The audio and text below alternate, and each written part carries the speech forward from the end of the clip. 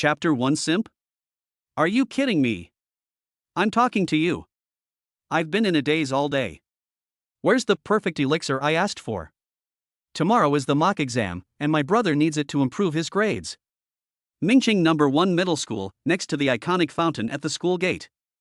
Su Huanhuan was righteous and defiant, her beautiful face filled with anger, her pleated skirt swaying as she stared intently at the sycophant in front of her who wore thick round-framed glasses. Fan Hui had no time to pay attention to her. Countless chaotic memories were swirling in his mind, causing his left and right hemispheres to collide. On one hand, someone had been fishing under the bridge for 12 hours without catching anything and was getting annoyed when a lucky accident suddenly occurred to them. On the other side, memories of various kinds, such as the Dragon Xia Federation, the ferocious beasts of the underground caves, and martial artists, came flooding in.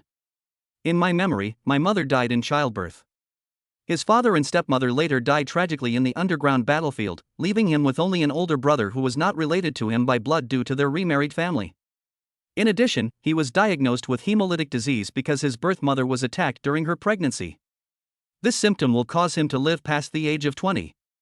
When the time comes, he will completely dissolve into nothingness, both in body and spirit. Fang Huai's gaze seemed unfocused, a jumble of memories, the sound of the fountain, the distant chatter of students, the faint honking of car horns outside the school, and the woman's loud chatter nearby. He rubbed his forehead to relieve the throbbing pain in his head. Useless. Hurry up. My brother is waiting. If you keep dragging this out, I'll never talk to you again. Hey! Are you deaf? Su Huanhuan chattered incessantly, trying to reach out and pull Fang Hui away. Tisk, you're so annoying. Fang Hui clicked his tongue in annoyance and slapped her across the face. In an instant, a fleeting afterimage flashed by. Snap. Before it could get close, the big slap landed squarely on Su Huanhuan's astonished face. Her face contorted as she was lifted off the ground by the surging force, spinning and crashing to the ground, rolling 5 or 6 times and kicking up a cloud of dust. At this point, Fang Hui finally cleared his mind and gradually accepted the fact that he had been transmigrated and that his memories had been awakened 18 years later. However, the thought of his behavior over the years before his awakening, and this blood fusion syndrome, made him even more irritable. My brother is a genius, without a doubt, a genius who got into the Federation's top university. Furthermore, he was extremely kind to himself, always treating himself with gentleness from childhood to adulthood. But what about herself? Ever since she remarried, she's always had a sour face. Not to mention her brother, she's always been cold to her father. He's a sycophant at school, but a bully at home. Thinking about this made his temples throb. Besides this, what made his veins throb even more was the even more deadly blood fusion syndrome. Hemolytic disease is not incurable, but the difficulty of its treatment is so great that it is tantamount to having no hope. It requires the patient to reach the 6th realm of the 9 realms of martial arts before the age of 20, at which point they can be cured without medicine by relying on the transformed cells. But at 20 years old, the 6th realm? This is like a fairy tale in the entire Federation. Only one person has ever accomplished this in all recorded history. There is not a single person suffering from this disease, which can be described as having no hope whatsoever.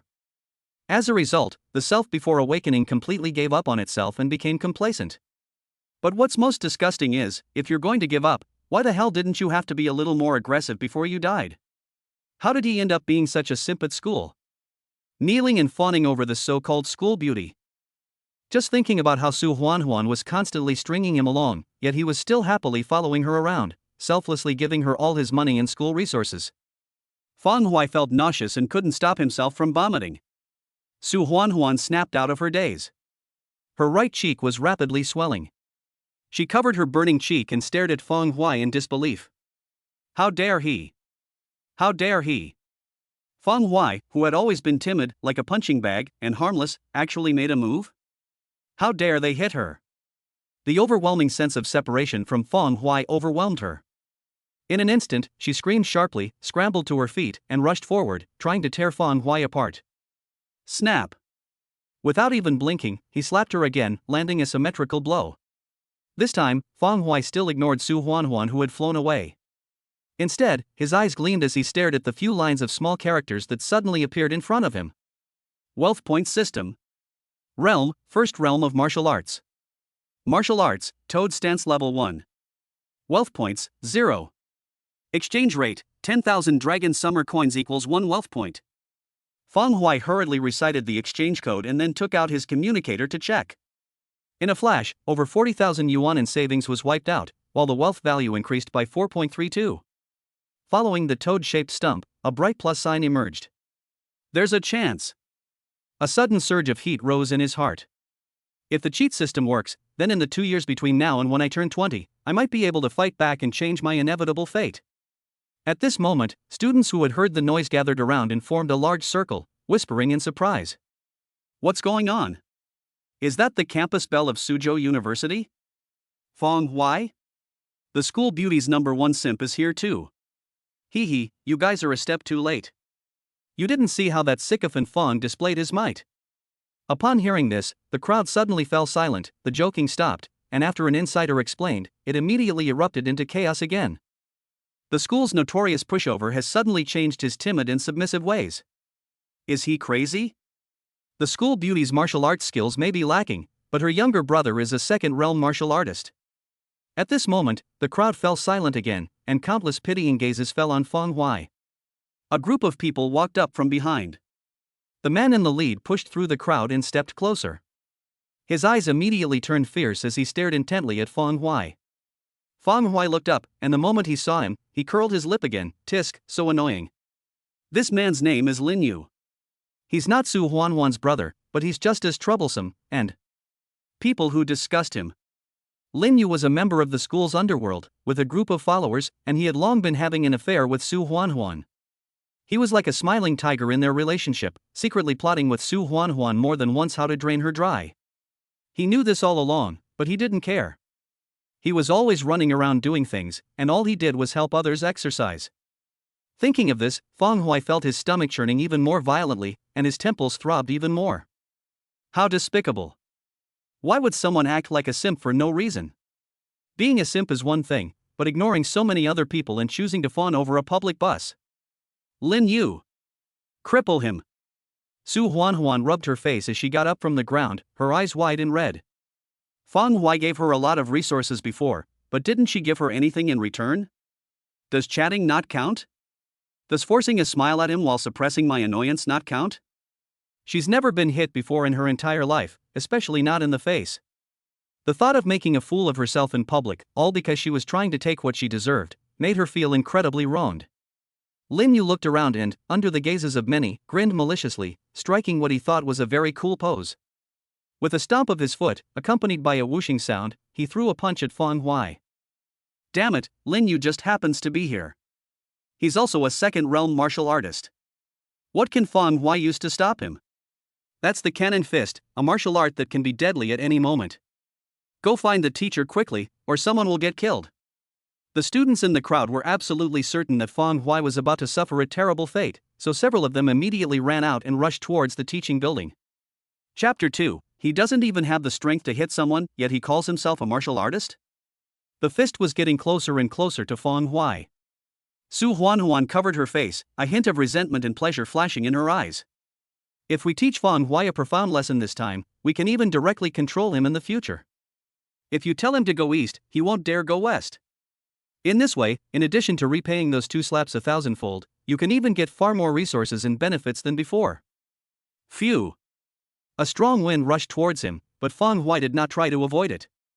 In fact, even with his strength as a first-level martial artist, he couldn't have avoided it at all. His thoughts raced, and in an instant, the wealth panel appeared before him. He clicked the plus sign on the toad-shaped pillar repeatedly. Wealth points 1. Wealth points 3. First toad-shaped stake layer, third toad-shaped stake layer. Thump. Thump. Thump. The sound of a rapid heartbeat filled my ears, and a warm current suddenly arose in the void, bursting within my body and nourishing my flesh, meridians, and internal energy. Blood flow seemed to increase several times in that instant, a tingling and numb sensation spread throughout the body, muscles writhed wildly, every muscle fiber became thicker under the warm current, and blood vessels became more resilient. A flood of complex information rushed into his mind, and his accumulated experience of standing meditation came together at this moment, all acting on his frail body. The physical transformation was completed in an instant, and the words Martial Arts First Realm on the wealth panel melted away and disappeared, replaced by Martial Arts Second Realm Perfection. Boom! Another loud bang, but this time it didn't come from him, but from Lin Yu's fist, which slammed solidly into Feng Huai's chest. The powerful punch made Feng Huai stagger, his bangs flying backward. Feeling a sharp pain in his chest, he looked down and smiled. You don't even have the strength to hit someone, yet you call yourself a martial artist? Lin Yu's expression changed drastically, his hair stood on end, and a chill crept up from his tailbone to his forehead. How is that possible? Su Huanhuan was bewildered, and the crowd was also stunned, suddenly erupting in clamor. Is Lin Yu exposing a fake? Or is he just trying to scare that sycophant Feng? Fake my foot. His cannon punches can't be controlled at will. Then, what's wrong with Feng Huai? Wasn't he always a good-for-nothing? Lin Yu suddenly jumped back, retreating a great distance. His right fist, hanging down, seemed to have smashed into an iron wall, making him tremble uncontrollably. Feng Huai did not pursue, but instead slowly raised his hands, gently pinched the temples of his glasses, took them off, and put them away. After doing all that, he raised his hand again and swept his long bangs back to reveal his bright forehead, leaving only 2 wispy strands of hair that looked like dragon whiskers. Without his long hair to cover his eyes, his slightly squinted eyes were exposed to the sunlight and air, their long, narrow corners revealing a sharp glint in his eyes. At this point, all this scholarly air and youthful gentleness had faded away, replaced by a strong aura of tyranny and unbridled arrogance. Seeing the stark contrast between his appearance before and after, as if he were 2 completely different people, the surrounding students instinctively held their breath, their eyes wide with shock, and dared not speak casually anymore. Feng Huai grinned, revealing his gleaming white teeth, and laughed wantonly. Come on, you two, today your father will teach you a lesson. With that, he stomped forward with a loud bang as his calf muscles bulged out. With a large hand reaching forward, carrying heavy wind pressure, he unleashed a powerful force, bringing his palm down on Lin Yu's head. Cannon fist. The powerful force of the wind hit his face, and in his haste, he had no time to dodge. With a roar, Lin Yu met the attack head-on with a punch. He doesn't believe it. Feng Huai's reputation as a useless sycophant was known throughout the school, and he didn't believe that Feng Huai was really that strong. Cannon fist? Feng Huai grinned, his strength surging even more, and instead of changing his move, he pressed down even more fiercely. Click! Lin Yu's scream echoed throughout the campus as his right fist was severed at the wrist the instant it made contact. He crashed to the ground, clutching his right hand and wailing in pain, while Su Huanhuan was also terrified, her face turning pale and her whole body trembling uncontrollably. But only for a moment, a fierce glint appeared in her eyes, and she shouted, Lin Yu, where's your blade leg? Use it now. Before Lin Yu could react, Feng Huai grinned maliciously, knife leg, huh? His right leg slammed down swiftly, like a heavy hammer striking the ground, landing heavily on Lin Yu's thigh. With a snap, the thigh bent, exposing the white, broken bone spur, and blood gushed out instantly. This brutal scene not only caused Lin Yu to wail in agony, but also sent chills down the spines of the onlookers, who took more than one step back. They were like ducks with their throats choked, unable to utter a single word, only their hearts were filled with turbulent emotions. Could this be Feng Huai? Lin Yu was ranked among the top 50 in the school, and he was skilled in both leg and foot techniques, yet he ended up in this state. The thought of the federal unified exam that would change their lives soon made them realize that before that, Lin Yu had broken his limbs and suffered serious injuries, sending chills down their spines. At this point, Su Huanhuan finally felt some fear, ignoring the pain on her face, and kept backing away. As she retreated, a strong sense of disbelief welled up in her heart. For 3 years, she manipulated Feng Huai, extracting countless good things from him. The school provided blood-activating ingredients, the canteen supplied demon blood spirit food, and Feng Huai obtained pills, potions, and money from who knows where. She wanted as many of these things as there were, and tried every means to get them. So, Feng Huai is incredibly strong even without resources? Moreover, he changed his previous gentle demeanor and turned on her in an instant. Did I say you could leave? A cold voice came from behind her. Su Huanhuan looked up and met those wolf-like eyes. She stumbled, an indescribable fear gripping her heart. For a moment, she dared not make the slightest move. After a long silence, she took a deep breath, pointed at Feng Huai, and cursed, "You damned orphan, are you out of your mind? This is a school. How dare you treat your classmate like this? Damn it! You'll be fired." She spoke more and more fluently, until finally she was no longer afraid, holding her head high and her eyes filled with pleasure once again. Yes. You are very strong, but schools have their rules. You are an orphan with no background and no parents. What ability do you have to escape school punishment? Su Huanhuan's voice became somewhat shrill, and coupled with her swollen cheeks, she looked every bit the crazy woman. Whispers arose again from the surrounding area, and the students who had been watching realized what was happening, looking at Feng Huai with regret. Feng Huai was a notorious simp at school, having been tricked out of countless resources by Su Huanhuan, a social butterfly. Everyone had witnessed this, so it wasn't surprising that he snapped. However, Lin Yu has a homeroom teacher as his father, so even if he tries to take action, he can be dealt with. And what about Feng Huai? As everyone knows, his parents have passed away, and he has no other connections. No one can protect him. Feng Huai narrowed his eyes, his gaze filled with even more ferocity. He didn't care at all about the school's punishment. What he cared about was being called a dead orphan. Just as he was ignoring Lin Yu lying on the ground and about to walk towards Su Huanhuan, another commotion arose in the distance, followed by a middle-aged man in a suit rushing towards them. He bore a striking resemblance to Lin Yu, his face contorted with ruthlessness. With a roar, he raised his large hand, unleashing the aura of the fifth realm of martial arts, stirring up the wind and pressing down with ferocity. You little bastard! How dare you commit such a heinous act on campus? Chapter 3, calling for backstage support. The wind pressure drew ever closer, looming overhead and forcing Feng Huai to freeze in place, unable to move forward or backward. In an instant, a flash of fire seemed to pass through his eyes, his breath came out, and the toad-shaped pillar trembled. Not only was he not bent over by its momentum, but his upper arm muscles twitched and pulled. He struck viciously amidst the horrified gazes of the students watching. He's gone mad. He's really gone mad. Teacher Lin is a martial artist at the 5th level of martial arts. He possesses true qi. Just as they closed their eyes, unable to bear to look, a fragrant breeze swept in, and in the blink of an eye, a beautiful figure appeared in front of Feng Huai. Her face was young yet serious, and she wore a business suit with her long legs covered by black stockings. She was none other than Xin Lingqing, who had just graduated from the martial arts university and was now Feng Huai's homeroom teacher. Her pretty face was frosty, and her powerful, icy true energy trembled. First, it dissipated Feng Huai's energy, and then it surged upwards, pushing aside Lin Baisheng's powerful true energy poem. Lin Baisheng, you've laid a hand on a student at school. Do you want to end up in the police station? Her icy voice echoed in front of the fountain. Standing in front of Lin Yu, Lin Baisheng's face was grim. He committed such a heinous act against a classmate at school. I merely apprehended him and handed him over to the student affairs office for punishment. Head, take him down? Xin Lingqing's face grew even colder, with a faint frost-like vapor rising from it. Using the power of the 5th realm true qi against a student, how can it be as simple as taking him down? In the end, your students violated school rules and broke the law. Now that you're here, let's see how you deal with them. Lin Baisheng didn't argue with her. Instead, he stood with his arms crossed, staring at Xin Lingqing with a cold smile. Xin Lingqing has only been in office for a short time, and problems have arisen in her class. The punishment she will face will be severe. As for Feng Huai, he did act impulsively just now. But what good is letting Feng Huai escape this calamity? He openly attacked his fellow students this time. How could he possibly get away with it? Once he is expelled from school, what he does is entirely up to him, Lin Baisheng. He's just a bastard. He dared to touch his son. In this day and age, he could die on the street and nobody would care. Xin Lingqing was suddenly taken aback. My student? She rushed over only to protect the school students and didn't even notice that the people behind her were her own students. She immediately turned her head and saw a cold, arrogant face. This glance made her even more confused. When did such a person appear in my class?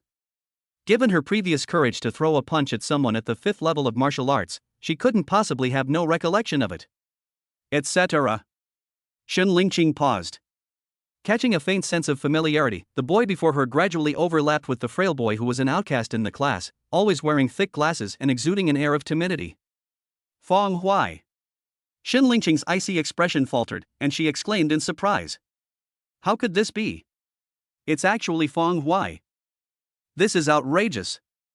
This image, this arrogant air, is completely different from his previous bookish self. Feng Huai felt a little uneasy under her strange gaze, so he dusted off his school uniform and greeted her politely. Hello, Teacher Xin. It really is you.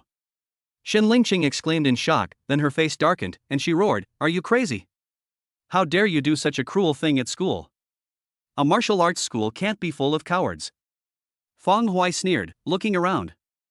Under his gaze, the students around him subconsciously lowered their heads, none daring to meet his eyes. After circling around, Fang Hui subconsciously glanced at Shen Lingqing's heavy breasts, then said nonchalantly, besides, they're stirring up trouble and extorting money, what do I have to be afraid of? I can't be hurt. Shen Lingqing's face darkened even more. She prided herself on understanding her students and knowing the gossip circulating at the school. It was obvious at a glance that Su Huanhuan had come to him again to ask for resources, and it just so happened that the honest man had exploded. Are you all right? You physically assaulted the son of a 5th-level martial artist, and you yourself have no background whatsoever. When the school issues its punishment, even she will be implicated. After a long silence, she sighed, go apologize and try to suppress the negative impact so it doesn't affect your future. Apologize? Fang Hui grinned, as if he had heard a joke. He glanced at Su Huanhuan, who was hiding behind Lin Baisheng, crying and saying all sorts of bad things, before saying, give me some time to make a phone call. After saying that, without waiting for Shen Lingqing's response, he turned around and took out his communicator. By this time, more and more students had gathered around, and many who had already gone home returned to school at the invitation of their friends. Fang Hui scoffed at this, opened his contacts, and quickly dialed that familiar name. Fang Shishuan. His confidence to take action came from his older brother, who had been admitted to the top university in the entire federation, the War Academy. His brother graduated from Mingqing No. 1 High School in the previous 2 years and entered the War Academy with the 7th place in the Federal Unified Examination. At that time, there were banners about him everywhere, both inside and outside the school. If we're really talking about social standing, Lin Baisheng? He's not even worthy of carrying his brother's shoes. Fang Hui really couldn't understand why he, before his memories were awakened, acted like he had no brains, hiding this relationship at school and always speaking harshly to his brother. Click. The communicator rang. Hey, Xiao Hui, this is the first time you've called me in so long. Fang Shishuan was as gentle as he remembered. Upon hearing his voice, Fang Hui's words caught in his throat. Xiao Hui? Elder brother.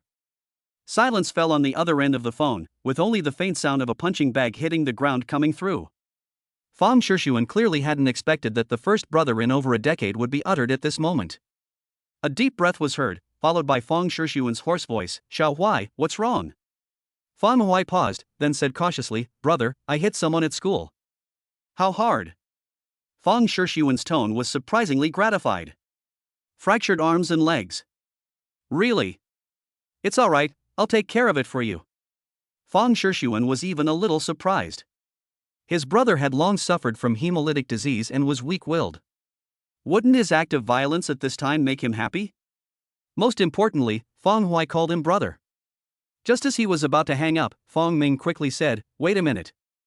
The person on the other end of the phone asked, puzzled, what's wrong? Fang Ming took a breath, brother, I've been so immature all these years. I'm sorry. There was a moment of silence on the other end. Then the communicator screen went black, and the call was disconnected. Fang Ming touched his nose and walked towards Shen Lingqing's side.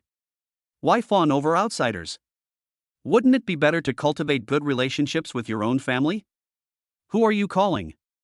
Shen Lingqing's face remained dark as she also took out her communicator, presumably to give prior notice. On the other side, Lin Yu had already been taken away for treatment, leaving only Lin Baisheng and Su Huanhuan behind, staring intently at Fang Hui with looks of anticipation. The same applies to the onlookers. Fang Hui chuckled and crossed his arms, you'll find out soon enough. Shen Lingqing's face darkened, and she clenched her fists involuntarily. She had caused her such a big trouble, yet he was still playing coy with her. At that moment, Lin Baisheng's communicator suddenly rang. Chapter 4, Playing with Public Opinion? Who's going to play that game with you? In front of the school gate, the fountain sprayed mist, and on the marble pavement, Lin Yu's blood had already congealed. Under the curious gazes of the students watching the spectacle, Lin Baisheng was taken aback. Seeing that the call in his pocket showed no signs of being disconnected, he had no choice but to take out his communicator. Who would call me at a time like this? He was completely baffled until he saw the caller ID, at which point his body suddenly stiffened. Headmaster. Principal Zhang Xijia of No. 1 Middle School is getting old and doesn't really manage many things anymore. Naturally, he wouldn't make a phone call at this time. Could it be that my application for promotion has been approved? Lin Baisheng was so excited that he even ignored Fang Hui and Shen Lingqing in front of him. He answered the phone, hello, school. Before he could finish speaking, Zhang Xijia interrupted in a strong, old voice, is Fang Hui with you? Um. Lin Baishan was startled and glanced at Feng Huai before cautiously saying, "The principal is well informed, that's right." Did the principal call to personally punish the student who committed the egregious incident? As he spoke, he was secretly pleased. The principal was always fair and intolerant of any wrongdoing. With the old man personally intervening, how could Feng Huai possibly get away with it? Lin Baisheng harbored resentment and had even planned how to take revenge. But what he said next sent a chill down his spine. Serious incident? Punishment? Zhang Sijia's tone was inexplicable, but his voice was loud and clear. A martial arts school, how can it succeed if the students don't shed a drop of blood? Release them! What kind of behavior is this, with so many students gathered in front of the school? Is such a trivial matter really worth making a big fuss about? After saying that, the communicator was hung up abruptly, leaving Lin Baisheng standing there dumbfounded. He held the communicator, staring incredulously at Feng Huai, who stood beside Chen Lingqing with a slight smile on his face. How is that possible? You must understand, this is not a school battlefield. Such a bloody incident in public would normally result in a disciplinary action. Suddenly, he remembered the phone call Feng Huai had made earlier. Absolutely. It's definitely because of that phone call. He's not an orphan. Are his parents dead? Such immense power, even alarming the principal. Who could it be? Who is behind him? Lin Baisheng roared inwardly, his face stiff as he stared at Feng Huai. He was unconvinced, but in the martial arts era, might makes right, and the principal's fist was bigger than his. After a long while, his lips moved, under the vicious expression of Su Huanhuan and the watchful eyes of the students. His face looked ashen, as if he'd eaten dog poop, and he said with difficulty, "Feng, classmate, you should leave. Next time, students should practice in the arena." The words were spoken in an instant. Su Huanhuan's ruthlessness froze the eyes of the onlookers. Holy crap! Picked it up hard, then put it down gently? What did Teacher Lin say? His son was beaten like this, and he's just letting it go so easily? Really? There used to be severe punishment. A knife stabbing someone in the butt, that's an eye-opener.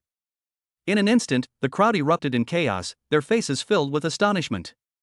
Shen Lingqing's communicator froze in mid-air. In an instant, she realized something and abruptly turned to look at Feng Huai. You? How could that be? Such a terrible incident was just swept under the rug?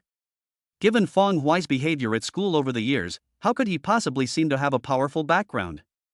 Feng Huai laughed, his smile as flamboyant as that of a major villain. He glanced at Chen Lingqing, raised his hand to brush his hair, letting his bangs fall down, and finally took out his glasses and put them on. His demeanor became refined and scholarly once again. He shook his head and muttered, "Teacher Lin is really something. She should have said this earlier. Why did she have to embarrass herself like this?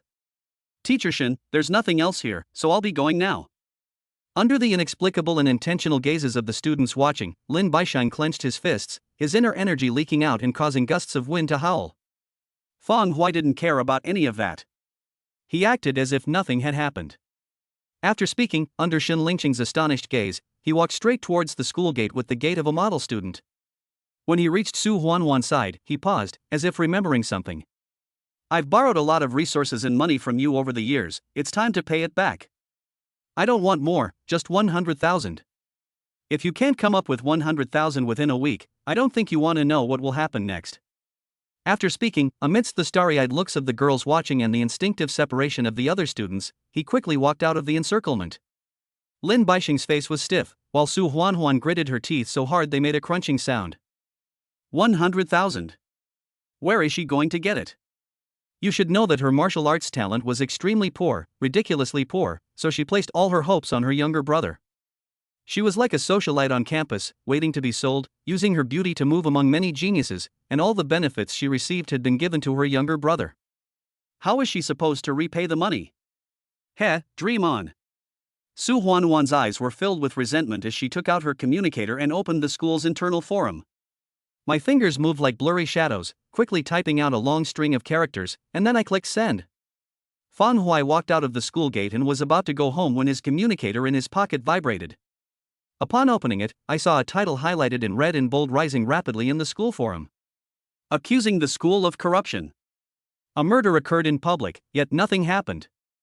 Instead, they openly extorted money from the victim. Posted by Su Huanhuan. Feng Hui paused in his tracks. Upon opening the post, one finds a long passage containing both photos and text, written in an unusually aggrieved tone, yet brimming with self-righteousness and fabricated facts. Hello everyone, let me first recount what happened. It started when Feng Hui, a student from the school, blocked me at the fountain at the school gate and tried to coerce me into accepting his confession. When I refused, he became enraged and started hitting me. Also attached is a photo taken at a clearly chosen angle, showing the wounds as delicate as a pear blossom in the rain, looking pitiful. Later, Lin Yu arrived and, disliking him, went up to argue with him. Unexpectedly, Feng Hui attacked him directly, trying to kill him. If it weren't for teacher Lin's arrival, he would have been dead. After doing all this, Feng Hui was still not satisfied and wanted to extort a full 100,000 yuan from me. His reason was that he spent money on me when he was pursuing me. But if he gives it to me, then it belongs to me. I didn't force him. How can you do this? Is the school really this unfair? The 3 exclamation marks proclaimed her injustice. Comments flooded in below the post, condemning Feng Hui's actions and denouncing how number 1 middle school could behave in such a way. Are martial arts schools really this dark and corrupt? How can such a scoundrel be allowed to stay in school? It's easy to spread rumors, everyone calm down. Things might not be as you think. Feng Hui is very introverted. AUV, the person upstairs, is really an expert, shut up. Even school beauty Sue is like this. Some of the more rational comments were unfortunately not only criticized, but also quickly drowned out by the tide of criticism. Feng Hui smiled as he looked at these. Wearing glasses, his smile was youthful and innocent, exuding a strong student vibe. He casually shoved the communicator into his pocket, turned around, and walked back towards the already dispersed crowd. Taking advantage of the fact that there were no surveillance cameras or similar devices at the fountain, they're manipulating public opinion? It seems that the lesson I just learned didn't teach her a lesson. I'm not the same person I used to be. Feng Hui smiled, his gaze sweeping across the room and locking onto Su Huanhuan's figure. He is narrow-minded and intolerant of anger. He never holds a grudge for the night. A gentleman uses words, not fists. I am not a gentleman, so I will not use words. Chapter 5. This is family. Over here, Su Huanhuan looked on with satisfaction and smugness at the forum that had already caused a huge uproar, giving herself a big thumbs up. In that case, how could Feng Hui possibly dare to ask her for money again? He might even have to give her more money, paying a huge price to quell public opinion on campus. She was feeling quite pleased with herself when she put away her communicator and looked up. Suddenly, her body trembled as she was startled by the ruthless figure that had appeared before her without a sound. You. What she wanted to say. Feng Hui, who had already taken off his glasses, grinned and said, "You little punk, you dare to pull something behind my back?" As soon as she finished speaking, a gust of wind swept by, and with a snap, Su Huanhuan was caught off guard and spun around 720 degrees in mid-air before rolling to the ground. This action left the students, who hadn't gone far, dumbfounded, overwhelmed by the several melons they had heard in such a short time. Feng Hui changed his usual behavior. He would rather take action and then smooth things over. Still not satisfied, he came back and gave school beauty Sue a big slap in the butt. Only some students who had just finished reading the forum and had spoken in support of Feng Hui but were criticized understood what had happened and marveled at Feng Hui's decisive action. That slap really gave them a thrill from head to toe. They witnessed the entire process at the school gate and had no liking for Su Huanhuan, who twisted the truth, even though she was beautiful in the school beauty. Su Huanhuan lay down on the ground, and Feng Hui sneered as he raised his hand to slap her. "Watch your hands and feet, or you'll get your fill of this stuff." After saying that, he turned and left. Su Huanhuan struggled to her feet, her heart filled with a mixture of grievance and resentment as she was stung by the mocking gazes of those around her. With a fierce look in her eyes, she quickly took out her communicator and contacted Changshi, who was ranked 3rd in the school's martial arts rankings. Since Feng Hui was able to commit a crime at school and get away with it, no matter the reason, anyone else could do the same. Moreover, Changshi's family is very wealthy, so getting Feng Ming would be a piece of cake for them. She was filled with resentment, but her voice was sweet and coquettish. After venting his anger, Feng Hui entered the residential area before nightfall, scanned his fingerprint, and returned home. The 3-bedroom, 1-living-room apartment was empty and lifeless, and felt unusually cold. After their father and stepmother passed away, only the Feng brothers lived in this house. When Feng Shishuan was admitted to the War Academy, he was the only one left in the large family. Taking off his glasses, Feng Hui splashed a handful of water on his face at the sink to dispel some of the drowsiness, then leaned back on the living room sofa, rubbing his temples as he pondered. Because he had no hope before, he didn't pay much attention to martial arts, and he was only able to reach the first level of martial arts because his father suppressed him. Later, his father passed away unexpectedly, and his older brother was uncontrollable, so he became completely useless. He didn't even look at his martial arts and cultural classes, and he never even learned any martial arts skills. My memories have been awakened, and my cheat ability has arrived at the same time. I can't accept my fate and foolishly wait for my death to come. Compared to the hemolytic disease, what happened at school today was like a fart, causing no ripples in his heart. Martial arts skills must be learned, and stance training and internal energy cultivation methods, which are directly linked to one's level of mastery, cannot be neglected either. Of course. The most important thing is money. The difficulty of advancing to each realm in martial arts increases exponentially. He needs as much money as possible to ensure his strength skyrockets and he reaches the 6th realm before he turns 20. Thinking it over, Feng Hui took out his communicator, hesitated for a moment, and dialed his brother's number again. It was as if they were guarding the communicator 24/7. The call was connected almost within a second of him dialing. Feng Shixuan clearly used a high-pitched voice, his gentle tone tinged with amusement. "Xiao Hui, how are you? Are you all right now?" "It's all right, I'm already home."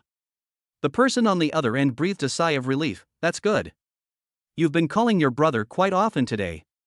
Do you still have your living expenses?" Upon hearing this, Feng Hui remained silent for a while. The money her brother used to send her would almost never stay in his account for more than 2 days before it went straight into Su Huanwan's pocket.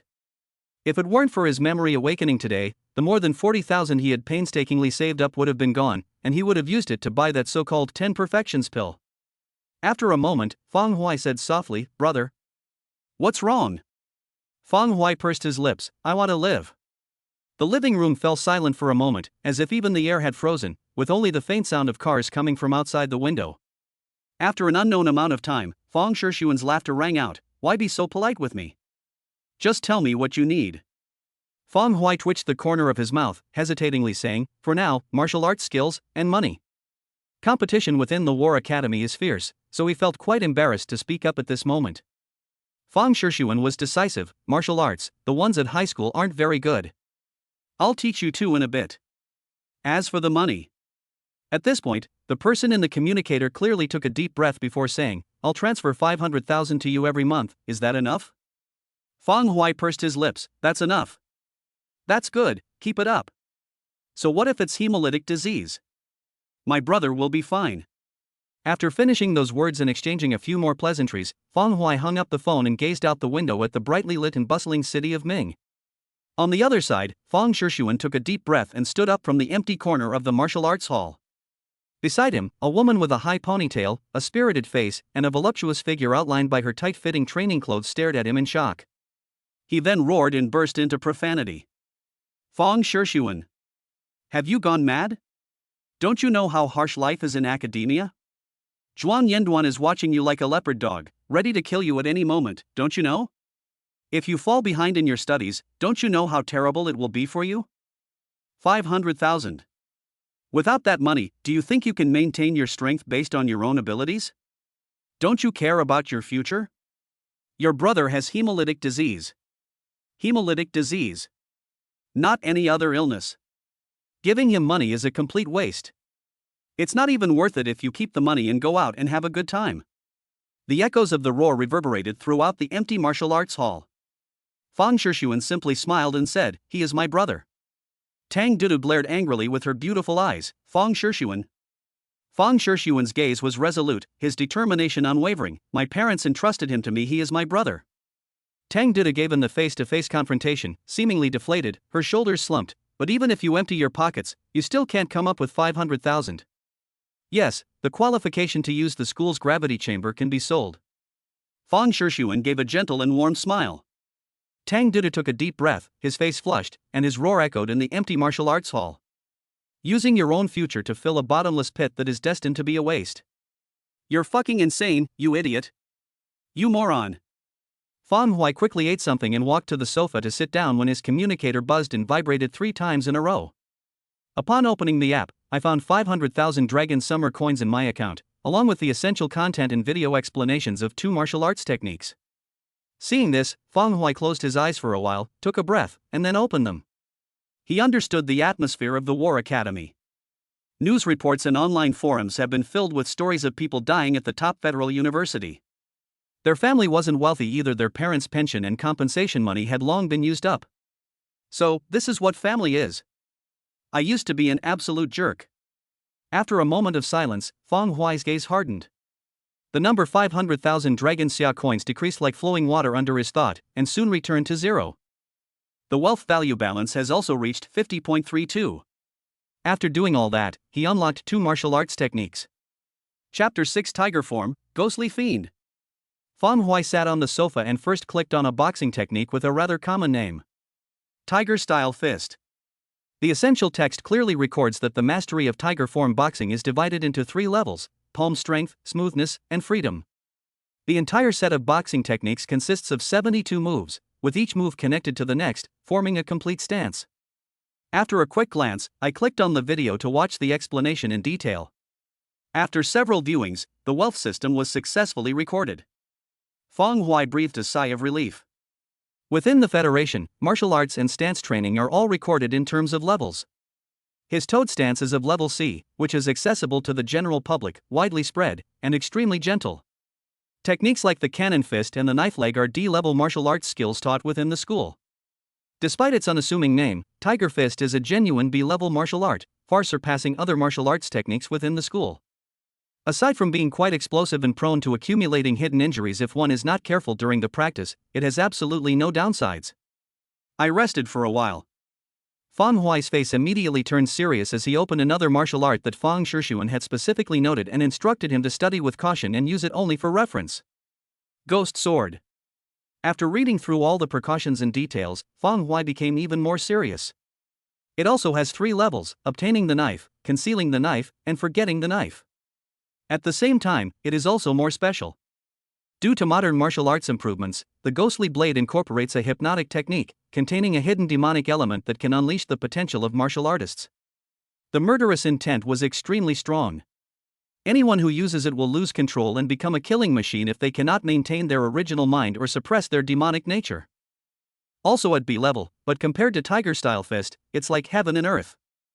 Fang had access to the wealth system, so he didn't hesitate to open it and focused intently on watching the video and taking notes. This took several times longer than the Tiger Fist technique, until he was dizzy and disoriented, before he finally managed to record the ghostly blade into the wealth system. Wealth Point System. Realm, Martial Arts 2nd Realm Perfect. Martial Arts, Toad Stance Level 3 plus Tiger Fist not yet entry level plus Ghostly Blade not yet entry level plus. Wealth Points, 50.32. Can't I add points to my cultivation level? Fang Huai frowned slightly, then relaxed his gaze and looked at the first level of the toad-shaped stake. At this point in time, one's level of understanding is still the most important thing. The first 3 realms of martial arts are the easiest, involving only nourishing blood and strength. However, the subsequent realms are much more profound and difficult, requiring the transformation of internal energy into physical strength. The top-ranked student is in the middle stage of the 3rd realm. He needs to at least close the gap in physical strength first. After thinking for a moment, Fang Huai focused his thoughts on the toad-shaped structure and then clicked the plus sign. Wealth Points 9. Wealth Points 27. 3rd to 5th level of the toad-shaped stake. Thump! Thump! Like the resounding toll of a great bell, his heart began to pound wildly once more. At the same time, Fang Huai subconsciously stood up and assumed an awkward, yoga-like toad stance. As his muscles and bones trembled, a surge of heat rushed through him.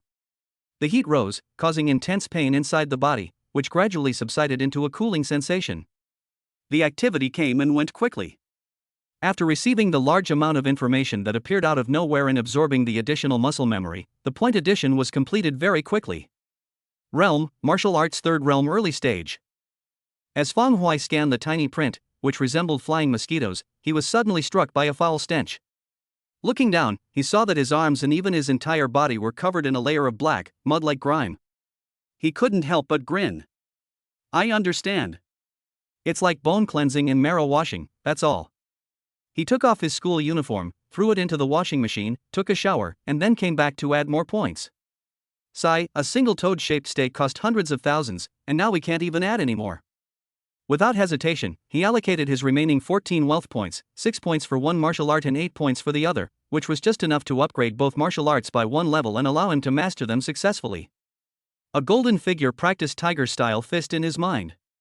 After mastering it in an instant, it even added a touch of tiger-like might to his upright figure. The ghostly blade was even more potent. Its faint, bloodthirsty aura caused the temperature inside the room to plummet, almost freezing it. After adapting and regaining his composure, Feng Hui lowered his head with satisfaction, examining the sharply defined muscle texture. With the support of the wealth system, he quickly made up for the gap of those years, and even surpassed it, reaching the top 10 in the school's rankings. If we also consider martial arts skills, then he will very likely take the top spot. 20 years old. 6th realm. It's not impossible. Feng Hui's confidence grew even stronger. The next morning, Feng Hui felt refreshed and arrived at the school gate early in the morning. Since leaping into the third realm of martial arts, his entire body seemed to have relaxed a bit, as if many shackles had been removed. It seems that the hemolytic disease had been flaring up in recent years, and the bone marrow cleansing treatment had alleviated it considerably. On the way, several students had already noticed him. Because of the lively discussion that lasted until late at night yesterday, he had become a celebrity, and the whispers of conversation could be faintly heard. Feng Hui didn't mind, pushed up his glasses, and walked towards the classroom. Hello. Just then, a figure in a school uniform came running like the wind, and a delicate, oval face with a lollipop in its mouth came into view. She abruptly stopped, her short, energetic hair flying up due to inertia, revealing her glistening, rounded earlobes. Looking at her face, Feng Hui's eyes flickered. He knew this person. Wen Jiawei is another school beauty, and she is also currently ranked number 1 in martial arts at number 1 high school. You were the one who started this at school yesterday, weren't you? Is it true? Wen Jiawei's left cheek was bulging from the lollipop, her eyes sparkling with curiosity. She simply couldn't reconcile the thick glasses, bookish-looking Feng Hui in front of her with yesterday's forum celebrity. Wen Jiawei is tall and extremely beautiful. But Feng Hui glanced at her flat chest and showed little interest, so what if it is? He continued walking, with Wen Jiawei following closely behind. She took the lollipop from her fair left hand and asked curiously, "Aren't you a total simp? And an introverted one at that? Why did you suddenly make a move? Moreover, how do you have such great power to smooth over punishment? Who's behind you?" Feng Hui glanced at her. "What's it to you? He's not a big shot, but he's meddling in everything." With that, he grabbed the lollipop from her hand and stuffed it into his mouth, then quickly disappeared around the corner. When Jiawei was stunned for a moment, then subconsciously squeezed her empty left hand. When she came to her senses, her mind went blank, and her face turned bright red, as if it were about to bleed. He. She was embarrassed and angry, and stood there stammering. After an unknown amount of time, things finally calmed down a bit. Under the frequent glances of the male classmates passing by, she blushed, touched her smooth chin, and then her eyes revealed a sense of curiosity. A sense of threat. How can someone who used to be a nobody now pose a threat to me? On the other side, the noisy Class 2 classroom fell silent because of Feng Hui's arrival. In the quiet atmosphere, many students turned their heads to look at the beautiful figure by the window on the far left. Su Huanwan's face turned pale, and she subconsciously lowered her head. 10,000, don't keep me waiting. Feng Hui walked over slowly with a lollipop in his mouth, then sat down in his seat with a smile after speaking. After he left, Su Huanwan's deskmate and best friend Zhang Meng felt indignant on her behalf. Her chest heaved violently, her towering breasts swayed, and her eyes were filled with rage.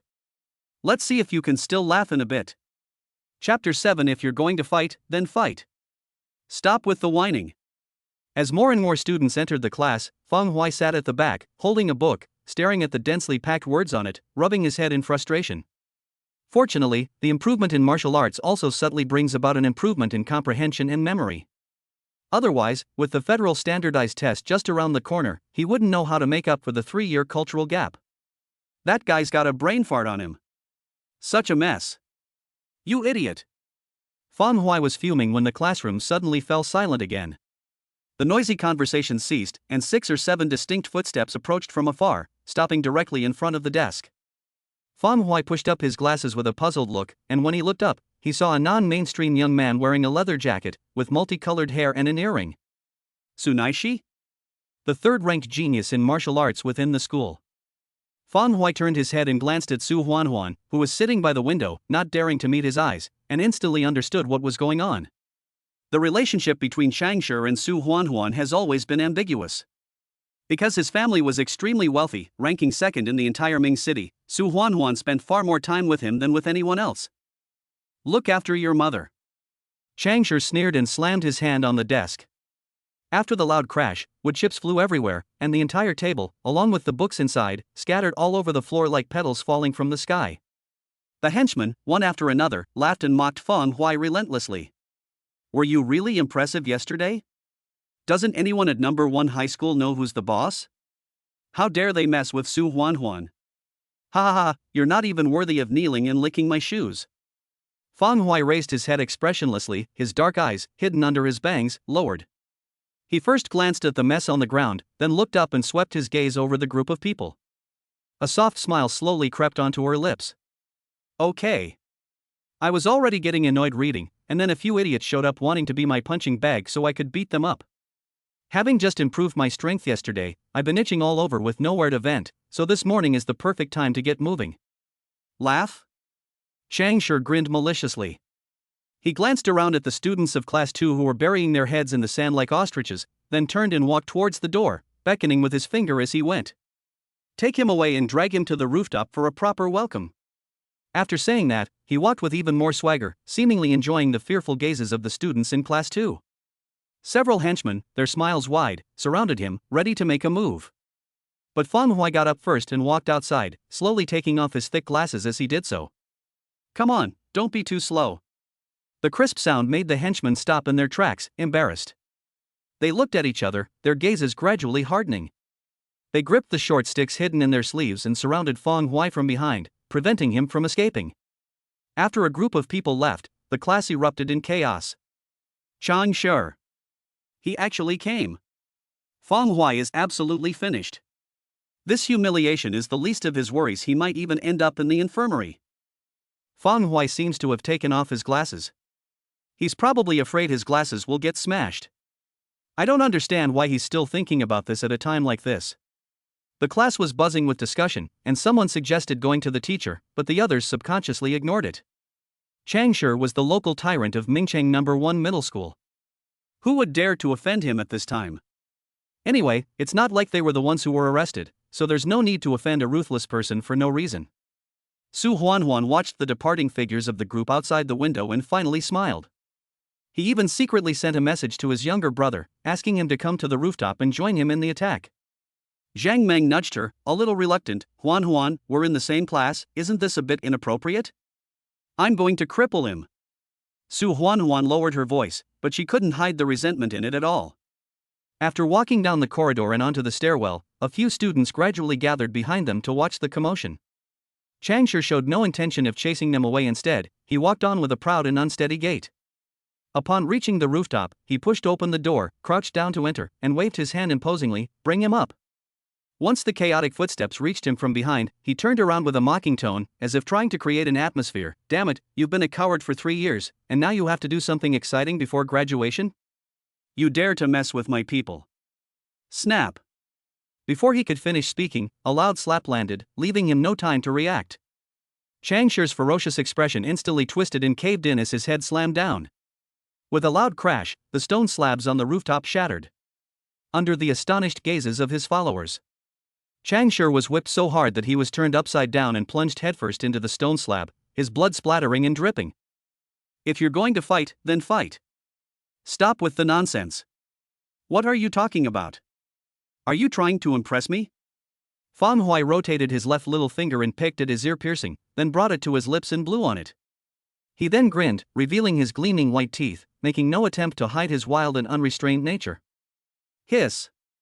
The henchmen snapped out of their daze, gasped sharply, and then put their legs down again, terrified and unsure whether to make a move.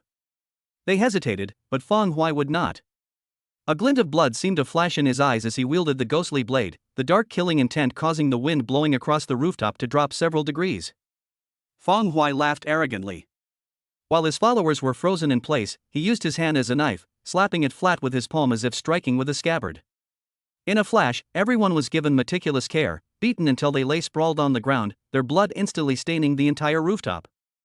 By this point, they couldn't even pull out the short sticks from their sleeves.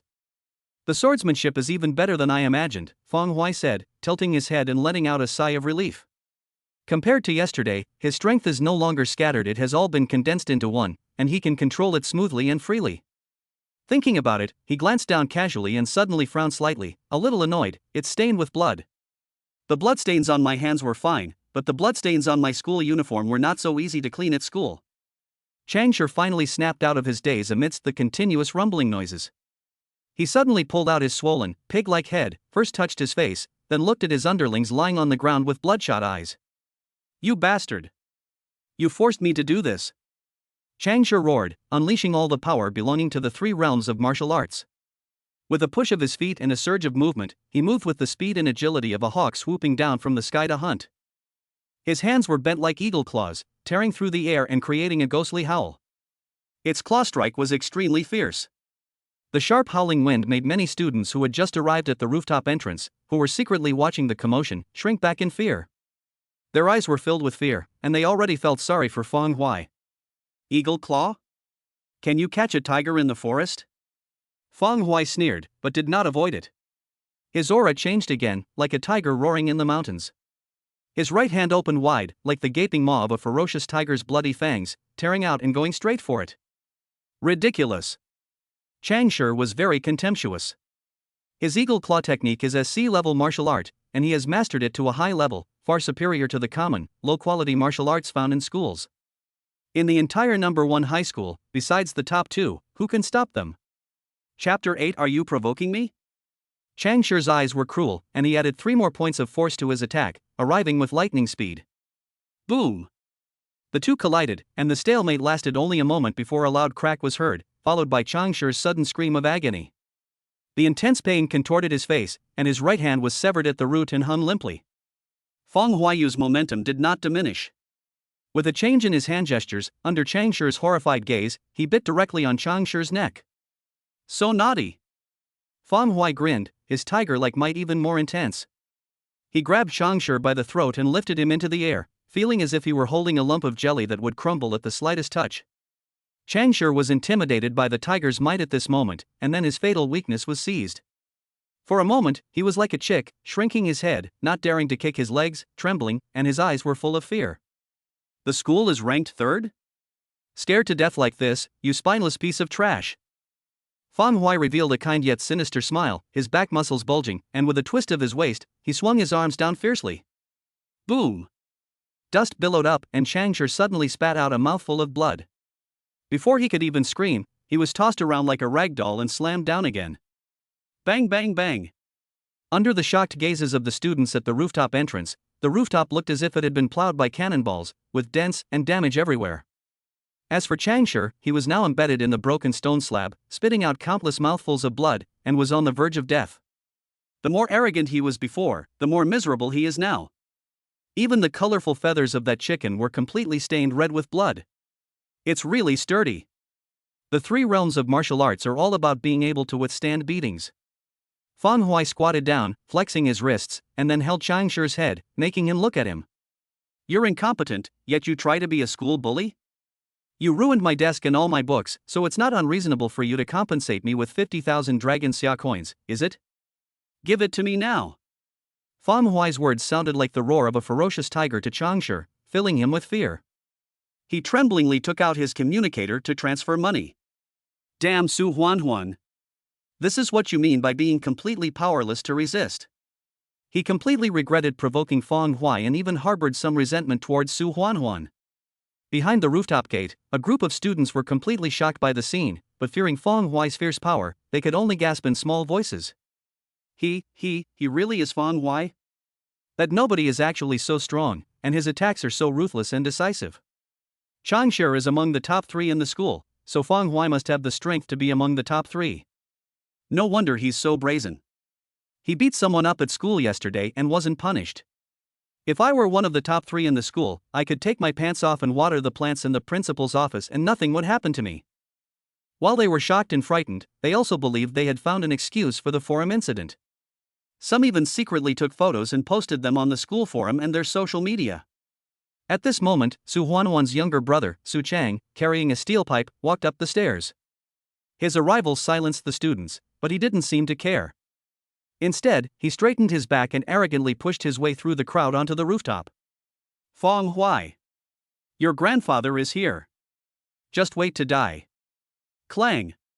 He was only halfway through his sentence when the steel pipe slipped from his hand. He could now clearly see the rooftop, which resembled a battlefield, and Chang Shi and his underlings, who looked like dead dogs.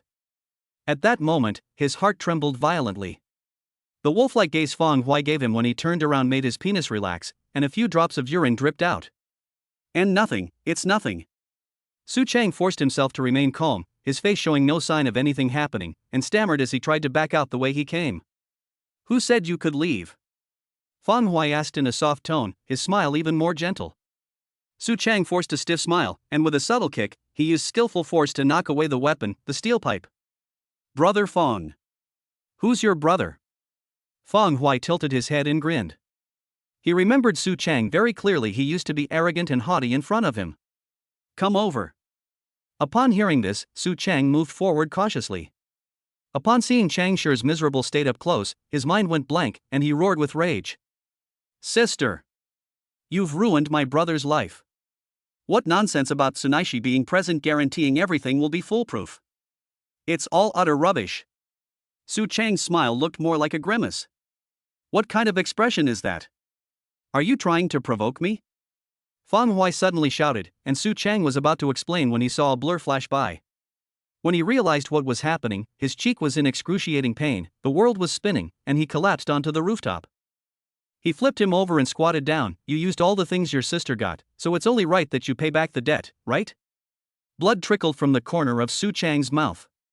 He wanted to argue, but when he saw the restless hand, he quickly said, yes, you're right. Open your account, and we'll pay you back whatever you have. Fong Huai let out a loud shout, carrying the might of a tiger king, which made Su Chang subconsciously obey in his daze. He opened it, and Fong Huai took a look, his eyes widening. Wow. Over 130,000? Could your family afford that much? You little brat, you've been stealing things outside too, haven't you? As he said this, he stared intently at Su Chang, urging him to quickly transfer the money into his pocket. At the same time, Fong Huai chuckled and said, You did this voluntarily, didn't you? Su Chang's heart was bleeding, and he felt like he was about to grind his teeth to dust, but he still managed to force a smile. Yes, brother Fong. With a sneer, Fong Huai stood up, kicked him again, and then walked towards the outside of the rooftop. Su Chang lay there pretending to be dead, afraid to move, but in reality, he was filled with resentment. It's not that simple. Must. The entrance to the rooftop was crowded with students. They stood there dumbfounded, too afraid to move, as Fong Huai walked towards them. Fong Huai frowned. Tisk. 1 second. The students reacted and acted in just 1 second, and in the blink of an eye they were divided into 2 lines and stood on both sides of the corridor. Regardless of gender, they were all neat and tidy, standing like javelins. Fong Huai smiled with satisfaction, slowly walked through, and before disappearing into the corridor, he didn't forget to instruct, clean the floor, and send what needs to be sent to the infirmary. Yes. The unified shouts echoed through the corridor, leaving the nearby classes completely bewildered. Fong Huai returned to the classroom wearing his glasses. He had washed the blood off his hands, but there was no way to get the blood off his school uniform. He would have to deal with it when he got home. The classroom fell silent again because of his arrival, and countless pitying gazes converged on him. Seeing him covered in blood, they felt even more sorry for him. That's terrible, he got beaten up like this. He bled as much as a dozen other people combined. That's a lot of blood. Fong Huai's face seems fine? Chang Shi is quite nice, he knows how to give him some face. The students all watched with expressions of amusement, and couldn't stop talking about it. This scene made Fong Huai pause, and his palms instantly became itchy. Can these people be called classmates? Not only did they not help their classmate who was being bullied, but they also subtly took advantage of the situation. Just a moment later, noticing the teacher's footsteps in the hallway, he went back and sat down in the seat where only a stool remained. The dilapidated desk and books had been cleaned up by someone. Having already gotten the money back from Su Chang, he ignored Su Huanhuan this time. See? He didn't even dare to say a word when he walked past me.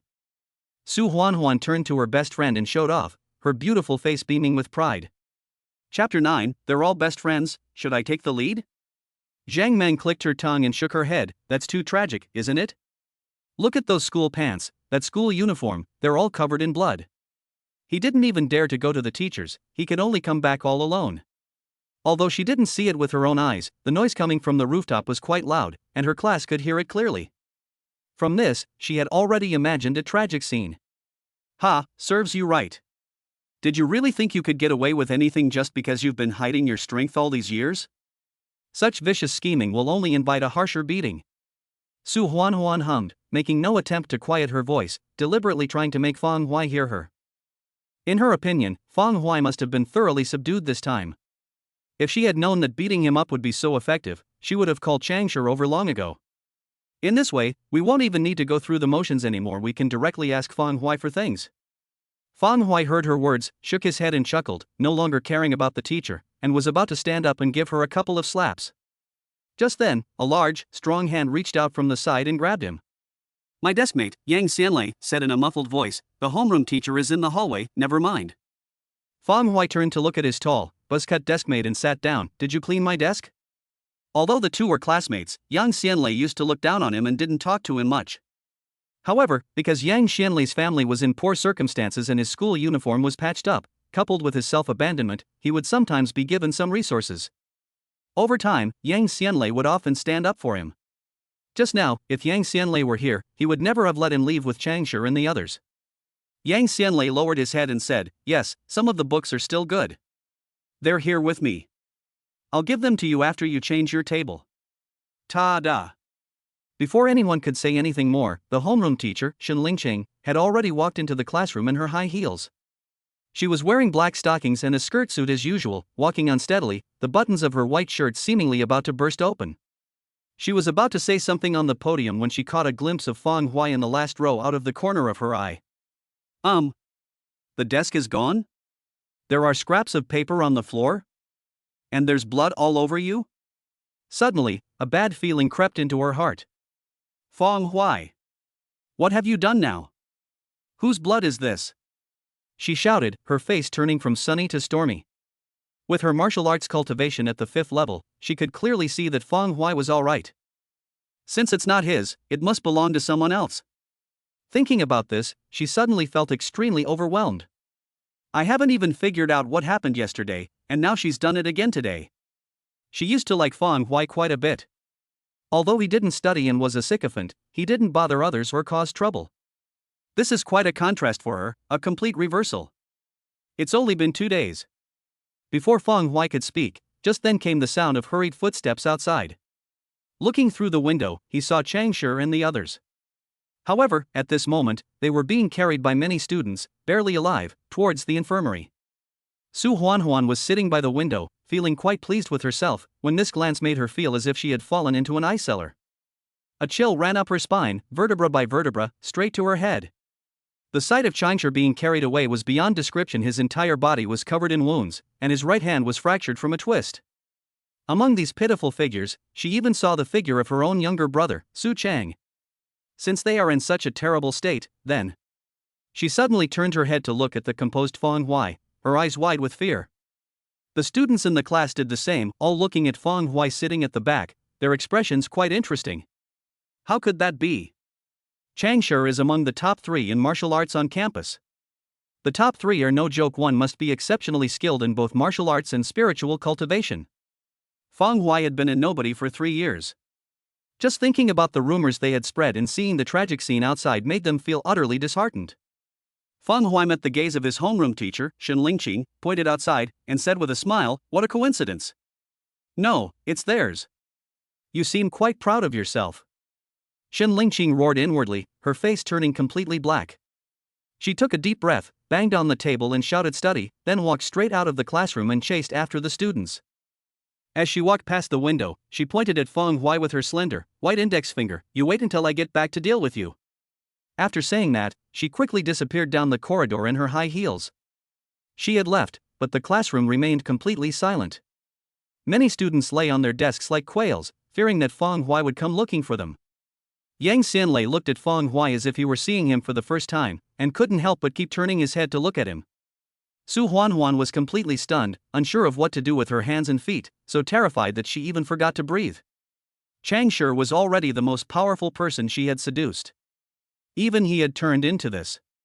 What should she do? Zhang Meng's eyes sparkled. How come I never noticed before? Fang Hui seems to be a little handsome. She used to be disgusted by his pathetic appearance, but now that he stood up straight, he's actually so handsome. He remained unfazed in front of so many people, and when he returned, he didn't utter a sound. Only the blood on his school uniform marked his strength. Recalling what had just happened, Zhang Meng's heart pounded, and her face turned bright red. She believed that her looks were only slightly inferior to Su Huanhuan and Wen Jiawei, and her figure was even better, with slender branches bearing abundant fruit. Looking at it now, Fang Hui in this form doesn't seem so bad after all. Zhang Meng blushed, licked her lips, and whispered, Huanhuan, since you hate this simp, how about I do it? We're best friends, you shouldn't be angry, right?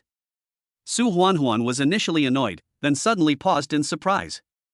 Yes, haven't I always been waiting for the right price to go? It's all my fault for being blind. Fang Hui is such a high-quality person, strong, good-looking, and even suspected of having a powerful background, yet he turned out like this.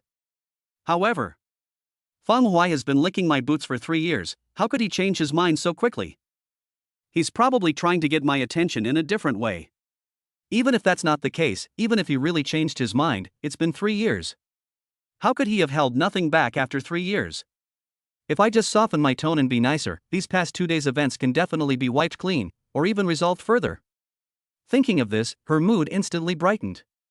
Zhang Meng lay on the desk and turned her head. I'm asking you a question, Huanhuan. Su Huanhuan snapped out of her daze, her heart filled with disdain, but she still smiled demurely on the surface. Meng, it's your freedom, do as you please, I don't care. Behind him, Fang Hui pursed his lips. With his keen senses and the quietness of the classroom, he heard every word of their conversation. That scheming, manipulative woman made him feel nauseous. I can't understand what was wrong with me back then. Ta-da! High heels are back. Shen Lingqing entered the classroom through the front door, first glancing at Fang Hui, then looking around the class, and said, Everyone, assemble, line up and proceed to the martial arts classroom in an orderly fashion to prepare for the mock test. After the students lined up to set off, she walked at the back and came to Fang Hui's side. Chapter 10 Martial Arts Test Rating. Walking beside Fang Hui, Shen Lingqing's stunningly beautiful face, adorned only with light makeup, remained cold and expressionless. Those students are receiving treatment in the infirmary. They started the trouble this morning, so it's been put aside for now. Fang Hui followed at the back of the group at a leisurely pace, giving a shy, youthful smile. Okay, teacher. Turning her head to look at that face, Shen Lingqing immediately lost her icy composure. Her eyes twitched and her temples throbbed. Who could imagine that this shy boy in front of me would be the one to commit the bloodshed that happens only once in a semester but twice in the last 2 days? Where is your madness from yesterday? Who are you trying to fool by pretending to be a good student? Shen Lingqing gritted her teeth. I don't care why you're so different before and after, but the Federal Unified Exam is approaching, don't cause me any trouble. Convergence point. That's it. Fang Hui quickly patted his chest, his face as sincere as could be. Don't worry, teacher. From today onwards, I will absolutely not quarrel with anyone. Shen Lingqing breathed a sigh of relief. Then I felt like something was off. Without thinking too much, they quickly arrived at the martial arts testing venue with their students. Because the tests for each class were staggered, with 2 classes taking the test at a time, and because they arrived relatively quickly, the martial arts hall, which was about the size of a stadium, was currently empty except for their class. Fang Hui followed him in, his eyes filled with curiosity as he carefully examined and distinguished the many large pieces of equipment. Blood gas analyzer, punching bag, reaction device. This wasn't his first time here, but he rarely paid attention to it before, basically just coming to make a brief appearance. The strongest Class 7 has arrived. The school's top student, 1, and the second best student, Chen He, are both walking at the very front. It's said that because Class 7 is the strongest class overall, the school allocates them the best martial arts resources. Definitely, after all, a class has 6 students in the top 3, and even 6 in the top 10. I wish I could transfer there. Whispers rippled around them, barely concealing their envy. The martial arts resources of a class are limited. If they could transfer to Class 7, their own strength might take another leap forward. As he spoke, several students subconsciously glanced at Fang Hui. Chang Shi was a student in Class 7, but his hand was broken by Fang Hui early in the morning and he was sent to the infirmary. They're looking this way. Class 7, led by a young teacher in sportswear, walked to the side. The students inside, whose demeanor was completely different from that of Class 2, cast scrutinizing glances at Feng Huai. He's the one who laid a hand on us? Doesn't he know Chang sure is from our Class 7? How dare he come to the test? He doesn't look like much, he looks dull and slow-witted. She's really fierce, don't you know what happened yesterday? She even hit the school beauty. The sarcastic and condescending remarks kept ringing out, which also implied contempt and disdain. They made no attempt to hide it, and even Lin Haya, the homeroom teacher of Class 7, did not try to stop them. Why are you being so mean? Speaking in a sarcastic and unrestrained manner, who the hell is he talking about? What does this have to do with you? You think you can just say whatever you want without paying the price? Feng Huai's temple twitched, and he reached up to put his hand on his glasses. He really couldn't resist. Shen Lingqing frowned and turned around, ready to argue with the homeroom teacher of Class 7. But as she turned her head, she saw a familiar figure appear in the 7th class's formation. Whoosh! He suddenly turned around and looked at the 2nd class's line, but Feng Huai was nowhere to be seen. Square! Snap, snap, snap, snap! He had barely uttered a single word when a barrage of explosions erupted from the other side, followed by screams of agony. Try saying another one of those foul words. You think I'll tolerate that? If anyone points at me again, I'll break their fingers and pull out all their teeth. A loud, tiger-like voice echoed throughout the martial arts hall. The once neat rows of students in Class 7 were now scattered, and nearly half of the class, regardless of gender, were lying down, covering their faces and groaning. Upon seeing this, Shen Lingqing felt a wave of dizziness, as if the sky had collapsed. You said you wouldn't cause trouble. Didn't you say you didn't want to cause trouble? This morning he beat up the genius of another class, and in the blink of an eye he beat up almost half of another class, right under the nose of the other class's homeroom teacher. At that moment, Shen Lingqing felt a sharp pain in her heart, as if her frail body was about to give way to the heavy weight on her chest. The homeroom teacher of Class 7 turned cold. Before he could say anything, Shen He, who was ranked 2nd in the school, coldly said, "Are you crazy? They're just classmates, it was just a few jokes, and you can't even handle that?" Feng Huaidu laughed in anger. He hates this kind of thing the most. They say things that are just jokes and banter, nothing more than a joke, and then stand on their moral high ground to criticize you. You can't tolerate this kind of person. You have to take action when necessary. As long as I have no morals, no one can hold me hostage. He grinned and pointed at Shen He. Stop your babbling. If you annoy me, I'll beat you up too. What kind of bullshit are you? If you don't like me, you'd better keep quiet. If I hear anyone spouting nonsense again, I'll make you pay. After saying that, he walked straight back to Class 2, no longer bothering with these people. When Jiawei stood in the line, her eyes sparkling, staring intently at Feng Huai without saying a word. I didn't think much of him when I saw him this morning, but now that he's taken off his glasses, he actually looks quite handsome with his demeanor. You? Shen He's eyes were filled with rage, and he unbuttoned his school uniform, ready to attack. He was a star student at school, even the teachers would fawn over him. Who dares to point their finger at him and curse him? Feng Huai had been quiet for 3 years, but he had only made a little noise these past 2 days. How could he be taken seriously? At this moment, Lin Haya stepped forward. Instead of pursuing Feng Huai's actions, he comforted the students and asked them to line up again. Let's test it first, and we'll talk about this later. He was already prepared to report this to the principal and give this ignorant student a good talking to. The students in Class 7 covered their faces as they got up and lined up again, their anger palpable. Once their formation was complete again, a specially appointed teacher appeared in the center of the venue at some point. He glanced around, his gaze lingering on Feng Huai for a moment, before saying, "The assessment begins. Class 2, you'll go first, 3 at a time. Mengyu, Zhang Xian, Lu Changfeng, go take the test." Shen Lingqing was already standing at the very end of the line. As she called out names, her beautiful eyes were fixed on Feng Huai, not letting him disappear from her sight for even a second. She was truly exhausted and even began to miss the Feng Huai of the past.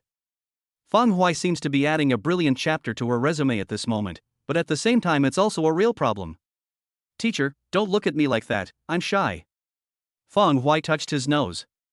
The gaze falling on him from behind sent chills down his spine, made his hair stand on end, and made him feel uneasy all over. He. Shen Lingqing chuckled sinisterly. Speed, C. Punching power, C. Reaction time, D. Overall rating, C. Next. There weren't too many test items, and the testing was done in groups very quickly. As time passed, it was soon Feng Huai's turn, who was at the end of the line. We've arrived in Feng Huai. He was able to beat Tsunaishi like that. I wonder what the test results will be like, and whether he'll be able to get an S in any of them? Dude, don't make me laugh. Even the school beauty one couldn't get an S. Only 4 people in the entire history of number 1 high school have ever reached that score. This grade isn't for us. Chapter 11. What's all the fuss about? Are you tired of living? Under the watchful eyes of everyone, Xin Lingqing gave Feng Huai a deep look, parted her red lips slightly, and called out the last 3 names. Fan Huan, Yang Xianlei, Feng Huai. Go up and take the test. Feng Huai wasn't sure if it was just his imagination, but he always felt that Xin Lingqing spoke his name with a hint of gritted teeth. The other 2 stepped forward first. Feng Huai leisurely stepped forward and, under the watchful eyes filled with various emotions, went to Xia Wei, who was said to be a specially appointed teacher from the Law Enforcement Bureau. Xia Wei's pectoral muscles twitched, and he tossed a few strands of hair on his head, raising an eyebrow at Feng Huai. Kid, you're pretty arrogant, just my type. That meaningful look, coupled with those bouncy chest muscles, made Feng Huai's gaze sharpen, and a chill ran down his spine, especially his lower body. My immediate urge was to swear. Before he could say anything, Xia Wei quickly looked away. Who wants to go first? Me. Me. Me. Fan Huan, with her short mushroom haircut, timidly raised her hand. Because she was in a group with Feng Huai, she was under a lot of scrutiny from behind. All she wanted to do was finish quickly and run back to the group to hide. Xia Wei nodded, turned on several machines one by one, and quickly tested her. Before long, the little girl happily ran back to her class with her D-grade evaluation, looking as if she had achieved a great result. Yang Xianlei, you go first. Xia Wei smiled, automatically leaving Feng Huai to go last. Yang Xianlei took a deep breath and, under Feng Huai's strange gaze, began the speed test. It's just a test, is it really necessary to be so nervous? Yang Xianlei's test began quickly. At first, his test was quite normal and did not cause any waves. Some people even yawned. Speed is rated B, reaction is rated C. Although it is very strong, it is not particularly outstanding. Until... boom! The 6-meter-tall punching bag, resembling a small mountain, swayed violently under Yang Xianlei's fists. Against this backdrop of imposing presence, his nearly 2-meter-tall, robust body resembled a giant bear, exuding a strong sense of oppression. With one punch, everyone was stunned. The screen on the punching bag flickered and a blood red A level rating appeared. Holy crap, this is huge! A level. Although only his strength reached that level, Yang Xianlei could easily get the school's 20,000 yuan incentive bonus based on that. This, our class 2 has really made something of itself. Finally, we have someone who can make it into the top 10 in the school. Yang Xianlei put away his fist and stood silently in front of the punching bag, seemingly relieved, a faint smile appearing on his blank face. As Feng Huai listened to the conversation about the incentive bonus, he immediately understood why Yang Xianlei was nervous before the test. His family situation was bad, even extremely bad. In a single-parent family, the income and livelihood depend entirely on the mother washing dishes, working on construction sites, and doing 3 jobs a day to make ends meet. I heard he also has a younger brother. In this situation, the 20,000 yuan incentive was like a godsend for Yang Xianlei's family, and was extremely valuable. Not bad. Feng Huai stroked his chin. Families like this wouldn't be able to teach any good martial arts skills. Even a common, gentle standing exercise like the toad stance, which almost everyone has a copy of, costs money, and they can't afford it. Yang Xianlei's entire knowledge came from school, from stance training to martial arts skills, none of which exceeded the D level. Given this, coupled with his impoverished family background and inability to afford martial arts resources, one can only imagine how much effort and sweat he had to put in to achieve that bloody A-level rating on the punching bag. So, even if he looked down on me before, he would still stand up for me at crucial moments, just because I gave him some insignificant help that I myself didn't care about. Before his memories returned, Feng Huai wouldn't have paid attention to any of that. His mind was filled with thoughts of that Sioux University beauty. Looking back now, if all the resources and money that were given to that damn school beauty had been poured into Yang Xianlei, it might have created a suicide squad. What a heartless, despicable green tea BTCH. The more Feng Huai thought about it, the angrier he became. His fingers trembled involuntarily, and he had a strong urge to go down and slap Su Huan again. Overall rating, B+. Alright, go back now. Xia Wei smiled, but didn't seem surprised. It's just an A-level grade, what's so special about that? It's not an S-Class car. Only students from small mountain towns on the outskirts of the Federation would be surprised. Similar to key middle schools in first-tier cities, the students who receive special attention and training will have an overall rating of at least A. Although A plus and S are few, they do exist. Just as he was about to beckon Fang Hui to come forward, several exclamations suddenly came from among the students. The principal is here too? It's just a test, why did it have to alarm the principal? The vice principal is here too, what's going on? Fang Hui followed the crowd's gaze and saw an elderly man with white hair and beard, a vigorous appearance, and squinty eyes, standing in the corner of the venue, stroking his beard. Beside him stood a robust middle-aged man with graying temples. Fang Hui had a premonition that while the two men seemed to be paying attention to the entire room, their gazes were actually being secretly glanced at him. Xia Wei stopped what he was doing, and only came to his senses after the principal waved for him to continue. Come on, it's your turn. Let's start the speed test. Fang Hui withdrew his gaze and nodded, but instead of immediately walking towards the speed device on the track, he raised his hand and performed a set of stretching exercises. He hadn't paid much attention to it before, so he didn't know about incentive bonuses, but now that he did, he naturally wanted to take it more seriously. Money was extremely important to him and was related to his moral character and his very life. You can get 20,000 just for an A-level title. If you work hard and get a higher title, you should naturally get even more. When the students in the line saw him stretching, and then noticed the principal's watchful gaze in the distance, they immediately began to mock him with displeasure. What the hell is going on? We don't even know how long the principal will stay. This is a complete waste of our time. What's the point of warming up? Do you think a warm-up will help him achieve great results? That's hilarious. I admit he's strong enough to beat Chang Shi, but so what? At most, he'll just get an A level like Yang Xianlei. He should hurry up and get things done so we can have a chance to shine. The discussions from Class 7 were particularly loud. Clearly, they had forgotten the pain of their past mistakes and were jumping around again. When Jiawei didn't react much, instead, she was curious about Fang Hui's data. Chen He, who was standing next to her, didn't look too good. He stared at Fang Hui with a dark expression and a sinister look in his eyes. What a clown! We should have ignored the teacher's attempts to stop us and crippled him. Chen Yi was also surprised that Fang Hui was so lucky, just in time for the principal's inspection. In his view, offending Class 7, especially those who offended him, was absolutely unacceptable. This is especially true for the discussions and attention surrounding them, particularly those from Class 7. Fang Hui suddenly glared at him. What the hell are you yelling about? You're tired of living? Haven't you had enough of being slapped? If it weren't for the upcoming test, with his fiery temper, he would have already rushed over and kicked each of them. The scene fell silent instantly, and the smiles of the principal and vice principal in the distance grew increasingly strange. When the crowd fell silent, Fang Hui then slowly took off his glasses, casually put them in his pocket, and twisted his head left and right with a crunch-crunch sound, revealing his teeth in a smile. Without being urged by anyone, he walked straight to the large machine on the runway. He placed his feet, one in front of the other, against the machine's probe and lowered his body. Chapter 12: The Final Kick, S rank in front. Everyone inside the martial arts hall instinctively held their breath. Xia Wei walked to the side, adjusted the machine, and said, the speed benchmark for a normal adult human is 5 to 6.7 meters per second, for example.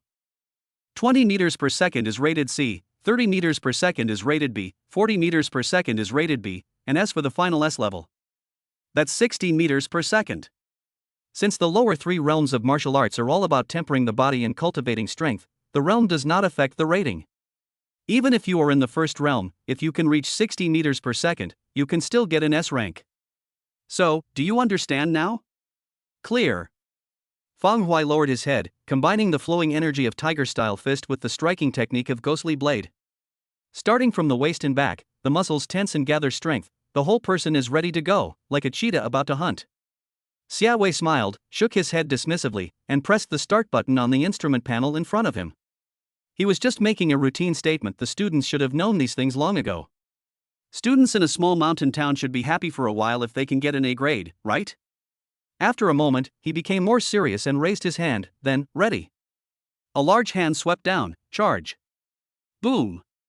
The instrument pedals underfoot caused the entire large device beside them to vibrate, with white waves of air surging and billowing.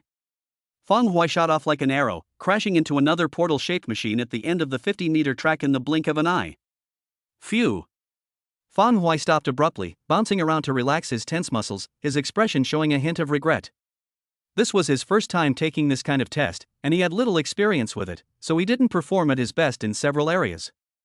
On the other side, under the residual hurricane stirred up by Fang Hui, Xiaowei's thinning hair flew back, revealing a vast bald patch, and his face froze instantly, standing there somewhat dazed. His job was to test middle school students, and he had traveled to countless schools throughout the Federation over the years, becoming extremely skilled at it. Therefore, he can roughly estimate some results without even needing a machine to produce the results. That feeling. This, no way? S rank? It wasn't just him, it was everyone from the homeroom teacher to the students, whether it was class 2 or class 7. It was obvious that Fang Hui's speed was far superior to that of all the previous test participants. He was simply too fast. Under the tense gaze of everyone, data information was displayed on the large screen at the finish line, followed by the results. 54.57 ms. A+. Suddenly, everyone's eyes widened as they stared intently at the blood-red rating. A+. Damn. That was almost S rank. Holy crap. What's going on? How could things have progressed to this level in such a short time?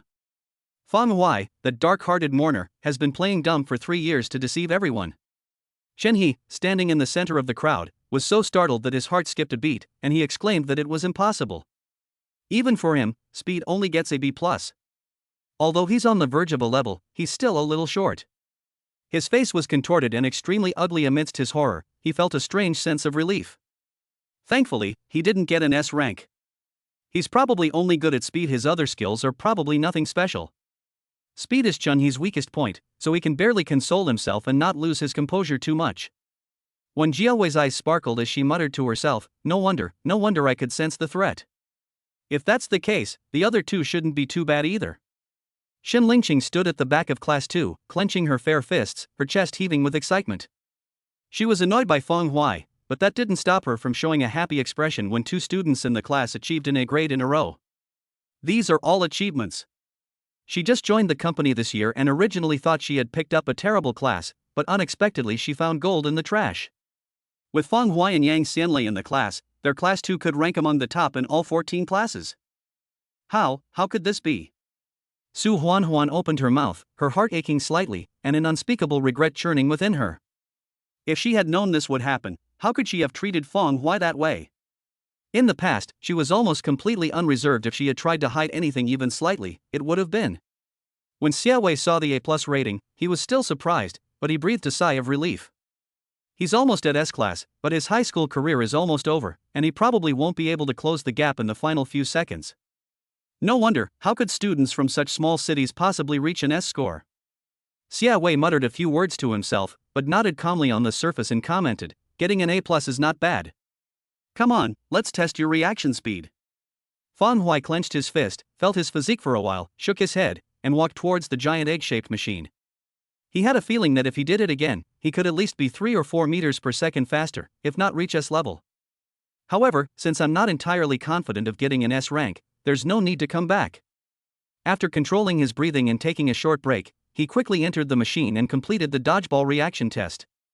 Everyone present looked at the A rating displayed on the instrument. Although still surprised, the A+ rating for speed had already made people somewhat numb, and it didn't cause much of a stir. I'd like to ask, is the incentive bonus 20,000 for an A rating, or? After Fang Hui came out, he shook his arms and asked curiously. Xiaowei glanced at him, "You get 20,000 for one, 30,000 for an A+, so you can take 50,000 from the school now. What about S class?" "TCH, S rank. 100,000. Xiaowei originally wanted to say that it was too ambitious, but after thinking about the 2 achievements, he gave an answer instead. After saying that, he waved his hand and walked to the boxing target not far away to adjust the machine. "Get ready, finish early so we can get our incentive bonuses and I can get off work early too." Fang Hui casually tidied his hair, slicking back the wind-blown strands to reveal his deep eyes. The speed test fluctuated a lot, so getting an S rank at this stage is not easy. As for strength, he possesses 2B rank martial arts techniques, plus an incredibly solid foundation in the toad stance. Getting an S is a piece of cake, isn't it? That's over 10,000. With that, plus the money I earned before, I can improve my strength again when I get back. What a pleasant surprise. Xiaowei turned his head and saw the slightly arrogant Fang Hui. He paused for a moment, then shook his head and said, a punching force of 1,000 kilograms is B level, 2,000 is A level, and 4,000 is S level. If you're ready, let's begin. After saying that, he took a step back and gestured to Fang Huai. Fang Huai nodded. Stand in front of the target, take a deep breath until your chest is as full as it can go, and then exhale a breath of stale air as an arrow. Hey! With a sudden shout to assist, the force rises from the ground, and the energy flows along the thighs, waist, and hips, finally passing over the shoulders and back, all converging on the tip of the right fist. It relies on the power-gathering method of Tiger Fist, combined with the short burst of power from Ghost Blade. Even before the punch was thrown, the air suddenly twisted, and a strong aura of tiger-like ferocity rose up. A brief burst of energy, a spinal twist, like a bowstring being pulled taut, muscle threads stretched, muscles knotted together. Immediately afterwards, the fist shot out like an arrow by twisting the hips. Thump. Boom. The punching pad struck, the loud noise vibrating in our ears, a gust of wind and air rising from the ground, and the entire punching pad machine shook violently amidst the billowing dust. It looks like it's about to fall apart. After the smoke and dust cleared. Looking at the final results displayed on the screen. Everyone inside the martial arts temple was like a duck with its throat being choked, unable to utter a single word. An indescribable silence descended. Chapter 13 Strength S Rank. Using forbidden drugs? The giant screen was no longer crimson, instead, it shone with a sacred golden light. Its surface is carved with dragons and phoenixes, forming a glittering and magnificent hierarchy. S. Glug.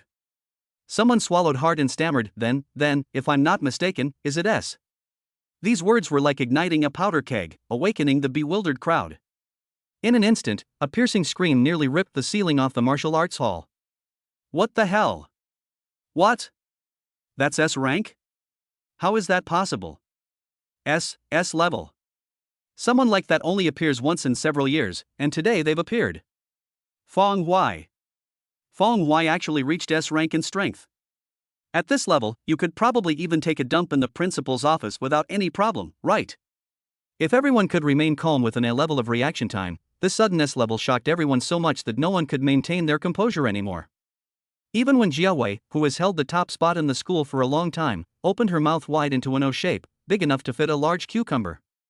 God knows how much effort she put into reaching S-class. She wore out countless high-precision iron figures at home, but in the end, she could only linger at a class. How is that possible? Chen He's pupils contracted sharply, and his fists clenched so tightly that the backs of his hands turned white. I don't believe it. 3 years have passed peacefully, how could someone suddenly appear with such power? He's still that school's notorious simp and good for nothing. He harbored immense distrust and resentment, but faced with the gleaming gold rating, he could only quell his anger. Damn, we've really struck gold. Shen Lingqing was in a daze and subconsciously swore. Looking at Fang Huai, who stood in front of the punching bag with his fists clenched, she had never felt him so kind before. You should have said you were this strong earlier. So what if you're a little more audacious? With that kind of strength, you can hit anyone you want. My homeroom teacher is reasonable and will definitely cover for you. Huan, I might have been joking before, but now I really want to pursue him.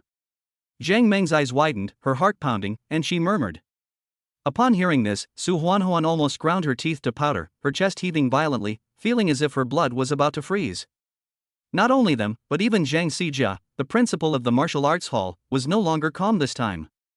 His wrinkled old face twitched, his squinty eyes widened considerably, and his right hand, which was stroking his beard, suddenly tightened, pulling out a few strands of white beard hair. If the 2 tests hadn't revealed anything yet, this one confirmed his suspicions. 2 doors. This kid, he has at least 2 B-level martial arts techniques that he has mastered to the basics. Vice Principal Chen Mingxu nodded in agreement and said seriously, judging from this, he is even stronger than his brother was back then. B-level martial arts are no joke. It's not that the school can't afford to provide martial arts of this level, it's that most students simply can't learn them. Instead of wasting your energy on it, you should turn to learning the gentler and more suitable D-level martial arts. Learning D-level martial arts in high school and then delving into more complex martial arts at the highest academy is the best approach recognized throughout the Federation. Quietly mastering 2 skills. Zhang Xijia straightened his back a little. What a surprise. Could this little rascal have been silent all these years because of this? They actually held it in until now. Because of Fang Shixuan's rising talent, he had his eye on Fang Huai from the very beginning. Fan Hui was truly hopeless. Not only did he lack any drive, but he was also timid and submissive. Therefore, he can only attribute it to the fact that the two brothers were not related by blood and had different talents. Unexpectedly, as graduation approached, Fang Hui suddenly gave him a surprise, even making him feel that his decision to defend Fang Hui yesterday was the right one. It's incredibly difficult for a small mountain town to produce an S-class hero, yet one has appeared this year. Chen Mingshu sighed, his gaze towards Fang Hui now filled with anticipation. It's important to understand that once you reach the S level, your score on the federal standardized test is bound to be high. They can benefit greatly from this. Putting everything else aside, just recruiting students would be much simpler. For their school committee and all faculty and staff, these are all tangible achievements. On the other side, Xia Wei should have stepped forward to reset the data of the punching machine, but he remained silent and did not move for a long time. Blink, then blink again. No matter how many times he tried, the golden light on the display screen remained unchanged, dazzling and brilliant. An S actually came out. Thinking back to the previous two tests, he suddenly discovered an even more terrifying fact. Compared to this one S, Fang Hui has a chance to achieve 2 S's, or even 3 S's. Achieving a perfect score in all 3 categories is extremely rare, a truly exceptional case. Yet, in this small mountain town, a glimmer of hope has emerged. He opened his mouth, strained with all his might, and managed to suppress his embarrassment. He took a deep breath and said, "Overall score, A+." He had tried his best to control himself, but anyone could detect the faint tremor in his words. Fang Hui had already calmed down his restless body. Upon hearing this, he pursed his lips and said, "That's ridiculous. You're so easily startled. You're such a big guy." After saying that, he stretched with a smile and, under Xia Wei's twitching gaze, was about to walk down. Over 300,000 yuan in hand, another wonderful day. At this time, several hurried footsteps echoed outside the martial arts hall. Su Chang, with a swollen, pig-like face covered in medicine, led the way. After entering, he raised his hand and pointed at Fang Hui, who was frowning. Su Chang roared at the several uniformed law enforcement officers behind him, "It's him. He used to be so weak, but these past few days he's like a completely different person, incredibly strong. He must have been using banned drugs. Execute him on the spot. Or throw him in jail." These 2 sentences attracted the attention of both classes. They followed Su Chang's finger and immediately froze, whispering among themselves. Fang Hui? That's it. He used to be very weak. After taking the test once in his early years, he simply stopped taking it. I knew it. How could an S rank appear so easily, especially someone like Fang Hui? He used banned drugs. No wonder his strength and personality are so different before and after. He's a madman. He even used banned drugs just to show off. Now look what's happened. He's attracted the attention of the Law Enforcement Bureau. He'll be in jail for 10 or 8 years without a problem. The banned drugs are all related to the underground caves. 10 or 8 years? Don't underestimate them. The death penalty is a possibility. The crowd was abuzz with discussion, especially those from Class 7 who had been beaten. They were filled with hatred and hurled insults. Shen He immediately smiled and said, "I knew it. How did this former loser suddenly turn around? Hilarious. Using banned drugs. You've never died before, have you? The reasons for everything have been explained." He crossed his arms and looked at Fang Hui in the center with a mocking expression, unable to suppress the pleasure that welled up in his heart. If he couldn't even reach S rank, why should others? Hiding in Class 2, Su Huanhuan also realized what was happening and couldn't hide her excitement. As expected. My judgment was right. I was never the one who was wrong. He's a piece of trash. They're trying to gain attention and grab my attention by using banned drugs? Waste will always remain waste. Her morbidly conflicted emotions were released, and her eyes revealed resentment and venom. She even cast an approving glance at her younger brother. Shen Lingqing's heart skipped a beat, her face darkened, and she walked out with a cold expression, blocking the path of the uniformed figures. It must be a misunderstanding. My student won't have any problems. If this gets to the level of law enforcement, it will become very serious. Chapter 14. He's practically begging for death. Because of the commotion caused by the Law Enforcement Bureau's actions, several more teachers arrived outside the martial arts hall, including Lin Baishang, the head teacher of Class 4 from yesterday. He first glanced at the large S on the punching bag, his pupils contracted sharply, and then, looking at the situation inside the gym, he breathed a sigh of relief. You little brat, I can't control you, but the Law Enforcement Bureau is a different story. A rapid increase in strength in a short period of time is definitely problematic. There is almost an 80% chance that Fang Hua used banned drugs. Over here, the middle-aged law enforcement officer wearing the captain's badge was stopped. He wasn't annoyed, he simply waved to stop the team members behind him, speaking in a friendly manner. I can understand the teacher's concern for the students, but I think the teacher also knows the seriousness of the matter of banned drugs. It is a key factor in the influence of the underground faction on the Federation, and we cannot be careless about this. Whether there's a problem or not, we'll just have to verify it. If it really came from one's own cultivation, the foundation should be incredibly solid. Otherwise, there's a big problem. Shen Lingqing frowned, unsure whether to advance or retreat. In fact, she wasn't entirely sure that Fang Huaizhen wasn't involved with banned drugs. After all, the contrast between his past and present is just too great.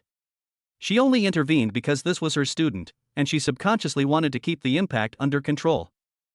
Seeing that the situation seemed to have reached a stalemate, Su Chang immediately became unwilling. There's no need for verification. The whole school knows.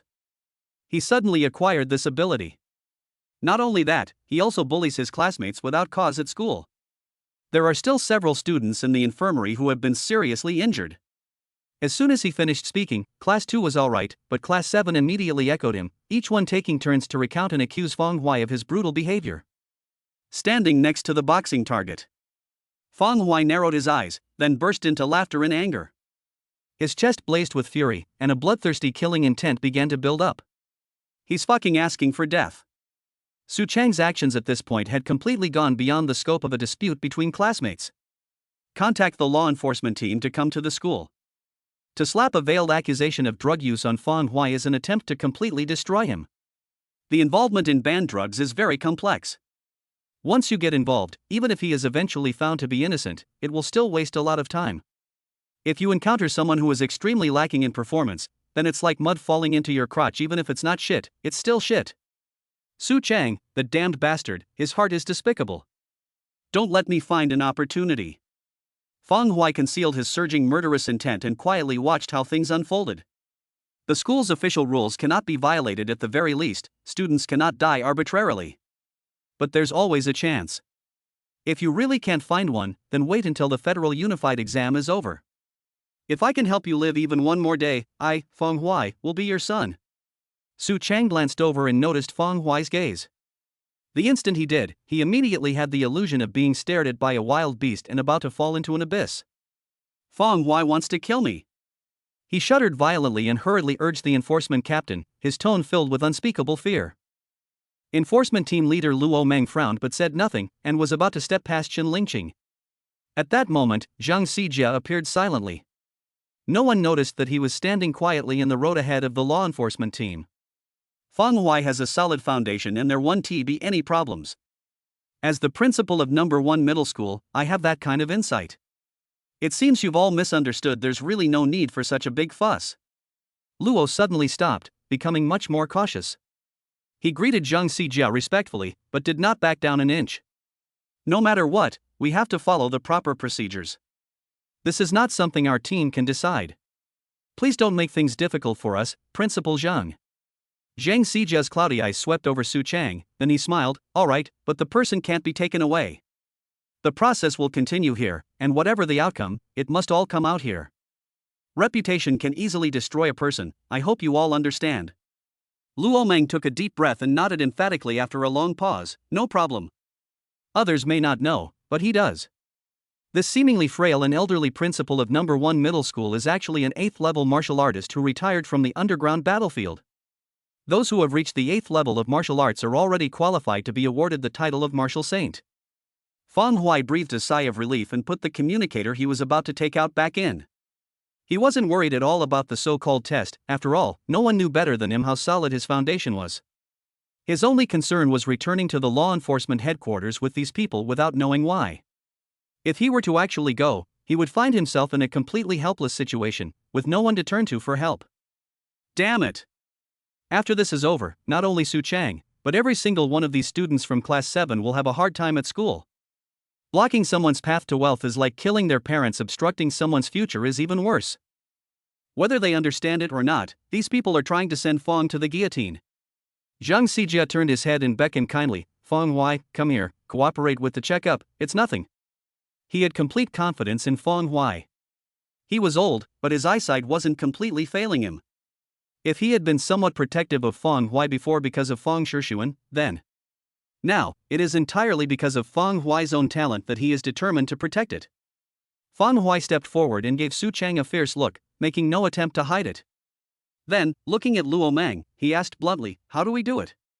It's very simple. Luo Meng smiled nonchalantly, took out a folding tablet from behind his back, unfolded it, and with a whoosh, a thin steel needle popped out, gleaming with a cold metallic light. Holding the tablet, with the steel needle aimed at Fong Hui, he raised his hand. Give me your finger, I'll just take a drop of blood. The test is quick, and the result will be either red or blue. Blue, you're all right. As for red, then we have the right to execute you on the spot. In the end, the words cast a solemn atmosphere over the martial arts hall, an atmosphere that did not belong among the students, but rather came from the harshness of society and the battlefield. Fong Hui's gaze met Luo Meng's in mid-air, but he showed no fear. He even grinned, revealing his white teeth, and pointed at Su Chang. Come on, I'm sure the Law Enforcement Bureau is fair and impartial. If I'm innocent, then this bastard should receive the punishment he deserves, right? Luo Meng was quite surprised to find that he couldn't overpower a student in terms of presence, and after a long while, he nodded. Yes, this is no laughing matter. Even if he has student status, he'll still have to go through a lot of trouble at the police station before he can get out. His words were so bloody that Su Chang felt as if he could smell mountains of corpses and seas of blood.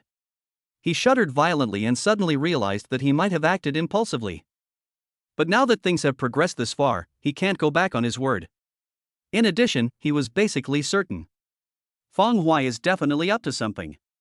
He puffed out his chest and looked at Fong Hui with disdain. Even on your deathbed, you're still thinking of me. You don't need to tell me. If you're alright, I'll go with the Law Enforcement Bureau myself. A variety of gazes converged in the distance, some tense, some mocking, but most watching with amusement, all gathered here. Fong Hui chuckled and placed his right index finger on Luo Meng's palm. Bring it on. Chapter 15. Come on, let's see what other trouble you want to cause. Inside the quiet martial arts hall, the only sound was the humming of large instruments. Under the watchful eyes of everyone, the slender steel needle slowly moved and pressed against Fong Hui's fingertip. Insert gently. In an instant, a splash of blood stained the steel needle, which was then rapidly retracted into the flat plate. A bunch of incomprehensible codes scrolled across the screen, the tablet's temperature rose rapidly, and the whooshing sound of the heatsink inside was so clear in the martial arts hall. As time passed, Su Chang's breathing became heavy, panting heavily, his eyes wide with tension. Red. Red. Red. It must be red. Everyone watched the scene with equal anxiety, feeling that time had never passed so slowly. Fong Hui put his index finger in his mouth and sucked away the blood, his face completely unconcerned. Before long, the vibrating tablet calmed down and paused for a moment in Luo Meng's hand. Red and blue lights flash rapidly in alternation. Then, bite. Freeze in time with the blue light. With a solid foundation, free from the influence of banned substances, and in line with the natural progression of a person's martial arts training. Bathed in that blue halo, the white text on the tablet was clearly visible. Fine beads of sweat instantly climbed up Su Chang's back. The tablet turned blue, but his eyes turned red.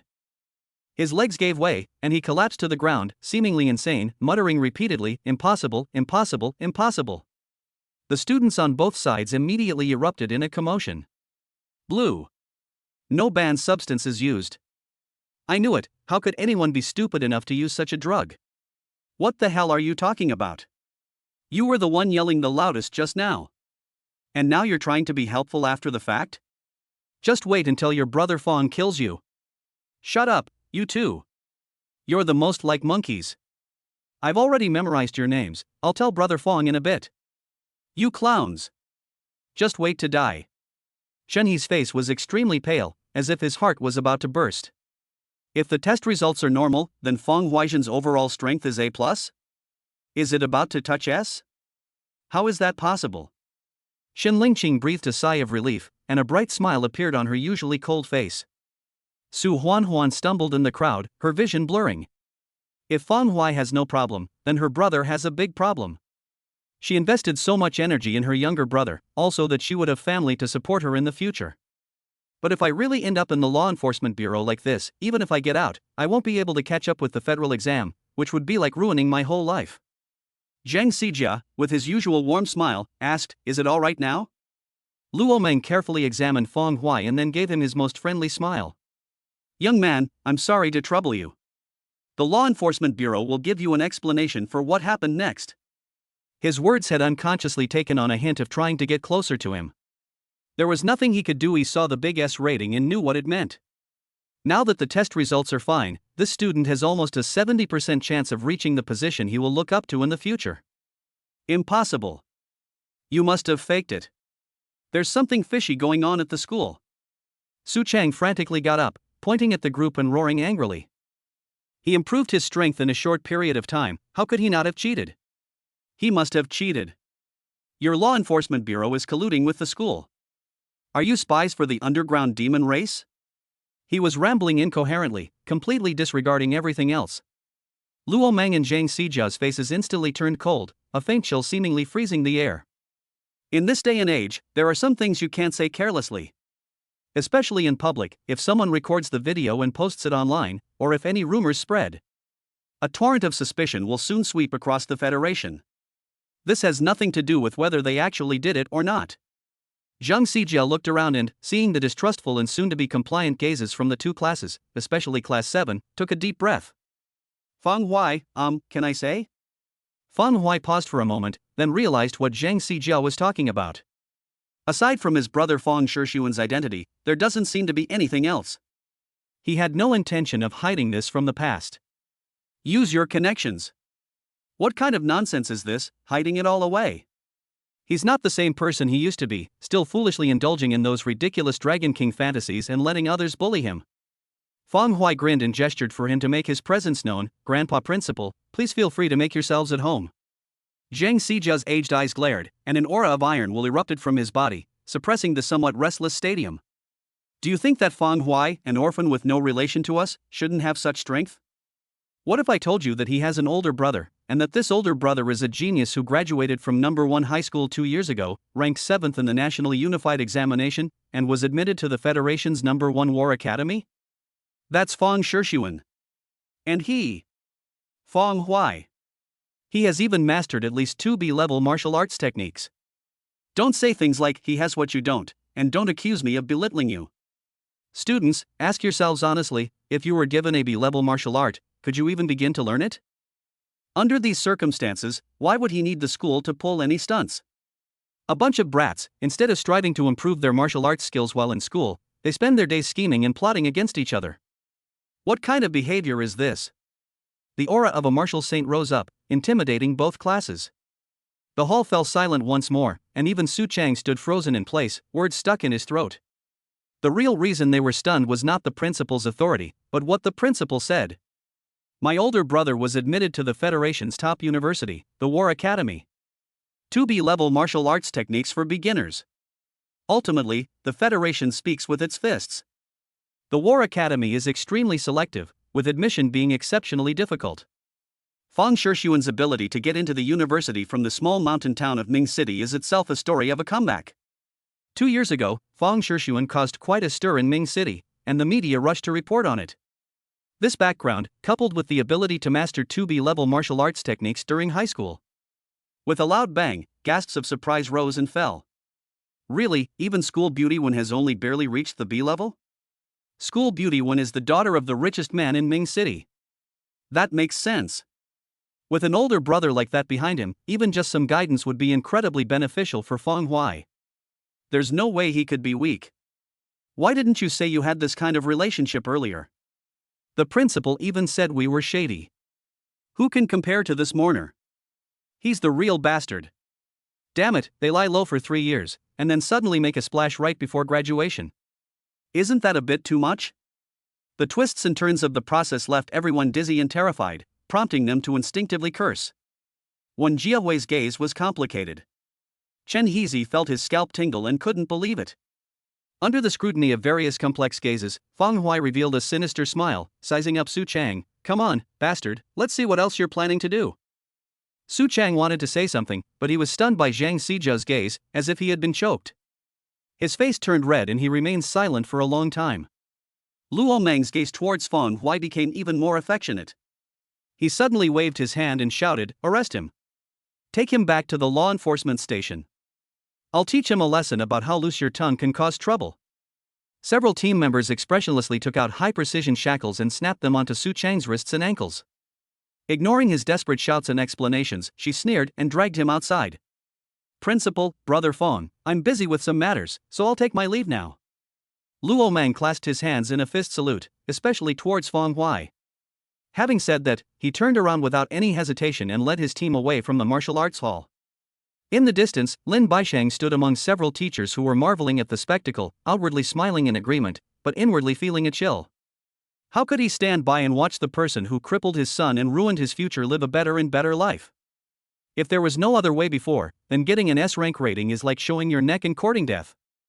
Without making a sound, he took out his communicator, swiped to access another hidden system, and opened an app with a scarlet, ferocious beast head. In the Federation, at Mingqing No. 1 High School, a human prodigy has reached the S-level potential threshold, posing a threat to the situation in the underground world in the future. An application is being submitted to expedite the process. Strike it out. The three bold exclamation marks conveyed an overwhelming killing intent. Edit and send a message containing Feng Huai's name. Putting away his communicator, Lin Baisheng acted as if he hadn't done anything, continuing to smile and echo the teachers, his face showing just the right amount of amazement. Chapter 16 Incentive Fund, see Rank Body Refining Martial Arts. Everyone has seen the show, so let's proceed as usual. I don't need to say anything more, do I? Zhang Zijia, with his hands behind his back, glanced at Xia Wei. Xia Wei was looking at Feng Huai with amazement when he heard this, and he jumped up and instinctively shouted, "Yes." Class 7's test begins. As soon as the call came, Class 7 responded immediately. 3 students, 1 boy and 2 girls, covered their red cheeks and came up to take the test, looking like they were about to cry. They never expected that being sarcastic would cause problems today, even though it usually went unnoticed. The slap, coupled with their fluctuating emotions in a short period of time, caused great harm to their young minds. The test results are unlikely to be good right now. Feng White's eye ignored everything else and instead stared at them with wolf-like eyes. They memorized every face in Class 7, including theirs. If you mess with me, do you think you'll have a good time coming up? If I keep you from sleeping, you'll all dream about me.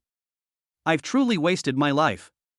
Stop looking, do you still want the incentive money? Zhang Zijia stepped aside, looking at Feng Huai's expression. He was both amused and annoyed. This little rascal is completely different from his brother.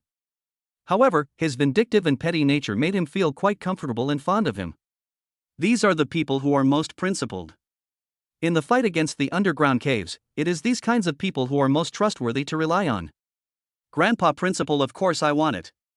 Feng Huaiwan changed his expression as if he had changed his face. He rubbed his hands together and came to Zhang Zijia. His voice made Shen Lingqing, who was far away, feel her hair stand on end and goosebumps fall all over her body. Who could imagine that Feng Huai, with this appearance, would be the same evil star who just showed the look of the king of hell? Zhang Zijia patted Feng Huai with his large, wrinkled hand. He really liked this shameless attitude. He smiled and said, "Since I'm here, your homeroom teacher doesn't need to go through the formalities. The total is 150,000 yuan. I'll just transfer it directly to your communicator." Feng Huai grinned, "Hee, thank you, Grandpa Principal." Zhang Zijia's face blossomed like a chrysanthemum. He smiled, deftly turned the dragon Xia coin around, and, not yet ready to stop, said, "Come on, since you performed so well in the test, Grandpa Principal will give you an extra reward. Would you like a C-level martial arts technique?" "Yes. Of course I want it." Feng Huai immediately realized what was going on, nodding vigorously and firmly. "I knew it. The squeaky wheel gets the grease." These were just a few words, but they made the old man very happy. "And here comes the benefit." "But..." Feng Huai paused, glanced at Yang Xianlei who was watching from the crowd in Class 2, and then smiled, "Grandpa Principal, look, that big guy in my class finally got an A grade." Let's not talk about Yang Xianlei in the past. Just now, that taciturn big guy wasn't idle. Instead, he used his mouth, which rarely uttered a word, to retort to others. While he was eager for revenge, he never forgot his own people when there were benefits to be had. Zhang Xijia smiled. He had arrived even earlier than the students had noticed. Furthermore, he not only knew all the students in the school like the back of his hand, but he also had a general understanding of the situation. He nodded and waved to class 2, Yang Xianlei, come here for a moment. Yang Xianlei, completely bewildered, arrived a short while later. Upon learning the situation, he was immediately stunned and stood there, staring blankly at Feng Huai. Grade C. C-level martial arts. This level of martial arts is beyond the reach of someone from a family like his.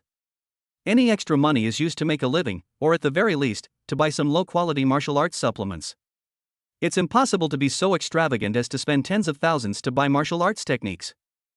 This C-level martial art can definitely be used as his trump card. If you learn this, you can at least improve your score by 2 levels in the upcoming federal standardized test. At that moment, the towering man's eyes became a little blurry. If it were for one's own sake, then so be it. However, if he gets into a better school, he can completely improve his family's situation. Let mom focus on recuperating from her overworked illness.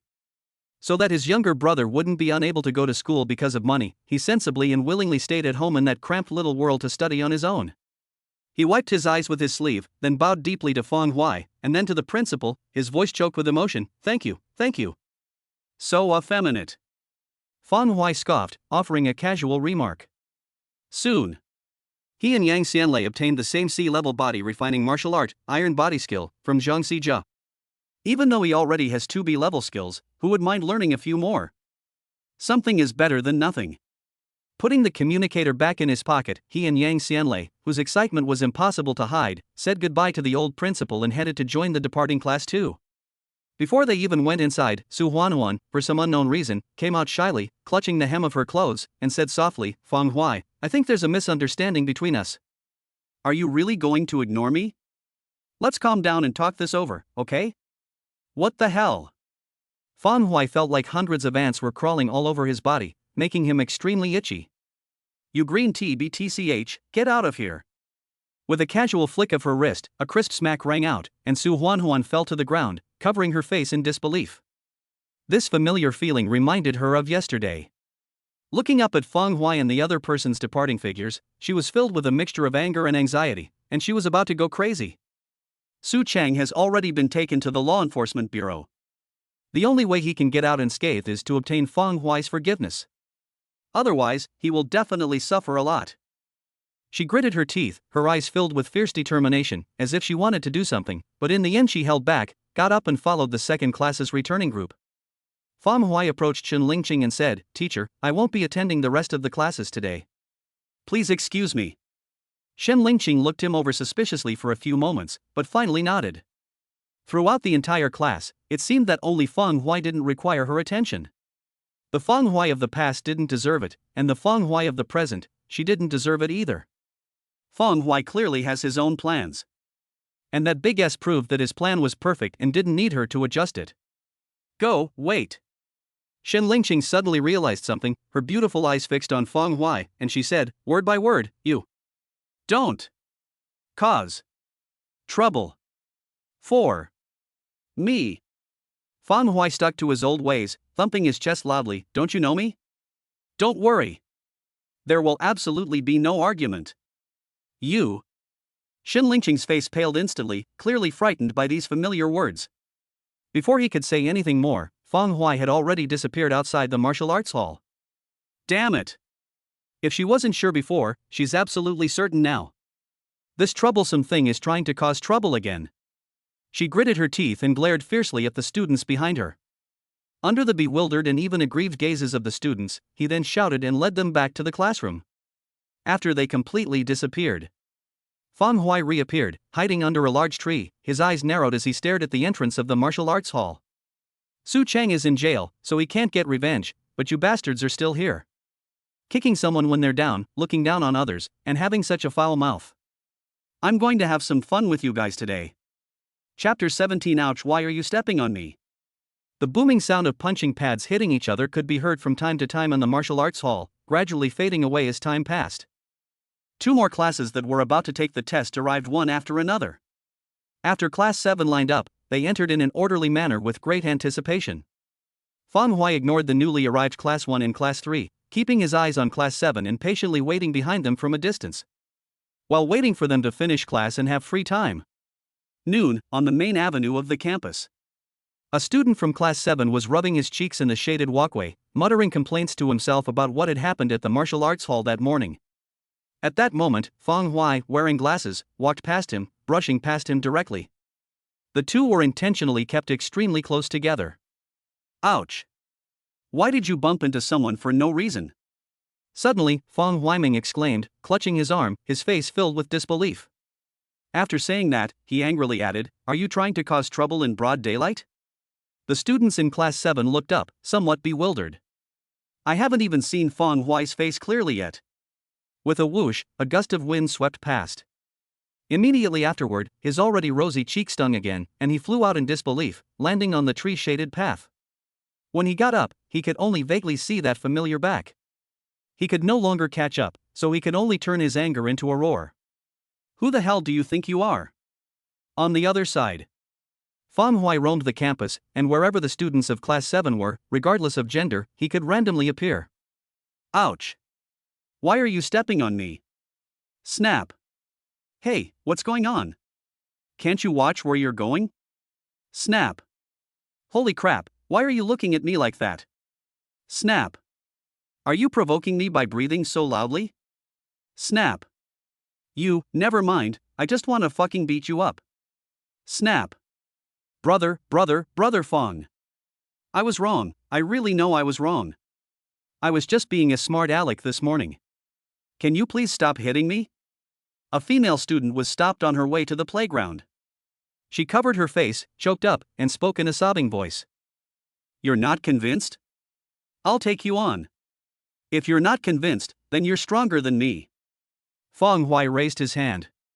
The little girl shrank back, saying, No, I give up. I give up. Besides, you just slapped me not long ago because I stepped on my right foot first when I was walking. At this point, the girl was clearly aggrieved, her big, watery eyes filled with tears. She looked up at Feng Hui, still somewhat unconvinced. You've already hit me, why are you coming back again? I've already gotten slapped twice today. Feng Hui was stunned for a moment, then glanced at the somewhat familiar face. Did I slap you before? Yeah. Feng Hui looked a little embarrassed. I got carried away and mixed them up, but since we've run into each other again, it must be fate. Having said that, he figured since he was already there, he casually gave her a tap. The little girl fell to the ground, feeling the sharp pain in her cheek. As she watched Feng Hui's departing figure, tears finally burst forth from her eyes. I can't be the only one who gets slapped. As she cried, the little girl seemed to remember something, sniffed sharply, and jumped up. Even before Class 7 was beaten up, more than one person had gone to the teacher and the principal. But the principal had also experienced the incident at the martial arts hall that morning and understood Feng Hui's dissatisfaction. Furthermore, he enjoys the occasional conflict among students, which promotes the progress of martial arts, so he doesn't care about these things at all.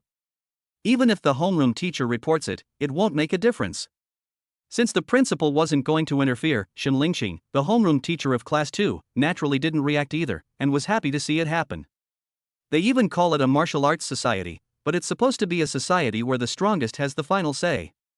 The little girl was panting heavily, her imposing chest unable to contain the raging fire of anger that was rising within her.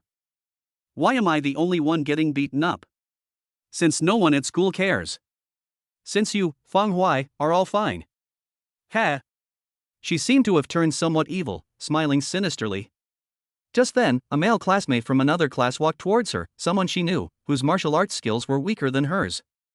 The little girl, her face flushed, stepped forward under the other person's bewildered gaze, puffed out her chest, and shouted confidently. What are you looking at? I think you're provoking me. Snap. After the slap, the little girl felt a morbid sense of pleasure. After throwing down the words, if you're not convinced, then you're better than me, he didn't even bother going to the playground and immediately went to find his next target.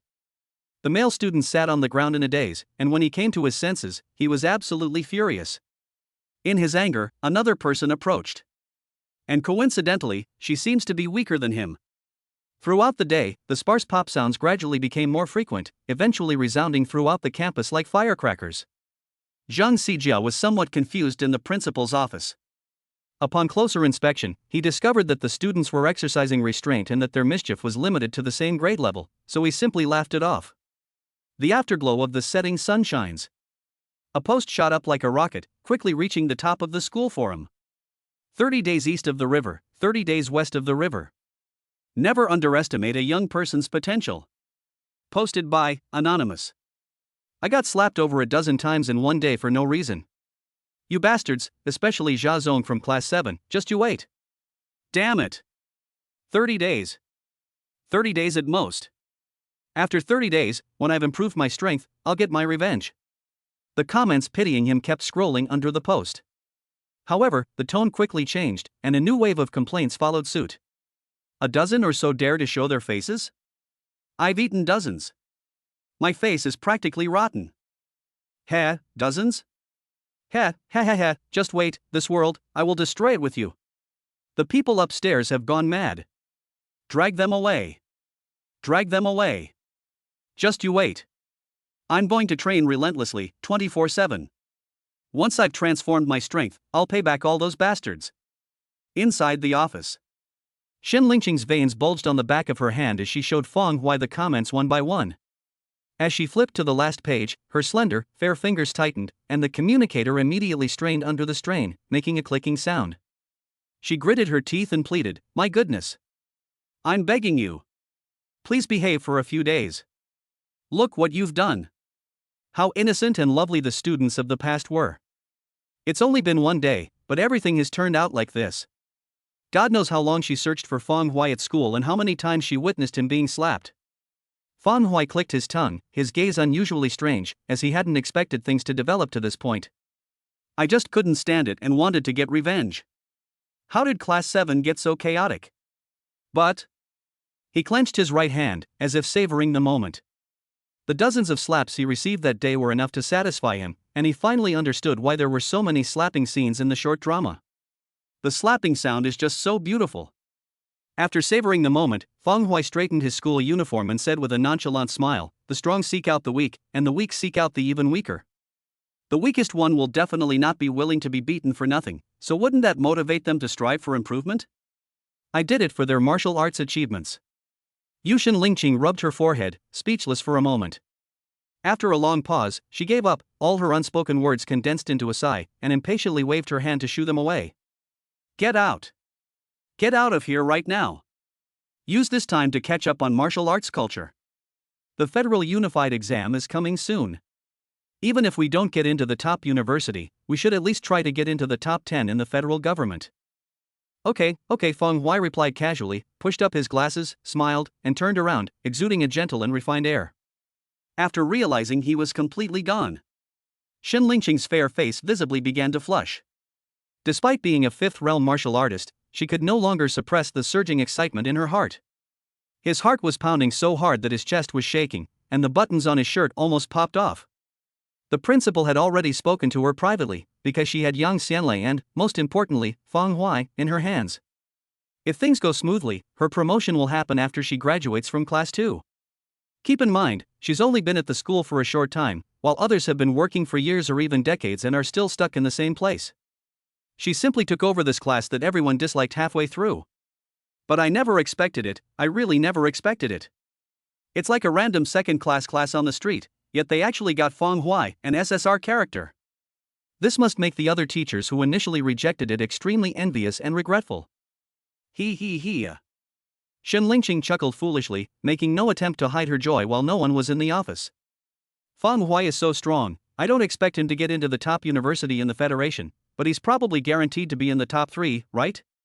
He. Chapter 18 Obtaining the Knife, then Forgetting the Knife. Night falls. Feng Huai scanned the fingerprints, opened the door, swallowed the last bite of his Jian Bingguozi, and casually tossed the wrapper into the trash can in a perfect parabolic arc. He plopped down on the sofa, wiped his mouth, and summoned his wealth value panel. Wealth Points System. Realm, Martial Arts 3rd Realm Early Stage. Martial Arts, Toad Stance, 5th Level Tiger Form Fist, Palm Strength Stage plus Ghostly Blade, Blade Acquisition Stage plus. Wealth Points, 34. Feng Huai had already exchanged all his wealth points on his way home. I only kept a tiny bit of living expenses for myself, and put the rest into the account, making up for the remaining 0.32 from last time. Toad's stump. Feng Hui glanced at the panel, rubbed his forehead, and felt a headache coming on. Of all martial arts, only stance training or internal energy cultivation are directly linked to one's cultivation level. While martial arts skills and techniques can improve one's cultivation level, they are extremely rare, practically non-existent. To improve one's skill level, one must practice stance training. If you want to practice standing meditation, you have to pay money. As for wanting money, Feng Hui was even more troubled. The situation was too rushed, and given that he was still a student, there were very few ways for him to acquire Dragon Summer coins. Moreover, what he wants is not a small amount, tens of thousands or just a drop in the bucket for him.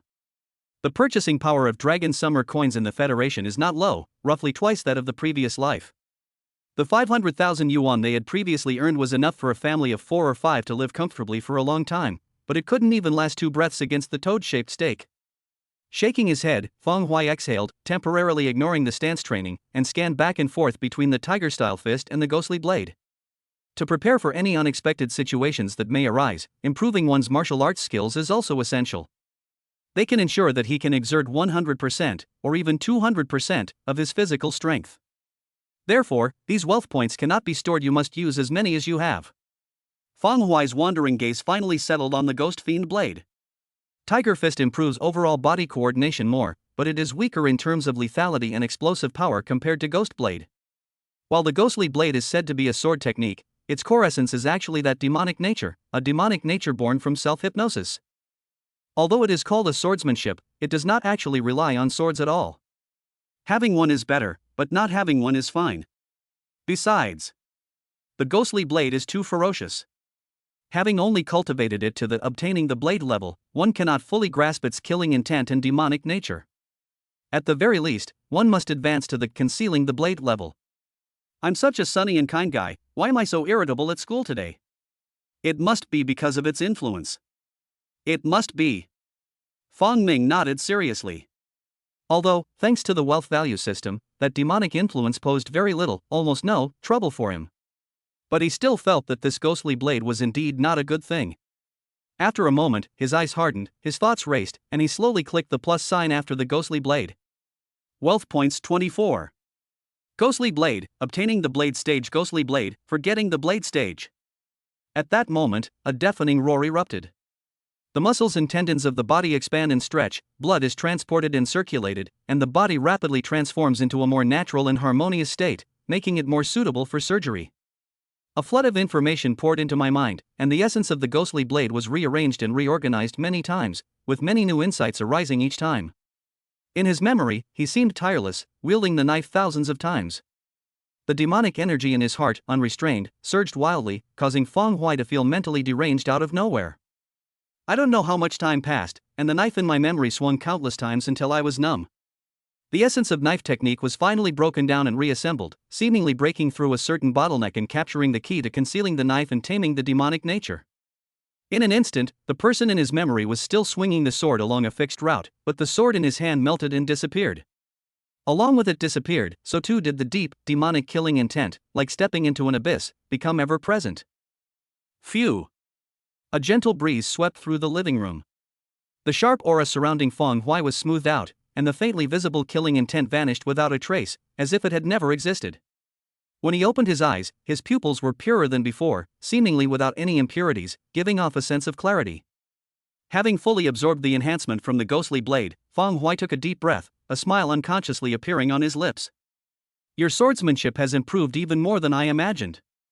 From his appearance, his aura not only did not improve at all, but he became even more transparent and inconspicuous. But this is not a regression, on the contrary, it is a tremendous improvement. The hidden blade realm allowed him to execute and connect the ghostly blade technique moves more freely.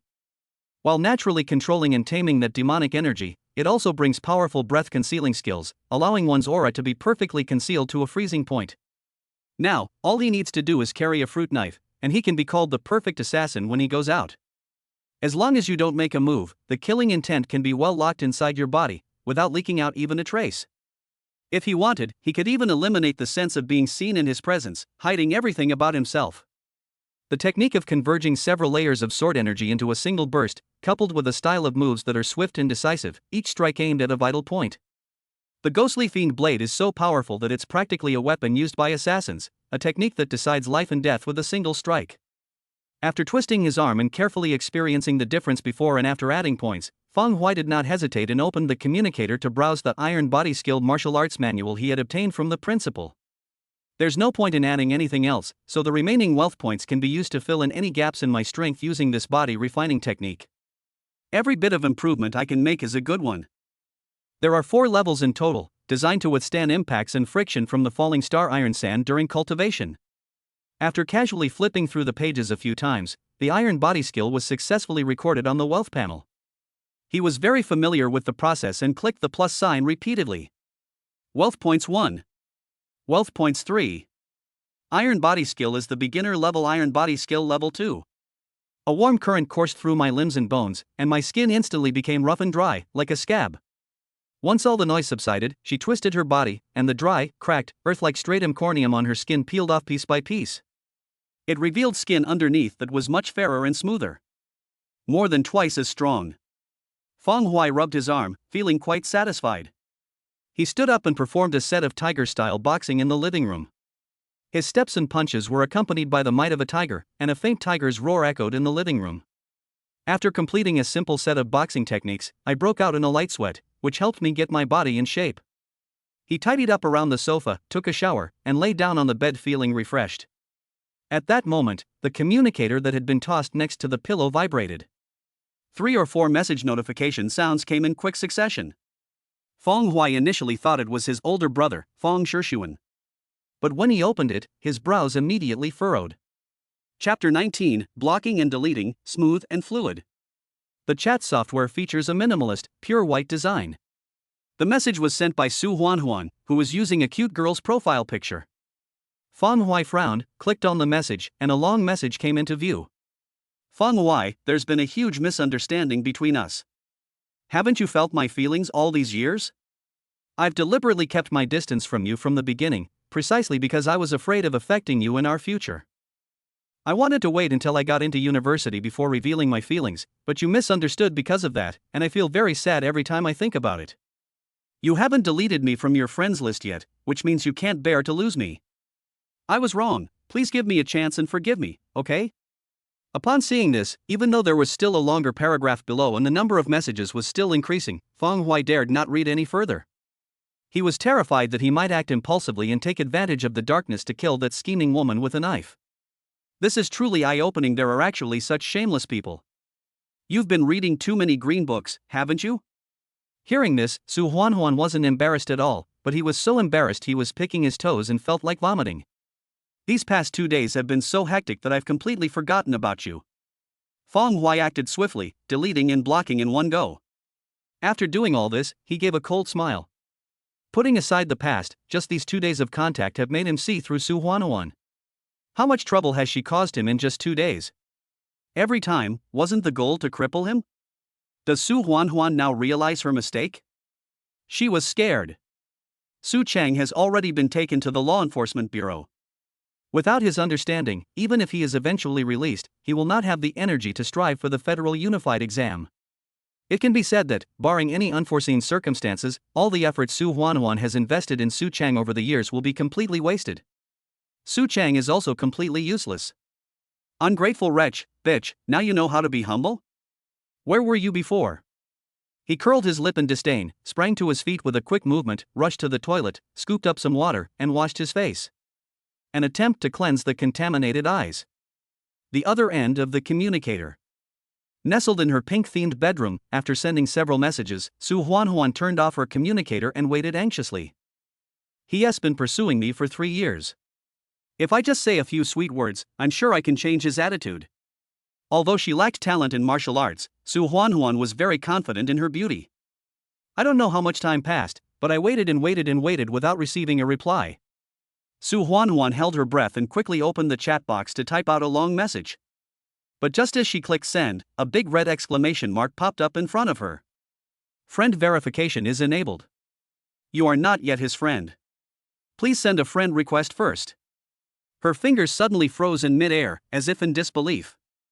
After reading it carefully several times, she slammed the communicator to the ground with a loud bang.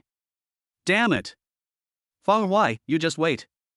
The light from the shattered screen reflected her hatred, and her venomous words overshadowed the lovely pink ambience that had been specially decorated for the bedroom. This way. Fang Huai believed that he should improve as much as he could and not rely entirely on the wealth system. Just as he was about to take advantage of the early hour to stand on the toad stake for another 2 hours, his communicator rang again. This time it's the ringtone for a video call. Was it not completely deleted? What the hell, isn't this annoying? I'm giving you too much credit. A surge of anger welled up inside Fang Huai, and he pulled out his communicator, ready to unleash a torrent of abuse. Upon closer inspection of the screen, it wasn't Su Huanhuan as expected. Instead, it was her brother Fang Shixuan. His anger subsided instantly. Fang Huai rubbed his face, forced a big smile, and quickly answered the call. Elder brother. On the other end of the video call was a fair-skinned face with soft features, long hair, and small but gentle eyes. The background is a bright and cozy bedroom, where several photos of Fang Huai with a cold expression can be vaguely seen on the bedside table. The word brother made Fang Shixuan's eyes crinkle with laughter. He said, "How have you been training these past 2 days? The Federation martial arts examination is approaching, so don't put too much pressure on yourself. Getting into a third-rate academy is enough. As for martial arts techniques, the content on meridians and energy flow is too dangerous. Don't be impatient for quick results. B-level techniques are not easy to learn. My purpose in giving you this is just to give you a reference. Take a look and use it as a reference when learning the martial arts techniques issued by number 1 middle school. 99% of people nationwide can't achieve a B grade in high school. Don't feel ashamed, just do your best within your reach." Fang Huai didn't find the long-winded admonitions annoying at all. On the contrary, he found them quite endearing, nodding in agreement from time to time. He didn't explain anything about the 2 martial arts techniques or his own progress in martial arts. The 2 brothers chatted for a long time. Just as Fang Shixuan was about to hang up, the sound of a door opening came from the other end of the line. Then the communicator shook violently, as if it had been snatched away, and a strange, heroic female face appeared. Under Fang Huai's questioning gaze, Tang Dudu said with a cold face, "Fang Huai? I'll just call you Xiao Huai. As your brother's girlfriend, this is the first time we've met, but I often hear news about you from your brother. Please don't blame me for being rude, it's just that your brother is a complete idiot. Don't you know your own situation? Doesn't he know? Do you understand what he'll have to give up for the 500,000 he gave you? The stagnation of martial arts. The increasing pressure on the academy. To put it more seriously, life and future are all threatened. Do you think the word war in the War Academy came about? And what is the reason for doing this? Just because of your incurable disease? There is no record of curing blood fusion disease in the entire Federation. No matter how talented you are, you cannot reach the 6th realm before the age of 20, let alone you. You're not a genius. Plus, you haven't put any effort into martial arts for the first 18 years, and now you want to reach the 6th realm in just 2 years. Reaching the 2nd realm before the Federal Unified Exam is a luxury, isn't it?" At this point, Tang Dudu carefully glanced at Fang Huai's back, took a deep breath, and her face grew even colder as she rebuked, "The money has already been given, yet you're in the bedroom, not thinking about improving your martial arts skills? I really can't understand it, the vampire brother and the willingly sacrificing brother, what are you two thinking?" She was about to say something when Fang Shixuan, whose expression was equally cold, snatched the communicator back. For the first time, he, who had always been gentle and kind, felt anger. Tang Dudu didn't back down at all, stubbornly staring back at him. Faced with a long passage of increasingly undisguised disdain and accusatory remarks, Fang Huai remained silent and did not refute them. Can he refute it? Hemolysis is indeed a federally recognized incurable disease. Are Tang Dudu's words really that unpleasant? It was certainly harsh, but it was all true. The War Academy was a place where geniuses competed for resources, and from the brother's perspective, what he said was basically correct. Moreover, if it were the old Fang Huai, he might have really taken this money and squandered it recklessly. He cannot have a truly compelling rebuttal until there are real results and a real cure for hemolytic disease.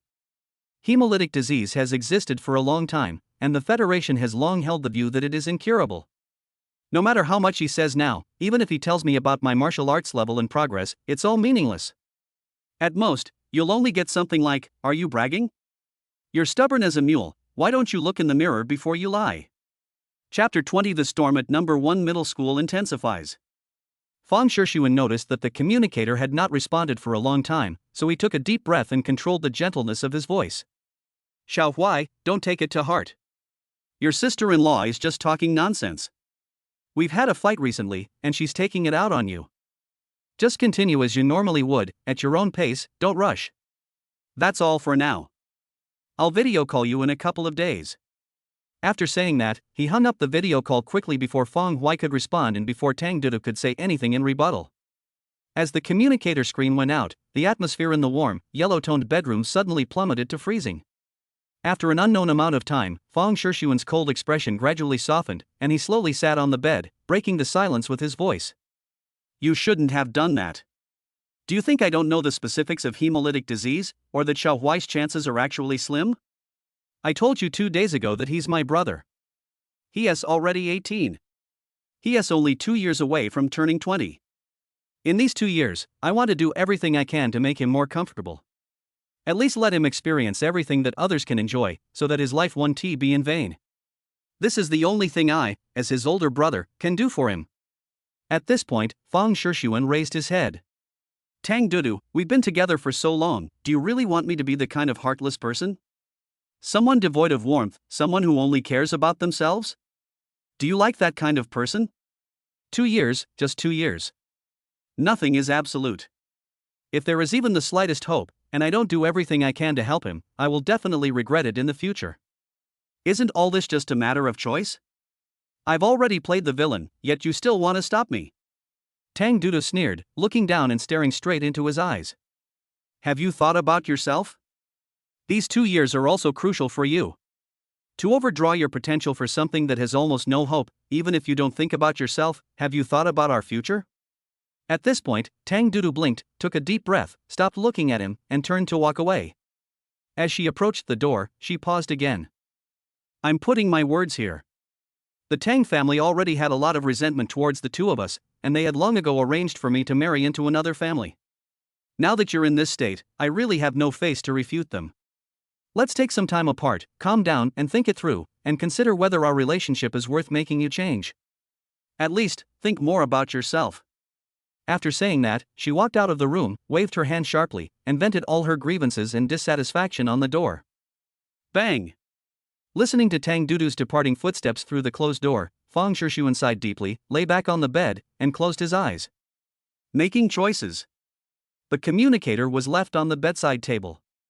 Fang Huai stood by the window, watching the cars that occasionally drove into the community and the elderly people taking a walk downstairs, his eyes deep. I need money, and not just for myself. After several phone calls and exchanges, Fang Shishuan's image gradually became more three-dimensional from the thin, flat image in his memory. Thinking about his past attitude already made Fang Huai feel somewhat guilty. Furthermore, the things Fang Shishuan had to pay for this 500,000 yuan made Fang Huaixin feel even more frustrated. The two are not related by blood, their only bond is their blended family. Despite these circumstances, Fang Shishuan was still able to achieve this level of skill. He was truly a beast back then. Su Huan is an ingrate, but wasn't I one before? Fang Huai twitched the corners of his mouth, shook his head, turned around and went to the living room, where he lowered his body and assumed a stance that defied physiological structure. Even without wealth points, cultivation progress cannot be stopped. 3 days passed in the blink of an eye. These past few days have been relatively peaceful, filled with eating, practicing, and learning about martial arts culture. However, Fang Huai calmed down, but the storm he stirred up at No. 1 middle school only intensified. The earlier slaps have not only not disappeared, but have even gone further, evolving into a ranking competition of big slaps. Everyone is striving to improve their status so they can retaliate.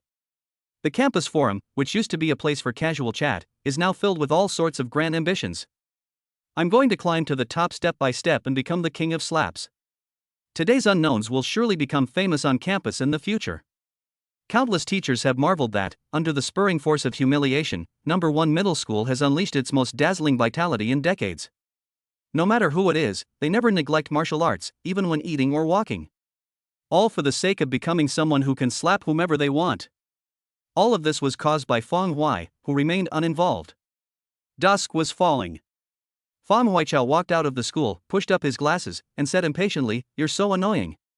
Can you please stop following me?" When Jiawei followed behind with her hands behind her back, smiling broadly, like a little tail. No, I want to see how you cultivate. If you're so tough, why don't you slap me a couple of times? Faced with the delicate, pretty face handed to him, and seeing the faint expectation in her eyes, Fang Hui felt as if he had swallowed a dozen dead flies, and his face turned very ugly. To be honest, it feels really good to slap someone. However, it also depends on the person. For example, someone like Wen Jiawei, who has a vague masochistic tendency, would give Fang Hui pleasure from hitting her, which made Fang Hui extremely uncomfortable. You'd feel disgusted if you kicked someone like that, like stepping in dog poop. Fang Hui. Heavy footsteps came from behind, and Yang Xianlei jogged over to Fang Hui's side. Meeting Fang Hui's questioning gaze, he hesitated for a moment before finally saying in a deep voice, "School's out tomorrow, my mom invites you over for lunch to thank you for your help the other day." Fang Hui didn't stop walking, nodded, and casually said, "Just send me the address." Upon hearing this, Yang Xianlei visibly breathed a sigh of relief, fell silent, and followed them blankly. Along the way, because of Su Huanwan's matter, and the revelation of Fang Hui's identity caused by the slap incident, every student who passed by held their breath and quietly retreated a distance, for fear of attracting Fang Hui's attention. After a few days of fermentation, his usual cowardly, sycophantic image has been completely transformed, replaced by a menacing figure. After all, this person is not only strong, but also actually takes action. He won't say a word to you, but if you dare to whisper to him, he'll teach you a lesson. They arrived at the school gate without any hindrance, and Yang Xianlei and Wen Jiawei said goodbye one after the other. Fang Hui was left alone, his face grave, facing the middle-aged man in a sharp suit who had suddenly blocked his path. The middle-aged man was well-dressed and polite, exuding an air of authority that came from years of holding a high position. Fang Hui knew him. He was Chang Shi's father, Chang Youha, who started his business with high-strength minerals and was very famous in Mingcheng, known as the King of Mines. He thought this was revenge. But Chang Youha's next move caught him off guard. Chapter 21. Call me Four Eyes? Smash my glasses? At the school gate. Chang Yu smiled and glanced at Fang Hui's glasses and school uniform, looked at them for a moment, then took a step back and bowed slightly. When he looked up and met Fang Hui's astonished gaze, he smiled. "Did you think I came here to cause you trouble?" Before Fang Hui could reply, he shook his head to himself. If that's really the case, with such a narrow perspective, I really wouldn't have earned these pittances all these years. I'm here to apologize on behalf of Changshi. I'm sorry. I know everything that happened between you two. Over the years, I have been too busy with business and have neglected him too much, which has led to his current personality. I am here today to eliminate the rift between you two. I hope that, regardless of how many friends he makes at school, at the very least, he won't make too many enemies. Chang Youha's magnetic voice startled Fang Hui for a moment, but he quickly recovered and smiled in agreement. "Uncle Chang, what are you saying? It's just students playing around." Although he was smiling, he felt a sense of dread in his heart. He'd encountered so many idiots these past few days that he even started to wonder if the whole world was full of idiots. Chang Youha gave him a reminder. No. At least Changshi's father wasn't. As the second richest man in Mingcheng, even if he were truly ashamed of Changshi's actions and wanted to apologize. Does he really need to come to the school in person and bow to one of his students? There is only one reason why Chang Youha came to this meeting. Through the intelligence network, he has been thoroughly investigated, including what happened at the school in the past 2 days. Only in this way can his behavior be explained. Fang Hui pushed up his glasses, about to say something more, but was drawn to a bandaged figure in the distance, his face full of anger, turning away. Chang Youha glanced at it and gave a wry smile. Changshi must have seen what just happened and feels embarrassed, right? Sigh. Over the years, due to business matters, I have paid less and less attention to him. In the end, when I had some energy to discipline him, I found that a thick wall had been built between us, isolating us from each other. At the end, he sighed again. All right, after saying so much, I've only made Fang laugh at me. This time, let's not talk about anything else, just apologize. Uncle, I started out too fast. I have nothing else but money. The federal government has explicitly prohibited all martial arts clubs, martial arts schools, and corporations from contacting students during high school. Therefore, this card is not an investment or a grant, but only a one-sided compensation and apology. Please do not take Changshi's actions to heart. After saying that, a gold-edged black card appeared in Chang Youha's large, generous hands and was handed to Fang Hui. Fang Hui looked at his weathered face, then at the black card, and suddenly smiled, a very shy smile. Uncle, what are you saying? You're too kind. How can I accept this? As he said this, he naturally reached out and pulled out the card, slipping it into his pocket without making a sound. His smile became even more natural, and he felt a deep connection with Chang Yu's face.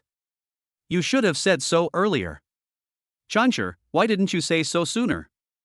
If you had told me earlier that you had a father like that, I would have gone easy on you last time. This is my uncle. We're all on the same side, why would I do anything to you? Chang Yosher's eyes twitched, he shook his head and smiled, that's settled then. Please don't mind, classmate Fong. Come to my house sometime and have a chat with your uncle. Definitely, definitely. Fong Hui nodded gently, his face still bearing the composure of a model student. Chang Yusher waved his hand, turned around and sat in the back seat of the sleek, all-black luxury sedan. After nodding in acknowledgement, the car window slowly rolled up. Boss, is this necessary? The car started, and the driver asked without turning his head. Chang Yusher sat with his eyes closed, resting, and said in a low voice, only when you truly reach this level can you understand how precious and rare many things are. You've been with me for so many years, haven't you experienced enough hardship along the way? In the end, the Federation still values martial arts strength above all else. Our rise to power was too hasty. We have plenty of money now, but the military force to protect it is still insufficient. After saying that, he turned his head, opened his eyes and looked out the window at the pedestrians and tall buildings rushing past, and sighed inwardly. A dragon has actually emerged from this shallow pool of water in Mingchang. So extravagant. As darkness fell completely, Fong Hui walked along the road and counted the extra 500,000 yuan in his communicator. His eyes widened in disbelief. He had thought about 10,000 or 20,000, even 100,000, but he never imagined he could actually have 500,000. He casually tossed out 500,000 yuan. What is a big spender? This is a big spender. Damn it, nothing is better than being born into the right family.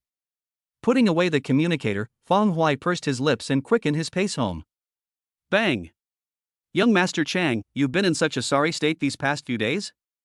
If I hadn't come to number 1 middle school for some business, I really wouldn't have known that young Master Chang had lost an arm.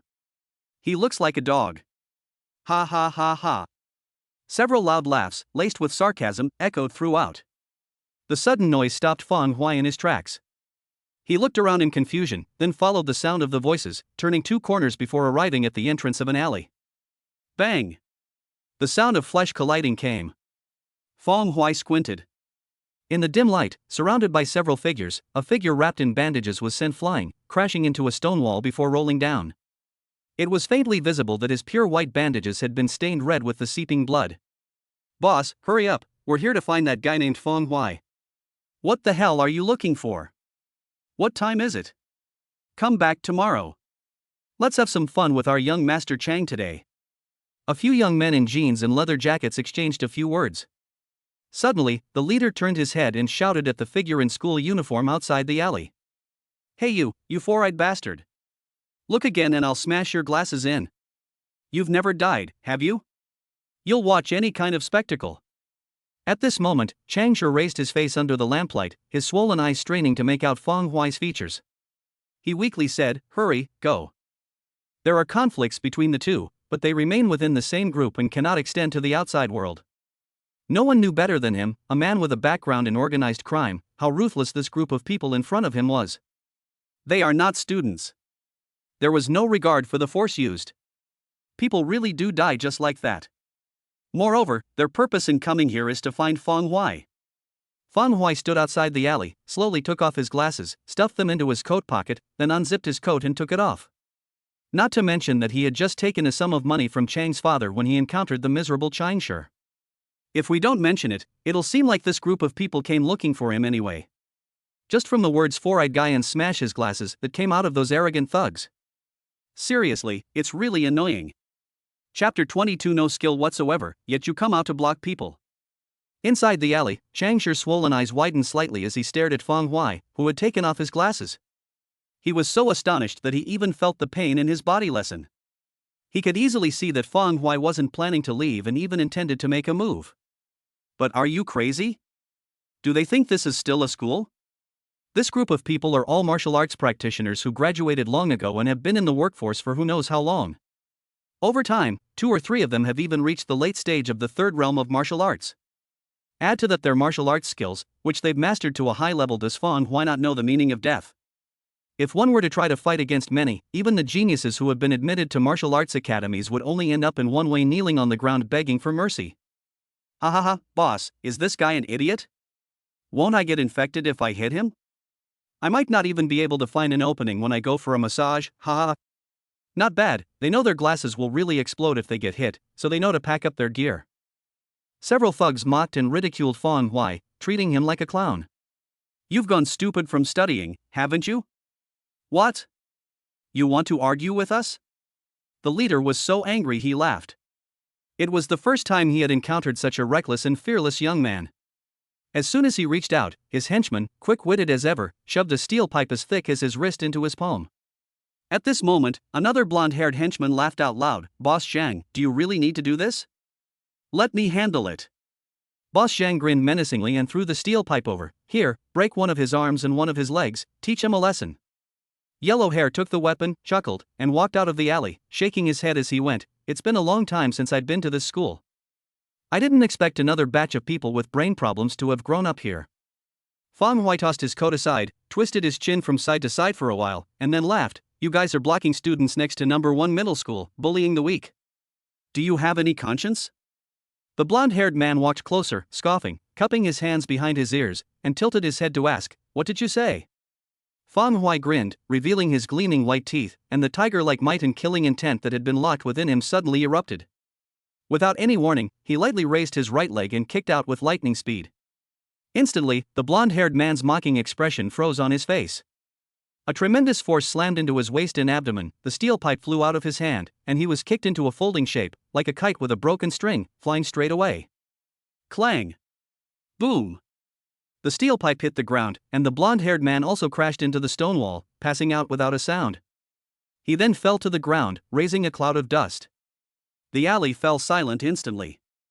Fang Huai's smile grew increasingly cruel, his lips stretching wider and wider. If you don't understand, then die. Trying to impress me, do you think you're so cool? You think you're so tough?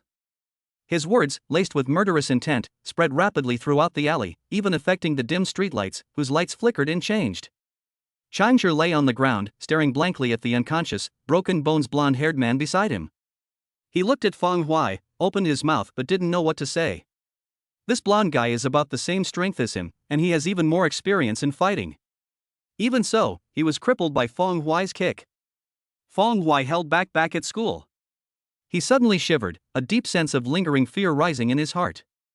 Compared to Huang Mao's miserable state, he suddenly felt that his own fractures were no big deal. It was just a minor injury. Boss Zhang squinted, staring intently at Fang Huai, already keenly sensing the bloody killing intent emanating from him. He couldn't believe that such murderous intent could come from Fang Huai, who had just taken off his glasses and looked as innocent as a model student. But the facts are undeniable, and we have no choice but to believe them. After a long silence, he gave a fierce smile. This is interesting. Originally, it was just one hand and one foot, but now, if I don't cripple you, I, Zhang Laoer, will have wasted all these years. What are you standing there for? Beat him to the ground. With a loud shout, he rushed out first, his whole body surging with energy, and kicked out with a flying kick. They're just students. Putting everything else aside, how could he possibly block that kick? Superior. Kill him. Make him kneel here and kowtow. 5 or 6 thugs, wielding sticks, rushed forward. The lowest level among them is the second level of martial arts, and 2 of them, like Zhang Laoer, have their qi and blood energy circulating throughout their body and have reached the 3rd level of martial arts. Faced with this scene, I felt the howling wind rushing towards me. As his hair fluttered in the wind, Fang Huai narrowed his eyes slightly. The ghostly blade, already etched into his flesh and formed into instinct, was activated. His body was like a large bow, and his fingertips were like blades. With a stomp of his foot, the ground trembled, and he vanished in a flash, leaving only a blur. Zhang Laoer was still in mid-air, his leg techniques were just beginning to build up, when his pupils suddenly contracted and Fang Huai's figure disappeared from his sight. Fast. Too fast. How could it be so fast? Suddenly, a crisis, sharp as a needle prick, exploded in my heart. As the chill crept in, he almost instinctively forced himself to change his movements. Bend the leg that was about to be slashed out. He used his shin bone to block the approaching danger. Laugh. Ah! Zhang Laoer let out a scream, his right leg feeling as if it had been cleaved by a long knife. A narrow gash appeared in the exceptionally tough skin and bone in the blink of an eye, and blood spurted out. Sweating profusely, he dared not hesitate any longer and, using his intact left leg, suddenly jumped backward. They distanced themselves considerably from Feng Huai, who appeared before them like a ghost. Your leg looks pretty impressive, doesn't it? You've been holding it in for ages, but you can't pull it out properly. Feng Huai sneered and flicked away the few remaining traces of blood between his fingers. With his right leg dangling, Zhang Laosen felt a chill run down his spine. How could that be? How could a student possess such skill? This doesn't make sense. Go! Go now, he roared, enduring the excruciating pain as he hit on the perimeter, ready to launch a sneak attack. The thugs were stunned for a moment, but after they came to their senses, they attacked Feng Huai with bloodshot eyes without holding back. A whole group of people here, how could they be beaten by just one person? Feng Huai scoffed, his arrogance growing even more unrestrained. All the muscles in his body tensed up at that moment, and then he pushed off the ground like a spring. His tall, slender figure moved swiftly and freely amidst the flurry of stick shadows and fists. The lights in the alleyway flickered on and off. Feng Huai sometimes transformed his palm into a knife, and sometimes he used a tiger's claw to strike hard, with the fierce power of a tiger bursting forth. The combined use of the two martial arts techniques produced a chilling, muffled thud of flesh colliding, which echoed throughout the alley. An unknown amount of time passed before the sound of a final scream faded away. Standing amidst the thugs who lay on the ground like corpses, their limbs twisted irregularly, Feng Huai's narrow eyes shifted slightly. It was placed on Zhang Laosan, whose legs were both broken and who was slumped on the ground. Tap, tap, tap. Stepping on the blood, Feng Huai slowly walked up to him, looking down at him. If you don't have any skills, why are you trying to ambush people? Watching too many TV dramas? Trying to play house with me? Chapter 23 Still trampling the broken dragon with horse pattern? Despite feeling the faint pain throughout his body, Feng Huai's smile became even more kind. To completely avoid being ganged up on by so many people, he's still not quite there yet. However, it can only be said that Iron Body skill truly lives up to its sea-level martial art reputation, being far more useful than he had imagined. The defensive boost it provides to the body is enough to make these sporadic punches, kicks, and sticks negligible. He grinned maliciously and stepped on Huang Laoer's broken leg. With a crack, a heart-wrenching scream echoed through the alley. Chang Shi had already gotten up in the distance. His intact left hand had somehow grabbed a steel pipe he had originally intended to help. But at this moment, he stood there, stunned by the sight of the corpses lying in the alley. His mind went blank, and for a moment he felt that the world was not real. Wandering the underworld? You're pretty cocky, aren't you? Feng Huai squatted down, lifted the collar of Huang Laoer's leather jacket, and his eyes widened immediately. A tattoo? A dragon tattoo across the shoulder? Feng Huai's eyes widened even more as he pulled it open a bit more. Wow! It only goes past halfway over the shoulder? And it even has a broken dragon tattoo on it? Huang Laoer looked aggrieved, his anger rising in his chest. He wanted to say something, but dared not. We're doomed. We still got screwed over by the students. I often walk by the river, and I actually encountered a ghost. Before today. If someone told him that their small group, consisting of 2 third realm warriors and the rest being at least second realm martial artists, would be easily defeated by a student, he would definitely slap them across the face. That's bullshit. This isn't a key city in the Federation. Even if it were, with so many of them, do you think any genius would dare to face them? But no matter how much he disbelieved it, the fact was right before his eyes. He had both legs broken, and his arms, chest, and abdomen also suffered severe injuries of varying degrees, leaving him paralyzed on the ground. Snap! Feng Huai raised his hand and slapped him, then grabbed him, squinted his eyes, and smiled. I heard you're looking for Feng Huai. Come on, tell me, who sent you here? If it weren't for this coincidence, he wouldn't have known that someone was secretly targeting him again. He has never messed with these scumbags. Why would anyone bother him for no reason? Zhang Laoer grunted twice, then suddenly seemed to remember something and paused for a moment. Why would this ominous figure in front of me ask such a question out of the blue? His school uniform and unfamiliar face made Zhang Laoer realize who he was in an instant. This is their goal for this trip. But damn it! With targets this strong, are they just here to die? Huang Laoer's anger burned even brighter, making him feel like he was on fire. He said hoarsely, full of resentment. Su Huanhuan, the school beauty of number 1 high school. She contacted me a couple of days ago and said she could play with me, on the condition that I could teach Fang Huai, who has been acting very arrogantly at number 1 middle school, to the point of being completely obedient. Fang Huai didn't react after hearing this, but Changshi suddenly came to his senses and roared angrily. That bitch! They were all students besides him. Who else in the entire high school had any contact with the outside world? Su Huanhuan must have secretly collected these people's contact information during their outings. But he Changshi and these people were enemies. That bitch is in contact with his enemy. Changshi was so angry that his eyes turned red, as if he had been cuckolded. Fang Huai narrowed his eyes even more, a fierce light flashing within them. To subdue them completely? Doesn't this mean they're still thinking of crippling him? I was wondering why Su Huanhuan had been so quiet these past 2 days. Is this because she's resorting to force when gentle persuasion fails? If it weren't for the extra points he received a few days ago, the ghostly blade wouldn't have advanced, and the iron body technique wouldn't have been mastered. He might have actually been let off by this bastard.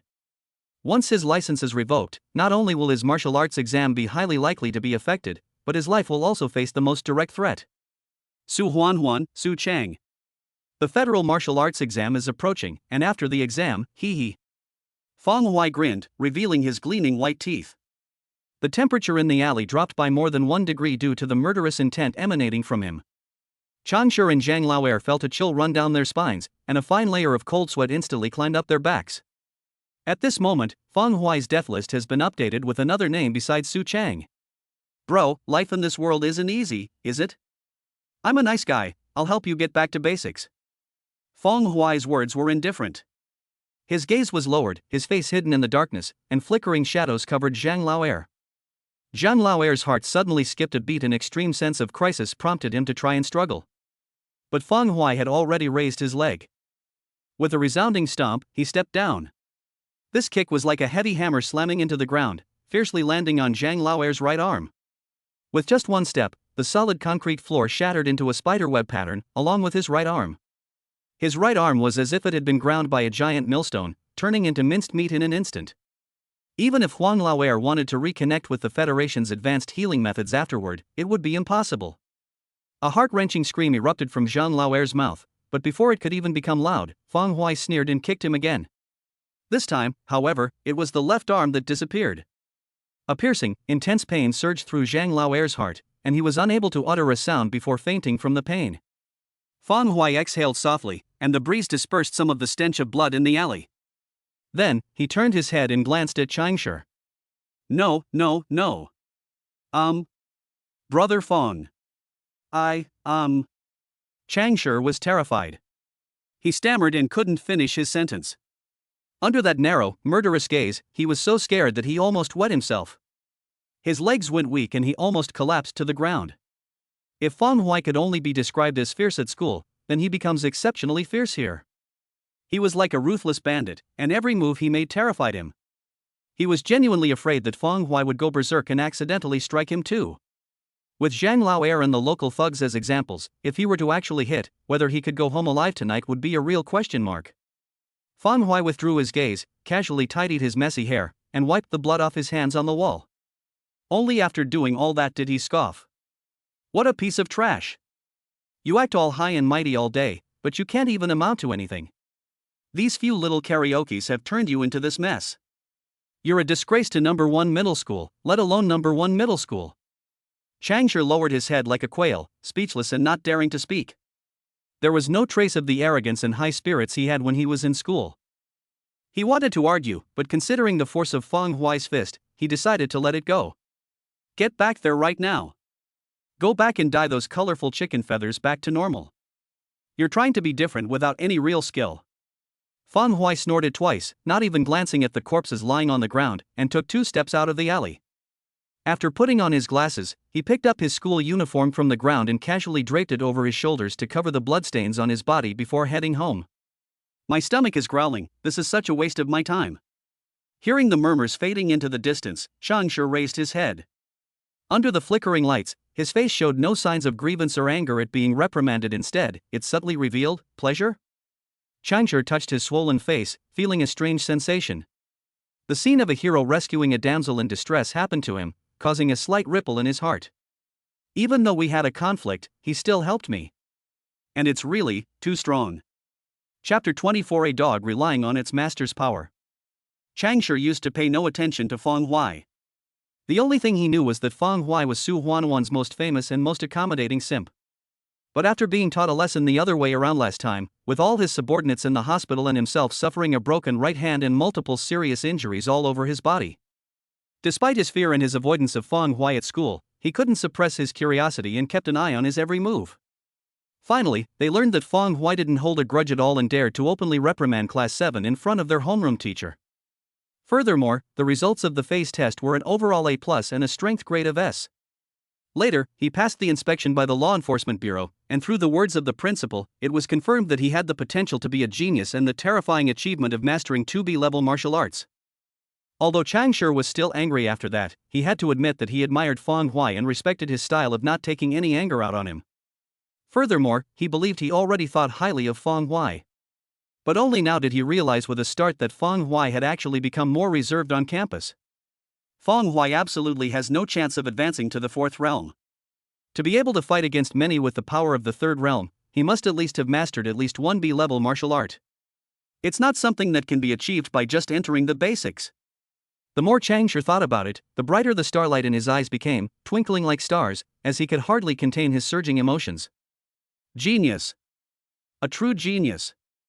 Despite possessing such strength, he has no desire to win, keeping a low profile like a dragon in hibernation, not caring about showing off, only making a high-profile appearance at the most crucial moment. This is exactly what Changshi wanted to become. This is exactly the kind of cool Changshi wanted to show off. He raised his hand and scratched his multicolored hair, saying fiercely, "I'm going to dye this stuff back to black when I get back." He glanced down at Zhang Laoer's pitifully lying corpse, shuddered again, then his face hardened, and he spat out a mouthful of saliva. "You bastard, weren't you all cocky just now? Get up and hit me again." After spitting out a mouthful of bloody phlegm, he raised his head and limped out of the alley. As for these people, whether he lives or dies, what's it to him? The alley was deathly silent, with only the whistling breeze breaking through the air. After an unknown amount of time, the increasingly chilly night wind blew by, and Zhang Laoer's eyelids trembled as he slowly opened his eyes.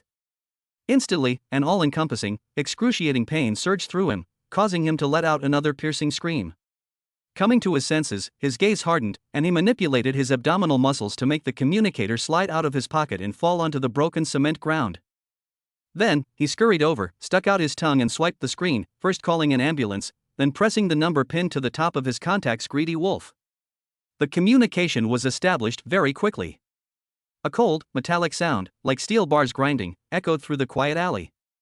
"Explain." Zhang Laoer's eyes welled up with tears. He held his breath and barely managed to keep his voice from fluctuating. "Boss Wolf, I had an accident with my underlings outside. We were attacked by a genius from Mingcheng No. 1 High School. I'm currently suffering from internal injuries, so I can't get the blood-activating solution you requested for the time being." Mingcheng No. 1 High School? A genius? A student injured you? Are you kidding me? Startled by the cold voice, Zhang Laoer trembled again. "No, Wolf, everything I said is true. What about your situation?" Zhang Laoer paused for a moment. "It's nothing serious, just a little internal injury. The main problem is the insult from that genius Feng Hui, who said he would make it impossible for me to stay in Mingcheng, and that no one could help me. His condition is hopeless, but he can't say anything, he absolutely can't say anything. Once the opposing leader finds out he's no longer useful, does he still expect the other side to stand up for him and avenge him? How could that be? Waste has no value. Therefore, at least until Feng Hui is dealt with, Zhang Laoer has to try his best to hide the fact that he is already disabled." A cold laugh came through the communicator. "Why would anyone come looking for you for no reason?" These words sent a cold sweat running down Zhang Laoer's body, but thankfully the other person changed the subject again. "All right, no matter what, you can't touch my people. Just give me detailed information about this person." After saying that, the communicator was immediately disconnected. Zhang Laoer breathed a sigh of relief, feeling his empty limbs, and resentment and hatred spread in his heart. Genius? Those who die young don't count. Just wait to die. Alone? Or sell the house? Feng Hui sat on the living room sofa, rubbing his hair, looking somewhat troubled. The 500,000 you received today may seem like a lot, but in reality, it wouldn't even be enough to upgrade his toad-shaped talisman by one level. At most, one can only focus on martial arts skills. However, what troubled him most was his state of mind. Martial arts are primarily used to enhance one's skills and defensive capabilities. If all one's wealth is spent on them, it would be putting the cart before the horse. I'll keep looking these next few days, and I'll also consult with the homeroom teacher and the principal to see if I can find a quick way to make money. If all else fails, I'll take out a loan and sell the house. Fang Hui slapped his forehead and sighed inwardly. This world is different from his previous life. Many things are not the same. As a student now, he still needs to confide in Zhang Xijia and the others. He shook his head, stood up, and without wasting any time, lowered his hands to assume the toad stance. Muscles and bones trembled, and flesh and blood slowly writhed. As his blood flowed like a mighty river, he also absorbed some of the training techniques of Iron Body Kung Fu, and his physical strength gradually increased in the process. The next day at noon, after washing up a bit, Fang Hui followed the address given by Yang Xianlei and arrived at a tenement building on the outskirts of the city. Even before you get close, you can see a big guy wearing a t-shirt waiting motionless by the roadside. Have you been waiting long? Fang Hui, wearing slippers and shorts, stepped forward and smiled. Yang Xianlei forced a stiff smile and said in a hoarse voice, "No, I just came down. My mom hasn't come back from grocery shopping yet, so I'll come in and sit for a while." Fang Hui nodded, put his hands in his pockets, and followed him up to the second floor. The red brick walls of the tenement building were exposed and covered with moss. The stairwell steps were dilapidated and there were several mixed and inexplicable smells.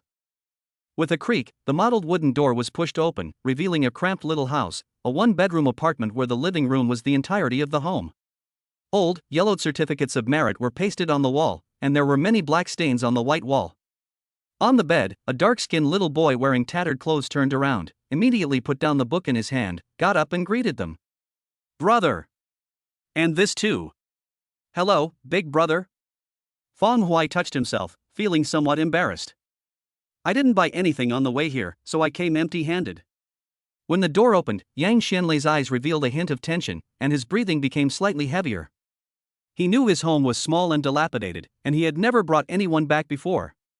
If it weren't for his mother's strong insistence, he wouldn't have dared to bring Fang Hui home, for fear that people would look down on him. Fang Hui just smiled, looking completely indifferent.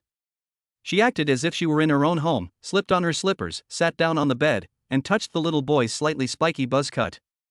"Hello, what's your name?" "My name is Yang Huan." Yang Huan clutched at the hem of her clothes, looking quite nervous. "Didn't you go to school?"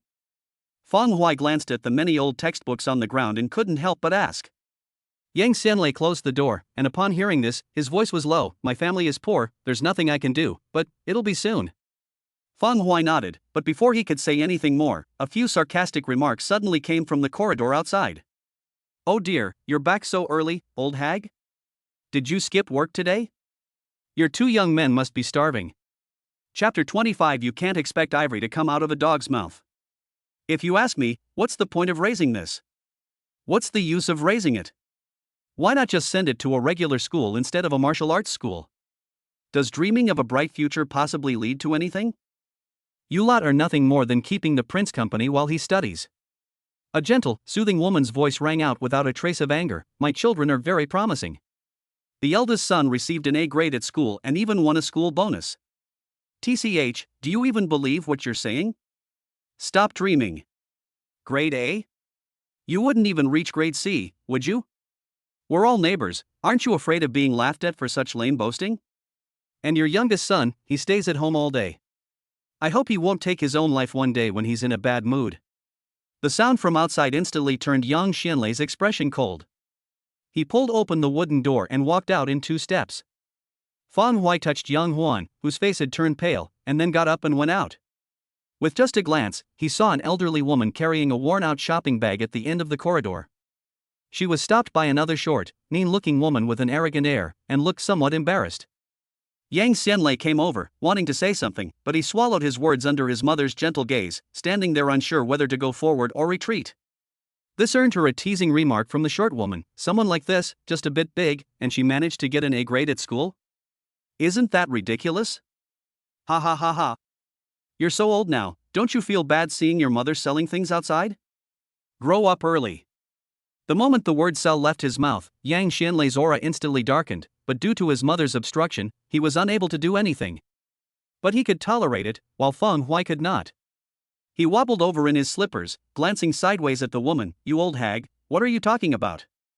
You've sold so much you think you can sell to anyone? Who are you? The short woman frowned, looked around, and covered her mouth with a laugh. What? Big Yang brought a friend back with him? What kind of conditions are these? Aren't you afraid people will laugh at your family when they come over? After finishing his sentence, he turned to Feng Huai. Are you still a student? How can you be so ill-mannered? Your parents are gone, aren't they? Feng Huai smiled, shook his head, and, under Yang's mother's astonished gaze, raised his hand and suddenly slapped her away. Snap! In an instant, the woman's harsh expression froze, and her entire body flew through the air, crashing into the corridor wall, sending dust flying. Just because I'm old doesn't mean I'll stop hitting you? What nonsense! You can't expect anything good to come out of a dog's mouth. Feng Huai sneered, squatted down to meet her incredulous gaze, and a deep, overwhelming killing intent pressed down, suppressing her urge to throw a tantrum. Does someone go out without using their brain? From now on, try daring to talk trash to me again, and I'll tear this mouth of yours apart. If you're not satisfied, go to the law enforcement bureau and see if you can win the argument with me.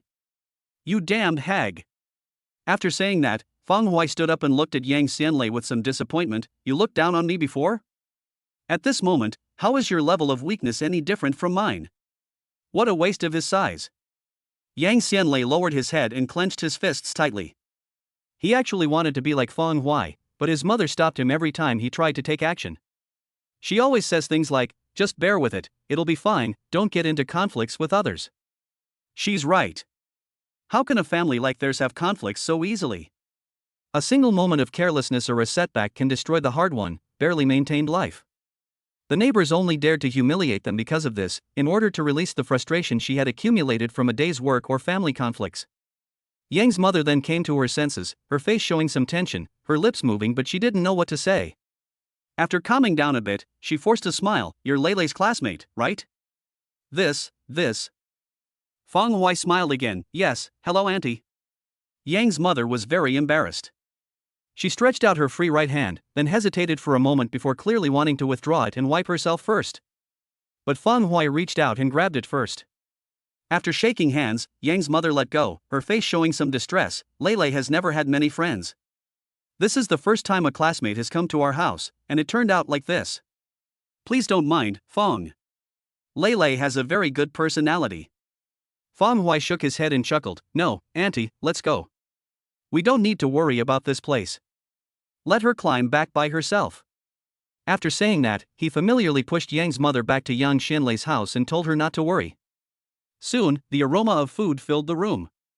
Yang's mother worked nimbly, preparing 4 dishes and a soup, including fish and shrimp, which made the little boy Yang Huan's eyes sparkle. He kept swallowing his saliva while he was helping to cook. He's been craving it for ages. The 4 sat at a makeshift, corner-broken table. Yang's mother smiled and sighed. Xiao Huan is very sensible. He usually cooks all the meals and takes good care of the family. I'm not very capable, so I can only try to earn as much money as possible before I die, so that Leilei can make a future and help his younger brother after I'm gone. I'm really grateful to Feng this time. Leilei has asked for Feng's help many times before, but my family is really strapped for cash, so it's been delayed until now. Thank you. As she spoke, she choked up a little. The atmosphere at the dinner table became a bit somber. Feng Huai put on a big smile and waved his chopsticks, saying, It's nothing, don't say that. Lei Zi helped me at school too. He wasn't making things up, he had many memories of Yang Xianlei standing up for him. After saying that, Feng Huai patted Yang Huan's head and said, Come on, let's eat. The food is getting cold. Yang's mother took a breath and then invited them to eat, constantly helping Feng Huai to pick up food. The meal was interspersed with casual conversation, making it a lively affair and adding a lot of energy to the small house. After finishing their meal and exchanging a few more pleasantries, Feng Huai said goodbye and left. Inside the house, Yang Huan went to the pool outside the corridor to wash the dishes by herself. Yang's mother's eyes welled up with tears, and the tears she had been holding back for so long finally fell.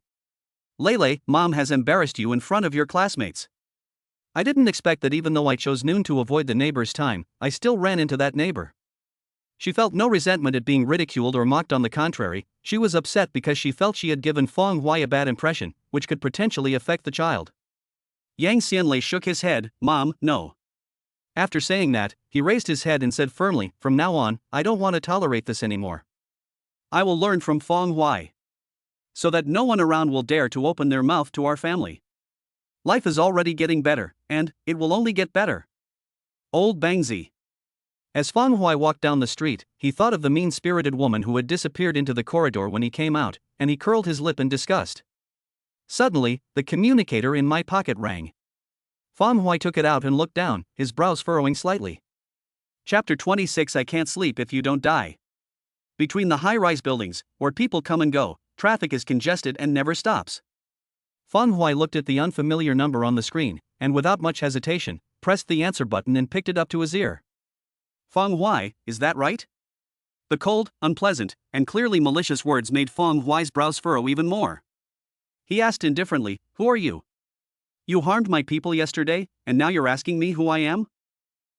I've checked your information. Not bad as a student, not only in Mingcheng, but even in Yunzhou province where Mingcheng is located. You can be called a genius, but if you mess with my people, no amount of genius will help you.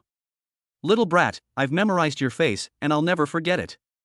You think you can act recklessly just because you have a little talent? I'll show you the difference between society and school, and you'll pay the price with your life. Just you wait, you can't escape, With a low, hoarse laugh, the call was disconnected from the other end.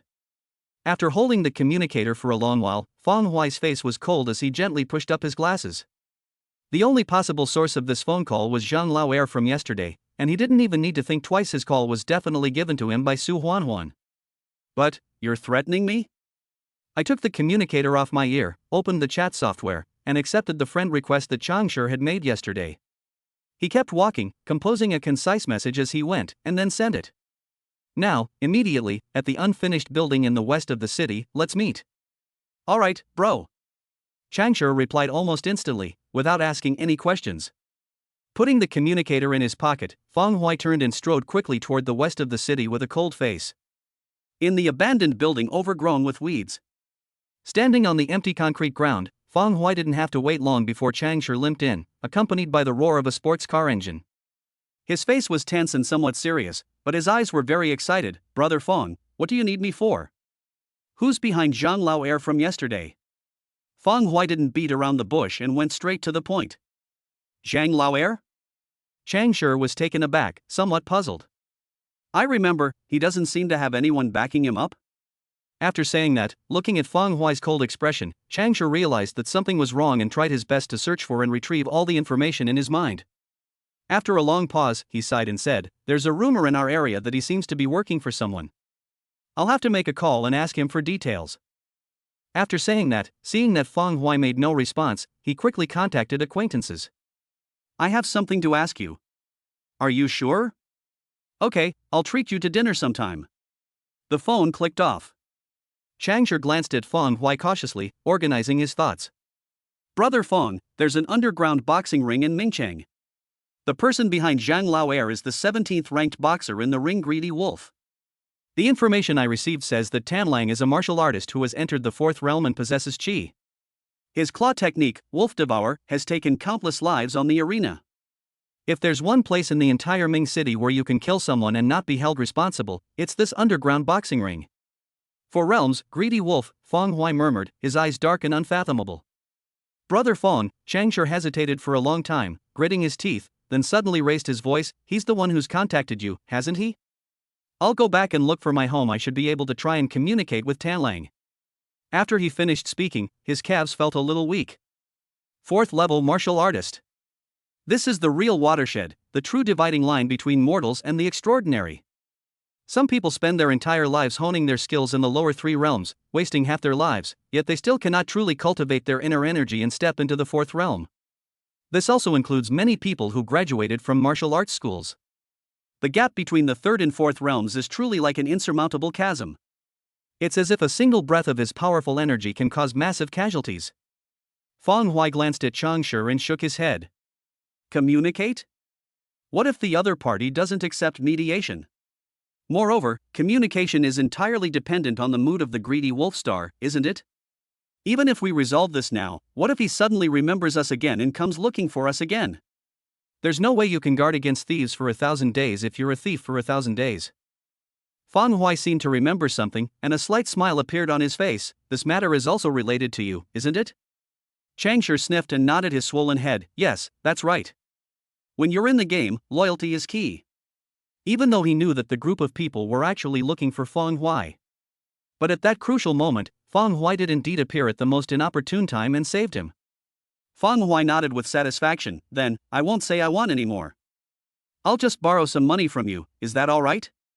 Despite being extremely puzzled as to why he needed money at this point, Changshi still agreed and took out his communicator. How many?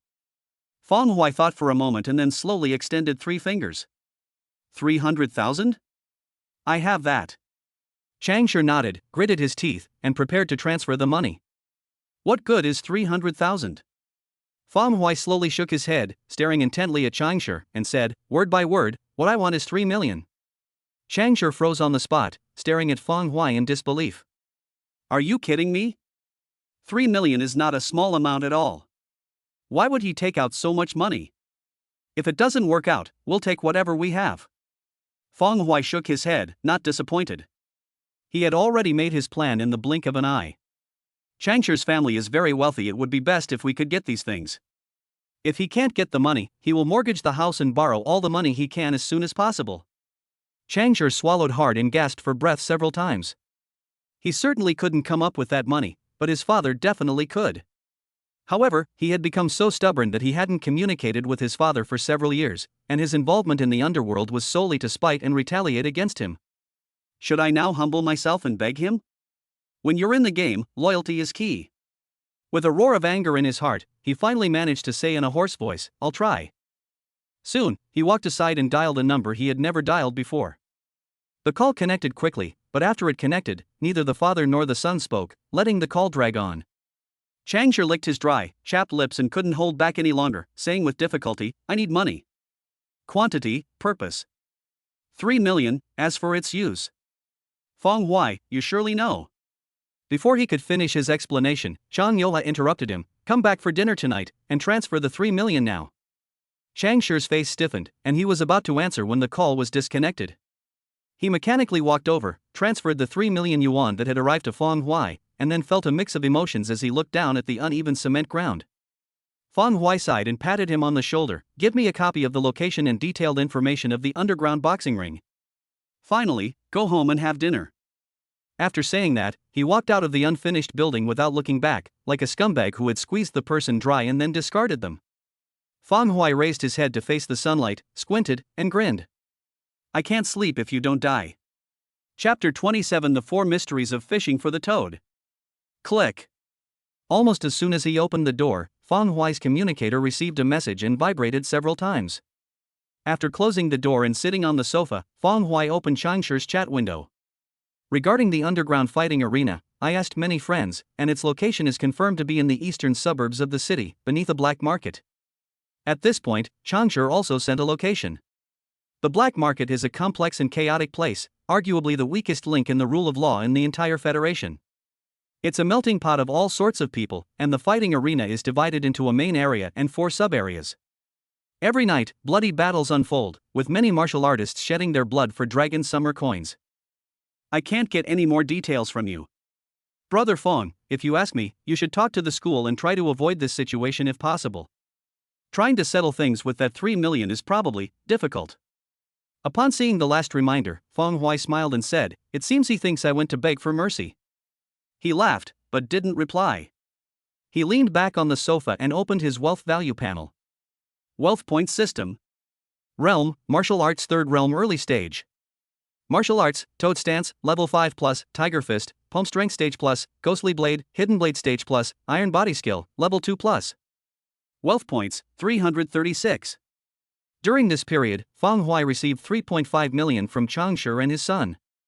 He kept only 200,000 for emergencies, and converted the remaining 3.3 million into wealth points. Faced with the martial arts techniques with all the plus signs lit up, Fang Hui's gaze first fell on the leading toad-shaped formation. This stance training martial art has 7 levels in total, and I have now reached the 5th level. I think that more than 300 wealth points should be enough to max it out. After maxing it out, your cultivation level will probably increase. Despite saying it, Fang Huai wasn't entirely confident at most, he was only about 60%. The toad stance is the most widely practiced and gentlest stance training method in the Federation. However, the difficulty of practicing it increases as you progress. Countless people throughout the Federation practice it, but very few have truly reached the perfect level. However, correspondingly, the improvement it brings in the last 2 levels is also absolutely huge.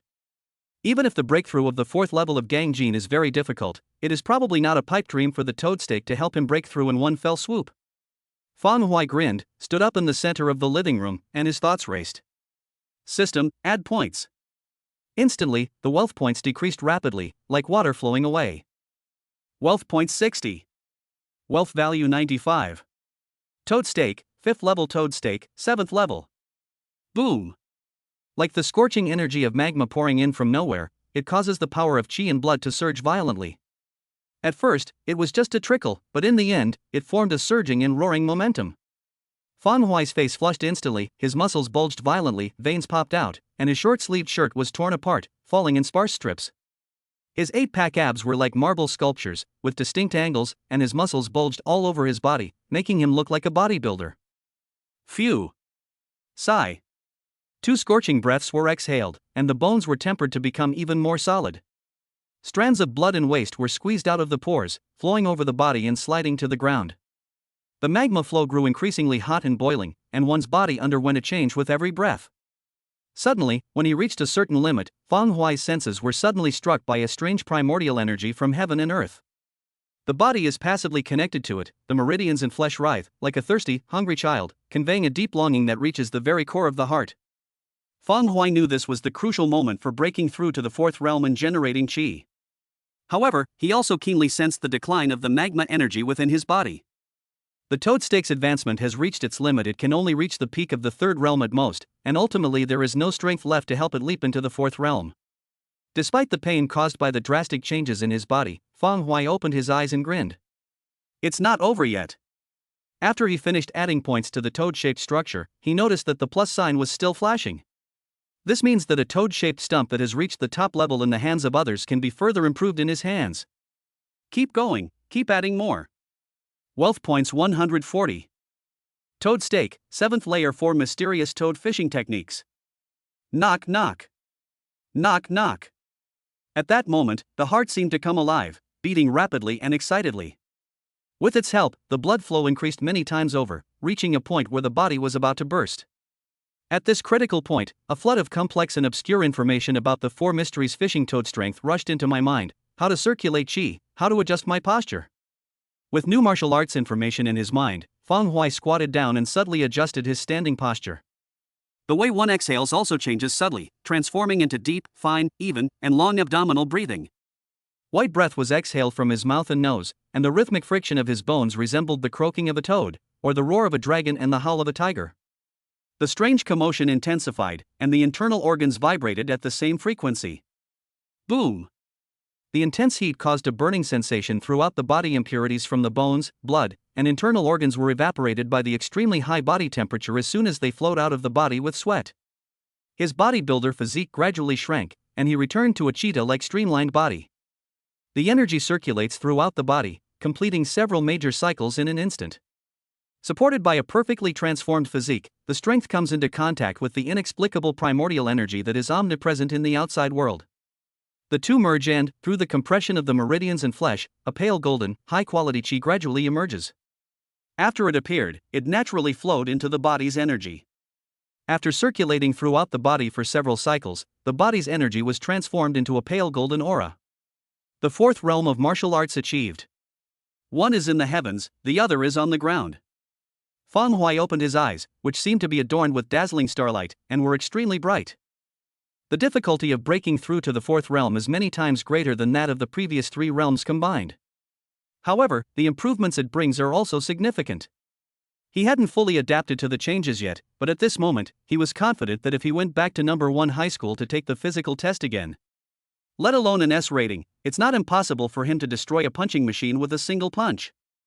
He could take care of those thugs like Zhang Laoer without even standing still, just by using his internal energy. Clenching his fist and feeling the changes in his physique, Feng Huai wasn't about to linger. He focused his attention on the Tiger Form Fist and Iron Body skill. Wealth points 18. Tiger Form Fist, Palm Strength Stage. Tiger Form Fist, Harmony Stage. Wealth points 9. Iron Body skill, 2nd level. Iron Body skill, 3rd level. His body cracked repeatedly as his experience in Tiger-style fist and Iron Body Kung Fu continued to flow in. This made his punches and kicks move more naturally, with a faint black light flowing over his body, and the aura of the King of Beasts became increasingly intense. At this stage, his strength has reached its peak. Feng Huai took a deep breath, and all the air in the living room seemed to be sucked out, causing all the ornaments to shake violently. With another exhale, a small storm blew out of the window, carrying large plumes of stale air. Feng Huai, shirtless, grinned and his eyes were filled with brutal killing intent. Threatening me? Even if I go bankrupt, I'll fucking kill you. Chapter 28 Black Market Underground Fighting Arena. Feng Huai spent the entire afternoon adjusting and adapting. As time went by, he became more and more adept at controlling his physique and strength, able to do so with complete ease. His martial arts skills became increasingly proficient, and the combination of Tiger Fist and Ghostly Blade created an exceptionally strong killing intent. Night fell. Sitting upright in the center of the living room, Feng Huai opened his eyes and walked slowly to the kitchen, where he cooked a handful of noodles to fill his stomach. Then, he leisurely took off his glasses and placed them on the coffee table in the living room. He then went to the wardrobe, casually picked out a pair of trousers, put on a black denim jacket, opened the door, and went out. He slowly made his way toward the black market, and as he passed a small stall, he stopped and picked out a chubby, cute yellow cat mask. Wearing it, Feng Huai quickly walked to the outside of the black market, which resembled an abandoned street. Outside, the area was sparsely populated, but inside, it was bustling with activity. Under the sparse light, countless vendors set up stalls and began selling their goods with just a piece of cloth. Feng Huai's arrival did not cause any disturbance. He was just wearing a mask. There were plenty of people walking their birds around, who attracted far more attention than him. Following the flow of people, Feng Huai went inside. He ignored all the many potions and pills that sold martial arts training along the way until he came across a vendor selling martial arts techniques, at which point he paused. However, they only stayed for a short while and ultimately didn't buy anything. He is currently short of wealth points, and he hasn't even maxed out his martial arts skills yet. Buying more wouldn't be useful, it would just be a waste of money. The bustling crowds were immense. The start of Mingqing's nightlife was also when the black market truly came alive. There are many people who are not to be trifled with, and they are all extremely fierce. Compared to this place, the school is like a sheepfold, while this place is a primeval forest where all kinds of beasts gather. After wandering around for a long time, Feng Huai finally stood outside a luxurious clubhouse and sighed with emotion. Only by visiting the black market in person can one truly understand just how bloody it is. Although we didn't encounter any conflicts along the way, the people walking here all exuded a murderous aura, indicating that they had actually taken lives on their hands. Even because of his skill in concealing the aura of his ghostly blade, his outward appearance was unremarkable, which attracted some prying glances. What those eyes want to do is nothing more than murder, robbery, and murder for money. I really wish you were coming to me, but you're just some trash at the highest level of the third realm. Feng Huai smiled indifferently, looked up at the neon-lit Blood Soul Fighting Arena sign, and walked over. 2 rows of black-stockinged bunny girls stood at the entrance, their figures curvaceous and alluring, each with a seductive face, long bunny ears swaying, and short, snow-white bunny tails perched on their buttocks. Upon seeing Feng Huai, one of the bunny girls stepped forward and bowed sweetly, saying, "Guest, the fighting arena doesn't open until 9 p.m. You're too early now." Dazzled by the deep cleavage, Feng Huai snapped out of his daze, and a laugh came from behind the mask. "It's getting late, I'm going to the arena." You? The bunny girl paused, her imposing breasts trembling with surprise. Anyone who works in such a place will subtly develop a certain eye for detail. Although Feng Huai was wearing a mask, his voice and body language suggested that he was not very old. In addition, he had no imposing presence and looked completely like an ordinary person, which made the bunny girl secretly grumble. Is this guy just desperate for money and trying to extort money from the fighting arena? Here, not just anyone can become a boxer. Her sweet, gentle voice was very melodious. The implication is clear: this place doesn't accept trash. Who would turn someone away? Feng Huai's voice was calm and even. It's hard to reason with a damned devil. The bunny girl muttered to herself, but smiled charmingly and glanced at Feng Hui seductively. Since the guest insists, then come with me. She turned and walked inside, her plump waist and hips swaying, causing her little rabbit tail to tremble. Feng Hui followed closely behind, under the watchful eyes of the other bunny girls. Only after he disappeared from the club did whispers from the bunny girls begin to circulate. How many games do you think this guy can last? How many games? He don't even think about it, you won't get through even one. Overestimating themselves, they really think the black market is some kind of benevolent place. This place is full of man-eating tigers. That person doesn't look very big, does he? Just a little lamb. I love these hotheads. The more the merrier. The more they die, the more people the boxing matches will attract, and the more money we can make. After a few sarcastic laughs. As more and more guests arrived at the fighting arena, the 2 rows of bunny girls hurriedly went to greet them, completely forgetting about Feng Hui, who was destined to die. Following the bunny girl, winding and turning downwards, Feng Hui said softly, "Tell me about the rules of this fighting arena, and the rewards for the boxing matches." The bunny girl kept walking and said with a smile, "This fighting arena is full of office workers from all walks of life, including the rich and powerful. They all like to vent their daytime fatigue on this bloody ring where every punch lands.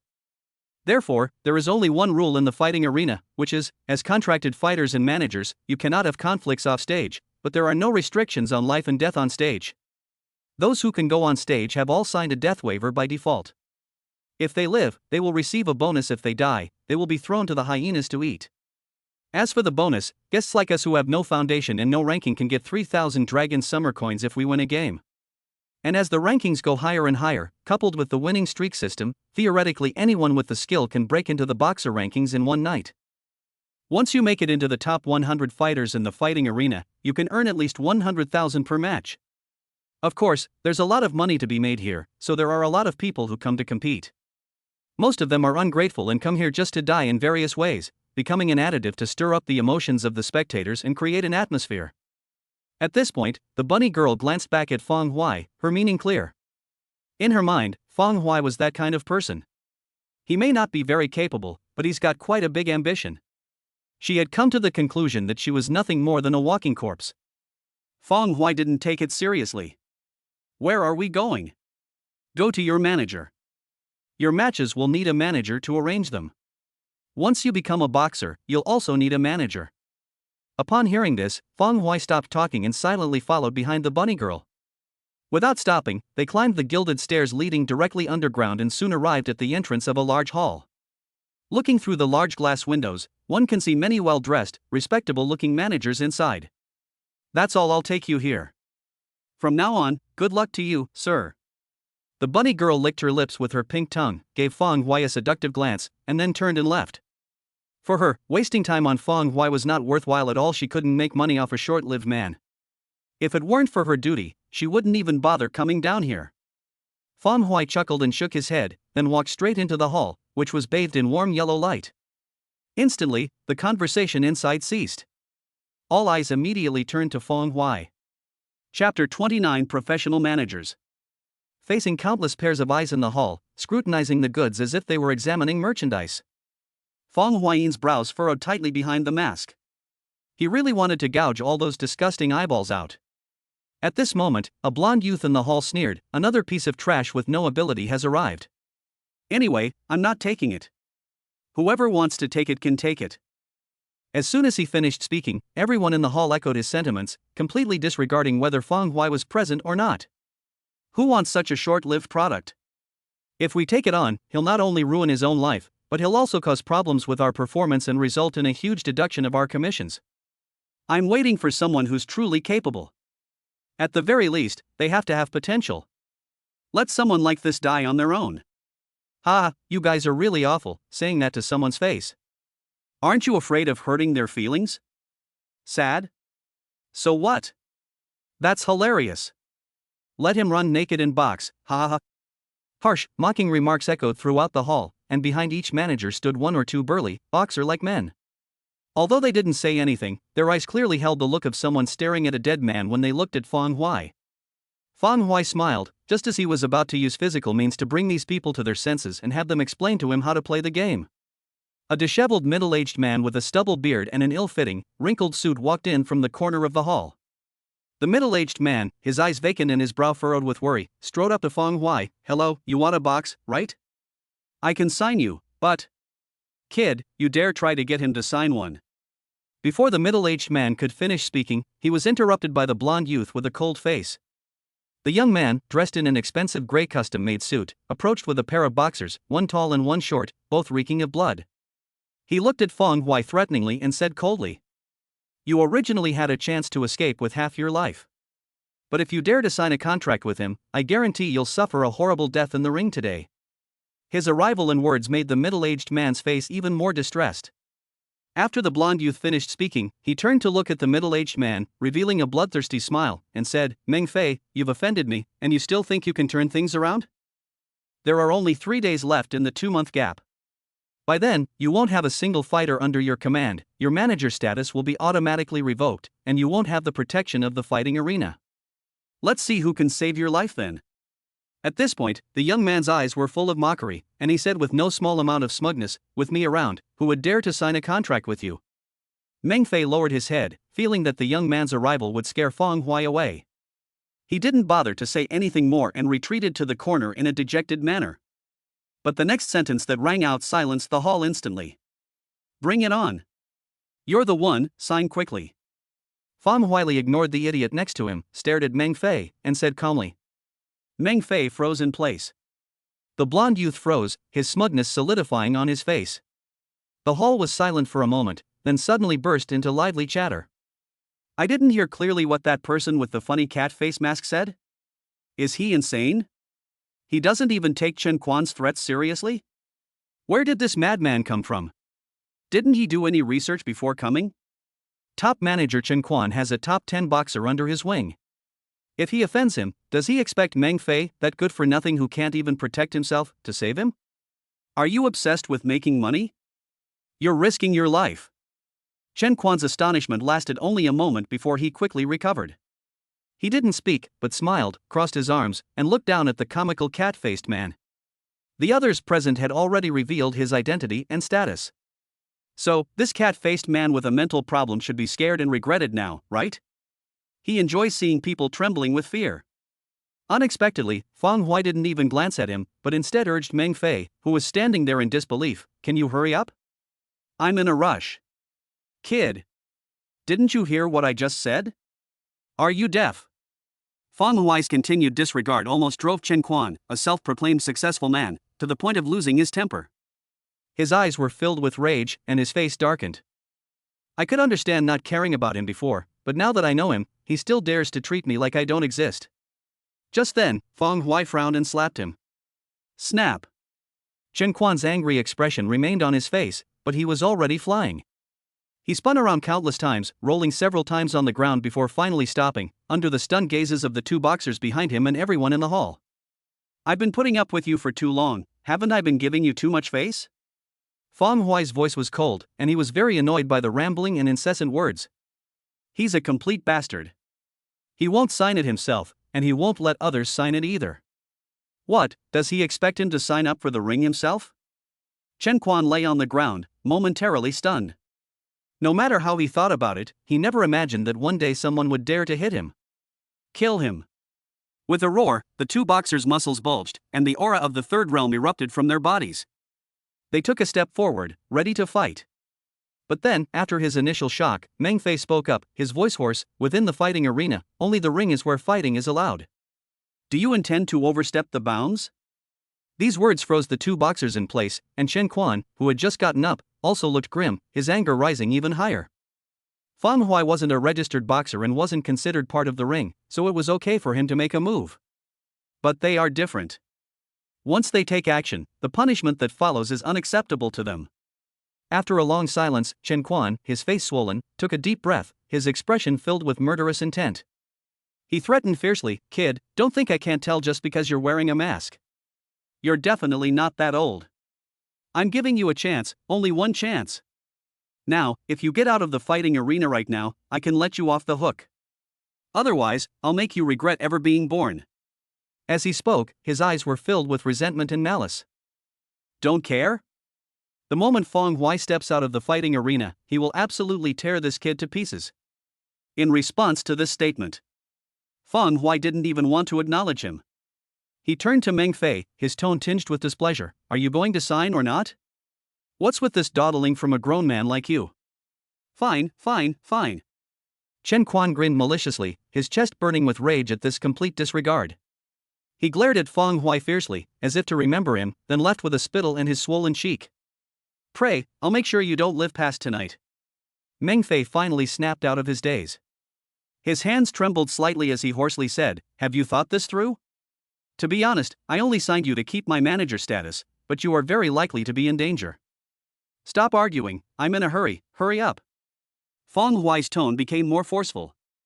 Damn it, that bunny girl said that as long as you're strong enough, you can definitely break into the top 100 in the fighting arena in one night. He came here for only one purpose, to kill that greedy wolf in the arena. It would be best if it could be resolved in one night. So he was really in a hurry. Meng Fei gave a wry smile. Sorry, I'm being a bit indecisive. Come with me, this isn't a good place to talk. Under the watchful eyes of many, he turned and left the hall with Feng Hui.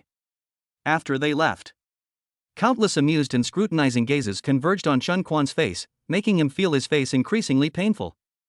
A murderous glint flashed in his eyes as he pulled out his communicator and made a call. Hey, keep an eye on Meng Fei for me. If he signs a boxer and that reckless boxer dares to participate in the ring, put my man on the same team as him. Yours? Your people are all at least among the top 100, right? Do as I say. Chen Quan hung up the phone, his face contorted with rage. You choose not to take the path to heaven, but choose to walk into hell when there is no way out. In this fighting arena, if he wants a fighter dead, who can survive? Even those in the top 100 wouldn't dare to offend Chen Quan, let alone lay a hand on him. The managers in the hall all had expressions of anticipation, waiting for a good show to unfold. Chapter 30 Pressing the match that belongs to the boxer. The underground fighting arena occupies a very large area. While there were still some staff members present before the event started, Meng Fei, dressed in an inexpensive suit, led Feng Hui on a brief tour, giving them a quick overview of the 5 main buildings and a glimpse of the blackened bloodstains that were visible everywhere on the walls. Finally, he arrived at his one-bedroom dormitory. Upon arriving here, Meng Fei's dejected expression deepened. He took out his communicator, retrieved an agreement, and handed it to Feng Hui, who was sitting by the bed. This agreement isn't very binding. It's basically that I'll arrange the matches for you, adjust the format, and take 2% of your winnings. Think about whether you want to sign it. Feng Hui took it and quickly flipped through it. The content was almost exactly as Meng Fei described. Basically, apart from going on stage to compete, Meng Fei was responsible for handling all the other trivial matters. Moreover, this agreement has no legal effect and is more symbolic. Its sole purpose is to maintain the bond of interest between him and Meng Fei, and it can only be effective in this underground fighting arena. This way, there's no need to sign your real name. Feng Hui didn't hesitate for long.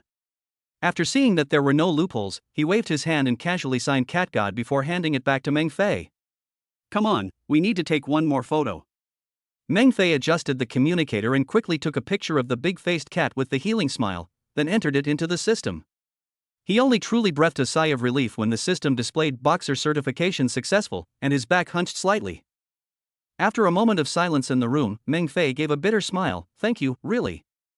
Your arrival allows me to at least survive for another 2 months. I don't know why you came here to box and make money, but you're still young, you have many other options. This is a cruel animal world, full of bloodshed and slaughter. It's really not suitable for a lamb like you. You've already offended one of the wolves, so run now.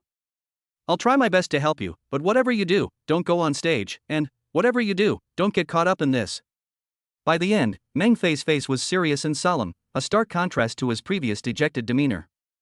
Stop with all this nonsense, get me a ring right now, the fastest one you can get. Feng Hui waved his hand, too lazy to waste any more time with him. With only a dozen minutes left until 9 o'clock, he had no idea how many games he would have to play that night. As fast as possible. As for Chen Quan, he's always babbling and acting all high and mighty. We'll deal with him slowly after we've dealt with Tanlang. Thinking about this. Beneath the large cat mask with its healing smile, Feng Hui grinned, his tyrannical aura spreading unchecked. Just as Meng Fei said, this is a dog-eat-dog world, so here he can break free from all his shackles.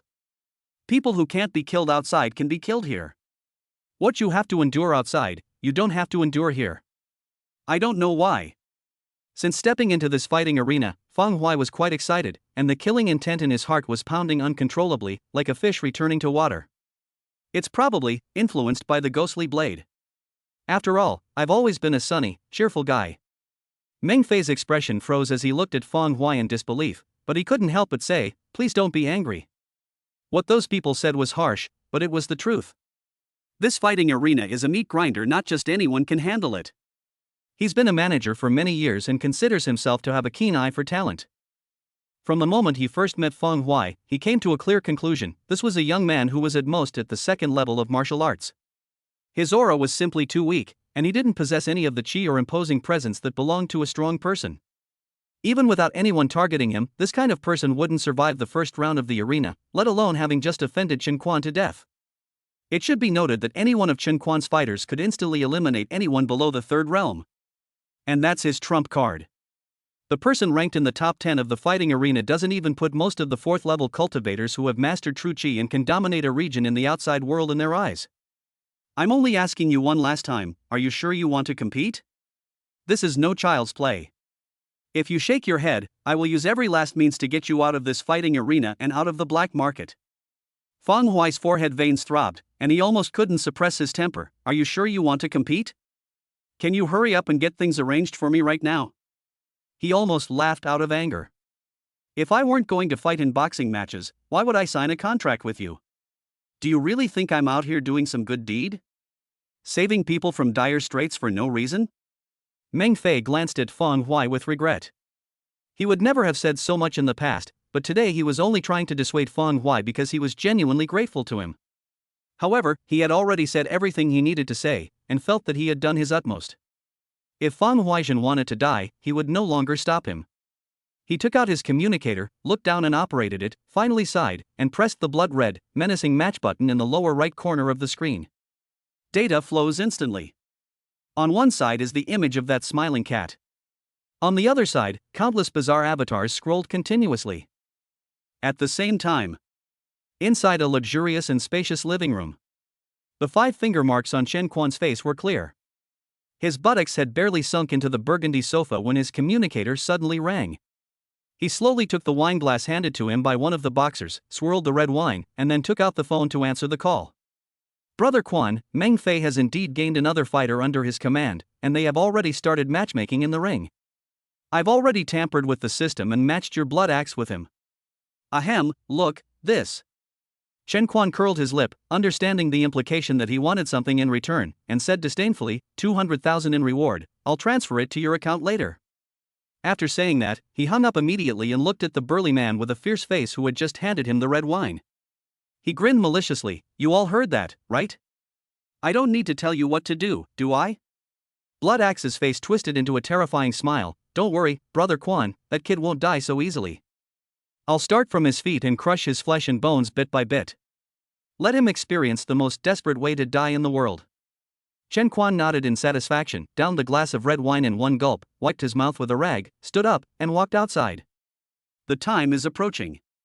I want to hear that kid's desperate cries with my own ears and see Meng Fei's expression of collapse with my own eyes. Is that all right? Blood Axe quickly followed, bent down to open the door for Chen Quan, and shouted. Absolutely, as Brother Quan wishes. Chapter 31, Can you still find money? It's over. Meng Fei's hand holding the communicator suddenly trembled, and his face fell. The flickering head on it finally settled, revealing 2 crossed blood-red axes. He recognized Blood Axe. He was a rising star under Chen Quan, who had reached the pinnacle of the 3 realms of martial arts. He's only fought 4 matches in the ring, yet he's already close to the top 100. Feng Huai would almost certainly die if he faced him. Fuck your mother. It was all rigged. I'll fucking kill you. Under Feng Huai's indifferent gaze, Meng Fei cursed several times in a row, and the entire iron bed shook as if it was about to fall apart from his pounding. His fears came true. Anyone with a brain knows this was orchestrated by that bastard Chen Quan. Logically speaking, Feng Huai, who had just registered as a boxer and was still a novice, would not be matched with such a disparate opponent. His opponent should have been a fellow novice. Feng Huai stood up, stretched, and teased, be careful not to get too worked up. What's there to be afraid of? We can always surrender, right? Seeing that Feng Hui didn't seem to realize the seriousness of the situation, Meng Fei almost fainted. Once he regained his senses, his face turned ashen. Surrender? I told you, this is a bloody world. Although there were indeed referees present, and the public rules did allow for surrender, the referees always seemed to be just one beat too slow, causing bloodshed to erupt on the scene. Feng Hui nodded as if he understood, then turned and walked outside, nonchalantly saying, I understand. So, the matching results are out. Can we go to the competition now? I think you're just an idiot. Meng Fei felt that it was difficult to communicate with Feng Hui, and a bitter feeling spread through his heart. After a moment, he shook his head. If no one else cares, what can he say? The cue has already been placed, there's no going back now. At worst, we'll do our best to ensure Feng Hui has a complete body for burial. He got up and followed Feng Hui out of the dormitory. There are only 3 minutes left. You've been scheduled for the first show in Hall 4. Go and get ready. After saying that, he walked to the front and led Feng Hui to the spacious boxers' lounge in the 4th arena. Here, Meng Fei demonstrated his professionalism. First, they communicated with staff from all parties, then brought over supplements, food, and everything else that could ensure Feng Hui's physical vitality. Finally, they even wanted to give Feng Hui a pre-match energizing massage to fully activate all his vitality. After declining his request for a massage, Feng Hui sat on a metal bench and closed his eyes to rest in the spacious preparation room. Meng Fei waited anxiously, unable to sit still. 9 o'clock sharp. Boom! The lounge suddenly shook, and the 2 metal doors on the side slowly moved. Through the gate, you can see a huge boxing ring covered in bits of flesh and blood. The stands around the boxing ring were packed with people, and several bunny girls and cat girls, carrying drinks and swaying their voluptuous figures, strolled through the aisles. The primitive, the wild, and the bloody are overwhelming. I checked the system in advance, and it seems there's a huge gap between the 2 boxers this time. Isn't this great? Just bet on Blood Axe. The odds are a bit lower, but it's a sure win. Ha ha ha, it's starting. Outside, the roar of a mountain collided with the sound of a tsunami. People bet as they should and drink as they should, thanks to the women. Fueled by the atmosphere of alcohol and bloodshed, the spectators were already in a frenzy of excitement even before the boxing match officially began, shouting wildly and venting the stress of the day. Upon hearing the sound of betting, Feng Hui paused, then turned to look at Meng Fei. You can still bet? What are my odds? Meng Fei's tense face froze, and he roared inwardly, Big brother. What kind of time is this to be concerned about this kind of thing? After shouting, he helplessly checked the odds. Due to the huge difference, your odds are 1 to 10, while Blood Axe's odds are 1 to 1.1. Upon hearing this, Feng Hui's eyes suddenly lit up completely, gleaming with a wolfish light. Without hesitation, he turned around and transferred all the remaining 200,000 yuan he had to Meng Fei. Bet. Bet on me to win. Hurry up. It's 1 to 10. You can throw in 200,000 and get 2 million in the blink of an eye. Isn't this just a sack of money? Even robbery couldn't have happened this fast. Meng Fei was completely stunned. Seriously, bro? With all your money, why are you looking for thrills at an underground fighting arena? In the end, he reluctantly helped Feng Hui place the bet. After hesitating for a while, he first took out half of his wealth, 20,000, and betted on the Blood Axe statue, then took out another 100 and betted on Feng Hui. Even a tiny mosquito is still neat. As for Feng Hui, he's still my contracted boxer, so I have to put on a show of restraint, right? Woohoo! Just then, the host, dressed in a black suit, appeared on the stage and shouted into the microphone in his hand. Ladies and gentlemen, the first match of the night has officially begun. Thank you all for coming. The host's voice was extremely loud, like thunder shaking the audience's eardrums. After a long string of inflammatory words, the atmosphere at the scene became even more heated, and the wildness deep within everyone's hearts was awakened, with a deafening roar that seemed to lift the dome. Next, let's welcome our newest fighter, Blood Axe, who finished all 4 of his fights with overwhelming victories. Appearance. Boom. Amid cheers and roars, Blood Axe emerged from the opposite lounge, carrying a large axe. He was wearing a vest, his body was covered in scars, and his face was full of fat, making him look even more fierce when he smiled. As he arrogantly waved his hand, the audience's frenzied screams grew even sharper.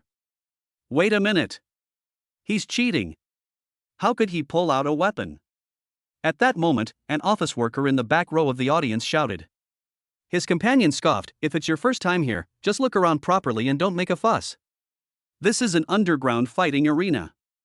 What can't you bring besides a gun? The office worker yelled, but I bet on that cat god to win. I just warned you not to bet blindly. Blood Axe is going to win. If the fighting arena dares to offer such high odds, how could that unheard of dogshit cat god possibly win? Anyway, it's not a large bet, just 10,000. Let's just tear up the betting slip. Encouraged by his companions, the office worker hesitated for a moment but didn't tear up the bet. Instead, he held onto the ticket even tighter. Next up. It's the other side, the sexy little wildcat who just registered as a boxer and stepped into the ring the next day. Cat god. Let's wait and see if the kitten can pull off an upset. Under the spotlight, the host made a face and teased. Ha ha ha, the kitten will become a meat patty, right? The audience immediately burst into laughter. The office worker who had bet on Feng Huixing saw the thin figure wearing a funny smiling cat mask and walking out empty-handed. Then he looked at the massive, blood-red axe in the hand and suddenly sighed. He crumpled the gambling ticket in his hand into a ball, stuffed it into his mouth, and swallowed it with a gulp. Upon seeing this, his companion immediately burst into laughter and said, "It's your first time here, so consider it a lesson learned. It's alright, just bet correctly next time." He bet 100,000 Dragonxia coins on Blood Axe. Even if it's a 1 minute and 1.1 second odds, you can still make back 10,000. Thinking of this, he couldn't help but feel a surge of joy and began to ridicule office workers in a boastful manner. Chapter 32 made such a big fuss, and it was really intimidating. Under the spotlight, Feng Hui squinted and slowly strolled towards the arena. During the process, he caught a glimpse of Chen Quan, dressed in a suit and tie, below the ring. Chen Quan also shifted his gaze, looking at them cruelly, and made a slashing motion across his throat with his right hand, grinning maliciously. Meng Fei followed behind, first marveling at the grand occasion he hadn't seen in so long, and then hanging his head and sighing. A fleeting moment of glory. After today, I'll have no fighters left, not a single one. Amidst the roars and shouts of the crowd, Feng Hui stepped onto the mottled, blood-stained arena and stood opposite Blood Axe, who was a head taller than him. Blood Axe stared at the comical cat mask and immediately grinned widely. He. You cowardly coward, this place is not suitable for a little kitten. Next. I will tear off your mask. I will use your life to set this fourth arena ablaze. His words resonated clearly throughout the hall, igniting the audience's fervor and driving them into a frenzy of shouts and roars. Feng Hui did not reply, but instead scanned the entire room with his gaze. In that one glance, he took in the familiar bunny girl in the stands who had led him there, as well as the identical cruelty on Chen Quan's and Blood Axe's faces. He slowly closed his eyes and let out a long, contented sigh. The boiling stadium, the pungent smell of blood, the hysterical roars, all of this successfully awakened the wildness in Feng Hui's heart. He almost lost control and was about to unleash his restrained killing intent and fierce power. His silence drew boos from the crowd, which only deepened the smile on Blood Axe's face, who assumed that Feng Hui was finally scared. The host felt the same way, and was even more disappointed. Normally, this kind of segment where people make tough statements can better engage the audience's emotions, but this time they ended up with an easy target. Seeing that he had failed to achieve his goal, he glanced at Feng Hui with disdain, then picked up the microphone and yelled strangely. Hooray, it seems our little wildcat is terrified by the big axe. In that case, why don't we start the boxing match right away? Let bloodshed fill this arena, and bring us joy. As soon as he finished speaking, the host jumped off the stage twice and handed the spotlight to Feng Hui and his companion. The competition has officially begun. Below the stage, Chen Quan had somehow appeared beside Meng Fei and sneered, "You can run away for a while, but can you run away forever? Let's deal with this incompetent bastard first, then it's your turn. I'll make you watch with your own eyes how that stinking piece of dog shit on stage is tortured to death, and in the future, your fate will be the same." Meng Fei lowered his head, silent and unable to refute. He didn't even dare to look at the stage, fearing that the terrible scene that was about to unfold would give him nightmares for several nights in a row.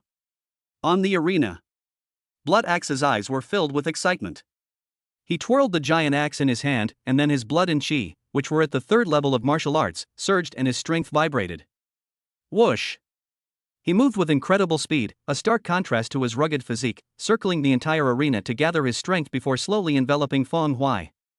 Brother Quan needs him to die a miserable death, so it can't end simply. He has to torture him to death with his best tricks. The host shouted excitedly, "It's here! The Blood Axe's Blade Storm, which has only appeared once in the previous matches. In the last match, this move literally scraped my opponent down to his skeleton. Those in the know were even more excited. I didn't expect him to use his ultimate move right from the start. This ticket price is worth it. You can see the storm's spectacular display. It's said that the longer this axe blade storm accumulates, the greater its power will be. Amidst the thunderous cheers and the sinister grin of Chen Quan in the audience, Fang Hui stood on the platform, feeling the strong wind blowing in his face. His hair fluttered, but he remained motionless, and he sighed with admiration. It truly lives up to its reputation as the darkest place in Ming City. The aura emanating from anyone here is incredibly powerful. As far as Blood Axe is concerned, he is many times stronger than those naive students on campus, and their mentality is on a completely different level. If you put him in front of Huang Laoer's gang of thugs, he could probably take them down with a single axe. A boxer of this caliber is still ranked outside the top 100. Fang Hui's heart pounded wildly, and an extreme excitement filled him, making his eyes bloodshot. Phew! The storm intensified, even spreading and sweeping across the entire audience area. From within this hurricane, the audience felt its intense sharpness. The oncoming wind felt like knives, cutting painfully into their faces. The slight pain did not frighten them. Instead, it stirred up their suppressed, wild rage. They waved their betting tickets, their roars growing louder. Kill him! Blood! Blood! Blood!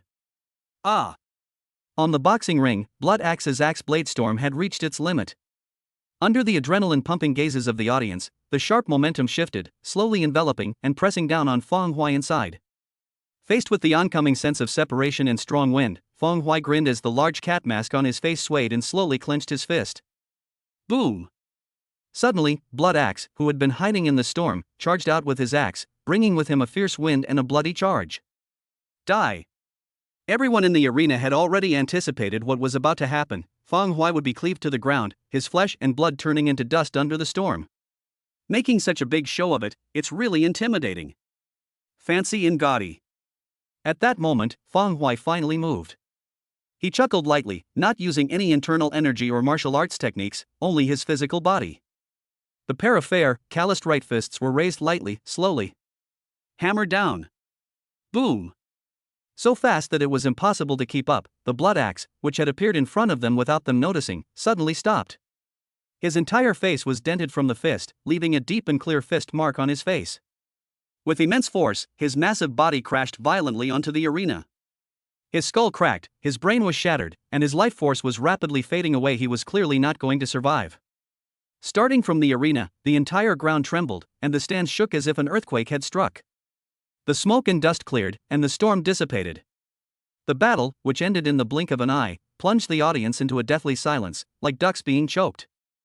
The screams and shouts were stuck in my throat. The host's eyes nearly popped out of their sockets, and his right hand gripping the microphone suddenly tightened, causing a series of piercing buzzing electrical sounds to fill the room. The audience. Chen Quan's arrogant and confident expression froze. He quickly regained his senses, his neck veins bulging, and he let out a sharp, incredulous roar. What a joke! Impossible! How is that possible? Blood Axe's accumulated attack was wiped out in a single punch. What a ridiculous fantasy! Meng Fei keenly sensed that something was amiss at the scene. He looked up and his pupils immediately contracted. A tingling sensation crept up his spine and reached the top of his head. My legs gave way and I almost fell to the ground. What's going on? He rubbed his eyes in disbelief, making sure he wasn't seeing things. Those powerful star boxers who will soon break into the top 100 of the rankings. Surprisingly. He was killed by Fang Hui with a single punch. Chapter 33 opens with a major upset. Tick-tock. A drop of blood fell from Fang Huichuan's fist, hitting the surface of the arena and splashing up a small blood flower. The large cat mask on his face, with its healing smile, was also stained with a few streaks of blood, making it look somewhat eerie and bloody under the spotlight. He glanced at the Blood Axe, whose life force had vanished, then slowly raised his face and looked around the audience. The deathly silence lasted for an unknown amount of time.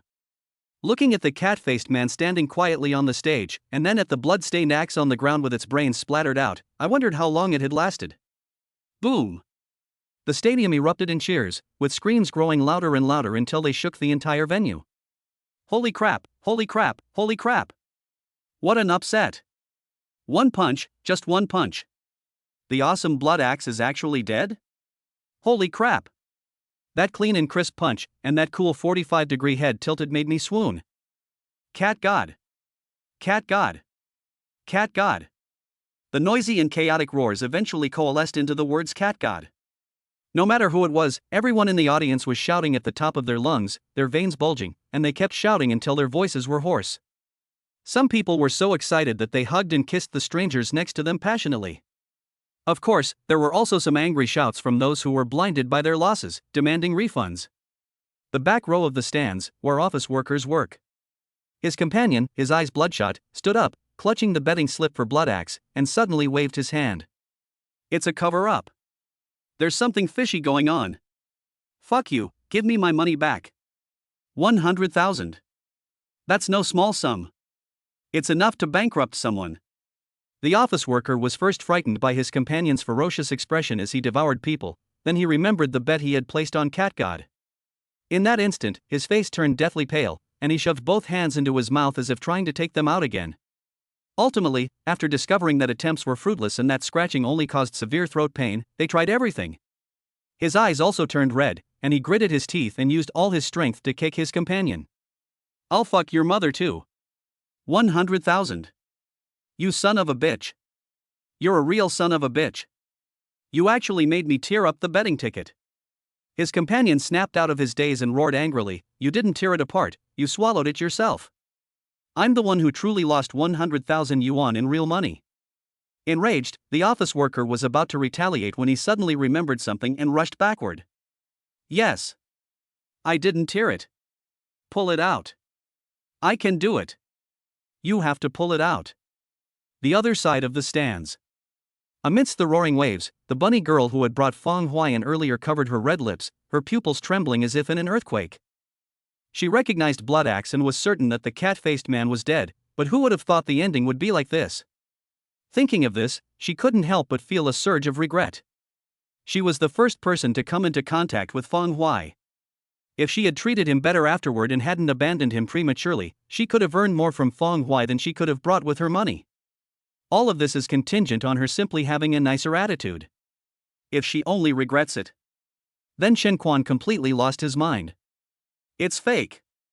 It's fake. How could it have turned out like this? He couldn't help but lose his composure. Let's put aside the fact that the goal of killing Feng Huai was not achieved. Take Blood Axe for example. Blood Axe is the one with the greatest potential recently. He has been selecting for a long time and believes that he is a promising talent who has the potential to break into the top 20 in the future. Why did such a promising stock fail here? He died in this annex? He died at the hands of a complete newcomer who had never even fought a single boxing match. Meng Fei was standing not far away when he stumbled and finally collapsed to the ground, unable to hold on any longer. However, it was entirely due to his excitement. I misjudged it. I've struck gold. His face had never been so excited, and his smile had never been so radiant. The more bitter and dejected you felt before, the more excited and joyful you will be now. Amidst the extreme highs and lows, he felt his brain twitching and his vision going black. He was about to faint and die off the stage. He forced himself to calm down, rallied his spirits, and abruptly stood up. He violently ripped open the collar of his suit jacket, as if in a fit of rage. He ignored Shen Quan in the distance, cupped his hands in front of his mouth, and joined the audience in their frenzied shouting. Cat God!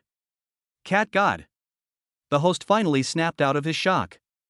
He was so excited that his hands and feet trembled, and he jumped onto the ring. Ignoring the corpse on the ground, he stared intently at Feng Huai, then held up the microphone, tilted his head back, and roared, "Wow!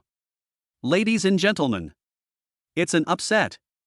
A complete upset! A dark horse has emerged.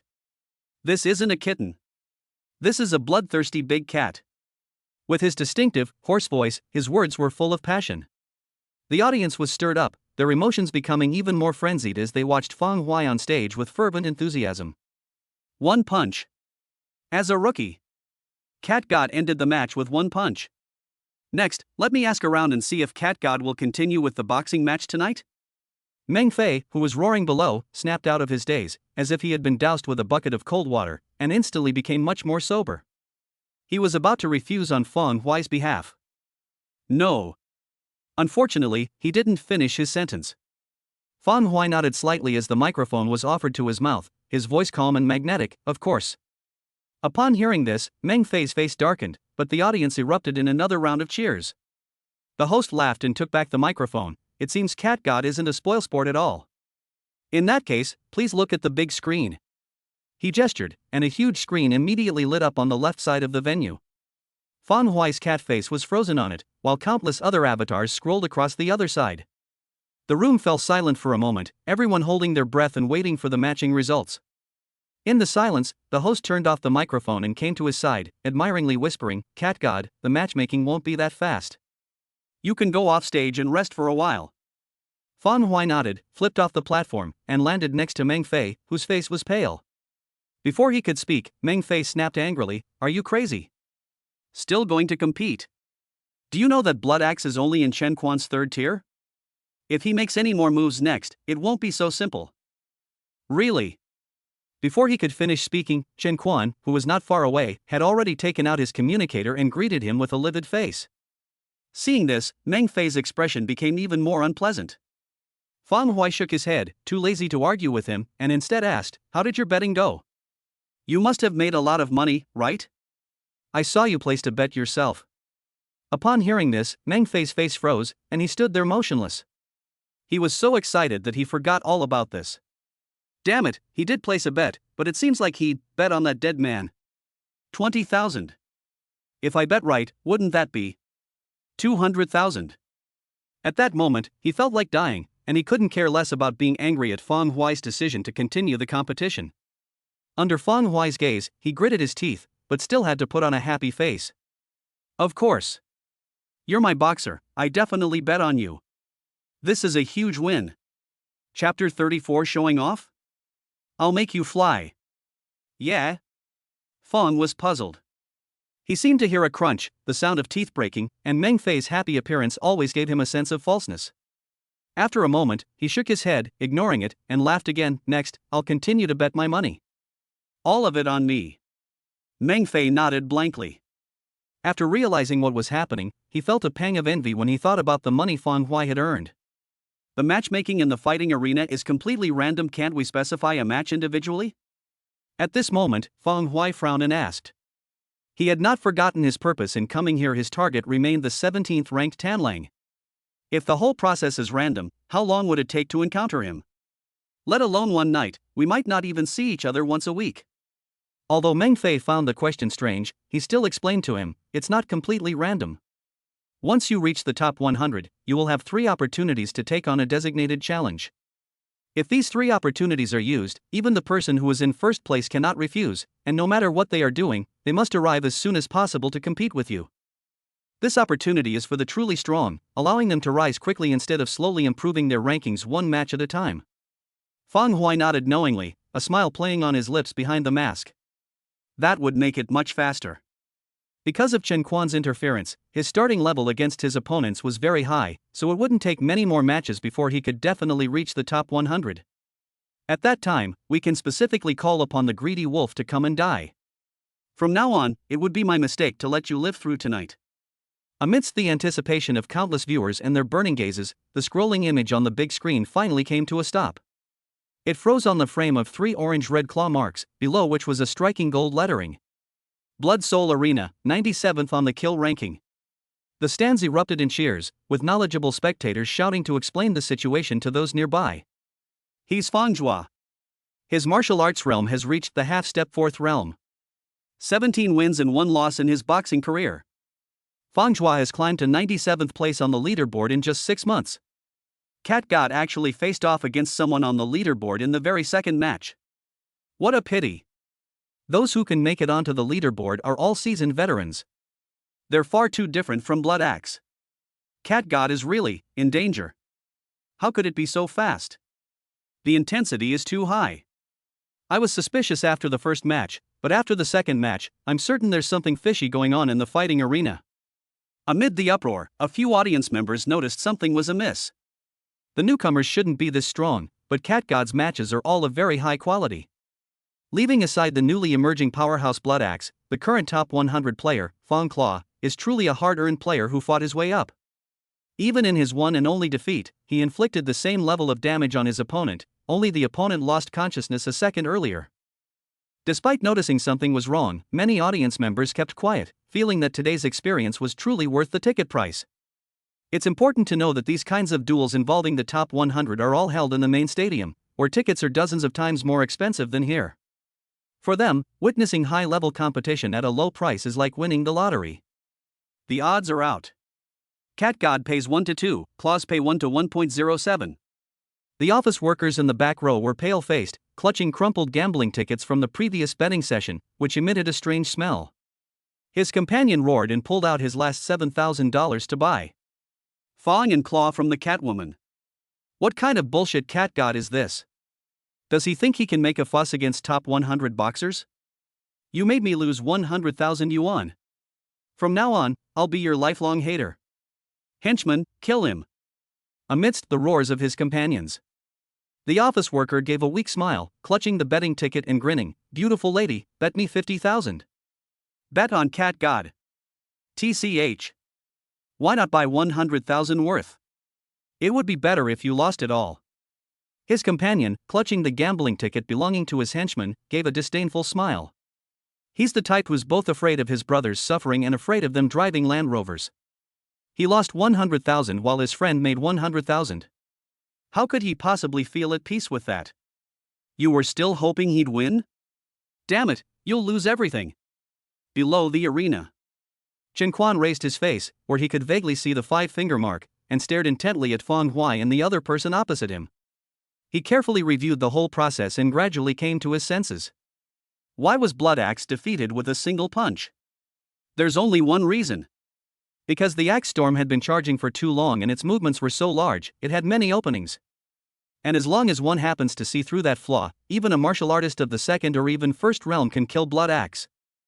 After all, Blood Axe's speed was too fast, and when the two collided, the force of this counterpunch was too great. Just wait to die. Fang claws aren't like Blood Axe. As the second tier of my men, I hope you'll still be laughing later. Chen Quan's eyes were sinister, and he smiled coldly. The stage had already been cleaned by the bunny girls, and the host stepped onto the stage at the right time. He held up the microphone, and his thunderous words reverberated in the ears of the entire audience. Here it comes. After a short break, another round of heated competition is about to begin. Let us welcome the gladiator killer. The undefeated, bloodthirsty Ripper Claw. Boom! The audience cheered, and a spotlight shone down. From the open door opposite, a short, scarred man walked out. He waved naturally to interact with the audience, and nodded in Chen Quan's direction as he walked past. Seriously, they're all so good at showing off. Fan Huai chuckled and, without needing the host to introduce or call out to him, jumped onto the stage before the other side. Kid, have you thought about how you want to die? The scars on the claws' faces writhed, and their laughter resembled that of a demon. A few brief words from the claws caused an even greater uproar in the arena. As one of the top 100 fighters in the underground fighting arena, he has quite a few fans. Fang Huai was still the same as always. Not only did he ignore the person opposite him, but he also stretched and yawned, which made him look somewhat lazy, especially with the cat face mask on. Seeing this, the host burst into laughter. Dear viewers, it seems our bloody cat god doesn't take the gladiators seniors seriously. What follows is sure to be another exciting duel. As for whether the battle will be close, let's wait and see. The duel begins. Without any hesitation, after fully arousing the audience's passion, he immediately jumped off the platform and announced the start of the show. Tooth and Claw showed no sign of impatience. Instead, under the spotlight, he put his hands together and started to stretch his muscles, displaying the demeanor of a grandmaster. Fang Huai laughed, his eyes blazing with savagery. He stood there, his entire body trembling and his bones creaking like a toad croaking. As his body and flesh writhed and twisted, his muscles bulged, and the explosive techniques of Tiger Fist and Ghostly Blade were combined and unleashed. In that instant, his feet shattered like tiger claws, leaving deep marks on the hard arena beneath his feet. Under this explosive force, his figure disappeared briefly, and when he reappeared, it was as if he had teleported to the face of Fang Claw. Boom! The storm followed, ruffling his hair and making his face bulge. Similarly, it also blew away the ugly, devilish smile on his face. She met his pupils, which suddenly shrank to the size of pinpoints, and his expression of horror. Fang Huai raised his right fist slightly, pushing the air aside amidst the sharp whistling wind. It suddenly blasted out. Trying to show off? I'll make you fly. Chapter 35. A Second Blossom. Caught off guard, the claws could only barely muster the strength to defend their faces. But this layer of energy was as fragile as paper, crumbling at the slightest touch. Feng Huai's fist slammed into his head with unstoppable force. Thump! A fierce gust of wind swept across the entire arena, shattering the arena beneath their feet. With just one punch, Feng Huai's entire upper body exploded into a cloud of blood mist, bone fragments flying everywhere, leaving only half of his body standing on the ring. The blood on the cat face mask was even more intense. Feng Huai let out a sigh of relief, twisted his neck, and stretched on the stage to relax his tense muscles. The audience's cheers came to an abrupt halt before they could even fully begin. Meng Fei's worried face froze on his face. Chen Quan was horrified, and goosebumps erupted all over his body. The host, meanwhile, let go of the microphone in his hand, and it fell to the ground with a bang. How long has the arena been open? Almost as soon as he announced the start, the battle was over. And it ended dramatically with the death of a fighter who was ranked among the top 100 in the fighting arena. This match was supposed to be on a higher level, but the final result was that it lasted even shorter than the previous match, much shorter. The spectators finally came to their senses. This time, all the audience members felt as if they had been struck by lightning, a tingling, euphoric sensation washing over them, inexplicably driving them into a frenzy. May has blossomed again. Holy crap! Even his claws couldn't withstand a single punch from him? Is this cat god? Today, we actually witnessed the birth of a legend in Arena 4. 2 matches. Just 2 matches. He has already defeated the top 100 in the fighting arena, so doesn't that mean he entered the top 100 on the very day he registered as a fighter? The fastest in Blood Soul fighting arena history. I take back what I said earlier, this isn't a conspiracy. Of course, if we have to say, the real conspiracy lies with Blood Axe and Fangclaw. The entire 4th venue descended into chaos in an instant. People screamed and threw things around. At this moment, no one could contain their excitement and was too agitated to control themselves. The commotion at the venue left the staff and a few guests passing by completely baffled and confused. The office worker was clutching 2 gambling tickets, feeling as if he were floating in the sky, his pupils rolling back in ecstasy. His companion, his face ashen, was filled with intense hatred. With a roar, he punched the office worker in the face. Holy crap! You deserve to die. On the other side, the bunny girl pressed her hands to her chest, panting heavily. Her face was flushed, and her heart was filled with regret, which surged like a vast ocean. Top 100. This is the top 100. The top 100 fighters in the fighting arena are all strong and influential, and the cat god at the bottom even advanced on the same day, so his popularity is bound to be high. She simply let go of the opportunity that was handed to her. Below the arena. Facing the cracked battle arena and the half-destroyed claws, Chen Quan's face froze, and the communicator in his hand fell to the ground with a thud. His legs went weak, his head spun, and he staggered back several steps, muttering to himself. How could this be? The minions were clearly much stronger than Blood Axe, but they were all killed without a sound. Meng Fei was completely stunned. He didn't know what emotion he was feeling: excitement? Joy? Thrill? Perhaps all of the above, but the only thing he knew was, I've struck gold. He found the gold that no one else wanted. Now that Jean has entered the top 100, it can be said that as long as Feng Huai is alive, no one in the entire fighting arena can touch Meng Fei, not even Chen Quan. This is the value and significance of being in the top 100. The 2 punches from Feng Huai directly shattered the cage that bound him to die. I'm alive. I've found a treasure. I signed Cat God. Ah! The ups and downs of life drove Meng Fei into a frenzy. He grabbed his suit with both hands and ripped it apart, tearing the already wrinkled suit to shreds and revealing the yellowed white shirt underneath. He rolled up his sleeves, jumped up, roared and yelled wildly, then burst into hysterical laughter, as if to vent his pent-up negative emotions. Ha ha ha ha! They've turned things around. They've turned things around. The host finally came to his senses. He tried to remain composed, but the audience stirred him into a frenzy. With a flick of his toe, he grabbed the microphone, then leaped onto the ring with a roar. Oh ho! Ladies and gentlemen. Yes. Your eyes are not malfunctioning. My mind is not malfunctioning either. As you can see, the 97th ranked fighter in the arena couldn't even withstand a punch from our cat god. Now. Today. Approaching us is the one who has created a new legend. Who has broken the records in the fighting arena. Who has climbed the leaderboard with just 2 punches. Bloody Cat God. As he finished speaking, the large screen in the venue began scrolling rapidly.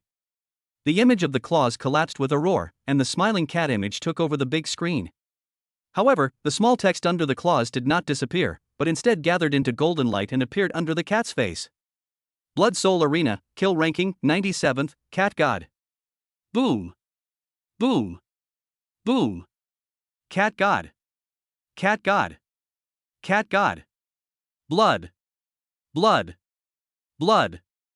Under the spotlight, everyone's attention was focused on them. Fang Huai's emotions were unsurprisingly stirred, his adrenaline surged, and he had never felt so good. Compared to the greenhouse garden on campus, this primeval forest, covered in blood and inhabited by people with sharp teeth, gave him a feeling of returning home. It was primitive and wild, the atmosphere was so wonderful and amazing. Only now, after truly killing 2 people, will my killing intent become genuine killing intent. Having never experienced these things before, and never truly killed anyone, he had no feeling for the killing intent cultivated from the ghostly blade. It wasn't until he actually arrived at the black market and the underground fighting arena, and personally took 2 lives, that he realized that his previously strong but ultimately weak killing intent, which was all show and no substance, wasn't actually that powerful. Now, this murderous aura was absorbed and replenished, and he underwent a complete transformation, both physically and mentally. With cheers from the crowd, the atmosphere reached its climax. Meng Fei, sitting in the audience, even unbuckled his belt and performed a sexy dance on the spot.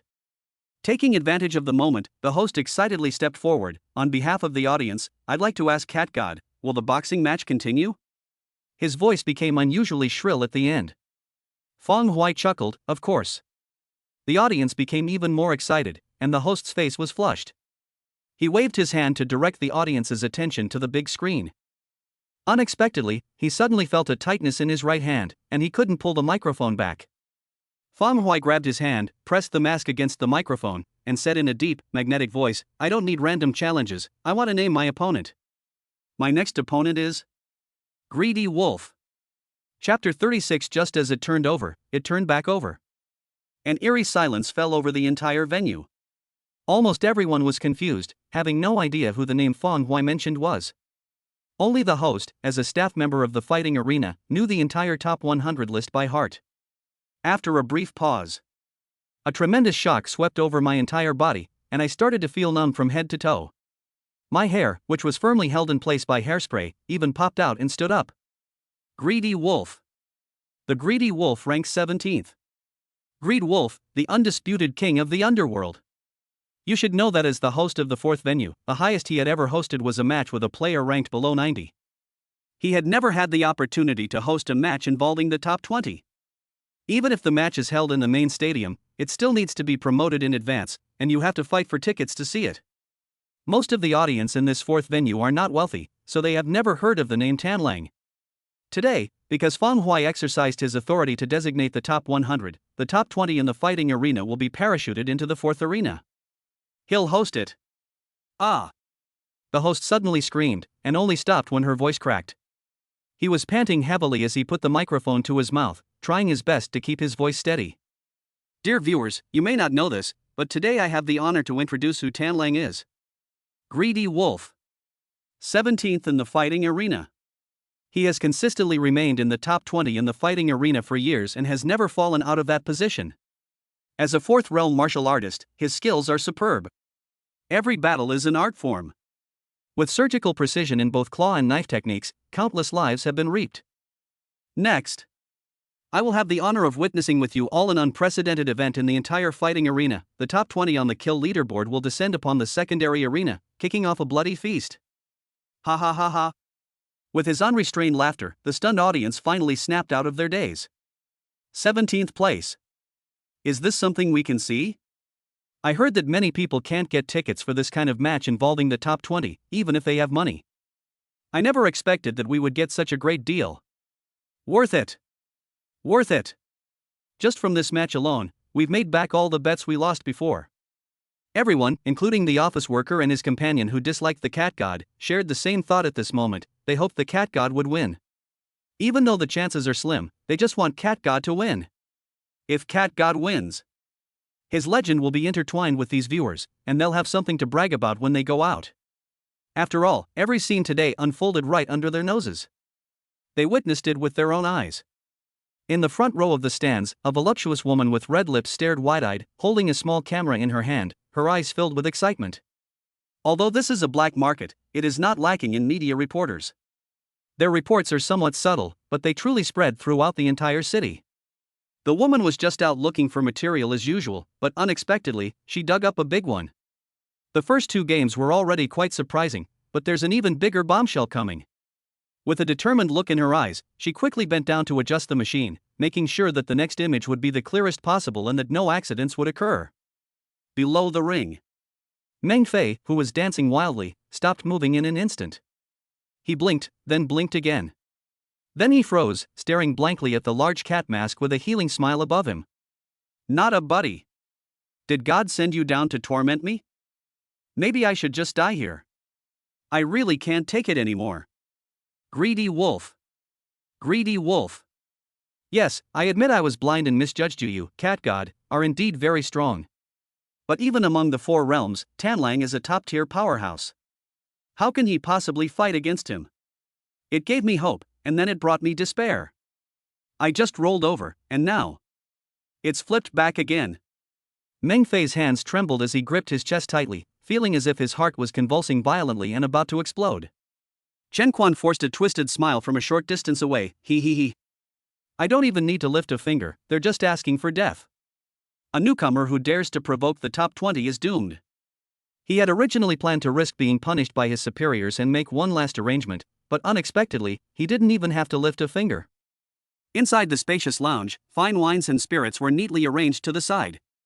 A middle-aged man with a thick beard and a cold demeanor was seen embracing two women, groping the bunny girls in his arms. One of the bunny girls, with a charming expression and squinting eyes, said in a soft voice, "Brother Wolf, I heard you've been keeping an eye on a student these past few days?" Greedy Wolf, his hands still busy, grinned and said, "Yeah, there's too much fighting in the underground arena. It's nice to change things up once in a while. In a couple of days, I'll find some time to tease the kids and let them experience the adult world." After he finished speaking, the two bunny girls in his arms giggled and trembled with laughter. Before they could say anything more, suddenly, a bright red exclamation mark lit up on the screen of the communicator on the table, and an alarm sounded. Greedy Wolf was taken aback. He took the paper and opened it. His face instantly turned cold, and killing intent spread throughout the lounge. A challenge has been received. The player ranked 17th, Tanlang, is required to proceed to Arena 4 within 10 minutes to accept the challenge. Refusing is not permitted. He. Greedy Wolf's face was icy as he pushed away the bunny girl in his arms. Why single me out when everyone else is different? Is it because I haven't killed enough people? The fourth venue? It's not even the main venue.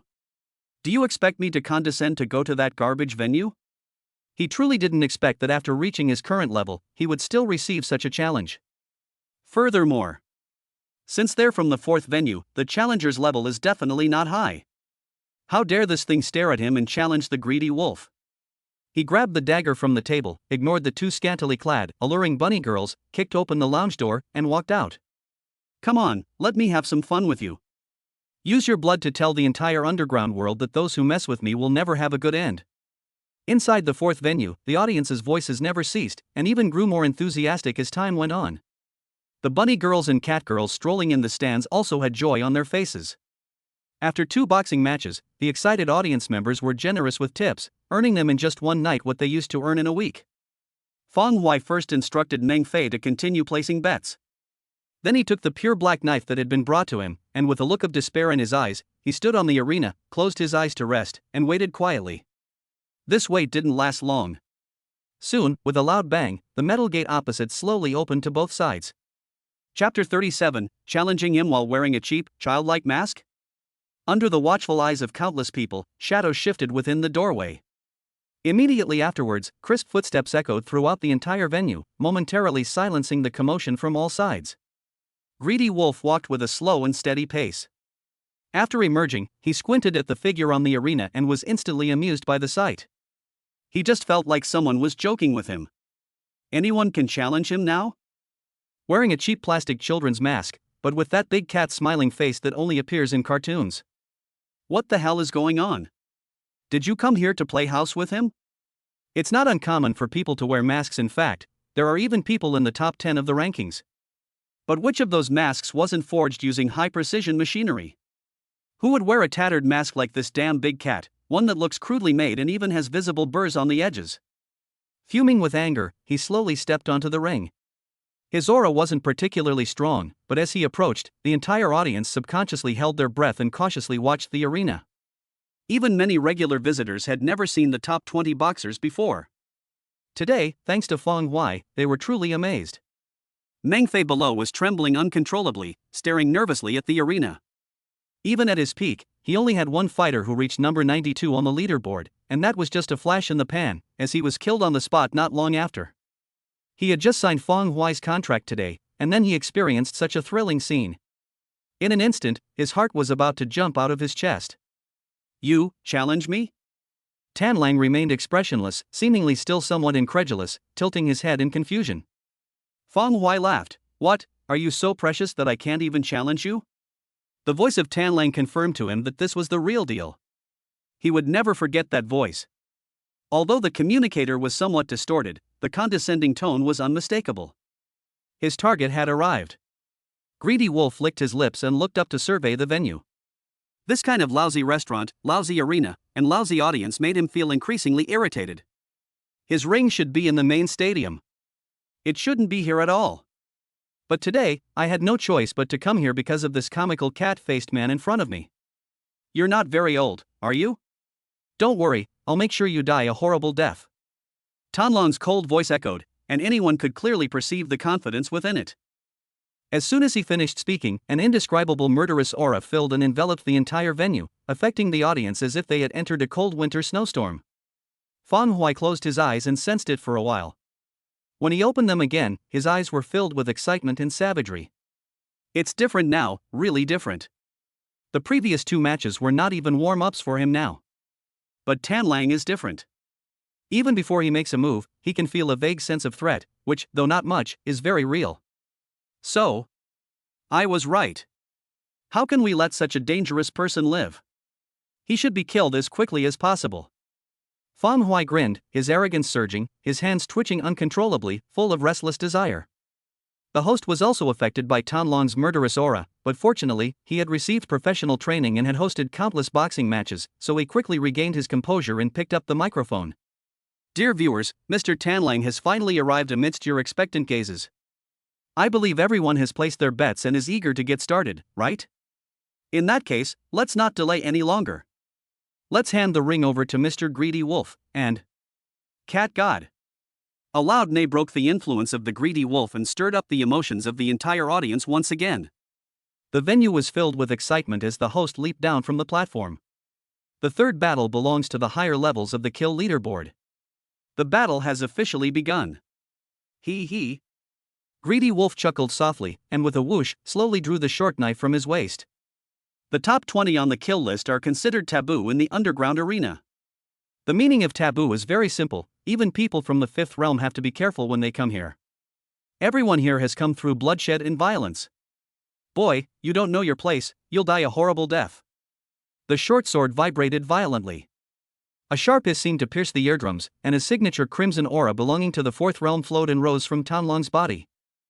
The swirling mist, after covering the short sword, continued unabated, rapidly spreading across the entire arena. The pressure emanating from the spiritual realm rippled outwards, gradually engulfing the entire venue, making the entire audience feel as if a heavy stone was pressing on their hearts, making it difficult to breathe. Feng Hui raised his head slightly, took a deep breath, and the metallic smell of blood filled his nostrils, making his spirit and internal energy even more active. Playing with knives? He grinned, tossed the small knife he was holding upside down into the air, and then caught it casually. During the process, memories of wielding the knife thousands of times flooded back, and muscle memory was awakened. That ordinary little knife, which Meng Fei had just found, seemed to become an extension of his limbs at this moment. Everything about it felt so fitting and natural. The hand holding the knife should be neither too tight nor too loose. If it's too tight, it will seem too deliberate. If it's too loose, you won't be able to hold the knife properly. Everything should be done naturally. Hidden knife, hidden knife. Now is the time to draw our swords. Phew! A gentle breeze suddenly arose from the flat ground. Fang Hui stepped on this breeze, his figure flashed out, turning into a blur, and arrived in front of Tan Lang in an instant. He lightly gripped the hilt, flicked the tip of the blade, lowered his arm, and casually slashed across the blade. Ridiculous! Greedy Wolf grinned maliciously. This ridiculous cat-faced man actually dared to take the initiative to attack him, and head on at that. Moreover, Fang Hui's slash was utterly devoid of any power. It was as simple as slicing vegetables. But is he just a vegetable? You want to clash with my precious sword using one of those cheap, readily available knives? My swordsmanship, honed through bloody battles, is far superior to a casual slash like this. Since you want to die sooner, then I will grant your wish. Greedy Wolf's eyes flashed with green light, and he caught a clear flaw in Fang Hui's actions in just one glance. Then, the short sword covered in blood-red aura was about to rip Fang Hui open from bottom to top. Fang Hui neither dodged nor evaded. He even moved his short sword slightly, bringing Tan Lang and his sword into the attack range. Just before the two made contact, with a loud boom, a profound and boundless killing intent erupted from Fang Hui's body. His hidden brilliance shone brightly at this moment, turning the spotlights throughout the venue a blood-red hue. In an instant, the burning conviction in his heart solidified, and with an aura of unstoppable force, he wielded the knife slowly and deliberately. The moment Tan Lang sensed Fang Hui's murderous intent, his pupils constricted, keenly sensing that something was amiss. Few in the entire fighting arena possess such overwhelming killing intent. Moreover, at the same time this murderous intent appeared, a crisis that made him feel as if he had fallen into an ice cellar also came along, suddenly climbing into his heart. Chapter 38. I still prefer your previous rebellious self. The crisis made Tan Lang's hair stand on end, and goosebumps erupted all over his body. But it was too late. He realized it far too late. Even if Fang Hui hadn't released it on his own initiative, no matter how sharp his senses were, he wouldn't have felt the slightest threat. He tried to draw his sword and retreat, but Fang Hui's sword sliced straight across him at an angle. 1,000 blades of power condensed into a single strike. Laugh. The precious sword belonging to the greedy wolf couldn't even hold out for a moment before being cut in two in the blink of an eye. Next came his waist and abdomen. After that slash, Tan Lang's chest was wide open, and even the beating heart inside could be faintly seen. The whole process was like cutting butter with a hot knife, without any resistance, and it was incredibly smooth. Ah! At the last moment, Tan Lang unleashed his inner energy and leaped backward. After nearly being cleaved in two, he finally managed to create some distance between them. With a scream, he dropped the broken knife with a clatter, clutching his chest and abdomen, his eyes filled with disbelief. This strike actually reminded him of the feeling he had when he faced the number one killer on the kill list. The same sense of despair, the same feeling of helplessness. How is that possible? With such skill, how could this big cat be an unknown creature? How could someone with such ability suddenly appear out of nowhere, especially wearing such a ridiculous and comical mask? The entire venue fell into dead silence. The microphone in the host's hand slipped from his grasp once again and made a sharp, intimate contact with the ground. Playing with knives? You're not good at that either. Fang Hui smiled slightly, standing under the spotlight, completely without any disguise. His killing intent surged wildly, and his unrestrained aura dispelled the omnipresent power of Tan Lang, and then took its place. In that instant, the audience and the entire stadium seemed to vaguely see a mountain of corpses and a sea of blood behind him, with severed limbs floating about. Impossible. Even if you truly possess the strength of the number one on the kill list, I am no longer the person I once was. Tan Lang's eyes were bloodshot, as if the primal wildness of a wolf was bursting forth from his body. He slowly released his grip, the long, narrow gash on his chest dripping blood twisted and turned, the flesh writhing and clinging together tightly, barely managing to regain the ability to move. He stared intently at Fang Hui, his hands bulging with veins, his fingertips extending into long claws that became sharper and more razor-sharp. Wolf Devour. With a roar, he unleashed a burst of bloody energy, transforming into a blood-red shadow, resembling a hunting wolf, and attacked Fang Hui from the most cunning and unpredictable angle. A pair of blood-red claws slashed forward, tearing through the air in the gale, carrying a shrill whistle like ghosts wailing as they slammed towards Fang Hui's head. This move was his only means of survival. As long as Fang Hui dares to resist, no matter how exquisite his swordsmanship is, he will die under this claw. Wolf claw? Fang Hui looked around with interest, unhurried, and even casually tossed the small knife in his hand aside. He threw away the knife, smiled, and changed the way he channeled his energy into the ghostly blade. The essence of the tiger-shaped fist and blade flowed through his mind, and his muscles bulged and swelled, instantly making his waist and back more than a size larger. Roar!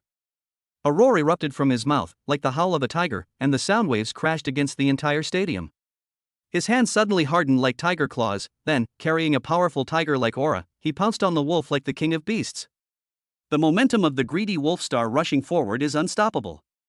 In a daze, his pupils reflected a greedy, blood-red tiger. He himself charged headlong into the gaping maw of the ferocious tiger. Boom! The crimson aura instantly dissipated. Two wolf claws snapped under the tiger's claws, and the blood of the greedy wolf splattered, dripping onto the stunned faces of Meng Fei and the others who were nearby. After this attack, Tan Lang. His head drooped, and he collapsed to the ground, barely breathing. In the blink of an eye, he was barely breathing and was on the verge of death. They're pretty resilient. Feng Huai smiled and praised him, then took 2 steps to stand in front of Tan Lang, looking down at him. It can only be said that he is indeed a 4th-level martial artist. His vitality is completely incomparable to that of Feng Zhua and Blood Axe. His knife and punch are not easy to withstand. If it were those two, they probably wouldn't even last half a move. They were shrouded and covered by Feng Huai's shadow. Greedy Wolf raised his face, bleeding from all 7 orifices, and looked at the large cat's smiling face, which was stained with blood and looked mottled and terrifying, with his eyes full of pleading. "Oh, please, please, let me go."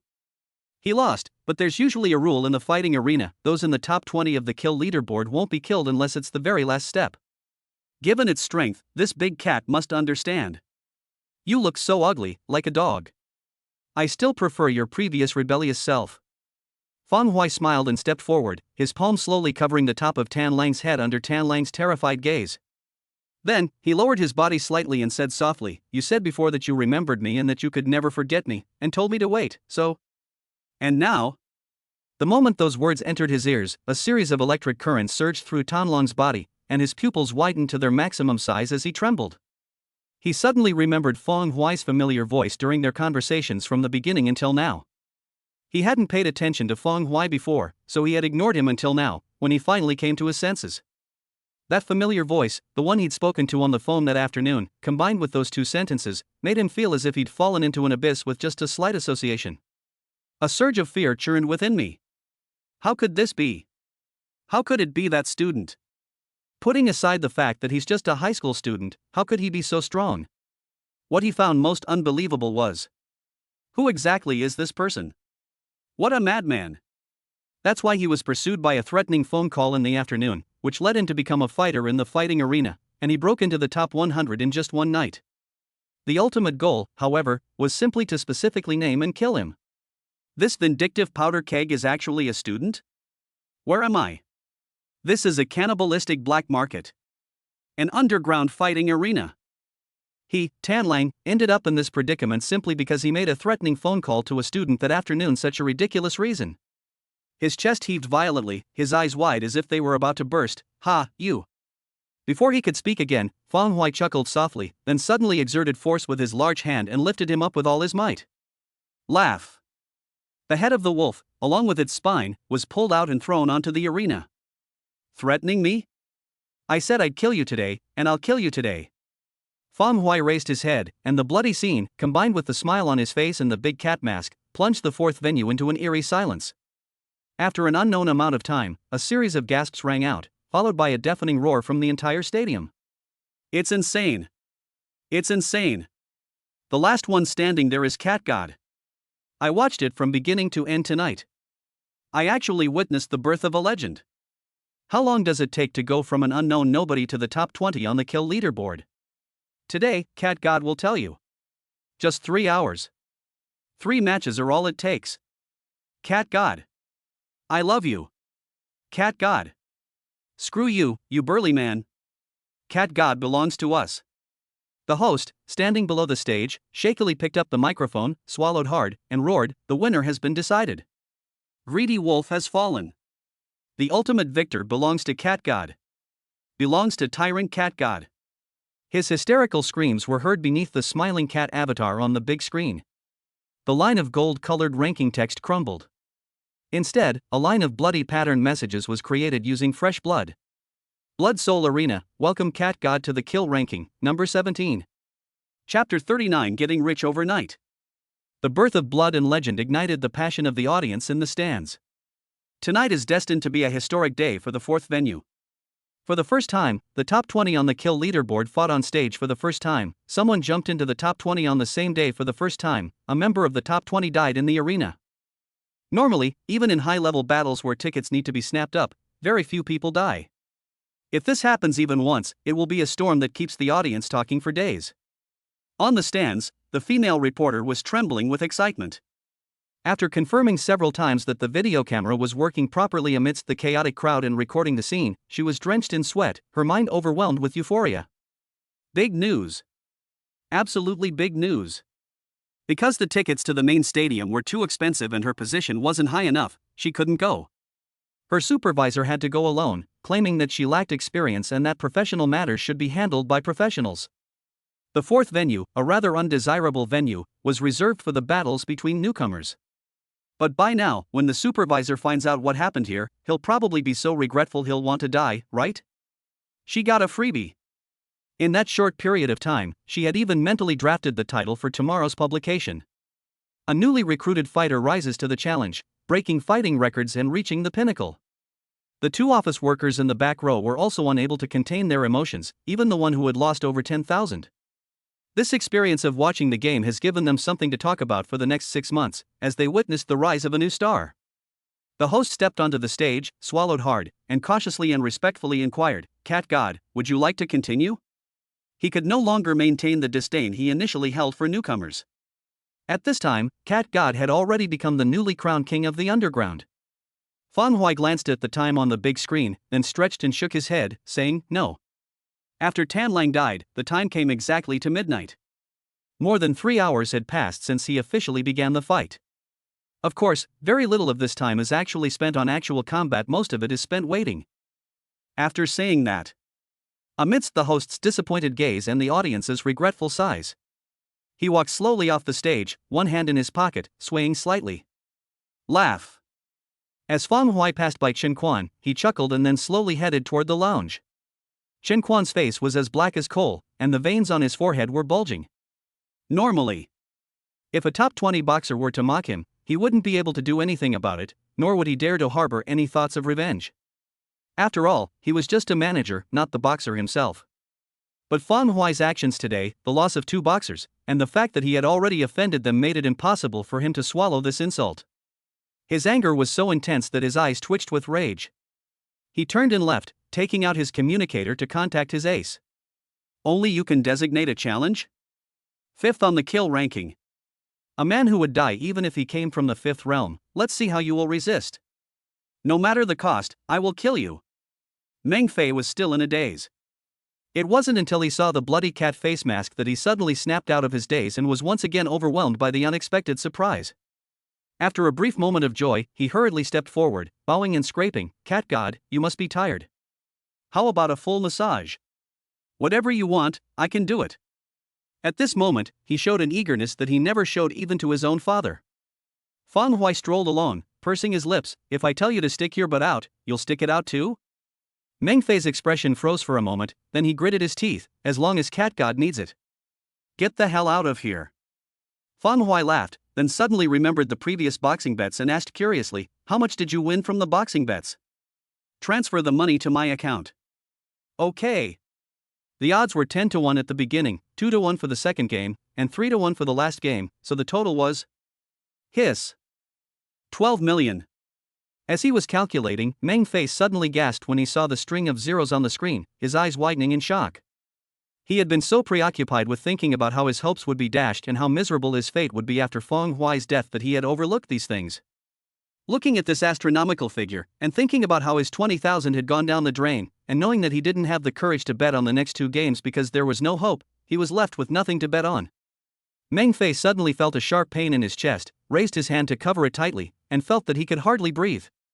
Fan Hui stared at the extra 12 million in his account, his heart pounding wildly. We've struck it rich. In just one night, it went from 200,000 to 12 million. Damn it, why didn't they come sooner? If I had come earlier, I wouldn't have had to worry about money so much before. Meng Fei seemed to remember something, and his smile returned. Not only that, your boxing bonus hasn't been paid out yet. It will be settled tomorrow. With 3 consecutive wins and ranking 17th on the kill leaderboard, the bonus won't be small. Similarly, he will also take a large cut of the profits. Putting away the communicator, Feng Hui nodded, sat in the lounge to calm his agitated body, and chuckled, I'll leave all of this to you. Make sure you understand one thing, and also, continue arranging tomorrow's boxing match. He would never give up the underground fighting arena. He was already short of money, and this was the fastest way to make money these days. Leaving aside betting on boxing matches, the prize money from each boxing match alone is substantial. And most importantly, his knowledge and skills can be thoroughly honed here. This experience made him realize a flaw in the wealth system. Although the foundation for improvement is solid, martial arts techniques are ultimately just memories. They can only be truly mastered through actual use. Meng Fei's eyes lit up with excitement, and he nodded vigorously like a chicken pecking at rice. No problem, I'll arrange it for you. After speaking, he hesitated for a moment, then added, Chen Quan is no pushover. He's alright inside the fighting arena, or we need to follow the rules, but I'm worried about what might happen outside. I know what I'm doing. Seeing this, Meng Fei stopped talking and suppressed his worries. Instead, he happily ran around contacting staff from all sides to find a large number of nutritional supplements and other items for Feng Hui to use. When facing the staff outside, he was a completely different person. The more destitute and humble one was before, the more arrogant one will be now. We've really turned things around. After only a short rest, I could still hear the lively shouts and cheers from the stadium outside. Feng Hui drank his fill of various high-end supplements, then got up, preparing to leave the black market before the impact spread. Greedy wolf has been killed. As for Chen Quan, I'll play with you slowly. He smiled slightly and, with Meng Fei following closely behind, retraced his steps, passing the now empty manager's hall and arriving at the brightly lit clubhouse. Upon arriving here, he should have left immediately, but instead, the familiar, charming bunny girl who had led him into the fighting arena appeared before him. She bent down shyly, revealing just the right amount of dazzling white skin, and said softly, Hello, Lord Cat God. Feng Hui looked at that charming, fair face, but in the end he didn't say anything. He just snapped his fingers and rubbed his hands together behind him towards Meng Fei. Meng Fei immediately understood, looked down and rummaged through his trouser pockets, finally pulling out a few hundred yuan bills and handing them to him. Feng Hui folded the banknotes and casually stuffed them into the deep ravine. Then, without waiting for the bunny girl to say anything more, she took Meng Fei and left the club directly. Chapter 40 Giving Back. Outside the club, a surging flow of people came and went, and only half of the original girls remained to provide services. The girls, their rabbit ears swaying, instantly spotted Feng Hui with their bright eyes. They only started whispering among themselves after Feng Huiyuan left. He's still alive? That's truly surprising, but I guess it was just luck. Covered in blood, he must have been seriously injured. He must have been in a fierce battle. I wonder if he'll have the courage to come back tomorrow. Again? The more fights he has, the stronger his opponents will become. He knows that if he dares to come again tomorrow, he won't even know how he died. Amidst their mockery, the bunny girl inside came out. She watched Feng Hui's disappearing figure, her beautiful eyes filled not with the joy of receiving a tip, but with disappointment. This small amount of money is nothing compared to future development. If Feng Huisher had been more attentive in the initial reception, the situation would be completely different now. This is in the top 20 of the fighting arena. Moreover, it only took 3 hours to climb to such a height. If you missed the opportunity at the beginning, it's too late to say anything now. Judging from Feng Hui's attitude, it's impossible to make amends now. She sighed, glanced at her colleagues who were gossiping behind her back, and for some reason, a strong sense of disgust suddenly arose in her heart, causing her to utter sarcastic remarks. Bloody battle? Hee hee, let's go in and find out what the words cat god mean. After saying that, she gave a light snort, with a sense of superiority that only she knew, and turned back to the club. The bunny girls were baffled and very confused. As some audience members from the fourth venue left, they were still enthusiastically discussing the story of Cat God as they exited the clubhouse. Curious, they stepped forward to inquire, and after learning what had happened, they stood frozen in place, overwhelmed with regret. Feng Hui, on the other side, had already said goodbye to Meng Fei and left the black market. But he has left, yet the waves that belong to him are still brewing. The massive commotion at the fourth venue couldn't be kept secret forever. Many professional managers are well informed. They learned that the boxer whom everyone despised and predicted would not live past the day had actually reached the 17th place on the kill list in just 3 fights. Their first reaction wasn't amazement, but rather that someone was playing a joke on them. After confirming the information was accurate, they immediately looked as if they had lost a fortune, their faces turning ugly, and they secretly harbored resentment towards Meng Fei. Fang Huai's case is unprecedented since the entire fighting arena was established. And the opportunity to sign Fang Huai is within their grasp. All they have to do is step forward and reach out when other managers are looking down on it. The news of Cat God spread by word of mouth among the audience and staff, and the audience in other venues, the fighting arena executives, and those on the leaderboard were all shocked as soon as they heard it. Next, they tried to investigate the origins of the Cat God through their own channels, but found nothing. This so-called Cat God really seems to have sprung out of a crack in a rock. There is not a single trace of past experience. Fang Huai returned home, took a shower, and threw all his blood-stained clothes into the washing machine. After lying down on the bed, he chuckled and shook his head, feeling a sense of relief. This underground fighting arena not only solved the threats and troubles from the shadows, but also solved the money-making channel that had been bothering him for a long time. The fighting arena can become his training ground and cash cow, greatly accelerating his progress towards the sixth realm. It's a pity that you can only bet a maximum of 5 million each time, and once you reach this level of ranking, the odds are unlikely to be high again. Earlier on the way, Meng Fei had briefly explained the rules of the fighting arena. Fang Huai felt somewhat helpless when he thought about the restrictions on betting on boxing matches. Fortunately, because of his high ranking, he can earn at least 500,000 in prize money for each of his next matches, and even more if he wins consecutively. So the rest is quite simple. Before the Federal Unified exam, besides supplementing his basic martial arts knowledge, he will devote all his remaining energy to earning money in the fighting arena. As for whether to purchase some martial arts resources, buying it would be a real waste of money. Tell me, what in the world can compare to his increase in wealth? Not only is it completely free of any superficiality, but it's also fast. He let out a soft breath, thought for a moment, then chuckled and took out his communicator, swiping his finger to transfer 3 million to Fang Shishuan. He could tell from their last phone call that although Tang Dudu, as Fang Shishuan's girlfriend, spoke harshly, she was always speaking from Fang Shishuan's perspective. Now that we have more money in our pockets, it's time to give back. At least he didn't want to be the cause of discord between other couples. After transferring the money, leave a message saying made a little money, taking a break, do not disturb. Fang Huai put away the communicator and fell asleep immediately. Influenced by the intense atmosphere of the fighting arena tonight, his nerves had been on edge the whole time. As soon as he relaxed, he immediately fell into a deep sleep. The bedroom was completely quiet and bright. Fang Shishuan had just emerged from his meditative state when the communicator beside him suddenly vibrated twice. Curious, he picked it up and looked at it. His squinty eyes widened instantly, and he was stunned. Ones, tens, hundreds, thousands, tens of thousands, 3 million. Even as a prodigy from the top university, he had only seen such a large sum of money when he first entered university, thanks to the sponsorship from some martial arts schools and companies. Even afterward, through those martial arts school companies, the monthly income would not exceed 400,000 at most. What's going on with these 3 million right now? He was so frightened that he quickly and carefully compared the remittance accounts. When he discovered that it was Fang Huai who had transferred the money, he gasped in shock. How could a high school student, whose martial arts realm is only at the first level, possibly have so much money? He didn't go to sell his organs or take out a loan, did he? Fang Shishuan was so frightened by this idea that he was completely at a loss. He opened Fang Huai's chat box and started typing away to send a message. No matter how he tried to contact him, making several phone calls and video calls, Fang Huai seemed to have vanished into thin air, offering no response whatsoever. Just then, the communicator rang. Fang Shishuan quickly opened it and saw that it was not from Fang Huai, but from Tang Dudu. We haven't been in touch for days, how can you be so patient as not to come looking for me? Tang Dudu's voice was cold and hard, clearly containing anger.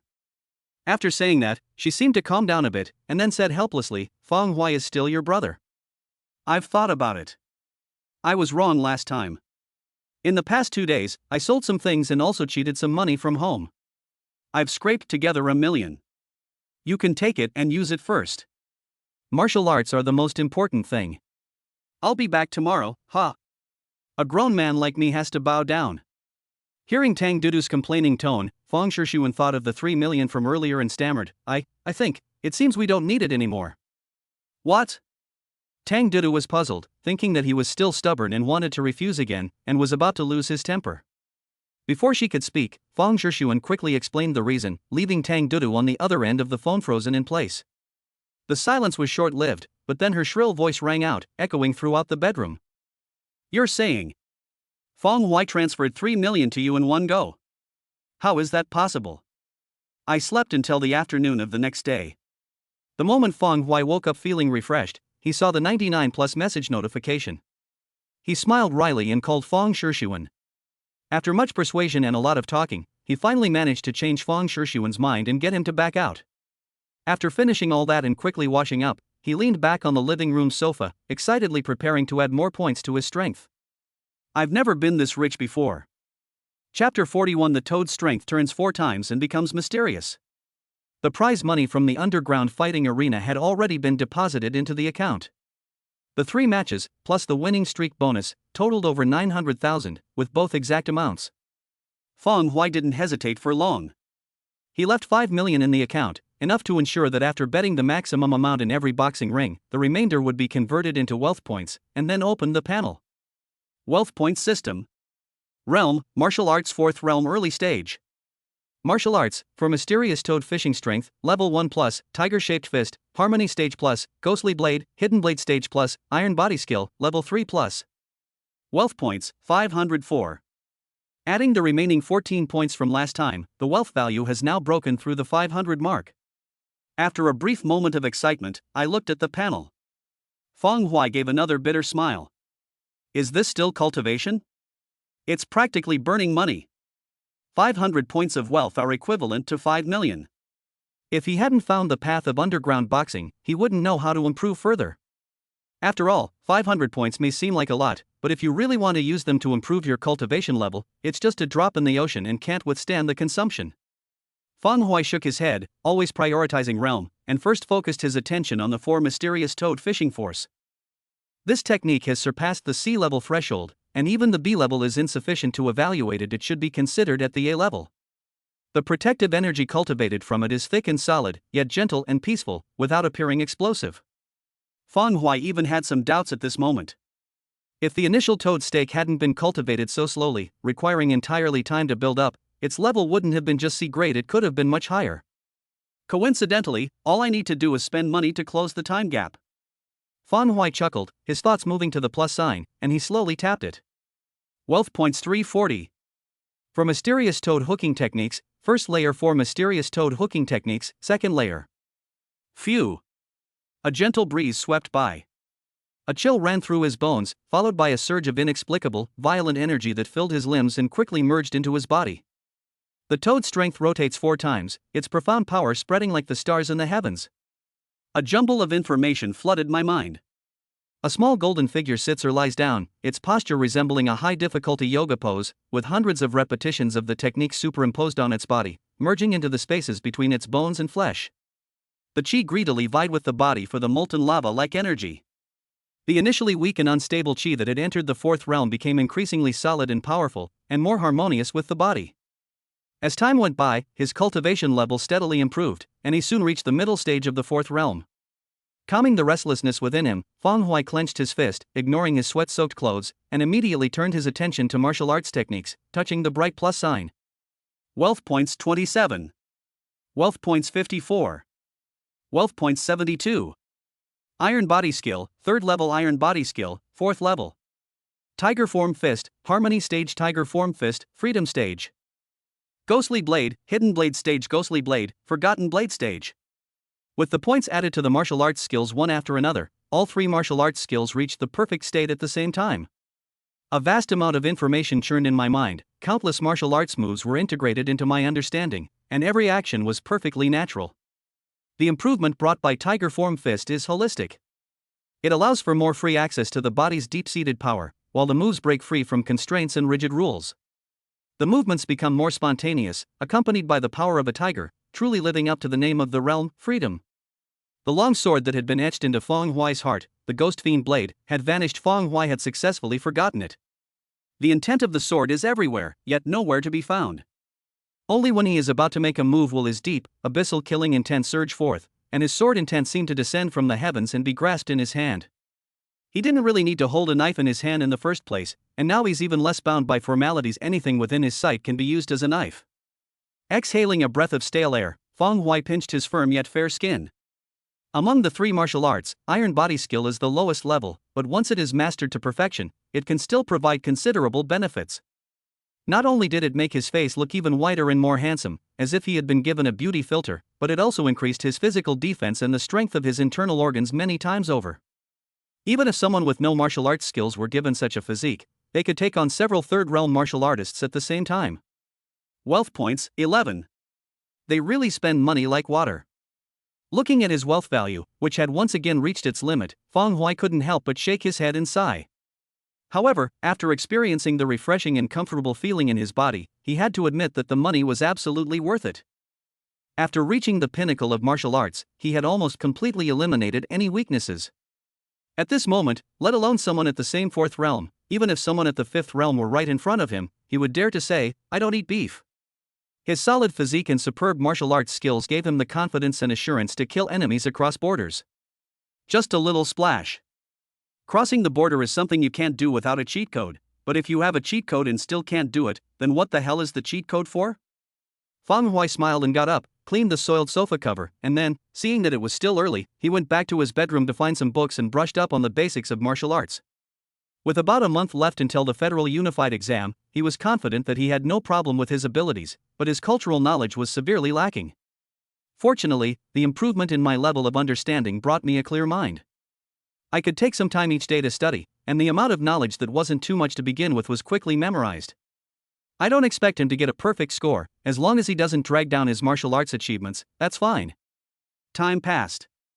As night fell, Feng Hui closed the book, changed into a loose-fitting tracksuit, took out the clean cat mask, and headed towards the underground fighting arena.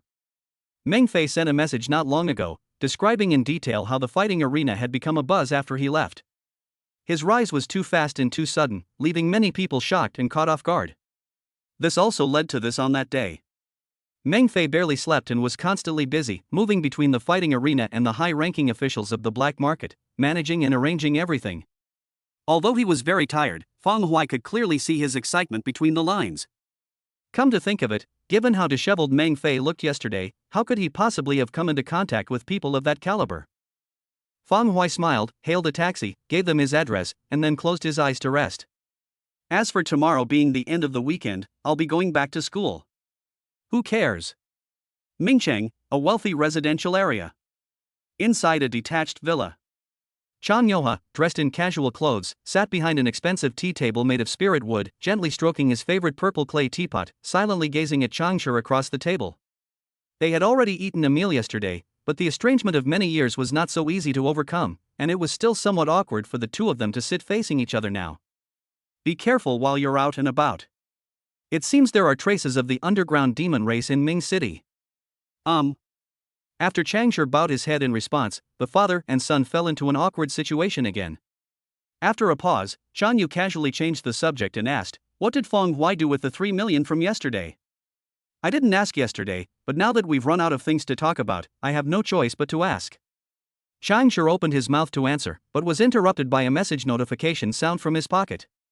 He unlocked the communicator and was immediately shocked. His pupils dilated and his mouth gaped open. Chapter 42, Worshipping the Cat God Statue.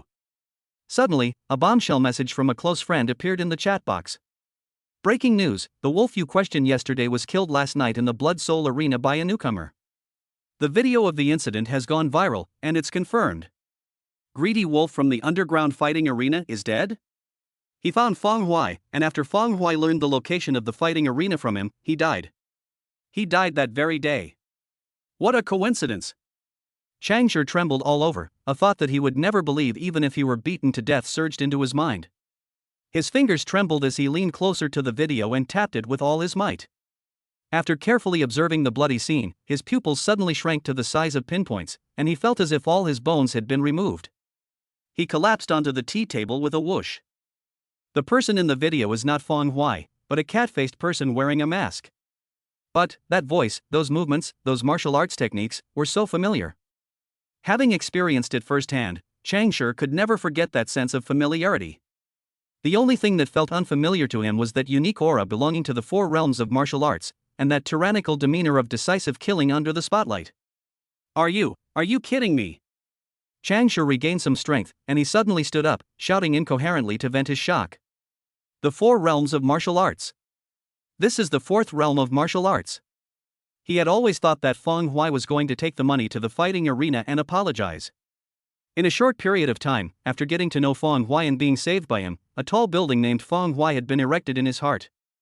Therefore, although he understood the other party's act of bowing down and admitting their mistake, he was still somewhat disappointed. But now that I look at it again, you actually went to take on the other side. They resorted to violence at the slightest disagreement, and you actually killed Tanlang. Is that right? You're a student. Chang Yu paused in his caressing of the teapot, bewildered by Changshi's sudden change in mood, and frowned. What are you doing? Changshi sat back down in his chair, remained silent for a long time, and then spoke in a hoarse voice. You just asked about Feng Hui? Yes, is there a problem? The problem is a bit serious, Changshi said with a complicated expression, pointing the communicator screen at his father. As the brutal and bloody video played on the screen, he recounted the events of the past 2 days in detail. As he listened, Chang Yu's expression gradually became serious, and cracks slowly appeared on the purple clay teapot he cherished in his hand. After Changshi finished speaking the last word, he tightened his grip, and with a boom, the teapot exploded into a cloud of dust, which spilled through his fingers. You mean Feng Hui has reached the 4th true Qi realm? And this is someone who can directly annihilate a 4th realm opponent with rich combat experience in a killing arena like a fighting arena. I often experience violent heaving of my chest, a buzzing in my head, and a feeling of being somewhat dazed. Reaching the 4th realm at 18? The difficulty of the true Qi realm is known to everyone in the entire Federation. In previous years' federal standardized tests, at most only the top 5 students had reached this level. Without exception, these people not only possess extraordinary talent, but also have the strong support and abundant resources of wealthy families behind them, which enabled them to reach their destination. After the top 5, most of them are martial artists at the 3rd level. This ranking is the level that ordinary geniuses from small cities can reach through hard work. Now, Changshi is actually telling him that Feng Hui has reached the 4th realm? It's still that kind of 4th realm that's not weak. Taking a deep breath, Chang Yu and her heart overturned their previous assessment of Feng Hui. This isn't a dragon, it's a real dragon with evil spirits. A true dragon emerged from the shallow water. The father and son stared at each other, and in that instant, the estrangement between them shattered, both of them stunned by the presence of a stranger. Chang Yu's expression turned serious. Son, kneel down, I have a favor to ask of you. You and him. Changshi almost blurted out a curse word, begging him to kneel down? After staring at each other for a long time, his face stiffened, he slowly knelt down. There's nothing you can do, your father is still your father, and the bloodline suppression can't be faked.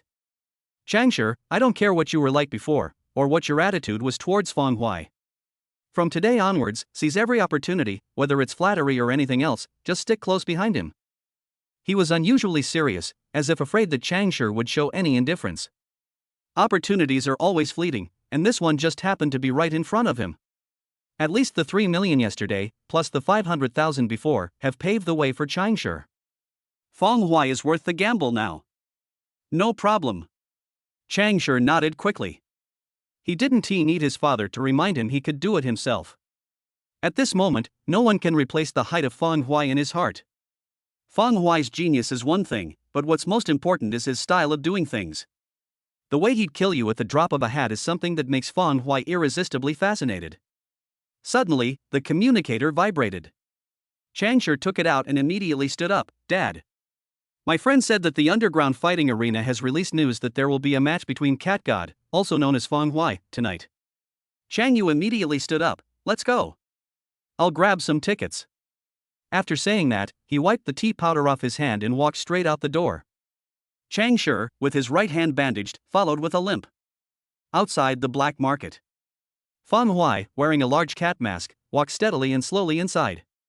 Compared to yesterday, his demeanor has changed significantly today. His aura was weak, his presence was faint, and he skillfully concealed everything about himself. As he walked straight past, the burly pedestrians instinctively made way for him, only scratching their heads in confusion after he had gone quite a distance. Walking through the black market, Feng Hui heard too many discussions about him and also caught a lot of scrutinizing glances, both overt and covert. These eyes were fixed on the black market, not letting go of anyone who shared any similarities with the cat god. Fang Hui chuckled lightly at these gazes and walked past unhurriedly, but subconsciously ignored them. Upon arriving at the club, the bunny girls at the entrance were eagerly waiting, clearly anticipating something.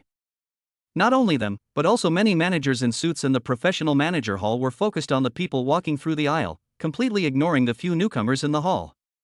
Fang Hui ignored all of this. Keeping his presence to a minimum, he walked past them openly and honestly, and after several twists and turns, he soon arrived at Meng Fei's dormitory. The gate was ajar, and faint sounds of worship could be heard coming from inside. Fang Hui was puzzled, so he went over to take a look and was immediately shocked. He felt an urge to chop Meng Fei down with a knife. Meng Fei commissioned someone to create a half-meter tall bronze statue, complete with a smiling cat mask, a lifelike replica. Who else could it be but Fang Hui? The cat god statue was placed on a mahogany altar. Meng Fei held 3 incense sticks in his hands, and amidst the swirling smoke, he looked solemn and chanted incantations. Thank you for the protection of the cat god. If Meng Fei has any offspring in this life, he will surely worship the cat god statue for generations to come. Fang Hui silently walked up behind him, his voice low and menacing. What the hell are you doing to me? Holy crap! Meng Fei was startled and fell to the ground, looking at Fang Hui with eyes that looked at a ghost. Cat god. How come you walk without making a sound? Chapter 43. Let us welcome the tyrant cat god. Fang Hui was somewhat speechless. After instructing Meng Fei to destroy the altar immediately after today, he sat on the bed and inquired about the boxing match arrangements. Meng Fei was completely different from yesterday, and said with great spirit, I have talked to the higher-ups about the competition format. You will be playing the first match in the main stadium today. As for the opponents, they will be randomly selected on the spot to create a lively atmosphere. As he spoke, his heart pounded with excitement and joy. Things are different now. Everything has changed since yesterday. The main stadium was where he spent over a decade as a manager, having managed countless boxers, but the number of times his boxers fought there was very limited. Those kinds of venues aren't for newlyweds. Even those ranked in the bottom 50 have to wait in line to use it, making sure no higher-ranked boxer wants to use it. Fang Hui nodded and transferred 5 million to Meng Fei's account, saying, same as always, bet everything on me to win, regardless of the odds. He wasn't afraid that Meng Fei would run away with the money. If he did, Fang Hui was willing to drop everything and hunt him down to the ends of the earth. Meng Fei was taken aback for a moment, then quickly tried to persuade him. Given your current level, cat god, the odds can no longer be as outrageous as they were yesterday. Even against the number 1 on the kill leaderboard, the odds would be at most 1 to 1.5. There's really no need to go all in on the bet. After all, winning won't mean much, but losing means losing everything. Fang Hui waved his hand and said calmly, I will not lose. Seeing this, Meng Fei smiled wryly. Yes, he thought Fang Hui was going to lose several times yesterday, but the final result was always unexpected. No matter who the opponent is, how strong they are, or how high their ranking is, in the end they all die at Fang Hui's hands. Looking at it now, Fang Hui's strength is so great that, at least as long as he's not in the top 10 of the kill list, no one can really do anything to him. The top 10 on the kill list are not easy to come by. If no one exercises the power of designation, Cat God's ranking will be stable for a short period of time. Meng Fei murmured to himself, then smiled and said, no problem, we'll place your bet right away. The start time is approaching. Due to your improved ranking, you have been assigned a private lounge. Let me take you there. You can go there whenever you come to the fighting arena in the future. Fang Hui nodded and got up to follow him. The two soon arrived at a lounge of over 400 square meters, complete with a wine cabinet, beds, training equipment, and all the necessities for daily life and martial arts. In addition, 2 bunny girls with shy faces stood on either side of the lounge door, ready to be ordered around. Fang Hui smelled the calming sandalwood incense in the lounge and couldn't help but shake his head and sigh, this is what you call a life of luxury. With his current status, he can use all kinds of precious supplements distributed on campus as easily as drinking water, if he wants. And her looks were no less than those of school beauties like Su Huanhuan, and her figure and mature and charming temperament even surpassed many bunny girls and cat girls, so she was completely at his mercy. This is the true value of being ranked in the top 20 of the Blood Soul Arena's kill ranking. As time goes by, Meng Fei was busy running around, and soon it was 9 o'clock, the time for the official start of the event. Because this lounge was close to the main stadium, Fang Hui had already faintly heard the noise from the audience and the hosts warm up half an hour earlier. They're gone. With an ally dagger tucked at his waist, Fang Hui slowly stood up, waved away the shy young women on either side, and, led by Meng Fei, headed towards the main stadium with his hands in his pockets. Ladies and gentlemen, the countdown to the start of tonight's grand feast has begun. Let's count down together. 5, 4, 3. Inside the main arena, a fully metal space 4 or 5 times larger than the fourth arena, the stands and the vast ring are all cast from high-strength alloys. The stands were arranged in a circle around the arena, with a projection screen hanging down every 10 meters, displaying an enormous countdown number. In the stands, influenced by the atmosphere, even the wealthy tycoons who were once prominent figures in the outside world turned red in the face and counted down with the host. Changshi and his son were in front of the VIP table, sitting behind the sofa, marveling at the grand scene. Such places are extremely rare, let alone Changshi or even Shangyu. Even when I come here regularly, I've never seen such a lively atmosphere as today. It's not just them. The main arena was packed with boxer managers tonight, most of whom were filled with regret yesterday and still couldn't believe it, wanting to come and see for themselves. Meanwhile, at the top of the fighting arena, a glamorous woman in a cheongsam that was slid up to her thighs a little higher and she would have reached the forbidden zone sat with her legs crossed at the back of the VIP section, overlooking the entire arena from above, quietly waiting for Cat God to appear and for the fight to begin. Her red lips curved into a smile, a hint of amusement in her eyes. Cat God, nothing of note, quite interesting. 2, 1. Let us welcome the tyrant Cat God. The host was the same one from the fourth venue yesterday. He was full of vigor, gripping the microphone, and roared out highly inflammatory words. As soon as he finished speaking, with a loud bang, the entire arena shook, and the huge arena spun and cracked open, revealing a dark, circular entrance. Wearing a large cat mask with a healing smile and his hands in his pockets, Feng Hui slowly rose onto the arena and appeared in the audience's view under the watchful eyes of everyone. Looking at that figure, the host was so excited that he was trembling all over and filled with gratitude. He was able to come to this main stadium to host the match entirely because of Feng Hui. Thanks to Feng Hui, this is practically a promotion for him. In the VIP section, Changshi stood up instantly. He rested his hands on the handrails, gazing at the spotlight shining down on Feng Hui, who was being cheered on by the crowd. Complex emotions churned within him. Besides him, who would have known that the person below was just an ordinary student? He's still an 18-year-old high school student who hasn't even started school yet and is about to graduate.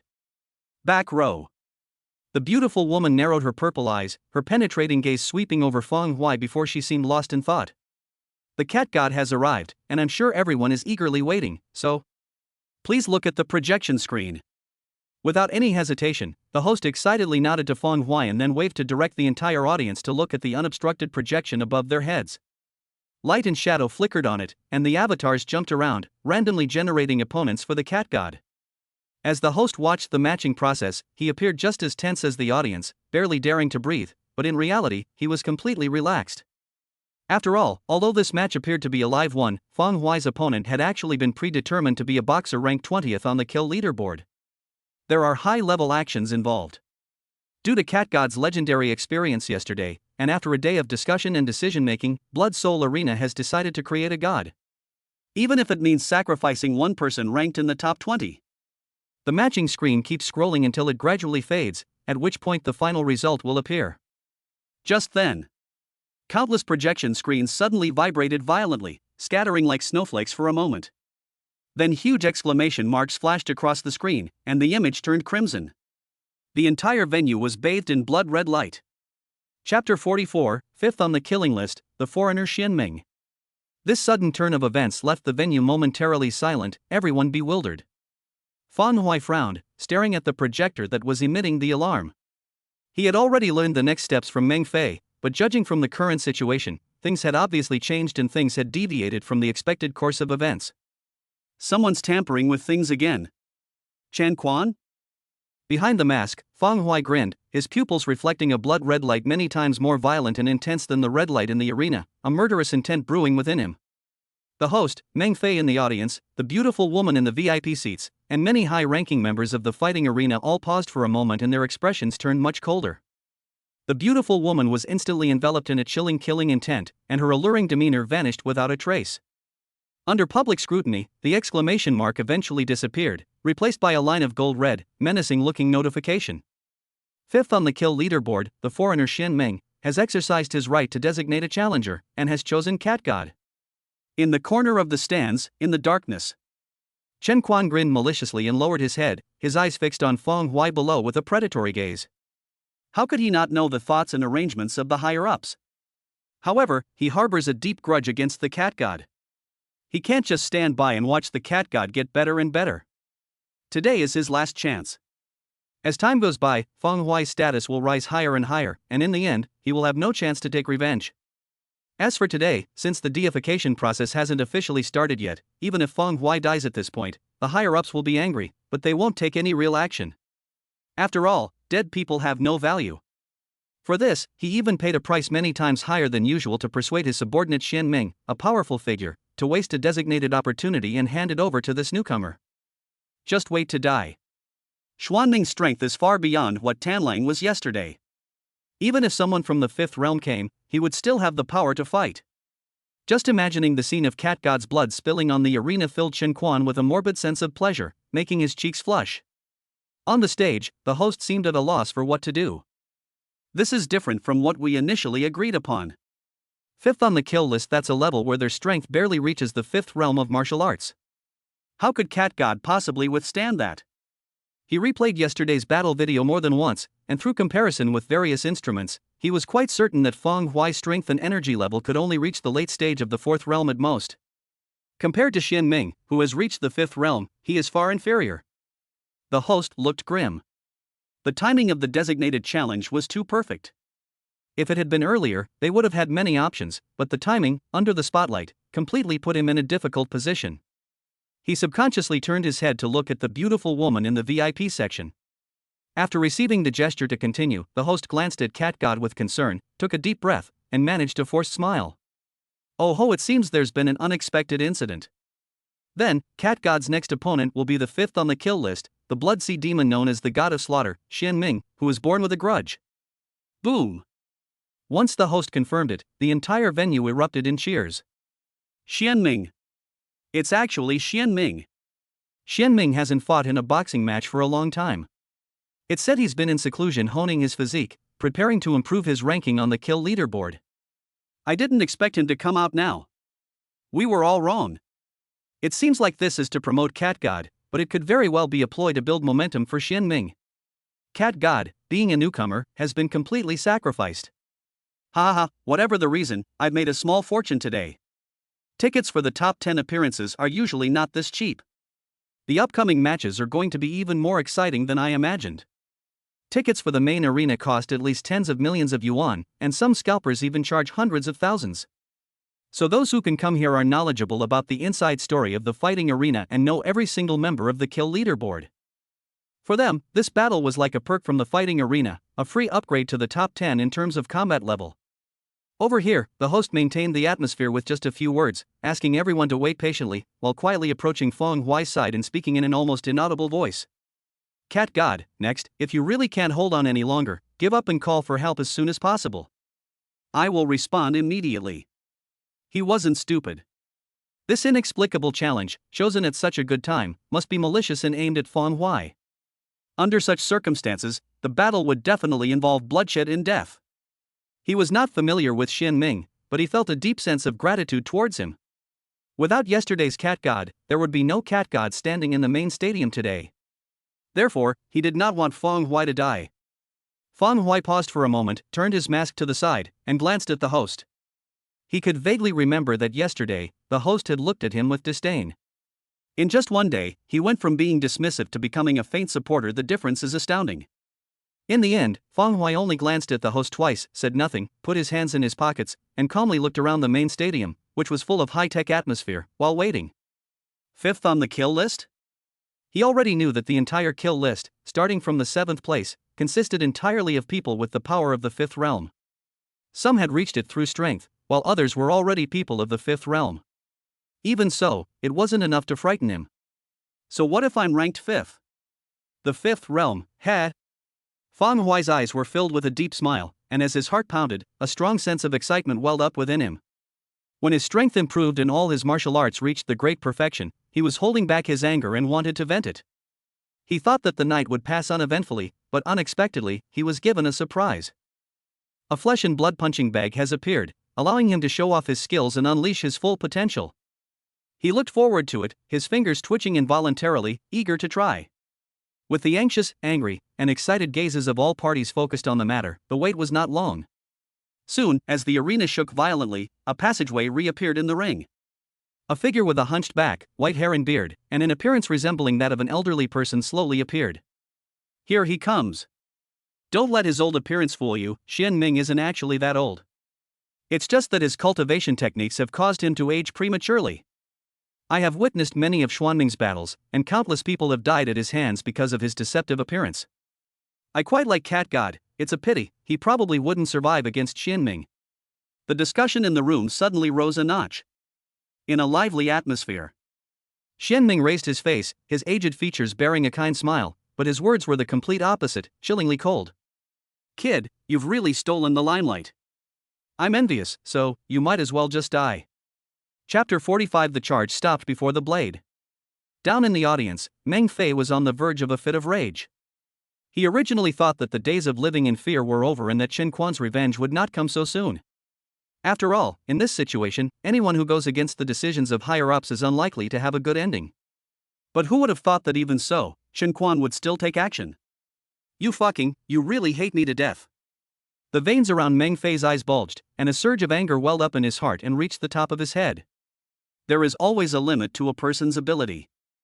Yesterday, Fang Huai had already exceeded his expectations multiple times, but now, things are really in danger. Now that the venue is open and both sides are present, he can no longer make any moves. All we can do is pray. I pray that Fang Huai can survive under Xianming's control, even if it's just half a life. In this way, at least there is still room for maneuver. The audience in the arena had no idea about these inside details. All they knew was that tonight's match featured a battle between the top 5 on the kill leaderboard. This alone is enough to raise the already heated atmosphere even higher. Amidst shouts that threatened to tear the dome apart, Fang Huai's heart pounded like a drum, vibrating in his eardrums. His blood circulated rapidly, like a turbulent river, surging and washing over his limbs and bones. He grinned, and the knife in his heart, which he had forgotten, was slowly retrieved. A murderous intent as deep as an abyss brewed in his chest, churning with each breath. This feeling is just so amazing. Beneath the mask, Fang Huai's gaze locked onto Xianming, his back muscles twitching with eagerness. The host glanced at Fang Huai one last time, suppressing his worries, and under the watchful eyes of the crowd, raised the microphone and shouted, "It seems that both sides are almost ready. Since that's the case, tonight's opening act will be kicked off by 2 of the top-ranked fighters on the kill leaderboard. Our match officially begins." The moment he finished speaking, he jumped off the high-density alloy battle platform. Xuanming's old face, covered in wrinkles, revealed an ugly smile. Then, with a crisp crack, his back straightened perfectly. The emaciated body, which would have collapsed at the slightest breeze, suddenly swelled up as if inflated, its muscles bulging and veins popping out. In the blink of an eye, the frail old man's figure had vanished, replaced by a massive giant, 3 or 4 times larger, resembling a muscular demon. The surging bloodthirsty aura boiled and spread, and the golden qi, which was as solid as a substance, adhered to Xuanming's body. The pressure rippled and spread throughout the entire area. It's here. Xianming revealed his final form right from the start. It seems he doesn't want to give Cat God any chance at all. I admit that it's impressive that Cat God was able to reach this ranking in a single day. However, what can a newcomer like him do against Xianming? His fate was already sealed. You think you're so knowledgeable? You already predicted it all. Cat God won all the way yesterday, so he'll definitely win today too. Ignore this person who's possessed. The stands were buzzing with excitement, the audience's blood was pumping as they watched Xuanming's muscular transformation, and the entire stadium was immersed in a sea of madness. Xianming grinned maliciously, and his large fan-shaped hand was now adorned with 2 gleaming brass knuckles. His muscles bulged, and with a stomp of his foot, the arena shook violently, creating a commotion as if a high-speed truck had crashed into Fang Huai. Phew! A suffocating gale swept over them, nearly throwing their masks off, while the mental pressure from Xianming also filled the air. Under such immense pressure, and under the watchful eyes of the entire audience, Fang Huai not only didn't retreat a single step, but instead slowly walked towards the muscular man who was 2 heads taller than him. During the process, he gently placed his right hand on the hilt of the knife at his waist. Like a mantis trying to stop a chariot, or an ant trying to shake a tree. Xianming scoffed. Someone actually thought of blocking him head-on? His strength is absolutely top-notch in this fighting arena. Even those ranked higher than him wouldn't dare to confront him head-on. Instantly, determined to kill Fang Huai in one move, an even more ferocious burst of energy erupted from his body. The already savage charging speed increased again, and his thick right arm rose up, wielding the brass knuckles, and smashed down on Cat God in front of him. Fang Huai walked by with his left hand in his pocket and his right hand on his knife. Only when Xian Ming crashed into him like an out-of-control train, the gale blowing his black hair backwards, did he lightly curl the corners of his lips and draw the short sword from his waist. Bass. A crisp, clear metallic hum resounded throughout the venue. The short sword, shrouded in powerful energy, moved like a ghost. It moved erratically and without any apparent pattern, yet it struck first despite being behind, the tip of the blade reaching Xuanming's knuckle fist. Bite. Sparks flew everywhere, the metallic clang that ripped eardrums echoed, and a surging gust of wind swept in all directions. Under the horrified gaze of the audience, Xuanming's momentum, even more ferocious than that of a high-speed train, suddenly came to a standstill before the tip of the short sword. We can't go any further. Xuanming's upper arm veins bulged, and his whole body turned red as if it were about to bleed from exerting force. After failing to advance even an inch, his eyes widened in horror, and his heart pounded. How is that possible? He stared wide-eyed, and through the large cat mask in front of him, he clearly saw a pair of clear eyes behind it that held a playful expression. He was shocked, and before he could change his move, he saw Fang Huai raise his left leg and slash through the air like a steel whip. A swift and decisive kick arrived in an instant. Before Xian Ming could even react, the kick had already struck his arm. The protective aura couldn't even block it for a moment and tore apart instantly. The skin and flesh looked as if they had been torn apart by tiger claws, with blood spurting out. Boom! His massive body flew out to the side even faster than when he came, and suddenly embedded itself in the ring railing. The high alloy guardrail was bent to its limit, causing the entire stadium to tremble. After the attack, Xian Ming was still able to stand up, but his right arm was hanging down and he could no longer lift it. How so? Xian Ming stared in horror at the figure in the distance with one hand in his pocket. He simply couldn't believe that someone in the fighting arena could surpass him in strength and even effortlessly block his attacks. Not only that, but they also retaliated in the blink of an eye. A moment of silence fell over the stands, followed by an even greater surge of excitement, as everyone was awestruck by the stark contrast in the situation on the stage. Not bad. Fang Huai turned his head to look at Xian Ming in the distance and let out a heartfelt exclamation of admiration. He is no longer the same person he was yesterday. Although Tiger-style fist contains very little about leg techniques, for him, who has already mastered it, the boundary between hands and feet has long been blurred. Even using only his legs, he can unleash 100% or even 200% of the power of Tiger Fist and his physique. In this situation, an attack that could have killed Tanlang yesterday with a single blow could only cause an arm injury to Xian Ming. This is enough to demonstrate the prestige of ranking 5th on the kill leaderboard. But, what good is blocking one kick? Chapter 46 The Ghostly Blade, Decapitation on the Spot. Fang Huai chuckled softly, but his voice was clear enough to reach Xian Ming's ears, making his expression instantly even more unpleasant. At this moment, a surge of overwhelming hatred for Chen Quan welled up in Xuanming's heart. Based on that one knife and one kick, Chen Quan actually told him that this was a newcomer? We've got him figured out. They even said they had already investigated it. Looking at the figure in Taichung with one hand in his pocket, and feeling the tearing pain in his arm, he was momentarily at a loss, frozen in place, unsure whether to move forward or backward. However, he didn't know what to do, but Fang Huai didn't. Xian Ming was not given much time to catch his breath. He chuckled, his calf muscles tensed, and his toes touched the ring. Whoosh! In a flash, he arrived in front of Xian Ming. With a twist of the waist and hips, the thigh muscles tightened, driving the calf upwards, and then the leg was lifted and slammed down. Bang! At the last moment, Xian Ming channeled his inner energy, his muscles bulging, and he caught it steadily with his large palm. It was very powerful, and there was some pain, but it wasn't completely unstoppable. This attack relieved Xuanming's anxiety, and a sinister smile returned to his face. You only managed to injure me by surprise. Did you really think you could easily defeat me? With that, he roared, his face contorted with ferocity, and his inner energy surged as he lunged at Fang Huai, grabbing him fiercely. Feeling the confinement in the small space where he was unable to move due to Xuanming's intentional or unintentional restriction, Fang Huai shook his head, feeling rather helpless. You're so annoying. He originally intended to use Xian Ming to practice and adapt to leg techniques. Judging from the situation, Xianming was clearly terrified by the previous kick and was therefore trying to restrict him, not daring to let him kick again. Xianming was, after all, a martial artist who had reached the 5th realm. Although his strength was not as great as his, he could still do something to restrain him. As a result, his plan to hone his skills immediately fell through. In that case, let's wrap up the warm-up. Facing the whistling wind of the punch, Fang Hui chuckled and pulled his left hand out of his pocket. Suddenly, a surge of bloody killing intent erupted. He gently twirled the small knife in his right hand, and then threw out a punch and a knife strike in quick succession.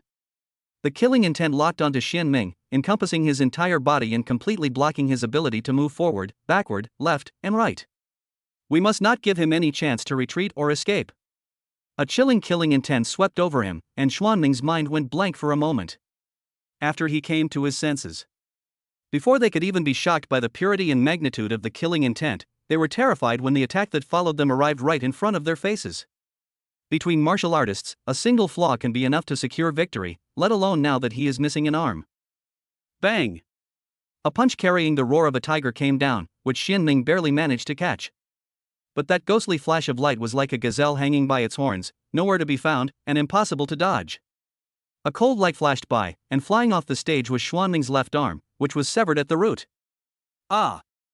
A scream erupted as blood gushed from Xuanming's left shoulder, staining the entire fighting arena crimson. Before he could scream again, Fang Huai's eyes turned ferocious. He changed his left hand from a fist to a claw and suddenly grabbed into Xianming's drooping right arm. Gripping the large bone tightly, he lightly swung the knife in his right hand again, unleashing the short, violent power of the ghostly blade, and a whistling wind resounded. Phew! Once the gale subsided, the blade had already sliced across Xuanming's thick neck from left to right, severing his remaining screams and shoving them back into his throat. Under the watchful eyes of everyone, Fang Hui, wearing a mask, took a deep breath, flicked off the blood and flesh residue from his left hand, and swished his short sword back into its sheath with a clang. Xianming stood still, his aura slowly dissipating. His blank stare didn't last long before a line of blood appeared on his throat. Then his head and body separated and crashed onto the alloy arena, one after the other. Bang! The sound of the impact wasn't loud, but it instantly silenced the noise and shouts inside the venue, resounding like a great bell in the ears of the audience. The host's legs went weak, and he staggered back several steps before finally managing to stop. He shakily brought the microphone to his mouth, trying to say something several times, but the words stuck in his throat and he couldn't utter them. On the stands, Qin Quan clenched his fists until they turned white, and his whole body seemed to have been ripped out of its bones as he slumped into his seat. Why did this happen? You're so capable, why are you in the public manager's hall? He no longer had the energy to curse or express disbelief. From the moment Xianming died, he knew that his life was ruined and there was no future for him. In severe cases, they might not even survive tonight. This was a high-stakes gamble. If they won, not only would they be able to successfully deal with Fang Hui, but Xianming, and he would also benefit from the actions of the fighting arena's higher-ups. But if he loses the bet, Fang Hui won't even need to lift a finger. The fighting arena alone could ruin Qin Quan's family. If the higher-ups remembered some of his good deeds and spared him some leeway, he might barely escape death, but in places like this, it's all about interests. How could anyone possibly show mercy? Qin Quan smiled bitterly, glanced at Fang Hui on the arena, and as if he had thought of something, his lifeless face regained its vitality. There's still a chance. The cat god isn't that old. If I humble myself enough and beg him a little, maybe he'll soften and let me go. As long as I can get his verbal forgiveness, even the higher-ups at the fighting arena can't do anything to me. Qin Quan scrambled to his feet, fiercely shoved aside the cheering spectators beside him, and sprinted toward the ring. Now, this is the only way to survive. He must seize it. In the VIP section. Standing before the railing, Chang Shi turned his head in a daze, stammering, Dad, this is Fang, is he very strong? Looking at his son's dazed face, Zhang Youhe was furious. What nonsense are you spouting? Anyone with eyes can see just how strong Fang Hui is, who can so easily and decisively kill the 5th-ranked killer on the kill list. Those who know about Cat God's other identity should know even more. However, he could understand Sunaishi's state at that moment. Even he was briefly shocked and stunned after watching the whole thing. The impact was truly enormous.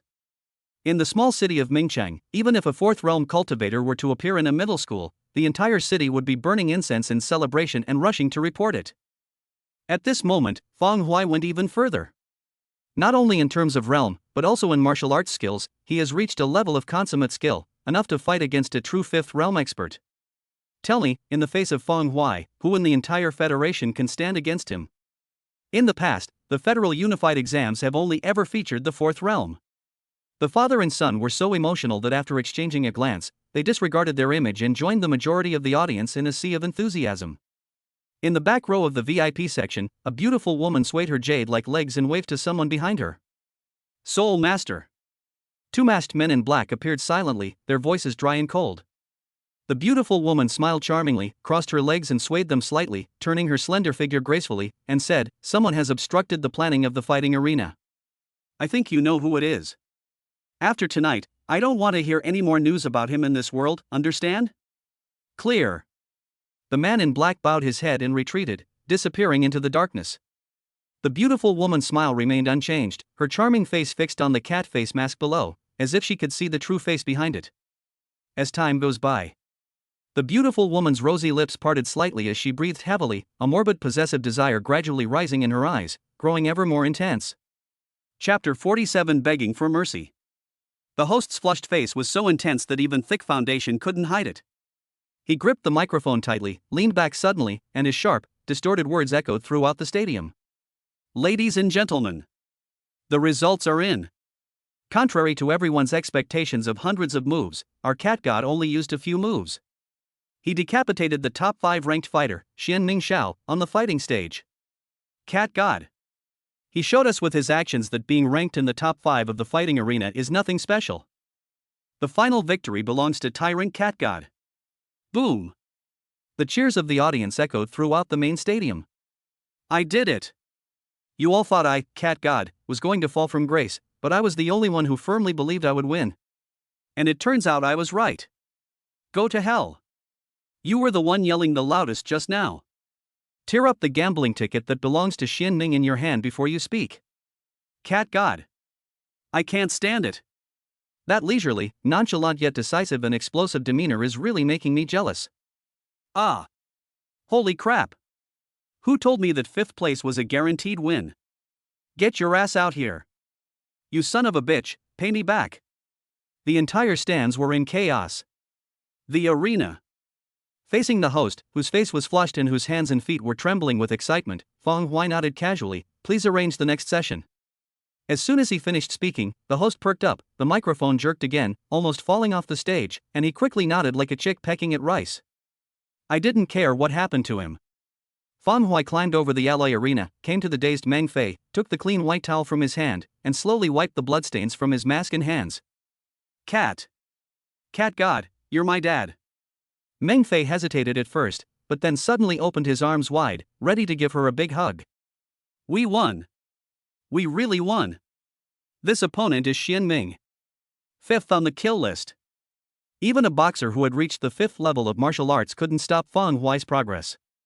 Feng Huai was strong enough yesterday, but today he still seems to be holding back. Now, Meng Fei no longer has to worry about his survival. Even the future advancement stages have already appeared. All he needs to do is cling to Feng Huai's coattails. Therefore, let alone father, what title can't be used? Get out of here, Feng Huai said, wiping his hands with his head down without looking up. Okay. Without the slightest hesitation, Meng Fei collapsed to the ground almost immediately after speaking. Just as he was about to roll over, a series of disordered footsteps came from afar. Chen Quan pushed through the crowd in the stands and jumped down. Behind him, 2 cold, hard-looking figures in suits could be seen following closely behind him. Chen Quan looked terrified, his once neat and exquisite hairstyle now a mess. He scrambled forward, ignoring Meng Fei, and knelt down, kowtowing loudly to Feng Huai.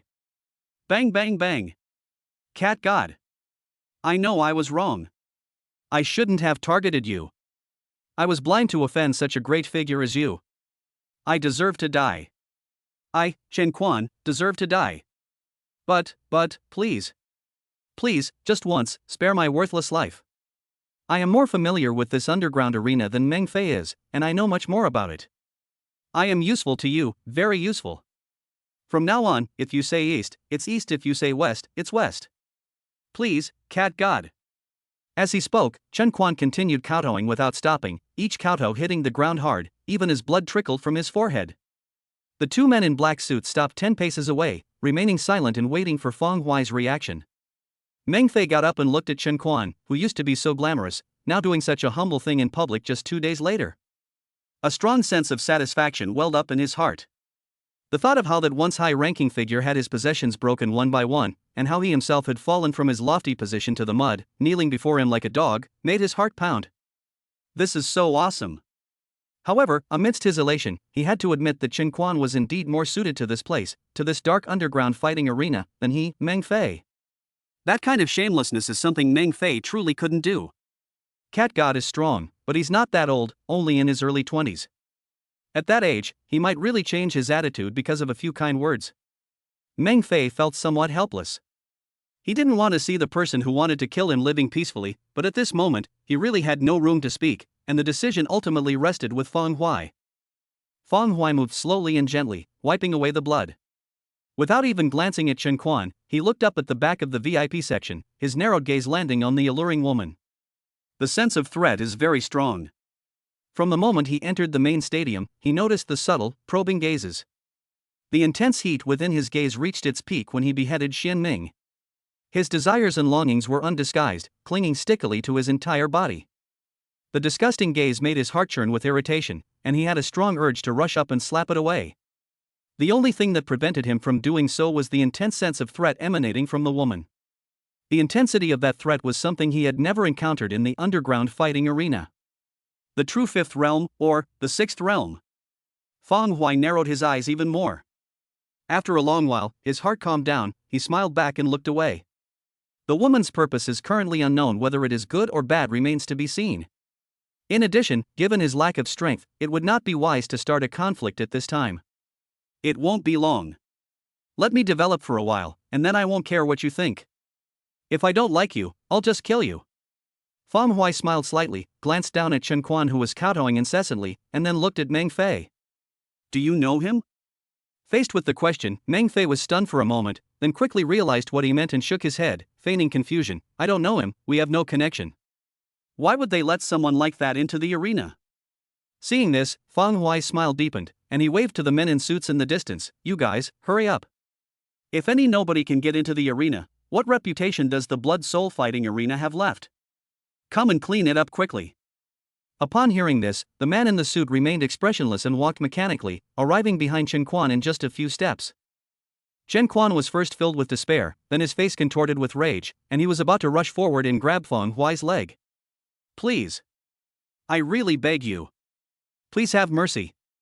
He only has one chance, and this is his only chance to survive. If he misses it, he'll truly be gone. Bang! Feng Huai pulled his leg back, patted his trouser leg with a hint of annoyance, and pointed at Chen Quan, who had been kicked away. Hurry up! You're so slow, are you saving it for the new year? Chapter 48 Unified Examination Reform? Good riddance! Looking at Chen Quan struggling and screaming in the distance as he was being dragged away quickly, Feng Huai couldn't help but sneer. When death is imminent, they only know to beg for mercy. Where were they before? Do you really think he's some great person? He had repeatedly annoyed him, and after today, without even needing to react in the fighting arena, he was already prepared to kill Chen Quan in private. Originally, due to the rules of the fighting arena, fighting was not allowed. As for now, he has already risen to 5th place on the kill list, so he can enjoy some privileges. In this world, might makes right. After glancing at the beautiful woman in the VIP section one last time, Feng Huai tossed the towel in his hand to Meng Fei, took a step, and reappeared on the arena. The host exclaimed excitedly, next, the hunting feast belonging to the tyrant cat god is about to begin once again. Let us cheer. Boom! The stands erupted in cheers, with bunny girls and cat girls swaying and dancing among them, chanting cat god in unison, the echoes lingering throughout the underground arena. There were no surprises in the subsequent matches. Feng Huai used the simplest and most efficient moves to defeat his opponent, repaying the entire underground arena with bloodshed. In response, there was a growing ups and downs of shouts and clamor. Dad, I suddenly want to go on stage too. In the VIP section. After watching several matches, and as Feng Huai left the field and the atmosphere in the main stadium gradually cooled down, Chang Shi, his face flushed, mustered up his courage and said. In the past, even if he had personally watched the underground boxing matches, he would have only felt excited in his heart and would never have had the idea of joining in. But this time it's different. Feng Huai. This is his classmate. A classmate from the same year. On the surface, he wears glasses at school and appears to be a well-behaved and polite student, but behind the scenes, he is the king of the underground fighting arena. The amount of blood on his hands is countless. Just today's few battles have already claimed the lives of many top players on the leaderboard, including the former 5th-ranked player on the kill leaderboard. This stark contrast made Changsha feel utterly bored with all the competition within the school at that moment. What appears to be a fierce competition for resources and rivalry among classmates in this arena is truly as bland as children playing house. I don't want to be a hothouse flower, I want to be nourished by bloodshed. Even if I can't reach Feng Huai's level, at the very least, I need to have the ability to face him directly or stand behind him. In the end, I was originally 3rd in the school, and 3rd in the entire number 1 high school. With a surge of determination in his heart, Changsha's eyes had never been so resolute as he stared directly into his father's gaze without flinching. There is often a lingering flush, just like on the face. He stared blankly at Changsha, feeling as if his son had finally awakened from a long sleep of more than 10 years and had completely changed in just one night. A light shone in Changsha's eyes. That kind of dazzling and vibrant light that even frightened him. Is this the encouragement from peers? Or rather, the power of role models? There was a constant urge to turn and look at the passage where Feng Huai had disappeared. After an unknown amount of time, he tugged at his collar, and a big smile appeared on his face, which was slightly serious due to the fine wrinkles. Your dad has plenty of money. Once your dad has taken care of everything, you can go for it if you want. He was already looking forward to how exciting this year's Federal Unified exam would be. The roar of their small mountain town should be enough to shake the entire Federation, right? That evening, Chang Yu made a phone call to Zhang Xijia, the former 8th Realm Martial Saint, who was also the principal of number 1 middle school. It was late at night, and all was quiet. Zhang Xijia sat upright in front of the projector screen, looking at the comprehensive discussion report on the reform of the unified examination method submitted to all federal universities. His aged hand moved the mouse, slowly hovering over the disagree option in one of the 2 boxes below. Whose idiot came up with this suggestion? Using the underground secret realm as the battlefield for the unified examination is such an intense approach that, let alone whether it is suitable for the entire Federation, it is certainly not suitable for number 1 middle school. It is unacceptable to subject protected flowers to such brutal competition, even with protection. If the old testing method were used, Feng Huai and his fellow kids could still get high rankings, but with the new one, that's not necessarily the case. Just as he was about to press the oppose button, the communicator placed to the side suddenly rang. Setting aside the documents for the moment, Zhang Xijia picked up the communicator displaying Chang Yoha as the caller ID and went straight to the phone. At first, his aged face still wore a fawning smile as he treated the nouveau riche. But at the very end, when Chang Yu hung up the phone, his old face suddenly crumpled up, and his cloudy eyes were gradually filled with shock. Click. The communicator screen shattered, and the sturdy frame, capable of withstanding the attacks of a 3rd realm martial artist, dented in his hand, turning into a lump of iron. Feng Huai from number 1 middle school? Underground fighting arena? He fought his way up to 5th place on the kill leaderboard? Zhang Xijia had thought that nothing in the world could stir up any more waves in his 8th level heart, but now he realized he was wrong. He understood the significance of this better than anyone else. He took a deep breath, blinked, and carefully checked the date on the computer. He finally confirmed that Feng Huai had indeed stirred up such a huge wave in the underworld in just 2 weekend days. Okay. Zhang Xijia couldn't help but laugh, his smile growing wider and wider, his aged and yellowed teeth fully exposed to the air. He grabbed the mouse, boldly moved it to the agree button, and without a second's hesitation, clicked it with force. Change it. Change it drastically. Change it however you like. A tiger has emerged from the cage of our number 1 high school, and the original ones are no longer suitable. We need this kind of one. The changes are fine. After the file closed automatically, he didn't linger. He took out a new communicator from his pocket and called his former students, who were now the owners of the underground fighting arena, the so-called Soul Master. Teacher. Before she could finish speaking in her alluring voice, Zhang Xijia interrupted her, "Stop talking nonsense. I only have one thing to say. There's this cat god thing these past few days, right? I don't understand these ridiculous titles you've given me either. Anyway, regarding cat god, I don't care what you're trying to do, just get your dirty thoughts off him. He can't afford to get hurt in the slightest. If he loses even a single hair in your fighting arena, don't blame the old man for not showing any mercy. Do you understand?" A murderous intent as deep as an abyss filled the room. After a long silence, a voice, devoid of its usual coquettishness and brimming with confidence, finally rang out from the other end. Yes, teacher. After hanging up the phone, Zhang Sijia's face was no longer troubled. Instead, he hummed a little tune, put his hands behind his back, and swayed as he got up to rest. Fang Hui kept a low profile, dodging countless probing glances, until he returned home and collapsed onto his bed. The prize money from the matches hasn't been settled yet, but with the bets, it should be around 4 million a night? He scratched his head, roughly calculating, and pondered that he should start looking for new cultivation techniques and martial arts skills. Chapter 49. You're the principal? You can sleep wherever you want? The 4 mysterious toad catching skill can be improved, but the amount of wealth required for improvement is simply too much. Last time it cost over 300, next time it will probably cost 5 or 600. If possible, we should experiment with more techniques to find the path to achieve the greatest improvement with the least amount of wealth. I thought about it for a while. Fang Hui was affected by the atmosphere of the killing field, which relaxed his tense nerves. Sleepiness came over him like a tide, and he fell asleep instantly without resistance.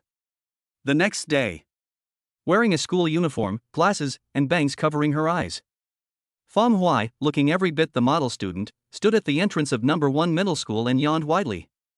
I didn't get enough sleep. He shook his head helplessly. He had already planned to take leave and not come. However, considering that the federal standardized test was approaching and that the school might have some news or arrangements that I might not receive immediately, I still came. Anyway, it doesn't matter where you sleep. He smiled and followed the crowd into the youthful and vibrant campus, walking slowly toward the classroom.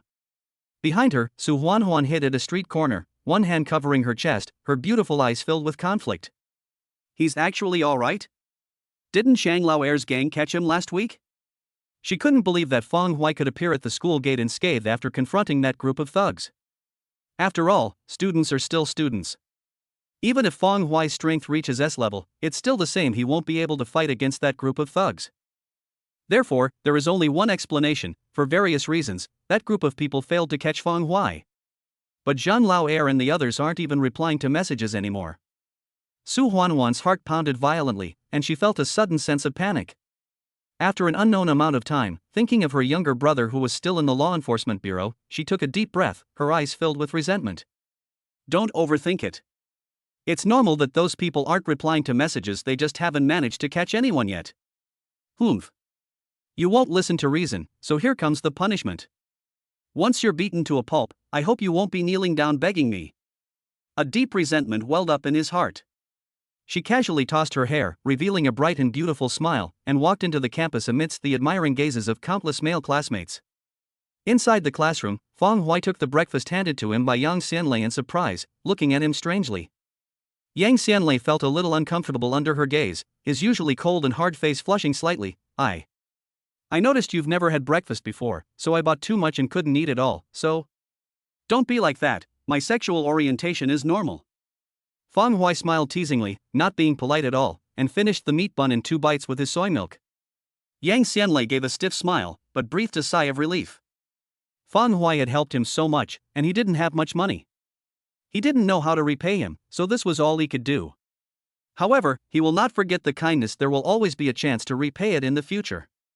Fang Hui glanced at Yang Xianlei, then suddenly paused, thinking of the underground fighting arena.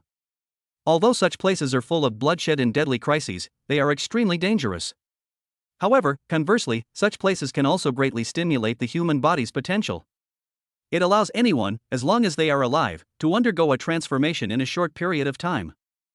If tempered by blood and fire, and given the resources of the fighting arena, Yang Xianlei should be able to improve by many levels before the Federal Unified Examination.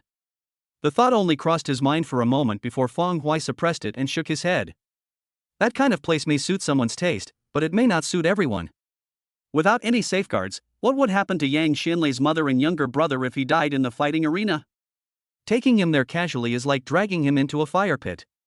After finishing his soy milk in one gulp, Fang Hui, under the faintly fearful gazes of the class, lay down on his brand new desk and fell asleep in an instant.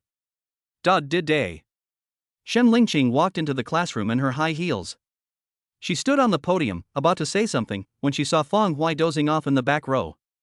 In that instant, her chest pounded, and a surge of anger immediately rose within her. No, buddy? You openly slept in the classroom. Isn't that a bit of a slap in my face? you can totally take the day off. Just sleep at home. What if other classmates learn from your appearance? What if other teachers think I'm easy to bully? It's true that your S rating makes me feel like I need to treat you like royalty, but how dare you act so disrespectfully towards me with just an S rating? Do you think you're a fourth realm martial artist? Shen Lingqing stared at Feng Hui with murderous intent for a long time, her chest heaving, but in the end she did not lash out. There are many students here, so let's give him some face. After today's classes, we must call him to the office and give him a good talking to. Let him know what it means to be a teacher. Attend class. Shen Lingqing's sudden shout caused the students in class 2 to instinctively shrink back in fear, wondering who had offended their homeroom teacher. The classes included cultural lessons as well as practical lessons that involved moving from classrooms to the martial arts arena. Yang Xianlei had tried to push Feng Hui, wanting to persuade him to learn martial arts, but Feng Hui casually brushed him off. At noon, in the empty classroom, Shen Lingqing returned in her high heels and saw Feng Hui still fast asleep. She was immediately furious. Bang! With a slam on the table, Shen Lingqing snapped at Feng Hui, who was looking up in a daze. Come to my office. Rubbing his eyes, Feng Hui stretched and walked into the empty office, feeling refreshed. Upon arriving here, Shen Lingqing rubbed her forehead, her slender white fingers pointing at Feng Hui repeatedly, her voice clearly angry. Are you trying to disregard the school and the teachers just because you have an S grade? I told you, don't think that an S rating is anything special. There are countless people with this rating throughout the entire Federation, it's just that there are relatively few in this city. In previous years, some people who received this rating also led mediocre lives. You must understand, the fourth stage of chi refining is the key. If you continue to slack off like this, do you still want to improve your cultivation? She was quite disappointed in him. The test just ended a few days ago, and it would have been fine to let Feng Hui indulge and celebrate for 2 days, but who would have thought that Feng Hui would actually become so lazy and irresponsible now? I have no idea what you were doing last night. Even if you really don't want to study, you can still take the Federal Unified exam based on your current level. But can you at least ask for a day off? At least go home and sleep. Do you think this school is your private property? You think you're the principal? Sleeping wherever you want? After saying that, Feng Hui first glanced at Shen Lingqing, then at the office door behind her, his expression gradually becoming strange. Knock knock knock. Teacher Shen. A knock on the door and an old voice came one after the other. Shen Lingqing's body suddenly stiffened. The swaying black stocking calves, which had been swaying in the crossed leg position, stopped, and the head, like a stuck machine, turned to look behind it in fits and starts.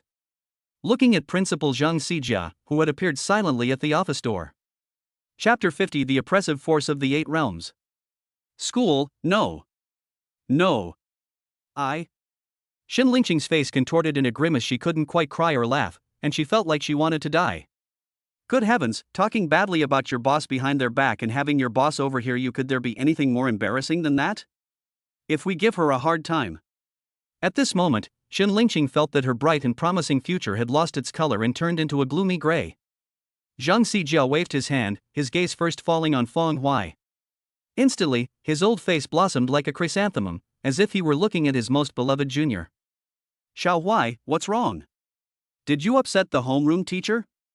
His soft-spoken words gave Feng Hui goosebumps. Shen Lingqing was completely stunned.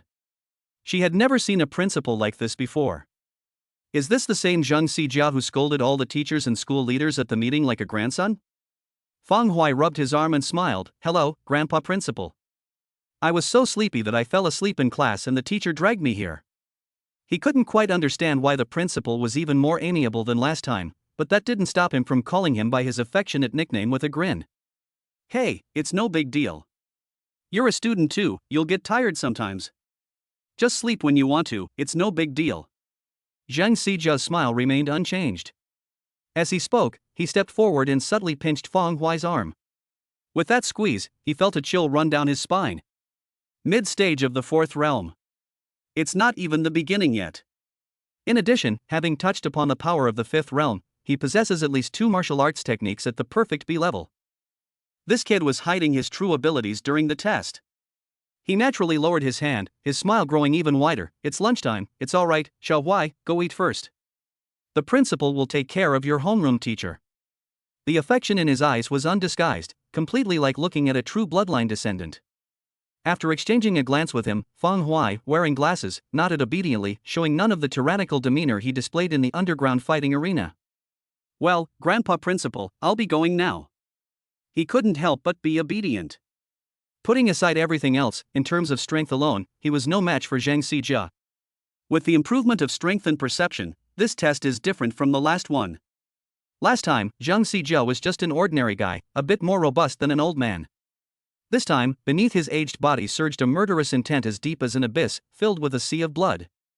In a daze, Feng Huai could even faintly catch the hiss and screams of various demonic beasts. The oppressive aura emanating from Zhang Xijia was more than 10 times stronger than that of the beautiful woman in the fighting arena. They're not even in the same league. So this is the legendary 8 realms. Zhang Xijia had no idea what Feng Huai was thinking. He waved his hand with a smile. Go on, eat more, you're still growing.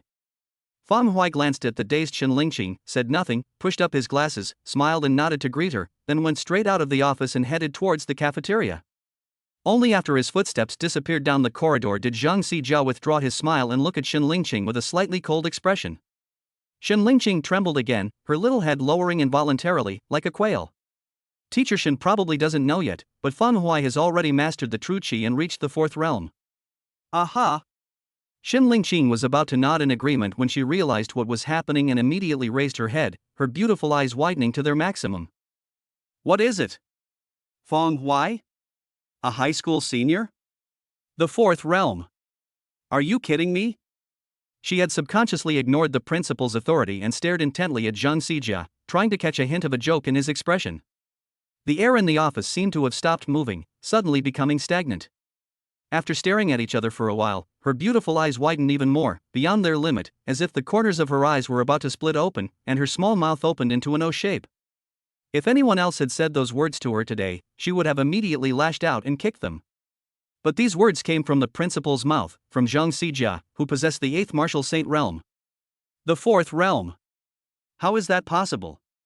Even she is only at the 5th level. Heaven knows how hard she worked to improve her cultivation level, and how much effort she put into competing for resources within the martial arts academy. Even so, until she graduated and became a teacher, she only reached the 5th level. This level of achievement is not bad even among her classmates. She ranks among the top few. Feng Huailian hasn't even graduated from high school, and hasn't even entered a martial arts academy yet. How could he have reached the 4th realm? She murmured, her face filled with disbelief. This kind of news is just like her winning hundreds of millions in the lottery. It's all so fake and unrealistic. The fact is, he did indeed reach the 4th level. Zhang Xijia was equally shocked, but not to the same extent as Shen Lingqing. After all, only he knew that the entire federation was not without people of Feng Huai's caliber, though few, they did exist. I've come here to get rid of Feng Huai. For the last month, Nishan doesn't need to worry about him anymore. I will arrange everything myself. Upon hearing this, Shen Lingqing's face showed some hesitation. This Class 2 finally has a gem. If we do things the way the principal suggested, will her final achievements still count? A slight smile appeared on Zhang Xijia's serious face. Don't worry, he's still in Class 2. Your promotion is basically confirmed. The school will arrange things for you after you graduate from Class 2. In his view, Shen Lingqing and Feng Huai were not much different, they were just children. Knock knock. Knock knock. Upon hearing these words, which were tantamount to a promise, Shen Lingqing's heart pounded wildly, her chest heaving. Promotion. It's only been a year since graduation, and I'm already getting promoted so smoothly. Moreover, Feng Huai is a 4th level martial artist, so the improvement he's made can't be small. She thought that after graduating from university, she would be facing a period of hardship. Who would have thought that she would be so lucky and find a good job right after graduation? Such a 4th realm student is hard to find even in the top-tier high schools of the entire federation, let alone have one in your hands. Feng Huai, you're my lucky star. You're so adorable, teacher. Seeing her joy, Zhang Xijia shook his head, then said, that's all for the arrangements regarding Feng Huai. It's very simple. Also, there's Yang Xianlei. Compile a record of his relationship with Feng Huai and send it to me as a document tonight. He hadn't forgotten Yang Xianlei, whom he had met during the last test. This federal reform not only changed the testing environment to a secret realm, but more importantly, it changed the original individual assessment to a 4-person team format. There's no need to worry about Fang Huai. The only thing to consider is finding him some usable and compatible teammates.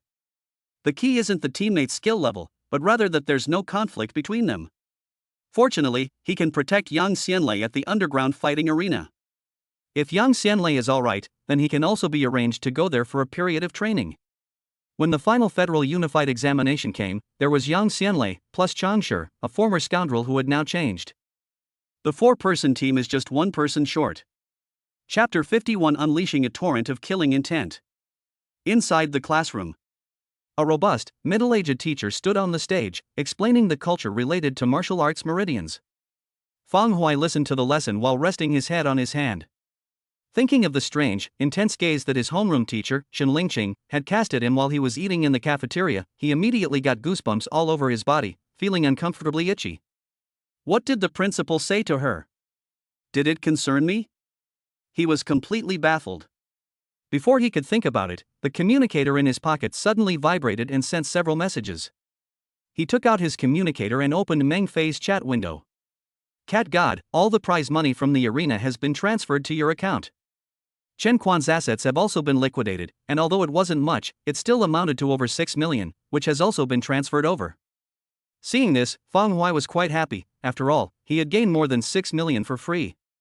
But the next piece of news made him frown instantly. Cat God, there's one more thing. Although Chen Quan's family business has been liquidated, Chen Quan is not dead yet. After you left yesterday, a major incident occurred in the black market. Demons from the underground world, who seemed to have come from nowhere, appeared. After several battles, the final result was that Chen Quan was taken away by the demons. Just recently, I received an anonymous threat from him, telling us to wait. So, until the Law Enforcement Bureau finishes its sweep of Ming City, Cat God should be as careful as possible, since no one knows what the underground demon's purpose is. After reading these messages twice, Fang Huai's brows furrowed even more deeply. In the end, he didn't reply to anything, and instead converted the remaining 10 million or so in his account into wealth points, after deducting the 5 million he had bet as principal. I was originally planning to save it and find a more efficient way to improve, but looking at it now, I guess I should use it sooner rather than later. Putting away the communicator, Fang Huai pushed up his glasses, which flashed with a white light, and narrowed his eyes slightly. For him, the most important thing was not that Chen Quan had narrowly escaped with his life, but the sudden appearance of the underground demon race. Having been in contact with the underground world for a long time, and having fought against it for countless years, the Federation has hidden some powerful demons throughout the Federation to varying degrees. However, these powerful demons generally only operate within major cities and rarely appear in remote border towns like Ming City. Nothing related to the underground demon race is trivial. For safety's sake, we need to further improve our strength. Without waiting to go home, Fang Huai got up, said hello, and then headed towards the restroom amidst the various glances of those who saw him off in the classroom. Wealth Point System. Realm, Martial Arts 4th Realm Early Stage. Martial Arts, for Mysterious Toad Fishing Strength, 2nd Level Plus, Tiger Form Fist, Freedom Stage Plus, Ghostly Fiend Blade, Forget the Blade Stage Plus, Iron Body Skill, 4th Level Plus. Wealth Points, 1074. Standing inside the cubicle, Fang Huai covered his nose. Without any hesitation, his mind raced, and he expertly clicked the plus sign after the 4 Mysterious Toad Fishing Technique. Wealth Points 610. For Mysterious Toad Hooking Technique, 2nd layer. For Mysterious Toad Hooking Technique, 3rd layer. Boom! As the complex training information flooded his mind, Fang Huai closed his eyes, and unconsciously, his hands and feet moved in unison, adopting the fish-toad strength movement that was already deeply ingrained in his bones. The gentle, peaceful, and profound aura flowed through my limbs and bones like fish. First it's the skin and flesh, then the bones, blood, and internal organs, and finally it goes into a deeper layer, leaping between every cell and connecting the whole body. The warm, gentle morning light bathed me, causing my muscles to tremble slightly.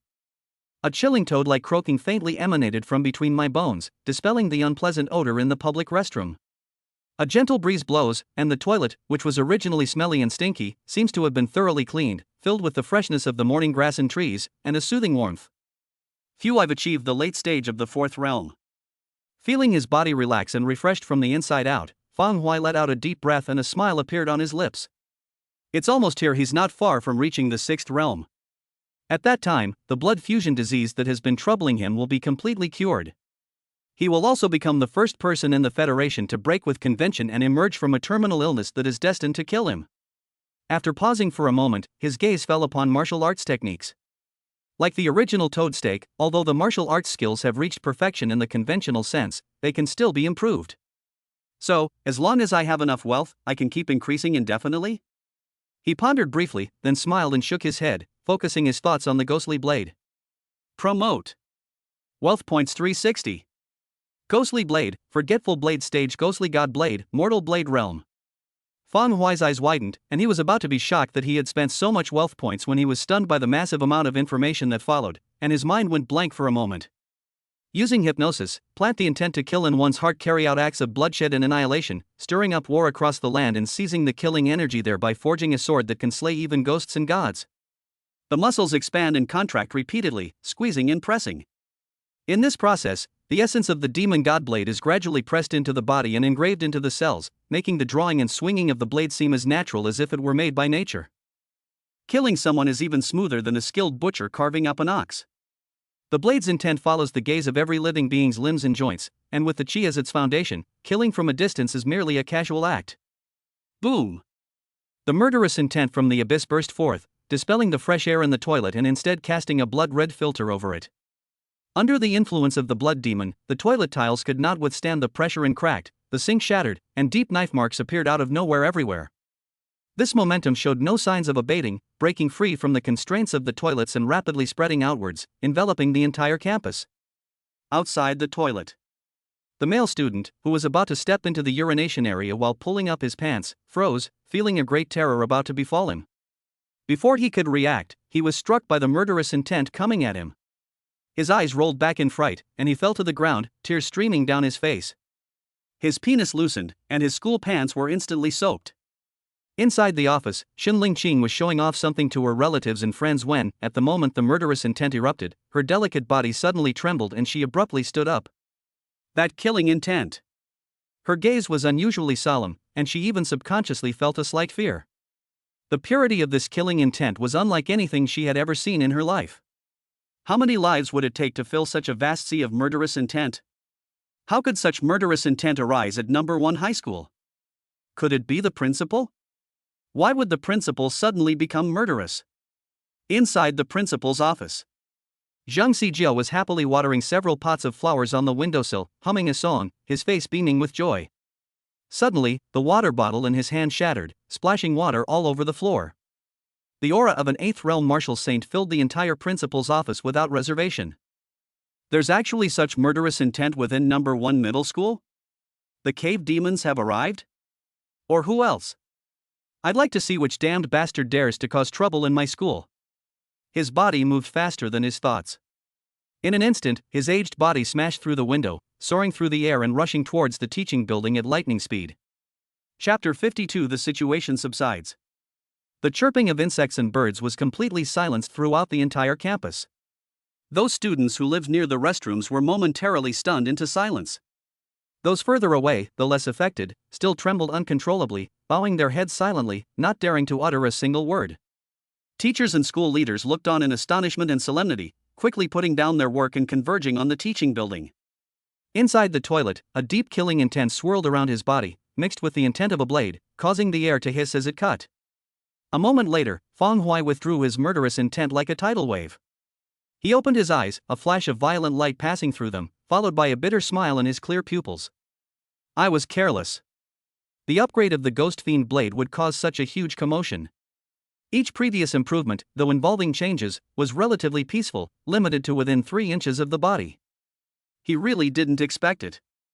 This time, the ghostly blade broke through its limits and created such a powerful aura that it even damaged the environment, leaving the entire toilet covered in knife marks.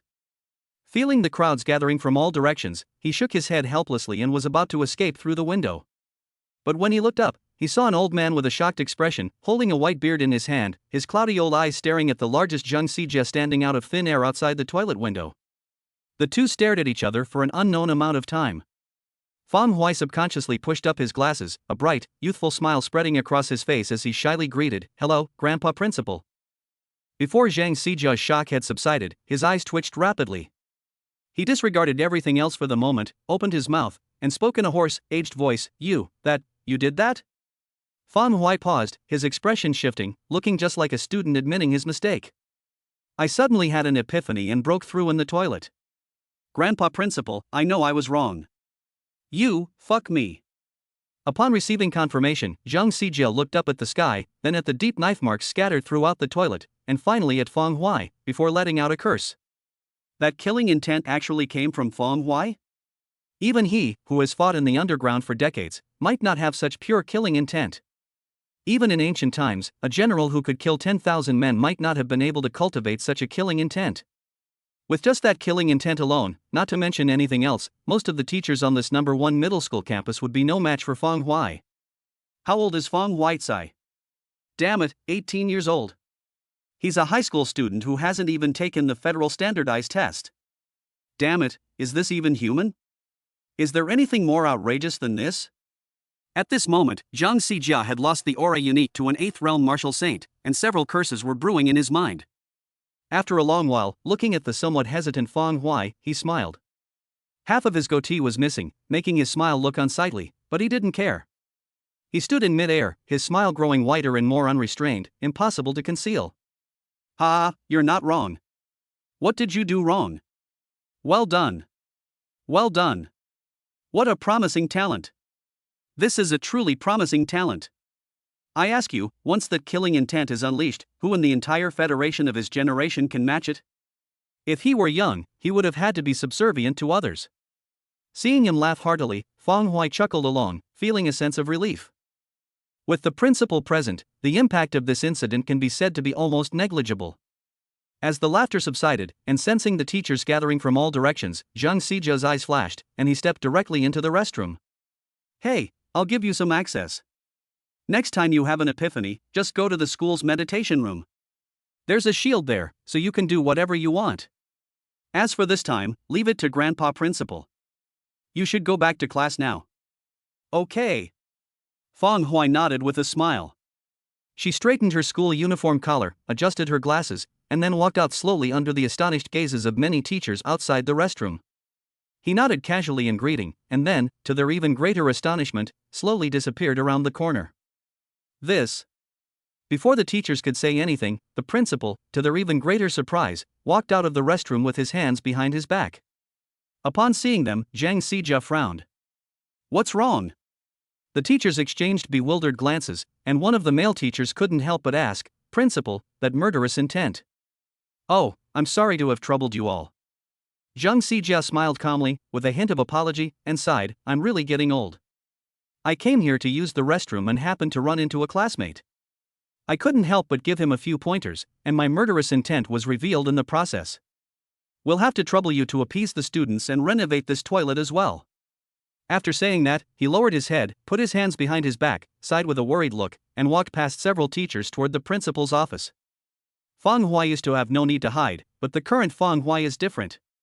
If we openly disclose his specific situation, what if he gets poached by other schools? At that point, he really couldn't even cry.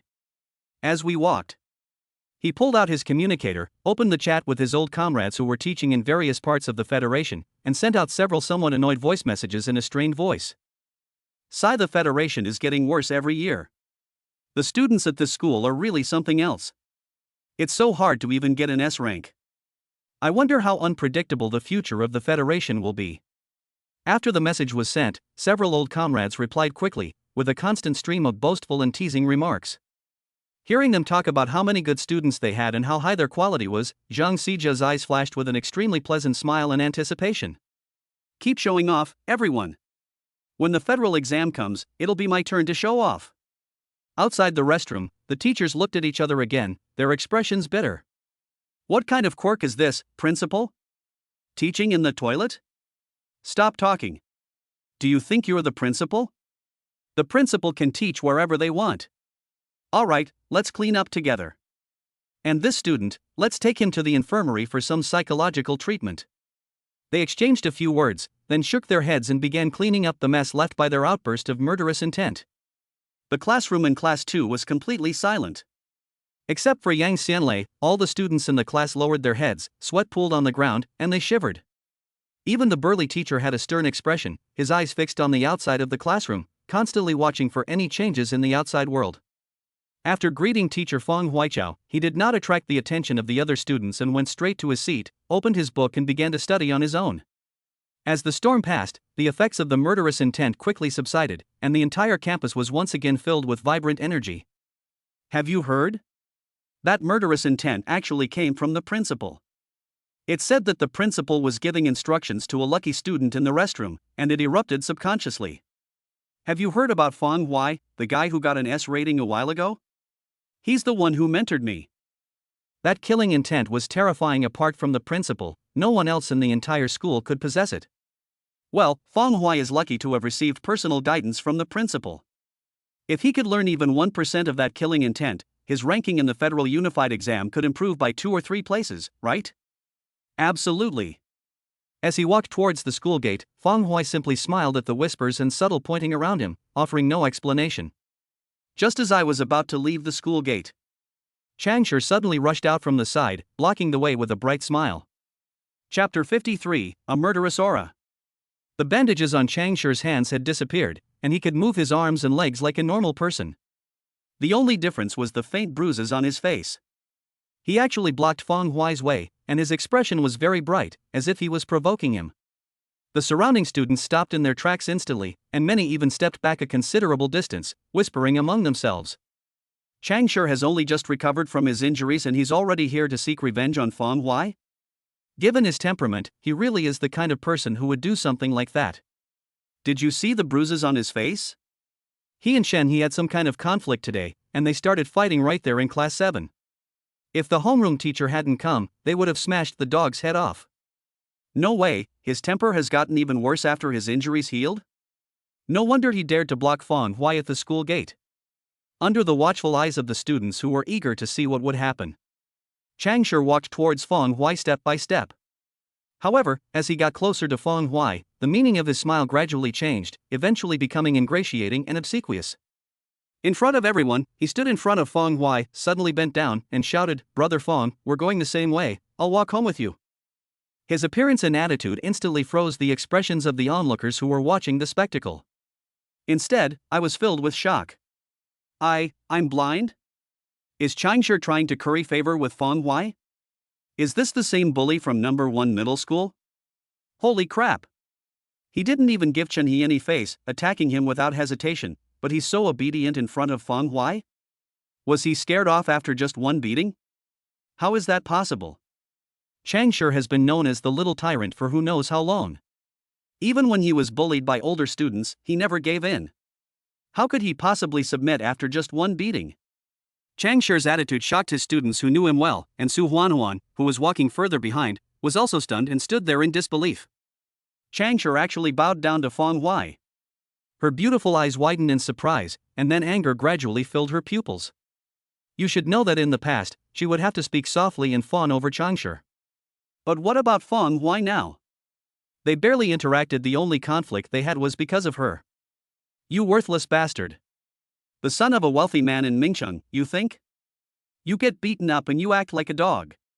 The thought that someone she used to have to be careful around was now bowing and scraping before Fong Hui filled her with uncontrollable anger, and her pretty face twisted slightly. Fong Hui was so close to her, yet she couldn't hold on to him. Huan. I've made up my mind.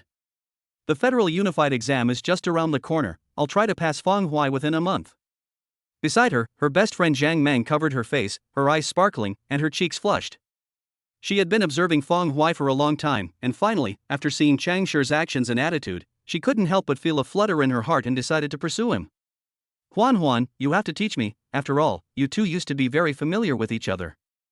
Zhang Meng pouted and hugged Su Huanhuan's arm in a coquettish manner, gently shaking it.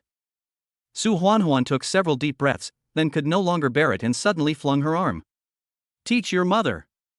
After yelling, she completely ignored Zhang Meng's ugly expression, snorted, turned around and left, not caring at all about the fake sisterhood between the two. In the distance, Fong Hui sneered, nodded to Changshi, and then walked straight out of the school gate. He is now deliberately ignoring Su Huanhuan. He was afraid that he might lose control and take action. While still in school, the time is not right, and many things are restricted.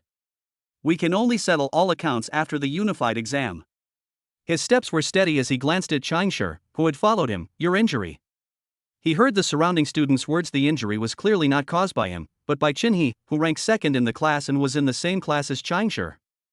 Changshi waved his hand casually, his smile unchanged. Chin-hee was saying bad things about you, brother Fong, in class 7. I didn't like it, so I gave him a couple of whacks. It's no big deal. Fong Hui nodded and adjusted his glasses. Just get to the point, what do you want? Upon hearing this, Changshi hesitated for a moment, looked around, and when he saw that there was no one around, he lowered his voice. Brother Fong, I've also become a boxer there. My dad has taken care of everything. There's a hidden underground passage that leads directly there. You can come with me. As soon as he finished speaking, Fong Hui paused and turned to look at Changshi carefully. He wasn't actually surprised that Changshi would find out about Cat God's identity. After all, Changshi knew the inside story, and it would be easy for him to guess the truth after making inquiries and comparisons. What truly surprised him was that Changshi actually had the courage to become a boxer and step into that ring. That wasn't a school, it was a bloody killing ground. Even if Changshi's father was very rich, he couldn't guarantee his safety in the ring. Fists and kicks have no eyes, and that's no joke. He carefully examined Changshi, comparing him now with the Changshi he had first met. Apart from the fact that his hair had been dyed back to black and his earrings had been removed, there were other changes in his appearance. What he felt most was the change in Changshi's heart. This contrast made Fong Hui sigh at the complexity and variability of human beings. You are not bad. Fong Hui withdrew his gaze and offered a heartfelt compliment. After saying that, he chuckled and picked up his foot again, waving his hand and saying, "Let's go." The words of praise made Changshi unable to stop smiling. He took 2 or 3 steps to catch up, lagging behind like a little follower, closely following Fong Hui's footsteps. They had just left the campus. When Jia Wei walked out of the school gate with a lollipop in her mouth and rubbing her fair chin. Her eyes were clouded with thought as she stared blankly in the direction where their figures had disappeared. Something's not right. She noticed Changshi's unusual behavior from early morning, and this abnormality became even more obvious when he attacked Chen-hee. Changshi has changed so much, and Fong Hui has changed even more. She had initially been able to sense the threat emanating from Fong Hui, but now, upon closer inspection, Fong Hui suddenly appeared calm and unassuming, like an ordinary person, posing no threat whatsoever. This situation doesn't mean Fong Hui has become weaker, on the contrary, he has definitely become stronger. It was so powerful that even Wen Jiawei couldn't perceive it. No way. I, Wen Jiawei, have never been inferior to anyone in my life. Don't even think about surpassing me. She took a deep breath, popped the lollipop out, and pulled out her communicator to contact her father, who was the richest man in Ningcheng. At the very least, she needs to know something about Fong Hui and Changshi's situation these days. The sunset glow illuminates the horizon. The traffic light countdown was flashing. Just as Fong Hui was about to step across the road, the pedestrian crossing turned green, but he suddenly stopped and frowned slightly. There's a murderous aura. Changshi took 2 steps, then turned back and saw Fong Hui still standing in the same spot. He asked, somewhat puzzled, "What's wrong?" "It's nothing. I just thought the stinky tofu over there smelled nice, so I wanted to have some to tide me over." Fong Hui snapped out of his daze, his glasses flashing white light, and a smirk appeared on his lips as he pointed to the pushcart stall not far away. "Hi, I'm going to buy it." Changshi was very enthusiastic. After speaking, he ran over without waiting for a response. Fong Hui stood still, adjusted his glasses, and smiled slightly. His gaze swept across the surrounding streets, finally settling on a bald, middle-aged man who looked like an office worker, his head bowed as he held a communicator. Chapter 54 Hunt Order for Human Prodigies. Under a street lamp not far away, a bald middle-aged man was fiddling with a communicator, his head bowed. Fong Hui arrived silently behind him without causing a ripple. His presence was concealed, his eyes were hidden, and even his shadow was swaying and dim, making him seem to exist in a completely different world from passers-by. Standing quietly behind the middle-aged office worker, he lowered his gaze and swept it over the scarlet display on the communicator screen. Human Prodigy Hunt Order. Name, Fong Hui. Age, 18. Location, Bragungsia Federation, Ming City, First Middle School. Threat level, C+. Prodigy's achievements, his strength level reached the S level in the school's physical fitness test, with an overall rating of A+. There is a chance he will break through again before entering the academy. Character assessment, low strength, moderate potential, overall estimated to be at the 2nd realm. The only threats are the Mingcheng Law Enforcement Bureau and the martial arts experts from No. 1 Middle School. Those below the fourth realm of great demons should proceed with caution. I scanned all the information completely. Looking at the accompanying photo of himself without his glasses, standing on the testing platform in the school's martial arts arena, Feng Hui slowly grinned, revealing a row of chilling white teeth. That son of a bitch, if it weren't for this chance encounter, he wouldn't have known that he would appear on this damn kill order. It's obvious that someone within number 1 middle school wants to completely destroy Feng Hui. Originally, he only intended to eliminate the threat, find out the source of the murderous intent, and avoid any conflict, but now. He glanced at the determined look on the middle-aged man's face and took a deep breath. Feeling the pungent, fishy smell lingering in his nostrils, and the power fluctuations that truly belong to the fifth realm, he gently and slowly took off his glasses, then raised his hand to grab a strand of hair and swept his bangs back. Having done all this, his narrow eyes flashed with savagery as he raised his fingertip and tapped the middle-aged man's shoulder. Hey, look back, don't I look like that handsome guy on your screen? The middle-aged man's body trembled instantly, his hair stood on end, and he was so frightened by the sudden words and touch that he almost peed himself. He turned his head sharply, as if to say something. But Feng Hui smiled, his mouth stretched to its widest point. A bloody killing intent suddenly spread and erupted. Along with that, his right fist, already raised and taut like a fully drawn bowstring, was poised to be released. Buzz. Boom. The protective aura is attached, and the power generation techniques of the Ghost God Blade and Tiger Fist are combined. With a single punch, the air trembled, a fierce wind raged, and passers-by were blown several meters away, falling to their deaths. And this punch, meeting the middle-aged man's shocked expression, slammed hard into his big face. Under the force of the punch, the middle-aged man's cheeks caved in, and his two eyeballs were squeezed out of their sockets one after the other, before exploding into a pile under the surging wind. An immense force slammed down, and the middle-aged man's head, which was about to shatter, fell headfirst into the paved ground, much to the horror of the passers-by. Boom! The intact street could not withstand such force and instantly caved in, cracked, and twisted into a mess. The smoke and dust settled, creating a hazy, misty scene under the lamplight. Amidst the dust and ash, Feng Hui's eyes shone with two scarlet blood-red lights, making him look like a demon. He grinned maliciously and stomped down with his foot again. Roar! With a loud roar, the middle-aged man's hands cracked and his gray hair grew out, instantly transforming into two enormous claws that suddenly lunged at Feng Hui. With a hiss, his right leg, which had been stomping down, blocked the claws. Using the surging force, Feng Hui flipped over and jumped out of the dust-shrouded area. Feeling the burning pain in his right leg, he looked down at his torn school pants and the flesh with 4 bloody claw marks. The savagery in his eyes intensified, and his murderous intent, carried by the whistling wind, completely enveloped the entire street. This was his first encounter with the so-called underground demon race, the so-called great demons. And, the first injury. You little brat. You've got some real strength. Feng Hui grinned maliciously, stomped his right leg on the ground, shaking off the flowing blood. Then the wound writhed and closed up, covering the exposed flesh and blood again. In that instant, the violent energy in his heart was completely ignited by the pain in his leg, and that abyssal killing intent stirred up the branches and leaves of the trees by the roadside, causing them to fall in a rustling sound. As the dust settled, the middle-aged man got up, his cracked and twisted head wriggling and growing back into a huge gray dog head. His body swelled, his human skin ruptured like clothing, and in an instant he transformed from a middle-aged office worker into a ferocious dog-headed man over 3 meters tall. Demon, a great demon from the underground caves. Run now. How could such a powerful demon appear here? That student's gone mad? He must be from number 1 high school, right? He actually dared to confront a powerful demon head-on. After seeing the situation clearly, the crowd erupted in uproar. The first to react stared wide-eyed and fled for their lives without looking back. Some of them were so frightened that they fell to the ground, kicking their arms and legs wildly in an attempt to get up, but their bodies went limp and they had no strength left. The underground demons. Although Mingcheng had not seen them for several years, it did not prevent them from knowing that every powerful demon that appeared in the Federation was not easy to deal with, and each of them could cause a bloodbath. At that moment, they wished they had 2 more legs so they could leave this place of trouble as soon as possible. Child, run! Several passers-by looked anxious and kindly reminded Feng Hui to hurry up and run together. The dog demon raised its large paw and patted its head. Blood vessels gradually filled the dog's eyes as it locked onto Feng Hui, a savage aura brewing within them. It opened its long snout and roared angrily. Damn it! This isn't a cave, this is the Federation.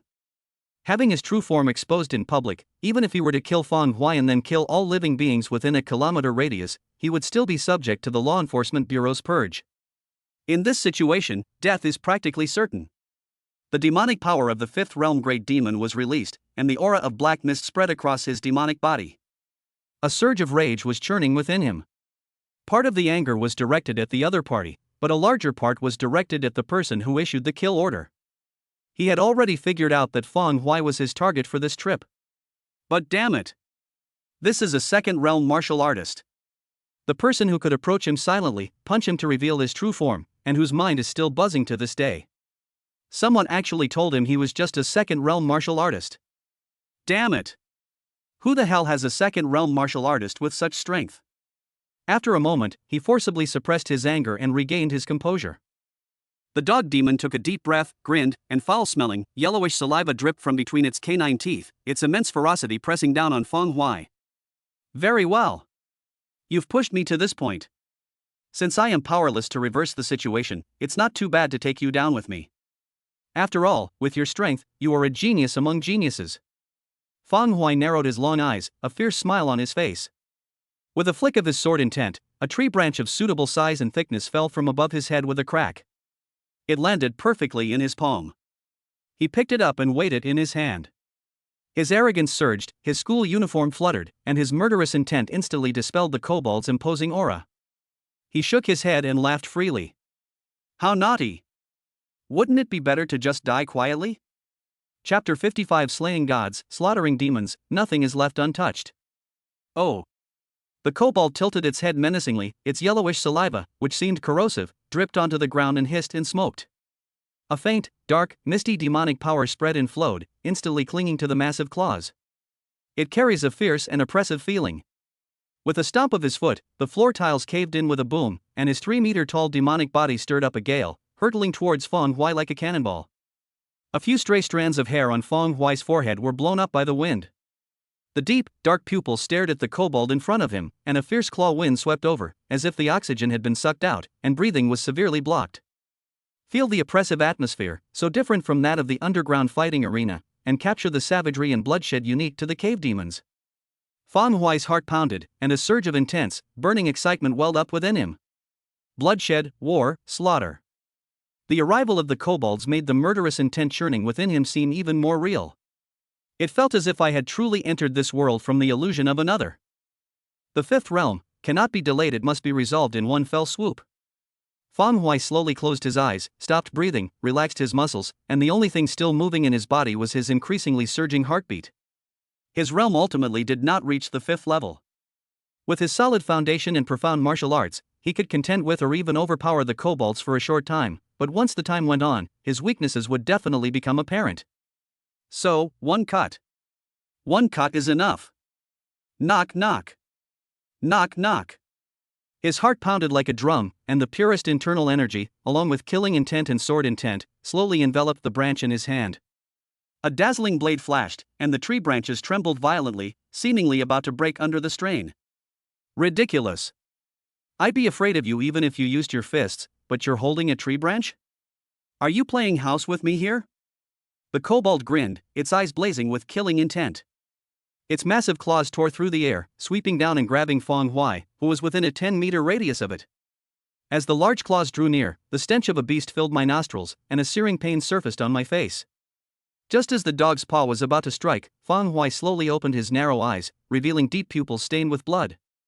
Buzz. In that instant, the breeze ceased, the grass and trees froze, and the fleeing pedestrians and vehicles stood still on the road, including the hideous dog-headed man before them. Ghostly blade. Slaying gods, slaughtering demons, nothing is beyond my grasp. Killing intent, sword intent, and chi, all three were contained within a small tree branch. A genuine smile of joy appeared on Feng Huai's lips as he gently raised his arm. Whoosh! A dazzling burst of blade light erupted, and the branch in his hand fluttered upwards. Feng Huai twisted his waist, moving with the blade, transforming into a ghostly arc, elusive like a gazelle dangling its horns to dodge the claw-striking gale, and met the dog-headed man head-on. The passage of time seemed to slow down infinitely in my eyes, and the kobold's body seemed to grow infinitely larger in my eyes. Epidermis. Flesh. Skeleton. Internal organs. Every gap, every weakness, every flaw of the kobold is clearly visible. The blade flashed in his hand, showcasing the ultimate killing skills of a master butcher. A human and a demon passed each other by. Boom! In a moment of confusion, the kobold's claw slammed into the ground, causing a large area of the road within a radius of several meters to cave in and crack. After that explosive and brutal claw strike, he suddenly stood there, stunned. She wanted to turn around and look at Fang Huai, but she felt all her strength recede like the tide, and she couldn't even turn her head anymore. What is going on? He spoke hoarsely, overwhelmed by immense confusion, unable to comprehend what had just happened in that brief moment. I vaguely remember seeing a glint of light that seemed to pierce my heart. He. Controlling all his strength, he struggled to lift his claws, but just as he moved. Boom! His over 3-meter-tall demonic body trembled and then suddenly collapsed like building blocks. The flesh collapsed and scattered into fist-sized cubes that fell to the ground with precision, as if measured by a ruler. Fang Huai turned his back to the pile of bloody flesh, straightened his slightly bent back, and exhaled a breath of stale air. Phew! The branch in his hand seemed to weather away, turning into powder bit by bit until it finally disappeared into his palm. The sounds of traffic and horns returned to his ears, and a gentle evening breeze brushed through his hair. Feeling all of this, Fang Huai smiled broadly. Cool. That single strike was an embodiment of his entire level of skill and martial prowess. As it turns out, with his current strength, he can easily disregard ordinary cultivators at the 5th level. Traffic lights and the surrounding streets. It was already rush hour, and there were many street vendors and pedestrians.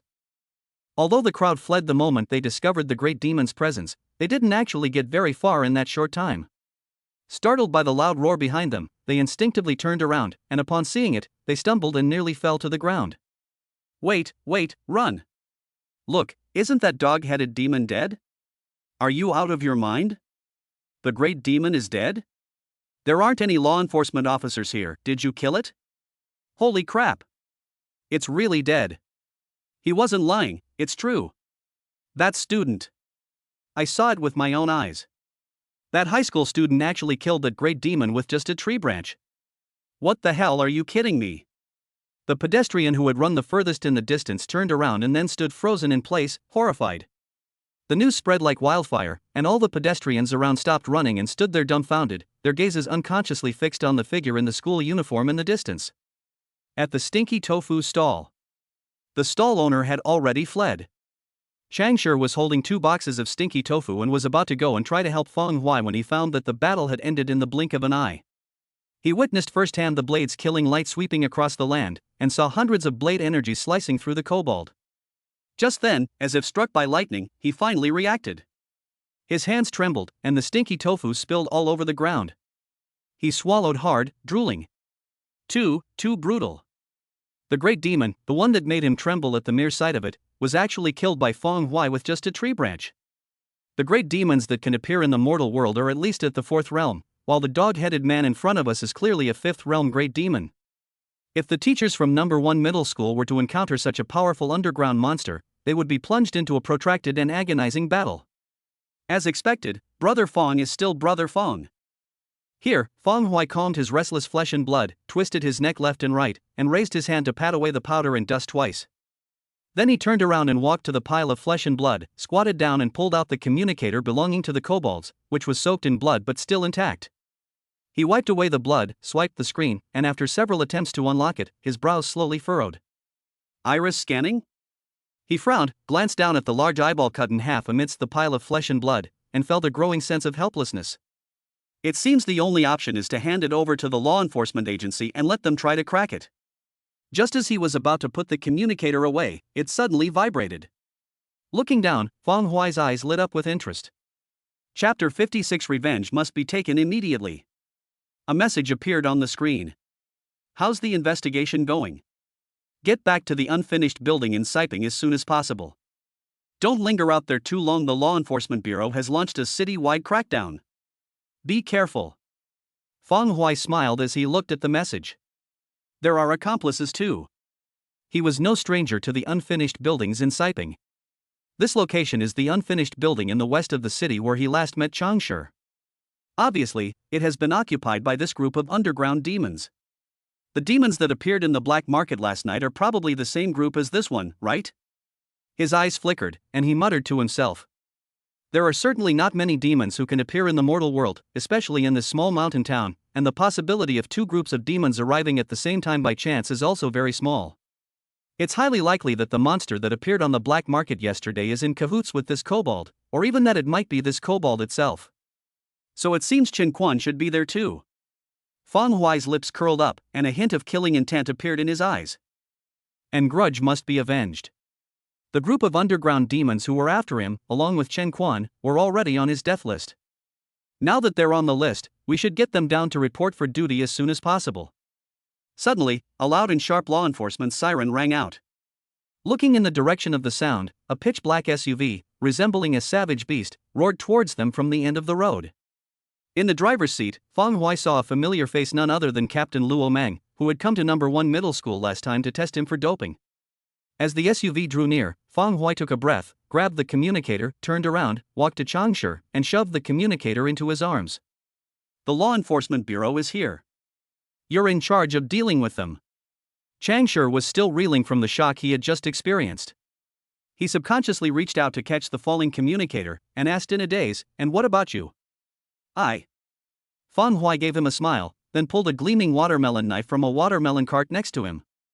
Then he turned around directly. He strode towards the unfinished building in the west of the city, his pace quickening until he disappeared from the stunned gaze of the crowd and vanished from the street. Inside the dilapidated, unfinished building, rotten wooden crates were piled up. A wolf-headed man, a dog-headed man, and Chen Quan each sat on a perfectly intact wooden box, slurping instant noodles. The wolf-headed man gulped down the soup and noodles in one go, then let out a satisfied burp. Then it raised its paw and touched the still bleeding scar beneath the wolf's eye, its eyes blazing with fury. "Beidou. When we leave Mingcheng, I will definitely catch you, and I will suck your bones and marrow." Wolf head, Beidou isn't easy to deal with. He's the number 1 in the underground fighting arena. Their strength is definitely different. What's more, there's something even more terrifying behind him. If we hadn't run fast yesterday, that old woman would have definitely killed us when she arrived. The kobold looked at the scar under the wolf-headed man's eye and, recalling his experience at the black market yesterday, shuddered violently. The wolf-headed man trembled, his anger intensifying as he turned to look at Chen Quan, whose hair was a mess. "You know that place well. If I fail to achieve my goal, I will devour you alive in a heartbeat." Meeting his murderous gaze, Chen Quan showed no fear, but instead his face was filled with resentment. "I know the black market and even Ming City very well. As long as you help me get revenge, I can guarantee that you will complete the mission." The thought of his painstakingly built prestigious identity collapsing, his wealth and status destroyed in an instant, causes him intense pain, as if his heart is about to split open. At this moment, let alone being a traitor, he would kneel down and call someone father if he could get revenge. The wolf-headed man nodded, looked away, then his wolf eyes narrowed suddenly as he took out a special communicator with some confusion. "It's one thing that the boss hasn't come back, but he's not even replying to our calls?" The kobold didn't seem to care. He casually tossed the instant noodle cup aside, revealing a mouthful of fangs as he grinned. "It's nothing. My brother's probably out having fun. This is just a small mountain town. As long as we avoid the Law Enforcement Bureau, nothing too serious will happen."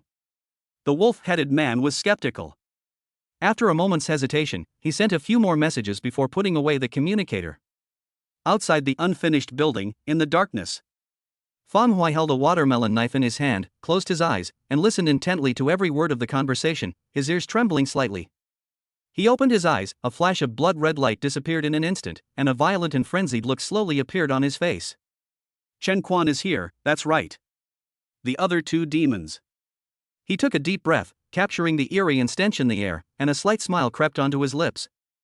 "One is at the 5th realm and the other at the 4th realm. With that level of skill, you 2 won't survive tonight." The watermelon knife hummed in his hand. He lifted his foot and stepped over the waist-high weeds, disappearing silently into the darkness like a ghost. Chen Quan sat facing the 2 demons, his eyes filled with smug satisfaction, as if he could already see the scene of his great revenge being fulfilled. 2 5th realm demons and 1 4th realm demon are all unrestrained by the law. Under these circumstances, not only Meng Fei, but even the damned cat god wouldn't be able to stop them. He felt his adrenaline surge, his eyes turned bloodshot, and he still vividly remembered the scene of his desperate pleas yesterday being met with arbitrary treatment. "Cat god. You're going to die." By the bright moonlight, he raised his face and glanced at the wolf-headed man, chuckling with satisfaction, before glancing at the dog-headed man. Just as he was about to look away, he suddenly noticed something was wrong and asked in confusion, "Lord Dog, when did you get a red line on your neck?"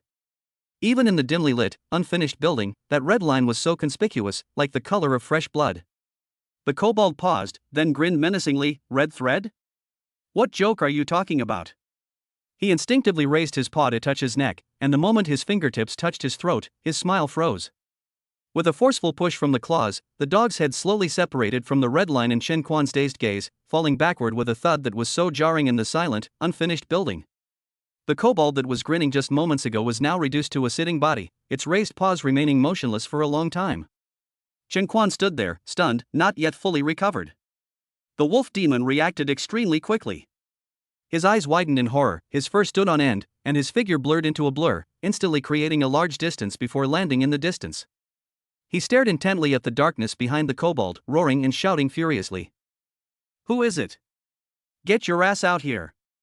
His voice trembled slightly, and a chill ran down his spine, making his hands and feet stiff, as if he had fallen into an ice cellar. He's a powerful demon of the fifth realm. Who could kill a kobold right under his nose? Moreover, even now, he still hasn't been able to pinpoint the location of the newcomer. The atmosphere in the unfinished building was tense. Chen Quan held his breath, got up quietly, and tried his best to suppress the trembling in his body. The wolf-headed man stared intently at that dark spot. Phew! Suddenly, a cool breeze blew by. A calm, casual yet cold voice slowly rang out from behind him. "Where are you looking?" Chapter 57. A watermelon knife, cutting the weeds and eliminating the roots. The unfinished building under the moon was quiet and still.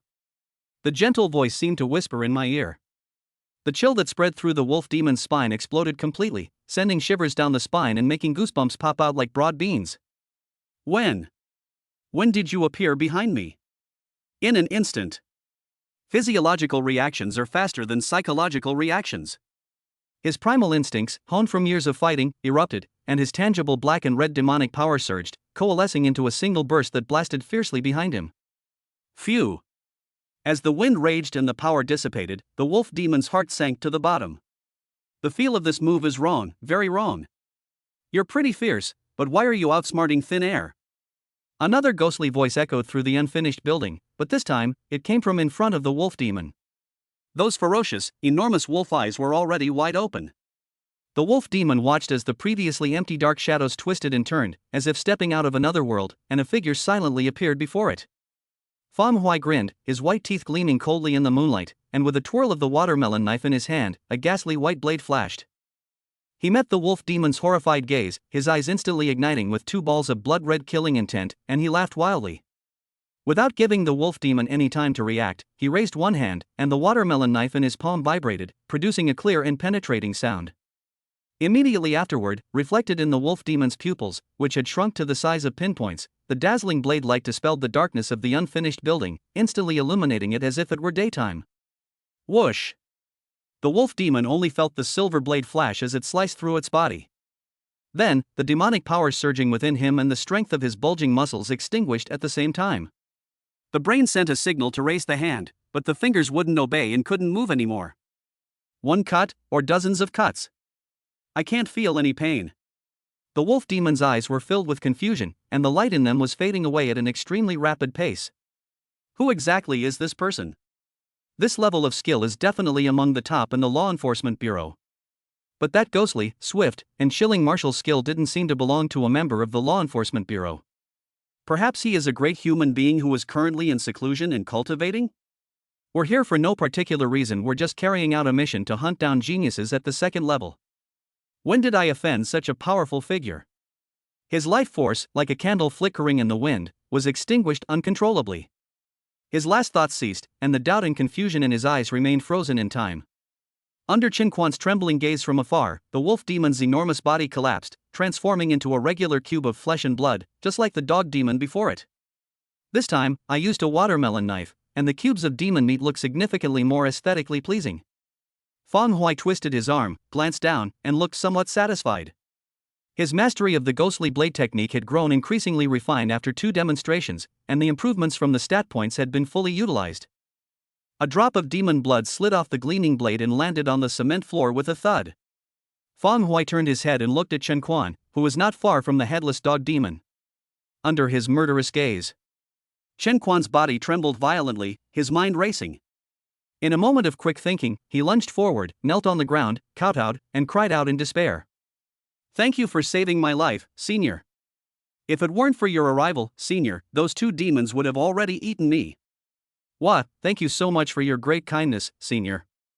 I, Meng Fei, will never forget your kindness in this lifetime."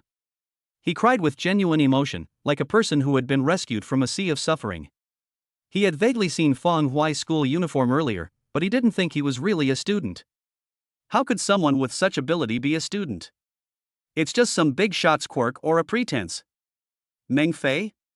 Feng Hui laughed, holding the watermelon knife upside down, and slowly stopped in front of Chen Quan, glancing at his slovenly and foul-smelling appearance. "Your name is Meng Fei? I seem to remember your name is Chen Quan." Suddenly, Chen Quan stopped kowtowing in place. He stared blankly at the white sneakers, then slowly raised his head, his gaze sweeping over the school uniform before finally settling on Feng Hui's deep, dark pupils. "How does this person know my name? Even when I spoke with those two demons earlier, my name wasn't mentioned at all." Chen Quan's eyes were glazed over, and a sudden thought flashed through his mind. The voice of the newcomer sounded somewhat familiar. It sounds so familiar, like I've heard it just yesterday and the day before? Could it be the voice of Cat God, who has become famous in the underground fighting arena these past 2 days and has a grudge against him, seems to be this one? In an instant, his heart felt as if it were about to burst. Those pupils, shrunk to the size of pinheads, carefully scanned Feng Hui's young face, and he felt as if an abyss of darkness was slowly enveloping him. This person was young, and so was Cat God. Plus, their voices were similar, and he even recognized himself. "It seems you recognize me." Feng Hui grinned, and the watermelon knife in his hand hummed slightly. "Look at you, you barely escaped with your life. Instead of running away, you went and threatened Meng Fei, telling me to wait? Who gave you the courage, you beasts?" As soon as he finished speaking, Chen Quan glanced stiffly at the headless corpse behind him and the pool of wolf demon flesh in the distance, a huge sense of regret welling up in his heart. Moment. Despite still being incredulous, he forced out what he thought was a flattering distorted smile. Cat God, I was coerced, and I didn't send those threatening messages. I am truly filled with remorse for what happened before. I deserve to die. Please, let me go. From now on, I, Chen Quan, will never set foot in Ningqing again." "You're scared already? Is this all the guts someone who works in the underworld has? Didn't you threaten me so arrogantly just a few days ago?" Feng Hui looked down at the disheveled face, met Chen Quan's flickering gaze, and couldn't help but sneer. "Sure, I'm kind-hearted. Seeing your sincere attitude, I'll spare your life." Upon hearing this, Chen Quan's face was instantly filled with joy. Just as he was nodding repeatedly, about to say something, Feng Hui's lips curled into a wide grin. Whoosh! The watermelon knife in his hand suddenly trembled violently, flew out of his hand, and streaked through the air with a bright flash. After the glory fades, Chen Quan, who was originally kneeling in joy, had his forehead pierced by the watermelon knife and was pinned to the load-bearing pillar of the unfinished building. With his feet dangling in the air, his life force was rapidly fading away. Oops, how did the knife slip from my hand? Looking at Chen Quan, whose lips were trembling as if he wanted to say something, Feng Hui clapped his hands with a smile, seemingly feeling a bit unlucky. Are you kidding me? You think a few words of apology can quell his murderous intent? He doesn't practice martial arts to become a great philanthropist, he sends others down to reform themselves. The unfinished building has fallen completely silent. The mosquitoes had disappeared when the killing intent first erupted, and apart from Feng Hui, there was no trace of life left within a radius of 100 meters. Chapter 58: The Arrival of the Enforcement Team. Feng Hui pursed his lips and twisted his fingers to slightly relax his tense muscles. Then, he pulled his hair back to cover his deep pupils, and then took out his glasses from his pocket and put them on. In an instant, Feng Hui transformed, looking like a naive student who had just finished school, except for some dust on his school uniform. The pursuit by the underground demons, it seems I still need to improve my strength. Thinking of the order to hunt down the human prodigy, Feng Hui's eyes darkened, filled with murderous intent. He wasn't at a high enough level before he had never even heard of such a thing. But it's unlikely that the impact of that kill order will simply disappear. This wave of cave monsters has died, but there will definitely be more dangerous monsters of even higher power coming later. However, besides that, what concerned him even more was who registered his information on this so-called kill order. Su Huan? She's not at that level, she's probably not the right person. That photo was taken at the martial arts testing hall, and judging from the angle, it's where those instructors were standing later. Fang Hui closed his eyes and recalled, thanks to the improvement in his cultivation level, his previous memories were presented in detail in his mind like a surveillance video playback. I rarely had contact with those mentors, except for one of them, Lin Baishang. Suddenly, Fang Hui opened his eyes, his pupils flashing with bloodlust, and his violent killing intent dispersed the breeze blowing through the unfinished building. He didn't have many enemies on campus, and at that time, the angle of that photo could only have been taken by Lin Baishang. They colluded with the demon race, put me on their kill list, and wanted to kill me. Fang Hui's lips curled slightly, a tyrannical look appearing on his face. Everyone in the Federation, from 80-year-old grandmothers to 3-year-old children, knows that colluding with the demon race is a capital offense. But the fact that Lin Baisheng dared to take this action shows that he was confident he could cover everything up. Even if Fang Hui reported it to the Law Enforcement Bureau or went to the school, he would definitely not be able to find any evidence to prove that he colluded with the demon race. If the communicator between the dog demon and the wolf demon can be cracked, and that photo taken from a specific angle can be used as evidence.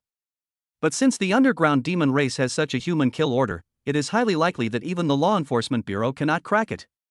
Even if they do crack it, the kill system will probably disappear. Without evidence, we can't openly take action against Lin Baisheng. Fang Hui thought of the underground fighting arena in the black market, and suddenly a bright smile appeared on his face. What evidence do I need? I'm certain he was the one who did it all, and that's enough. As for taking action, we can't do anything to him openly, but it's not difficult to deal with him behind his back. As for his strength, he is ultimately only a 5th-level martial artist. In order to have a better chance of success, he needs to improve his strength as soon as possible. The unified exam is only a month away. After the exam, he, Su Huan, and Su Cheng can be taken care of all at once. Thinking it over, Fang Hui ignored Chen Quan, who was nailed to the cement pillar, and was about to touch the treasures on the 2 demon corpses. Just then, the familiar roar of an off-road vehicle engine sounded outside. With a screeching whoosh, the ear-piercing tire screech echoed through the quiet, unfinished building, making Fang Hui raise his hand to touch the goosebumps that had sprung up on his skin. Before he could make a move, several beams of searchlight shone into the building with a bang, illuminating the unfinished building as if it were daytime. The wind whistled as they sprinted forward, and several figures dressed in black law enforcement combat uniforms, led by Luo Meng, rushed in. I just stepped into the building. After seeing the scene inside clearly, several figures froze on the spot. Behind Luo Meng, a female team member with a round face trembled, and her slender baton slipped from her hand, crashing to the ground with a thud, raising a small cloud of dust. Luo Meng could hardly believe his eyes. The demonic power of the 5th realm was so dense within the pile of corpses, and the same was true for the headless demon sitting on the wooden box, whose demonic power of the 4th realm was faintly visible. In addition, there were figures nailed to the ground in the distance, and under the gleaming watermelon knife, the cement load-bearing pillars even showed faint cracks, with spiderweb-like cracks spreading. After learning about the situation at the traffic lights and cracking the dog demon's communicator, he rushed over in a frenzy to investigate the other hidden demons and prepare to carry out a cleanup operation. Who would have thought he was still a step too slow? This slow step wasn't because they escaped, but because within a short time, the entire group of demons had already perished here. Only one student remained at the scene. Luo Meng's gaze snapped to Fang Hui, and after a careful examination, his lips parted wide, and he mumbled incoherently, "You are Fang Hui. You killed the dog demon on that street too." Facing the bright spotlight, Fang Hui stood up straight, put his hands in his pockets, and nodded casually. He wasn't afraid of being caught by law enforcement. Killing a few demons was nothing. As a citizen of the Federation, wasn't it normal to rid the people of evil? Even Chen Quan is easy to explain what good person could possibly be here? Upon receiving his affirmation, Luo Meng and his teammates were completely stunned. How is that possible? Luo Meng roared inwardly, utterly unable to believe it. Before they arrived, they had briefly inquired about the intersection near the traffic lights. The entire team, including Luo Meng, scoffed at the claim made by passersby that a student had killed the powerful demon at the 5th realm. They even joked about it on the way there. After all, how could a student possibly possess the strength to slay a powerful demon at the 5th level? That's not how you joke. Even students who have studied at academies for 2 or 3 years would almost never possess such strength. Paper strength and actual combat strength are different. For someone who has never faced the demon race head-on, it's already quite an achievement if they can avoid being overwhelmed by the demon's savage aura when they first encounter them. And now, the facts are clear. Luo Meng was absolutely certain that there was no one within a kilometer radius of this unfinished building, except for Feng Huai. Feng Huai clearly came here after killing the dog demon. But didn't Feng Huai just get an A+ overall rating on his test a few days ago? Let alone A+, even if a student with an S+ rating came, they couldn't kill 2 5th realm demons and 1 4th realm demon in a short period of time. Most importantly, why are you here? After killing the dog demon, they tracked it down and killed all the remaining demons. Luo Meng stared wide-eyed at the figure wearing glasses, with a youthful and innocent face that seemed completely out of place in this bloody scene, and felt his brain go blank. How much killing intent must that be? This decisive and swift style of resolving all potential threats in a short time should belong to their law enforcement bureau. Looking at Feng Huai's student-like appearance, Luo Meng simply couldn't reconcile him with the ruthless person who had done such a thing. After glancing at those shocked gazes, Feng Huai smiled gently and raised his hand to toss his hair. They wanted to kill me, so of course I had to kill them. By the way, Captain Luo, are you aware of the human race's prodigy hunt order? Chapter 59 Law Enforcement Bureau Recruiting? No. A kill order for human prodigies. Luo Meng's entire team was suddenly stunned and exclaimed in unison. How could such a thing be said by a student who hasn't even entered university yet? Luo Meng reacted very quickly, only taking a moment to be stunned. Thinking of the underground demons that suddenly appeared in Ming City, and Feng Huai's martial arts test results a while ago, his expression instantly turned ugly. You mean you're on the extermination list of the underground demon race? At that moment, his feelings were very complicated. On the one hand, he was very happy that a genius who could make it onto the kill list had actually emerged in Mingcheng, a small city in his hometown. On the other hand, because of this list, there will be no shortage of demons coming to Ming City, at least until Feng Huai graduates and is admitted to an academy. This will cause great trouble for the Order of Mingcheng and for the Mingcheng Law Enforcement Bureau. Yes, threat level C+. Feng Huai nodded casually. C+ is already quite high, but, after this, it will probably be even higher. Luo Meng's expression calmed down a bit. After speaking, he pondered for a moment and then turned back to say something. You guys hurry up and clean this place up. Cracking the communicator as fast as you can and see if we can get into that hunting system. Yes. The team members acted swiftly. After giving his instructions, Luo Meng looked at Feng Huai again. You. Sigh. He first sighed, and after organizing his thoughts for a moment, he spoke. The kind of kill order usually only appears among students in academies, because true martial arts potential is usually only revealed at that time.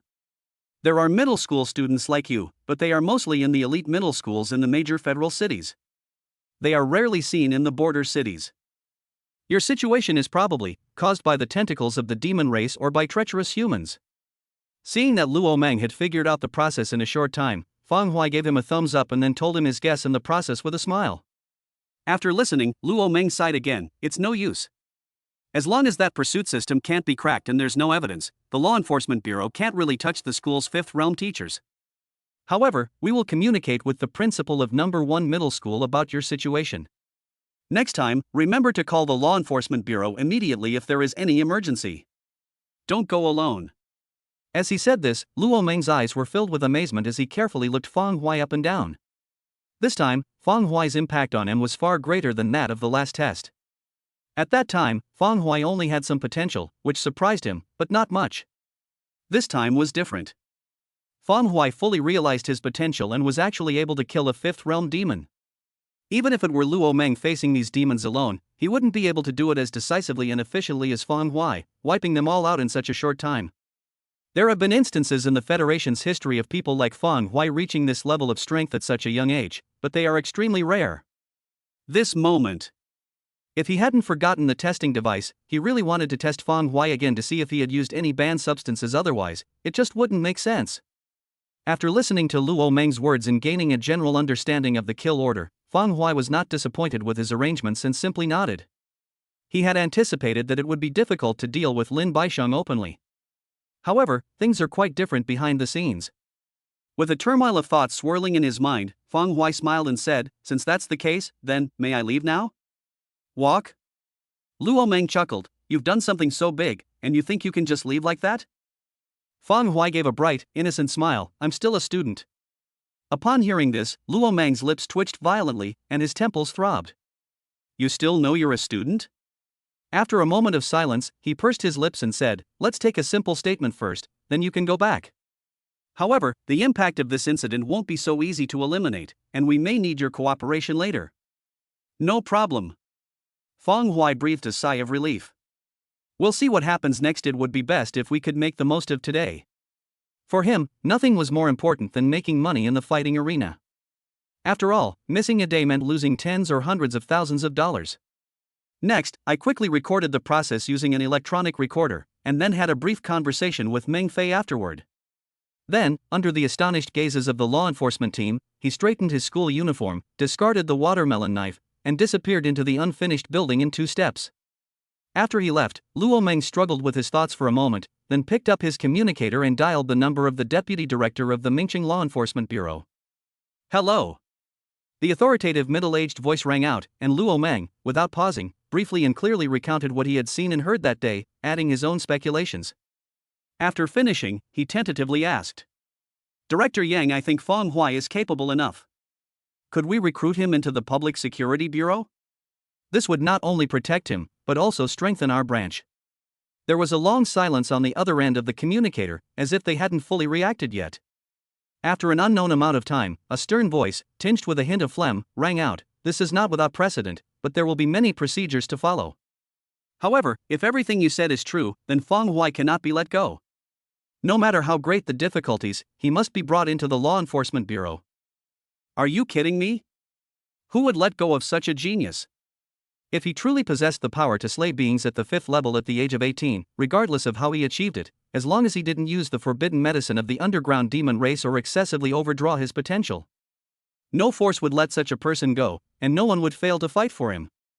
Wait a minute. Enforcement Bureau, Deputy Director's Office. Yang Shuo looked excited. He put down the communicator, walked quickly to the large screen on the side wall, swiped 2 fingers across it, and typed in the name Fang Hui.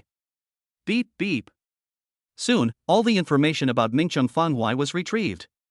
It contains his experiences from birth to the present, as well as the composition of his family members and their individual experiences. My parents sacrificed their lives for the Federation. The older brother from a blended family. A clean resume, that's good. Yang Shuo smiled and stroked his short stubble, quite satisfied. Just as he was about to close the file and go back to give Meng Fei a positive reply, he caught a glimpse of an inconspicuous exclamation mark in the lower right corner of his eye. He clicked on it out of curiosity, then his smile froze, and he stood there stunned, his gaze fixed on the spot. Born with hemolytic disease, a federal terminal illness, the chance of surviving past 20 is 0.01%. The moment this message appeared, Yang Shuo was taken aback and immediately abandoned his idea of helping Fang Hui get the approval to enter the Mingqing Law Enforcement Bureau. Terminal illness. Hematuria. Having this symptom almost certainly means certain death. In that case, why should he bother? Chapter 60, the first mask belonging to the cat god. Only someone in a high position like Yang Shuo can truly understand the horror of hemolytic disease. This symptom has been troubling the federal government for an unknown period of time. The real difficulty in curing it is not a matter of genius at all. Rather, blood fusion syndrome will hinder the breakthrough to the 6th realm. No matter who it is, despite the Federation's numerous attempts over the years, no one has been able to successfully break through the barrier of blood fusion syndrome. It's truly a deep-rooted ailment that no one can cure. To possess the power of the 5th realm at such a young age, it's truly a pity. Geniuses of this caliber are rare even in the entire Federation. At least Yang Shuo hasn't seen many like them in all these years. However, the problem is that he actually suffers from a terminal illness, and it's the kind of blood fusion disease that seems impossible and is feared by the entire Federation.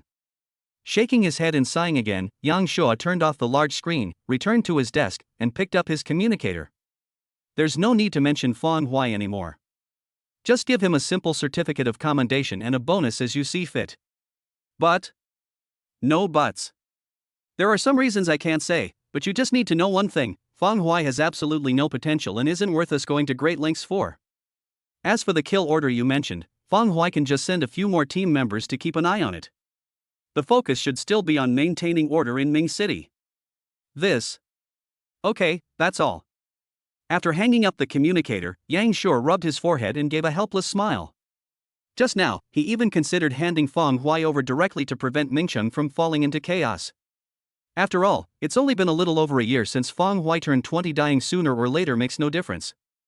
However, as the deputy director of the Law Enforcement Bureau, he ultimately failed to make such a decision. Let nature take its course. It's such a pity to waste such a genius. On the other side, Meng Fei was somewhat bewildered, not understanding why Director Yang's behavior had changed so drastically. But since the decision had already been made, he could only sigh and instruct his team to speed up their work. Brother Feng. In front of an inconspicuous bungalow, Changshe took off his school uniform and, as if imitating Feng Hui, styled his hair into a sophisticated slicked-back look, holding two finely crafted masks in his hands. His eyes sparkled with excitement upon seeing Feng Hui. He was even more thrilled than a fan meeting their idol. He didn't know what happened next, but the deaths of the 5-realm demon beasts that occurred before his eyes were still vivid in his mind. That's the 5th realm. Changshe, who was among the top 3 in the school, only possessed the strength of the 3rd realm, while Feng Hui could make the 5th realm bow down with a mere gesture. Brother Feng, this is a mask that my father commissioned to be made. Please put this on. Changshe eagerly stepped forward and handed over the lifelike cat mask in his hand. Feng Hui had already gone home and changed into a gray jacket. Upon receiving the mask and feeling its warm, smooth texture, he immediately pulled out the plastic mask from his pocket and tossed it aside. Wait! Hold your footing! Seeing Feng Hui raise his foot as if to crush it, Changshe was terrified. Under Feng Hui's astonished gaze, he pounced and landed on the large plastic cat mask. Changshe picked up the mask, breathed on it, and then carefully wiped it clean with his sleeve, his eyes full of heartache. Brother Feng, if you don't want it, you can give it to me. I've been eyeing this mask for ages. He carefully tucked the plastic mask into his pocket, his eyes burning with desire, as if he had received a precious treasure. This is the first mask worn by the underground king cat god. There are far too many people who want it. If the people in Mingcheng who know the truth find out that the mask has fallen into Changshe's hands, countless people will be green with envy. You, do as you please. Feng Hui shook his head and chuckled. With a flick of his wrist, he slipped the exquisite mask onto his face. With a click, it fit perfectly, without any discomfort or obstruction to his vision. If it weren't for the weight of the mask itself, Feng Hui wouldn't even have felt that he was wearing something on his face. Feng Hui was extremely satisfied with the wearing experience. He knew that a mask of this quality must be expensive, and Changshe's father must have put a lot of thought into it. We're gone. Where's that so-called underground passage? Upon hearing this, Changshe put on the same hamster mask he was holding, chuckled, and turned to lead Feng Hui through the dimly lit passage under the dilapidated residential building to the underground fighting arena. On the way, Feng Hui finally understood why Zhang Xijia's attitude was so strange when they were at school. That's because the old man already knew he was boxing here and understood his strength. After a few words, Changshe was very open and honest, even explaining how his father had arranged for him to train under Meng Fei in boxing and the plans for future ring fights. In the end, he practically revealed his father Chang Youha's underwear. Arrive at the underground fighting arena. Under the admiring and respectful gazes of Meng Fei and Changshe, Feng Hui turned around and returned to his own lounge. He lifted his mask, stroked his chin, and enjoyed being fed by the bunny girl. He fell into deep thought. The principal knew I was boxing here at night, but he didn't object. Changshe also successfully registered as a boxer and will soon be going to the ring to fight. Looking at it this way, this bloody and dark underground fighting arena doesn't quite resemble a training ground? Feng Hui's eyes were strange, and he couldn't help but chuckle to himself. It's strange that they would appear in a place like this, given their status. Furthermore, it's even stranger that students would treat such a battlefield as a place to improve their strength. There are probably not many in the entire Federation that can use this method, if not none. A person from humble beginnings with no background who can survive in this kind of place is probably not much weaker than those true geniuses. It's just that the process is really cruel. Feng Hui smiled, stopped thinking about it, and spread his hands to enjoy the massage service from the charming bunny girl. They only headed to the main stadium to begin their match as the time approached. Time passed slowly, and soon it was 3 a.m. Nothing unexpected happened that night. No opponent could withstand his transformed ghost god blade. Almost every match ends as soon as it begins with a wave of the hand, an opponent lies on the ground. There are no more accidents, but the number of matches has obviously decreased. Fang Hui sat in the spacious lounge, wiping the blood off his mask, feeling somewhat helpless. His ranking improved, and although the prize money for each match increased, the number of people he could be matched with also decreased significantly. Today was such a day, and it's foreseeable that after such a swift and decisive defeat of the opponent, there will be even fewer matches available in the future. With a sigh, Fang Hui smiled as he thought of the battle with Changshi. He took some time to go and watch a few shows. Aside from his initial match where he was too nervous and lost, Tsuneshi won the remaining matches despite the intense tension. That youthful innocence from school, that clumsy connection of moves, were all honed into mastery over time, and even several lives were taken. The only pity is? I didn't place any bets. Fang Hui cried out in anguish. He felt terrible whenever he thought about how the odds for Changshi's matches were quite good, but he didn't bet on any of them and thus lost millions. My heart is clenching with pain. Chapter 61 Greenhouse Flowers in Stormy Weather. Under the cover of night. After bidding farewell to the enthusiastic Meng Fei, Fang Hui and his companion, wearing masks, left through the underground passage, quickly escaping the dog-eat-dog world of the black market. Along the way, Fang Hui couldn't help but marvel at Changshi, who looked completely transformed, with fresh wounds still bleeding all over his body, yet appeared exceptionally fierce. As it turns out, flowers grown in a greenhouse are ultimately lacking in vitality. They need to be exposed to strong winds and heavy rains to thrive. Don't be fooled by the fact that Changshi used to be known as the little tyrant of number 1 middle school, to the point that everyone was afraid of him. In reality, at that time, he was all bark and no bite, and could only intimidate his classmates. After a night of fierce fighting and transformation, Changshi's aura of menace was so strong that, if he were in the school, he wouldn't even need to say a word. Just a glance from him would be enough to frighten and make 99% of the students back down. This is evolution after being irrigated with blood. Changshi felt uncomfortable under Fang Hui's gaze, and his wounds even seemed to hurt less. He glanced at Fang Hui beside him, feeling both pleased with his own growth and regretful that he had underestimated Fang Hui before. Without truly experiencing it, he could never truly understand Fang Hui's strength. But the fierce fighting in the arena that night allowed him to truly see the level at which Fang Hui stood. His opponents were really nobodies in the fighting arena, not even making it into the top 100. Even so, his battles with the enemy were still agonizing and fraught with danger. And what about Fang Hui? Even the top 10 on the leaderboard are no match for him. They're all things that can be dealt with in one move. The gap between them was like a chasm, filling Changshi with despair. I can do it. I don't need to surpass Brother Fang, or even catch up with him, I just need to close the gap. Changshi's eyes seemed to be burning with two raging flames. He had never felt so motivated and so exhilarated, from body to soul. This wonderful feeling was something I had never experienced in the more than 10 years before I met Fang Hui. In his excitement, Changshi pulled at his wounds, wincing in pain. Brother Fang, I'm leaving. I need to go back and take care of these injuries. Stepping out of the quiet residential building, Fang Hui nodded, Go ahead, be careful on the road. After Changshi left, Fang Hui gazed at the dark passage behind him, a thoughtful look in his eyes. He saw that beautiful woman again tonight. However, the woman today was so different from the one yesterday that Fang Hui felt like she was a completely different person. Yesterday, the beautiful woman's eyes were burning and extremely aggressive. But today she seemed rather listless, her gaze towards him indifferent, showing little interest. It's like the climax being abruptly cut short, leaving a sense of utter disappointment. Could she have something to do with the principal? Or is it related to common or frequent? Fang Hui wasn't quite sure who was responsible for the influence. But he knew one thing. Regardless of whether the beautiful woman thought good or bad about him yesterday, from now on, he probably won't have to worry about the trouble she might cause. Not bad, one less thing to worry about. Fang Hui curled his lips into a smile, stretched, and with a cracking sound from his bones, started walking towards home. Lying in bed, the tranquility of the night couldn't mask the excitement online. As soon as Fang Hui's eye opened the short video app, the first video pushed to him was related to him. A terrifying underground demon has appeared in Ming City, but a high school student swiftly and skillfully slays it on the spot.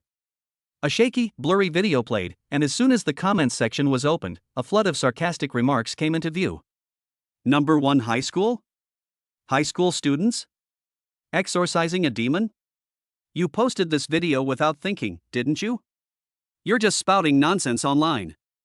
Does your high school student have the ability to kill a great demon? I'm begging you, anyone wearing a school uniform can be called a high school student, right?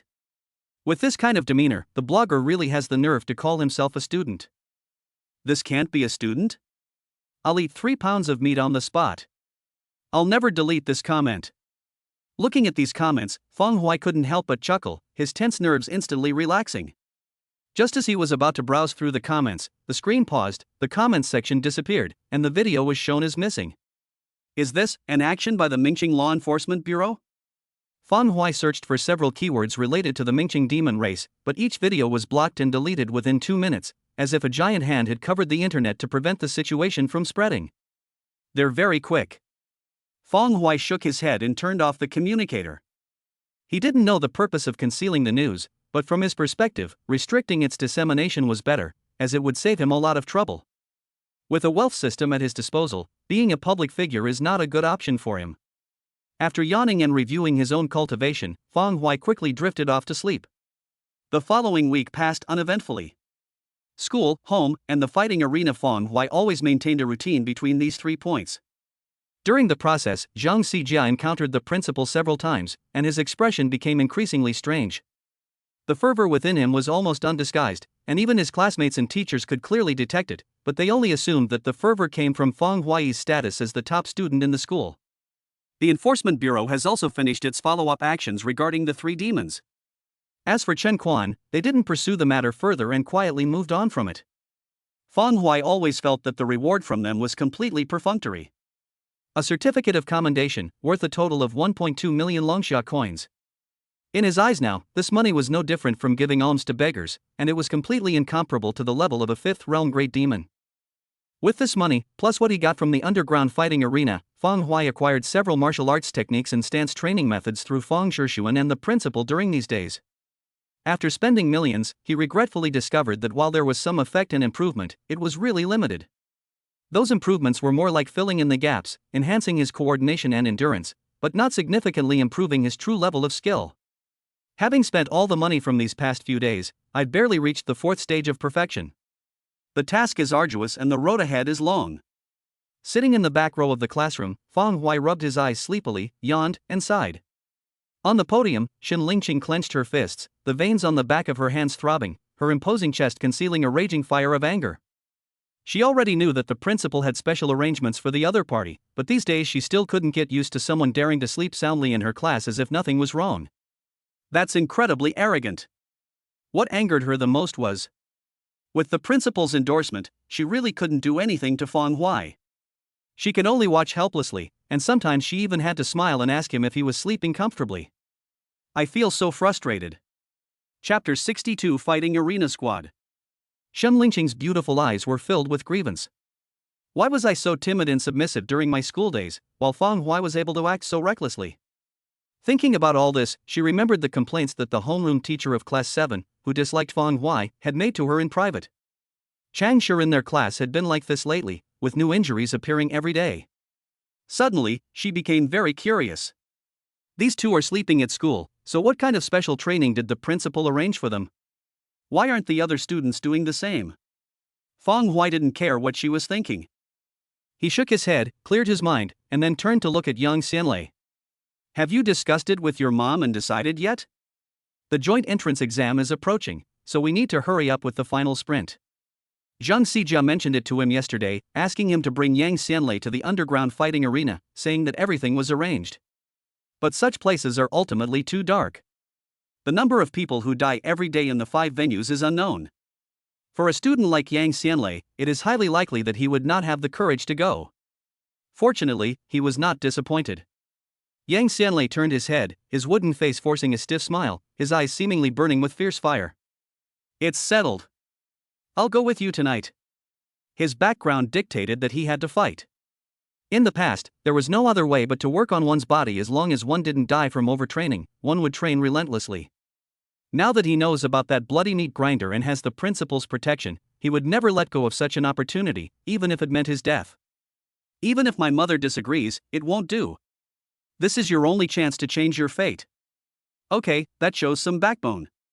Feng Hui grinned, and after the school bell rang, he stood up straight, straightened his school uniform, and walked out under Xin Lingqing's resentful gaze. The school has evening self-study sessions, but the special nature of martial arts means that participation in these sessions is voluntary. Anyone who doesn't want to attend can simply leave. Yang Xianlei stood up as well, his burly figure, as strong as a bear, closely following behind Feng Huai, his eyes filled with determination. As Feng Huai walked to the familiar fountain, his eyes suddenly lit up, and he waved to a figure not far away. "Hello, Teacher Lin. You seem a little pale these past few days. Please take care of yourself." Lin Baishang paused, turned to face the bright smile on Feng Huai's face. His face paled even more, and his eyes were somewhat dazed. He had been on tenterhooks these past few days, even subconsciously avoiding Feng Huai, but he never expected to run into him today. However, Feng Huai only greeted him and gave Lin Baishang a meaningful look before leading Yang Xianlei out of the school gate. As Lin Baishang watched his retreating figure, his gaze gradually darkened, and an imperceptible fear arose in his heart. He could guarantee that he hadn't made any mistakes, but Feng Huai clearly knew something. "Even if he knew I did it, without evidence, I wouldn't be afraid, but now." Within the entire school, Lin Baishang could confidently say that his understanding of Feng Huai ranked among the top 5. Over the past few days, Feng Huai appeared calm and unassuming, with the typical timidity of a student, but each observation always gave him a chilling feeling. It's as if behind Feng Huai's youthful face, adorned with glasses, lurks a bloodthirsty tiger. The tiger, out of his sight, bared its fangs at him, making no attempt to conceal its greed. This feeling filled him with deep regret, making him wonder if he had made a mistake. "No. I'm not wrong. It's just my imagination. What kind of ability could a student have? Last time, it was definitely the principal or the law enforcement agency who secretly helped him escape. Feng Huai must die. We can't delay any longer." He took a deep breath, glanced one last time in the direction Feng Huai had disappeared, concealed the sinister look in his eyes, and then turned and walked towards the teaching building. At the school gate, Changshi looked sickly, but his eyes were bright and captivating. He looked at Yang Xianlei with interest for a moment before finally turning to Feng Huai. "Brother Feng, it looks like we've got more people in our team. Shall we head straight there?" "Let's go, I'll change my clothes and then we'll go." Feng Huai pushed up his glasses and smiled. Feng Huai. At that moment, a beautiful figure rushed through the campus like the wind. When Jiawei, with her short hair flowing, stopped in front of the three of them, her fragrance like that of green oranges wafting in the air. "Where are you guys going? Can I come along?" She blinked her big eyes, her cheeks puffed out, and with that touch of baby fat, she looked absolutely adorable. Feng Huai glanced at her. He had to admit that Wen Jiawei was very beautiful, and her vibrant personality added even more to her charm, making her arguably the most beautiful girl in the school. However, Wen Jiawei's meager breasts really didn't arouse his interest at all. He pursed his lips, and under the questioning gazes of Changshi and the other man, he casually pulled the lollipop out of Wen Jiawei's mouth with a pop, stuffed it into his own mouth, and then waved his hand dismissively. "What are you girls doing playing around? Hurry up and go home to improve your skills." After saying that, under Wen Jiawei's flushed and stunned expression, he led Changshi and the other two around a corner and disappeared from the school gate in the blink of an eye. As she watched them disappear in the direction they went, the blush on Wen Jiawei's face gradually turned into a furious red. "You're not including me in the game. They even brought that big oaf Yang Xianlei, but they didn't take me."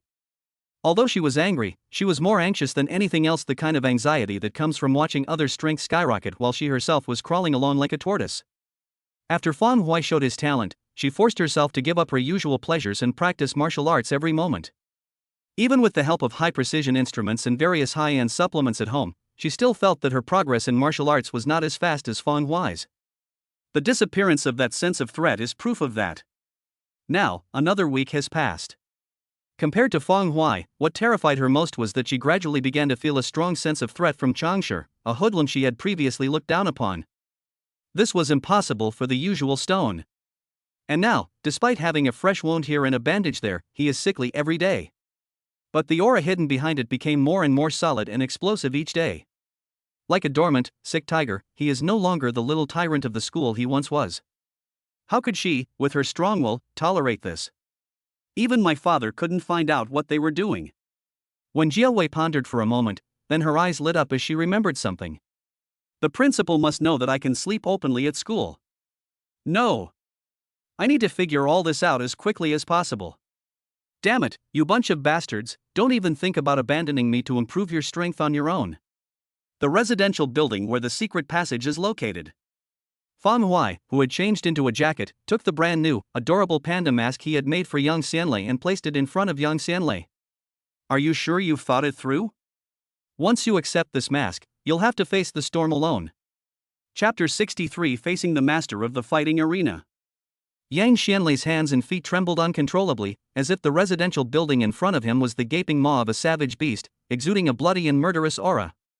Even though he had already made the decision. Even now, standing here, facing the mask Fang Huai offered, she still felt uneasy and subconsciously took a step back. In silence, he glanced at Changshi's conspicuous bandaged wound, and finally fixed his gaze on Fang Huai, his resolve gradually hardening. If he had been more timid and cowardly in the past, he probably wouldn't have taken such a risk. But now Fang Huai inspires his respect and has become his role model. Yang Xianlei laughed, stretched out his thick fingers, grabbed the mask, and slammed it onto his square face, saying in a deep voice, "Let's go." Fang Huai took off his glasses, grinned, lifted his bangs, put on a large cat mask, revealing a violent aura completely different from that at school. Welcome to the Savage Land. Inside the underground fighting arena. Meng Fei was dressed in a well-tailored suit and wore gold-rimmed glasses, but his expression was somewhat stiff, neither smiling nor crying. He didn't see Fang Huai, but faced with Yang Xianlei brought by Changshi, he felt helpless. What kind of mess is this? I don't want a boxer like this. He made a mistake in judging Fang Huai once, but he was still confident that he wouldn't be wrong about other people. Changshi is one thing, but he does have the strength of the third realm. Although he is still very immature, he can grow gradually. And what about Yang Xianlei? If he wasn't mistaken, this big guy was only at the second realm. The probability of death for someone at this level is simply too high. You should know that he had already been informed by his superiors. These people are with Cat God, and none of them can die in the fighting arena. If one of them dies, he will be in big trouble. Not only will Cat God likely cause trouble, but the fighting arena itself will also face severe punishment. With a bitter expression, Meng Fei roared inwardly. What a mess! How can there be a job that requires ensuring the safety of boxers? This is an underground fighting arena. While he was suffering bitterly, little did he know that the master of the fighting arena, the sole master, was suffering even more. Inside a small but luxuriously decorated gilded office. The air was filled with the sweet fragrance of roses.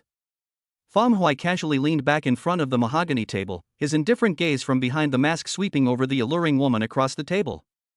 At this moment, the Soul Master's face was ugly, and his purple pupils were filled with anger, devoid of any allure. I don't want to see you, but you guys are really going too far. Do you think this is a daycare? You dump just anyone here. This is an underground fighting arena. A life or death arena. As early as when the principal of No. 1 Middle School called and investigated along the school's network, Fang Huai's identity could no longer be hidden from her. Although she was amazed by Fang Huai's genius, she was equally furious that she was asked to protect other weak people. Glancing at her magnificent bosom beneath her cheongsam, Fang Huai inwardly sighed, she's truly impressive. He then leaned back more casually and smiled as he took out his communicator. I think you're right. I also think it's too much. Don't worry, I'll help you report your request to our principal. Snap. Put it down. The Soul Master slammed her slender, white hand on the table, almost jumping up, but was instantly amused by Fang Huai's anger. If she dared to object, would she need Fang Huai to relay the message?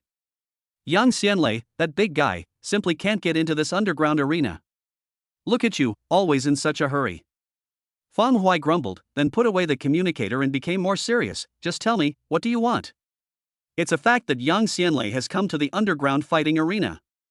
As the owner of the underground fighting arena, how could this beautiful woman really have called him over just to vent her anger? My name is Ziyu, you can call me Zihunzu. Ziyu took a deep breath, trying to appear calm, but the astonishment in her heart surged like a tidal wave. No, the same. Fang Huai is truly different. Who would have thought that Fang Huai, who seemed so at ease in front of her, was actually an 18-year-old student at No. 1 Middle School? Even if the richest man in Mingcheng were here, he would still have to treat her with the same utmost respect. Putting everything else aside, her aura of being at the peak of the 6th realm alone is enough to subdue 99% of the people in Mingcheng. Fang Huai, however, was not among them. Despite his young age, he was able to talk and laugh with ease under her imposing presence, and even subtly gain some initiative. Alright, Ziyu, hurry up and tell me, what do you want to see me about? Hearing Feng Huai's perfunctory words, Ziyu's fair forehead throbbed with veins, and her chest heaved violently as if it would burst her cheongsam. Phew. She let out a breath before saying, I have a request. Did you know that the underground fighting arena is huge and spread throughout the entire Federation? It's not just ours. Now that my Blood Soul fighting arena has agreed to protect you and give you opportunities to hone your skills, I would also like you to promise me something in return. If there is an opportunity in the future, please help me participate in an underground national fighting tournament. Upon hearing this, Feng Huai, who had just sat up straight, slumped back down and yawned. What do you mean by promise me? You need to be clear. You're promising the school. I don't need your protection, so why should I help you? Ziyu's veins bulged even more. Do you know that even though I promised the principal of number 1 middle school, there are no eyes in a fight, and accidents can happen? At that time, even your principal can't say anything. Hey, are you threatening me? Feng Huai laughed. But this threat isn't very effective. What do they have to do with me? What kind of person do you take me for? I don't have a deep relationship with those classmates. I'm here to box. What, are you expecting me to be a babysitter? Besides. After saying that, Feng Huai chuckled, took out his communicator again, opened the recording interface, and replayed Ziyu's threatening words. If my dear grandpa principal heard this, he'd probably come to talk to you right away, wouldn't he? You son of a bitch. Ziyu suddenly stood up, her aura completely unleashed, and the tangible pressure caused the entire office to shake violently. She truly hadn't expected that the little thing in front of her would be so dark. She was careless once because of Feng Huai's student status, and Feng Huai immediately seized the opportunity to do something underhanded to her. He seemed to be calling to scare her, but he was actually recording her in broad daylight. It's urgent again. Don't get so worked up. The principal is old, why would I want to upset him? Don't you think so? The imposing aura pressed down on him, causing Feng Huai to momentarily freeze, but that was all. It had no other effect on him. Ziyu was so angry she laughed. She gritted her teeth, feeling that the cat-faced mask under the warm yellow light was so hateful. You'll get what you deserve. I won't let you work for nothing. Feng Huai straightened his back in one go. Why didn't you say so sooner? You threatened me right away. I thought you were an evil capitalist. Chapter 60 for the spiritual weapon, the Wild Goose Blade. I'm so damn angry. Ziyu's usual dignified and charming demeanor vanished at this moment, and she couldn't help but curse inwardly. She was already furious at the sight of that cheeky big cat mask. It's unimaginable how punchable the face behind the mask must be. As long as you agree to participate in the competition at any time, from now on, you can have an unlimited supply of all kinds of martial arts resources, which will at least allow you to reach the 6th realm. As for the realms beyond the 6th, there's nothing I can do about it. The 7th realm involves the power of the laws, a level that even I haven't reached. Resource? Feng Huai raised his index finger and shook it lightly. I don't want resources, I just need real money, just give me the money. Resources were not necessities for him, except for a few truly special and precious ones. But Ziyu couldn't possibly produce those things. Participating in a so-called underground all-federation fighting tournament wouldn't be enough to obtain them. Therefore, money is what he needs right now. As for the Federation's explicit prohibition against major powers funding or contacting students during the secondary school stage, this is an underground fighting arena. With the principal's endorsement, the fighting arena isn't afraid, so of course he isn't afraid either. Just money? Ziyu's eyes darted around, and without the slightest hesitation, she agreed immediately. She didn't care why Feng Huai was so greedy. All she knew was that getting money was now much easier. Reaching the 6th level of martial arts is already quite high. As a pillar of the Federation, she has limited access to many resources. Even if she were to acquire them in unlimited quantities, it would be a headache for her for some time. The two quickly agreed that 5 million would be deposited into Feng Huai's account every month before the fighting competition officially began, and this would not be delayed for any reason. Feng Huai, on the other hand, needs to respond immediately during the fighting competition and go to the Blood Soul fighting arena to fight. 5 million a month isn't a huge sum for Feng Huai these days, but it's still a fortune outside. Of course, the most valuable things are yet to come. In addition to these Dragon Xia coins, he also obtained a short, dark purple straight knife about half an arm's length from Ziyu. Blade name, Wild Goose Demon. According to Ziyu, the Federation's extraordinary artifacts are divided into 6 levels, named by the titles of Mortal, Treasure, Spirit, Saint, God, and Origin. Even the pinnacle of ordinary worldly skills can only forge precious artifacts. This wild goose demon blade is clearly listed among the spiritual weapons. It contains a vaguely violent spiritual consciousness that may turn against its owner. But in the hands of those who can master it, it becomes an even greater asset. That's settled then, Sister Ziyu. Don't rush things, or you'll get wrinkles. Feng Hui was satisfied. He hung the wild goose demon blade on his waist, greeted her with a smile, glanced at the darkness behind Ziyu, and then turned and left the office. For him now, a knife is no longer a necessity, but a spiritual weapon is different. The moment he grasped Yen Sha, the feeling of becoming one with the knife and extending his limbs made his strength increase by at least 30% out of thin air.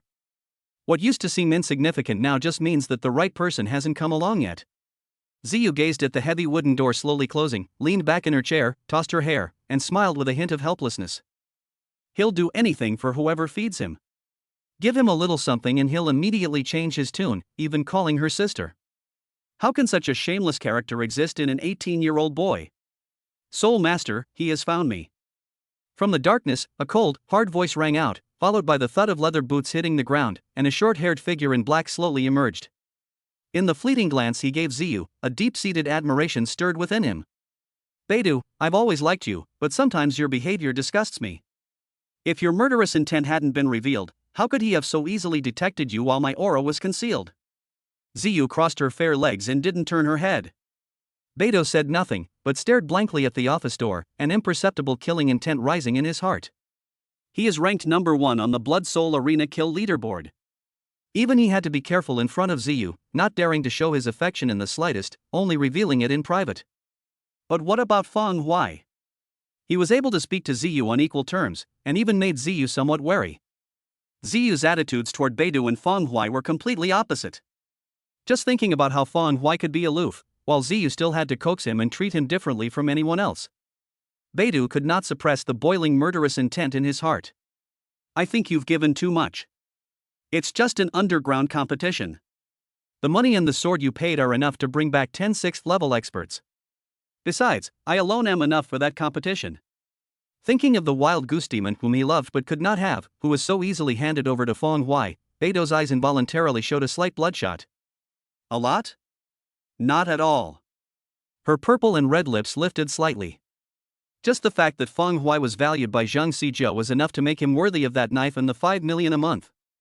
If we add Feng Hui's own talent and strength, it far exceeds what she has put in, by a great deal. She, Ziyu, truly emerged from a mountain of corpses and a sea of blood.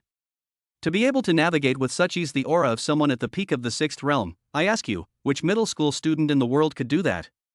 Even Beidou, the number 1 in the killing field, couldn't do it so easily.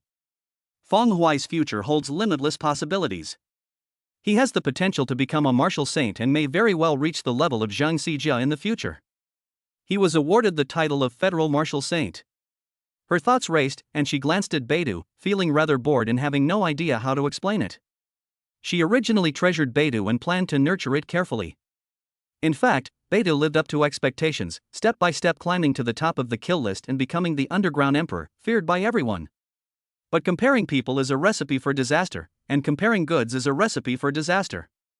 After Feng Hui appeared, her idea of cultivating Beidou almost died out, and she could no longer muster any interest. He felt that the treasure in his hand paled in comparison to that dazzling piece of jade. The office fell silent. Beidou's eyes became increasingly bloodshot, and an unspeakable killing intent brewed and accumulated in his heart. Dear viewers, today's exciting boxing match is coming to an end. We look forward to seeing you again tomorrow. Finally, let us bid farewell to the cat god. The familiar host stood on the blood-stained ring of the main arena, waving triumphantly. At his urging, the entire arena cheered enchanted Tyrant Cat God, watching the figure with the hip blade disappear into the ring. The host could not hide his excitement. If we're talking about who, besides Meng Fei, has benefited the most from Cat God in the entire underground fighting arena, it can only be him. In these days, his status has risen rapidly, reaching a position he could never have dreamed of before. Nowadays, if anyone dares to say a single bad word about Cat God in front of him, he can turn on them on the spot and kick them in the face with his size 43 foot. He has become the most loyal fan of Cat God. Chapter 65. The difference between people is greater than the difference between people and dogs. The number of matches today has decreased again. After showering in the lounge to wash away the smell of blood and changing into clean clothes, Feng Hui felt somewhat helpless. With only 3 matches in one night, even including the winnings from betting, the total earnings were only around 2 million. Compared to my first visit, the difference is enormous. As the level increases, the number of matches decreases accordingly. If you want to earn more now, you have to set your sights on the top 4 on the kill leaderboard. In the past few days, he has only seen the 3rd and 4th place matches in the venue. As for the top 2, it is still a mystery, and he has never actually met them. No, we may have already met. Thinking back to the murderous intent he had sensed in the office earlier, Feng Huai's eyes revealed a thoughtful expression. The level of that murderous intent was very high. Even now, he could feel a slight, needle-like pain, and the killing intent was clearly aimed at him. In the entire underground fighting arena, anyone who can appear there and possesses that level of strength is very likely to be the number 1 or 2 on the kill leaderboard that is yet to be revealed. It seems I don't need to designate any challenges. I'll wait a few days, and if no one contacts me, then we can talk again. Feng Huai opened the door to the lounge, bid farewell to the 2 charming bunny girls, and headed towards Changshi and the others. He had arrived at the gate of the 5 realms, and only the final step remained. With the addition of the newly acquired Wild Goose Demon weapon, there are really very few people in the entire underground fighting arena who can catch his eye. Ziyu is one. And what is the person behind Ziyu who is releasing murderous intent at him? That killing intent was at most slightly stronger than that of the previous cave wolf demon and dog demon. At the time, these 2 beasts were nothing more than disposable commodities to be dealt with. Now that his strength has increased and his equipment has been upgraded, Feng Huai can basically ignore everyone in this underground fighting arena. Bite. With a flick of her fingertips at the hilt of her sword, even though it was encased in its scabbard, Yan Sha responded instantly, producing a crisp, clear sound. Recognition is mutual. Feng Huai was overjoyed to have obtained the knife, and so was Yan Sha. Its violent spirit interacted with Feng Huai's spirit the instant he grasped it. The killing intent between the 2 was of the same origin. In Yan Sha's weak spiritual consciousness, he felt that there was no one in the world more suitable to control it than Feng Huai. Feng Huai gently pressed his large hand on the hilt of the knife, feeling the pulsating spirituality within it. The corners of his mouth unconsciously turned up, and he was very satisfied. Cat God. Hello, Cat God. As Feng Huai walked down the bright yellow corridor, everyone who saw the large cat mask immediately bowed and greeted him. Among them were many of the bunny girls they had seen on their first visit, as well as the boxer's manager in a suit. While they felt awe, deep regret lingered in their eyes, and they felt a pang of unease. Wealth was within their grasp, yet they failed to seize it. The resulting psychological gap was enough to drive them mad, causing them to have nightmares for many days in a row. Nodding in response to these people, Feng Huai continued walking and soon arrived at the end of the underground passage, where he saw Changshi and the other man, who were covered in blood. Changshi had long been accustomed to the intensity and brutality of the fighting arena. Although he had new injuries, they were all minor. Yang Xianlei was different. As a second realm cultivator, his first battle was much worse than Changshi's. He limped on his right leg, and the hideous wound on his chest almost split him in 2. Brother Feng, I've discussed it with Yang Xianlei. He'll come back with me today. With just 1 night of treatment, about 80% of his injuries can be healed. Changshi touched his wounds, wincing in pain, and then laughed. Resources that can heal injuries in a short time are precious to the entire Federation. However, while the Chang family may not have much else, they certainly have plenty of money. Others might not be worth the high price, but Yang Xianlei is. Throughout the entire number 1 high school, anyone who dares to come here is worth investing in by Changshi. His only regret was that Feng Huai was too strong and didn't need these things at all, so he couldn't show off his abilities in this area. Hey! Brother Feng, what's that knife of yours? Suddenly, Changshi's eyes widened, and he looked at the short knife at Feng Huai's waist with surprise and suspicion. Having been baptized in the bloody fighting arena, he became extremely sensitive to killing intent. In that instant, he actually sensed a brutal killing intent emanating from a knife. Can you believe how absurd that is? The reason he was certain that the killing intent came from the blade was that, from beginning to end, he had not been able to detect any other aura from Feng Huai. Feng Huai's aura was contained too perfectly. Yang Xianlei turned his swollen eyes around, looking somewhat puzzled. Feng Huai glanced at Changshi twice, intending to offer a casual explanation. But then he suddenly thought of the violent consciousness within the knife, and became curious about what it would be like if the knife were in someone else's hands. Feng Huai casually untied the goose stripper, scabbard and all, and handed it to Changshi. Hey, why don't you take a closer look? May I? Changsha already had a vague guess in his mind. At this moment, his heart was pounding and his face was filled with excitement. The strongest weapon he had ever seen in his life was the longsword on the altar in his home, which was a treasure-level artifact. Clearly, a sword that inherently possesses killing intent must be a spiritual weapon that transcends the level of a magic weapon and is extremely rare and precious throughout the world. After Feng Hui nodded, his heart pounded, his face contorted with reverence, and he raised his hands, carefully moving them toward the hilt of the knife. The instant his fingertips touched it, with a deafening roar, a dark red storm swept across the area, accompanied by flashes of black lightning. Changsha's eyes rolled back, his spine trembled, and he withdrew his hand as if he had been electrocuted, collapsing to the ground with a whoosh. Is it really necessary? Feng Hui is perfectly fine. Yang Xianlei thought to himself, feeling somewhat bewildered. In his view, Changsha had only touched the knife once, yet he collapsed to the ground as if he had been attacked by hundreds of burly men. Feng Huining was clearly holding that knife the whole time. Changsha collapsed to the ground, panting heavily, a sense of relief at escaping death welling up inside him. That knife, that knife. His eyes were filled with terror as he stared fearfully at the silent wild goose blade in Feng Hui's hand. It was just a slight touch, but the mental damage in that instant was greater than if he had fought a boxing match all night. He was absolutely certain that this knife was a magical artifact. But this murderous intent, this knife is a deadly weapon. Whoosh! Changsha suddenly looked up at Feng Hui, whose expression remained completely unchanged, and his admiration for him was like a surging river. Obviously, this sword, which could have killed Changsha, was defeated by Feng Hui's composure and power. Only then could Feng Hui control them quietly. Spiritual artifacts. These things are precious, but not everyone is qualified to wield them. Changsha felt a bitter taste in his mouth, finally understanding why the Federation had so few spiritual artifacts. If such a deadly weapon were to fall into the wrong hands, who knows how many deaths it could cause. The difference between people is even greater than the difference between people and dogs.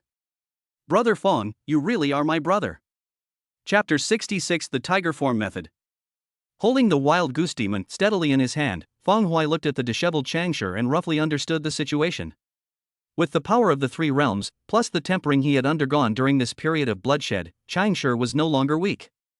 Even so, he didn't even have the ability to touch this magical artifact.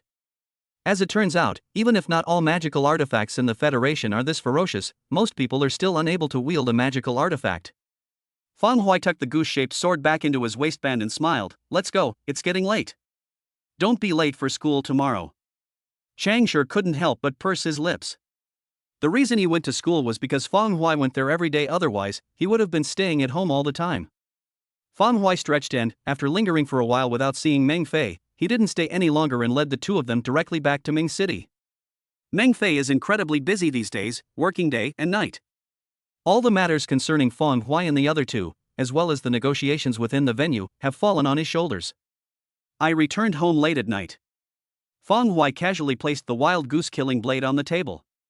He sat upright on the sofa, gazing expectantly at the wealth value panel in front of him. Wealth point system. Realm, martial arts 4th realm perfect. Martial arts, for mysterious toad fishing strength, level 3 dragon spine body forging stance, level 4 plus sitting in illusion scripture, level 5 plus tiger form fist, freedom stage plus ghost and god blade, mortal blade stage iron body skill, level 4 plus. Wealth points, 574. The prize money for the fighting arena battles has not yet been settled and distributed, but the betting winnings have already been settled. The money won from those bets, plus the 5 million that Ziyu had already deposited into his account, brought his wealth back to nearly 600. Feng Hui looked at the dragon spine casting stake and sitting in Delusion Sutra on the panel and felt somewhat helpless. Because the toad catching strength had already raised his overall level too high, the effects of these two newly acquired techniques were minimal, even after several attempts to improve them. Fortunately, in other aspects, these two stance training methods are still very effective. The Dragon Spine Cast Body Pile is a Class B pile construction project. Through it, his spinal dragon was tempered to become stronger and stronger. Starting from the spine, it drove his whole body, and his chi circulation and physical flexibility were improved by more than one level. As for the sitting in Delusion Sutra, which was obtained from Zhang Xijia as an A-level cultivation technique, it was even more peculiar. Feng Hui even went so far as to upgrade it to the 5th level. This practice brought him a very special sense of peace and comfort, emanating from his soul. It smoothed out his previously somewhat sharp-edged mind, making it smooth and rounded. Even faintly, Fang Huai could already sense a more special power besides the protective energy, a spiritual force surging inexplicably from the depths of his mind. Once you have a surplus of wealth, you can't neglect either of these two skills, you have to improve them together. I really don't know how unique and extraordinary a Federation S-level martial arts technique must be. Fang Huai's thoughts wandered. The changes involved in the Sitting in Delusion Sutra were already so perverse. In his opinion, the four mysterious toad fishing force should also be considered a level, and it has brought him great help. In the same realm, he has yet to meet an opponent in terms of the depth of his chi. Using these two techniques as a reference, he developed great expectations for the Federation's legendary S rank. After thinking it over, he turned his attention to the tiger form fist. Long before the ghostly fiend blade was upgraded to the ghostly god blade, and he experienced the tremendous changes brought about by the upgrade, he was already looking forward to the improvement of the tiger form fist. However, due to his pursuit of new techniques, he had delayed until today, finally turning his attention to it. It is weaker than the ghostly blade, but once it breaks through its limits and is upgraded, the changes will be enormous. Fang Huai smiled, his back straight, having made all the preparations before turning his thoughts and pointing to the plus sign after the tiger form fist. Wealth points 320. Tiger form fist, freedom stage derived tiger form method, power circulation stage.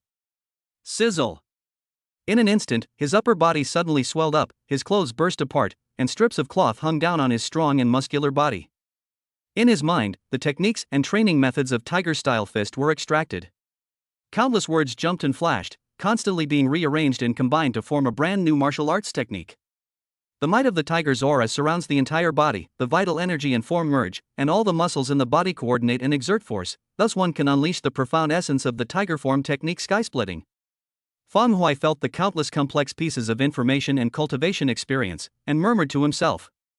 At the same time, his upper body became even more majestic, with his back muscles becoming ferocious and imposing. As time passed, black and red stripes gradually appeared from its chest to its back, through which one could vaguely see a ferocious tiger. A wild aura, surpassing all beasts, surged forth, almost breaking free of Fang Huai's control and rampaging outwards. After a long while, his powerful muscles compressed as if they had been tempered, and his body returned to its original state, with the ferocious tiger and ghost patterns disappearing on his skin. Opening his eyes, Fang Huai felt somewhat relieved. Luckily, I was prepared this time. If I hadn't been able to control that imposing aura just now, the trouble it caused would have been quite significant. This isn't a school, and Zhang Xijia is there to help him smooth things over. If his aura is allowed to leak out unchecked here, the consequences will likely put him in the law enforcement office for most of the day. Phew.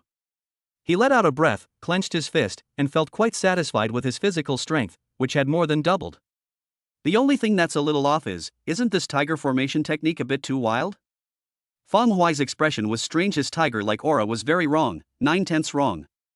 It was too wild, too bloody, and there was even a strange evil presence within it.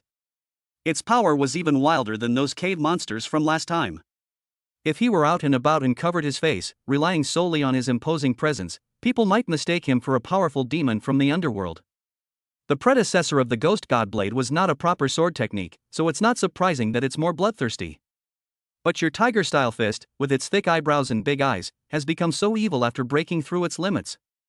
How am I supposed to maintain my image as a well-behaved student when I'm out and about? Fang Huai complained a little, but after a couple of sentences, he shook his head and chuckled, turning his attention to the iron body skill on the wealth panel. Everything else has improved to a similar degree, so this one skill doesn't make a difference. Iron body technique also provided him with considerable assistance in defense. With a slight shift in thought, wealth points vanished like flowing water. Wealth points 70. Iron body skill, 4th level Vajra skill, 1st level. Its body writhed, and a layer of golden light covered its surface, shining brightly. Compared to the vast amount of information in the tiger form method, the Vajra skill is much simpler, flowing into the heart like a stream and quickly absorbed and digested by Fang Huai. He stood up and slowly performed a set of boxing moves, his movements natural and harmonious, revealing the aura of a master in every gesture. After fully adapting to the upgrade, he stretched.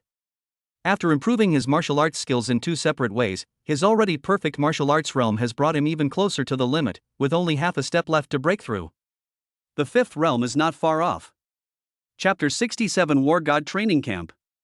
The next day, Fang Huai slept in the classroom until the afternoon. Along with him was young Xianlei, who spent the entire night treating his injuries.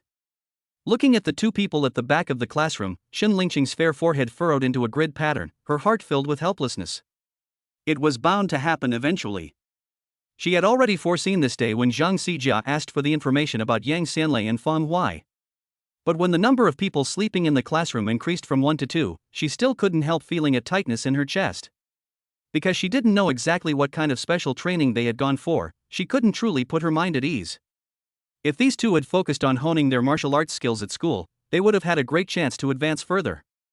But right now, what if they not only didn't improve, but actually regressed? Fang Huai and Yang Xianlei were the two strongest students in Class 2, and Xin Lingqing had high hopes for them, but she was always a little worried. The classmates followed the homeroom teacher's gaze and looked at Fang Huai and his companion behind them, whispering among themselves. Well, after getting an S-level strength rating, he completely slacked off, sleeping in class and acting like he didn't care about anyone else. Heh, isn't this just the arrogance of a genius?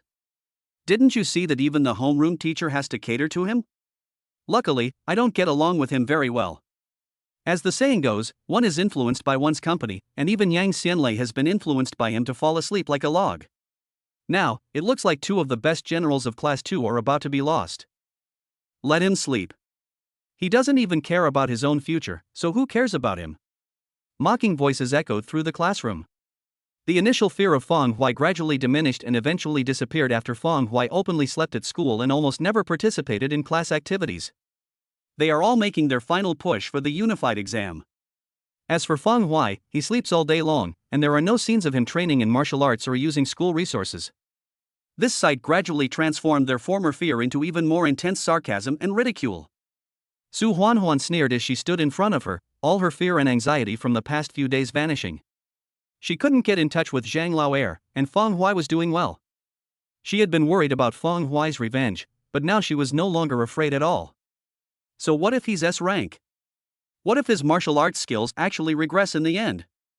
A piece of trash is always a piece of trash, and even having a brother from the War Academy can't change that. Suddenly, she thought of her younger brother, Su Chang, who was still at the Law Enforcement Bureau. Her beautiful face twisted with resentment. My brother is already ruined, so don't even think about getting ahead. She quietly took out her communicator, turned on the recording without making a sound, and pointed it at Fang Huai in the back row. If his indulgence during this period is recorded, even if he gets into one of the top universities in the Federation with his S-level strength rating, this video will still bring him down from his pedestal. Ask yourself, no matter how talented someone is, if they only work out sporadically, which school would accept them? Once Fang Huai's future is ruined, Su Huanhuan will still find an opportunity to take revenge for the grievances she suffered during this time. Those good-for-nothings like Zhang Laoer are no match for me. I can do it myself.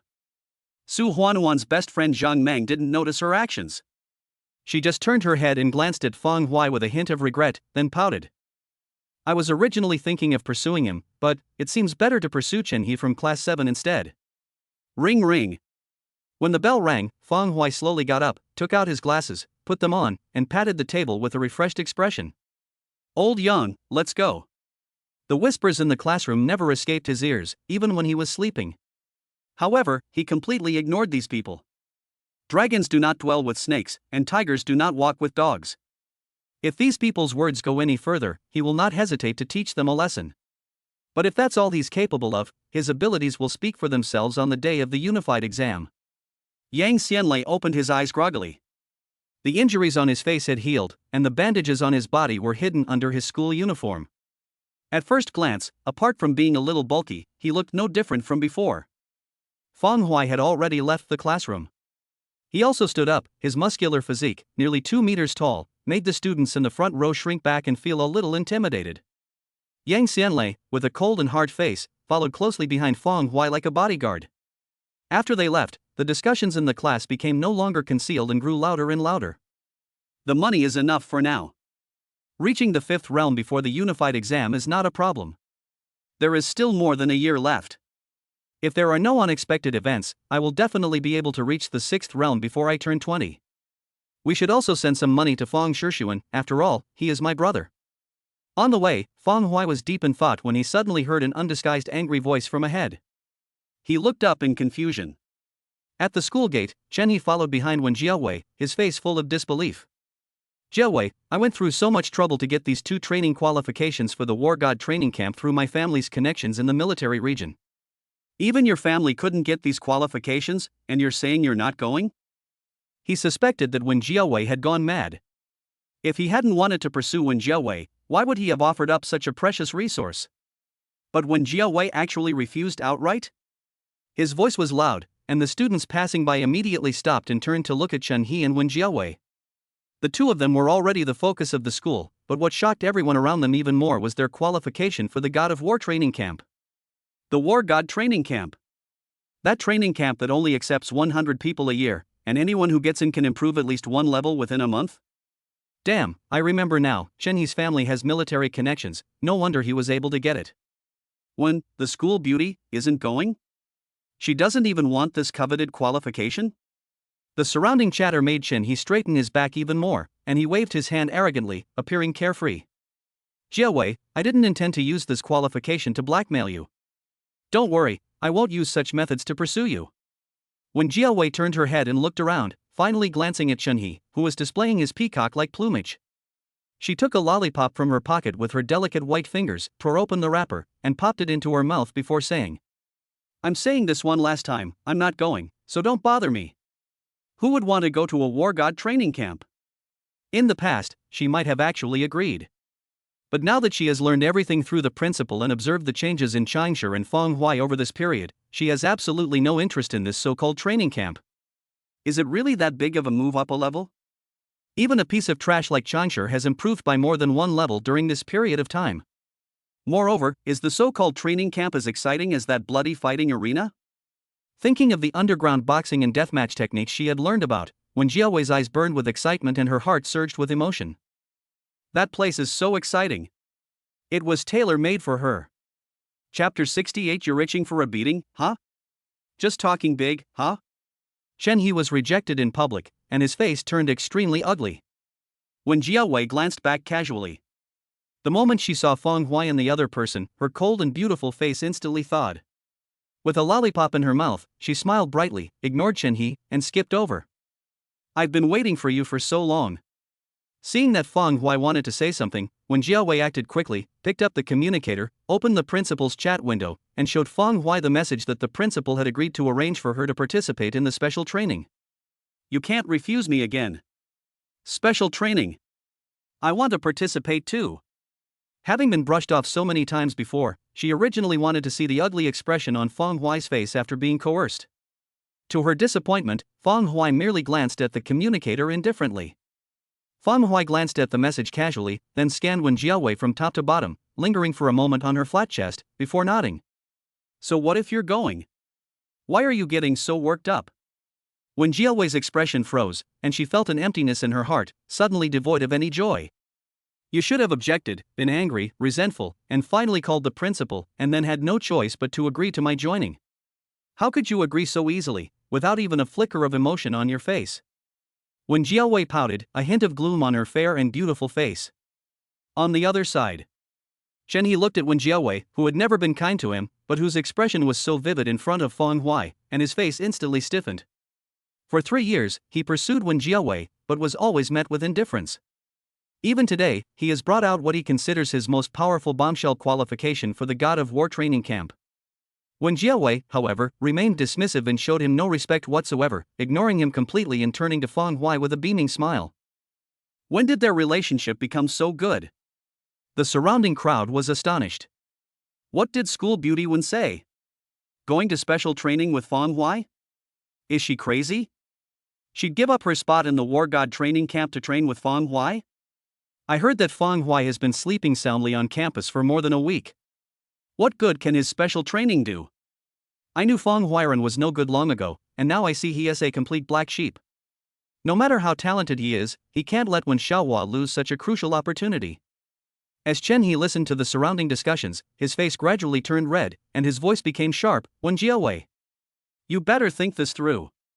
Don't think Feng Hui is amazing just because he got an S-level rating by luck. Once we leave the War God training camp, S rank will be a piece of cake. This kind of opportunity is priceless. What special training in the world can compare to the War God training camp? His words were clear and audible, but when Jiawei seemed not to hear them at all and ignored him completely. Fang Huai ignored his surroundings, pushed up his glasses, and headed towards the school gate. War God Training Camp? I've never even heard of it. Does this training camp pay for it? If he doesn't give it to them, then this so-called training camp doesn't even deserve to be remembered by him.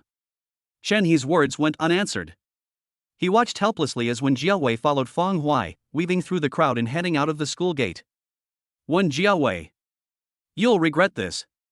That kind of bullshit training will only drag you down. Fang Huai has no parents. So what if he has an older brother at the War Academy?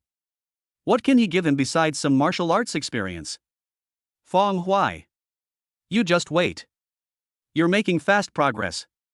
But when the Federal Unified Exam comes, I'll show you that the depth of a family's foundation is something someone like you can't compare to. After uttering two harsh words, Chen He's face grew increasingly grim. Because of those two sentences, he couldn't even make the three of them stop for a moment. That attitude of ignoring him hurt him more than a direct rebuttal. Suddenly, his ugly expression turned to joy. Under his gaze, Fang Huai paused as he stepped out of the school gate and slowly turned around. Fang Huai looked around, then suddenly smiled and shook his head. He didn't want to pay attention to the chatter in the classroom, but here, he found it a bit noisy. It's been so long since we've taken action that anyone dares to jump out and spout nonsense. If he were to be talked about wherever he went in the future, wouldn't he be driven crazy by it? Amidst the puzzled gazes of the surrounding students, Fang Huai turned around and walked up to Chen He, a typical good student smile on his face. Chen He scoffed, "Stop pretending to be so big-headed. Now you know the difference between us?" Staring at the arrogance on his face, Fang Huai grinned and suddenly raised his large hand. A fleeting afterimage, almost imperceptible. Snap. Before the arrogance on Chen He's face had faded, he felt his head being hit by a high-speed train, twisting and flying sideways. It rolled headfirst to the ground, and with a crack, a snow-white front tooth broke off and flew out in a beautiful parabola before everyone's eyes. Hiss. A series of gasps rang out, and the students who had been watching the spectacle suddenly took several steps back, each covering their face, some of them feeling the same way. This slap awakened their memories from a week ago, reminding them of the long-dormant slapping competition at school. It was only then that they realized that even if Fang Huai really gave up, his S-level rating was something they couldn't compare to. You're really good at talking nonsense. You're just spouting nonsense, aren't you? You think what I said during the test was just a fart? Try nagging again. And you lot, you dogs, have we given you too much face? Fang Huai's gaze swept across the entire scene, and with a wave of his hand, the onlookers were once again startled and retreated in a large circle. Seeing this, Fang Huai turned away disdainfully, and disappeared into the school with Yang Xianlei and the other two. On the ground, Chen He covered his face, which was swollen like a pig's head, feeling the air leaking from his teeth as he inhaled. His eyes were filled with disbelief amidst the excruciating pain. His family has military connections, and it was because of this that he dared to speak so harshly to Fang Huai. But Fang Huai ignored his background and actually dared to attack him. Moreover, the speed at which he could not even react or catch his eye was something that actually happened among students in the same year. Chen He is no nobody. He has consistently ranked among the top 2 in the school in previous years. How can the gap between us be so huge? Is this the power of an S-class? Under the pitying gazes of the surrounding students, he got up with a tense face, took a deep breath, and, suppressing the pain and anger, turned to find his homeroom teacher to submit his application for leave of absence. He's putting in all his effort to impress the whole school and regain the face he's lost. With enough effort in the War God training camp, advancing even one level is not too difficult. He might be able to reach the 4th level by relying on those precious resources and the guidance of high-level instructors. At that time, S rank will be readily available. Now, Fang Huai is not even worthy of carrying his shoes in front of him back then. The entire Ming city should be proud of Chen He. Wen Jiawei will definitely regret it. And that damned Fang Huai. He was already looking forward to seeing how interesting Fang Huai's expression would be when he saw him mastering the 4th level of Qi. A quick step forward doesn't guarantee a continuous advantage. A single burst of internal energy can trouble a commoner like you for many years. Just you wait, I'll make you pay for this slap on your knees. Chapter 69 Crow Stalking, Fox Demon appears. Outside the school gate, when Jiawei's gloom disappeared, and she hummed a song, feeling very happy. As it turned out, she was right. Not only did Chen He not react to that slap, but even she couldn't catch Fang Huai's movement. And she has now successfully joined this group's special training. She had been preparing and looking forward to it since yesterday, and now she could finally step into that fighting arena. Changsha, looking unwell, joined them. He wasn't very familiar with Wen Jiawei, but they were in the same class, so he was quite surprised to see her there and couldn't help but tease her a few times. Feng Hui paid no attention to their words. At that moment, a white light flashed from his glasses, and his gaze shifted to a crow in a tree not far away. The crow was preening its feathers, cautiously surveying its surroundings, seemingly without any sign of anything amiss. But when it turned its head, Feng Hui was certain that the crow's gaze would linger on him for an extra 1 to 2 seconds. He adjusted his glasses. At first glance, there's no reaction at all, so who could it be? At this moment, when Jiawei waved her hand suddenly, her little face full of pride, "Everyone, follow me. What's the point of so many people walking?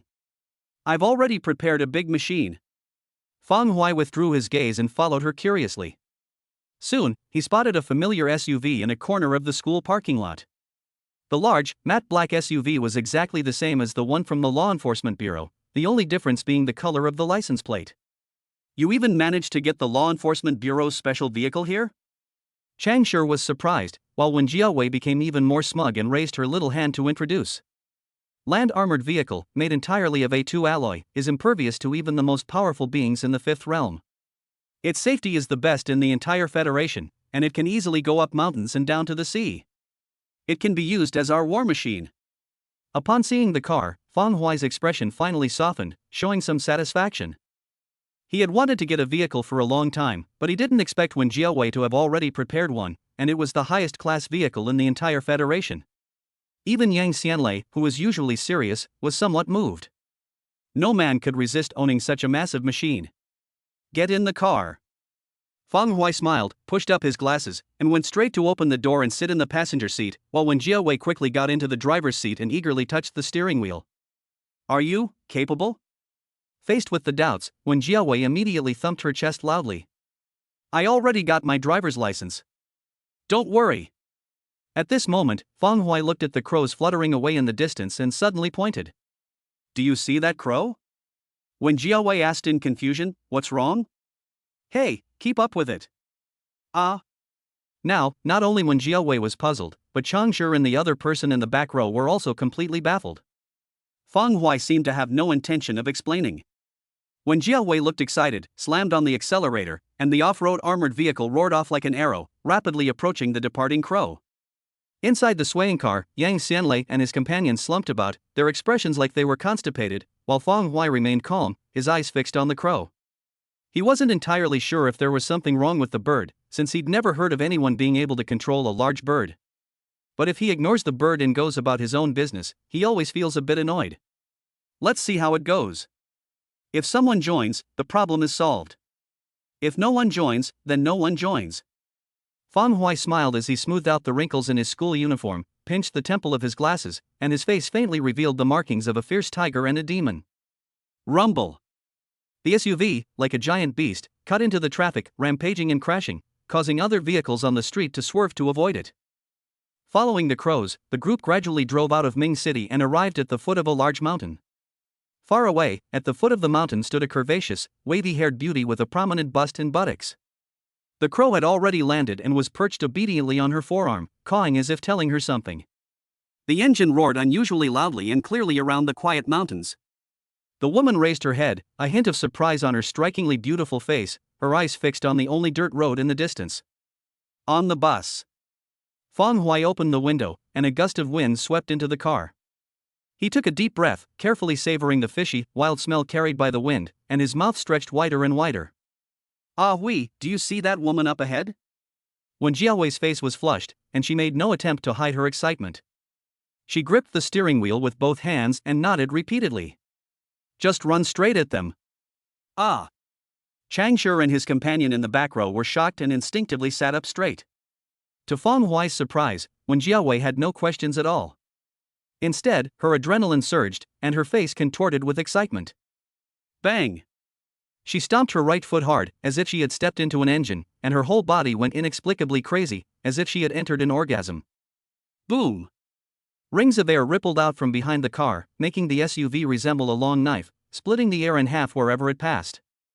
The woman, holding a crow, had just begun to think of avoiding it when she was enveloped by a bloodthirsty aura and frozen in place. By the time she realized what was happening and looked again, the menacing front of the car was already 3 meters in front of her. Boom! The shockwave sent the muddy ground shattering, and the woman, along with the crow, flew out like a kite with a broken string, crashing straight into the forest. Wherever they passed, it was as if a cannonball had plowed through the land, breaking trees and scattering grass. The armored off-road vehicle on this side suddenly shuddered violently, flew sideways, and crashed to the ground, the front hood slightly dented, making the matte black off-road vehicle look even more ferocious. Cough cough. Amidst the dust, Changshi coughed violently, kicked open the car door, and, in a daze, pulled Yang Xianlei out as well. Feng Huai and Wen Jiawei came out one after the other. The four of them looked into the distance. As the sunset painted the sky, at the end of the deep ravines in the mountains, shadows suddenly twisted, 3 long tails swayed, and the roars of wild beasts boomed.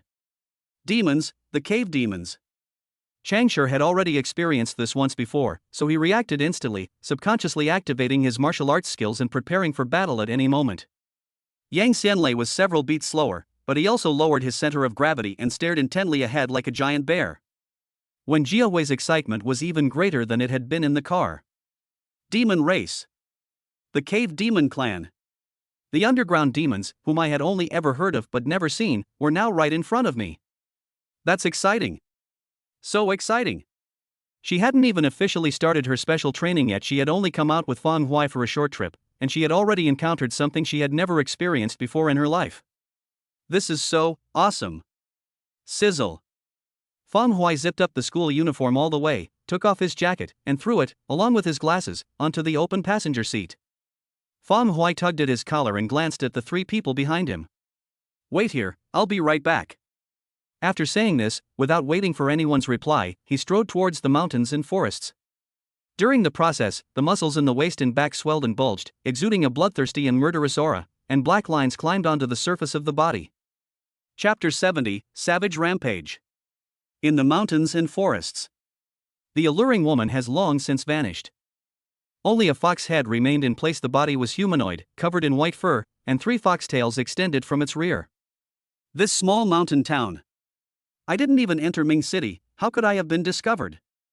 The law enforcement here acts so quickly? Her vertical pupils were filled with surprise and uncertainty. She felt a tremor throughout her body, and her face gradually turned pale. She had dealt with the law enforcement bureau many times before, and she was very familiar with those special armored vehicles. They were vehicles that only the law enforcement bureau possessed. Sizzle. The sound of clothes ripping echoed through the forest. Feng Huai ripped off the torn strip of cloth, revealing well-defined muscles that were more than twice their original size. The ferocious tiger, its body seemingly floating, appeared to come alive, opening its fangs and maw, its bloodthirsty and greedy eyes fixed on the white-haired fox demon. The most savage and cruel force, stemming from biological instinct, erupted and spread with a roar. Under this imposing aura, the fox demon's expression grew increasingly astonished, filled with immense confusion. This feeling, how could this feeling be from law enforcement? Such pure savagery is rare even in the underground caves. The newcomer was even more demonic than she was. Excuse me, which fellow countryman is joking with me? She watched as Feng Huai approached, his soft, melodious, and alluring voice escaping her lips. Compatriots? Feng Huai laughed, clenching his fists, his killing intent surging forth, adding fuel to the already intense murderous aura. The bloodshed, as if from a prison, was so tangible that, reflected in the fox demon's pupils, Feng Huai seemed to be walking on a sea of blood, with severed limbs floating behind him. The method of transforming tiger shapes is in circulation. As he channeled his energy, the pale gold aura was covered with a layer of pale red, and the golden red aura swirled around his body, its blood essence so dense it was almost liquefied. Against this backdrop, Feng Huai resembled an ancient, ferocious tiger, his savage and violent aura sweeping across the scene. From the outside, the SUV has been righted. When the extremely oppressive atmosphere swept over them, Changshi and the other 2 froze instantly. Wen Jiawei's excitement was frozen on her face, and her hands and feet began to tremble uncontrollably. This aura, is it from that great demon of the underground caves? To this extent, it's probably barbaric. What about Feng Huai? Their eyes flickered, and after exchanging glances, their resolve gradually hardened. Without a word, they unzipped their school uniforms and walked shakily into the forest. In the mountains and forests, the fox demon stood frozen in place. She had already discerned that the person in front of her was indeed human, and not of a high level, only at the 4th realm. But isn't this 4 realms a bit too outrageous? That omnipresent, ferocious aura even made her, a great demon of the fifth realm, feel weak all over and unable to muster the thought of resisting. Knock knock. With a heart pounding like a drum, Feng Huai's muscles bulged like steel, and thick veins spread all over his body like the roots of an old tree. He twitched his nostrils, exhaling 2 visible plumes of hot white steam. Feeling his body burning hot, Feng Huai raised his face, a crimson glint flashing in his narrow eyes. Little cutie, you've got your eye on me, are you ready for how you're going to die? Before the fox demon could even process what those words meant, her eyes glazed over, and Feng Huai's figure vanished completely from her sight. Phew! A gentle breeze blew, and the ghost godblade's concealment technique was unleashed. Feng Huai's every move was rough and explosive, yet strangely, he made no sound, remaining eerily calm. He flashed out and appeared behind the fox demon. The muscles in his lower back twisted, forming fierce muscle lumps, and his 5 fingers spread out like tiger claws. Without any preparatory movement, the giant hand slammed down like a predator pouncing on its prey. In an instant, the fox demon reacted. The fur on her 3 fox tails fluttered and grew taller in the wind, curving into semicircles, like an impenetrable wall blocking Feng Huai's attack from behind. Boom! With a single claw strike, a gust of wind exploded, the mountainside caved in, and the fox demon knelt down. 5 claw marks appeared on its pure white fox tail, and crimson blood instantly stained its fur. Her 3 fox tails and tailbone trembled. She took a deep breath, braced herself with both hands on the ground, and charged forward, instantly creating a distance of more than 10 meters between herself and Feng Huai, panting heavily. Her gaze turned horrified. The slight underestimation she had felt earlier because Feng Huai was only at the 4th realm vanished completely at this moment.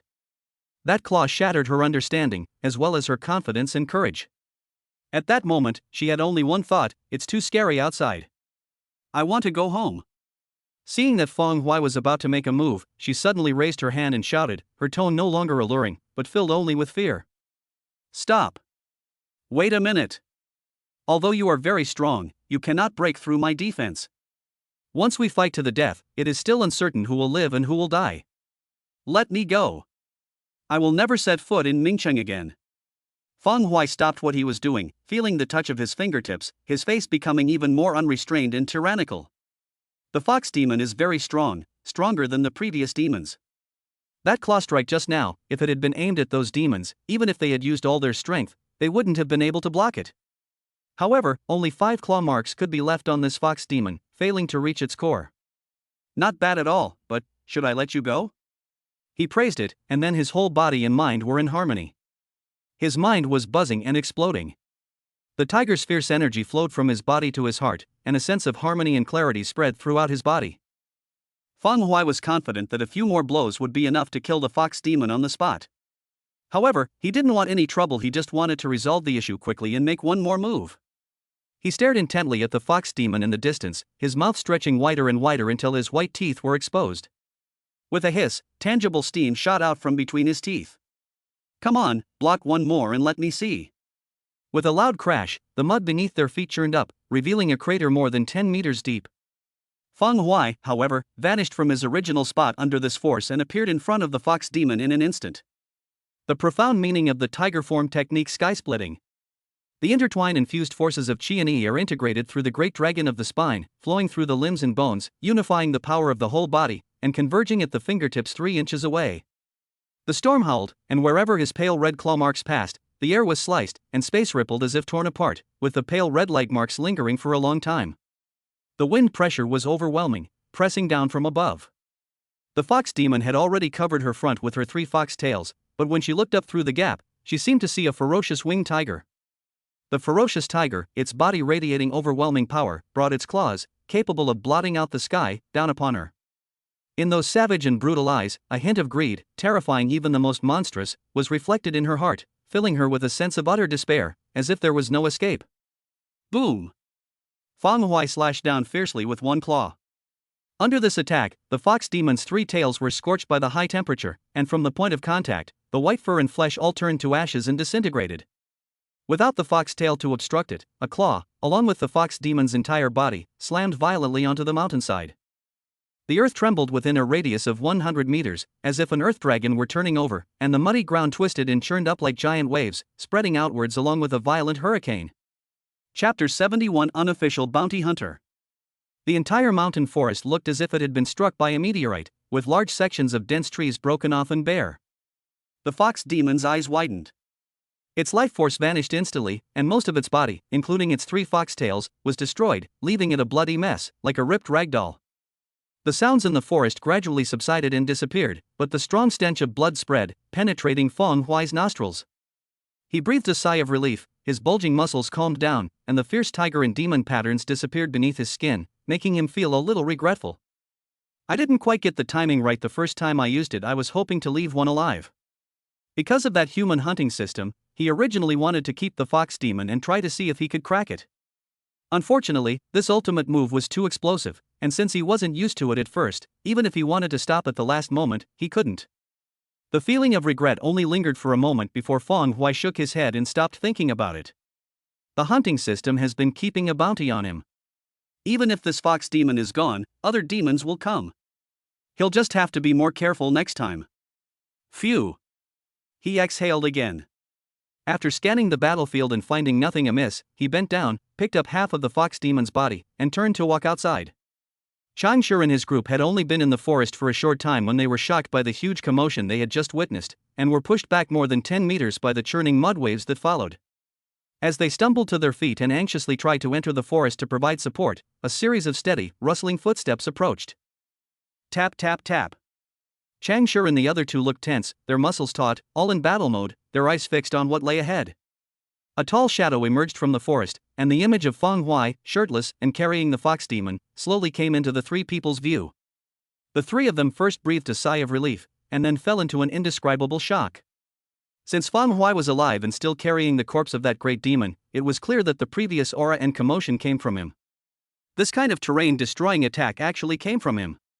Glug! Yang Xianlei's already wooden face stiffened even more, his Adam's apple bobbed as he swallowed. Such scenes are extremely common on television, and the destruction caused by those martial artists is even more outrageous. But all of this happened far away from him, while Feng Hui was witnessing it right before his eyes. He's the same age as me. He had already learned of Cat God's power in the fighting arena, but this was the first time he had seen it so directly. Changshi had seen Feng Hui's moves many times before, but at this moment, his expression was no better than Yang Xianlei's. At most, a strike from the front would only kill the opponent. The damage to the terrain has never been so immense. This time, the entire mountain forest trembled, giant trees snapped, and mud flew everywhere. The shocking sight made his hands and feet tremble, and he instinctively opened his mouth to breathe deeply.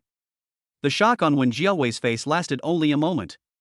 Then her beautiful eyes shone like light bulbs, filled with passion, as she stared intently at Feng Hui from head to toe, focusing on his sharply defined upper body muscles. With this kind of strength, who could withstand him during the Federal Unified Examination? Even many of the geniuses who have already entered the academy are not as strong as Feng Huiqiang at this moment. She had never been able to figure out Feng Hui's exact strength, but now she finally did. No wonder she suddenly couldn't sense any threat from them. Lately the gap between them had grown to a level she couldn't even imagine. If Feng Hui were to go back to school and take the test again now, he would definitely get an S grade. Moreover, this S is only the upper limit for schools. This is not Feng Hui's limit. To accurately assess his current strength, 2 more rating criteria would be needed beyond S+. Brother Feng, you're so handsome. When Jiawei called out and excitedly stepped forward, ready to get physical. If people who know her well, or her parents, saw her in this state, they would be absolutely shocked. When Jiawei, the little princess of the richest man in Mingchang, who has been domineering and willful since childhood, is surprisingly so warm and attentive to a stranger.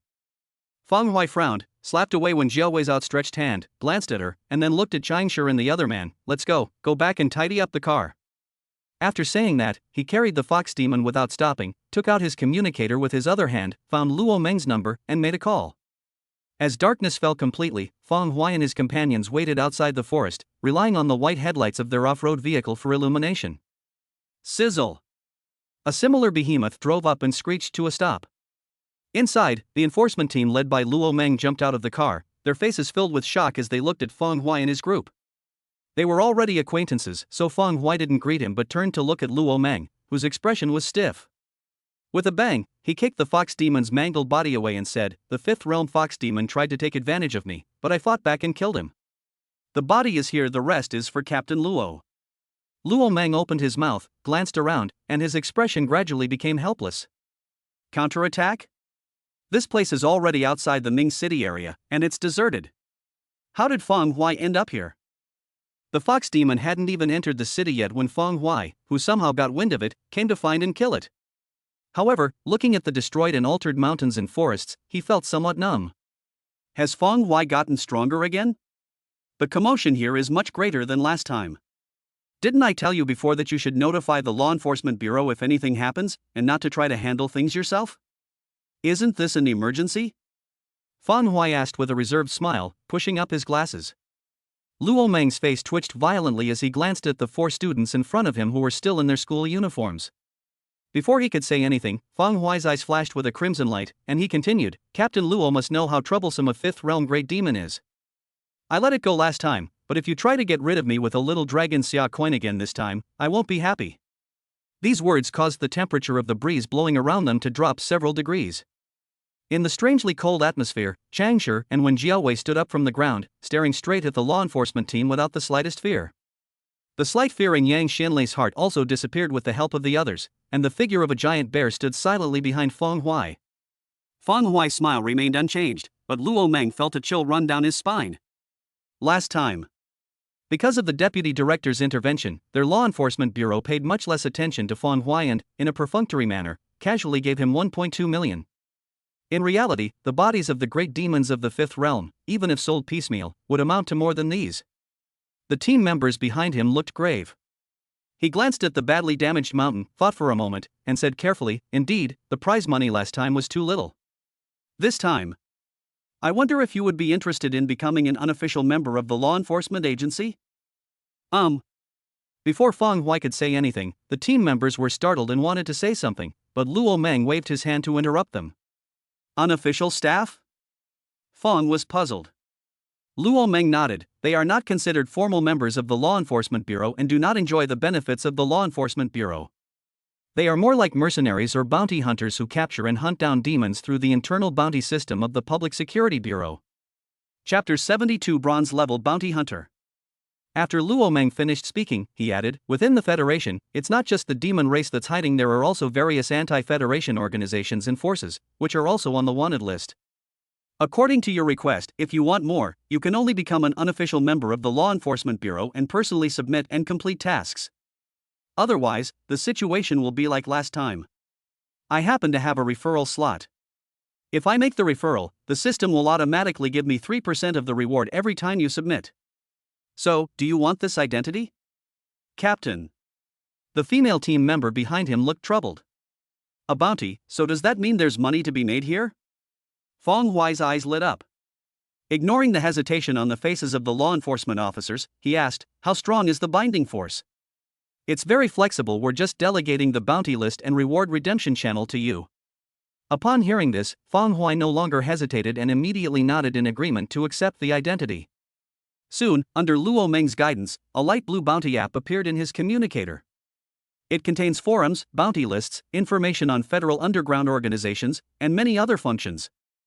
Following the instructions, Feng Huai grabbed the fox demon, took photos to record the event, and with Luo Meng's guarantee, within a few breaths, after deducting Luo Meng's commission, a total of 1.94 million dragon summer coins arrived in his account. At the same time, his bounty hunter level also increased. The bounty system has 4 hunter levels: gold, silver, bronze, and iron. As soon as he submitted the 5 realms fox demon, the system approved it and directly made him skip the iron level and become a bronze level bounty hunter. Excellent. 2 million for a 5th level hunter. As the hunter's level increases, the percentage of bounty earned will also increase. This is the best way to make money besides the arena. Knowing that his kill order was still in effect and that more and more demons would be coming, Feng Huai put away the communicator, quite satisfied. He glanced at Luo Meng and the others, nodded, and waved to Changshi and the other 2, let's go. Sitting in the car, Feng Huai turned to look at Luo Meng's team outside the window, waved, and said with a smile, bye-bye, I'll leave things here to Captain Luo. After saying that, the engine roared, the tires screeched violently, and the SUV quickly disappeared from sight, kicking up a cloud of dust, right before Luo Meng and the others' eyes. Captain, the deputy director has already said that he will not recruit Feng Huai. Although this unofficial bounty hunter is only on the periphery, he is still considered to be in the law enforcement bureau system. Going against the deputy director's decision may hinder your future promotion. Moreover, there's only one non-permanent staff position available per year, and they just gave it to him so hastily? No matter how talented he is, unless he becomes a gold-level hunter, he won't be of any benefit to you. On the contrary, you will be subject to many restrictions because of him, making it a completely thankless task. The female team members couldn't understand it and their faces were full of worry. Luo Meng pursed his lips, turned his head to look at the barren mountain forest, and suddenly smiled.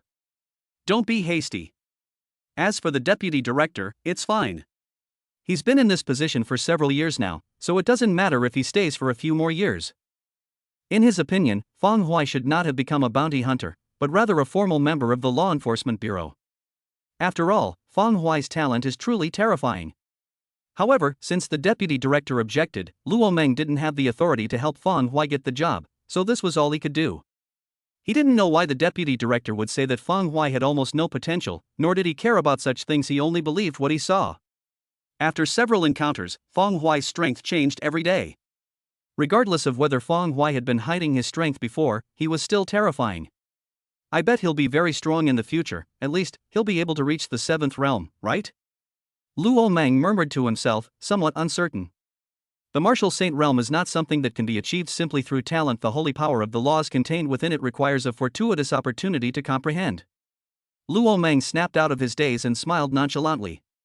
He called to the few team members who were quite puzzled, and they quickly cleaned up the battlefield, gathering up the tree branches that were blocking the road. Throughout the journey, both Wen Jiawei, who was driving, and Yang Xianlei, who was in the back seat, showed obvious excitement on their faces. As students, participating in such an event and decisively annihilating a 5th realm demon would be enough to fuel their daydreams for days on end. The SUV sped off, first going to Chang Shi's house to retrieve the large dog mask that had been urgently made for Wen Jiawei. Then the group changed their clothes, stepped on the gas, and drove to the underground passage, arriving at the underground fighting arena. Throughout the journey, Wen Jiawei looked around with curiosity, and even a bloodstain on the wall could excite her. Her daily life was far too comfortable. While there was no danger whatsoever, her parents had already eliminated any potential accidents in advance. She had begged her family all night to let her come. Feng Huai pushed open a brand new mahogany door, revealing Meng Fei's luxurious bedroom, which had been significantly upgraded and was much larger. Meng Fei, dressed in a well-tailored suit, stood up from the sofa and, upon catching sight of the new face, couldn't help but show a hint of helplessness. Here it comes again. Judging from her figure, it seems to be a woman this time as well. Originally, with his rising status, he should have taken on at least a dozen boxers during this period, if not many. However, because he needed to ensure the safety of Chang Shi and the others, he dared not devote too much energy to external matters, which resulted in him only having Feng Huai and a few other fighters under his command so far. Of course, one Feng Huai is worth it. What truly frustrated him was that in this kind of place, there was absolutely no way he could guarantee that Chang Shi and the others would be safe and sound. Cat God. He was just about to start complaining. Feng Huai seemed to know what he was going to say, sat down on the sofa, and casually waved his hand. Don't think too much about it, just do what you're supposed to do. He saw Meng Fei's hesitant and restrained behavior, but he didn't intend to offer any comfort. Meng Fei has already gotten to his current position by relying on him. If he can't even withstand this much pressure, then it would be better to replace him as soon as possible. Behind Chang Shi and Wen Jiawei stood the first and second richest people in Mingcheng. If Meng Fei knew this, he would probably want to die. Meng Fei gave a forced smile, gestured for the group to sit down, and then proceeded with the registration process for Wen Jiawei to become a boxer. As time went by, Chang Shi and the others were assigned opponents one after another. Feng Huai, however, never got a turn. Instead of being idle, he wandered around the underground fighting arena, watching the three-way battles alternately. In Hall 3. Despite her disheveled state, Wen Jiawei's slender figure still moved nimbly, delivering a swift kick. Under the watchful eyes of the crowd, his opponent's neck suddenly tilted to the side, and he died instantly on the ring. A thunderous cheer erupted from the stands. In the darkness of the corner, Beidou, dressed in a sharp suit, withdrew his gaze, pointed at Wen Jiawei on the stage, turned his head to look at the bald man with half a dragon tattooed on his head, and said coldly, "Use your designated challenge authority to kill her." Chapter 73 Guiding War. Beidou's face was cold and stern, and the murderous intent in his eyes was about to spread uncontrollably. He thought about it for a long time, and thought about many things. Finally, after seeing Feng Huai today and noticing the wild goose-shaped sword at his waist, he made up his mind to get rid of him. This involves not only jealousy, but also self-interest. Ziyu's attitude towards Feng Huai was clearly wrong. Beidou had followed Ziyu for so many years and had never seen Ziyu show such an expression before. If this situation continues, the only outcome will be that Feng Huai will take his place and become a highly sought-after underground figure. Beidou will gradually become a marginal figure and be abandoned by Ziyu. At that time, he will lose his status and resources, and his upward mobility will be completely cut off. This is something he cannot tolerate. Cat God has only been in the fighting arena for about a week. He has climbed to such a terrifying level in such a short time. If he doesn't take action soon, it may become uncontrollable. The bald, burly man grinned menacingly, glancing contemptuously at Wen Jiawei, who was wearing a dog head mask below him. Are you sure? You want me to deal with this kind of trash?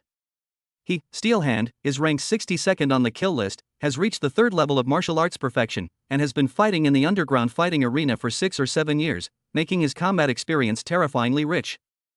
He could exchange a few blows with anyone from the 4 realms who came. The naivety of the newcomer below was undeniable in his every move. Making him waste a designated opportunity on him would be like using a cannon to kill a mosquito, a complete waste of his talent. Yes, speed. Beidou remained expressionless and spoke without turning his head. He didn't know if Feng Huai really cared about the person below, but it was still worth a try. If he cares, that would be best. The death of that person below could enrage Feng Huai and cause him to reveal some flaws in his actions. If he doesn't care, then it's nothing.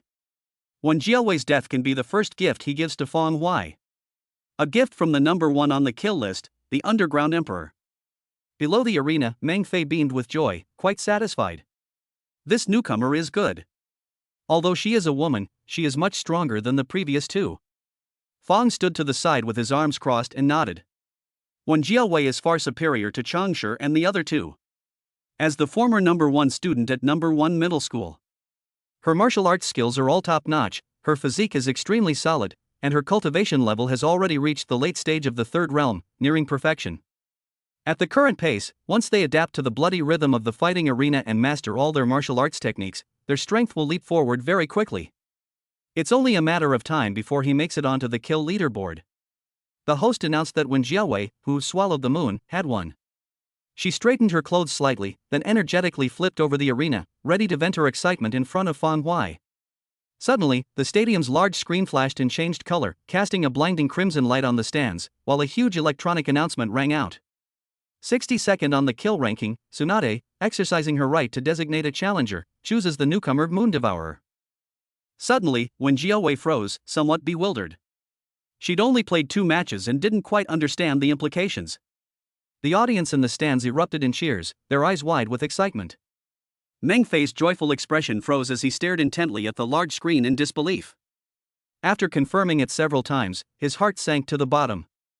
According to his calculations, if all goes well, Wen Jiawei will be able to reach or even surpass the 62nd place on the kill list. But not now. She's only just entered the underground fighting arena. Does she have a grudge against anyone? As the 62nd on the kill list, why would she waste a designated opportunity to deal with a newcomer like her? At this moment, Meng Fei felt as if he had returned to a little over a week ago. At that time, Feng Huai was also fighting against a fighter on the kill leaderboard for the first time when he stepped into the ring. His mood was just as anxious as it had been that time. Instantly, he pulled out his communicator and made a direct call to the fighting arena's higher-ups. She can't be harmed. She's someone the arena specifically needs to protect. What will I do if she dies? Feng Huai crossed his arms and made no move, but his expression turned cold as he glanced at the blurry figure at the back of the stands. Wen Jiawei had just arrived here and hadn't had much of a chance to offend anyone. Even if it were her father's rival, retaliation and targeting wouldn't have happened so quickly. It's highly likely that this designated challenge happened because of Feng Huai. Wen Jiawei battles the 62nd ranked player on the kill list. His gaze was deep and focused. He was already prepared to intervene. The rules state that no one can interfere with a duel in the ring.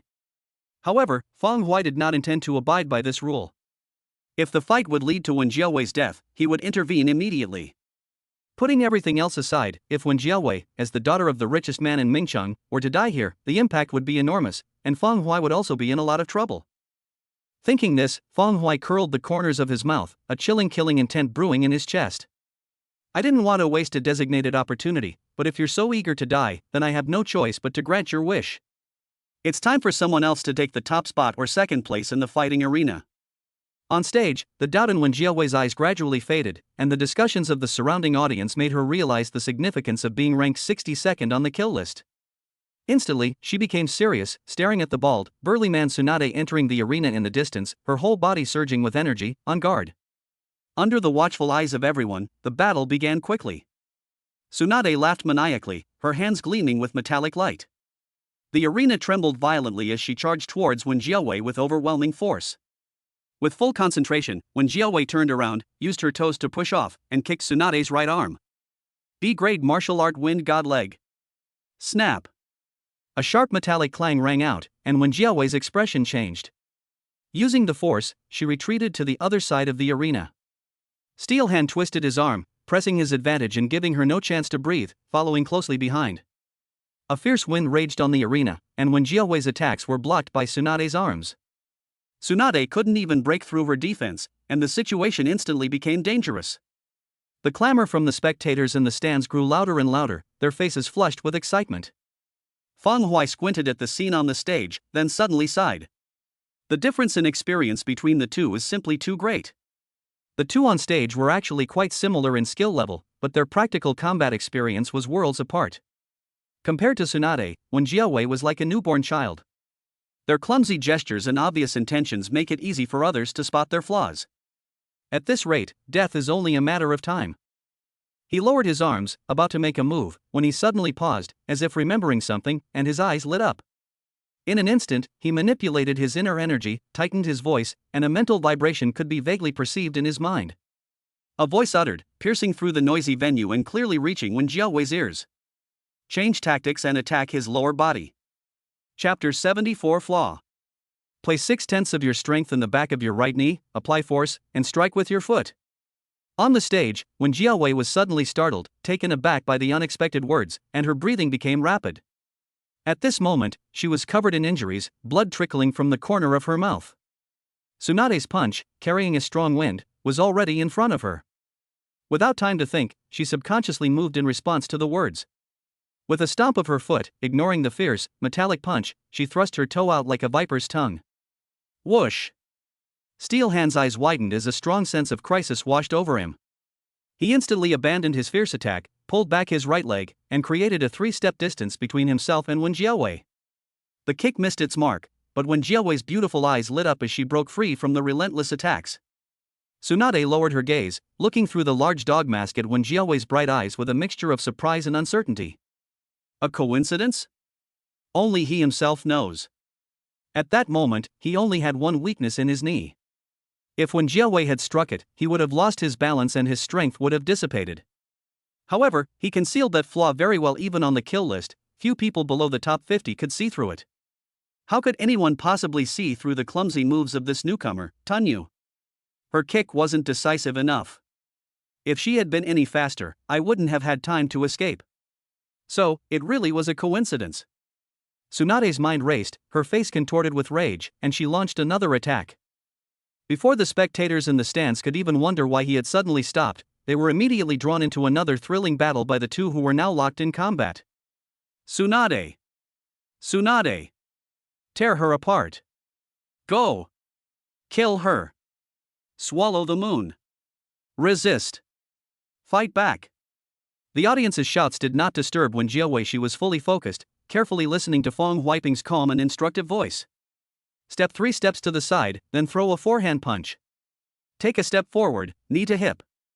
Gather strength in the left shoulder, dodge to the right side of the head, leap forward and throw a punch. On the stage, the two attacked like a storm, with strong winds howling across the entire arena. The more she was hit, the brighter Wen Jiawei's eyes became. The more she fought, the more skillfully she executed and connected her moves. She greedily absorbed Feng Hui's guidance and experience, and all her offensive moves subconsciously changed, shedding the fancy and returning to simplicity. As the battle between Wen Jiawei and Tsunade intensified, not only Tsunade but also the audience noticed something was amiss. Wen Jiawei has changed. Her gestures and movements were no longer as naive and intentional as before. Now, she moved with composure and decisiveness, and all unnecessary movements had been eliminated. The most obvious thing is that she, who was previously being suppressed, is now able to firmly gain the upper hand, while Tsunade has been forced to retreat. The stands grew even more excited, with cheers resounding continuously. On the stage, Tsunade's heart sank to the bottom. No! This is completely wrong. If his previous feeling was that he was playing with children. At that moment, he felt as if the child in front of him had suddenly grown several decades older, becoming a wise and experienced old man. She always anticipated his moves, as if she had seen through all his strategies and actions, and attacked his weaknesses with a swift and decisive strike. In this situation, every time he raised his hand, he felt tormented, constrained, and restricted in every way. How is this possible? This is the same person as before. With just one breath, the person who was in grave danger turned out to be Tsunade. Behind the stands, Beidou's nonchalant, mocking expression froze on his face. Looking at the rapidly changing situation on the arena, he could hardly believe his eyes. He believed his eyes. The so-called Moon Devourer on the stage was a complete newcomer, someone who had never experienced the bloodshed of the fighting arena. But at this very moment, the Moon Devourer instantly shed the clothes of a newcomer.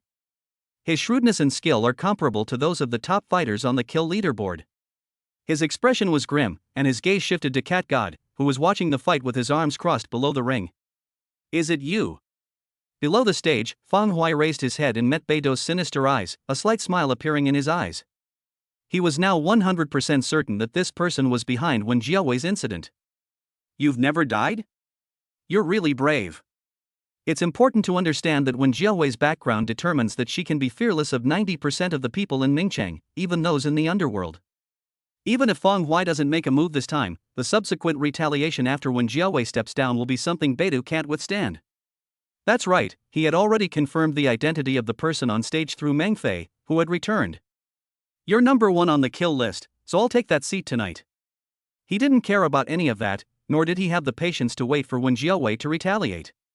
This is an underground fighting arena. It's very convenient to take someone down here. Since Beidou has designs on him and has taken action, he will crush him in the shortest time possible.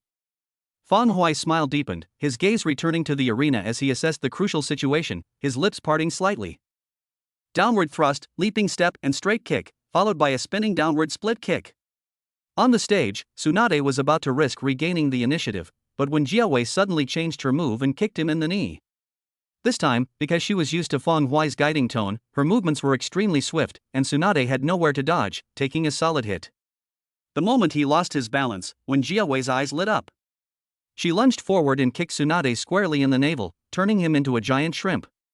Finally, the power of the three realms surged forth, and their combined strength converged. Wen Jiaowei laughed loudly, her body flipping in mid-air, tracing a graceful arc. A kick, like a battle axe or a guillotine, slammed down on Tsunade's outstretched neck. Boom! The arena shook violently, and cracks even appeared faintly around it. With her neck twisted, Tsunade was still alive. She struggled to say something to beg for mercy, but Wen Jiaowei walked up to her and stomped down hard. Snap! Tsunade's hideous head shattered like a watermelon, and red and white matter covered the entire arena.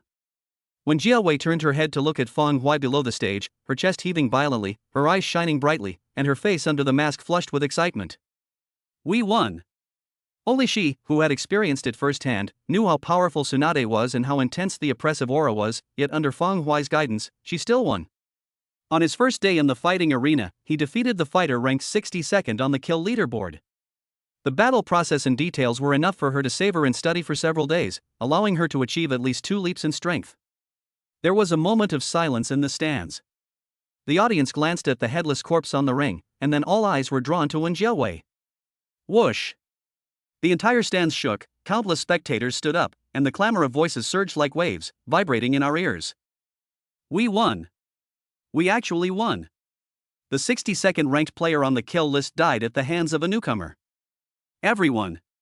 Does anyone remember that the last person to do this was Cat God? She's wearing the same mask as the Cat God. They're in cahoots. On stage, some people were ecstatic, while others were driven mad with envy because they had lost their bets. The communicator in Meng Fei's hand fell to the ground with a thud. He scratched his head in disbelief, as if he were in a dream. He looked carefully at the people still standing on the stage, then turned to look at Cat God, his eyes gradually becoming fiery. A second time. Another of his men has made it onto the kill list. Chapter 75. You, get down here and face your death.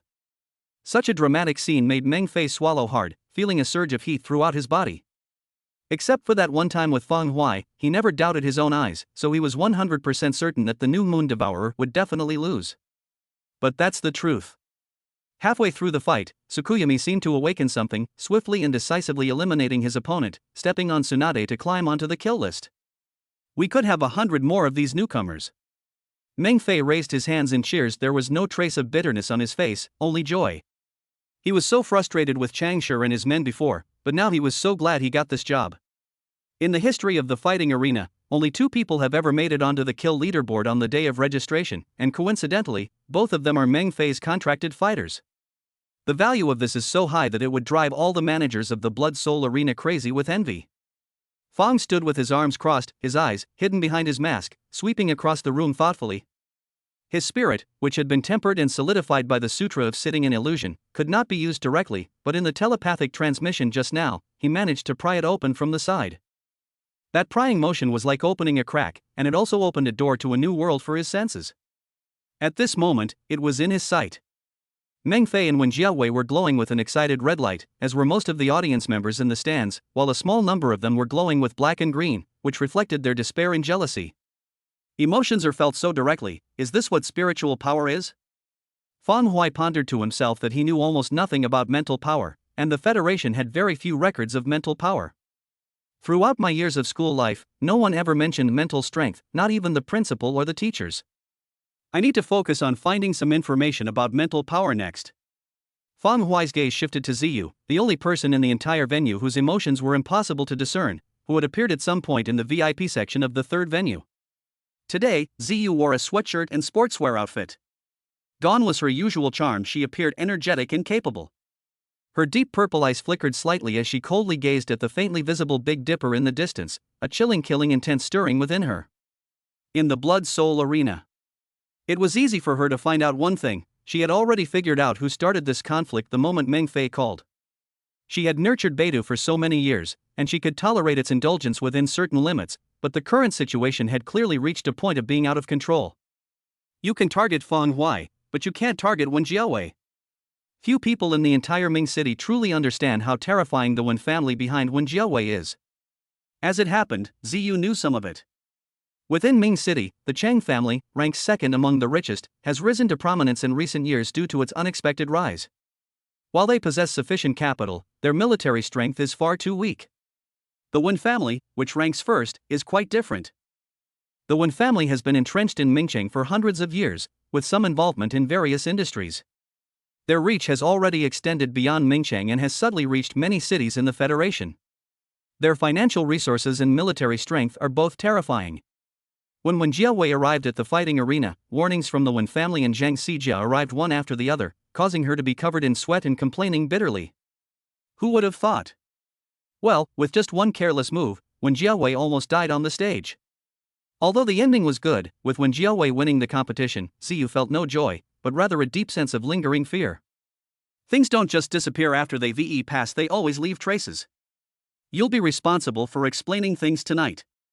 Her gaze grew colder, and just as she was about to look away, she suddenly shuddered and abruptly turned to look at Fang Huai below the arena. That feeling just now, was it a mental probe? Although the exploration lasted only a moment, she instantly sensed a sense of familiarity. Suddenly, Wen Jiawei's worries and fears vanished, replaced by a deep sense of shock. Ziyu's eyes widened to their maximum, ignoring the noise from the stands, and she stared intently at Fang Huai. Mental strength. How could someone possibly have mental power? She longed for this power, but could never grasp it. Her years of underground experience had only allowed her to conceal and resist it. For a martial artist to awaken their spiritual power, they must at least have their chi fully formed and reach the 6th realm. This is an ironclad rule recognized by the Federation's upper echelons. Moreover, not everyone can awaken. In the 6th realm and even higher martial saint realm, those who can activate their spiritual power are 1 in 10,000, and can be counted on one's fingers. How could such power possibly exist in Fang Huai? He's only 18 years old, and he's only at the 4th level. Ziyu fell into a daze. Wen Jiawei had already stepped down from the stage. After several battles, especially the one with Steel Hand, her clothes were torn in several places, revealing her fair skin on her arms and below her waist.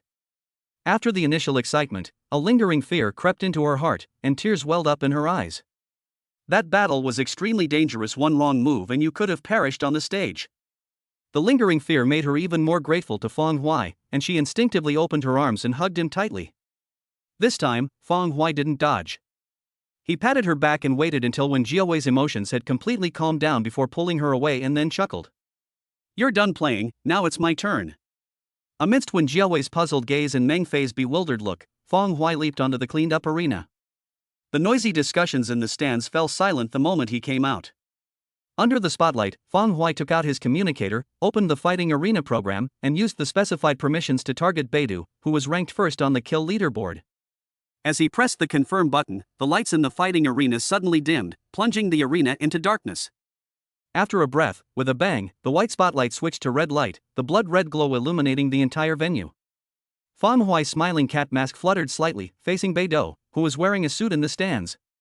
He raised his white index finger with distinct knuckles, pointed at him, and said softly, "You, get down here and face your death." His voice echoed clearly in the third venue, the sound lingering for a long time. The audience was quite confused until a line of information lit up on the large screen in the center, and an electronic voice sounded simultaneously. Fifth on the kill leaderboard, Cat God, exercising his right to designate a challenger, designating the number one on the kill leaderboard Beidou. Whether it was my imagination or not, the usually cold, mechanical electronic voice seemed to carry an excited emotion at this moment. As the electronic sounds faded, the rousing sound of drums resounded in the third venue. The entire venue shook as if war drums were beating, and a savage, violent, and bloody atmosphere enveloped everyone present. The audience's puzzled gazes first froze, then turned pale with shock. Everyone, including Ziyu, instinctively left their seats and stood up abruptly.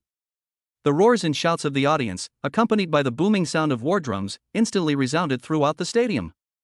Chapter 76, he has mastered at least 2 A-level martial arts techniques.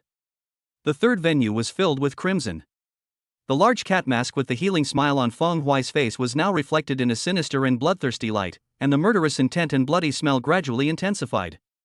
The cat god has exercised its designated authority, and its target is the number one on the kill leaderboard. Holy crap! This is so weird. Tonight is so weird. First Tsunade suddenly challenged a newbie, and then Cat God challenged the number one. Ah! Cat God. So cool.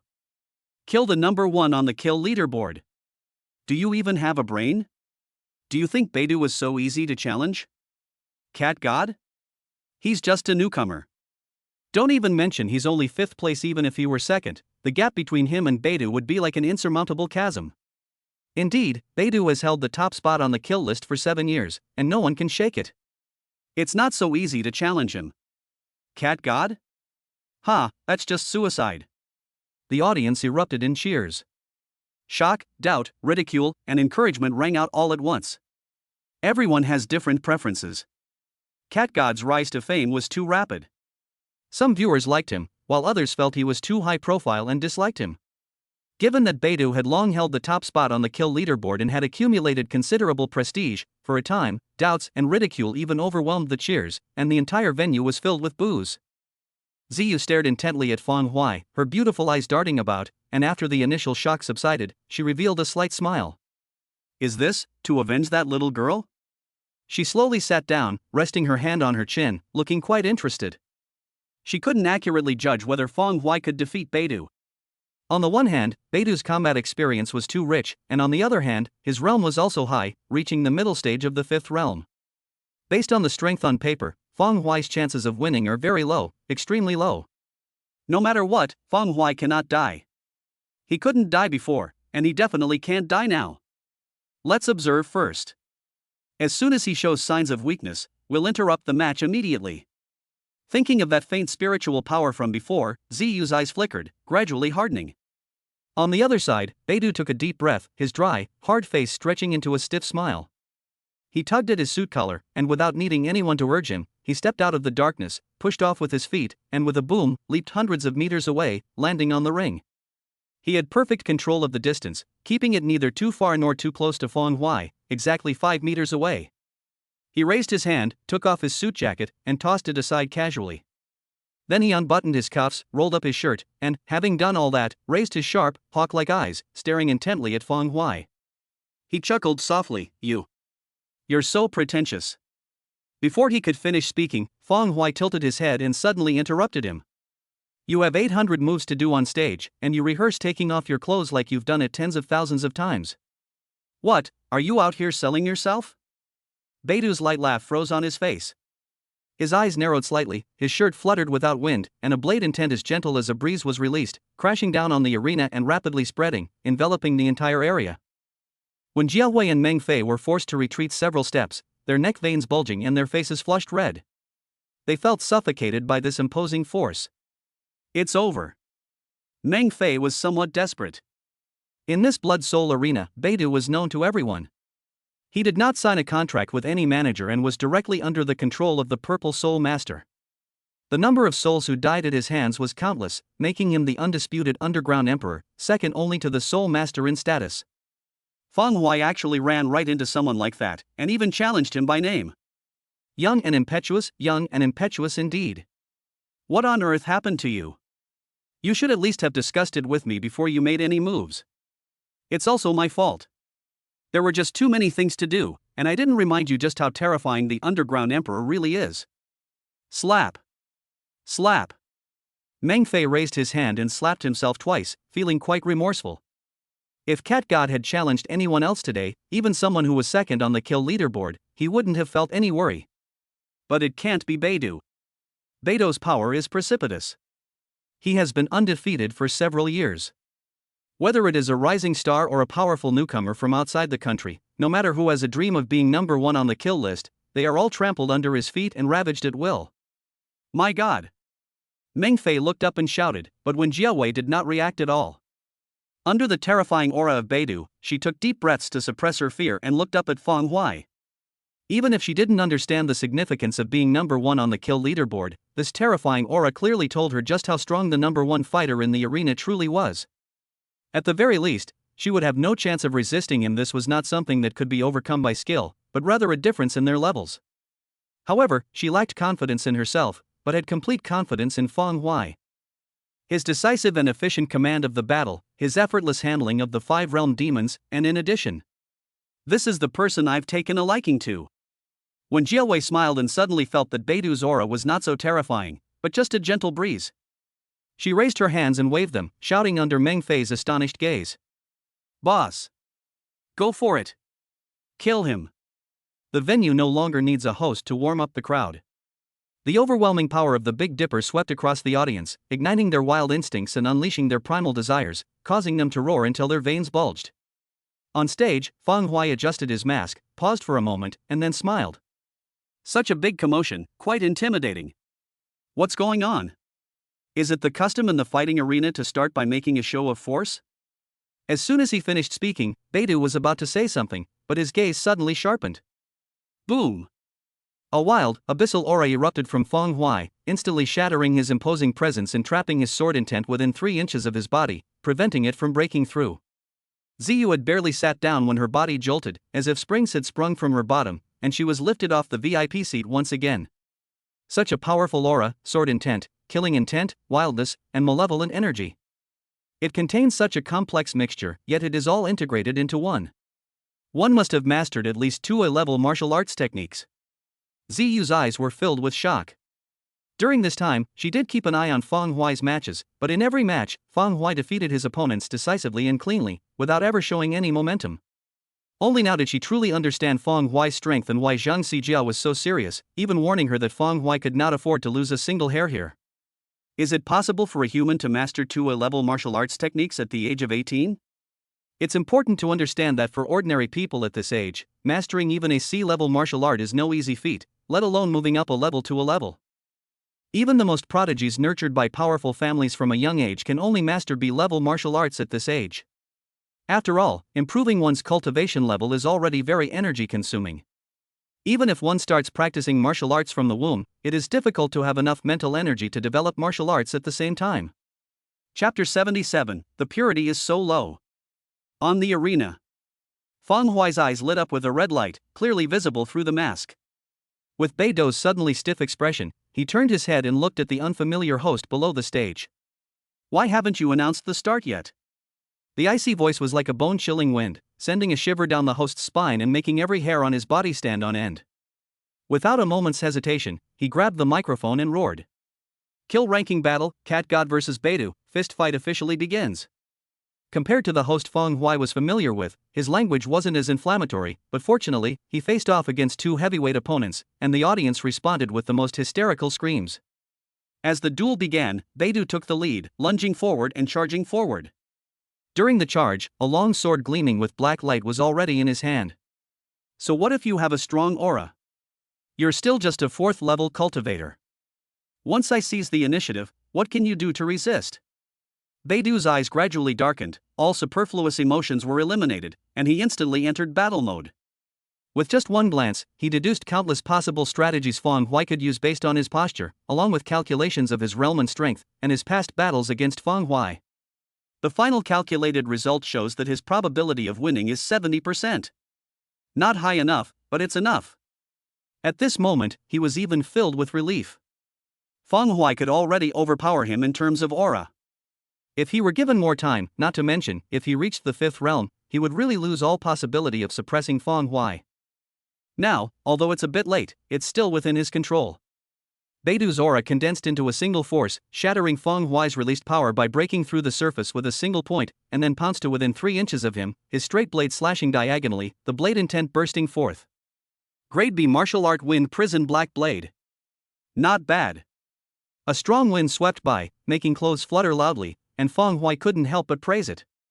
Beidou's aura couldn't match his, but Beidou changed his strategy in an instant, using his body to create momentum. To some extent, he could also move freely under his aura. This was the combat instinct and killing experience possessed by the number 1 on the kill list.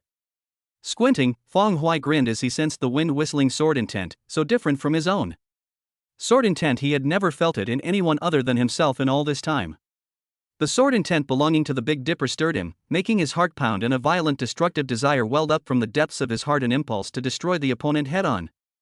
As if sensing his thoughts, the wild goose at his waist suddenly buzzed, and a feeling of joy welled up in Feng Hui's heart. Ha, you're even more anxious than I am. As he spoke with a smile, he spread his 5 fingers, and with a clear whoosh, the goose demon was drawn on its own and obediently fell into his grasp.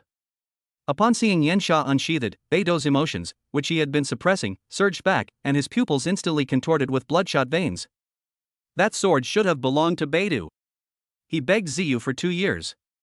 But Feng Hui ended up taking her. Die. The long sword, accompanied by a howling wind, was as if an entire hurricane had been compressed into the blade. When it reached Feng Hui, it erupted along with the sword's intent. The sharp, cunning strike would have made anyone on the kill list feel uncomfortable and stiffen their movements under the precise calculations of the Big Dipper. Feng Hui chuckled lightly, and with the flexible physique brought by the dragon spine body forging stance and the tiger formation technique, he twisted his sword in a posture that defied physiological movement.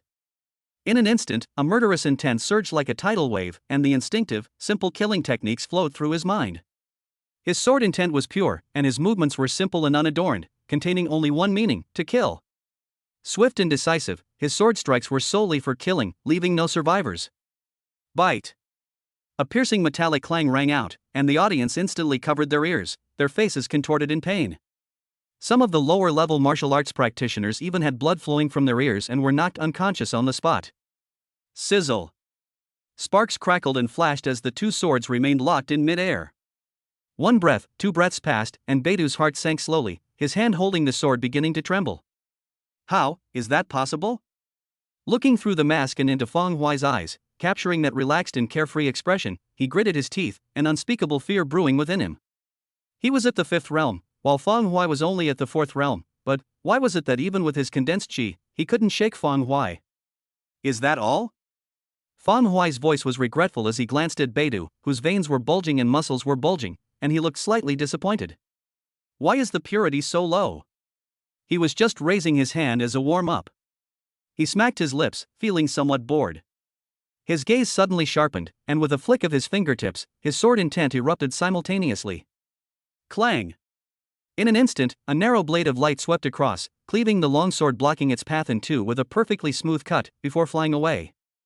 Beidou had already abandoned his sword and retreated the moment he sensed the danger, but the blade light that followed still grazed his waist, almost splitting him in 2.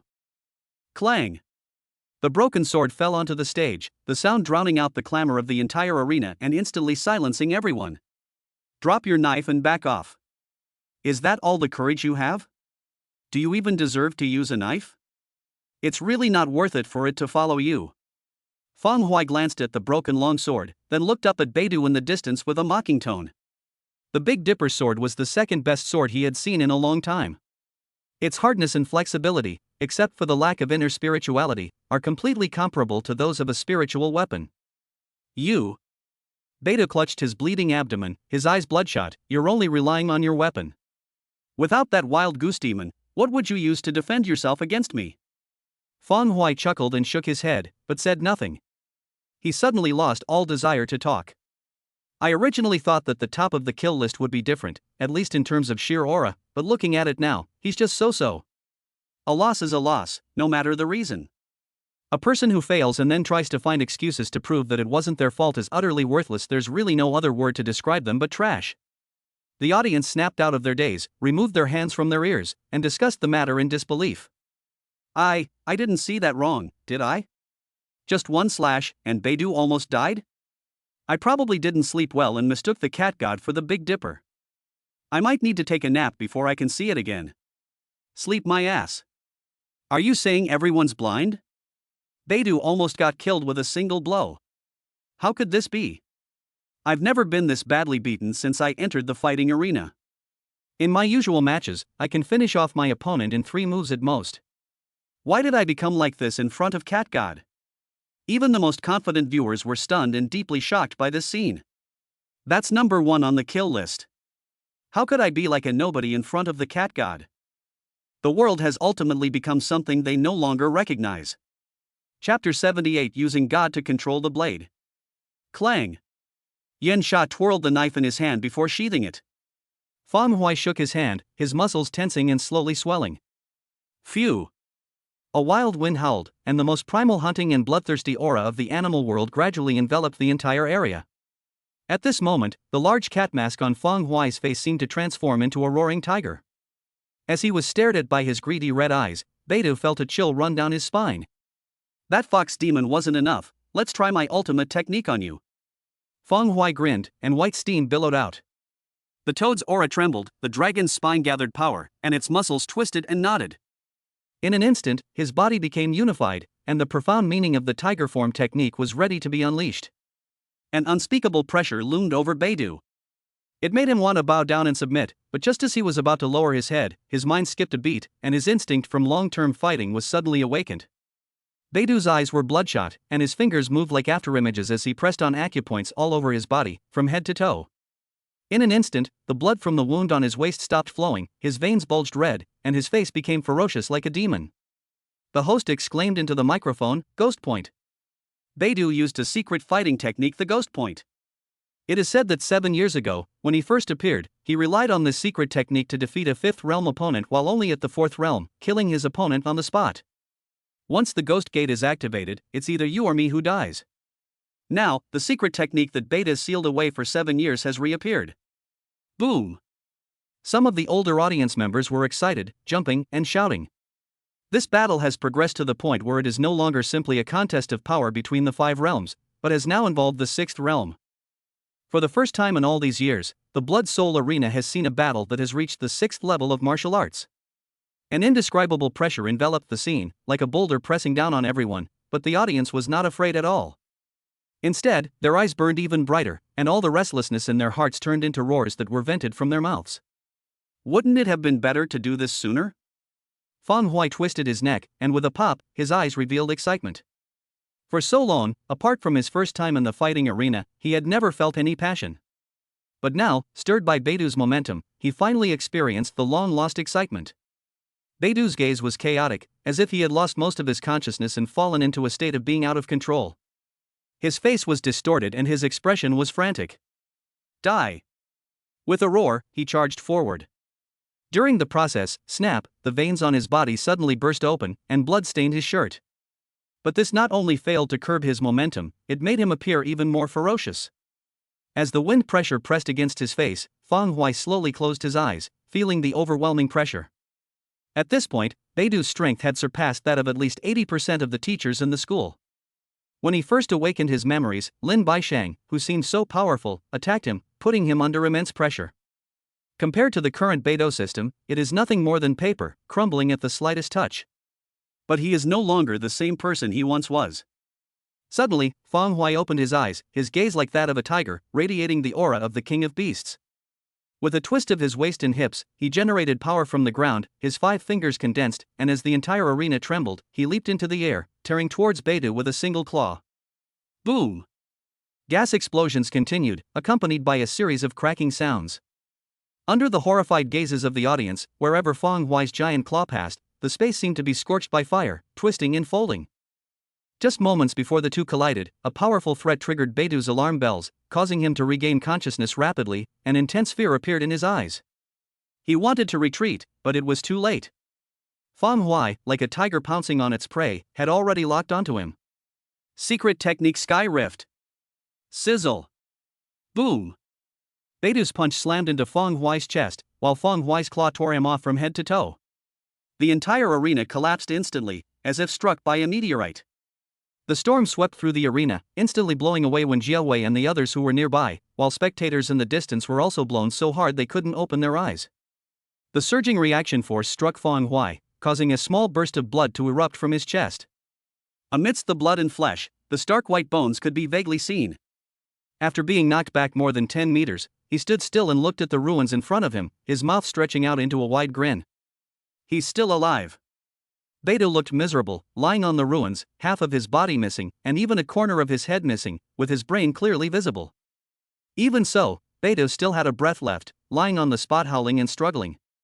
Even the fox demon couldn't withstand one of his ultimate techniques, yet Beidou survived both the demon god's blade and the sky-splitting strike. Ha, ha! Beidou's single eye turned and looked at Feng Hui in the distance, its eyes clearly revealing pleading, and deep in its depths, a faint trace of resentment was hidden. Feng Hui's eyes flickered as he discerned the complex emotions on Beidou's face, capturing a deep sense of despair and killing intent within them. Is this a feigned weakness? Or is there a backup plan? Feng Hui smiled, paused in his step, and flicked his fair fingers onto the hilt of the wild goose blade. Clang! Under the control of a faint spiritual force and the intent of the demonic sword, Yan Sha suddenly drew its blade, drawing a semicircle in the air before locking onto the Big Dipper with its tip. Its killing aura surged, and it thrust out in a sudden, invisible manner. Beidou was completely unable to react. He felt a sharp pain in his forehead, his eyes widened in shock as he tried to raise his hand, but he could no longer do so, and the light in his eyes quickly faded.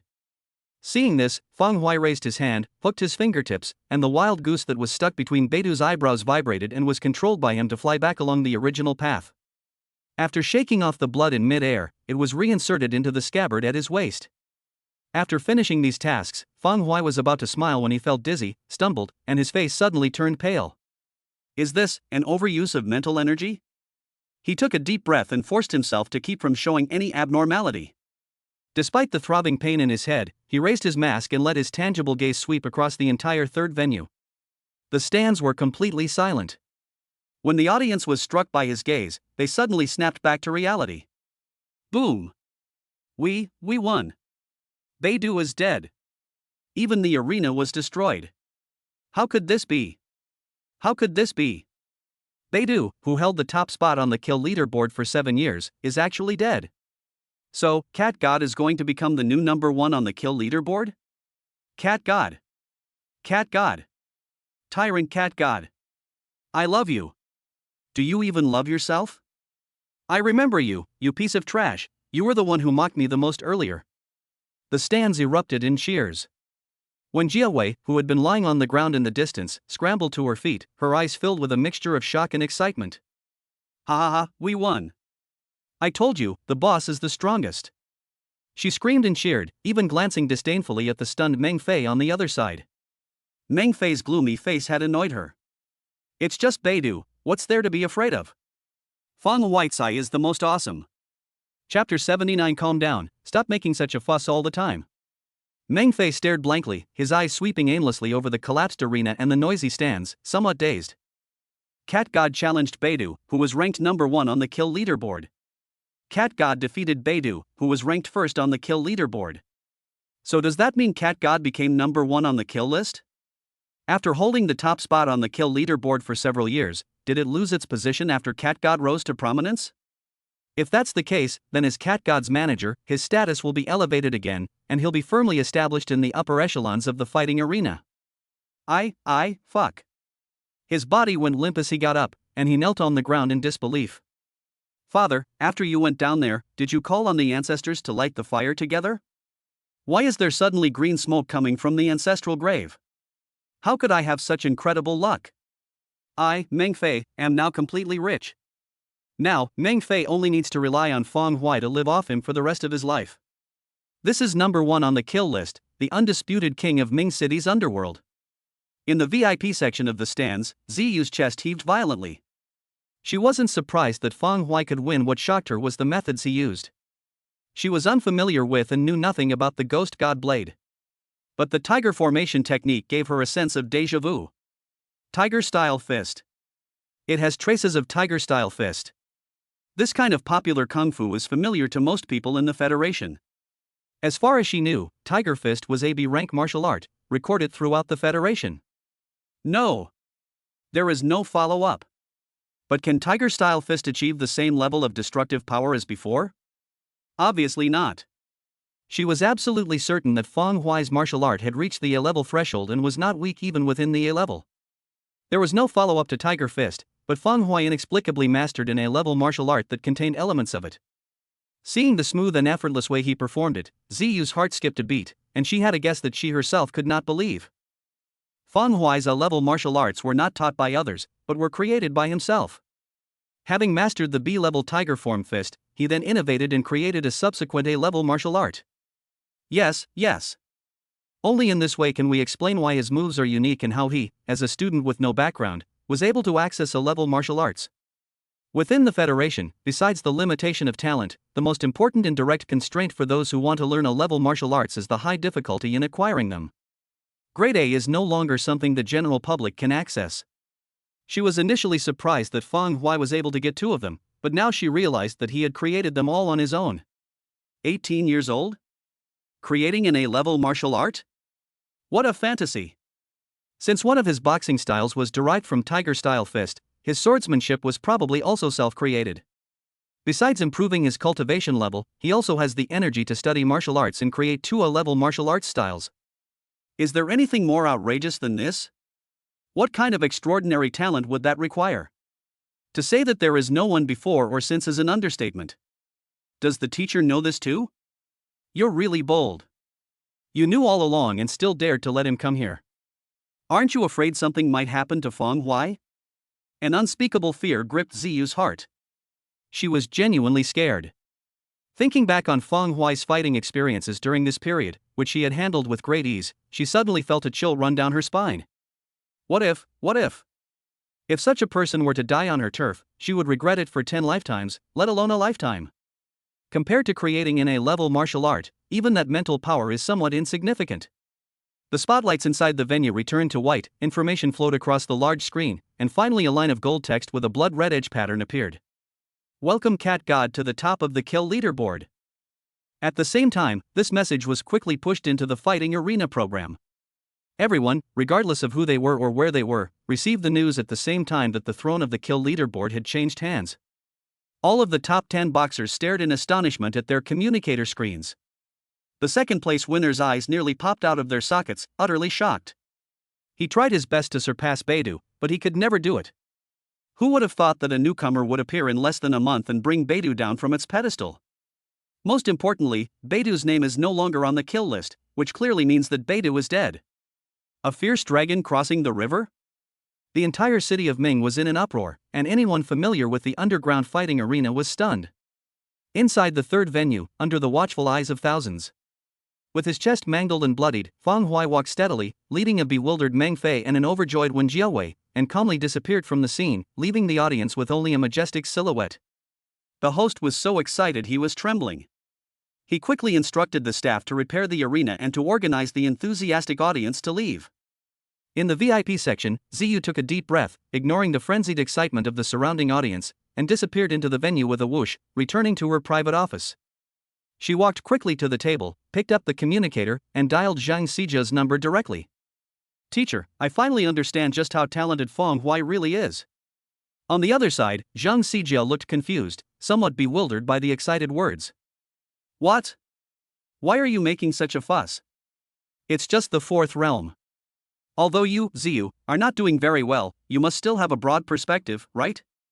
Zhang Sijia smiled helplessly, his tone carrying a hint of admonition. Calling me in the middle of the night, I thought something serious had happened. You, stop making such a fuss all the time, try to keep a calm mind. Fang Huai is indeed talented, but there's no need to make such a fuss. It's too embarrassing. As a martial artist, how can you achieve anything if you don't even have this kind of mentality? Ziyu's heart skipped a beat. Sure enough, the teacher knew. Truly worthy of being called an 8th realm martial saint. She couldn't help but admire Zhang Sijia.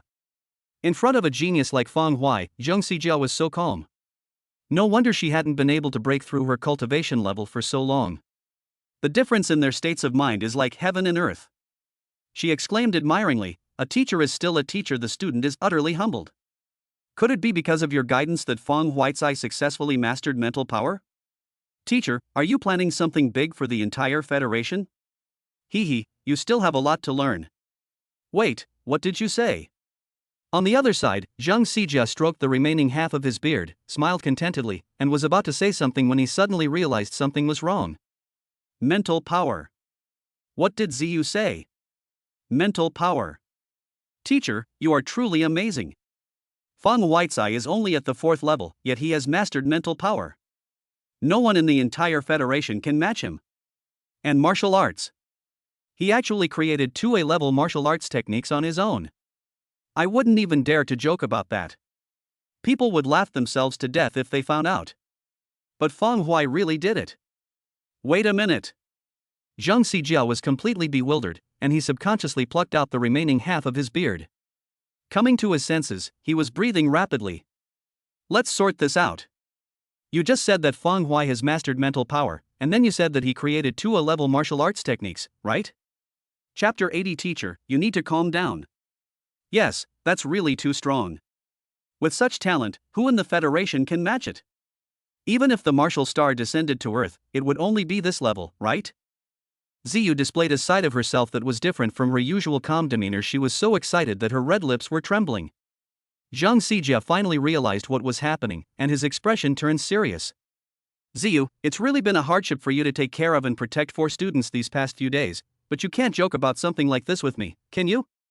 Awakened your spiritual power to the 4th realm and even created 2A-level martial arts techniques. Do you think martial arts are your personal domain? You can just come and go as you please? Why don't you say he'll reach the 10th martial god realm in a few years? You're not a 3-year-old anymore. If you're going to lie, at least make it believable. The Federation has long recognized that only those at the 6th realm can attempt to awaken their spiritual power, but you're saying it's only at the 4th realm? He even created an A-level martial arts technique? I've eaten more salt than you've eaten rice, and I haven't even been able to create one. You're telling me that an 18-year-old student has created 2?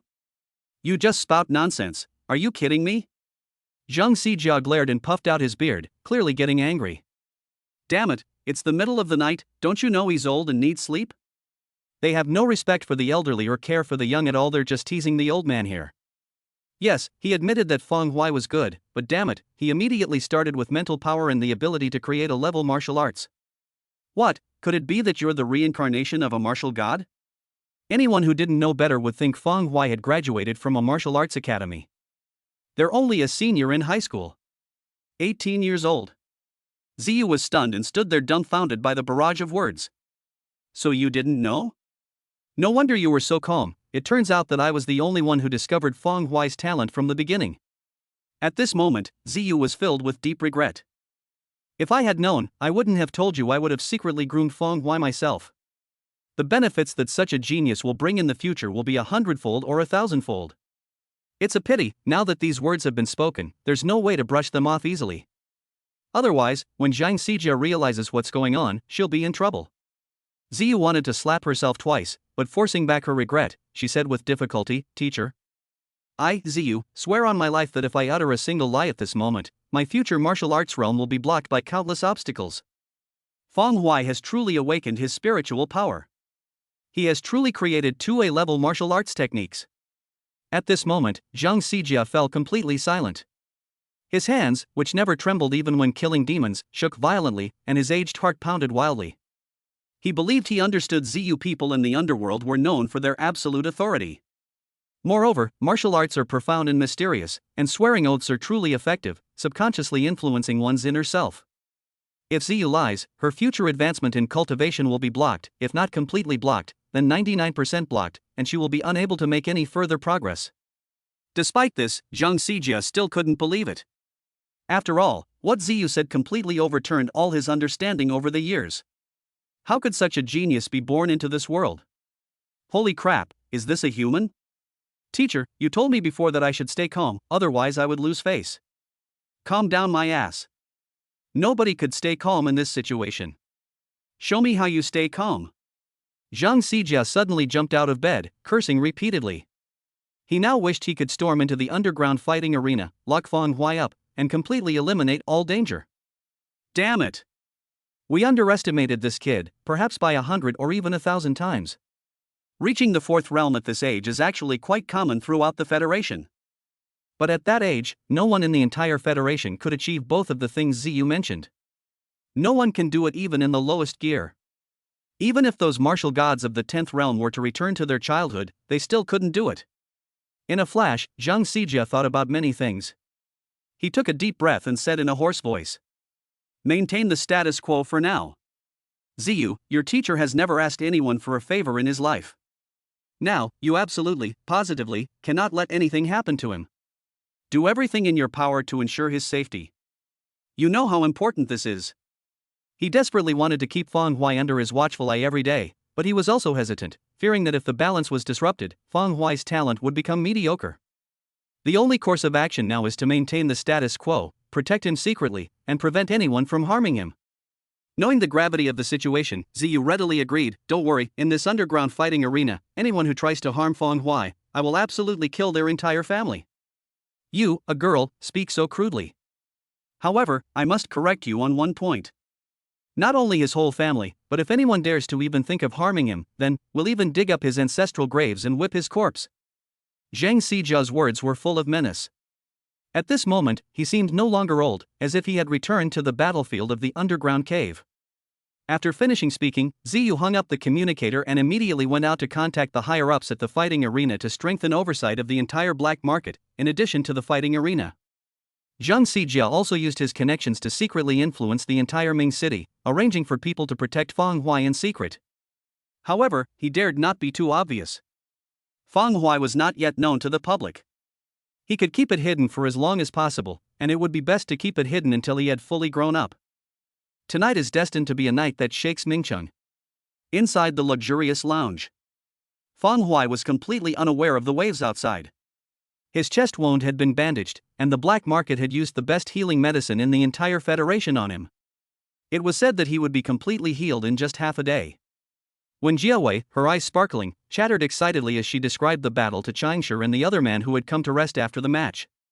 The disheveled Changshi and his companion had just recovered from the shock of Wen Jiawei defeating the 62nd ranked killer. He was immediately stunned by the news that Fang Huai had reached number 1. No, so it's true, comparing yourself to others is just awful. The expression behind Changshi's mask was one of distress. He squatted on the ground, holding his head in his hands, lost in a deep sense of powerlessness. The gap between Fang Huai and him was too great, so I won't say anything more. But what about Wen Jiawei? He's been in the fighting arena for so long, fighting himself to the bone every day, but he still hasn't managed to climb onto the kill leaderboard. But Wen Jiawei succeeded in going up, and she did it on the same day. Looking at it this way, what is he working so hard for? Wen Jiawei was a little embarrassed. She secretly glanced at Fang Huai before sticking out her tongue. Actually, I can't beat Steel Hand on my own, but with boss around, under his guidance, dealing with Steel Hand is not just a piece of cake, it's a breeze. Changshi, you have no idea how handsome I am, that wind god kick. Wen Jiawei continued to boast, but Changshi ignored what she was saying and focused only on the guidance she was giving, which surprised him. Is this how you can play the fuck? Brother Fang. Suddenly, he stood up, spoke in a coquettish voice, and walked shyly to Fang Huai. Chapter 81 The Wen Family Father and Daughter. Brother Fang, look at me, I don't wear earrings anymore, I don't dye my hair anymore, I've already turned over a new leaf. I have always kept your earnest teachings in mind, you. Changshi spoke more and more fluently, and the praise flowed like a never-ending river. Just kidding, it's a training exercise. He saw things very clearly. This was not just about helping him defeat his opponent. Once someone is guided and experiences Feng Huai's combat strategies firsthand, the experience gained from just one guidance battle is far greater than what he could gain from 10 grueling duels. In the past, such an opportunity would have been something that was extremely rare and hard to come by. Guidance from a martial artist who was ranked number 1 on the kill list, number 1 in the school, and capable of slaying 5 realms is something that money can't necessarily buy. However, this opportunity has now become available. Changshi's high-pitched voice, combined with his twisting and turning movements, gave Feng Huai goosebumps. Without thinking, he kicked him. Ouch! Changshi fell to the ground with his legs together, looking somewhat aggrieved. Don't cause me any more trouble. Feng Huai's eyes twitched as he watched, and an impulse to draw his sword and slash at him arose in his heart. He glanced at young Xianlei, whose eyes were also filled with hope in the distance, sighed, and shook his head. If there's a chance, I can give each of you a session of guidance, but I can't do too much of it. Everyone has their own understanding, and everyone's physical condition is different. You can't completely follow my approach. You need to develop your own unique path. Oh yeah. Changshi didn't listen carefully. He was only concerned about Feng Huai agreeing, so he immediately jumped up and cheered. While Yang Xianlei was delighted, he lowered his head and looked thoughtful. Feng Huai rubbed his chest, feeling a dull pain and an itchy sensation as his flesh healed, and grinned. He rarely gets injured. He didn't have the chance before, but now that his realm has improved and he has mastered the tiger form technique and many physical stance training methods, he is even more difficult to break through. The fact that it could pierce his chest meant that Beta was the strongest opponent he had encountered on his journey. But it's nothing special. He pursed his lips, pressed his hand to his knife, stood up, twisted his arm, and pondered his haul for the night. Reaching the top of the kill leaderboard not only brings an increase in status and resources, but also financial subsidies from the fighting arena.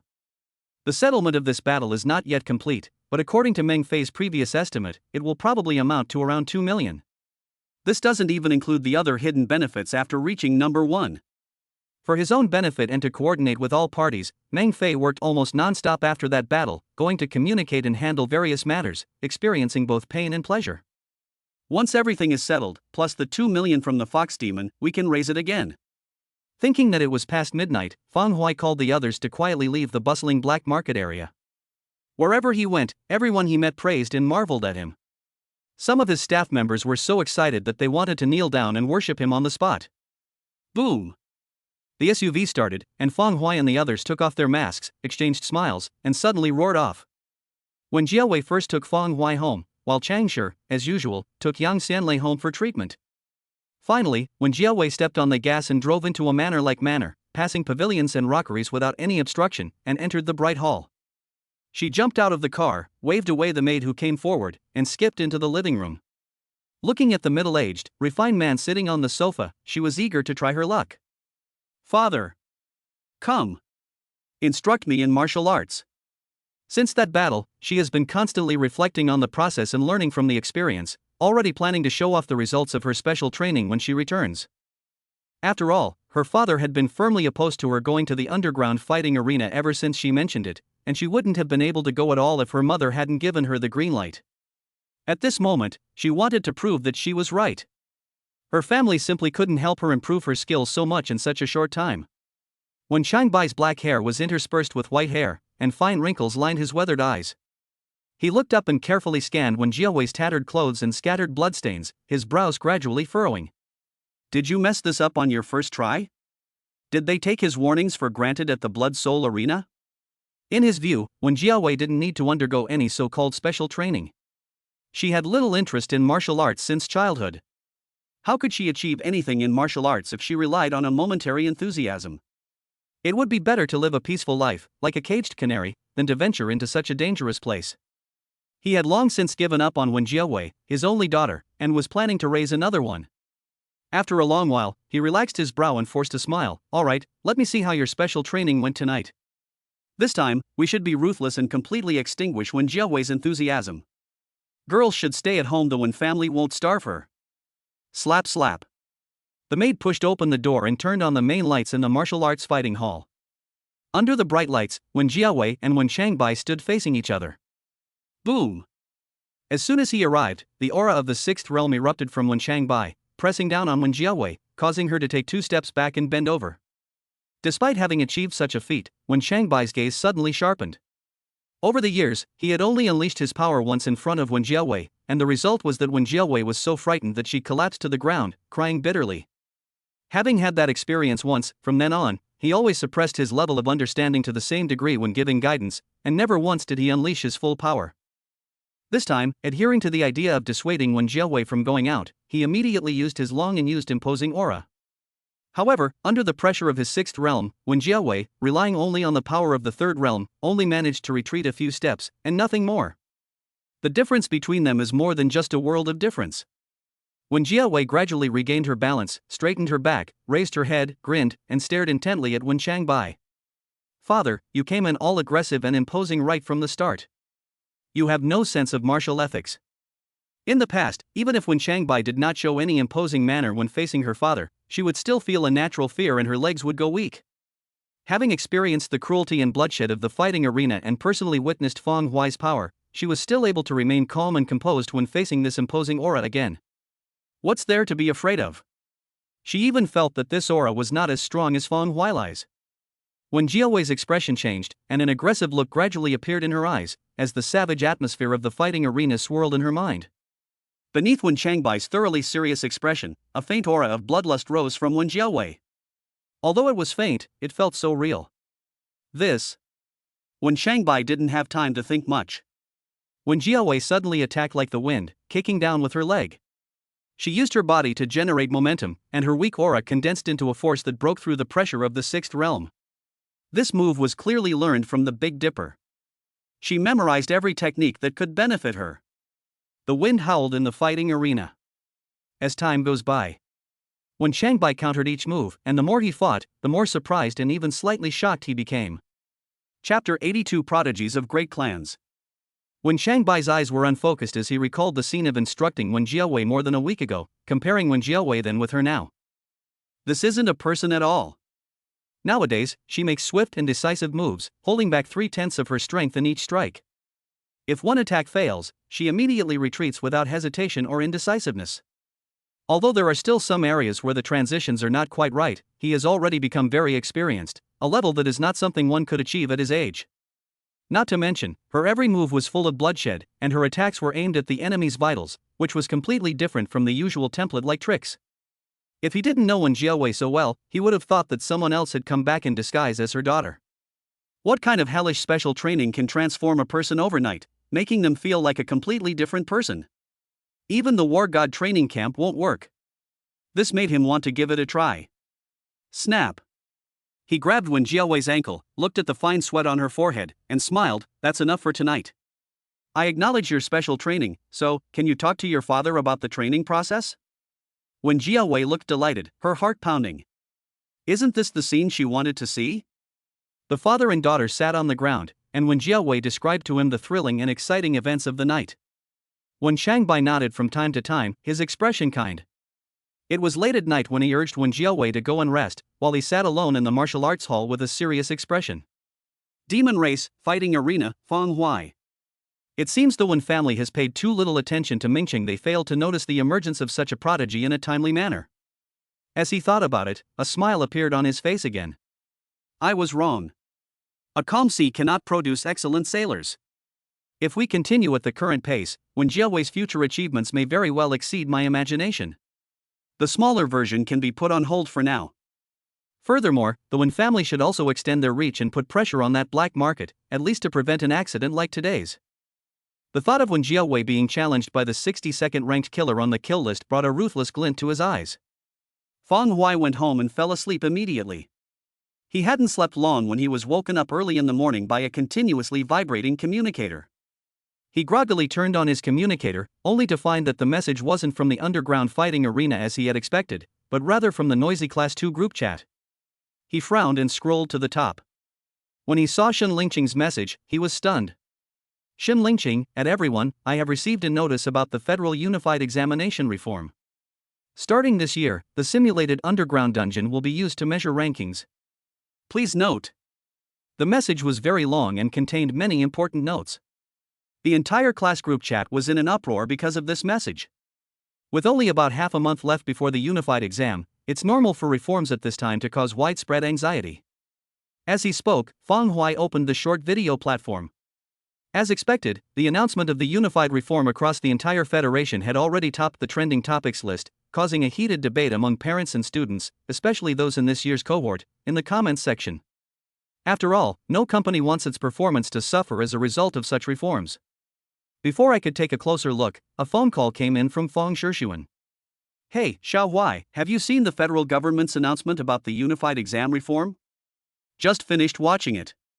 Just read it and don't feel too much pressure. The reason I called this time is to say that the Tang family behind your sister-in-law knows some deeper things. It is said that the top 10 in each province of the Federation will be able to attend the martial arts lectures of Fierce Dawn Martial God.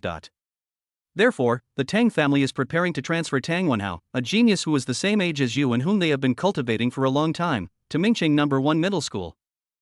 Although we're not in the same school, that simulated secret realm is quite large and will encompass everyone. We don't know if there will be any dangers during this first time. If you encounter any problems, you can try asking him for help. Also, oh dear, you're so slow and indecisive. Let me tell you. Feng Shixuan's words were suddenly interrupted by a noisy sound from the other end of the phone, followed by Tang Dudu's voice. Xiao Hui, is it okay for me to call you that? I haven't apologized to you before, and I admit I was too harsh last time. Your brother has said most of what he needs to say. I'll just add something. Tang Wenhao is my younger brother. He is a genius at the 4th level of martial arts, one of the strongest in the entire Dragon City. Although he has a terrible personality, I've already spoken to him about it. This secret realm is extraordinary. Dying inside could severely damage your mental and physical health, so if you encounter any problems, go directly to him. Don't be shy or hesitant. He'll help you out of respect for me. Tang Dudu's voice carried an undercurrent of pride and confidence. This is the 4th realm. How many students in the entire Dragoncia Federation can reach the 4th realm before the unified examination? Moreover, her brother is not just a simple 4th realm cultivator. Tang Wenhao's various martial arts skills have been honed to the best they can be at this stage under the family's guidance. It can be said that he was specially trained by the Tang family for this federation's first place. During this time, she noticed that Feng Hui was sending money to Feng Shixuan from time to time. She didn't know where the money came from, but she truly accepted Feng Hui and even went so far as to negotiate with his ill-tempered younger brother. In her view, the benefits this brought to Feng Hui were something that money couldn't buy. As a 2nd realm cultivator, Feng Hui could very well rely on Tang Wenhao to achieve a ranking that only a 3rd realm cultivator could attain and be admitted to a top-tier university in the Federation. Feng Hui held the communicator in silence. To him, a large part of what Feng Shixuan and the other man said was mostly useless information. A genius from the Tang family? The 4th realm? During this period, countless 4th realm warriors have died at his hands. Even Beidou, who had barely reached the 6th realm, has become a victim of his blade. Of the two people's conversation, only the mention of the martial god Lieshi piqued his interest slightly. God of War. Only those at the 10th level of martial arts, the pinnacle of martial arts, can use this title. As for those in the 7th to 9th realms below them, they can only be respectfully called martial saints, and no one dares to surpass them. There is absolutely no record of the martial god in the entire Federation's network, nor is there any trace of him left. The gap was too large. Even relying on imagination, Feng Huiguan could not deduce the exact extent of the martial god's destructive power. Out of curiosity, he readily agreed and offered a few perfunctory thanks.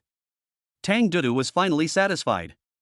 He gave a few final words of advice and then handed the phone to Feng Shixuan, letting the brothers exchange pleasantries. In the time it took to say a few words, Feng Hui suddenly noticed that Feng Shixuan's voice sounded somewhat weak, as if he had suffered some kind of injury. However, after several attempts to get an answer failed, he kept it to himself for the time being, hung up the phone after a few words, packed his things, and headed to school. The entrance of No. 1 Middle School. Zhang Sijia's face was clean. His usual beard had been completely shaved off. He greeted each student entering and leaving the school with a friendly smile, and his eyes lit up the moment he saw Feng Hui.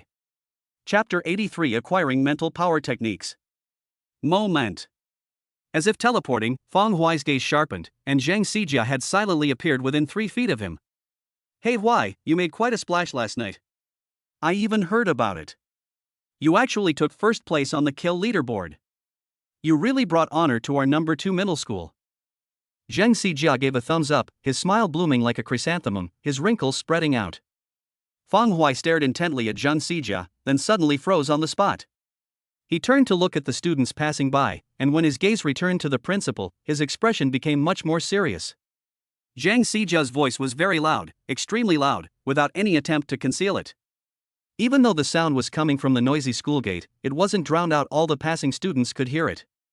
Strangely, the students were completely baffled by their conversation, as if they hadn't heard the words of the person at the top of the kill list. They merely glanced at it curiously as they passed by, greeted the principal, and did nothing else. Secret telepathy? That's far more advanced than mine. Fang Huai's eyes flickered as he carefully discerned the words, finally confirming that the technique Zhang Xijia used was remarkably similar to his own from the previous night.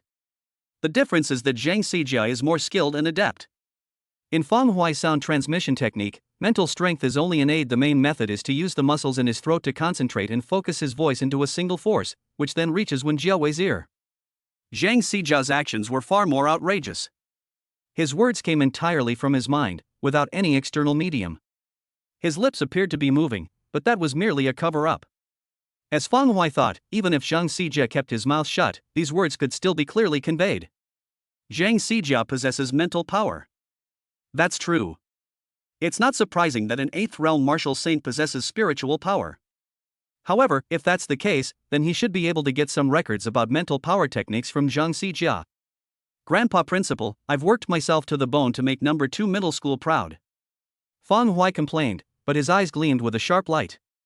He subconsciously activated his mental power and spread his perception to try and confirm his guess. In an instant, the surrounding students were replaced by waves of emotional color. This perception bypassed the students and gently but quickly enveloped Zhang Xijia. Boom! The moment they touched, Fang Huai was jolted. He felt as if he had touched a black hole vortex, or an impenetrable wall, which shattered his mental strength and caused a massive shock in his head. Thump thump thump. He staggered back 3 steps, his face gradually turning pale. A sharp, stabbing pain shot through his mind, and fine beads of cold sweat appeared on his forehead. The smile on Zhang Xijia's face vanished. He stood frozen in place, not paying any attention to Fang Huai, but instead lost in shock. What Ziyu said is true. Fang Huaizhen has truly touched upon and awakened spiritual power. Before today, he had never truly believed Ziyu's words. After all, it was just too far-fetched. Mastering spiritual power at the 4th level was unprecedented in history. He assumed that Ziyu had misjudged or misperceived. She had only reached the 6th realm from beginning to end, and her cultivation was not deep enough to touch spiritual power. Even if she could perceive it slightly, the deviation would be significant. In the entire Ming city, there are only 3 people who can determine whether a person possesses spiritual power. Ren Hai, the old opera singer from Mingcheng No. 1 Middle School who also retired from the battlefield, is one of them. Ji Wuchang, the president of the Mingcheng Martial Arts Association, is one of them. The last one is Zhang Xijia. At this moment, he confirmed to him that Fang Huaizhen truly possessed mental power. Although very faint, like a candle flickering in the wind, it was born not long ago and was extinguished with a single breath. But the sign of that spiritual power was so obvious that he couldn't possibly be mistaken. He glanced at the students around him, took a deep breath, and placed his aged hand on Fang Huai's shoulder. Phew! Fang Huai felt the surrounding scenery rushing past him, and a strong wind was blowing in his face. When he came to his senses, he had already arrived at the principal's office and was sitting on the soft sofa. Zhang Xijia stood before him, and Fang Huai's forehead was stroked by a rough, large hand. A warm and gentle force flowed through his mind, and the intense pain gradually subsided. His whole body felt as if it had been nourished, warm and comfortable. Fang Huai's complexion regained its rosy hue, and he curiously raised his head. Grandpa Principal, this. You really don't know your own limitations. Zhang Xijia sat opposite him, his expression somewhat reproachful. How can you abuse your mental power? Your mental power has only been around for a short time, and you haven't mastered any skills yet, but you dare to use it on me. Aren't you afraid of your mental power being destroyed? If it were anyone else today, and they were to exert a little force and give you a shock, you would at best become mentally exhausted, and at worst become demented, and your life would be ruined.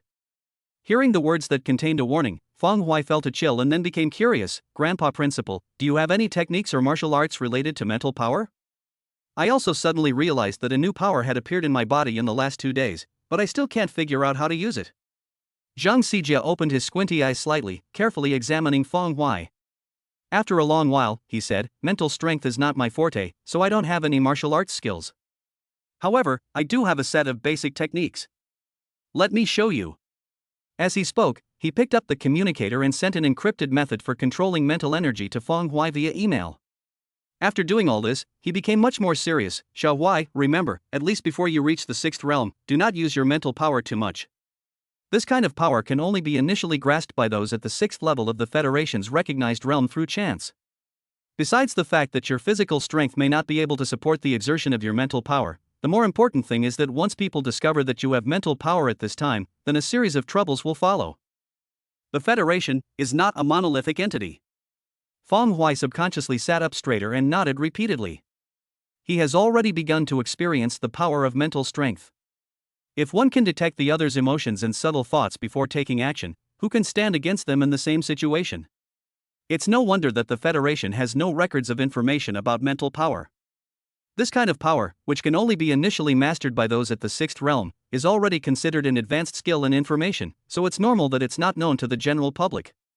It should be noted that most students who graduate from martial arts academies are only at the 5th level, and most of them are still hovering around the 4th level. Of course, there are also quite a few who are troubled by the 4 realms of Qi and have remained in the 3rd realm. Also, be careful during this period, because of the federal reforms and some provincial rankings, Ningchang will be receiving a batch of transfer students soon. These people are all prodigies. Like you, they all carry the human kill order from the underground caves, so their arrival will also cause the demon race to gather here. You must be very careful. Don't try to be brave in any situation. Call the principal or the law enforcement bureau immediately. Your life is the most important thing. Zhang Xijia was no longer as decisive as before, and instead kept nagging Feng Huai, giving him detailed instructions on everything. Feng Huai listened attentively, nodding occasionally, his eyes growing brighter and brighter. With the increase in the number of demons, wouldn't that also mean he can earn more money? The more money he has, the faster his strength improves. So the arrival of these people is not a bad thing for him, but a great thing. Chapter 80 for the Hunter Bounty Squad. Zhang Xijia spoke at length, tirelessly giving warnings and admonitions, repeatedly emphasizing the importance of safety in his words. He was genuinely afraid that something might happen to Feng Huai. Even when facing the Demon King in the underground battlefield, he felt no fear whatsoever. But with Feng Huai, he experienced the same anxiety he hadn't felt in a long time. Feng Huai showed no signs of annoyance and listened patiently until Zhang Xijia stopped to take a sip of tea. Only then did he get up to say goodbye and leave the principal's office using his mental power techniques. Looking at his school uniform from behind, Zhang Xijia sighed with emotion. I've heard that some exceptionally talented demons have emerged from the underground demon race in recent years. I originally thought that the human race was about to decline, but who would have thought that the appearance of Feng Huai would surpass those demons? A spiritual force, coupled with a heaven-defying comprehension capable of creating 2A-level martial arts techniques, the demon race? Heh, what can they compare to them? A smug smile appeared on Zhang Xijia's face. He did not ask Feng Huai any questions about martial arts. Since the mental strength aspect has been confirmed, the martial arts aspect is even less likely to be wrong. The creation of 2A-level martial arts techniques is a foregone conclusion, without a doubt. Therefore, for the sake of privacy, he did not want to ask too many questions, fearing that it would arouse Feng Huai's rebellious intentions. He. His smile gradually turned sinister. He took a few steps back to his desk, took out his communicator, and contacted his old comrade in arms, complaining incessantly. Now he dares not reveal any information about Feng Huai, so he can only complain in a roundabout way. He's also good at playing dumb to fool others. Time flies, and 2 weeks have passed in the blink of an eye. Inside Class 2. Xin Lingqing was giving a lecture on martial arts theory on stage as usual, her gaze occasionally sweeping over 2 empty seats in the back row, and she seemed a little dazed. 3 days ago, Feng Huai and Yang Xianlei stopped coming to school altogether, and the principal had informed her about this beforehand. Similarly, when Jiawei and Shangshi from Class 7 also submitted their applications for leave of absence, with identical reasons, to prepare for the Federal Unified exam a week later. As Xin Lingqing pondered the changes in Feng Huai and Yang Xianlei over the past few days, she unconsciously drifted off into thought while giving her lecture. She couldn't quite understand Feng Huai, only vaguely sensing a mysterious and enigmatic quality about him. But Yang Xianlei could clearly see that the changes were so great, that he looked different every day. Yang Xianlei was usually only intimidating in terms of his physique. But now, a single glance or gesture from him can subtly convey a sense of bloodshed. When students make eye contact with him, they instinctively avoid eye contact. Even some less experienced teachers exhibit this reaction. That kind of bloodthirstiness was something even Xin Lingqing herself had never possessed. It was something truly forged in purgatory, something acquired only after personally slaying countless lives. So, what kind of special training is it? Xin Lingqing murmured to herself, when suddenly there was a knock on the classroom door, interrupting her thoughts. Knock, knock, knock. Teacher Xin, for transfer students have arrived at number 2 middle school. The principal has assigned them to class 2. I will take care of the classes here. You can go and check on them first. A burly martial arts teacher stood at the door, interrupting Xin Lingqing's lesson. Xin Lingqing was stunned for a moment, then, after realizing what was happening, she told the students to be quiet, nodded to the teacher in greeting, and immediately walked out. Zhang Xijia had told her about the martial arts reforms that would lead to transfer students 2 weeks ago, and she wasn't surprised by their arrival. The only thing that was a little unexpected was that they arrived so late, only a week before the unified exam. A transfer student has arrived? I heard he's a genius from Longdu. The geniuses in the top-tier cities must be far superior to those here. I wonder how much stronger they are than Feng Huai. Feng Huai? He's already given up long ago. He doesn't even come to school anymore. He's not even worthy of shining someone's shoes. And even if he keeps improving, he can't compare to the geniuses of Longdu at all. Indeed, he's just a strength S rank. My relative told me that in Dragon City, S rank is just the standard for true geniuses, and many students have already reached the 4th gang realm. The 4th realm. How is that possible? A student actually managed to reach that level? Yes, the transfer students who came this time might have already arrived. The students in the class were discussing it animatedly when the martial arts teacher slammed his hand on the podium. Focus more on yourself. Stop talking about others all the time. Continue the lesson. Don't let me see you whispering. Class 2 fell silent instantly, leaving only the powerful voice of the lecturer. Night falls, and neon lights flicker throughout the city. In a dimly lit corner among the towering buildings, a large demon with a rat's head and a human body stood outside the railing of a tall building, its body covered in wounds and dripping blood, looking tense. A night breeze blew by, and he glanced down at the tiny street below, shuddered violently, and roared loudly, his voice trembling with fear. Get out! Get out of here! Don't come any closer. If you take another step, I'll jump. As soon as he finished speaking, a nonchalant voice rang out from ahead. TSK, TSK, TSK, as a demon, you actually dare to threaten us? If you've got the guts, then dance for me. In the darkness, Feng Huai and his 3 companions slowly emerged, one of them with a lollipop dangling from his mouth, seemingly unconcerned about the rat demon's threat. Changshi shook his clothes, his face full of mockery, and said again, Jump, don't make me look down on you. They looked like villains, while the trembling rat demon resembled a virtuous woman being bullied. Urged on by Changshi, the rat demon's face contorted, tears welling up in its eyes, about to fall. He felt like he had been cursed for 8 lifetimes.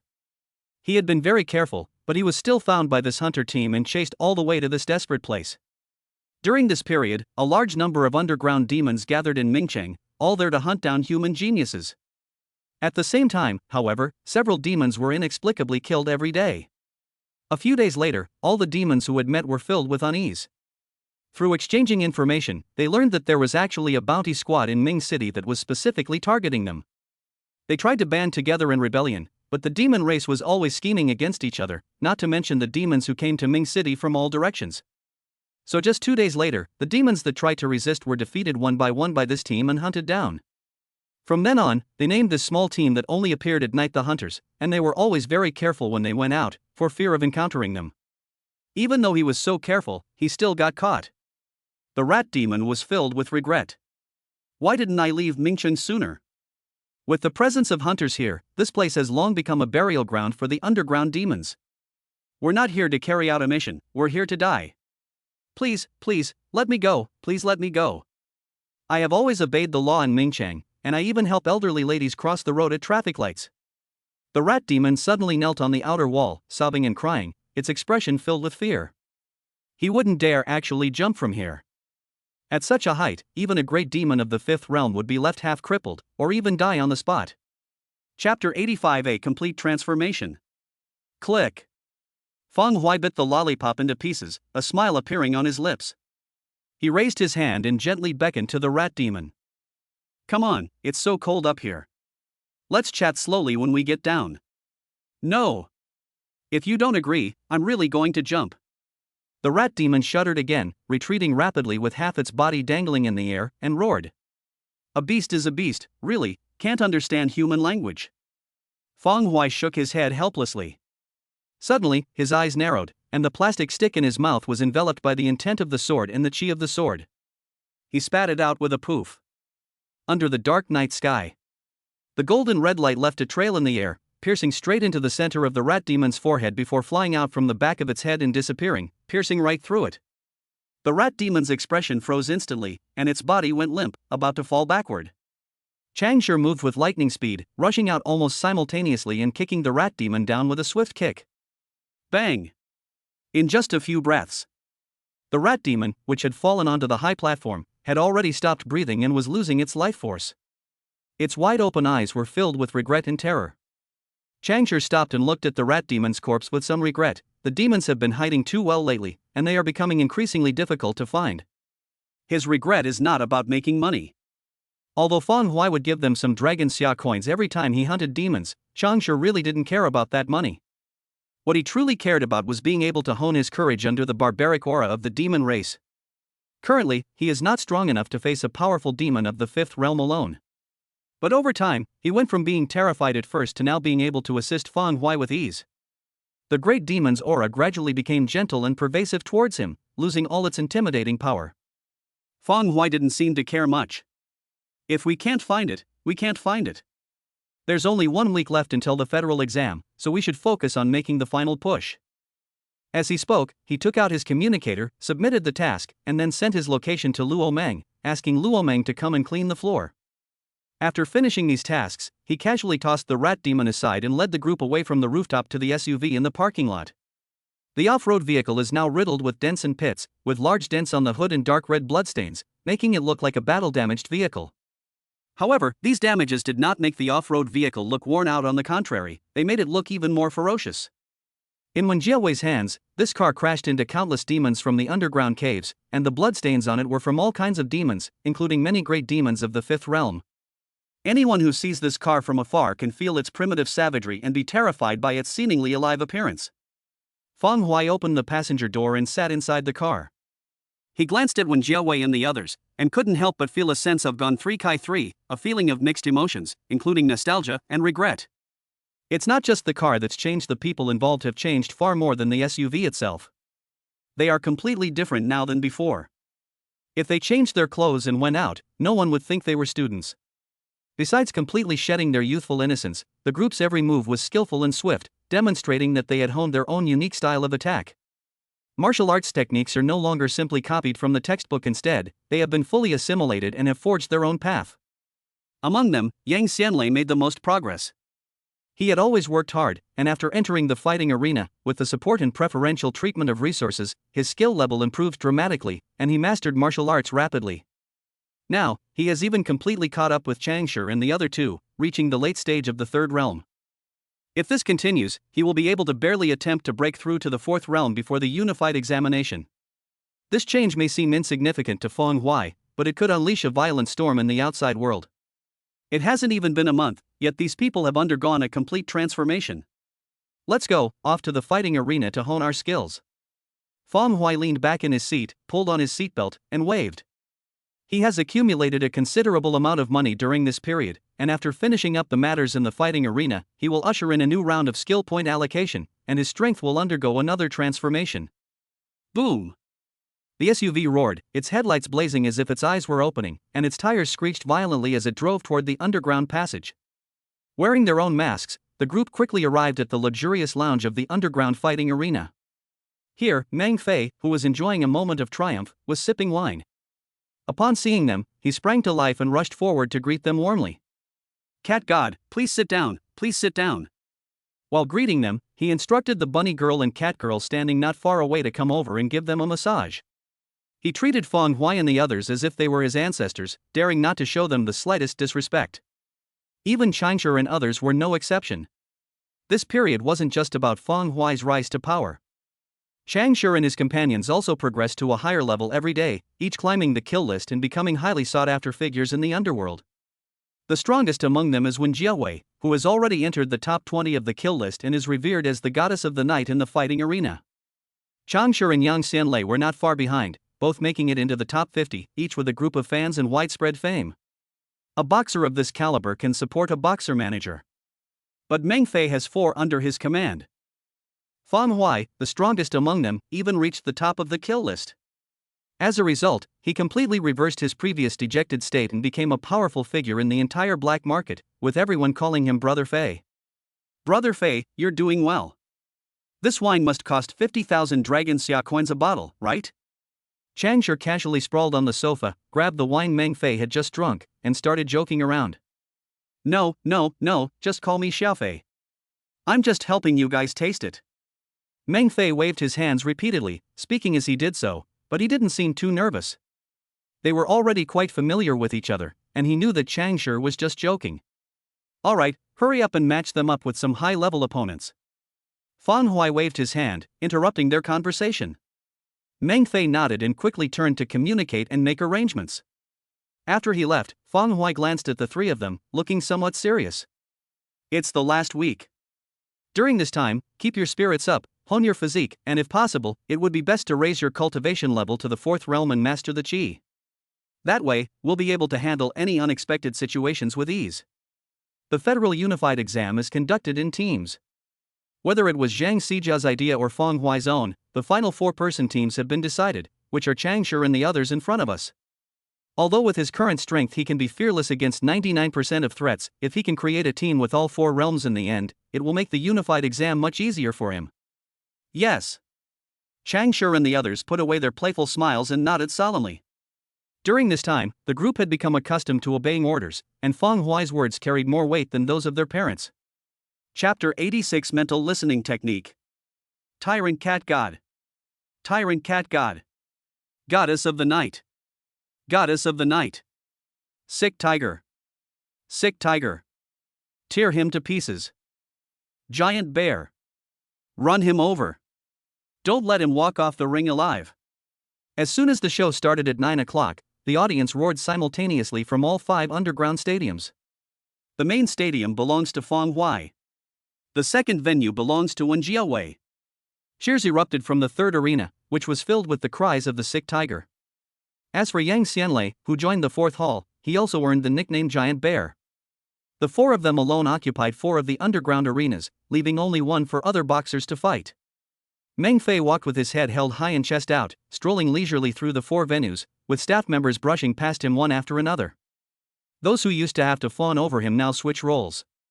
Whenever they encounter him, they all stop to greet him and call him Brother Fei.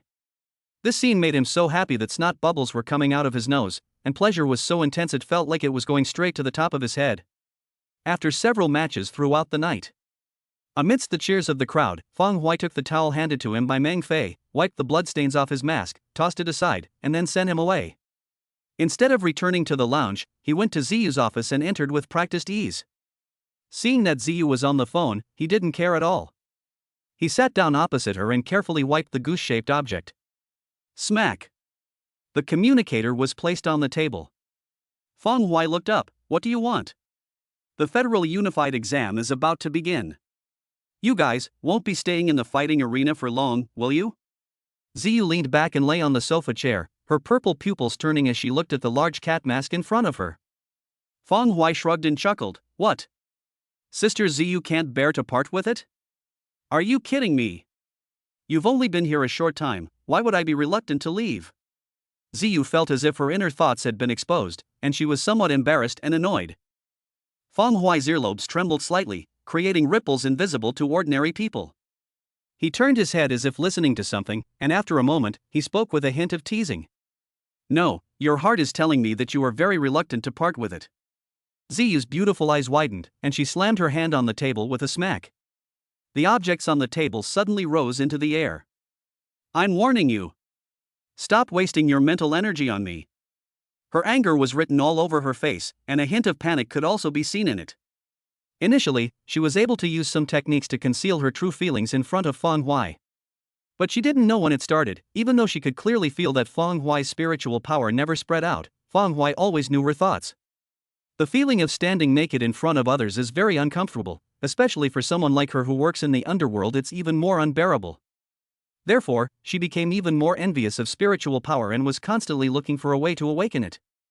Look, you're in a hurry again. Feng Huai put the wild goose back into his waistband, and thinking about his experiences over the past few days, the smile on his lips grew even wider. From the moment Zhang Xijia appeared at the school gate to test his mental strength, he knew that the information must have been passed on to Zhang Xijia by Ziyu. After all, apart from Ziyu, there was no one in the entire underground fighting arena that he could take a liking to, and no one had the strength or qualifications to notice his abnormality. Therefore, he never concealed his spiritual power in front of Ziyu, and he used her as a test subject to familiarize himself with the spiritual power techniques he had learned from Zhang Xijia. It's possible that he chose the right target. His experimental results were encouraging, and he quickly mastered the usage skills. Mental power techniques are simple and consist of two aspects. One of them is listen. The direct, forceful spiritual energy that once permeated everything now clung to his ears. In the most discreet way, subtly and silently capture and listen to the emotions and inner thoughts of those around you, thereby grasping their inner thoughts. This method of observation is not intuitive, but it is hard to resist. Even Ziyu could no longer conceal her true feelings in front of him now. During this time in Mingcheng, he was able to accurately locate the lurking demon clan with Wen Jiawei and the others, thanks in part to his skill of listening. His mastery of it allowed him to easily grasp that wildness in the crowd, that restless heart that was different from that of the Federation's human race. Seeing Feng Huai's indifferent attitude, Ziyu was immediately furious. I felt a sense of frustration I had never experienced in decades, and this period of time was marked by frequent occurrences of it. She really didn't have much confidence in front of Feng Huai. She couldn't fight him, and she couldn't offend him either. It wasn't just Zhang Xijia's side. Feng Huai's own talent alone was enough to make her scramble to curry favor with him. You, sigh. She deflated, gave a wry smile, bent down and picked up 3 metal boxes from under her feet, placing them one by one on the table. I am indeed a little reluctant to part with it, okay? These 3 boxes are not for you, they are for them. You've all been here for a while now, so this is a gift for you. There are 3 precious artifacts inside, which I personally supervised in their creation. They have the potential to develop spirituality and are quite valuable. Take them to them later. Wow, Sister Ziyu is so generous. Feng Huai immediately gave a thumbs up, providing plenty of emotional support. Don't underestimate these 3 treasures just because they are not as valuable as the wild goose demon in his hand. In fact, they are also priceless in the outside world. Ziyu curled her lips into a smile, her eyes suddenly becoming somewhat dazed. She was initially annoyed by these people. After all, where is this place? This is an underground fighting arena, a place where death is a constant companion. Anyone would find it unbearable to be asked to protect the safety of students in such a place. But later, she discovered that those people were not as talented as Feng Huai. But compared to outsiders, they are all exceptionally strong, making them well worth her investment. As time went on, this one-sided protection has now become a win-win situation. Feng Huai and his companions honed their combat skills and amassed wealth to hone their abilities. Ziyu also used these people to establish connections with the Chang and Wen families, paving the way for future development. Most importantly, these individuals' talents have not yet been fully realized. Once their strength increases, she might be able to reap even greater rewards in the future. So if you really think about it, she actually came out ahead. Is there anything else, Sister Ziyu? Feng Huai picked up the 3 boxes and stood up. Ziyu snapped out of her daze and shook her head. That's all. You, remember to come back and help your sister in underground fighting matches. As long as there's money to be made, none of this matters. Ziyu laughed out loud, raised her beautiful eyes and looked at Feng Huai seriously for a while, then said softly, "Good luck on the Federal Unified exam, I'll be watching." Feng Huai adjusted his mask and chuckled in response, "Then you just wait and see." After saying that, he didn't linger and turned to leave the office. Bang! Behind the closed door, Ziyu revealed a bright smile. As I walked down the corridor, I hadn't gone more than a few steps when I suddenly heard soft footsteps ahead. A man wearing a clown mask with a crying and laughing expression and dressed in a bright red suit blocked the middle of the corridor. Under the bright yellow light, his gaze behind the mask was serious and focused, staring intently at Feng Huai. Cat God, the clown of crying and laughter begs for your guidance.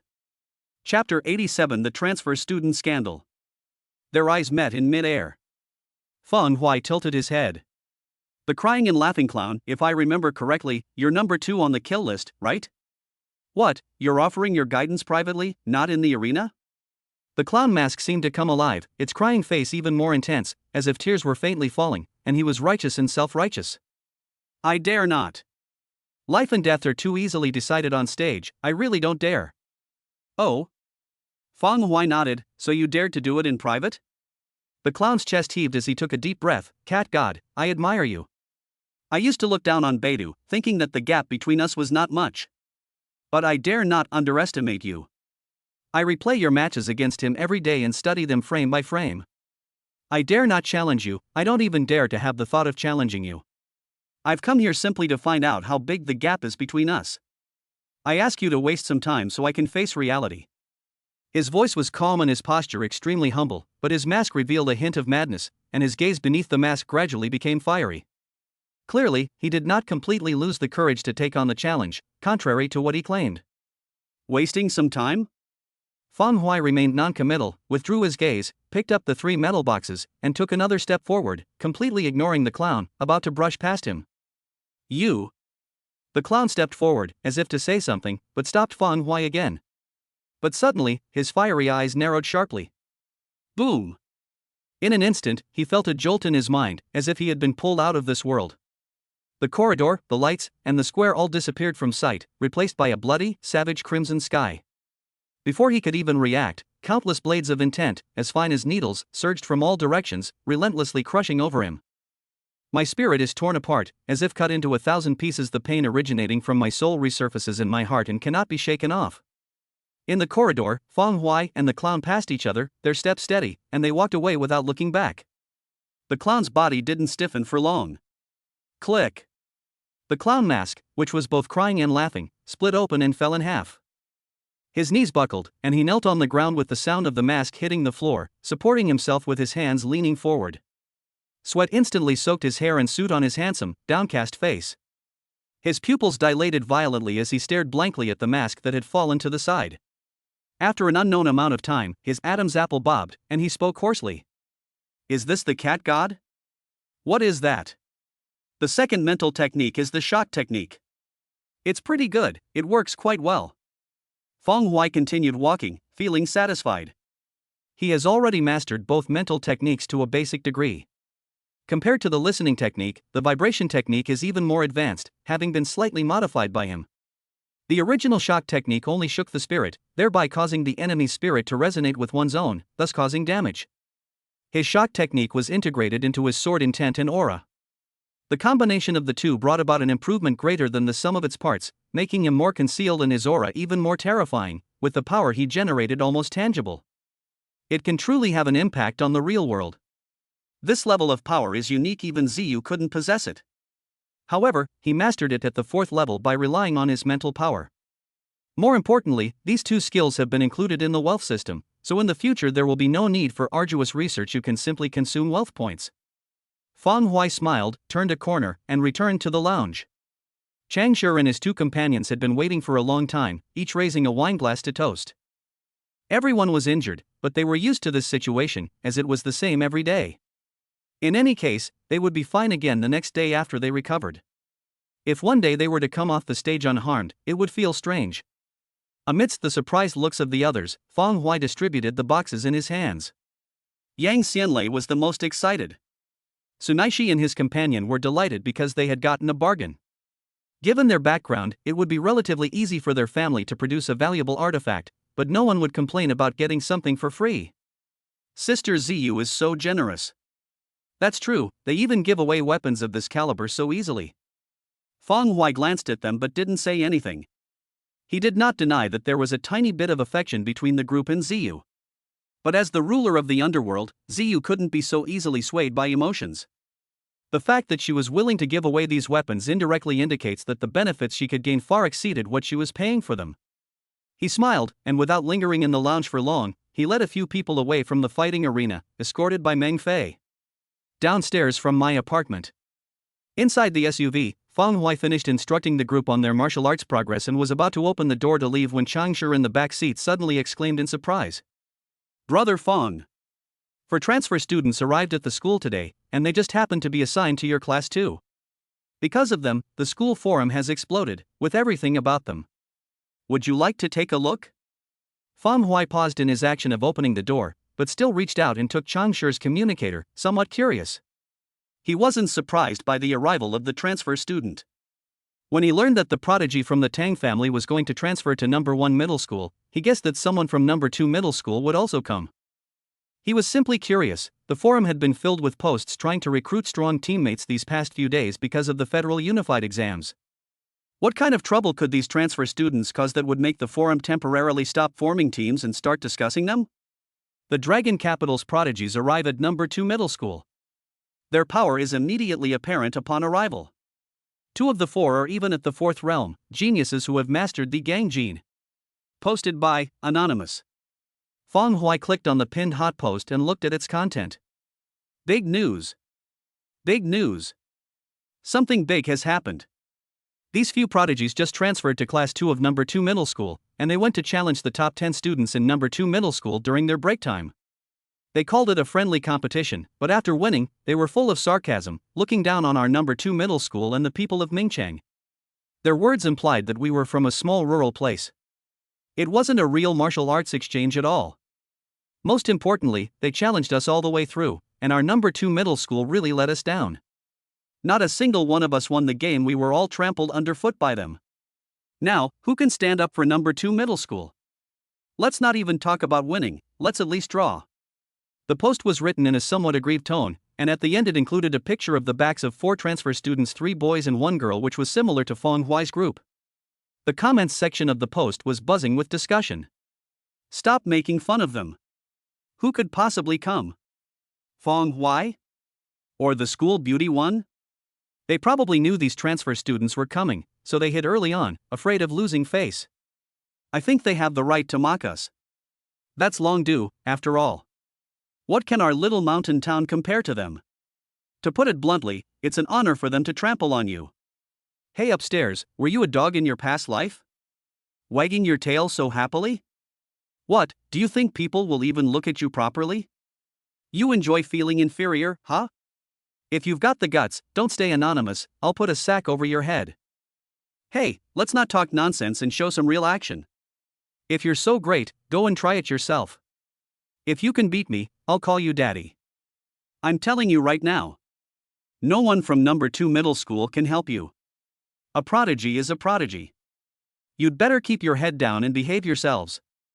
Fang Huai quickly skimmed through the post, closed it, and then opened other posts on the forum. Unsurprisingly, every post about these transfer students was met with arguments. Among them were several photos of people with bruised and swollen faces, looking frustrated.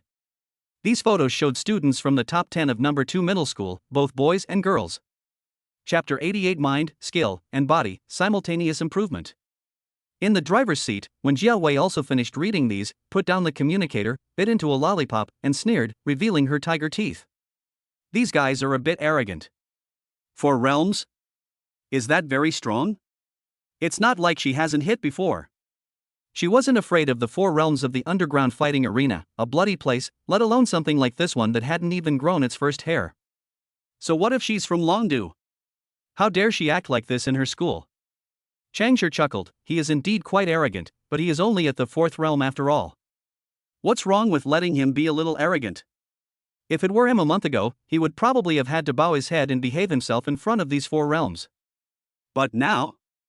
He's not afraid of even the 5th realm. I'm just a nobody, so I'll get to work and do it without hesitation. Fang Huai tossed the communicator into Changshi's hand, glanced at them, and shook his head with a wry smile. Do these people really want to stand up for number 2 middle school? They had been lying low for a long time, and had undergone a complete transformation, so they wanted to show off their abilities in front of others. After all, returning home in wealth and honor is like wearing fine clothes at night. Alright, let's ignore them for now and focus on ourselves, trying to break through to the 4th realm. As for these people, they have little to do with us. Let them jump around as they please. Fang Huai's 2 sentences extinguished the flames of excitement in their hearts, and then, amidst their regretful gazes, he got out of the car and left.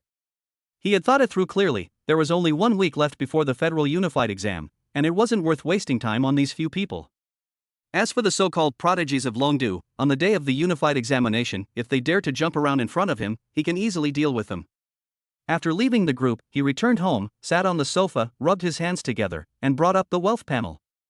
Wealth points system. Realm, martial arts, fourth realm, perfect. Martial arts skills, for mysterious toad fishing strength, level 3 plus sitting in illusion scripture, level 5 plus dragon spine body forging stance, level 4 plus. Martial arts body, Vidra skill, level 1 plus. Martial arts skills, ghostly blade, mortal blade stage plus tiger form technique, chi circulation stage plus. Martial arts divine, mental skills, mastery period plus. Wealth points, 3,185. The wealth value panel has been changed these days to better suit his visual perception, dividing martial arts into 4 categories: techniques, physique, martial skills, and spirit, no longer as mixed as before. The more than 30 million yuan he had accumulated during this period was all converted into wealth value. Looking at the number that had exceeded 3,000, a strong sense of security welled up in Feng Huai's heart. Come on, let's practice our skills. Skill comes first, and we'll elevate our level of understanding first. Feng Huai breathed a sigh of relief, his gaze sweeping across the face before finally focusing on the 4 mysterious toad fishing technique. Add some points. Wealth points 1470. For mysterious toad hooking techniques, 3rd level. For mysterious toad hooking techniques, 4th level. Ka. The mysterious toad sound resonated in my mind, gradually spreading over time, vibrating in the blood, bones, and internal organs, eventually reaching every part of my body. By unifying all, the pale golden aura surged like a vast ocean, its purity rapidly increasing, shedding its illusory nature and gradually becoming thicker. Complex information flowed through his mind, and the experience of practicing the toad fishing technique day and night was constantly integrated, subtly influencing him to change his posture, sit cross-legged on the sofa, and reach towards the barrier of the 5th realm. Phew! A cool breeze seemed to rise from between his bones, propelling the viscous chi to widen his meridians and strengthen his body. With the basic preparations complete, he fiercely blasted towards the impenetrable barrier. Boom! A massive shock ran through his head. This barrier was far more solid than Feng Huai had imagined. He had always thought that things were already in the right place and that he could take the first step, but now it seems that taking that first step is so difficult. His face showed pain, his skin gradually turned red, his veins bulged, and wisps of steam rose from his body, enveloping the living room in a misty atmosphere. Roar! With a low roar, his toad-like aura condensed into a single force, carrying the breath in his chest, and he slammed down again. With a loud boom, the discomfort of being restrained vanished, and a sense of boundless ease and joy filled his heart. 5th realm, achieved. Sweat soaked the sofa. Feng Huai opened his eyes, and a golden light flashed, dispelling the white steam in the living room. The croaking of toads, which could cleanse the soul, echoed throughout the room. Having mastered the 5th realm, the 6th realm is not far away. This heartache over hemolytic disease can be completely eradicated sooner or later. Feng Huai stood up, wiped the sweat from his face, smiled, glanced at the 4 mysterious toad fishing force that had disappeared with the plus sign, and looked at the other martial arts techniques. After a brief moment of thought, he added points to the tiger form method, the ghost and god knife, and the sitting delusional sutra in sequence. Wealth points 700. Tiger form method, chi circulation stage. Tiger form method, chi integration stage. Wealth points 760. Ghostly blade, mortal blade stage. Ghostly blade stage. Wealth points 220. The Sutra of Sitting in Delusion, 5th level. The Sutra of Sitting in Delusion, 6th level.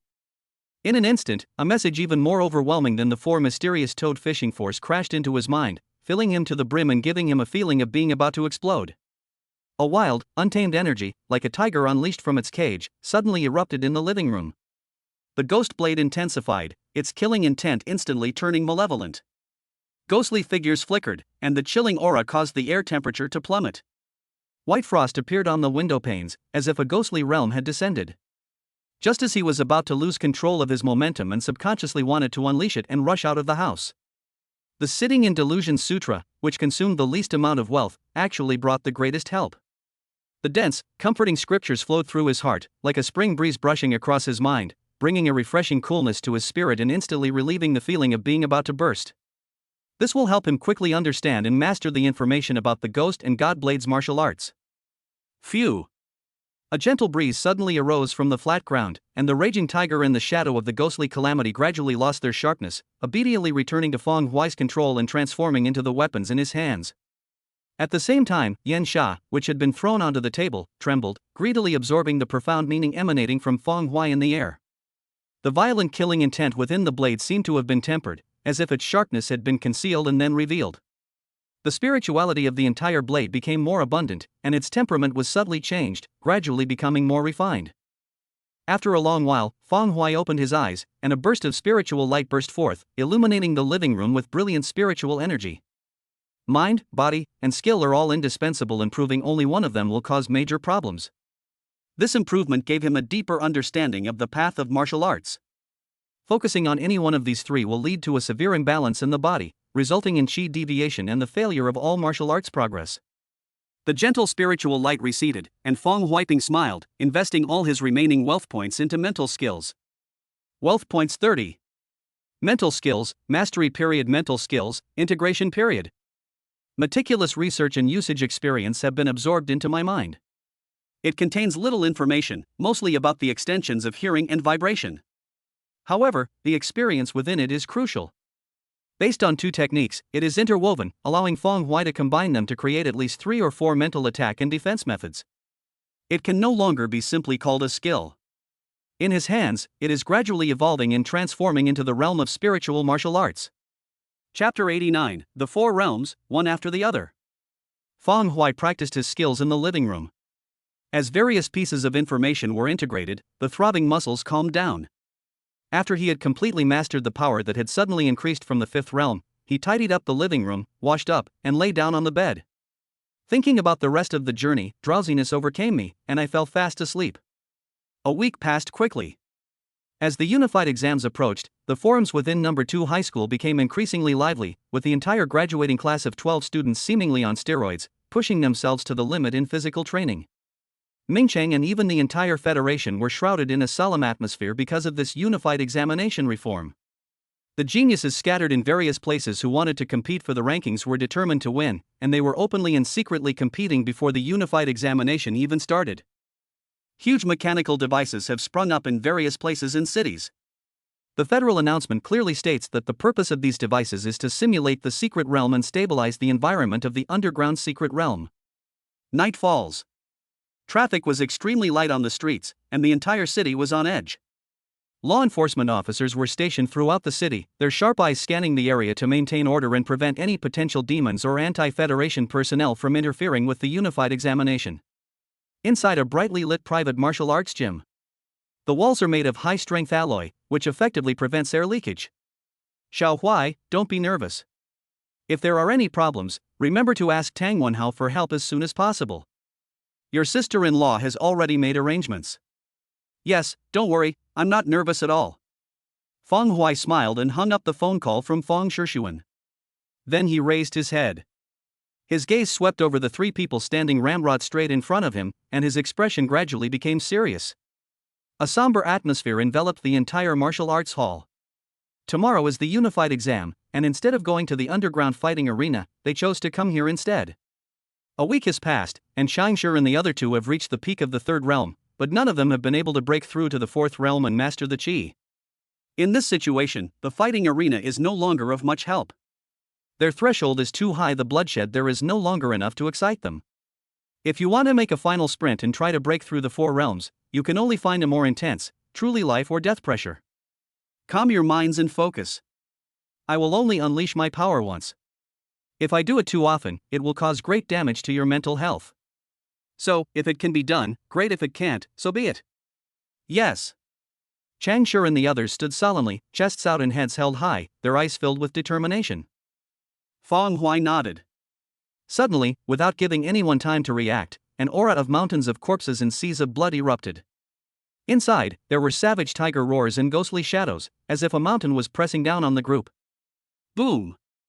Pressed down by this aura, the expressions of the group changed drastically, their pupils shrank to the size of pinpoints, and a strong sense of death filled their hearts. It was just an aura, but everyone present clearly sensed a death crisis. They have all honed their skills in the fighting arena, personally experienced blood and fire, and possess keen perception. So at this moment, they became even more certain that this was a real death crisis. Fear consumed every ounce of their reason. The scythe of death was at their throats, forcing them to squeeze out every last drop of their potential. Inside the martial arts hall, besides the hellish atmosphere, there was also an imperceptible spiritual energy that permeated the space. Under Feng Huai's encouragement, mental suggestions were constantly acting on the three of them. There's only one meaning behind it: if you can't break through, you die. A thick aura of death permeated the air. The bright lights inside the building went out with a snap, and the veins on the foreheads of Changshi and the other two bulged. The fighting during this period gave them the courage to face and resist, and their intense resentment erupted, with the first change appearing in Wen Jiawei.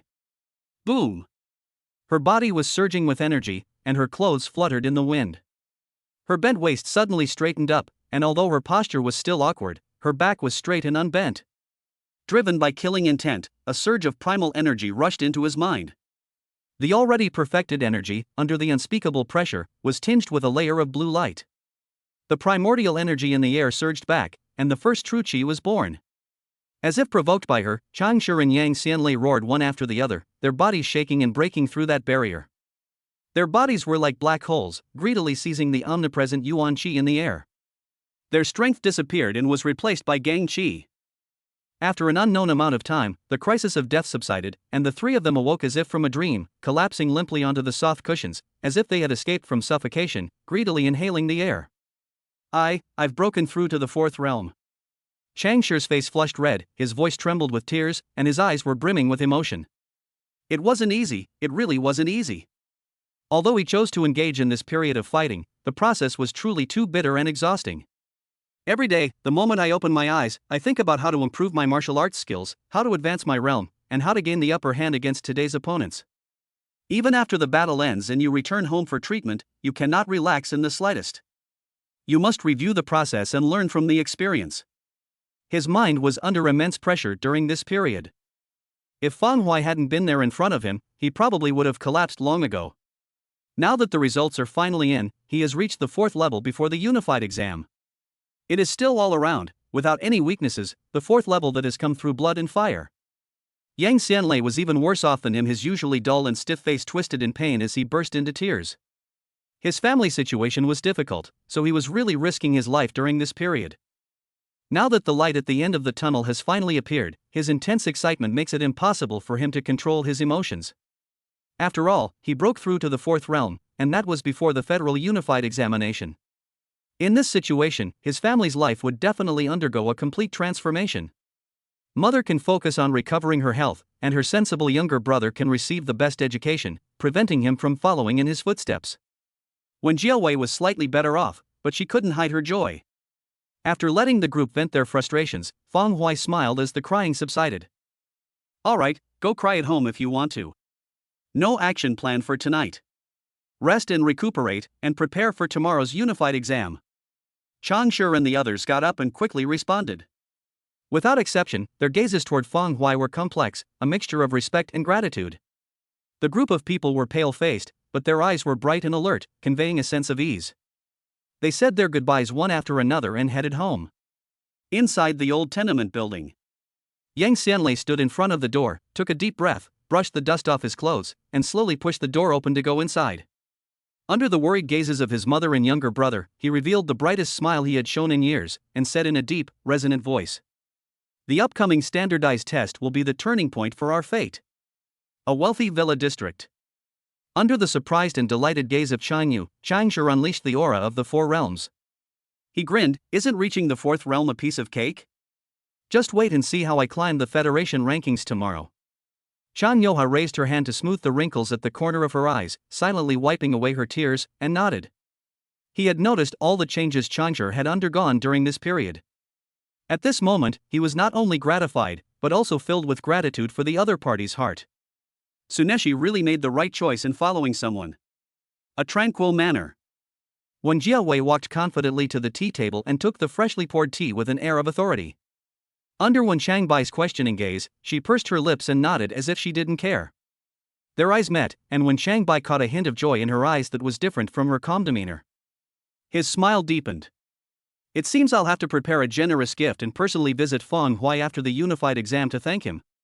Chapter 90: Clash of Prodigies between Dragon Capital and Ming City. The next day. The day the federal standardized test officially began. The entire Ming City fell silent. Traffic was restricted on the main roads, and law enforcement officers guarded key points to completely eliminate the possibility of the demon race causing trouble. Feng Hui slept until he naturally woke up. He first replied to messages from acquaintances such as Feng Shixuan and Shen Lingqing. After washing up, with the ever more agile goose-shaped ornament hanging from her waist, she stood downstairs waiting, wearing a jacket. The SUV roared in, leaving 2 black streaks. When Jiawei, wearing sunglasses, looked very anxious. "Boss, get in the car quickly. We're going to be late for the written exam." Chang Shi and the other person in the back row were equally anxious. Because of their breakthrough to the 4th realm yesterday, they were so excited that they didn't sleep until midnight and ended up sleeping late. They had made all the necessary preparations before the exam, and for that, they had been battling it out in hell for over a month. It would be a bit ridiculous if someone fell behind because they couldn't keep up with the academic exams. Fan Hui was also startled, and his figure transformed into a blur as he jumped into the passenger seat. Yesterday, Shen Lingqing called each of them to inform them of the exam format. In the morning, we finished the martial arts culture exam on campus, and in the afternoon, we went to the secret realm device to begin the practical secret realm assessment. The cultural exam is scheduled for 8:30, and it's already past 8:10, so they don't have much time left. Rumble. The engine roared. When Jiawei's adrenaline surged, her eyes sharpened, she stepped on the gas, the car's rear end swung out, and she sped towards the second middle school. Number 2 Middle School. A solemn atmosphere prevailed. In the principal's office, Zhang Xijia leisurely brewed tea, a stark contrast to the anxious vice principal Chen Mingxiu across the tea table.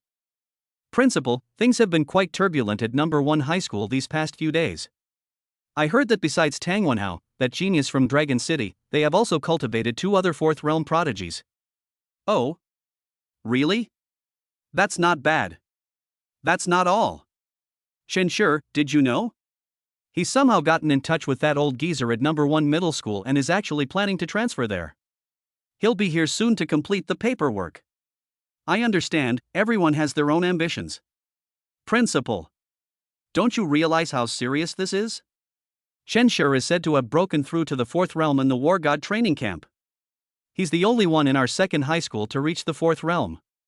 If even he goes to 1st high school, what will we do about our future student recruitment? We simply can't compete with number 1 high school." Zhang Xijia, looking completely unconcerned, leisurely poured tea for Chen Mingxiu. "Little Chen, now that you've reached this position, you need to be more prudent in your actions. It's just a 4th realm, what's the big deal? Look, haven't we also got a few transfer students from Longdu at our number 2 middle school?" Chen Mingxiu's worried expression didn't fade at all. "Anyone with eyes can see why these people came. They don't reflect our school's performance at all. Besides, look at how arrogant these people have been these past few days. If they weren't students, I would have taught them a lesson. Xiao Chun, I have to say something to you here. Since you've dedicated yourself to education, how can you be so short-tempered? Let the students handle their own affairs." Chen Mingxiu was completely helpless. He looked up and carefully examined Zhang Xijia, only to find that the old principal had suddenly become somewhat unfamiliar. If we go back a few years, no. Just 1 year, last year, if these things had happened, Zhang Xijia's fiery temper wouldn't have been able to hold back. He would have already grabbed a knife and rushed to the number 1 middle school to demand an explanation. But why has his temper been so much calmer now? Does getting old mean that one has become more open-minded and has a more elevated state of mind? Easier said than done. What students at number 2 middle school could possibly handle those transfer students? Zhang Xijia said no more, turned his head with a smile, and looked through the window at the 4 conspicuous figures of transfer students next to the fountain at the school gate. In front of the fountain. "Brother He, what's so interesting about this? This dilapidated school in this remote corner is full of scoundrels. You'd be better off focusing on preparing for your exams." Of the 4, the shortest, the boy with the buzz cut standing at the back, curled his lip and looked at the students around him with disdain. He Chenyu, who stood tall and straight at the head of the group, smiled. "Look, those who were absent from the top 10 of number 2 middle school should be arriving soon. Let's assess their abilities. If they're alright, we can have a few more people to do things with in the secret realm." Standing beside her, Lu Yu, whose appearance even surpassed Su Huanwan's, causing passing students to instinctively cast their gazes, stretched and revealed her perfect curves, chuckling softly. "Relying on these people? We'd be better off planning how to deal with Tang Wenhao." The moment Tang Wenhao uttered those 3 words, He Chenyu's gaze suddenly darkened. He and Tang Wenhao came from the same school in Longdu, But he was suppressed from the moment he entered school and was suppressed for 3 years in a row. He believed he was not much worse than Tang Wenhao, and that his only problem in each contest was bad luck. So this time, he made full preparations, bringing his carefully selected elite team, specifically to defeat Tang Wenhao in the unified examination. Throughout Mingcheng, whether it was number 1 middle school or number 2 middle school, those so-called geniuses were nothing more than roadside urchins or down-and-out rural folks in his eyes. Only Tang Wenhao was worthy of his attention.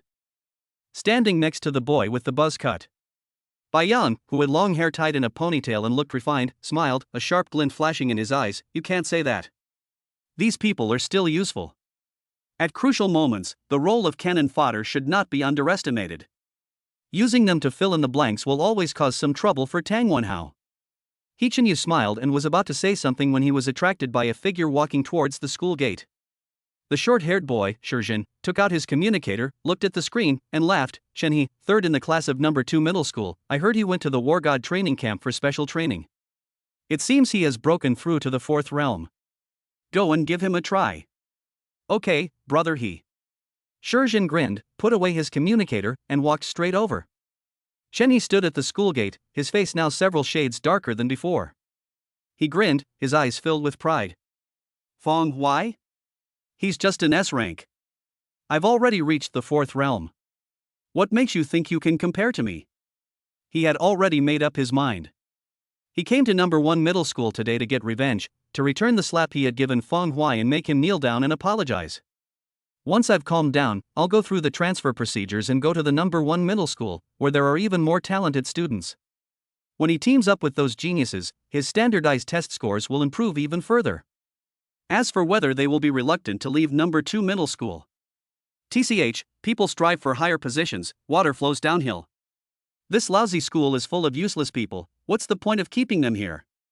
I've already reached the 4th realm, and the gap between me and these people is like heaven and earth. I should go to a place with more geniuses. Shenhe looked down at the students around him and strode into the school.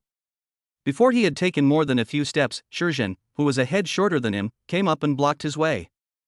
Chapter 91 Conflict. Shenhe frowned as he looked at Shizhen. This unfamiliar face was not in his memory.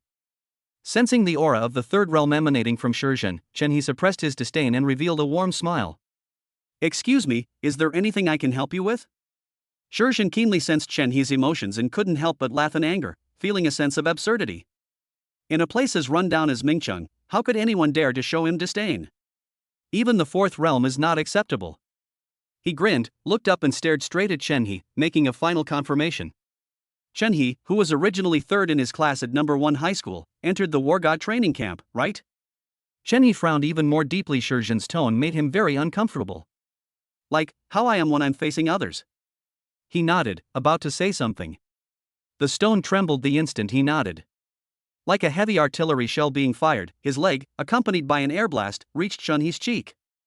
Shenhe was startled, and his inner energy surged instinctively, forming a shield in front of his face. To his horror, his internal energy was no match for the force of Shizhen's leg kick, and was directly blasted away. This kick also sent him flying. Boom! The surrounding students instinctively stopped in their tracks, staring in horror at the pitiful Shenhe, and shuddered violently. Shizhen pulled his leg back, patted the dust off his trousers, and looked at him with a mocking expression. A small place is a small place, even in the 4th realm. Your internal energy is weak and your limbs are feeble. You little piece of trash, you must have taken a lot of supplements to advance to the 4th realm, right? The War God training camp is nothing special.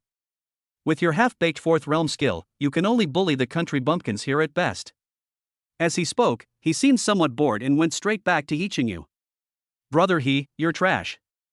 You can't even stop me with one kick. You're not even cannon fodder.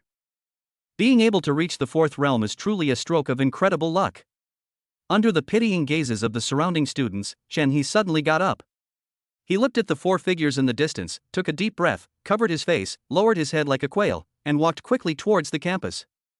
That kick shattered all his arrogance. All he wanted to know was who these people were. Time was running out, and only a few minutes remained until the cultural exam. Ichinyu withdrew his gaze, saying listlessly, it's pointless, no need to wait. The rest are probably not even as good as Chunhee, they're all trash. Although Chunhee is a bit weak, he is at least at the 4th realm. The rest didn't even go to the war god training camp, so they are probably all at the third realm. Lu Yu covered her mouth and chuckled. Chen He was scared away by Shizhen. It seems he transferred to number 1 middle school.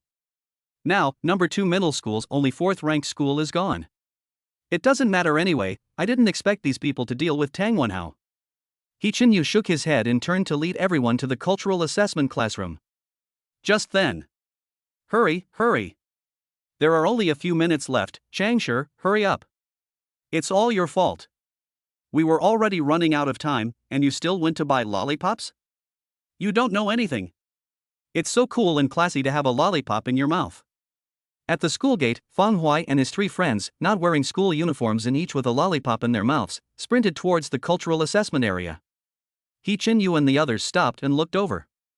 Shizhen took out his communicator and said with certainty, the top students from number 1 high school have all arrived. He Chinyu nodded, since we're here, let's go and test the waters. Upon hearing this, Shizhen grinned and, just as he had done to Chen He earlier, went straight to block Fang Huai and the others' path. The students around them, who were also running and sprinting, stopped in their tracks, curiously discussing the situation. Almost 2 weeks later, Fang Huai and Wen Xiaohua and their friends have reappeared. TSK, they're in trouble. They've been stopped by He Chinyu and his group. They're going to suffer a lot of humiliation. Really? Fang Huai has an S-level strength rating, and Wen Xiaohua and Chang He are not weak either. These transfer students should at least give them some face. Hilarious. Do you know Chen He? He broke through to the 4th realm, but he still got kicked away. Shizhen, who attacked him, was only at the 3rd realm. Sigh. The geniuses of Longdu are beyond our reach. If their 3rd realm were here, they could beat an entire number 2 middle school. Fang Huai and his companions frowned and stopped in their tracks. Shizhen's leg muscles tensed, and as usual, he wanted to say something, but Fang Huai and the others reacted even faster. Fang Huai pushed up his glasses and stood silently. Changshi and Wen Jiaowei exchanged a glance, then Changshi suddenly stepped forward, his size 42 foot landing squarely on Shizhen's face. Boom! Under the astonished gazes of the students and He Chinyu, Shizhen spun around and crashed into the fountain, falling into the water and coughing up several mouthfuls of blood. What kind of trash are you? Don't you know the exams are coming up? Why are you stopping us for no reason? If I'm late, are you going to take responsibility? Changshi's sharp, aggressive eyes swept across the area, releasing a murderous aura as he fiercely charged towards He Chinyu and his group in the distance. Having fought in the underground fighting arena for so long, how sharp is their sense of smell? As soon as Shizhen approached, they knew he was up to no good and realized he intended to make a move. How is that possible? Bai Yang, the boy with the ponytail, stiffly turned his head to look at Shizhen, who couldn't get up for a moment, his pupils dilating as if in an earthquake. Shizhen's combat experience was incredibly profound, and his foundation in martial arts was exceptionally solid. Although he appears to be at the 3rd realm, he can still defeat ordinary 4th realm opponents. In this situation, how could he be kicked away by a student from a small mountain town? He had already recognized Changshi, who had made the move. If he remembered correctly, Changshi was only ranked 4th before, and his strength was even lower than Chen He's. Even Chen He was no match for Shizhen, so how could Changshi have such strength? The 4th realm. Lu Yu's gaze turned solemn. She unleashed her aura of the 4th realm, and dark red chi appeared on her body. She rushed to Fang Huai and the others in a few steps, released her martial skill, and punched Changshi. Although it was somewhat unexpected, the matter of Shizhen being beaten cannot be simply forgotten. You damn slut. Before Changshi could make any move. When Jiaowei glanced at Lu Yu's bulging chest, then looked down at her own, took a step forward, and slapped her across the face. This palm strike was like a butterfly flitting among flowers, precisely piercing through the weak points in Lu Yu's martial arts technique. As her boxing skills crumbled, a large slap landed on her beautiful face. Snap! The surrounding students fell even more silent, and Bai Yang was even more shocked by their gaze. Like a kite with a broken string, Lu Yu followed the path Shizhen had taken and crashed into the fountain. When Jiaowei didn't hold back at all in this slap. Lu Yu's beautiful eyes rolled back, her whole body convulsed, and she almost fainted. Chapter 92. Behave well in number 2 middle school, understand? A transfer student? You've got some nerve, acting so arrogantly on my turf. When Jiaowei switched the lollipop in her mouth to the other side, and together with Changshi, their murderous auras combined, causing the surrounding students to subconsciously take a few steps back. Glug! Someone swallowed, and immediately a series of Adam's apples bobbed, creating a continuous gulping sound. Bai Yang stood there, stunned, his face pale. The nonchalance in He Qinyu's eyes vanished completely, and he stared intently at Wen Jiawei and Changshi, his heart filled with turmoil. Both of them are at the 4th level. Moreover, it is solid and has no weaknesses, unlike Chen He, who was half crippled in the 4th realm. According to rumors at number 2 middle school, these people are all slacking off and openly sleeping on campus, aren't they? Can you really achieve this level of sleep? That's bullshit. Even he needed to observe their movements closely to catch them. He comes from Dragon City, which boasts the most advanced and abundant resources in the entire Federation. Changshi and his companion were just students at an ordinary school in Mingcheng. How could they be like this? Their strength is among the best, even in Dragon City, where geniuses gather. How could such a person appear in a place like number 2 middle school? He Qinyu glanced at the two people slowly getting up from the fountain behind him, his surprise fading and replaced by anger. Hey classmate, I was just saying hello, and you guys attacked me right away. Isn't that a bit unreasonable? These words immediately made the surrounding students blink, as if they had seen them before. They vividly remembered how the previous transfer students had acted the same way, attacking without a word, yet now they were actually being reasonable? What the hell are you talking about? Blocking the road and you think you're right? I'm being lenient by not making you kneel down and apologize. I've been annoyed with you guys for a long time. If it weren't for my boss stopping you, would you have been jumping around like this until now? What a load of bull. A bunch of good-for-nothings. At this point, Changshi looked around and raised his finger. You're all useless trash, letting a bunch of outsiders bully you, you worthless bastards. Every student he pointed to lowered their head, ashamed and embarrassed. Aside from shame, they were mostly shocked and incredulous. Only those who have experienced it firsthand can understand the power of this group of transfer students. It should be noted that the strongest students in previous years at number 2 middle school were only at the 3rd level, while this group of transfer students included 2 4th level students, and not the kind of 4th level students with inflated qualifications. Faced with these people, they had no choice but to bow their heads. Thus, when they saw that Changshi and his companion, who were usually strong but not outrageously so, were able to easily send the 2 transfer students flying, they were as if they had seen a ghost, unable to believe their eyes. The 2 transfer students who flew away could be said to represent a 4th realm. In other words, Changshi and the other person most likely obtained Qi during this period and reached the 4th realm. Mingcheng is a native of the city, belonging to the true 4th realm of their 2nd middle school. And most importantly, the students all turned their attention to Feng Huai, who was standing lazily at the back. Feng Huai is with Changshi and the others. He hasn't made a move yet. He used to have an S-rank strength rating, which was much stronger than Changshi and the others. If he were to make a move now, how strong would he be? Can he truly surpass He Qinyu? In the past, they would never have dared to think this way, but now they subconsciously felt a sense of anticipation. Changshi's words made He Qinyu's face turn completely cold. His background, talent, and strength are all top-notch. Even in Longdu, no one dares to speak to him like that. Tang Wenhao won't do either. A small place is just a small place. They become arrogant just because they broke through the 4th level. Let me teach you properly on behalf of your teacher how to keep your mouth clean. Under the angry gazes of Lu Yu and Shizhen. Without any effort to build up his strength, He Qinyu vanished from his spot with a boom, his aura surging and his spirit trembling, appearing before Changshi and the other man like a ghost leaving a trail of afterimages. He gently pushed out his hands, one in front and one behind, like a fishtail swaying gracefully, covering Changshi and Wen Jiawei one after the other. Changshi and the other man suddenly became serious, sensing an immense crisis from that casual palm strike. Boom! After their palm strikes were blocked one after another, Wen Jiawei's arms went numb, and she staggered back 5 or 6 steps. Changshi soared into the air, only managing to stabilize himself after more than 10 meters, before landing and releasing the force. With a crack, spiderweb-like cracks spread across the floor tiles beneath our feet. He Qinyu's gaze darkened. Even he had to admit that these two were really strong.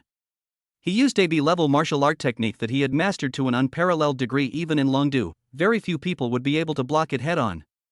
However, if this is all the strength you have, then you will have to pay more than 10 times the price for what you just did. Lu Yu and Shizhen, soaking wet, were filled with delight at the sight. Bai Yang also breathed a sigh of relief, recovering from his previous shock. No matter how strong you are, a small place is still a small place. In front of true geniuses, you can't stir up any trouble. He Qinyu's eyes sharpened, and he unleashed his martial arts technique. His chi swirled around him, and his palm swept across the air in a semicircle, locking onto Wen Jiawei, who was relatively close by, before slamming down. The students watching were filled with anxiety. Just then, Yang Xianlei glanced at his communicator and said in a deep voice, "There are only 2 minutes left before the cultural assessment begins." After saying that, he was about to raise his hand to help when suddenly his thoughts paused for a moment. When I came to my senses again, a gentle breeze brushed past me from behind. Just as He Qinyu's palm strike was about to land, it collided with Wen Jiawei's leg. Suddenly, he felt a daze and his vision went dark. The sun had been blocked out without him noticing.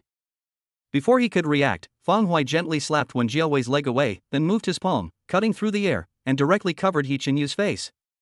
The palm strikes first, followed by a thunderous explosion.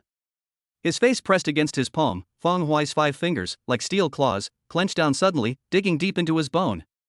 Then, as if holding a basketball, he lifted it up and slammed it violently to the ground. Boom! The floor tiles shattered instantly, burying He Qinyu's head in them.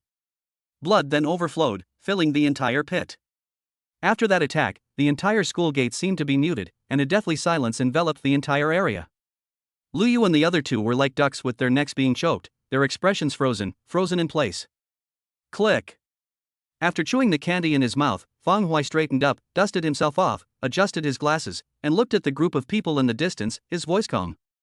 "Now that you're at number 2 high school, behave yourself, understand?" His calm gaze seemed to Lu Yu and the others as a terrifying, savage beast. It made their hands and feet tremble uncontrollably, and their voices trembled and quivered. We understand, we understand." Chapter 93 Wolves Among Sheep, Tigers Unleashed. Seeing this, Fang Hui nodded, ignored the students around him, and walked towards the examination room on his own. "We're going to be late, hurry up." When Jiawei rubbed her sore wrists, glanced disdainfully at He Qinyu lying on the ground, and then, together with Changshi, chased after Fang Hui and ran quickly. Only after they had completely disappeared from sight did the students who had been watching widen their eyes and exclaim in surprise. One move. Is that Fang Hui? Not a school teacher. Are you kidding me? Who remembers that famous simp from before? Could this be the same person? Who the hell was spouting nonsense and saying he was tanking? You tanking like this, show me. Even a genius from Dragon City couldn't stop him. Was his test conducted leniently? Even giving him an S rank would be an understatement. How could someone like this appear in the same grade? The discussion at the school gate was in full swing, with everyone chiming in.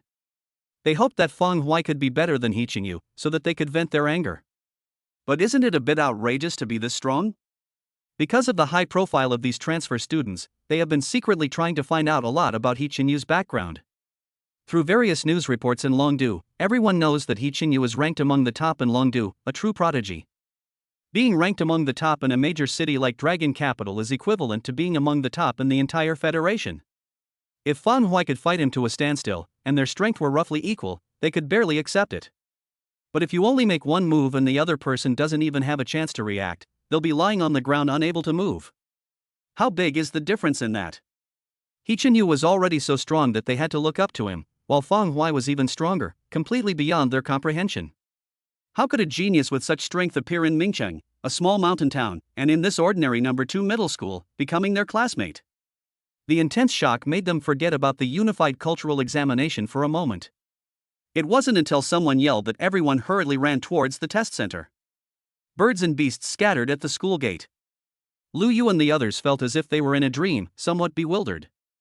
We've indeed come to a border city, not the capital, right? Shizhen held his head, wiped away the blood from his nose, and forced a smile that looked worse than crying. The thought that even brother he ended up like this, and that he himself dared to stand directly in front of these people, filled him with intense fear. Looking back now, that kick was actually quite mild. Lu Yu's beautiful face twitched, making the bright red 5-finger mark even more conspicuous. Even in Longdu, no one has the power to bring brother he to such a state. She felt a little flustered and couldn't quite accept reality for a while. That's absolutely ridiculous. Their purpose in coming to Mingcheng was to find Tang Wenhao. But now, without even seeing Tang Wenhao, they've encountered an even more ferocious and ruthless character in an ordinary school. Lu Yu subconsciously made a comparison. Even if Tang Wenhao, whom they consider a formidable opponent and whom they need to treat with utmost caution, had come here after Fang Hui's palm strike just now, he would have been lying here dead. Tang Wenhao is capable of becoming the #1 player in the entire federation this year. This Fang Huai, is he also from outside? How could such a person appear in Ming City? Bai Yang shrank back, speaking while feeling fortunate that he hadn't acted impulsively. Of the 4 people, he is the only one left who was still safe and sound. I had already checked the information about #2 middle school before I came here. This person is a native of Mingchang. Shizhen sighed, looking somewhat lost and dejected. Full of confidence, they came from their high vantage point, exuding an invincible aura, ready to ambush Tang Wenhao in the secret realm exam. But now, before even stepping out of #2 middle school, they have suffered a crushing defeat, and the spirit they had been carrying has been prematurely broken. We should have left faster. That way we won't run into Fang Huai and his group. Lu Yu stroked her burning face and said, "Go and support the boss, the exam still needs to continue." Shizhen and Bai Yang carefully dug He Qinyu's head out, one after the other, and helped him stagger towards the examination hall. He Qinyu was still in a daze, the sound of the shockwave still echoing in his mind. His limbs were weak and powerless, and he could only subconsciously cooperate with the others. Principal's office. Watching their disheveled figures, Zhang Xijia withdrew his gaze and began to sip his tea with even greater ease. Clang! Chen Mingxiu's fingers went limp, and the teacup fell to the table, spilling tea all over the table. He turned around abruptly to look at Zhang Xijia, the fine wrinkles at the corners of his eyes widening as he stared at Zhang Xijia to his limit. No, they. Chen Mingxiu was speechless for a long time, his chest filled with indescribable shock. The 4 realms. Long time no see. Chang Shi, Wen Jiawei, and Yang Xianlei, who hadn't yet made a move, all became 4th-level cultivators. These people have lived under his nose for 3 years, and he knows them inside and out. In previous years, no one from the 2nd middle school had ever appeared in the 4 realms, but now, during the Federal Unified Examination reform, 3 have suddenly appeared. Moreover, judging from the decisiveness and speed with which those people acted, these 4 realms are not simple realms. All of these are subconscious actions and experiences forged through profound combat experience and countless brutal real battles. Wrong. 3? It's 4. Fang Huai is even more terrifying. If I'm not mistaken, he has already reached the 5th realm. The 5th realm. In all these years, very few people in the Federation have been able to reach the 4th realm before the unified examination, let alone the 5th realm. Even though the Federation's resources are getting better year by year, there are still more and more 4th realms, but not a single 5th realm. If Fang Huai leads the team, and these 4 are released, wouldn't they be like wolves among sheep in the secret realm unified examination? Chen Mingxiu couldn't imagine who would have the ability or dare to stand in their way. With their strength, anyone would be utterly crushed to dust, right? A tiger unleashed from its cage, a tiger unleashed from its cage. Zhang Xijia sipped his tea with a smile, his face neither flushed nor out of breath. Little Chen, your self-control is still lacking. You're too impatient. This won't do, it won't do. You. Chen Mingxiu was so angry he laughed, and his first instinct was to curse Zhang Xijia's family. He finally realized that the old man had known all along and had been keeping it a secret. He said so. In the past, how could Zhang Xijia have tolerated having his students poached? How could he have stood by and watched as top talents emerged one after another from #1 middle school without making any move? That old bastard had a bomb hidden in the dark, waiting until the unified exam to light the fuse. He simply couldn't believe that the old man would have such a calm expression when he first learned of Fang Huai and his group's strength. He even guessed that the old man's beard, which he had grown for more than 10 years, was not shaved off by himself, but was subconsciously pulled off because of shock. Zhang Xijia sipped his tea, smiling with narrowed eyes, and stopped talking. In fact, during this period, he would secretly go to the underground fighting arena, partly to personally protect Fang Huai and the others, and partly to observe their improvement in strength. A week earlier, when it was discovered that Fang Huai had actually reached the 5th realm, his performance was not much better than Chen Mingxiu's. They were all equally shocked and stunned. He was already looking forward to it. I wonder what kind of interesting expressions those old guys who boast about having so many promising young talents under their wing will have after the unified exams. Chapter 90 for the Dragon Capital Genius who bowed his head. Outside the entire cultural assessment hall. The area within 100 meters was completely blocked off, and various testing equipment flashed their signal lights, blocking all communication. Outside the venue, classes lined up in an orderly fashion to enter, and the arrival of Fang Huai and others caused a small disturbance. They're here. Fang Huai and the others are here. As one of the top schools in #2 middle school, they started hiding as soon as they heard the news of the transfer students' arrival. Now they've finally come to the school. Can we not come? This is a federal unified exam. If we don't come, our lives are ruined. He used to be so arrogant on campus, I thought he was so great. But these days, the transfer student has been bullying us at number 2 middle school. I don't believe he didn't know, but he just stood by and watched us being humiliated. Stop talking. It's because he's afraid of losing face. I can understand, after all, he's a genius from Dragon City. It's normal for him to hide a bit. The sarcastic and mocking voices echoed in each classroom, drawing many cold stares. Feng Hui pushed up his glasses, glancing out of the corner of his eye to make a note of a few outspoken remarks, then parted ways with Changshi and went to the back of class 2. With a quick scan, he spotted many familiar faces. There was Su Huanhuan with resentful eyes, and her younger brother Su Chang, who had just come out of the law enforcement bureau and looked haggard. Lin Baishang was also standing not far away. His face was ugly, and his eyes were shifting as if he was thinking about something. His son, Lin Yu, who was initially crippled by Feng Hui and lay in the infirmary, has now recovered and is here to take the unified examination. However, his condition was only slightly better than Su Chang's. Both were equally weak. Lin Yu stood not far away, feeling the faint pain of fractures in his hands and feet, his eyes filled with hatred. Dad! He looked at Lin Baishang with resentment and anger in his eyes. Although he only said one word, the meaning was clear. Didn't you say you could take care of Feng Hui? Lin Baishang's expression darkened further when he met Lin Yu's gaze. He himself couldn't understand it at all. Feng Hui's rating in the Heavenly Pride Pursuit Order has improved, even reaching the A level, so why is he still alive and well? As far as he knew, there were at least several dozen, if not hundreds, of demons who had gathered in Mingqing during this period. The lowest level among them is the 4th realm, and most of them are even the 5th realm. It's alright. I know what I'm doing. Just be careful during the upcoming secret realm exam. You must carry the token I gave you with you at all times. As if he had thought of something, Lin Baishang's expression returned to calm, and he lowered his voice to a very low level, giving serious instructions. Lin Yu's expression tightened, and he gripped the token in his pocket tightly, somewhat nervous.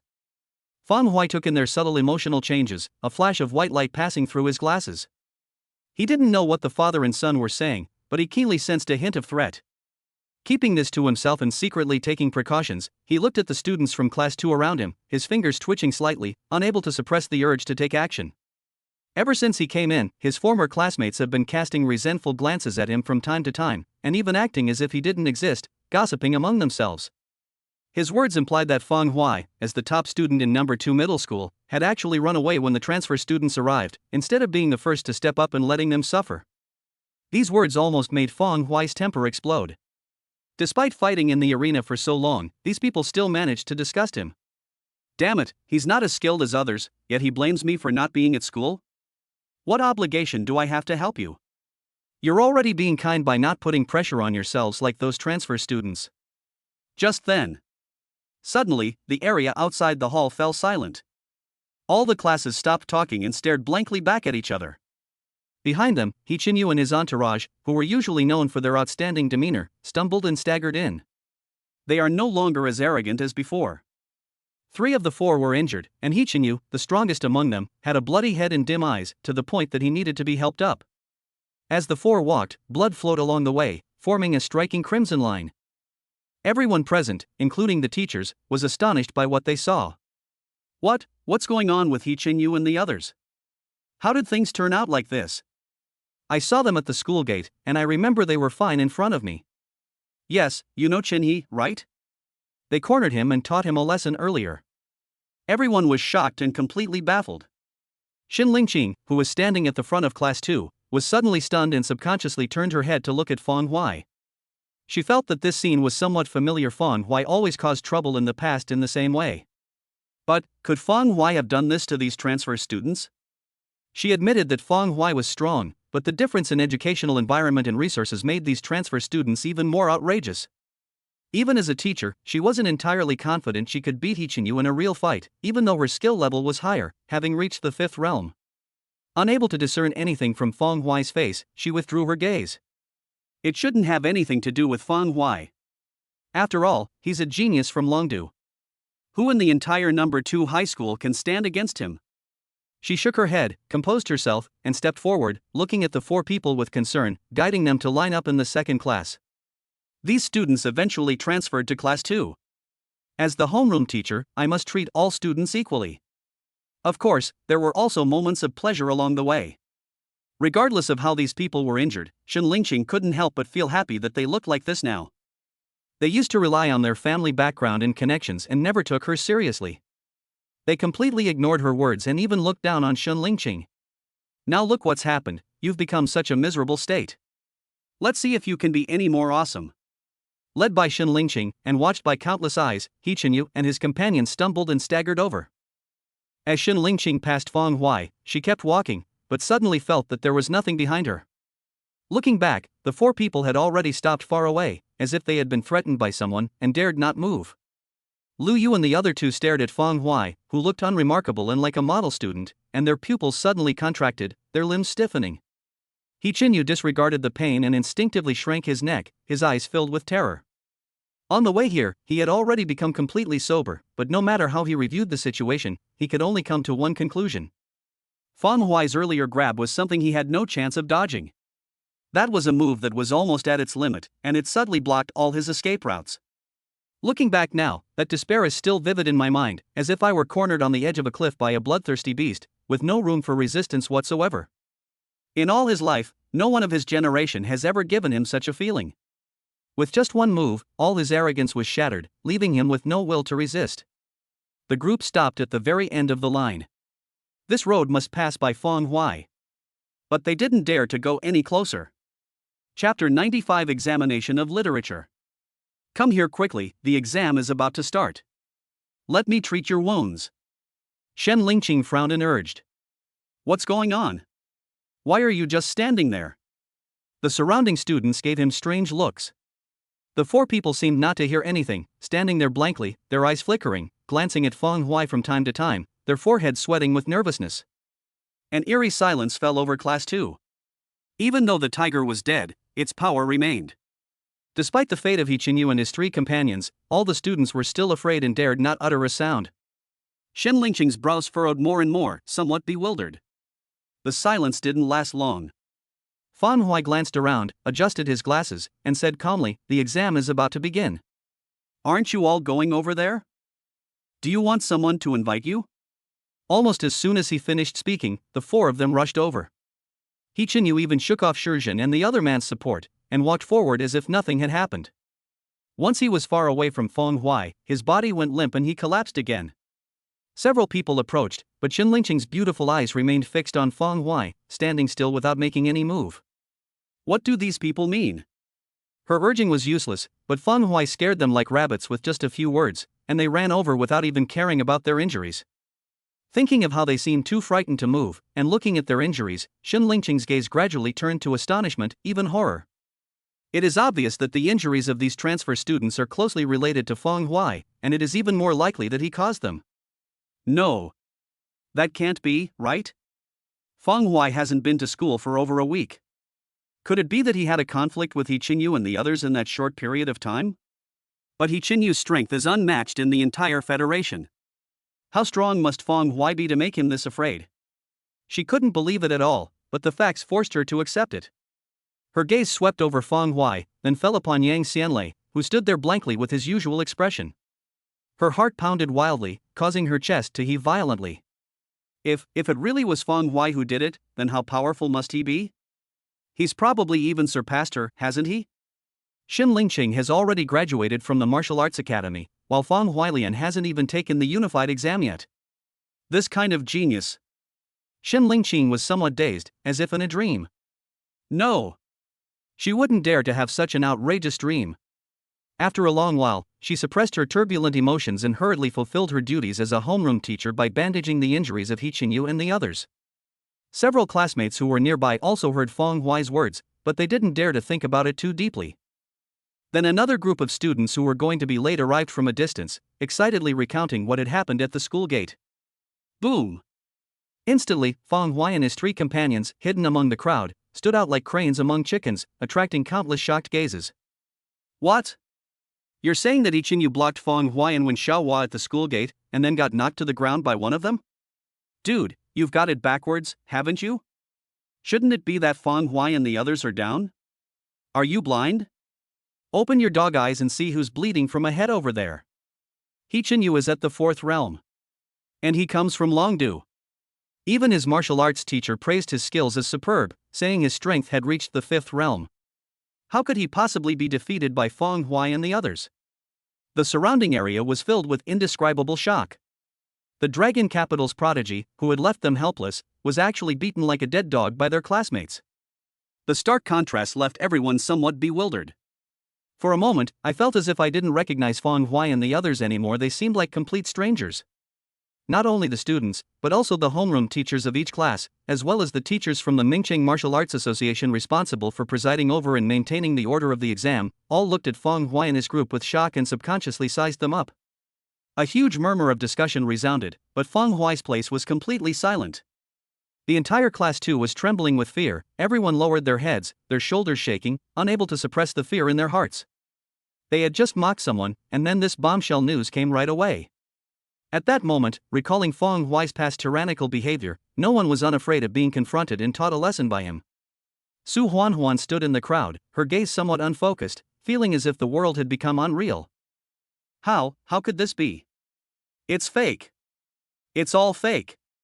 These people are talking nonsense. Her beautiful eyes widened to their maximum, and her stunning face appeared ferocious, like a demon. Impossible. Impossible.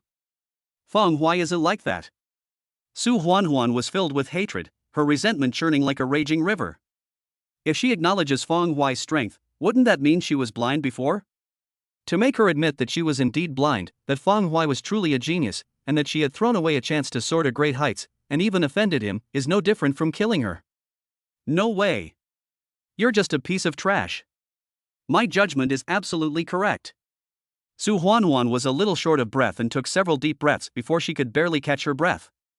Since my future is already ruined, I'm going to drag you down with me in this secret realm assessment no matter what. On the other side, Lin Yu's pupils trembled, while Lin Baishang lowered his head, as if he had made up his mind, his wavering gaze becoming completely firm. After tending to Yi Qingyu and the others' wounds, Shen Lingqing walked over to Feng Huai in her high heels, her gaze sweeping over him with an intense intensity. She didn't say anything, just observed. Feeling uncomfortable under that strange gaze, Feng Huai twisted his shoulders, goosebumps erupting all over his body and hair standing on end. Just as Shen Lingqing was about to speak. It's time for the cultural assessment. Hurry up and get in. The resounding electronic sound made Shen Lingqing suppress her curiosity and excitement. The exam has started. Good luck, don't mess up. After she finished speaking, she went back to the front and organized the students of Class 2 to enter the venue in an orderly manner. A solemn atmosphere lingered outside the examination hall. Feng Huai took a deep breath and followed closely behind. Although he was absolutely confident about the exam, and had already memorized all the relevant cultural information, he had it firmly in his mind. But when it was time to officially begin, he still felt a little nervous. After all, it's a federal unified exam, an exam that concerns every martial artist's entire life. With the venue, which can accommodate the entire senior class, packed to capacity, the academic assessments, which had been compressed into half a day, came to an end. At noon, students left the venue with varying expressions, some sorrowful and some joyful. In the crowd, people subconsciously made way for Feng Huai, who walked past with Yang Xianlei, looking relaxed, and met up with Wen Jiaowei. Students, please assemble on the playground in small groups. The broadcast sounded 3 times in a row. Many students ran around, heading to the playground one after another in small groups of 4 that they had formed privately.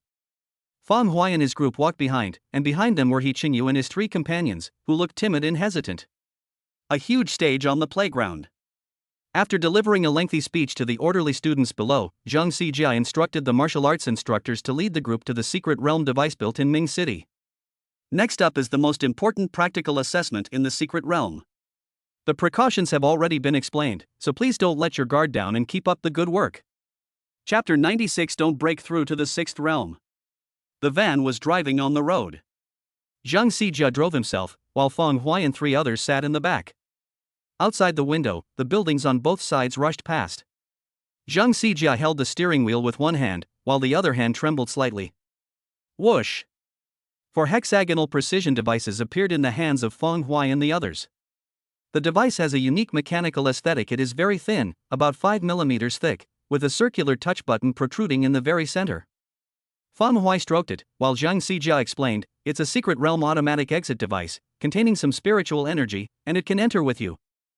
In the secret realm, if you realize you are outmatched or encounter any danger, you can use it to exit. Of course, you probably won't need it. As they spoke, Zhang Xijia let out a soft laugh. Given the strength of Fang Huai's squad, he truly didn't know who could withstand them. At least in his view, there was no one in the entire Federation who could be considered their equal. The entire secret realm process is not a civil war, but simply a hunting of underground monsters, with rankings determined by points at the end. Under these circumstances, even if this generation of Federation prodigies emerges in great numbers, it's practically a foregone conclusion that Fang Huai and his group will rank highly. Fang Huai put away the device, leaned back, gave a casual reply, and then closed his eyes to rest, his mind filled with various martial arts techniques. He hasn't been idle these days either, investing all the money he earned in just over a week into the wealth system. If the 4 mysterious toad fishing technique cannot be improved, then improve the dragon spine body forging stance and other martial arts, so that while the realm is about to break through to the middle stage of the 5th realm, all kinds of martial arts will be further advanced and integrated into the heart. He has done the best he can at this stage. Mental, physical, and technical aspects should be developed in tandem and complement each other. Even Ziyu could easily fight him a few times now. In his eyes, He Chenyu and those other prodigies were like children, utterly uninteresting to him. After the unified exams and entering university, I wonder if I'll still be able to find a place like the Blood Soul Arena. Fang Huai frowned slightly, sighing with some regret. His rapid improvement in strength during this period was largely due to the fighting arena. On the one hand, they provided him with money to improve, and on the other hand, they gave him a platform to practice his familiar martial arts. Without the Blood Soul Arena, his strength would be severely hampered, let alone reaching the 5th realm. Even reaching the 4th realm would be extremely difficult. We have to go out eventually. Mingcheng is just too small. With the resources of a martial arts academy, things outside can't be any worse than here, right? If all else fails, we can always come back. His pace of improvement cannot be slowed down, at least not until he reaches the 6th realm and eradicates the blood fusion syndrome. That's a truly deadly disease. The threat of death exceeds that of the entire Federation. The so-called unified examination and the kill order from the demon race are nothing compared to the blood fusion disease. Thinking about the unusual things that had happened to him these past few days, Fang Huai's brows furrowed more and more. Initially, after his strength reached the 2nd realm, his body showed signs of relaxation, as if he had shed many shackles. This feeling intensifies as one progresses through the stages, reaching the 3rd and 4th realms, leaving one feeling completely relaxed. However, this relaxation lasted until the 5th stage, when suddenly the situation changed, and the previous distresses came back in even greater intensity. Bone marrow, internal organs, blood, every cell seemed to be shrouded in gloom, as a sense of threat from the very source swept over them. This sense of threat sent a message to Fang Huai's subconscious: do not break through to the 6th realm. It's as if attempting to break through to the 6th realm would lead to utter ruin.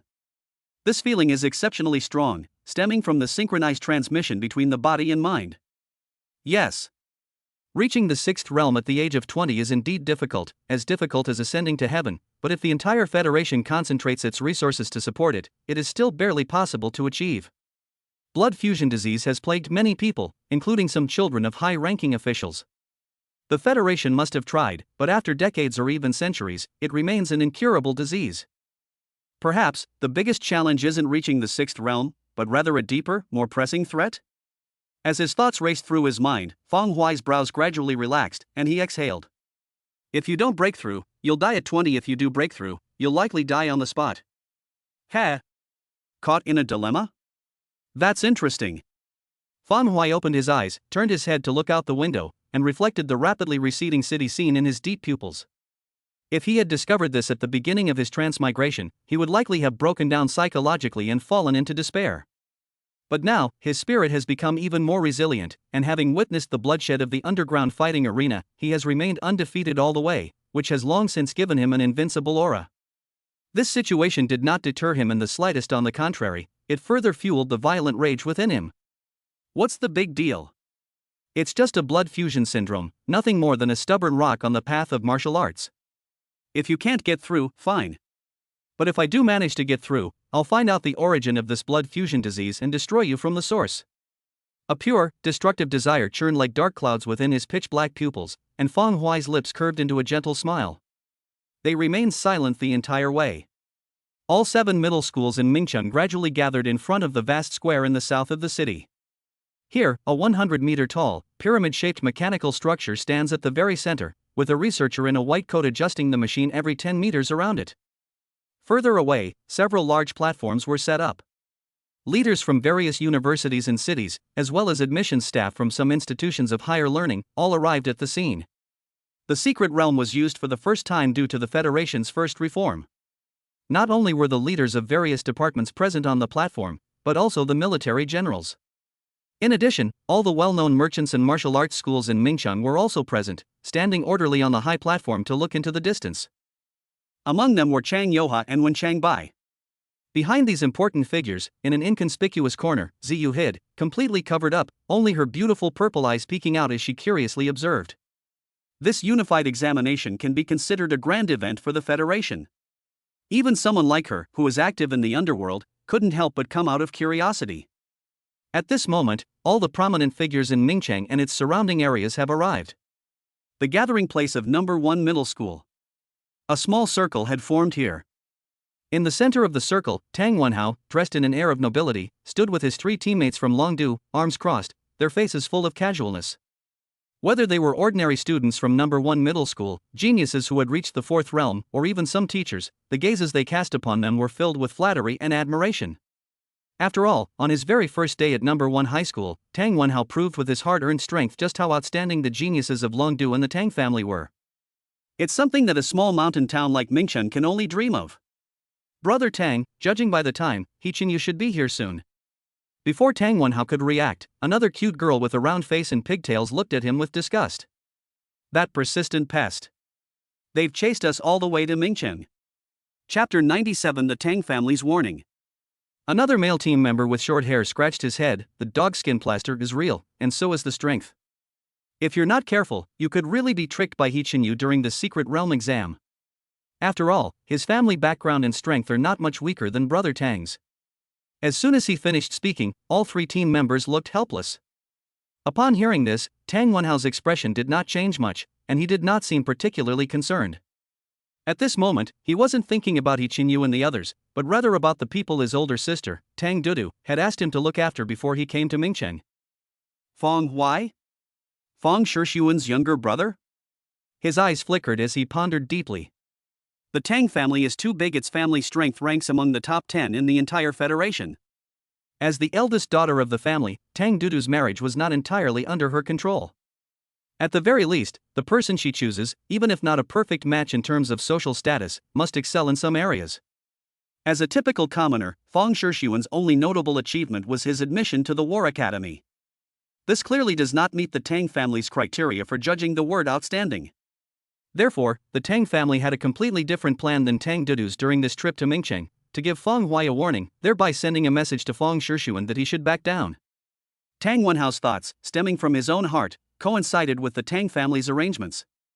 Does anyone think they're good enough for the Tang family? The Tang family's centuries-old foundation cannot be allowed to be encroached upon by outsiders.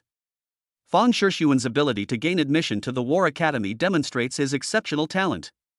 But in Tang Wenhao's opinion, it was just so-so. The War Academy is the ultimate goal that most people in the Federation dream of, but it is merely the starting point that he can stand on at will. If Feng Shixuan could still make him reluctantly glance at him, Feng Huai was someone he couldn't even be bothered to look at. If it weren't for Tang Dudu, this kind of person, this name, wouldn't even deserve to be remembered by him.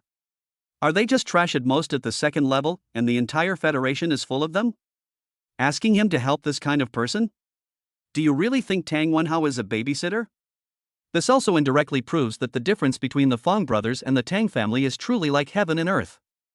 We're from the same generation, yet I'm ranked among the top in the Federation, while you can only rely on your brother and beg for my help. That's the difference. Tang Wenhao's eyes were dark and inscrutable. He murmured to himself that he was ready to give them a warning. Of course, the beating shouldn't be too harsh, otherwise it would be difficult to explain to Tang Dudu. It would be best to give Feng Huai a good beating followed by a sweet treat, so that Feng Huai would be grateful on one hand, and at the same time, the message would be delivered effectively, making Feng Shixuan back down.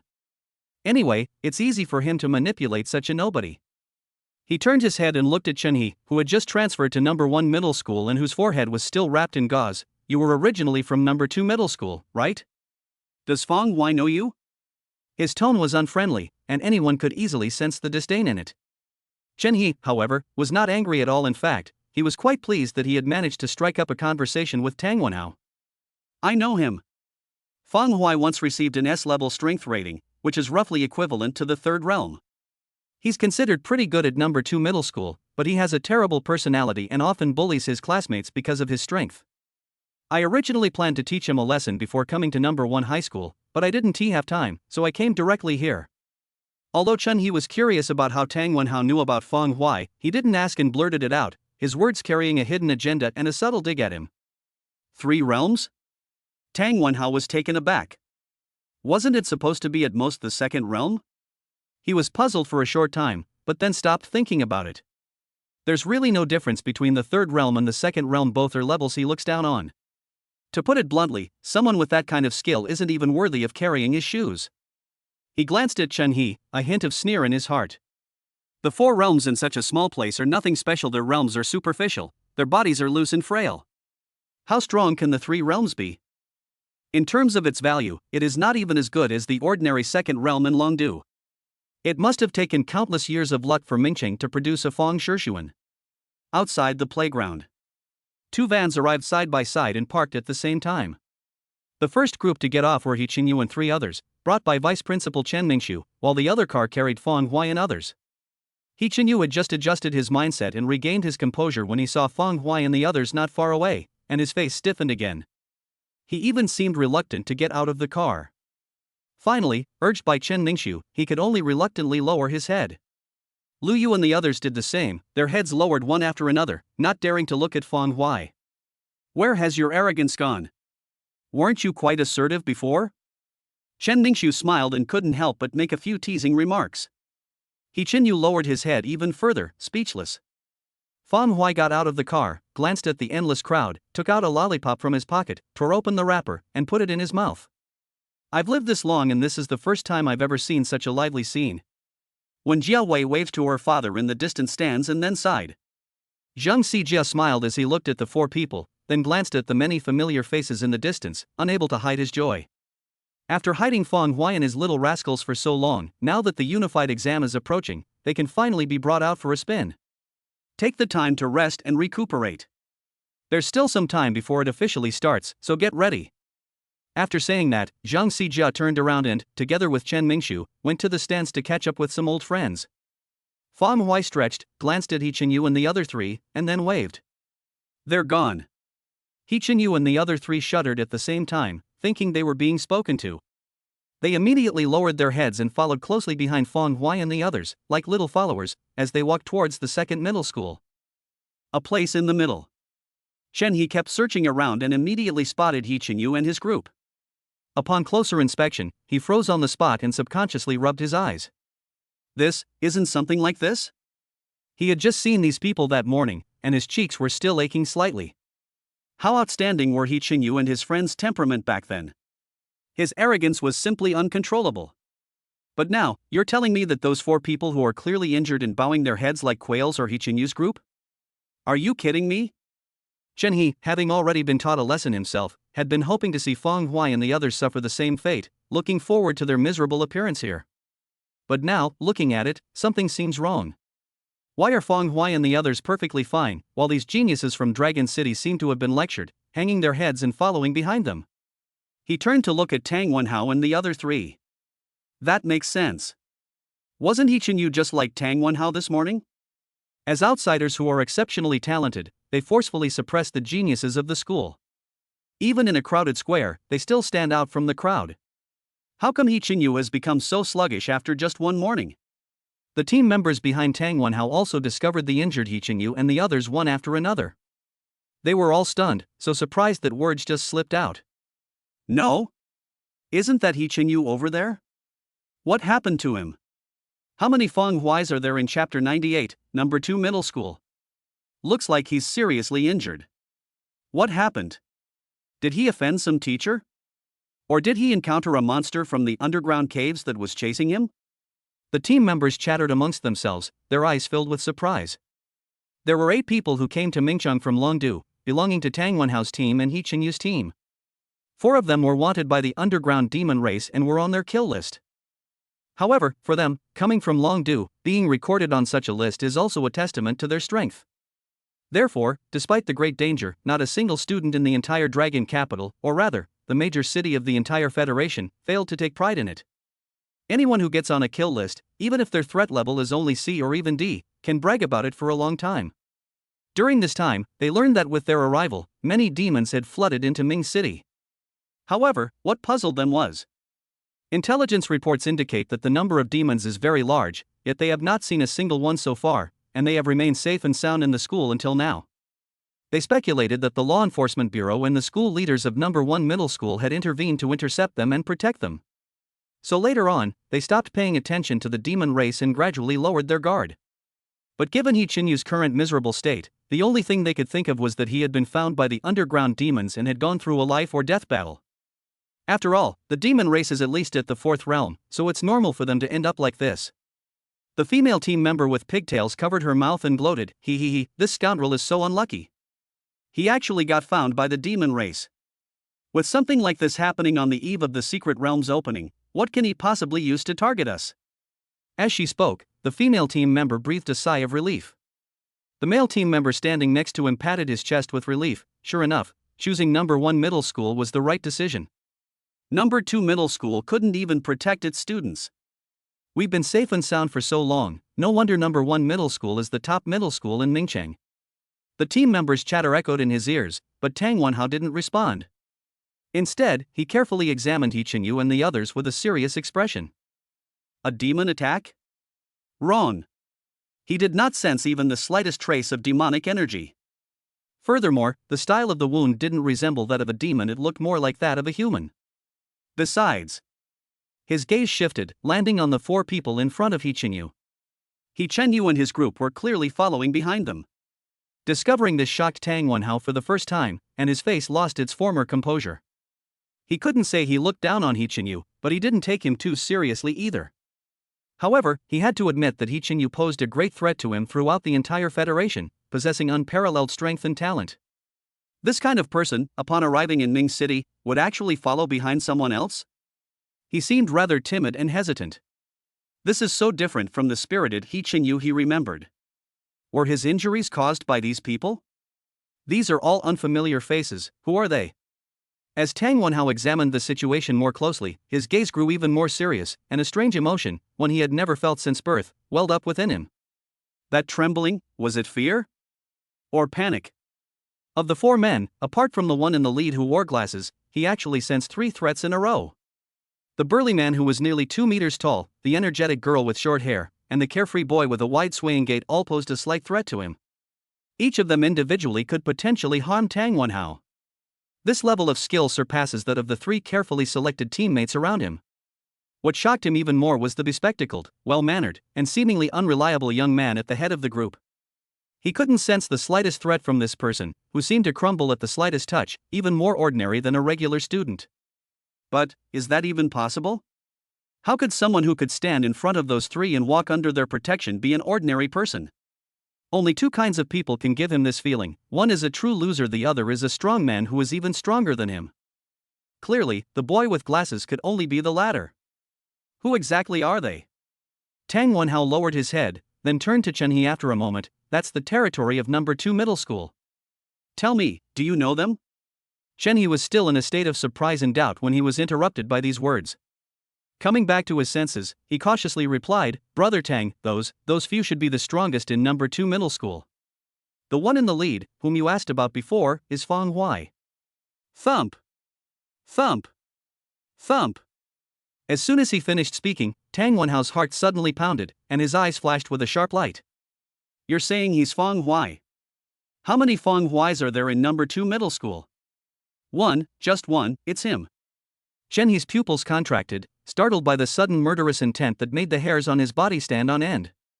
Tang Wenhao took a deep breath and asked again, are the 3 people next to him all originally from No. 2 Middle School? Yes, they've always been from No. 2 Middle School. 2 of them are children of the top 2 richest families in Mingcheng. The big guy's family isn't doing so well, they're struggling. After Chen He finished speaking, he shrank back and added another sentence. None of them are particularly strong, except for that woman, who's a bit stronger, but after I advance to the fourth realm, she's just so-so. Not so good? Tang Wenhao glanced at him, a clear sneer on his face. He couldn't understand how such words could come out of the mouth of such a good-for-nothing. Even if your cultivation level is too shallow, you are still at the fourth realm. How can you not even have basic discernment? In his view, this kind of person was exactly what a small place like Mingqing should have, while those few. His gaze was serious, and his vigilance was at its highest. Walk. With a wave of his hand, he walked directly towards the second middle school, leaving his three teammates bewildered. On the other side. Brother He, isn't this a bit too embarrassing? Shurjin lowered his head, his face flushed with embarrassment.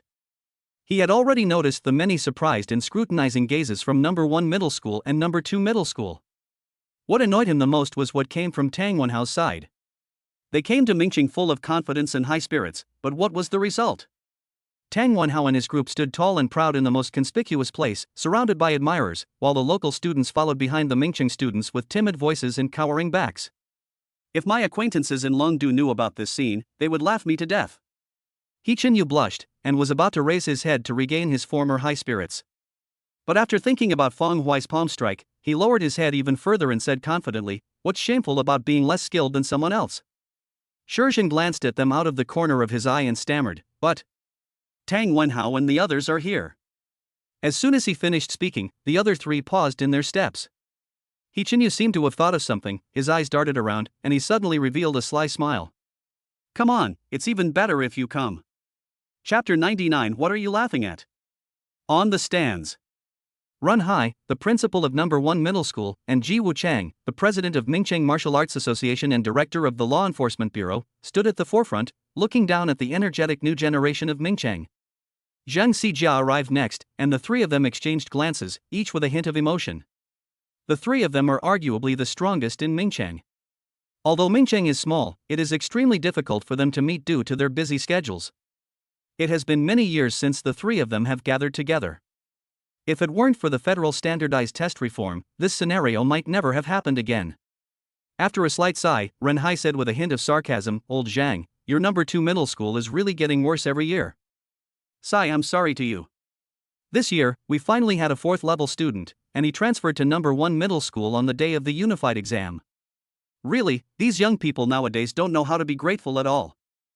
This means number 1 middle school will be able to suppress number 2 middle school for several more years. I feel so guilty." That's what he said, but his face showed no remorse whatsoever. Instead, it was full of mockery and a broad smile. The tense scene that everyone had anticipated did not occur. Zhang Xijia smiled and tried to stroke his beard, but he found nothing and could only gently stroke his chin. "Are you joking? Ren Hai, don't you know how magnanimous I am? It's just a 4th level realm. If it can make number 1 middle school famous and spread the name of Mingqing throughout the Federation, then this old man would be happy to send them all to number 1 middle school." Ha ha ha ha.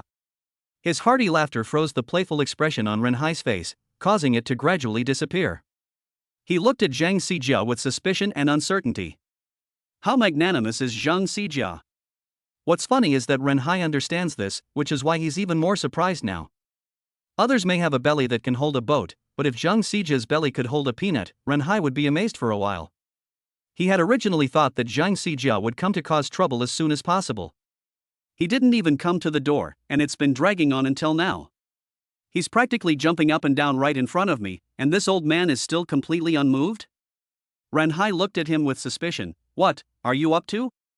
Ji Wuchang was the youngest of the three, only middle-aged, but he understood the two old men's character. At this moment, he looked at Zhang Xijia with the same puzzled expression as Ren Hai. "Suppressed? Old Ren, you're looking down on me, aren't you?" Zhang Xijia seemed a little angry. He's just a 4th level student, what bad things could he possibly be up to? As soon as he finished speaking, Chen Mingxiu's serious expression immediately broke down, and he lowered his head, covered his mouth, and chuckled. "Yes, with Feng Huai and his group around, it's just a 4th realm, who cares?" Ren Hai was about to say something when Ji Wuchang suddenly let out a soft "eh." "Why are Tang Wenhao and his friends heading towards number 2 middle school?" Zhang Xijia and the others immediately turned their gazes in that direction. Run Hai's gaze became even more puzzled. He knew these few prodigies from Longdu very well. They were all very proud, and they had the confidence to back it up. Why would I walk towards number 2 middle school for no reason? Is it because of those students from number 2 middle school who also came from Longdu? Thinking about it, he looked at Ichinyu and the others, and was even more astonished. He could see things even more clearly than Tang Wenhao. After scrutinizing Feng Huai and the others with surprise and doubt, he suddenly turned to look at the smiling Zheng Sijia. You fucking. The waiting area for number 2 middle school. Feng Huai found a corner, hoping to minimize his presence, but things didn't go as planned. He was the center of attention, and with Ichinyu and the others behind him, he became the most eye-catching person in the entire number 2 middle school. Wherever they go, they attract attention. Even in the most secluded corner, they become the most eye-catching presence. This attention intensified with Tang Wenhao's arrival, and the whispers among the crowd grew louder. Some students from number 1 middle school walked up to the students from number 2 middle school, their faces showing bitterness, and complained about Tang Wenhao and his classmates' high-profile behavior at number 1 middle school. They had hoped to gain the approval of the students from number 2 middle school, but were surprised to find that the students from number 2 middle school were not so bitter.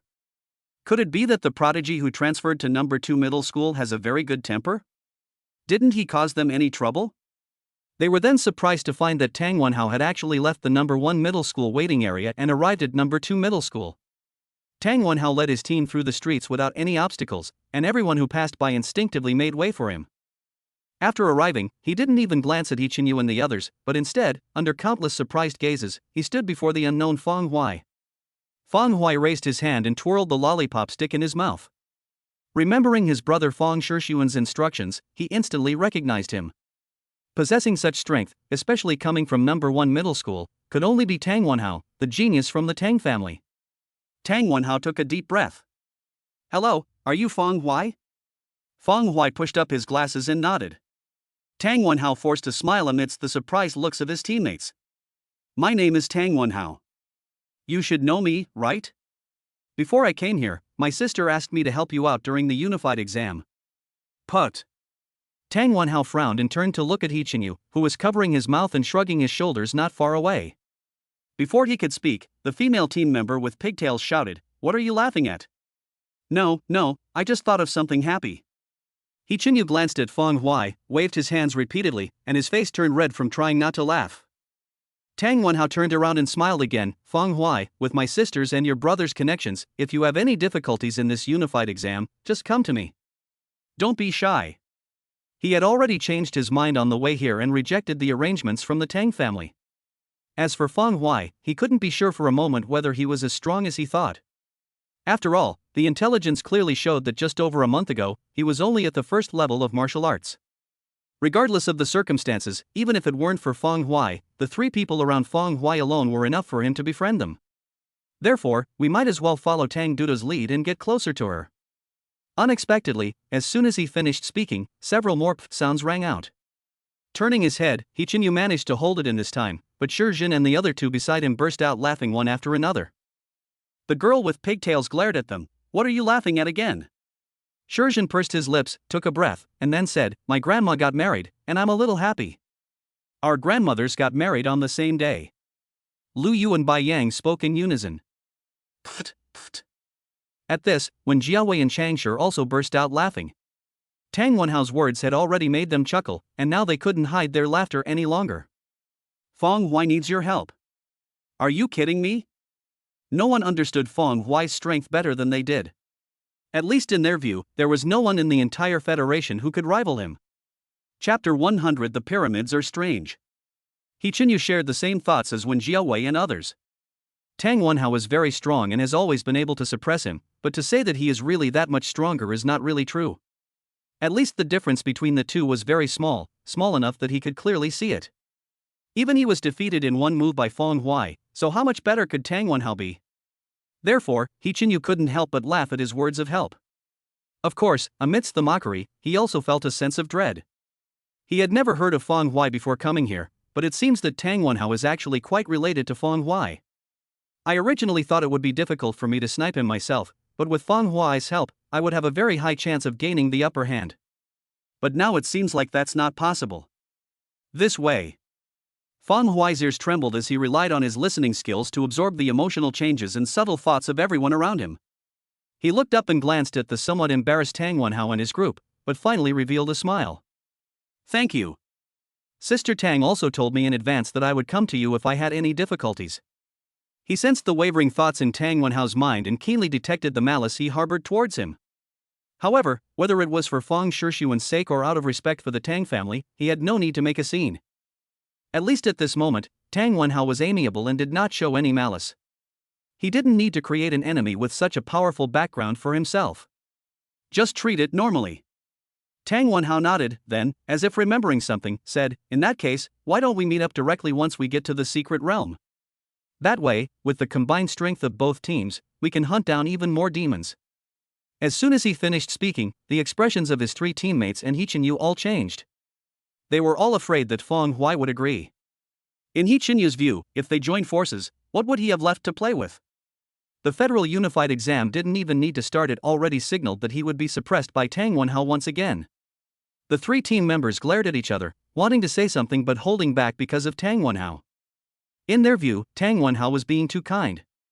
You have to understand that they went to great lengths to follow Tang Wenhao and secure 3 spots for their teammates before finally making it to Mingcheng. But Tang Wenhao actually had to bring these 4 people along because of a single instruction? These 4 people are not only not a help, but it would be good enough if they didn't hold us back. How strong could a small place like Mingcheng possibly produce? If Tang Wenhao had brought those 4 realm students from number 1 middle school with him, they wouldn't have reacted much. But these 4 second-tier students, they should be lucky to even have the strength of the 3rd realm, right? Although they didn't speak, their eyes made no attempt to hide their disgust as they looked at Fang Huai and his companions. They found this kind of backdoor behavior extremely despicable. No, we're used to doing things alone. As soon as these words were spoken, several people visibly breathed a sigh of relief. The students from number 1 and number 2 middle schools in the distance also looked astonished. The students at number 2 middle school were alright, but the students at number 1 middle school couldn't understand it at all. What's going on? Tang Wenhao has already tacitly recruited them, and that person actually refused? He regret it. We wouldn't even dare to dream of such an opportunity. I used to look down on him for using connections, but now I feel sorry for him. Indeed, they can't even figure out how to use connections properly. What a waste of those connections. Tang Wenhao stared intently at Fang Huai for a moment, his eyes flashing, and then he smiled. In that case, you are welcome to come anytime during the secret realm. The secret realm is about to open, so I won't stay any longer. I'll take my leave now. After saying that, he turned around and walked away with his teammates, ignoring He-Chin-Yu the whole time. That arrogant, haughty attitude of his makes me want to punch him to death no matter when I see him. He-Chin-Yu appeared beside Fang Huai at some point, looking somewhat aggrieved. Brother Fang, he looks all respectable, don't be fooled by him. Fang Huai glanced at him. Are we that close? Hey, what are you talking about? We've already been intimate, and we're even from the same school, right? Upon hearing this, not only Fang Huai and his group, but even Lu Yu and her 2 companions widened their eyes, feeling that the person in front of them was extremely unfamiliar. Fang Huai's lips twitched as he looked at the bandaged face, wondering where he could still make a move. Compared to Tang Wenhao, He-Chin-Yu really made him want to give him another blow. Who could have imagined that He-Chin-Yu at this moment would be the same arrogant person who stood at the school gate this morning, looking superior to everyone else? As expected of someone from Longdu, not only their strength but also their shamelessness far surpasses that of the students from Mingcheng. Changshur glanced at him and felt a sense of déjà vu. Isn't He-Chin-Yu at this moment just like he used to be? Like repels like, and now he finds He-Chin-Yu somewhat displeasing. Fang Huai stopped talking, rubbing the hilt of his sword at his waist, his eyes filled with curiosity as he looked at the mechanical pyramid in the distance. Why does this pyramid look so strange? On the other side, Tang Wenhao and his companions, who had just left, were still grumbling in dissatisfaction. Tang was trying to give him face by recruiting him, but he actually refused. The female team member with pigtails puffed out her cheeks. It's understandable that someone who can't recognize a great man is like someone living in a small mountain town. They can't understand Longdu, let alone Brother Tang's strength. Another team member grimaced. Not agreeing saves us the trouble and effort. Tang Wenhao's invitation made them uncomfortable, and Fang Huai's refusal made them even more annoyed. Add to that the laughter and joking around Fang Huai, and just thinking about it fueled their anger. He-Chin-Yu and his group are all from Longdu, so they have the right and the ability to laugh. What are you guys? dared to laugh at them? Tang Wenhao glanced at them, somewhat disappointed, and had already made a plan in his mind. Once they got back, he could give up on these people. Although they also came from Longdu, in Tang Wenhao's eyes, their judgment was about the same as Chen He's equally poor. In the stands, Zhang Xijia's smile remained unchanged, but Ren Hai and Ji Wuchang were much more serious. You old geezer, I'm wondering why you've changed your personality. Tell me, what's the deal with those students from your number 2 middle school? Ren Hai didn't turn his head, carefully examining Feng Huai and his group. His eyes gleamed as he swept over Wen Jiawei and the other two, finally looking at Feng Huai with some doubt.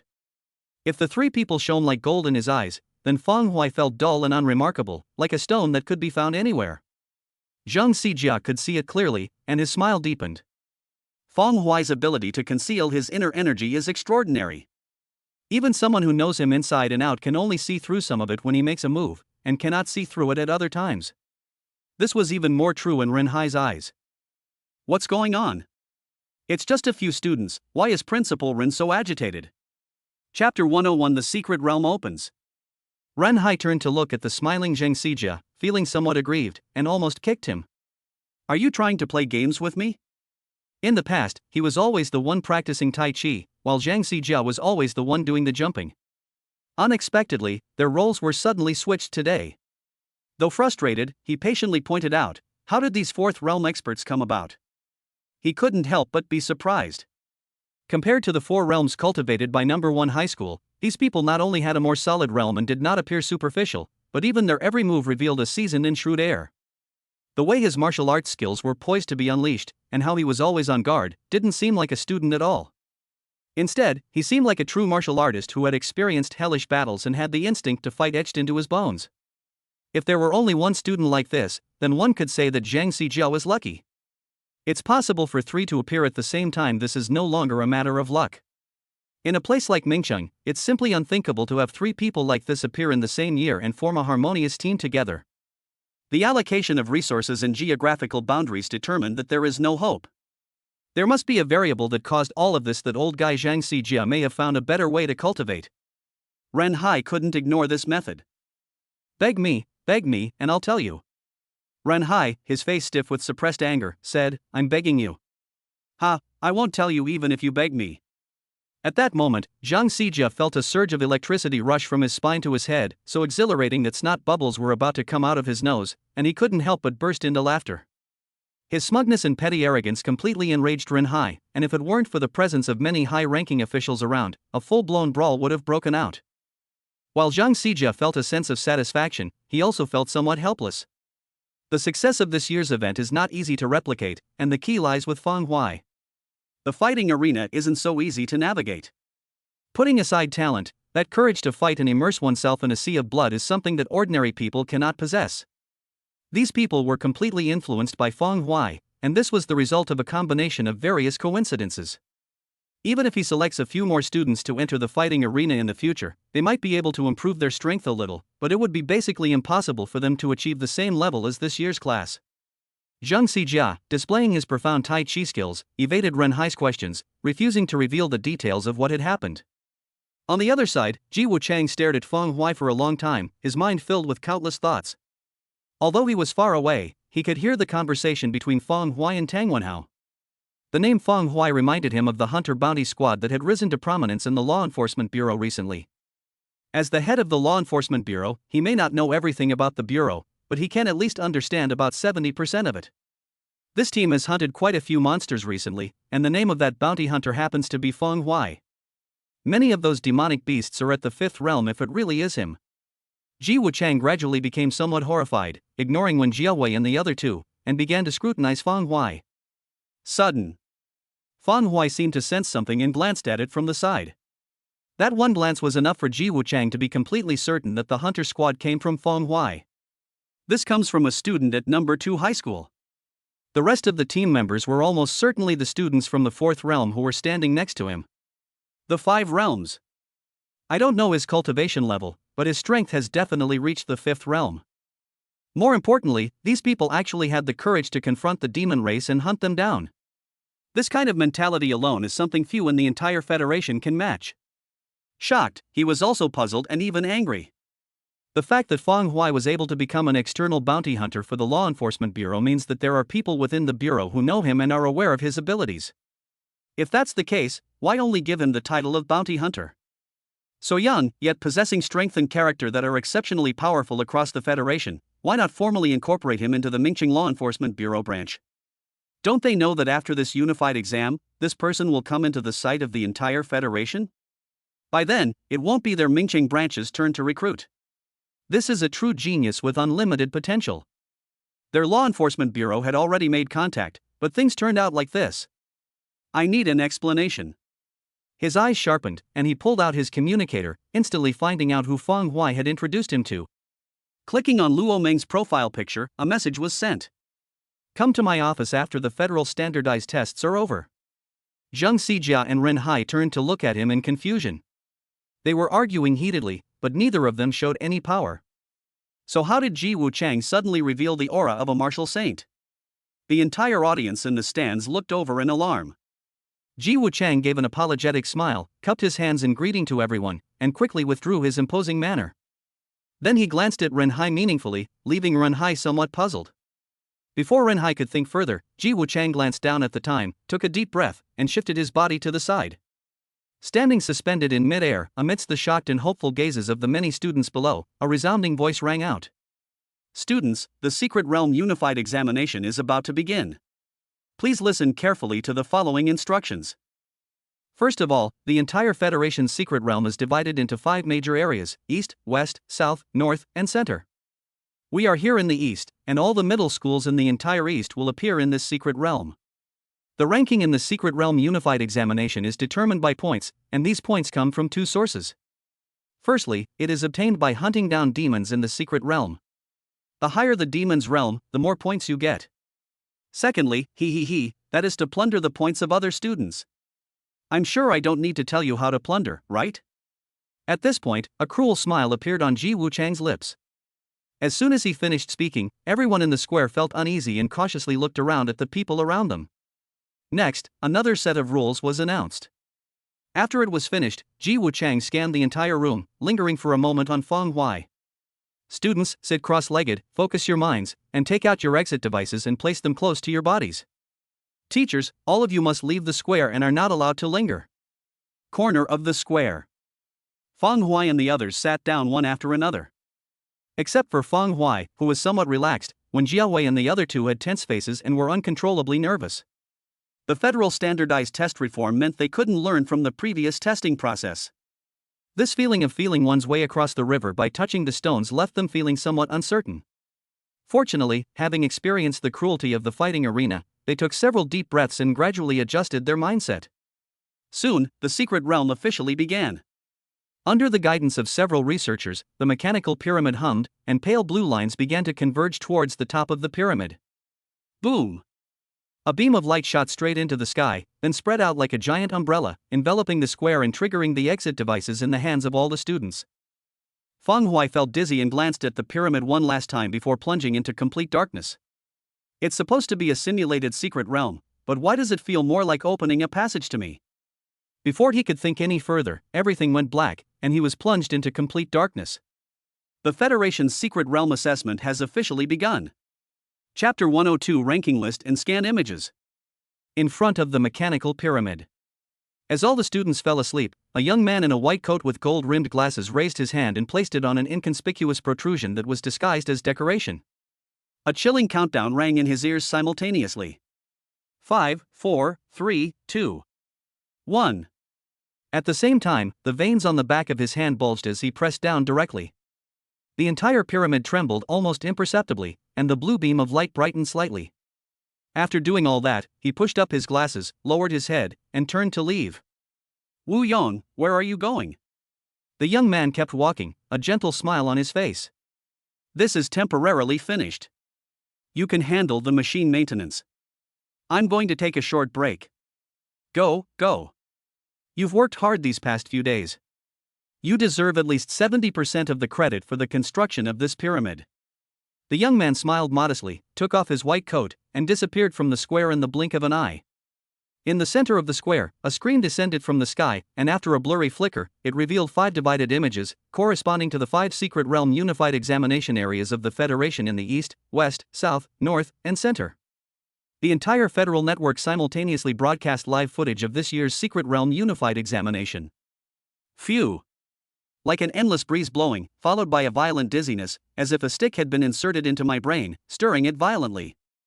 The dizziness intensified until I couldn't even distinguish up, down, left, or right. After my perception of the world was turned upside down, all the discomfort suddenly cleared up, and my consciousness rapidly returned and took over. Wow! Feng Huai's eyes suddenly widened. In an instant, my senses were cleared, as if a stuffy nose had been cleared in an instant. The fresh scent of grass and trees filled my nostrils, and the rustling sound of leaves and branches filled my mind. Looking around, he found himself no longer in a vast square, but in a boundless forest. Ancient trees stand tall against the sky, and the pristine atmosphere untouched by modern industrial pollution permeates the landscape. Spiritual body? Looking down at himself and pinching his body, Feng Huai's eyes showed a hint of curiosity. His clothing was the same as the outside world, and the feel of his fingers was almost identical, just like a real body.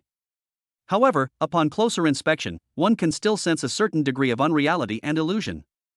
In this state, my mental energy is more active. You can even use your inner energy, just like a real physical body. It's so amazing? After a series of attempts, several giant trees around him collapsed with a bang, and Feng Huai withdrew his hand, quite surprised. Phew! Let's find someone first. After a long while, he exhaled and, without dwelling on it, carefully examined his surroundings, closed his eyes to sense his surroundings, and followed the familiar auras one by one. Before long, Feng Huai, carrying Chang Shi and Wen Jiawei, arrived at an open, flat area and left them next to Yang Xianlei. Perhaps due to the difference in their spiritual realm and mental strength, these 3 people have not yet truly awakened. Feng Huai sat cross-legged on the spot, drew the wild goose demon from his waist, and gently stroked it, feeling the increasingly volatile and active spiritual energy within. As early as yesterday, he had instructed Chang Shi and the others to keep their weapons close to their bodies. However, he was unable to find anything on the 3 of them other than the exit device. Only he himself successfully brought Yan Sha in. Is it due to spiritual reasons? The weapons in their hands are only at the level of treasures, all shells and no soul. Yan Sha, who successfully entered, also showed signs of weakness, with his spirituality becoming increasingly volatile. Sensing Yan Sha's joy and affection, Feng Huai unconsciously smiled. Perhaps it was because his breakthrough had boosted its spirituality that the wild goose blade now contained some of his aura, as if it had been raised by him. This transformation resulted in a closer and more harmonious relationship between him and others. If they were originally extensions of the hands and feet, they have now become tendrils of the soul, gradually entering into a state of resonance. The Federation does not have the concept of blood kinship testing, but at this time, Yan Sha and he were in a similar state. If anyone tries to use it by force, they will likely face the most brutal killing intent of Yan Sha. Cough cough. When Jiawei's eyelids trembled, and she opened her eyes, the confusion in them not yet completely gone. Not long after her, Chang Shi and Yang Xianlei also woke up, sat up, and gasped for breath. After calming down for a moment, Chang Shi was somewhat puzzled. Weren't we supposed to be hunting demons in the secret realm? We haven't seen a single demon around here.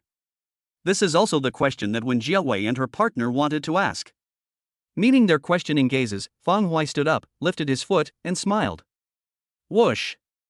Boom! With a single step, the mountain trembled, cracks appeared in the mud, and from within them, a giant, brown-furred beast with a single horn and 6 legs was shaken out with a mournful howl.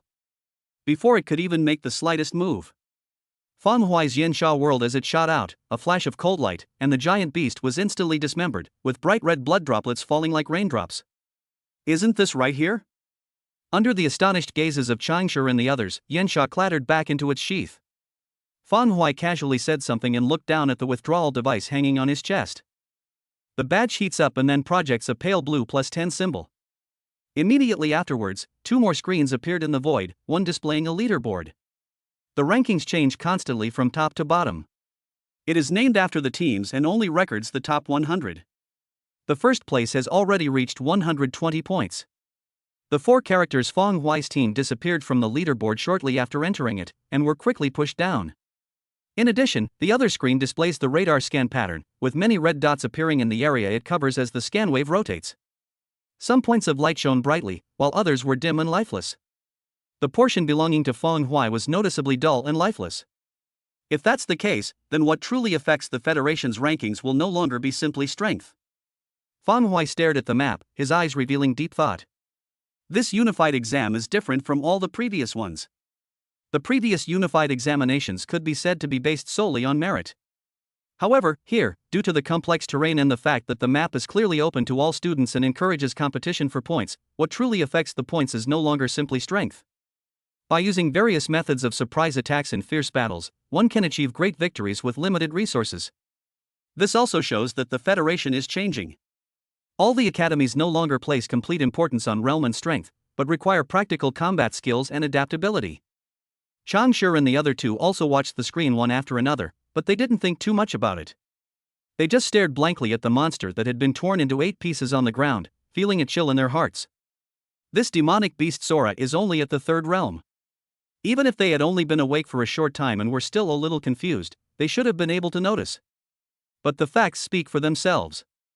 This can only mean that either this monster is good at concealing its presence, or that the monsters in this secret realm are very difficult to detect. I'm leaving. Feng Huai turned off the projection screen. Chapter 103, Searching for the Main Course. Where to? To hunt monsters? After Wen Jiawei had adjusted her physical condition and breathed properly, she asked a question. Yes, but not these side dishes. Let's go find the main course. Having said that, Feng Huai, with a short sword at his waist, strode forward, heading towards the place where he sensed a strong demonic aura. How many points are these little karaomis worth? Instead of struggling to find these things, we might as well go directly to find the biggest monster. Chang Shi and the others took a deep breath. Having just woken up and already received a lesson, they became much more serious and followed after him. Outside world. All eyes in the city were focused on the scene in the Eastern District. There is also a leaderboard next to the screen, which contains more information, including names and teams, and prefixes with the city and school. Lu Bo's team from Haidu No. 1 Middle School is ranked first. The quality of the top city in the East District is still very high. Even the genius from the Dragon City in the Central District has been temporarily suppressed by him. On the stands in the square, Chen Mingxiu stood with his arms crossed, somewhat wistful. No one around him spoke, everyone was intently watching the battle scenes involving Tang Wenhao, which were being broadcast on the screen. In the picture, Tang Wenhao and his group, as if they had rehearsed 1,000 times, coordinated their positions and hunted down more than a dozen huge long-haired wild boars. As the two largest of them, the 2 wild boars with bristling manes, which were surrounded by fluctuations in the 4 directions, collapsed with a thud, Tang Wenhao withdrew his 2 hands, which were covered in blood. The leaderboard fluctuated, and the name of Tang Hao's team from Mingcheng No. 1 Middle School suddenly jumped to first place. At that moment, the civilians gathered around the square, as well as some people in the stands, all cheered. Number 1. Number 1 in the East District. Number 1 High School is awesome. Tang Wenhao is awesome. Number 1 High School truly lives up to its reputation, it really brings honor to Mingcheng. Many people, despite knowing that this was a prodigy from the Dragon Capital, still couldn't contain their excitement. After all, this is a live broadcast to the entire Federation. Mingcheng is at the bottom of the rankings, not to mention the Federation. Therefore, everyone would be excited to have a chance to showcase their talents. No matter who Tang Wenhao is, as long as his name has Mingcheng in it, that's enough. This is truly a grand occasion. Mingcheng hasn't been this lively in a long time. Zhang Xijia gazed at the crowd outside the square, feeling the lively atmosphere, and couldn't help but sigh. His gaze returned to the screen, and while he felt joy, he was also somewhat worried. The secret realm had been open for a while now, and the leaderboard was buzzing with activity as people vied for positions, their points accumulating and their names constantly being updated. Yet, he remained within the top 100 and hadn't seen Feng Huai's name. This should not happen. With Feng Huai's strength, he should easily be in the top 10, if not secure first place. The Federation's first reform was bound to have some flaws and oversights. I hope nothing unexpected happens to Feng Huai. Zhang Xijia couldn't help but worry. Feng Huai's importance in his heart was much greater than the so-called Mingcheng's show of fame. Anyone else could get into trouble, but Feng Huai could not. Those guys from No. 1 Middle School, are they just paper tigers? Ren Hai chuckled, not forgetting his earlier frustration, and took the opportunity to mock him. Zhang Xijia chuckled, shook his head and remained silent, but felt a little uneasy inside. A war academy located far away in Longdu. Fang Shishuan and Tang Duda lay on the sofa, their eyes glued to the projection screen in front of them. Since both of their younger brothers were in the Eastern District's secret realm, the screen clearly showed the Eastern District scene without any disagreement. As Tang Wenhao's ranking jumped to first place, Tang Dudu immediately raised his hand and cheered. She and Tang Wenhao weren't particularly close, but they were still siblings, so she was subconsciously happy for him. Don't keep such a long face. I've already spoken to Wenhao. Just watch, with his help, Fang Huai's ranking won't be low. Wenhao is still climbing the rankings right now. Once he's free to do it, he might be able to help Fang Huai break into the top 100. Tang Dudu put his arm around Fang Shishuan's shoulder and said with a smile. Fang Shishuan forced a smile. Rankings aren't important. I'm just worried that Xiao Huai might have experienced something bad in the secret realm. This time, we can compete for points, and I don't know if he'll be bullied. The Federation is full of talented individuals, especially this year. Given Fang Huai's second realm strength, he couldn't help but worry. It's okay, Wenhao is here. Tang Dudu said nonchalantly. Deep down, she didn't value Fang Huai much, she only did all this for Fang Shishuan's sake. After all, what could she possibly value about a second realm martial artist who was destined to die at the age of 20, especially since they weren't even that close? Why? Fang Shishuan sighed. The mountain path was rugged and winding, and Fang Huai and his companions climbed it, only hunting a few monsters they happened to encounter along the way, without ever actively seeking them out. Gradually, as he stepped onto a rotten, withered leaf, Fang Huai stopped, gazing at the deep valley faintly visible ahead, and whispered to the people behind him. Pay attention. Conceal your breathing and keep your movements to a minimum. They rushed as fast as they could, arriving at an extremely remote place. Here, the map can barely capture the red dots anymore, they only appear on the outermost edge of the scanning range. If Fang Huaining hadn't sensed the intense aura of demonic beasts, he wouldn't have chosen to come here. Chang Shi and his companions crouched low, their eyes blazing with murderous intent, like predatory beasts poised to pounce. Fang Huai had already told them about it on the way here, and they were all prepared to face the great demons of the fifth realm. They had experienced this countless times in Mingcheng, so no one showed any fear at this moment. Instead, they unleashed a bloodthirsty intent unique to the dog-eat-dog world. Fang Huai closed his eyes, his eyelids and earlobes trembling in sync. A moment later, he opened his eyes. There are 2 fifth realm demons in the valley. I'll take on one, and you guys hold off the other. Is that all right? Chang Shi and the others nodded in response. Well then. I'm leaving. Fang Huai grinned. Since it was a spiritual entity entering, he no longer needed to take off his glasses. He squinted, a crimson glint in his eyes, and walked step by step into the valley. The quiet valley was filled only with faint chirping of insects and birds the wind seemed unable to penetrate, and the air was thick with the pungent smell of decay. In the center of the valley is a yellow-black altar, covered with tadpole-like blue patterns. On the altar, 2 dog demons, who looked about 80% alike, sat facing each other with their eyes closed. Suddenly, they both opened their eyes at the same time. At the same time, the calm air currents in the valley were stirred up, and a storm descended and pressed down in an instant. Within the storm, the afterimages coalesced into Fang Huai's figure. His fist was wreathed in qi, his bulging veins were like a python turning over, his body was like a bow drawn to its fullest extent, and then he slammed his fist down. Boom! The dog demon reacted extremely quickly. The 2 demons' golden pupils were first horrified, then flashed with light. They took half a step back at the same time and raised their claws to meet the attack. Chapter 104 Secret Realm Altar. Boom! The hurricane howled, and the 2 demons were thrown out one after the other like kites with broken strings, their pale golden blood scattering across the sky. Bang! Bang! The 2 demons rolled to the ground, their eyes filled with deep horror. The sudden blow left them stunned. How could this be? Wasn't this secret realm occupied by the Federation and developed into a place for student assessments? How could students who take federal standardized tests possibly have such abilities? Could it be that they came specifically to purge their high-level martial arts experts? But isn't this place protected by shielding and guiding methods, so everyone who comes here will subconsciously take a detour? The 2 demons rolled on the ground coughing up blood. Fang Huai also stopped briefly, standing on the altar with a furrowed brow. His attack seemed casual, but with his current strength, ordinary 5th realm demons simply couldn't withstand it. The previous suggestion to have Changshi and the others drag one away was simply to give them a chance to shine. But now, these 2 demons have only suffered minor injuries? More importantly, he looked down at the altar. The altar remained unscathed from his attack, as solid as new, and the tadpole-like script on it gave him a faint sense of unease. I initially thought they were just two demonic beasts skilled in concealment, but upon closer inspection, the problem seems to be quite serious. Feng Hui looked up and surveyed the entire valley, his expression somewhat grim. There are two possible outcomes. The first is that it was a special arrangement by the Federation, and these two demons in this altar were specially set up as bosses. The second possibility is that an unexpected event occurred in the secret realm, either openly or secretly, and it is very likely an accident originating from the underground cave.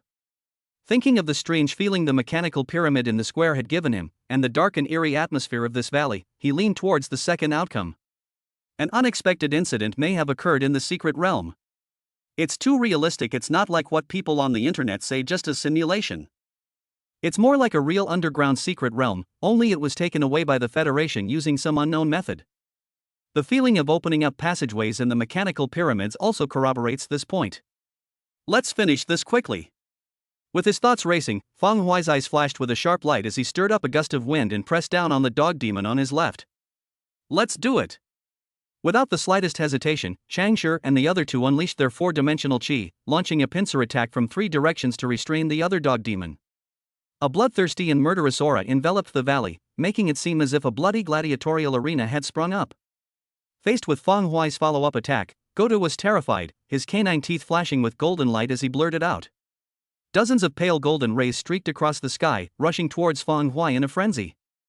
In an instant, he had completely regained his senses. After looking at Feng Hui and the others, he came to a conclusion: they were all students.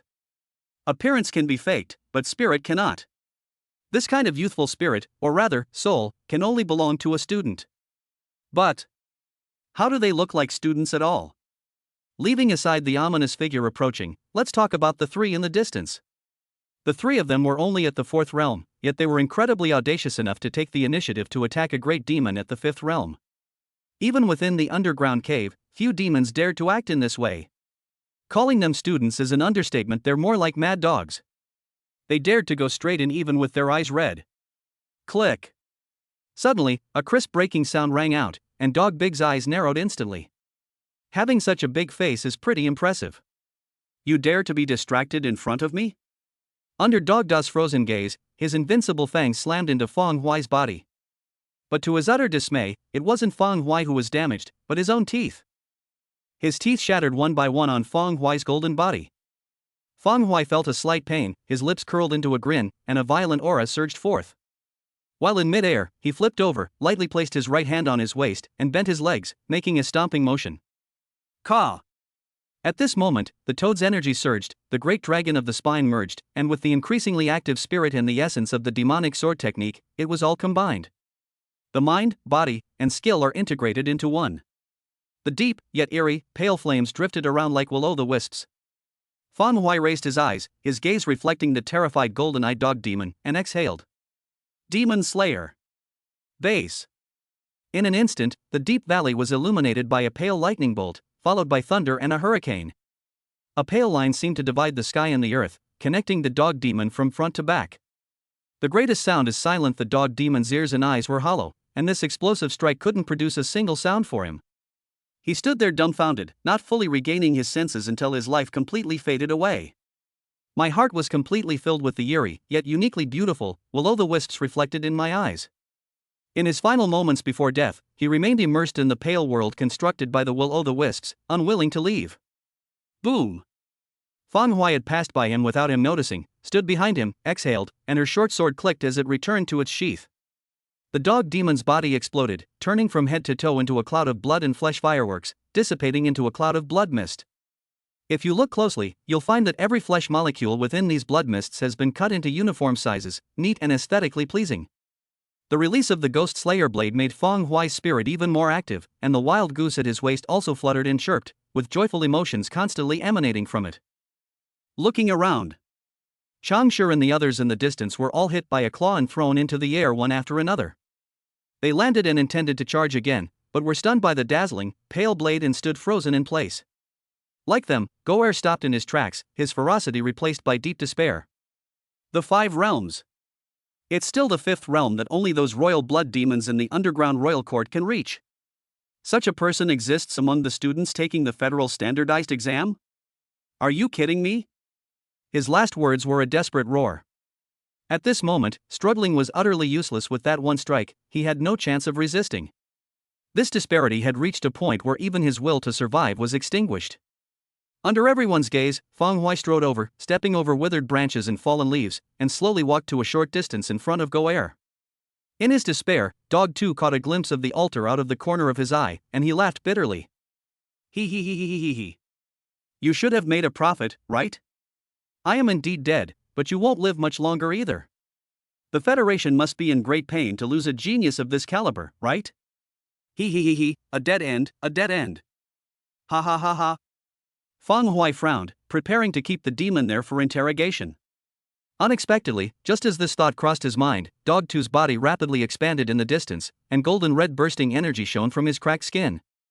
Self-destruct? In that case, I'll send you on your way. Feng Hui's eyes were icy as he activated the tiger form technique.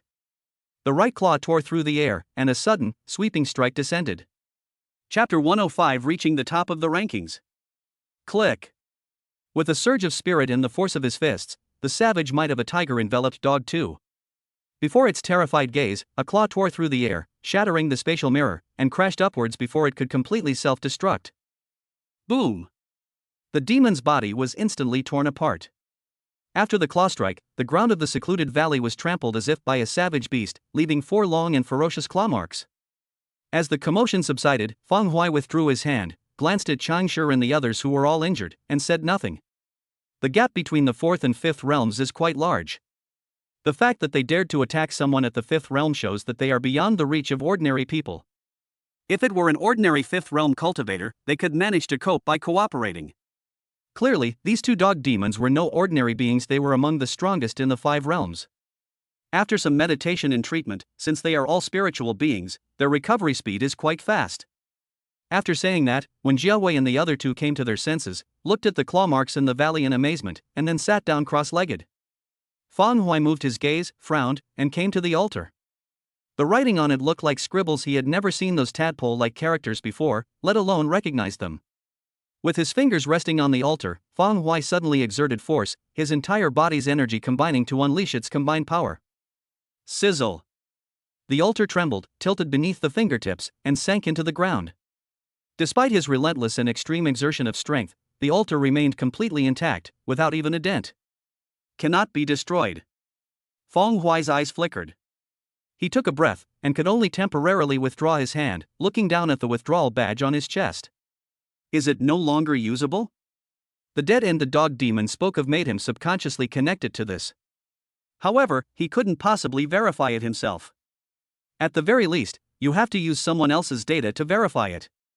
Touching the hot badge, Feng Hui opened the leaderboard and looked at it. 10,000 points for a single 5th realm demon? So much? Feng Hui was somewhat taken aback. On the leaderboard, he had jumped to first place, and his points were far ahead of the second place, a complete precipitous lead. He smiled and turned off the projection screen. He looked thoughtful as he turned to examine the altar before him. On the grandstand of the square. They're really fighting over it. It's getting a bit intense. Even I, an old man, am getting nervous watching it. Renhai stared intently at the large screen above, watching the first and second place rankings alternate, his palms sweating slightly. Tang Wenhao's team and Lu Bo's team from Haidu No. 1 Middle School were both giving it their all, and their hunting speeds were almost neck and neck. This resulted in them being far ahead of the third place team, and the broadcast on the big screen mostly featured footage of the battle between these 2 teams. Zhang Sijia's expression was equally tense, but not for the rankings, it was for Feng Hui. The Secret Realm Unified Examination has been going on for a long time. By now, Feng Hui's name should have appeared, but he hasn't shown up yet. This situation itself is not good news. He frowned and lowered his head in thought. Suddenly, the entire square erupted in commotion. What is that? Suddenly looking up, Zhang Sijia's eyes widened in surprise, revealing a hint of joy. Under the watchful eyes of the entire square, a name on the leaderboard shot up like a rocket, leaping from outside the top 100 to forcefully overtake all other teams and claim the number 1 spot. Mingqing No. 2 Middle School, Feng Hui's team, ranked first, with points, over 20,000 points. Suddenly, someone's horrified voice rang out, and the square erupted in uproar. All the spectators could not believe it. Over 20,000? Is there something wrong with the system? Who is this Fong Hui? Tang Wenhao and Lu Bo only have 4 or 5,000 each, but this guy suddenly has over 20,000? Holy crap! No, buddy. You've stirred up a monster's nest. Even a monster's lair couldn't possibly cost more than 20,000. Fong Hui, a student from Mingcheng No. 2 Middle School, I've never heard of that name before. The audience below was in an uproar, and the stands were filled with shock. Everyone instinctively turned their gaze to Zhang Xijia, hoping for an explanation. They knew Tang Wenhao and Lu Bo. They wouldn't be surprised if He Qingyu from No. 2 Middle School were to reach the top. After all, everyone who could be seen in the stands knew that He Qingyu's team was also a group of prodigies transferred from Longdu. But who exactly is this Fong Hui? I've never even heard of it. Zhang Xijia's expression completely relaxed. The tension was gone, and he was quite comfortable instead. Old Ran, a paper tiger is still a tiger, haha. Ran Hai's face looked like he was constipated. He was embarrassed, shocked, and envious at the same time. It's worth noting that among the 5 major regions East, South, West, North, and Central, the East region ranks second in terms of leaderboard points. There is only one central zone ahead, with a relatively large number of points, and the first place has more than 6,000 points. Fong Hui's current points are equivalent to his overwhelming power in suppressing the entire federation. And it's more than 3 times higher than the person with the highest score. Without exaggeration, this gap means that even if Fong Hui's points don't increase further, he will still be at least in the top 30. This unified exam was different from the past. He took a precipitous lead and climbed to first place, which would make Mingcheng in No. 2 Middle School famous. Moreover, Fong Hui is different from Tang Wenhao. He is a native of Mingcheng, and the value of his position makes Ren Hai's scalp tingle just thinking about it. His envy and jealousy were palpable. Zhang Xijia. You damned old bastard, you must have eaten dog shit to have such good luck. The square was in shock.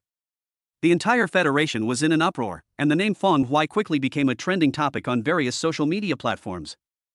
Along with Mingcheng and Mingcheng No. 2 Middle School, they also barged into the public eye. This elevated this inconspicuous little mountain town on the border of the Federation to the highest point, making it the focus of discussion in the Dragon Summer Federation. Dragon City, the Academy of War. Silence fell over the sofa. Fong Shishuan and Tang Duda stared blankly at the screen, their breaths momentarily held. Snap! The communicator in Tang Dudu's hand fell, and the crisp sound startled the two of them. Holy crap! Am I blind? That's Fong Hui, right? It's definitely Fong Hui, isn't it? Over 20,000 points. How did he do that? Gained over 20,000 points in an instant? Tang Dudu suddenly stood up, staring at Fong Shishuan in disbelief, her heart filled with incomprehension. Fong Shishuan rubbed his eyes, squinted, and carefully scanned the ranking list, reading it word by word. No matter how he looked at it, no matter how much he thought about it, all he could see were the 2 words Fong Hui. If these 2 characters appear in other regions, or if the prefix is changed, he can be sure that it is a case of name clash, that it is someone with the same name. But Mingcheng, No. 2 Middle School, Fong Hui. Combining these 3 pieces of information, who else could it be but his younger brother, Fong Hui? He knew this could only be his brother, but at this moment, he simply couldn't bring himself to recognize him. He's number 1 in the entire federation, and he climbed to the top in such a ferocious way. Could this really be his younger brother who's only at the 2nd realm? Holy crap. What's the director doing? Cut the camera already. Chapter 106, ending the unified examination. Dragon City. The central control center of the secret realm device. Inside a pure white control room, several staff members dressed in simple dark black uniforms stood in front of the control platform in the center. A floating screen surrounded them in a circle, with various information streams constantly running on it. Suddenly, one segment of the information stream flashed red, causing everyone to stop what they were doing and look up in astonishment. 20,000 points? A student hunted down a 5th-level cultivator? A chorus of questions filled the control room. Teacher Lu, this. A young staff member turned his head and looked at the bald, muscular middle-aged man next to him. As the person in charge of this central hub, Lu Jian was equally taken aback, but he quickly regained his composure. Switch the camera to the East District, to this student's location, and see what's going on. This shouldn't happen. This situation shouldn't occur. This secret realm is an area that the Federation seized from the underground demon race. The area has been thoroughly cleaned from beginning to end. All the great demons above the fourth realm have been wiped out. There is no way that any fifth realm demons could emerge. After all, this is just a standardized test for senior high school martial arts students. The fourth realm is already the limit, and there is little point in putting in the fifth realm. It would only add to the despair of these students. Therefore, there are no fifth realm demons in the entire secret realm. The system message that hunting down a powerful demon of the fifth realm would earn 10,000 points was preset, and no one would think that this would be useful. The fact that this message has appeared at this moment means that either their secret realm system has malfunctioned, or a powerful demon of the fifth realm has appeared in the secret realm without their knowledge. If it's the latter, then things are in serious trouble. Thinking about the trouble that might follow, Lu Jian looked anxious. He leaned over and lay on the control panel, working with the staff around him to quickly switch the view. Following Feng Huai's badge exit device location, the screen switched rapidly, briefly becoming chaotic just before reaching the target, but then broke through and a dark, deep valley appeared on the big screen. The staff members were even more astonished when they saw the obvious claw marks left from the battle in the valley. Their gazes swept over Feng Huai, who was trying to destroy the altar, over Changshi and the other two who were injured and receiving treatment, and over the remaining monster body of the dog demon, analyzing its identity as a fifth realm great demon. They finally confirmed that there really were demons from the fifth realm and the secret realm, and that they had indeed been wiped out by a group of students. Just by looking at the traces left by the battle, the staff could imagine how spectacular the fighting must have been, something they hadn't seen before. After Lu Jian's initial shock subsided, he looked at the somewhat familiar altar, his heart skipped a beat, and his eyes instantly turned somewhat frightened. Demon script. It's sealing off the altar. Why is it in this secret realm? He couldn't help but be terrified. The appearance of this altar signifies that the secret realm has been invaded by the underground demon race. It also means that the students inside may not be able to leave the secret realm. Originally, with the support of the Federation, the death of the students inside would at most cause them to become mentally depressed for a while. But now, affected by the demon race, if these students die, they may suffer from mental exhaustion and die completely. Their flesh and blood left outside will become empty shells, and they will be permanently in a vegetative state. This is no joke. If all the graduating high school students in this year's Federation were to die, the Federation would be in a period of limbo, with no one to fill the void. Besides, with such a major blunder in the Secret Realm Unified Examination, Lu Jian's future will be completely ruined. Furthermore, they will be unable to explain this to parents across the federal government who have lost their children. Thinking of such terrifying consequences, his heart trembled violently, his eyes darted around and flickered, but finally he slowly made up his mind, and with a fierce determination, his hands danced in afterimages as he rapidly began to operate. While operating the system, he roared, "Immediately!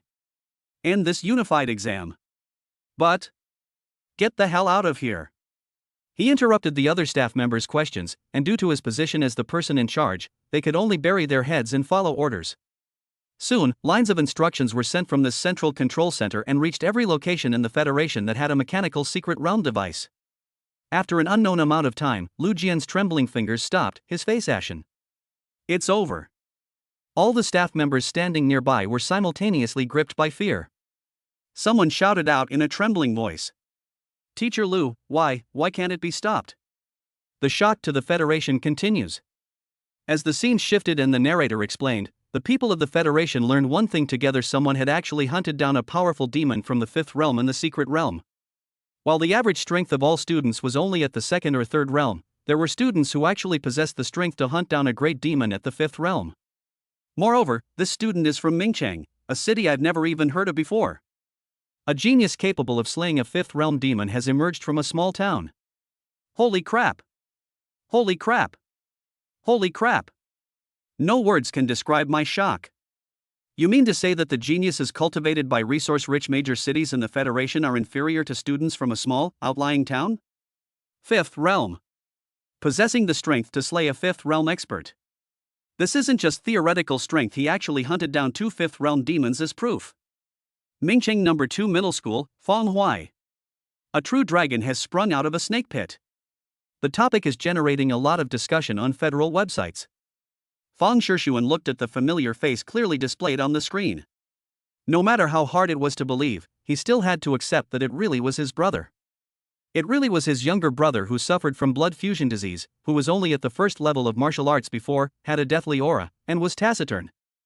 He can hunt down beings at the fifth realm. A sharp, explosive sound burst from Tang Dudu's mouth. She jumped up suddenly, her pupils shrinking to the size of pinpoints, her eyes widening to their maximum size. Is there anything more absurd than this in the whole world? As Fang Shixuan's girlfriend, she would intentionally or unintentionally learn about Fang Huai in his situation. However, in her understanding, Fang Huai was good at everything, but when it came to martial arts, he was completely out of the running. Utterly useless. The scene playing on the screen now bears no resemblance whatsoever to the Fang Huai she remembers. If you say he has blood fusion syndrome, he's full of energy. If you say he's weak, he can slay a fifth realm demon. To put it bluntly, Fang Huai's strength at this moment has already surpassed that of her and Fang Shixuan. He had only been in middle school, yet he had already surpassed those who had studied at the Federation's highest martial arts academy, the War Academy. Thinking back to how busy he had been before the unified exam, giving Tang Wenhao all sorts of instructions and wanting his help, Tang Duda suddenly blushed, feeling embarrassed. What kind of help do others need? A casual agreement is nothing more than a way to appease her, to give her face, and to save her face. Ah! Fang Shixuan. You must have been hiding this from me. Damn it, you've made me lose face. Fang Shixuan's confusion and shock didn't last long before he was awakened by a barrage of punches that followed, and he was inexplicably beaten up. Chapter 107 Federal Warning, Alter Mutation. In front of Mingqing Square. The text was filled with various shocking words. Among the crowd, Meng Fei, dressed simply, blended in unremarkable and went unnoticed. The Federal Unified Exam was such a big deal that even someone like him, who frequented underground fighting arenas, couldn't resist his curiosity and came to watch. He squinted, adjusting his eyes to the glaring sunlight, and stared at the large screen in front of him. After the director switched the camera to show the situation of Fang Huai and the other three, he suddenly froze on the spot. At first, he was also filled with shock and excitement. After all, the famous student in the Federation was from Mingcheng, and as a Mingcheng native, he was proud of him.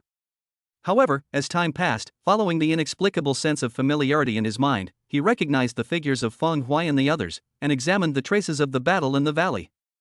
Suddenly, he discovered something that made his hands and feet tremble. This Fang Huai, how come he looks so much like the cat god?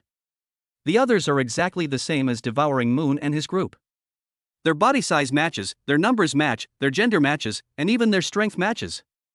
They were actually famous fighters in the underground fighting arena. Or rather, the famous boxer who is renowned in the bloody fighting arena is actually a student. Or are they students who will be taking the federal standardized test? No wonder they announced their retirement from the fighting arena. Meng Fei stood there blankly, his mind completely blank. He knew these people were young, but he couldn't possibly imagine them being high school students in their teens. Who would have thought that the Blood Soul Arena would be completely destroyed by a few teenagers? While other students were still well protected and living a life of luxury. These men, armed with knives and wearing masks, walked the line between life and death amidst a storm of blood and gore, suppressing the entire underground fighting arena. If he had previously been curious about why Fang Huai, who was not well known, was so powerful, and harbored some doubts about it. So now, all he can say is that being strong is to be expected. Others were unaware of the details. But he had personally overseen the boxing careers of these individuals and was filled with regret when they announced their retirement. He understood that only someone with such strength was worthy of being called Cat God. He is worthy of the title of Underground Tyrant, Cat God. Roar! Unable to contain his emotions, Meng Fei let out a loud scream, causing those around him to instinctively take a few steps back and look at him as if he were an idiot. In the stands. After the footage was broadcast, Zhang Sijia's smugness became even more undisguised. Anyone could tell he was in a great mood. Number 2 High School has produced a student capable of defeating 5 realms. A student has emerged who could be ranked among the top of the younger generation in the Federation. Ji Wuchang's face was as black as coal. In his mind, he had already dragged Luo Meng out and whipped him tens of thousands of times. The facts speak for themselves. Fang Huaishan possessed the strength to surpass the 5th realm even during his student days. Damn it, they didn't fully recruit this kind of talent into the Mingqing Law Enforcement Bureau, but instead only gave him the identity of a bounty hunter? He was panting heavily. Ren Hai, standing to the side, was no better off. Looking at Zhang Sijia's smug face, he felt a burning urge to bite, his jealousy evident in his expression. Sudden. The communicators in the pockets of all three of them vibrated simultaneously. The vibrations were unusual, exhibiting a distinct frequency. This frequency typically only occurs when a major, extremely urgent event occurs, prompting a unified federal warning. Over the course of several decades, this level of warning has only been issued 3 times. Zhang Sijia's expression turned serious, his frivolous air vanished, and he took out his communicator and looked down at it. In that instant, the air around him distorted, and his violent martial saint aura was unleashed. Like him, Run Hai and the other two were unable to control their aura spreading. A mishap occurred during the unified examination? The secret realm was invaded by the demon race? It has been sealed off? This year's students may very well perish. Zhang Sijia's eyes widened in fury, and a powerful killing intent erupted. It's important to know that the number of students in the secret realm is far more than just a huge number. They are all the future of the Federation. Most importantly, Feng Huai is still inside. A genius of this caliber might only appear once every 10 years in the entire Federation. If he were to die in the secret realm, what a tremendous loss it would be for the Federation, for him, and for number 2 middle school. Hold! With a roar, he leaped into the air, his aura no longer restrained, engulfing the entire arena. Ji Wuchang then emerged, revealing an aura of iron will, his cold gaze lowered. Everyone present must be thoroughly investigated, without exception. No matter who it is, investigate them thoroughly and find anyone suspicious who might have caused all of this. From all directions, countless law enforcement personnel responded to the order and launched investigations. Zhang Sijia and his 2 companions stood in mid-air, raised their heads, and looked at the scene in the secret realm with worried eyes. The message clearly stated that the entire secret realm was completely out of control. Not only can people inside not get out, but people outside can't get in either, it's completely blocked off. The Federation's martial gods have been mobilized and are rushing towards the true locations of these secret realms in the underground caves. Currently, before the arrival of the martial god, the situation in the secret realm can only be left to fate, hoping that the demon race's actions will not be too drastic or bloody. A cave. Could it be that they really want to break the balance and start a full-scale war with the Federation? Zhang Sijia's eyes were bloodshot. In a secluded valley.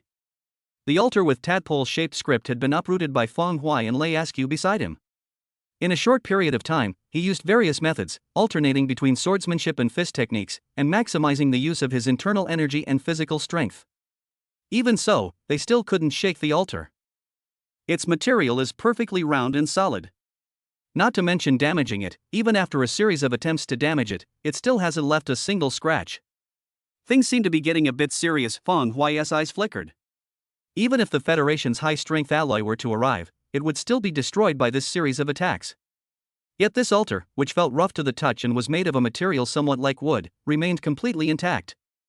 Changshi and the others had already recovered and retreated a great distance, curiously examining the altar. Changshi, tell me, if we use this to forge weapons, how powerful would they be? Before anyone could reply, an unexpected change occurred. Suddenly, a black halo appeared on the altar, its rhythm as steady as breathing. At the same time, the air in the entire secret realm suddenly became thick and heavy. It's as if some other substance has been inserted into it. Feng Huai's gaze turned solemn. His figure blurred as he retreated several steps, creating distance between himself and the altar. His eyes remained fixed on the altar, not daring to relax for even a moment. As time passed, 1 breath, 2 breaths. The black aura swirling around the altar suddenly became a little more agitated, with mirror-like cracks constantly appearing, and the distorted air affecting the surroundings. Buzzing.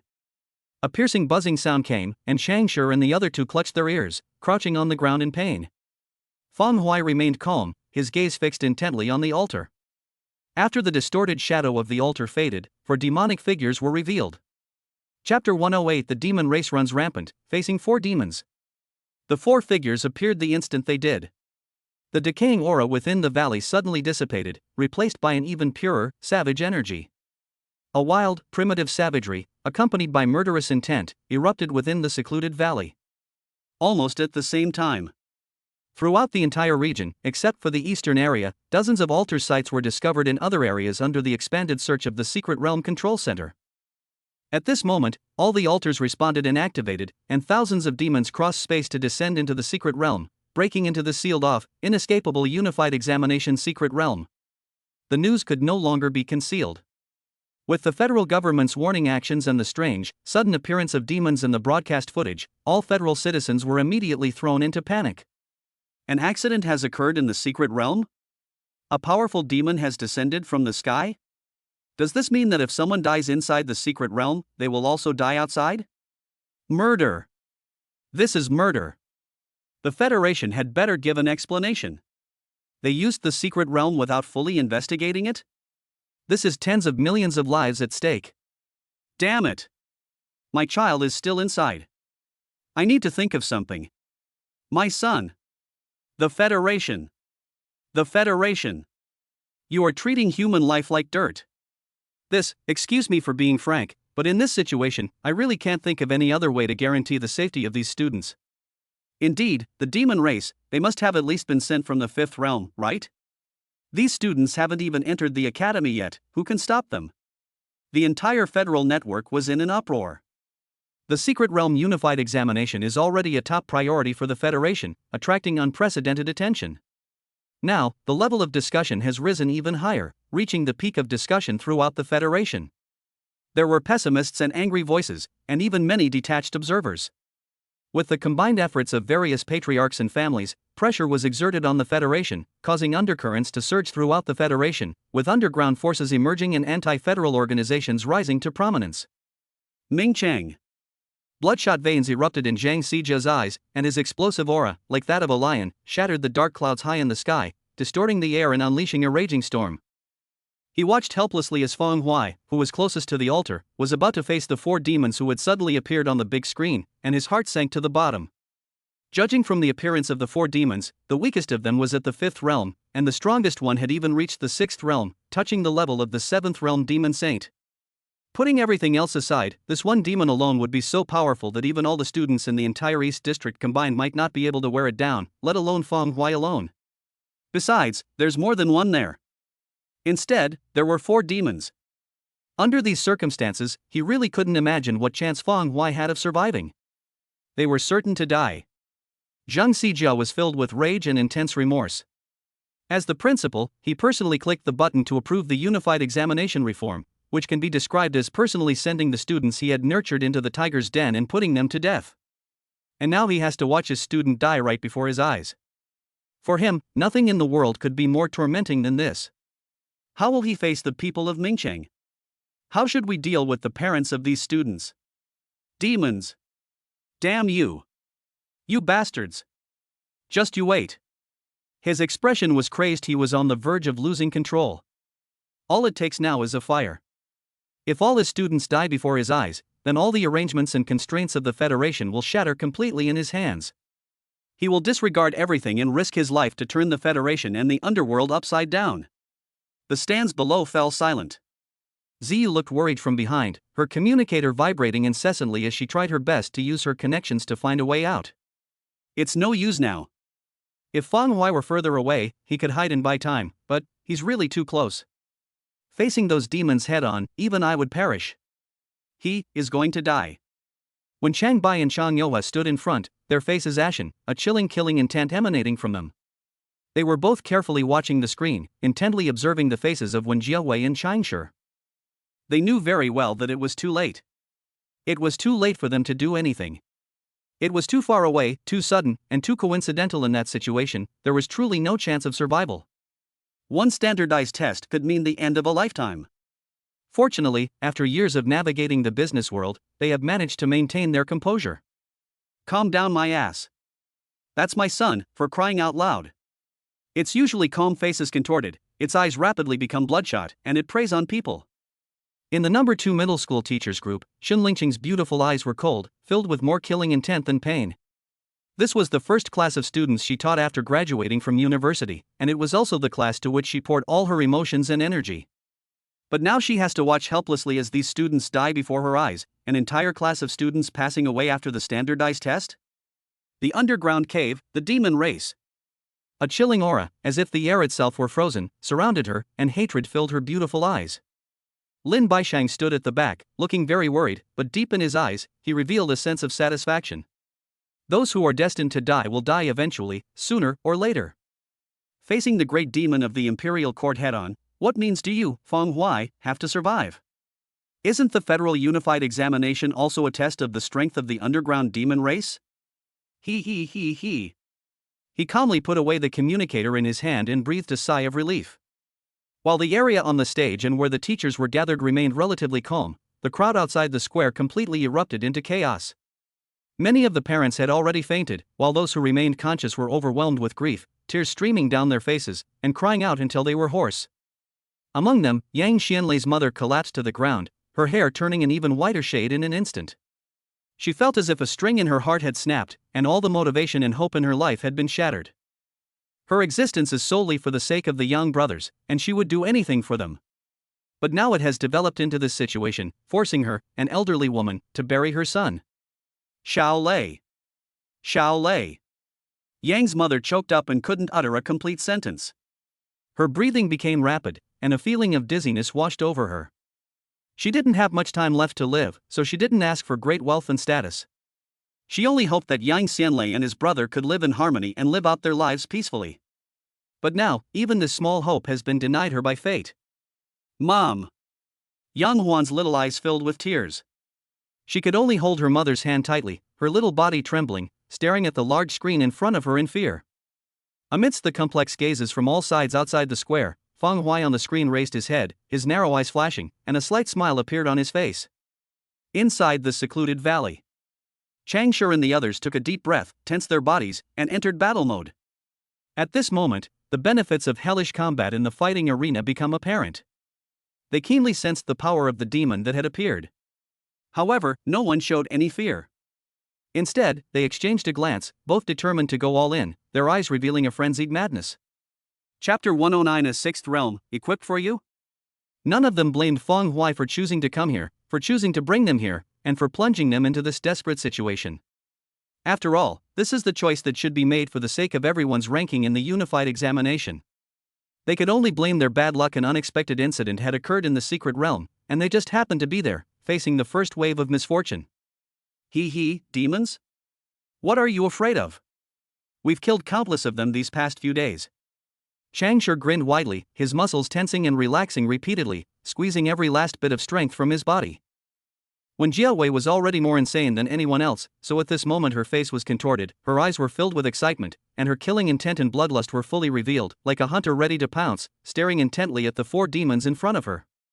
Yang Xianlei's wooden, stiff face trembled, his cheek muscles bulged, his muscles exploded and grew, and his hideous black veins twisted and wriggled like tree roots, causing his already tall figure to swell even more. His life is expected to get better and better. However, it was interrupted by an unexpected accident. He also has a mother and a younger brother. Anyone who tries to ruin his future, even if he still has a finger to move, he will tear a piece of flesh from that person's body. They've all come back to life and are now in battle mode. Feng Hui smiled, sensing the killing intent of the three people behind him, revealing his gleaming white teeth. As it turns out, none of these people were cowards, even though several levels above them dared to unleash their bloodthirsty killing intent. He raised his hand, took off the badge, glanced at it, and tossed it aside casually. Snap! The badge contained a message sent by the Federation, instructing all those in the secret realm to try pressing the exit button. Feng Hui had already tried to exit, but it had failed. Therefore, this badge is no longer of any use to him. Snap! Snap! Snap! 3 consecutive sounds of the ground hitting the earth. The 3 people behind them almost simultaneously took off their badges and casually tossed them aside like trash. Their movements and expressions were clearly projected onto the screens outside. Compared to the students in other regions who were begging, pleading, and filled with fear, displaying their ugly behavior, their state was so dazzling and radiant. It was so dazzling that even those who were uninvolved or opposed to the Federation were moved and somewhat shocked. Keep in mind, these are still students. In this situation, even if they were moved to this secluded valley, and even if they were stronger than Feng Hui and the others, they would still find it difficult to achieve this level of skill. While grieving, Zhang Xijia and the others also felt a surge of pride. These are the people of Mingchang. They are the true future of the Federation. They showed no fear in the face of life and death, and stood tall and proud in front of the demon race, never bowing their heads. However, after the initial pride, the anger in everyone's heart grows exponentially.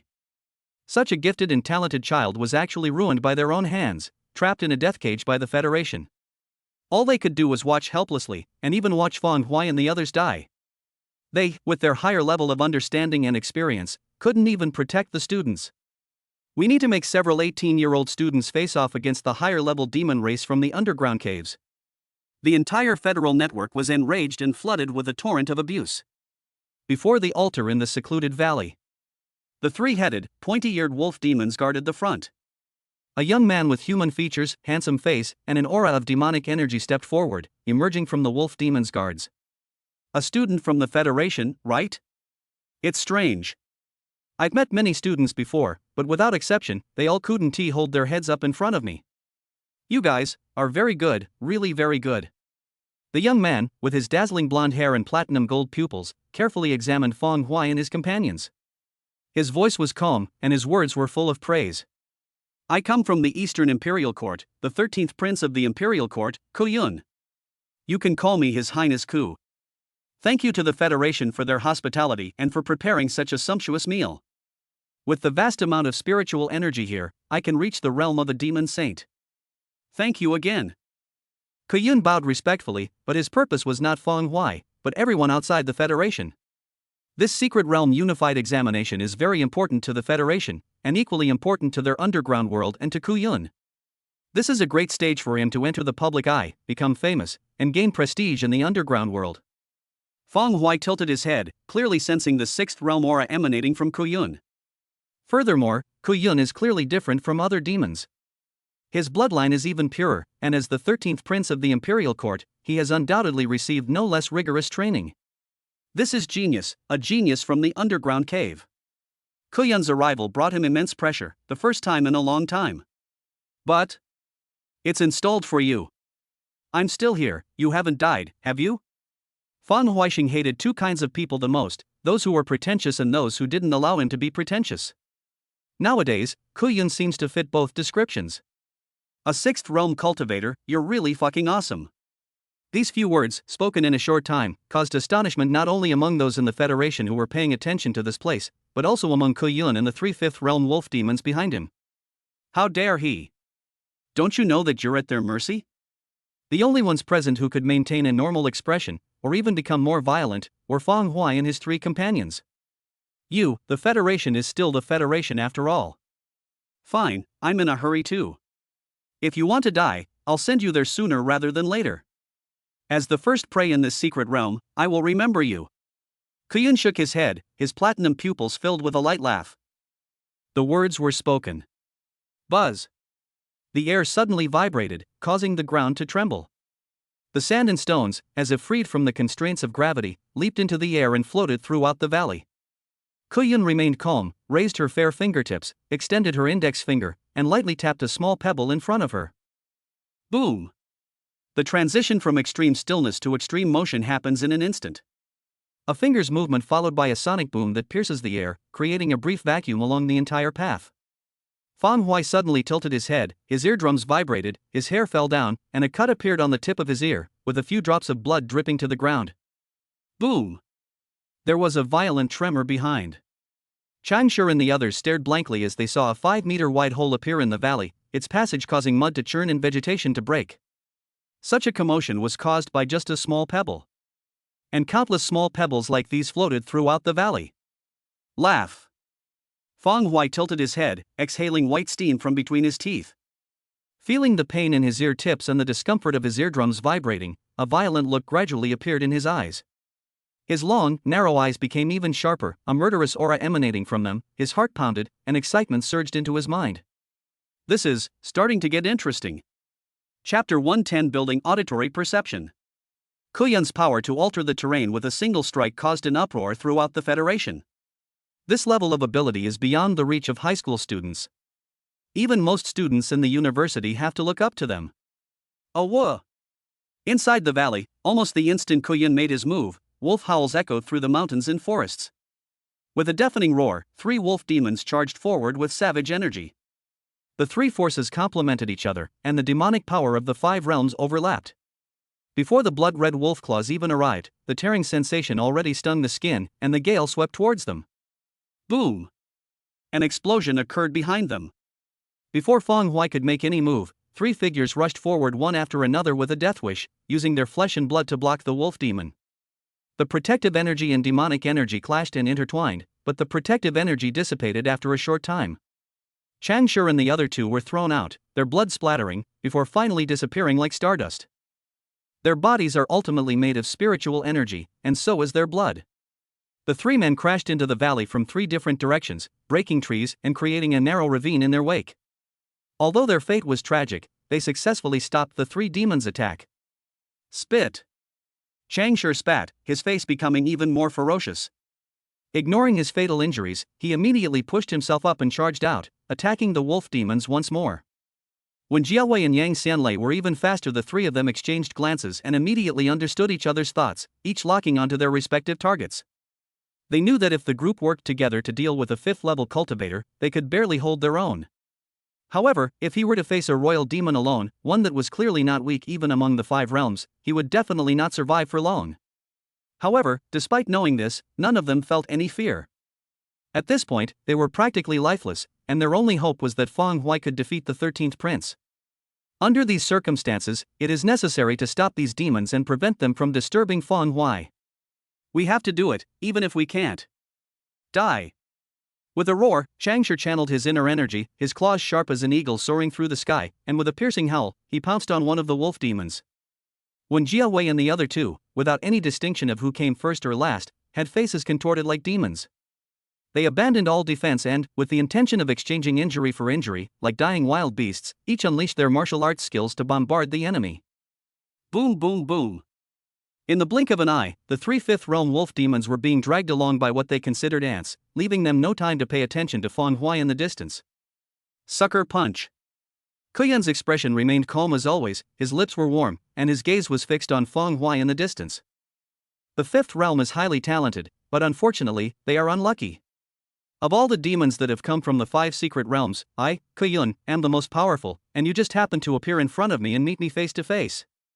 In the next life, I hope you'll be a little luckier, but in this life, just immediately become my provisions. Having said that, he flicked his long, slender fingers in quick succession, and countless pebbles stirred up a whirlwind, heading towards Feng Huai amidst the howling of ghosts, covering all directions. Feng Huai raised his head, his hair was blown back to reveal his forehead, his eyes were indifferent under his brows, and his bloodthirsty and violent aura had quietly disappeared. As the pebbles whistled through the air, an intense, suffocating sense of crisis washed over me, as if I were being targeted by 1,000 arrows, about to be pierced through the heart. In the final moments before the pebble struck him, his heartbeat and breathing slowed, his eyes closed gently, his ears trembled, and he surrendered all his senses to his hearing.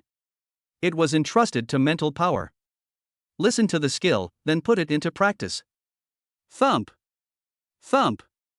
The world suddenly darkened, and with each heartbeat, invisible ripples spread out, dispelling the darkness and haze before my eyes. Countless pebbles appeared in perception, marked by golden light. Changsha and the others were surrounded by green light, while Kuyun and the other demons were covered by red light and their locations were locked by mental power. Phew! With the mind operating at full capacity, everything perceived slows down, by more than a beat. Seizing this opportunity, a gap appeared amidst the surrounding pebbles. Along this gap, he twisted his waist and hips, narrowly avoiding all the whistling attacks, yet remaining completely unharmed. Then, his figure flickered like a ghost, transforming into a wisp of wind, and rushed towards Kuyun at lightning speed. Boom! Smoke and dust rose everywhere. What? Kuyun's gaze sharpened, and his usually calm expression stiffened. To his shock, Feng Huai managed to escape his trap with a few twists and turns, defying the laws of physiology, despite his seemingly impeccable attack. But all of his hundreds or thousands of attacks missed. This shouldn't happen. Even ordinary 5th or 6th realm cultivators wouldn't be able to react to his demonic magic. Seeing Feng Huai rapidly approaching, Kuyun abandoned the finger-flicking motion and instead raised his large hand, slamming it down. Moment. The dust and pebbles floating throughout the valley trembled, and under his influence, they fell like a meteor shower, enveloping the entire 100-meter area, including Feng Huai's. Indiscriminate attacks. Feng Huai's earlobes trembled incessantly, his mental world brightened, and countless golden beams of light attacked. With his right hand on the knife, his feet swaying, his mind as calm as still water, he charged relentlessly towards his predetermined goal along the blind spot of the meteor shower. Phew! Rumble! The entire valley trembled, as if an earth dragon were turning over, dust billowed up, and the muddy ground became pitted and uneven. Such a huge commotion did not make Kuyun relax at all. On the contrary, the indifference on his face completely disappeared, his eyes widened, and his gaze became somewhat solemn. Mental strength. Those in the fifth realm possess spiritual power. At that moment, besides shock, he felt more fortunate than fear. If Fang Huai hadn't entered the secret realm this year, such a genius might have truly become an obstacle for the underground caves in the future. If Fang Huai enters the secret realm and doesn't meet him here, he might hide away. Perhaps he can escape the secret realm, or perhaps he will cause great trouble for other demons. At this moment, a series of coincidences came together, and Fang Huai met Kuyun at the most inopportune time. That's why I said you're just unlucky. Looking at the face with its eyes tightly closed that had arrived before him, Kuyun clicked his tongue twice and withdrew the demonic power that had enveloped the entire valley. After gathering his demonic power into his own body, he extended his right hand with a flickering motion, completely devoid of any trace of fire or smoke. This palm strike was extremely slow, yet it stopped right in front of Fang Huai the moment he appeared. At that very moment, Fang Huai suddenly opened his tightly closed eyes, his sharp gaze flashing. Demon Slayer. Base. With a burst of power from his right arm, Yan Sha was unsheathed in coordination with him. A surge of killing intent erupted, blood red swirling around the blade. Guided by the tip of the short sword, its sharpness condensed into a single point, slashing down towards that palm strike. Pale ghostly flames flickered. An atmosphere of deathly stillness pervaded the air. The moment the knife touched the palm, it was like water meeting fire, unleashing a repulsive force. Boom! The chaotic energy burst emptied all matter within 10 meters of Fang Huai and his companion. The blow struck Fang Huai hard, causing him to cough up blood and be thrown into the air. Kuyun's expression changed abruptly. He stumbled back several steps, barely managing to stop himself, his right arm hanging limply at the bottom. Chapter 111 Finding the Foundation of Spiritual Power. Kuyun looked down. A deep, bone-revealing wound appeared on his right arm, running from his hand to his shoulder. Pure gold demon blood oozed from the wound and dripped down. My 100 refinements demon body has actually been broken. Kuyun took a deep breath, suddenly smiled, and looked at Fang Huai in the distance. Very strong, but that's all there is to it. If you had a physical body, this strike could have truly mortified me. Unfortunately, relying solely on spiritual power is not a solid foundation, and without the support of flesh and blood, I ultimately cannot achieve this. Blame the Federation for putting you in this secret realm. Relying solely on a physical body simulated by mental power, isn't that like tying your own hands? As he spoke, granulation tissue sprouted from his right arm, intertwining and weaving together. The wound healed at a visible speed, becoming completely healed in the blink of an eye. Far away. Fang Huai stumbled, but after regaining his balance, he sheathed his sword, a hint of helplessness in his eyes. Kuyun was right. Ultimately, all he had was spiritual energy. He had no physical body to support him. It doesn't seem to pose any problem when dealing with other powerful demons of the 5 realms, but for a demon like Kuyun, it's truly like an egg hitting a rock. If he had a physical body, he wouldn't necessarily be able to completely defeat Kuyun, but Kuyun wouldn't be able to do anything to him. But relying solely on mental strength, this won't last much longer. Feeling his sea of consciousness swaying, his body felt disintegrating. Fang Huai let out a soft breath, showing no fear or disappointment, but instead slowly smiled. That's what they say, but not having a physical body isn't all bad. The benefits begin to become apparent as soon as you enter the secret realm. His mental energy, no longer bound by his physical body, became even more active and violent. Under the influence of this spiritual force, various martial arts insights converged in my heart like a tide, unified by the Sitting in Oblivion Sutra. As time went by, my attacks, power, and strength became stronger and stronger. As it turns out, the last time we promoted the Sitting in the Delusion Sutra was the right thing to do, and the benefits are now coming. The Ghost God Blade and the Tiger Form technique have a chance to combine. At this moment, all that's missing is a balance point, and the right place to find the right position for the Sitting Delusional Sutra. Fang Huai looked at Kuyun, suppressing his excitement, and exhaled with a mocking expression. As expected of a prince, he certainly talks a lot. Ha! Kuyun shook his head, chuckled, touched the ground with his toes, and floated out, instantly arriving beside Fang Huai.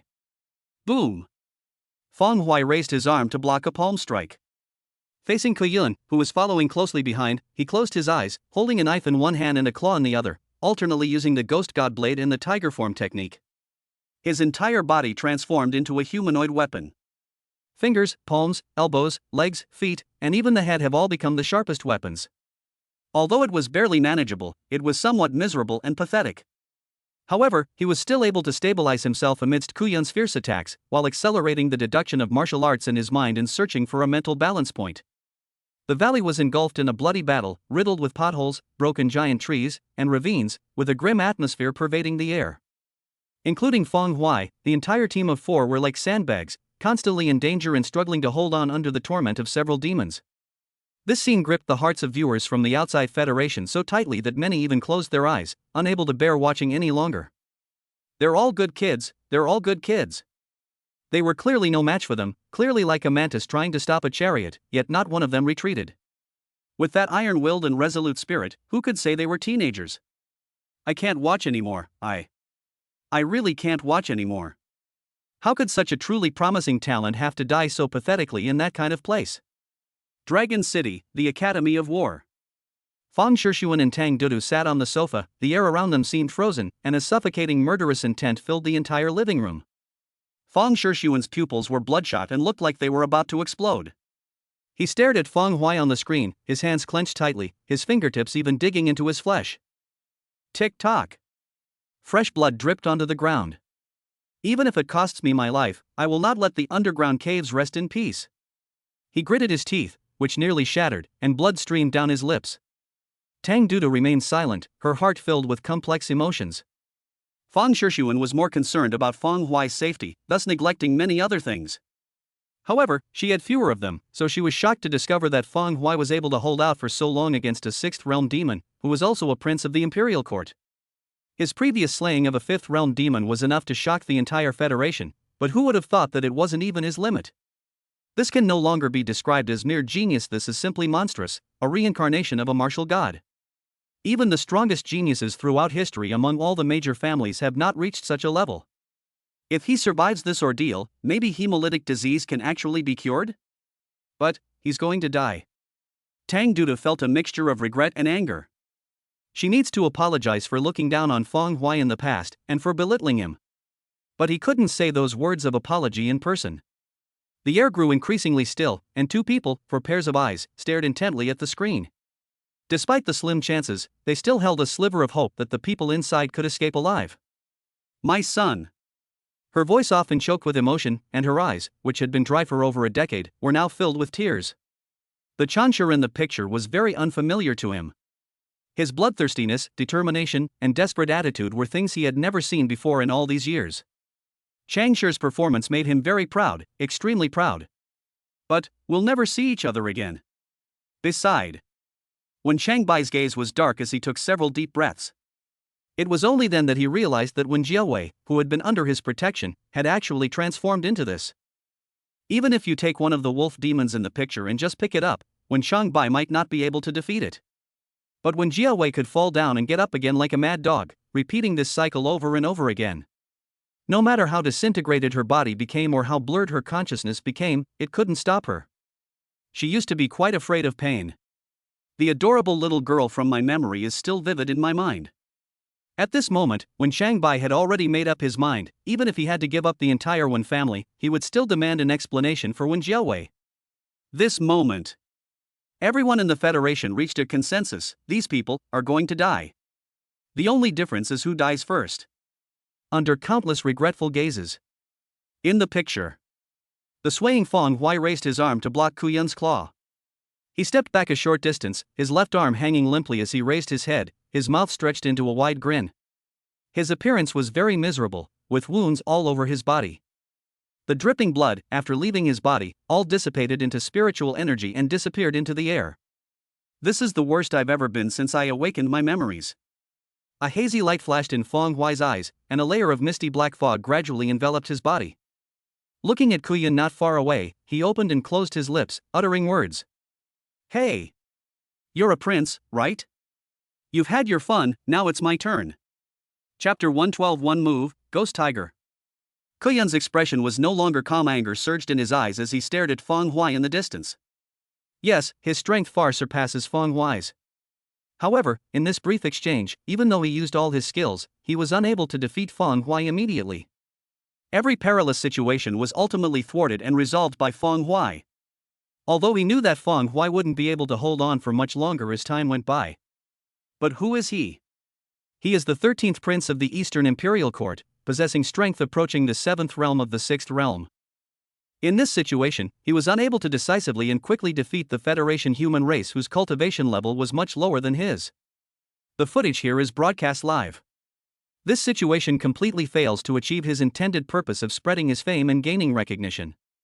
On the contrary, this will lead to even lower evaluations of him from the Federation and the underworld. Ko Yunbai's eyes were filled with thought. He moved his feet and was about to unleash the full power of his demonic body when he heard Feng Huai's voice. Before the cold smile could even appear on his lips, his gaze sharpened and his brows furrowed sharply. Buzz. An invisible ripple spread out, calming the entire valley and plunging it into an eerie silence. With his gaze fixed on Feng Huai, who was shrouded in black mist in the distance, Kuyun's demonic heart suddenly began to pound, and no matter how hard he tried to suppress it, he couldn't calm it down. Thump! Thump! Thump! My heart felt like it was going to jump out of my chest, panic surged into my heart out of nowhere, every hair on my body stood on end, and goosebumps burst out, as dense as broad beans. Kuyun's pupils contracted as he carefully analyzed his body's reactions and came to a conclusion. Am I scared? Why? He stared intently at Feng Huai in the distance, his mind filled with incomprehension. He didn't understand why Feng Huai could give him this feeling. Let alone now that we don't have a physical body, even if we did, it would still be impossible. What realm is Feng Huai at? Only the 5th realm. Compared to him, who possesses the purest royal demon blood, the difference between this human and him is like heaven and earth, there is absolutely no comparison. Yet this very person, now without a physical body, relying solely on his spirit, and severely injured, can still evoke such a sense of threat, causing his survival instinct to subconsciously release fear. Kuyun trusted his instincts, which had helped him escape danger and avoid many calamities on numerous occasions. All the past calamities were still within his understanding, but today's were something he couldn't believe. How can you convince him that someone who was just moments ago fighting for his life, who has been under your control and who you could easily defeat with just a few more moves, can actually threaten your life? Impossible. Roar. A roar of fury. Kuyun's expression was contorted, his body covered in hair, and his golden sideburns, like steel needles, pierced his fair skin. His mouth was long and his fangs were ferocious. With a swift movement, he bent down, his palms transforming into broad claws, his back muscles tearing through his clothes, his bulging muscles swelling more than tenfold, his entire body covered in golden fur, and in the blink of an eye, he transformed into a magnificent golden lion. The towering lion roared once more, its savage aura unleashed without restraint. His platinum vertical pupils were filled with bloodlust and slaughter, and a gale howled around him, accompanied by thunderous explosions. Boom! The valley trembled, and a deep, massive crater appeared beneath Kuyun's 4 feet. He, accompanied by thunder and gale, with his tangible demonic energy moving with him, charged savagely toward Feng Huai. The bloody maw opened wide, and with a roar, the actual sound waves preceded it, causing the mud to churn and the air to become turbulent wherever they passed. I am a great demon of the 6th realm. The 13th prince of the Imperial Court. It's impossible for me to feel afraid.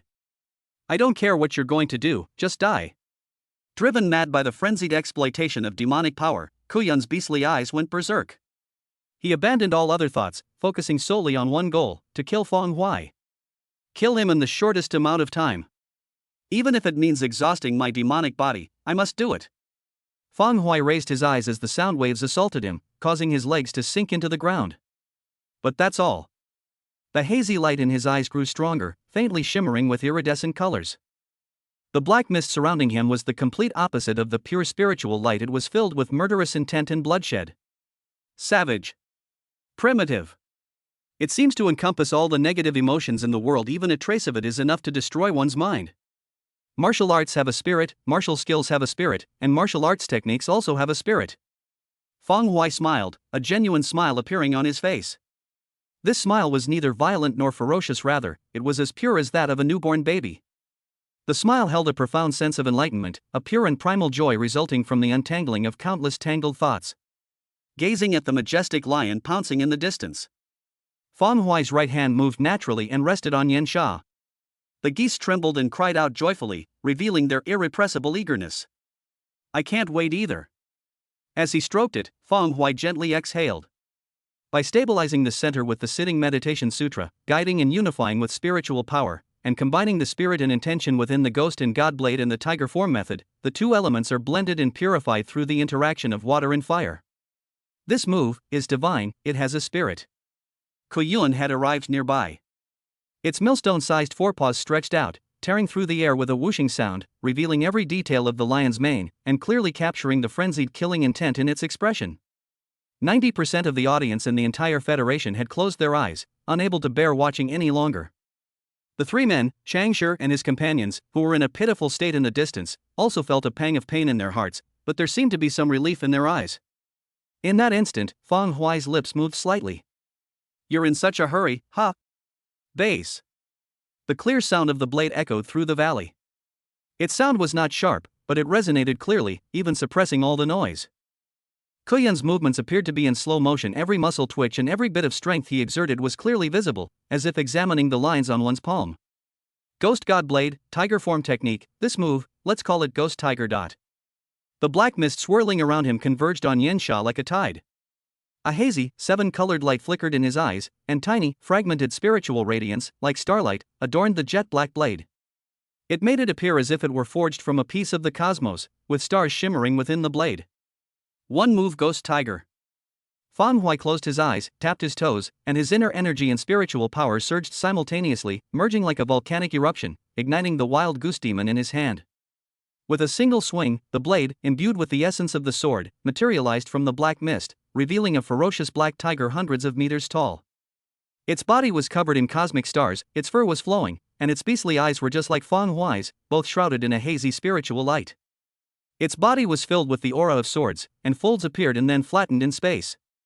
The moment it emerged, the black tiger roared, its fangs bared, and pounced on Kuyun in his terrified gaze.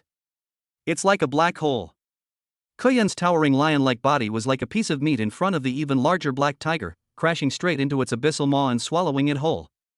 Chapter 113: The Interpretation of the Soul, Rotten Fish and Shrimp. Thump. Like a heartbeat.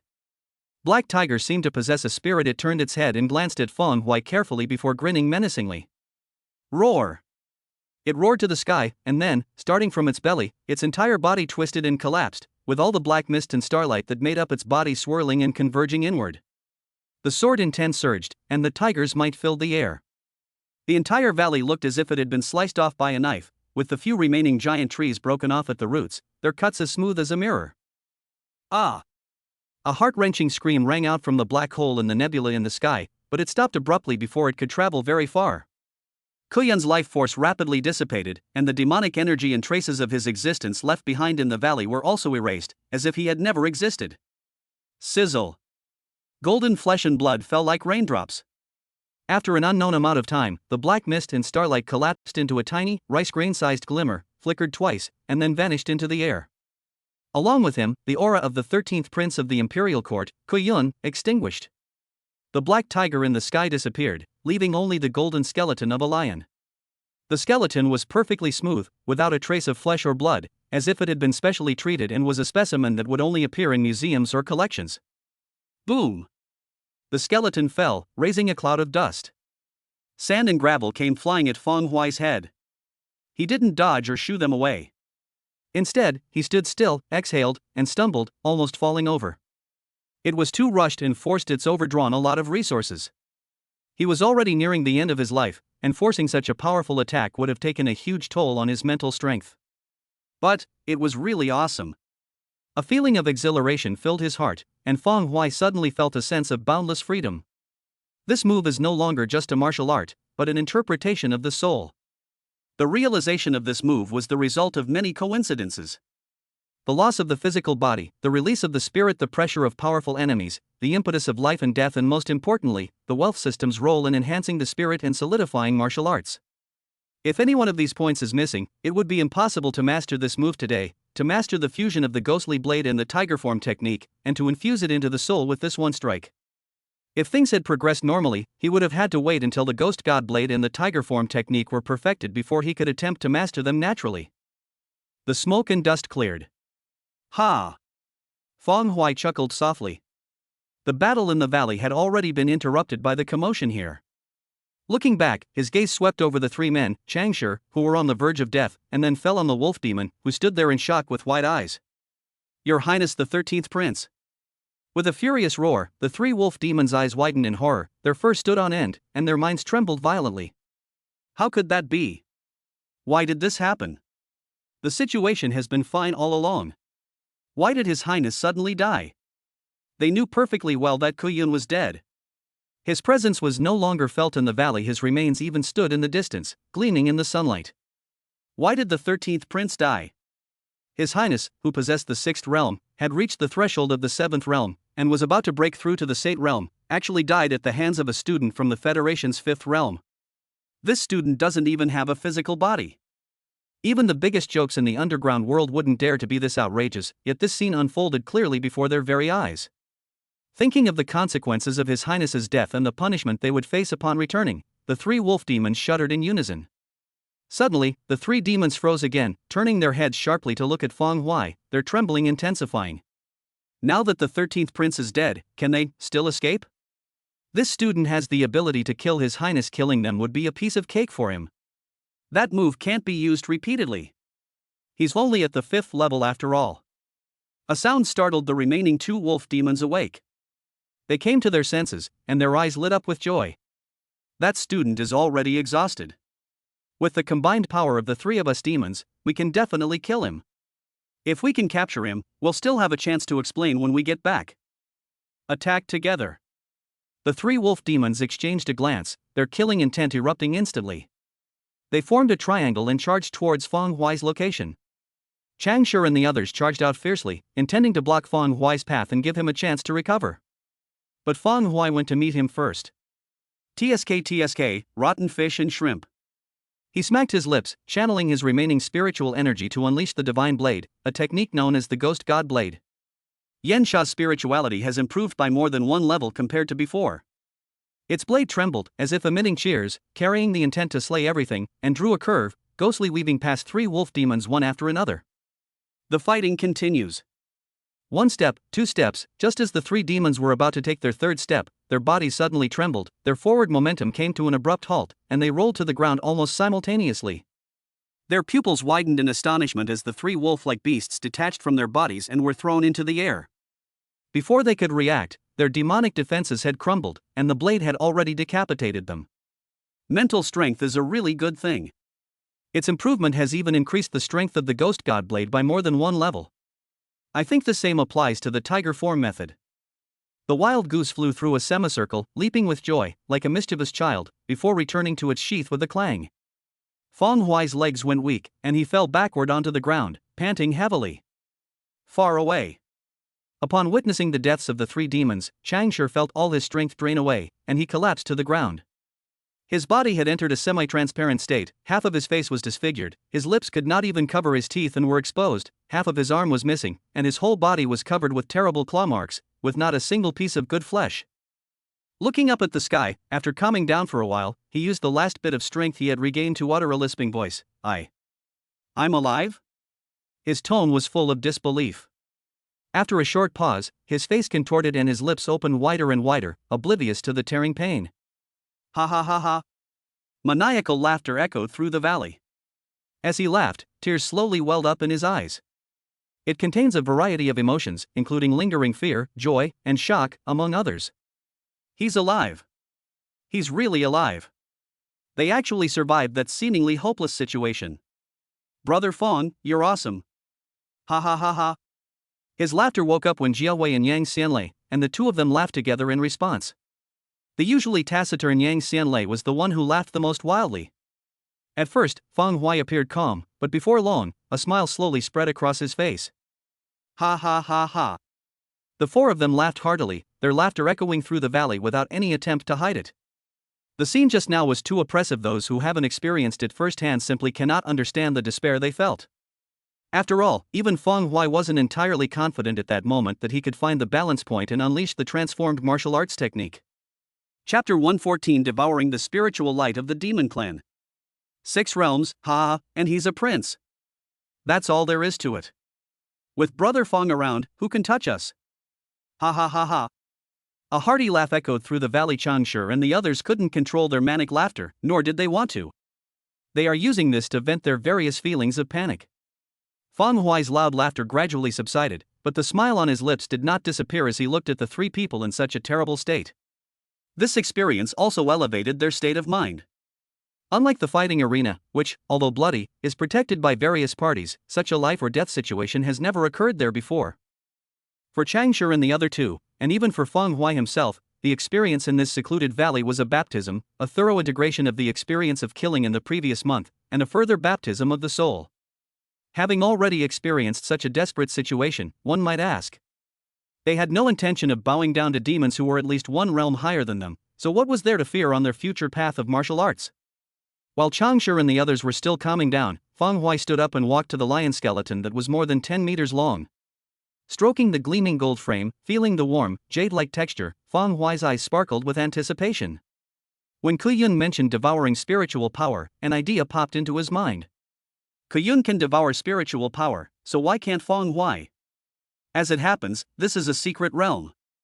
Because of the spiritual entry, there is no physical constraint, so it is much more active, and many usual spiritual techniques are easier to use and more powerful here. In addition to his previous spiritual transformation, he was now able to perceive the spiritual radiance of Kuyun and the three wolf demons. Including Kuyun, he only obliterated their physical bodies and minds, but left behind the most primal, perceptible trace of their spirituality. Give it a try. Feng Hui was thrilled, his spiritual power surged, and a hazy light appeared in his eyes. Phew! A gentle breeze suddenly arose from the flat ground.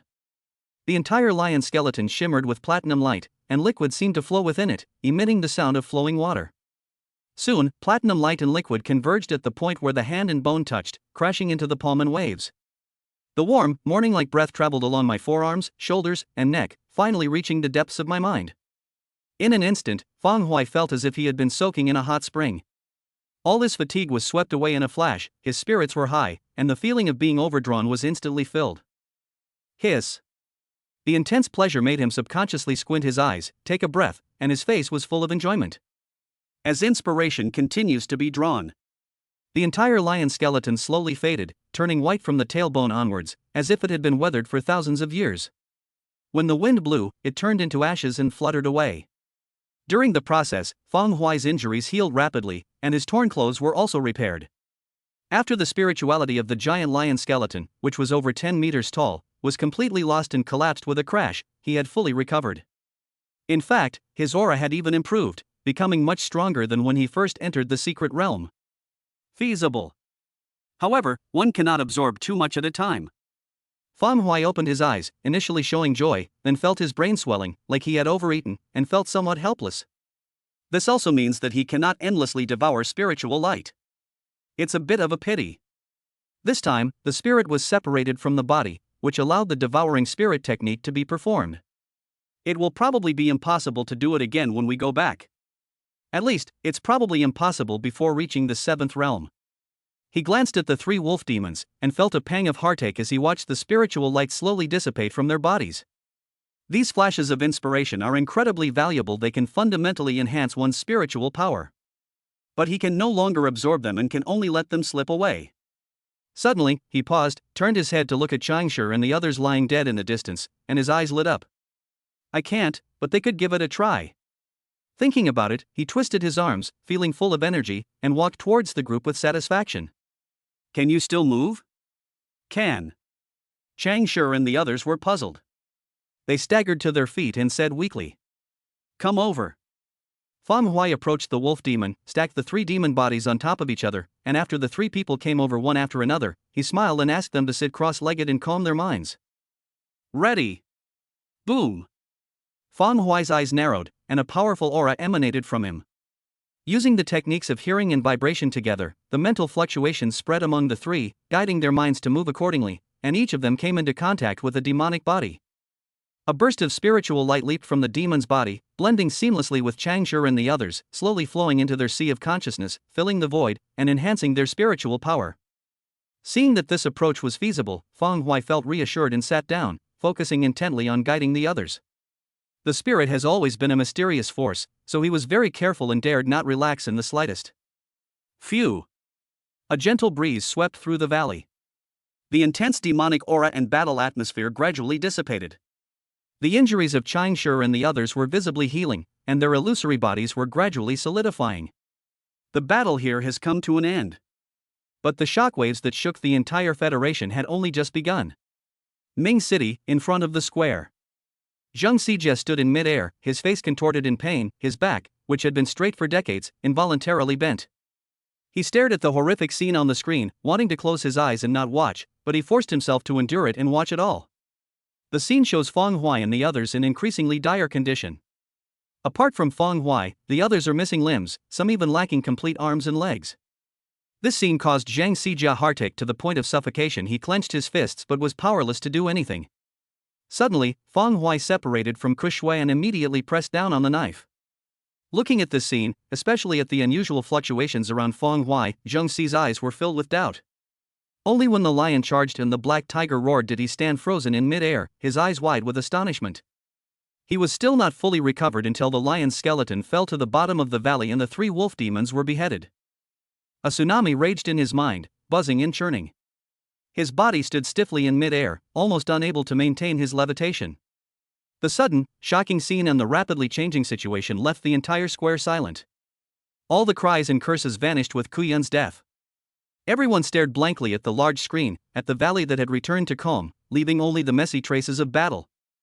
This. In the sky, Ren Hai and Ji Wuchang's furious expressions froze. Ren Hai turned to look at Zhang Xijie, then at the 4 surviving people, Feng Huai, and the others on the screen, and stammered out a complete sentence. They won? Feng Huai killed the 13th prince of the Eastern Demon Court. Holy crap! At this moment, even Ren Hai couldn't help but swear, his eyes widening to their maximum size. Chapter 115: The Spirit of Martial Arts. Who would dare to imagine that? Who in the entire Federation would dare to dream of that? They were all prepared for revenge. But, in the blink of an eye, Kuyun was actually killed by Feng Huai with a single blow. His move. Feng Huai possesses mental power. This isn't just simple mental strength, it's already entered the 2nd level. Ji Wuchang opened his mouth instinctively, then spoke in shock. That's right. That move wasn't a simple martial skill, it possessed a spiritual quality, something only S-rank martial arts could achieve: the spirit of martial arts. Ren Hai's expression was exactly the same as his. He was so shocked that his mind went blank. The spirit of martial arts. If spiritual power is a skill that can only be barely mastered by those at the 6th level, then the spirit of martial arts is something that even many 7th or even 8th level martial saints cannot master. This was a fact acknowledged by the federal leadership, but it was overturned in Feng Huai's case. He's only at the 5th realm. His mastery of mental power was enough to shock them. But he actually cultivated his spiritual power to the 2nd stage, and even gave birth to the spirit of martial arts. Furthermore, he rose to power through a rebellion and killed the cave prince, whose cultivation had reached the 7th realm. A series of bombs bombarded their minds, and even with Ren Hai and the others' cultivation levels, they swayed and almost fell into the air. Whoosh! Ren Hai and the other man suddenly turned to look at Zhang Xijie.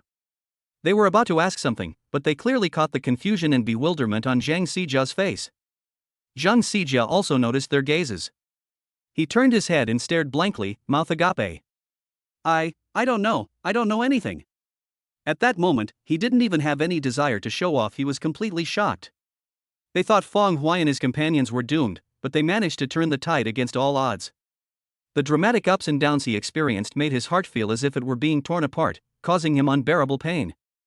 They lived.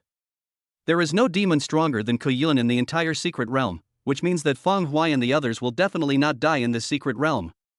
Zhang Xijie's dazed state didn't last long. After fully regaining his senses and clearing his mind, he opened his mouth wide and his deafening laughter echoed across the square. He didn't care at all what method Feng Huai used to win, that could be asked later.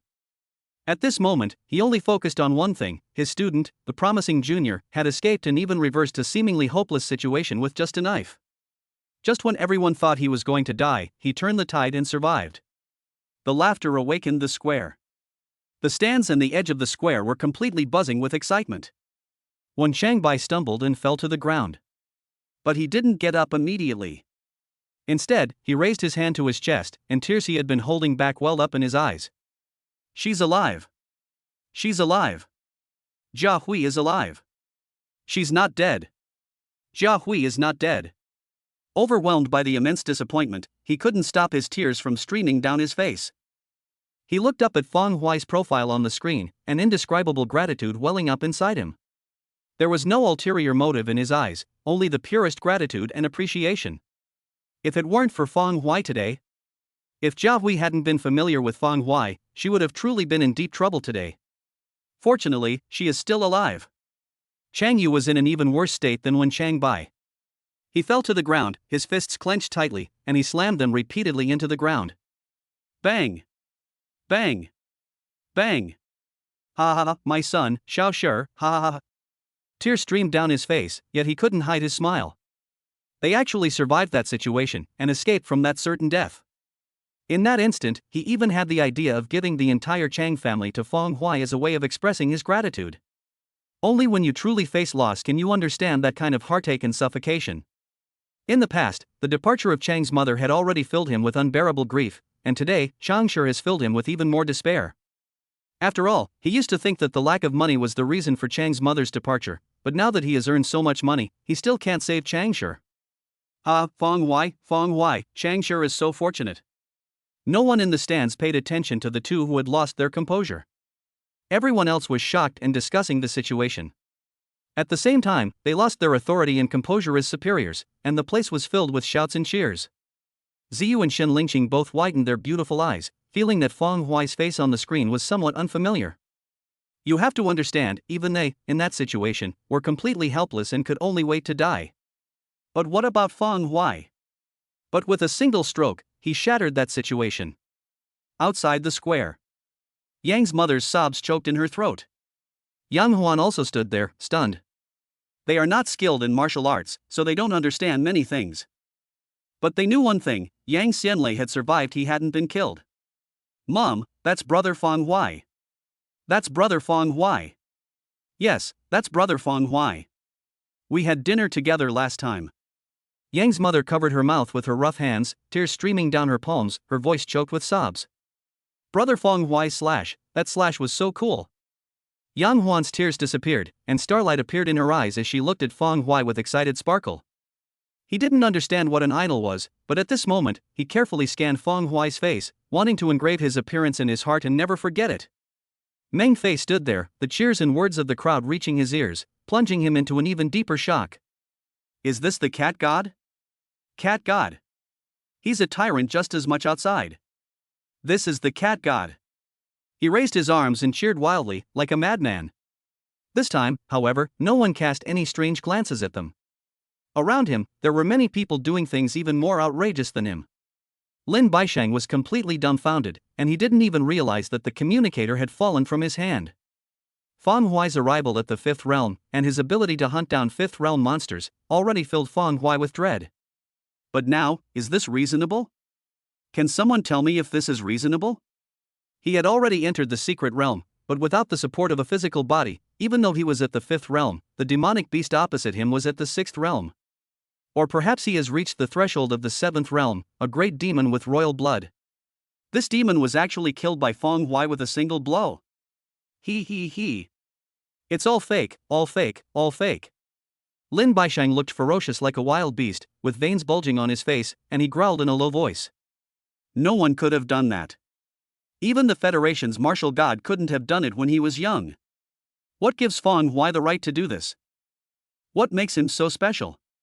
He's not from a wealthy family, he's just an ordinary student in this small city. Lin Baishang couldn't believe it, and didn't want to believe it. If all of this is true, and Feng Huaizhen truly possesses such power, then what can he do? He has completely offended Feng Huai. How is he supposed to live from now on? No. There's no evidence. He has no evidence. Unless there is evidence, federal law can protect me. I'll be alright. Chapter 116. The Federation is in shock. Outside the square. After a brief period of calm, an even more frenzied cheering and excitement ensued. All 5 large screens, except for the one in the East District where Feng Huai was located, displayed images of massacres. Students taking standardized tests in all federal high schools are dying at an alarming rate. But in this case, Feng Huai was the first to shatter the image of demons as powerful beings, and the first to kill the cave demons who had invaded the secret realm as a student. Most importantly, Kuyun's identity and strength both indicate that he is among the strongest of the demons. Even so, he still died at Feng Huai's hands. Boom! Feng Huai's identity, his background of being born in Mingcheng, and his deeds of killing a great demon and slaying a great demon of the 6th realm while still at the 5th realm level. All of this combined gave everyone a boost of confidence, allowing their gloomy faces to brighten. At least, it's not all bad news anymore. Dragon City, the Academy of War. The sadness and anger on Feng Shishuan and Tang Dudu's faces froze. The already tense atmosphere in the living room intensified. They hadn't even reacted for a moment. The murderous intent that had been building up in their hearts was stuck in their throats, leaving them unable to advance or retreat. Glug! Tang Dudu suddenly swallowed, breaking the silence in the room. If we were in that position, we'd die, right? I will die. Your brother was originally said to be at the 2nd realm, right? Yes, that's right. If I remember correctly, he also suffers from hemolysis. Yes, that's right. Is this an illusion? How come it looks like he killed that prince from the underground cave with a single strike? Wasn't he being beaten so badly that he was almost dead? No. It's not a hallucination, is it? The murderous intent and anger in Feng Shishuan's eyes quickly subsided, replaced by a deep sense of bewilderment. He instinctively retorted, but after he finished speaking, he himself became insecure. That's his brother in the video, no doubt about it. They did indeed encounter a powerful demon from the 6th realm of the underground caves. However, despite their extremely bad luck in encountering a powerful demon stronger than those in the other secret realms, Feng Huai and his companions were still alive. And they successfully turned the tables. Are you kidding me? This is his former younger brother. Feng Huai at this moment was not only somewhat unfamiliar, but he was practically a completely different person. What kind of strength would one need to fight back and kill those demons? How old is Feng Huaicai? He's only 18. How did you reach your current level so quietly? At this moment, Feng Shishuan even wondered if he had attended a fake war academy. Even he didn't possess such strength. Tang Duda's beautiful eyes widened in astonishment as she sat stiffly on the sofa. Is he really your brother? It's not that I want to doubt it, it's just, this kind of strength is really too outrageous. Our Tang family has never had such a person since the beginning of our records. Let alone such a person, not even someone who was half as good as Feng Huai has ever appeared. By the end, Tang Dudu had already roared out loud, his words filled with barely suppressed shock. Was there trace of mental energy in that move he made? And that black tiger, it's definitely a spirit of martial arts, isn't it? I saw it on my mentor. But our mentor has already reached the 8th realm, while Feng Huaicai is only at the 5th realm. Tang Duda kept talking, as shock surged into his heart like a tidal wave, and he couldn't stop talking. Feng Shishuan's initial confusion disappeared, and a smile appeared on his face. He also found it very difficult to understand. But the only thing he knew was that Feng Huai had survived. Furthermore, they will most likely live a better life from now on. He had always thought that Feng Huai would die at the age of 20, succumbing to hemolytic disease. But at this moment, he was no longer so resolute. If we can overcome this seemingly insurmountable obstacle, we might be able to get through the blood fusion syndrome too. My brother is a genius. The federal government was in complete uproar. The online community, which had initially felt sorry for Feng Huai and his companions, was quickly stunned into disarray. The comments on the internet surged 1,000-fold the moment Feng Huai turned the tables and killed Kuyun. Even with today's federal network, it lagged for several seconds. Holy crap! I'm not seeing things, am I? I'm not seeing things. No, I closed my eyes just now, I didn't see what happened. Can anyone tell me? How did Kuyun die? How are these 4 people still alive? Ha ha ha ha. Those who closed their eyes will regret it. I saw it with my own eyes. This student killed that prince of the underground caves with just one slash. I'm dumbfounded. Didn't those experts say these people were definitely going to die? Where are the experts? Experts, come out and speak. I'm an expert, but isn't this so-called certain death universally acknowledged by the Federation? In that situation, who wouldn't die? Who could have imagined that an 18-year-old high school student could defeat a powerful demon at the 6th or near 7th realm? Mingcheng. Number 2 Middle School. Feng Huai. They're amazing. Where is Mingcheng? After this unified exam, I'll definitely go there. I'll see what kind of place could produce such a person. These 4 members of Feng Huai's team will be highly sought after by universities, right? Putting aside their strength, their mentality alone is unmatched in the entire Federation. Which high school student could be so steely in the face of the demon race? Federal discussions are rampant. At that moment, even the anti-federal organizations were shocked and relieved. Ultimately, they opposed the Federation, not humanity. The situation on the screen resonated with them, and the deaths of those students intensified their anger and regret. In this situation, however, one student actually managed to turn the tables and slaughter the demon race. This move was truly inspiring, filling them with a strong sense of pride. Give the order. Try to contact them. Whoever can recruit them will be richly rewarded. Behind the scenes, various organizations across the Federation took action, preparing to do everything they could to win over Feng Huai and his group. Although they are an anti-federal organization, with a little effort, they might be able to bring Feng Huai and the others into it. Besides them, universities and colleges are acting even faster. Arrive at Ming City before the secret realm ends. Quickly! No matter what benefits you promise, you have to get all 4 members of this team into the academy. Their strength, talent, and character are all top-notch. Such well-rounded talents are rare, even in the entire Federation. We must not let this opportunity slip by. Even just one. Bringing back even one is a win. Upon hearing the news, admissions officers from various universities and colleges sprang into action, setting off from all over the federal government. The top 10 federal academies, including the War Academy, all sent personnel. Their only goal is Ming City on the border of the Federation. In order to be the first to arrive, all the planes, aircraft, and other vehicles were mobilized. Chapter 117 The Hunt begins. After a brief boil. The initial excitement across the federal government was dampened by the devastation shown in the footage of other regions, and various angry comments resurfaced online. Yes, although Feng Huai's team survived, there were only 4 of them. What about the others? The other students are dying at a visible rate. No one can save them. Students are still students, and even geniuses at the 4th level are extremely rare. Among them, most are at the 2nd or 3rd level. To make them face demons of the 5th and 6th realms is truly a pipe dream. This time, the secret realm was far too brutal and bloody. They watched helplessly as the Federation students were slaughtered by the demon race, their spirits devoured and turned into resources for the underground cave. Everyone in the entire Federation felt the same way, and many parents were overwhelmed with grief. The images on the large screen are changing. Since Feng Huai survived, the valley returned to calm in the East District, so the perspective shifted, and no longer presented any information about him.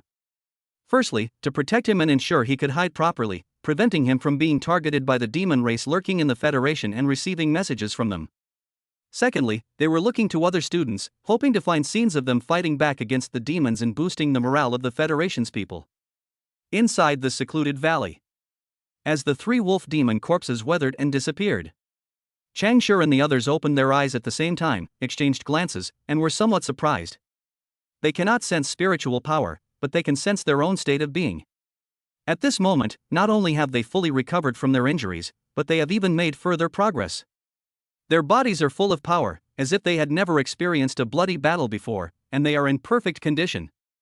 Judging from their mental strength, if they devour another 100 or 80 demons, they might be able to awaken their spiritual power? Feng Huai stroked his chin, his eyes deep in thought.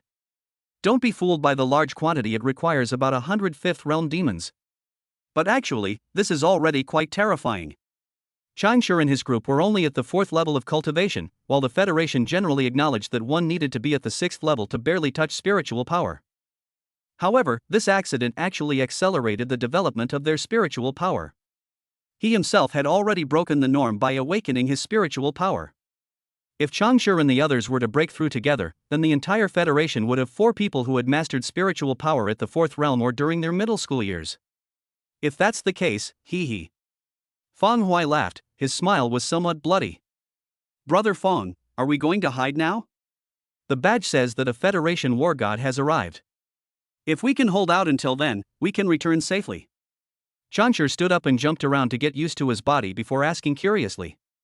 Hide? No. We're going to hunt down the invading demons. Feng Huai's smile grew increasingly bloodthirsty. What's the point of hiding? These demons are all resources, a great tonic for the spirit. Once it passes through his hands, it's enough to eat every last bone. Judging from Kuyun's tone, the number of demons attacking this time is quite large. With the help of these demons, his spiritual power could even be raised by half a level. Chancher and others can also benefit from this and attempt to break through their mental strength. There are probably no more demons with the strength of Kuyun, and there are definitely very few at the prince level in the underground cave. Moreover, even if there are those at this level, they are nothing more than victims of the sword. Feng Hui sneered inwardly, a murderous intent lurking within him. After absorbing Kuyun, his strength was fully restored and even improved. In addition, he mastered the Ghost Tiger Blade. So what if another Kuyun appears? He'd love for a few more. Anyway, if we can't win, we can at least run away, right? He could practically roam freely throughout the entire secret realm. Isn't this too risky? Changsher said this, but without exception, the three of them, including himself, had more eagerness than worry in their eyes. They didn't know what the recovery process had gone through, but they knew they had definitely benefited from it. If this happens a few more times, no one will be able to refuse, and they will be even less able to refuse. Fortune favors the bold. Besides, with Brother Fong around, it's hard to say whether it's dangerous or not. No one spoke in the valley anymore. The four exchanged glances and grinned at the same time. His smile was full of murderous intent, and his eyes were filled with the bloodlust of a hunter. Feng Hui closed his eyes and sensed for a moment, then opened them and turned to walk out of the valley. Changsher and his companions clenched their fists, exuding the shrewdness of seasoned veterans who had hunted countless enemies, and followed behind step by step. Demon race? Ha! The hunt has begun. With a low laugh, Feng Hui crouched down and led the group away into the forest. Grown-ups! My lord! I'm one of our own! Token! Token! Take a look at the token. In the dense forest, 6 humanoid 5th realm demons, their faces ferocious, stared greedily at the 8 Federation humans surrounded by them. In the crowd, the moment several powerful demons appeared, Lin Yu immediately knelt down on both knees and, amidst the astonished gazes of his classmates, pulled out a hexagonal demon pattern token from his pocket and threw it out. The bald demon at the head of the group paused for a moment, then took the token, examined it carefully, and smiled. The demon-patterned bronze plaque, that's right. Kid, get out of here. Lin Yu was overjoyed and immediately got up to walk outside. Just then, shouts came from behind. Lin Yu, save me. Take me with you. Su Huanhuan pulled her younger brother Su Chang to his feet, tears streaming down her face, looking pitiful. Lin Yu paused, then turned to look at the demons. The bald demon thought for a moment, then waved his hand, okay. Seeing this, Su Huanhuan was overjoyed. Without Lin Yu needing to say anything more, she quickly pulled her younger brother along, and the three of them left the encirclement together. Now, all sorts of pleas for help came from the forest, begging Lin Yu to help them. Lin Yu's face was full of enjoyment, but he showed no intention of saying a word. What a joke! Once or twice is acceptable, but a third time is not. The great demon was too terrifying, he didn't have the courage to speak again. Let these people die if they want, as long as I'm still alive, that's all that matters. Moreover, the fewer people who know about my allegiance to the demon race, the better. Seeing that he had no intention of helping, her pleas instantly turned into angry curses. Then, under the terrified gazes of Lin Yu and the other two, all the students were tortured to death, their pieces devoured by several powerful demons and turned into nourishing food. Come on, one of us, can you tell me where the other Federation two-legged sheep are? The bald demon let out a burp, waved, and laughed. Lin Yu trembled with fear. Facing those bloodthirsty and terrifying eyes, he was about to shake his head when he suddenly remembered something. Yes. I know where they are. As he spoke, he took out the badge ejector and opened the search map. The red dots above are flashing, marking out the densely packed students taking the unified examination. Ah, very good.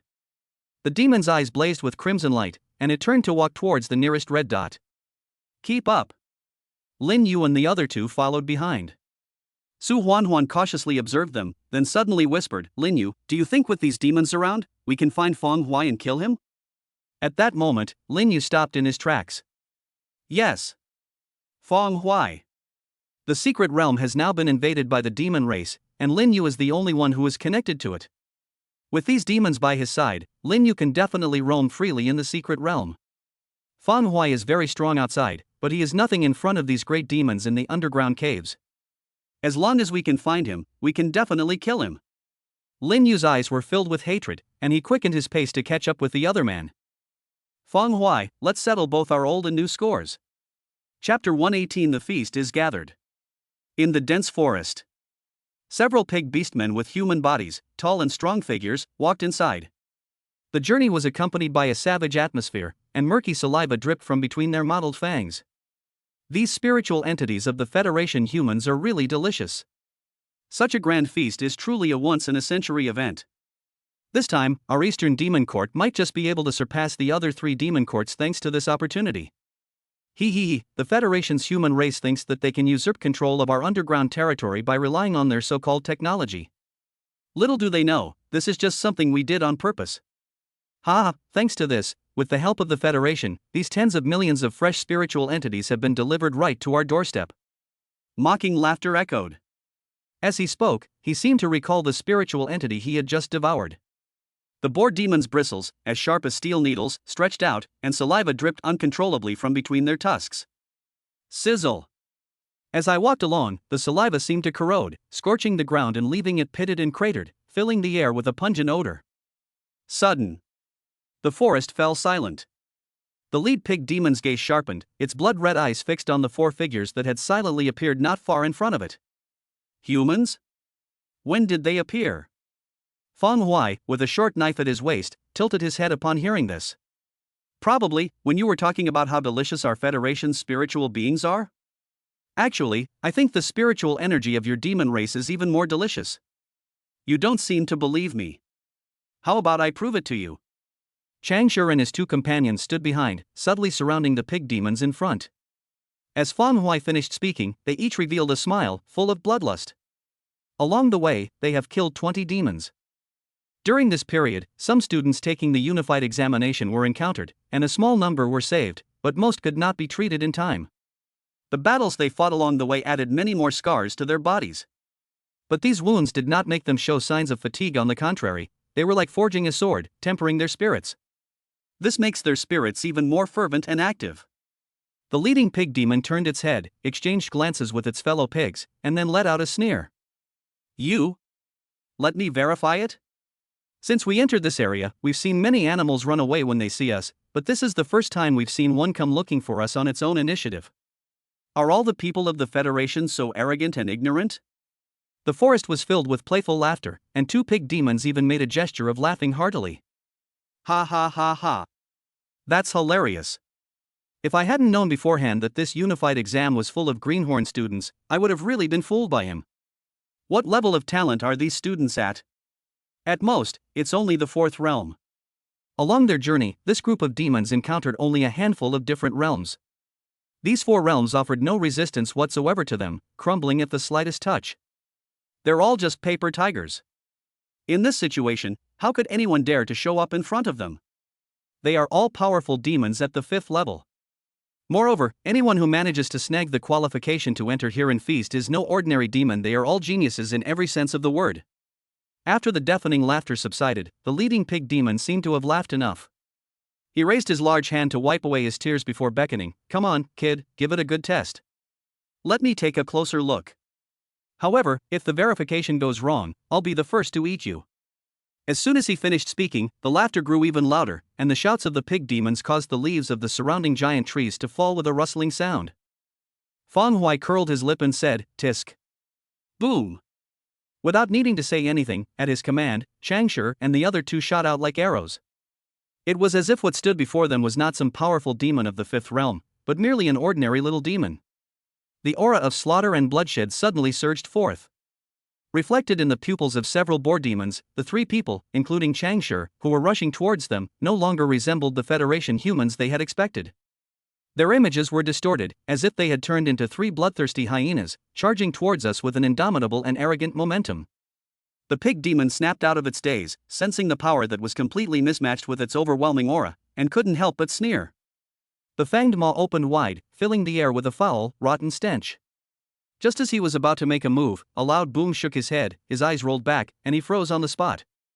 Several pig demons were also stunned on the spot. Seizing this fleeting opportunity, Changshi and his 2 companions rushed forward, each displaying their skillful martial arts techniques. Boom! The mountains and forests trembled violently, and blood and flesh splattered everywhere. With the three working together, the pig demons, who were like wooden stakes, were torn apart in an instant, without even a sound escaping. The violent atmosphere in the forest only gradually disappeared when the last pig demon was torn in two by Yang Xianli's roar. Phew! Feng Huai exhaled, pausing the release of his spirit and aura, and slowly walked forward. Chang Shi and his two companions were covered in demon blood, their wolf-like, greedy eyes fixed on the remains of the demon beasts on the ground. They're just so, trying to act all high and mighty. They'd beat the crap out of them. Chang Shi smiled dismissively. Feng Huai smiled and shook his head, then sat down directly in front of the demon. The group understood, and they all sat cross-legged, awaiting Feng Huai's spiritual guidance. Soon, as several demon corpses turned into dust and powder in the wind, Feng Huai and the others stood up, looked at each other, and smiled. Feng Huai took out the badge exit device, not bothering to check the leaderboard, and directly opened the radar map. At this moment, probably no one in the entire Federation would care about this so-called ranking anymore. Staring at the clearly visible red dots on the map, especially the cluster of them not far away, Feng Huai compared the map with his own and turned his head to look in that direction. Gradually, a glint appeared in his eyes. Other candidates have already formed groups, which is a good thing, but the aura of the demon race there is so strong. Looks like they're in danger? He pondered for only a moment, put away the badge, waved his hand, and led Chang Shi and the others through the weeds toward that location. He didn't care whether it was dangerous or not. He only focused on one thing: the demon race had also gathered there, and there were quite a lot of them, so he no longer needed to painstakingly search the entire secret realm. Sir, those people have already assembled. Lin Yu opened the map, and with a hint of pride, gestured to the great demon. The bald demon grinned menacingly. You don't need to tell me, I've already sensed it. As he spoke, he took a deep breath, his face full of enjoyment. Hurry up. If we're any later, we won't be able to eat anything hot. The demons immediately turned around and headed towards the direction they sensed. Lin Yu walked at the back and whispered, Feng Huai must be hiding there too. If we go over there now, we should be able to see him die a horrible death right in front of us. Upon hearing this, Su Huan and Su Chang both smiled, their eyes filled with delight. Feng Huai's rise to power during this period caused them great inner turmoil. Su Chang was arrested and taken to the Law Enforcement Bureau for various interrogations and punishments because of Feng Huai. Ultimately, this caused him to waste more than a month and miss the Federal Unified Examination. This hatred is irreconcilable. I must see him die with my own eyes before I can be at peace. Chapter 119: The Black Blade Howls. It stretches as far as the eye can see, its smooth surface resembling a mountaintop that has been leveled. The area was packed with federal candidates, numbering in the tens of thousands. The distance between people has been shortened. As the ferocious demon race advanced from the perimeter, the circle continued to shrink. The tens of thousands of people were filled with fear, tears streaming down their faces, and cries of agony filled the air. Boom! Several figures flew backward like kites with broken strings, crashing violently to the ground. Amidst the horrified gazes of the students, Tang Wenhao, the leader, knelt on both knees. Half of his face had disappeared, and the remaining half was a bloody mess, a far cry from his former composure. His vision was blurred, his body was scattered, and his spirit was on the verge of collapse. With a bitter smile, Tang Wenhao raised his lowered head, looked around, and then gazed at the several powerful demons in front of him, feeling a chill in his heart. His teammates were already dead, and the top students from other schools who were competing with him for rankings were either dead or in hiding. At this moment, the only ones still alive in this place are Lu Bo from Haidu and Hichinyu, who also came to Mingcheng from Longdu. However, although they looked a little better than him, they weren't much better off. We are utterly insignificant compared to the demon race. Looking down at himself, covered in blood, Tang Wenhao felt utterly dejected.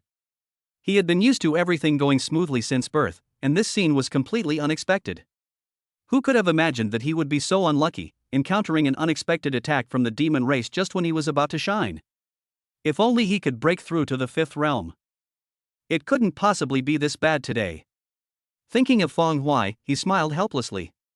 He was still shocked that Feng Huai had actually gained 20,000 points and jumped to the top of the leaderboard. Now, all he feels is a deep sense of regret. So what if you have 20,000 points? He could guess that Feng Huai must possess the strength of the fifth realm. This strength amazed him, but what use was it in the current situation? There are hundreds or even thousands of powerful demons at the fifth realm here. Among them were quite a few powerful demons at the sixth realm. Tang Wenhao's limit was that he and his teammates managed to kill 2 fifth realm demons. Presumably, even if Feng Huai is stronger than him, he can't be much stronger in the end, he's still doomed. The demon race was slowly approaching, intending to kill these few who tried to resist. Tang Wenhao was completely exhausted, and he had already used up all his strength just by supporting himself to get up. All he could do now was muster his last breath, raise his head, and flash a radiant smile as he faced death. In fact, he could have chosen to hide, not come here, and not make a sound. However, his status as a member of the Tang family and his pride forced him to come here. He, Tang Wenhao, is from one of the top 10 families in the Federation. He cannot bow his head, cannot lose face, and even more so, cannot diminish the family's prestige. If the final outcome is death, then we must resist to the death. The others, including Ichinyu, who were also in a miserable state, looked up with a bitter smile, their faces showing fear, but even more so, defiance. They do not acknowledge that the demon race is stronger than them. These demons are only stronger and older than them. If they had been given more time, the outcome would have been different. It has to be these tough bones, that's what makes them chewy and satisfying to gnaw on. A man with snow-white animal ears on his head stepped forward. He made no attempt to conceal his sixth realm demonic aura, and as he gazed at the group of Federation geniuses before him, his snow-white pupils held a hint of satisfaction. An expression of enjoyment appeared on his face, and his demonic power instantly surged, condensing into dozens of snow-white chains that shimmered with cold light in the air. It carries malevolent energy and stirs up the air. The chains suddenly pierced out, sweeping across the sky and crashing down on the resisting students. The devastation in the eastern district of the Federation was clearly visible everywhere. Looking at the students who were surrounded, and at the bright smiles of Tang Wenhao and other geniuses before their deaths, not one of them remained unmoved or angry. Tang Dudu's eyes were filled with tears, and she could not contain her grief and indignation. The Tang family was shaken even more, and the patriarch of the Tang family was filled with rage throughout the entire capital city. In addition, undercurrents were swirling among the various families, with surging killing intent lurking in the shadows. The federal network is generating a lot of discussion. Damn it! Damn it! Tens of thousands of people, all swallowed up by the demons in one fell swoop. Since the Federation can release such footage, can't they think of a way to save their lives? Sigh. They say the god of war will go in person, but before he arrives, all the students in these secret realms will probably be gone. No one can help me, no one can help me. Who can truly understand the despair I feel? Tang Wenhao, Lubo, and Hichinyu are all top talents in the Federation. It's such a pity, such a real pity. Is there no one who can save them? Don't even think about it, upstairs. Who can save them now? Anyone in the secret realm can't even protect themselves, let alone lend a helping hand. We can only wait for the martial god. Amidst discussions across various regions, public anger toward the underground caves intensified over time, threatening to spiral out of control. No matter how much you talk about it, nothing is as impactful as the scene right in front of you. Watching countless students die tragically before their eyes, not one could help but feel despair and anger. As everyone stared at the howling chains in the scene, they could vaguely see the deaths of Tang Wenhao and the others. And this kind of death will become a reality without any surprise. In front of Mingcheng Square, Zhang Xijia and the others had serious expressions, staring intently at the screen without blinking. Ran Hai clenched his fists tightly, veins bulging, his old eyes reddening. Among those students were many from No. 1 middle school. These were all good students he had personally supervised for 3 years. A suffocating atmosphere hung over the square. Sudden. Just as the snow-white chains reached 3 inches from Tang Wenhao and the others' foreheads. Base. A streak of black light flashed across the sky, followed by a sharp explosion like thunder. The black light was extremely fast, covering 100 meters in the blink of an eye. Almost simultaneously, it intercepted dozens of chains, severing them in mid-air, causing them to dissipate into demonic energy. A black streak of light lingered in the air, reflecting for a long time. However, the source of the black light gradually became apparent. It floated up and down in mid-air, its gleaming blade pointing downwards, its short, sharp black surface seemingly capable of swallowing all light. As a chilling aura erupted, it hovered above Tang Wenhao and the others, protecting them while subtly confronting the great demon in the distance. This. Zhang Xijia and the others stared intently at the sudden yet somewhat familiar short knife, their expressions showing a hint of astonishment. Upon closer inspection, the group instantly realized whose knife it was. That familiar black knife, isn't it the one Feng Huai was holding? That's Feng Huai. He didn't hide, but went to help the other students instead. The entire square erupted in an uproar. With the appearance of that knife, the towering chains were shattered. The entire Federation was shaken. Chapter 120 is good, it's quite lively. A murderous intent lingered, and the air was thick with the stench of blood. A thin, dark red mist drifted out from above Yensha, adding a filter to the bright sun shining down from the sky. The wild goose seemed to breathe as if it were alive. Its blade tip shifted, its sharp edge aimed directly at the powerful demon of the sixth realm in the distance. The killing intent was so intimidating that all the other demons, including the powerful demon, stopped in their tracks and faced it with seriousness. Who? Shueshu's ears twitched as he listened intently, his expression extremely grave. Before the knife appeared, he hadn't noticed much movement. While there was certainly negligence on his part, it shouldn't have happened. He's a sixth realm demon, how could something like this happen to him? Tang Wenhao's gaze was unfocused. He had already resigned himself to death, unaware of the pain that was about to befall him, and instead suddenly felt a warmth? He stared blankly at the wild goose that enveloped and protected them not far above. This knife was clearly so cold and so brutal, filled with murderous intent. But at one moment, while he felt cold, the knife also gave him a completely opposite feeling, warm and reassuring. A hallucination? It is so magnificent, so mesmerizing. They were already on the verge of death. His gaze grew increasingly unfocused and lost, as if the entire world had vanished, leaving only the short sword in the sky. The sword, radiating a blood-red mist and gleaming brilliantly, possessed a unique aesthetic appeal. Lu Bo, Hichinyu, and the others looked up together. They were in slightly better condition, but at this moment they also looked bewildered, unable to understand the origin of the knife. Are there other people in this secret realm besides these students? Is this a contingency planned by the Federation? Aside from that, they couldn't think of anyone else who could withstand the attack of the demon race, especially a sixth realm demon race. As for betrayal within the demon race, that's even more impossible. As for the fact that the help came from among the students, they didn't even dare to think about it and had already automatically ruled out that possibility. But if it's a Federation operation, a knife won't be of any use. There are too many demons here. Even those fifth realm demons are beyond the reach of this sword. Hichinyu's joy vanished as he thought of the countless underground demons surrounding the students, and a sense of despair crept into his heart. This deadlock is something that cannot be resolved by a single soldier. An unspeakable killing intent hung over the mountaintop, and tens of thousands of terrified students looked on in surprise, their eyes darting towards the summit. The demons who were closing in on the encirclement in the distance also froze in place, startled by the sudden unexpected event. Phew! A hurricane stirred things up. What's going on? A winged white tiger carrying the aura of the sixth realm flew over. Before the beast arrived, its voice preceded it. After landing, its vertical pupils turned, staring intently at the knife in the distance. Demonic markings crisscrossed across Shueshu's face, and amidst the pervasive demonic aura, he shook his head. Only the sound of blades could be heard, but no one was seen. Although the blade is full of killing intent, it does not contain any demonic power. It must be from a human in the Federation. But, who in the secret realm could possess such strength?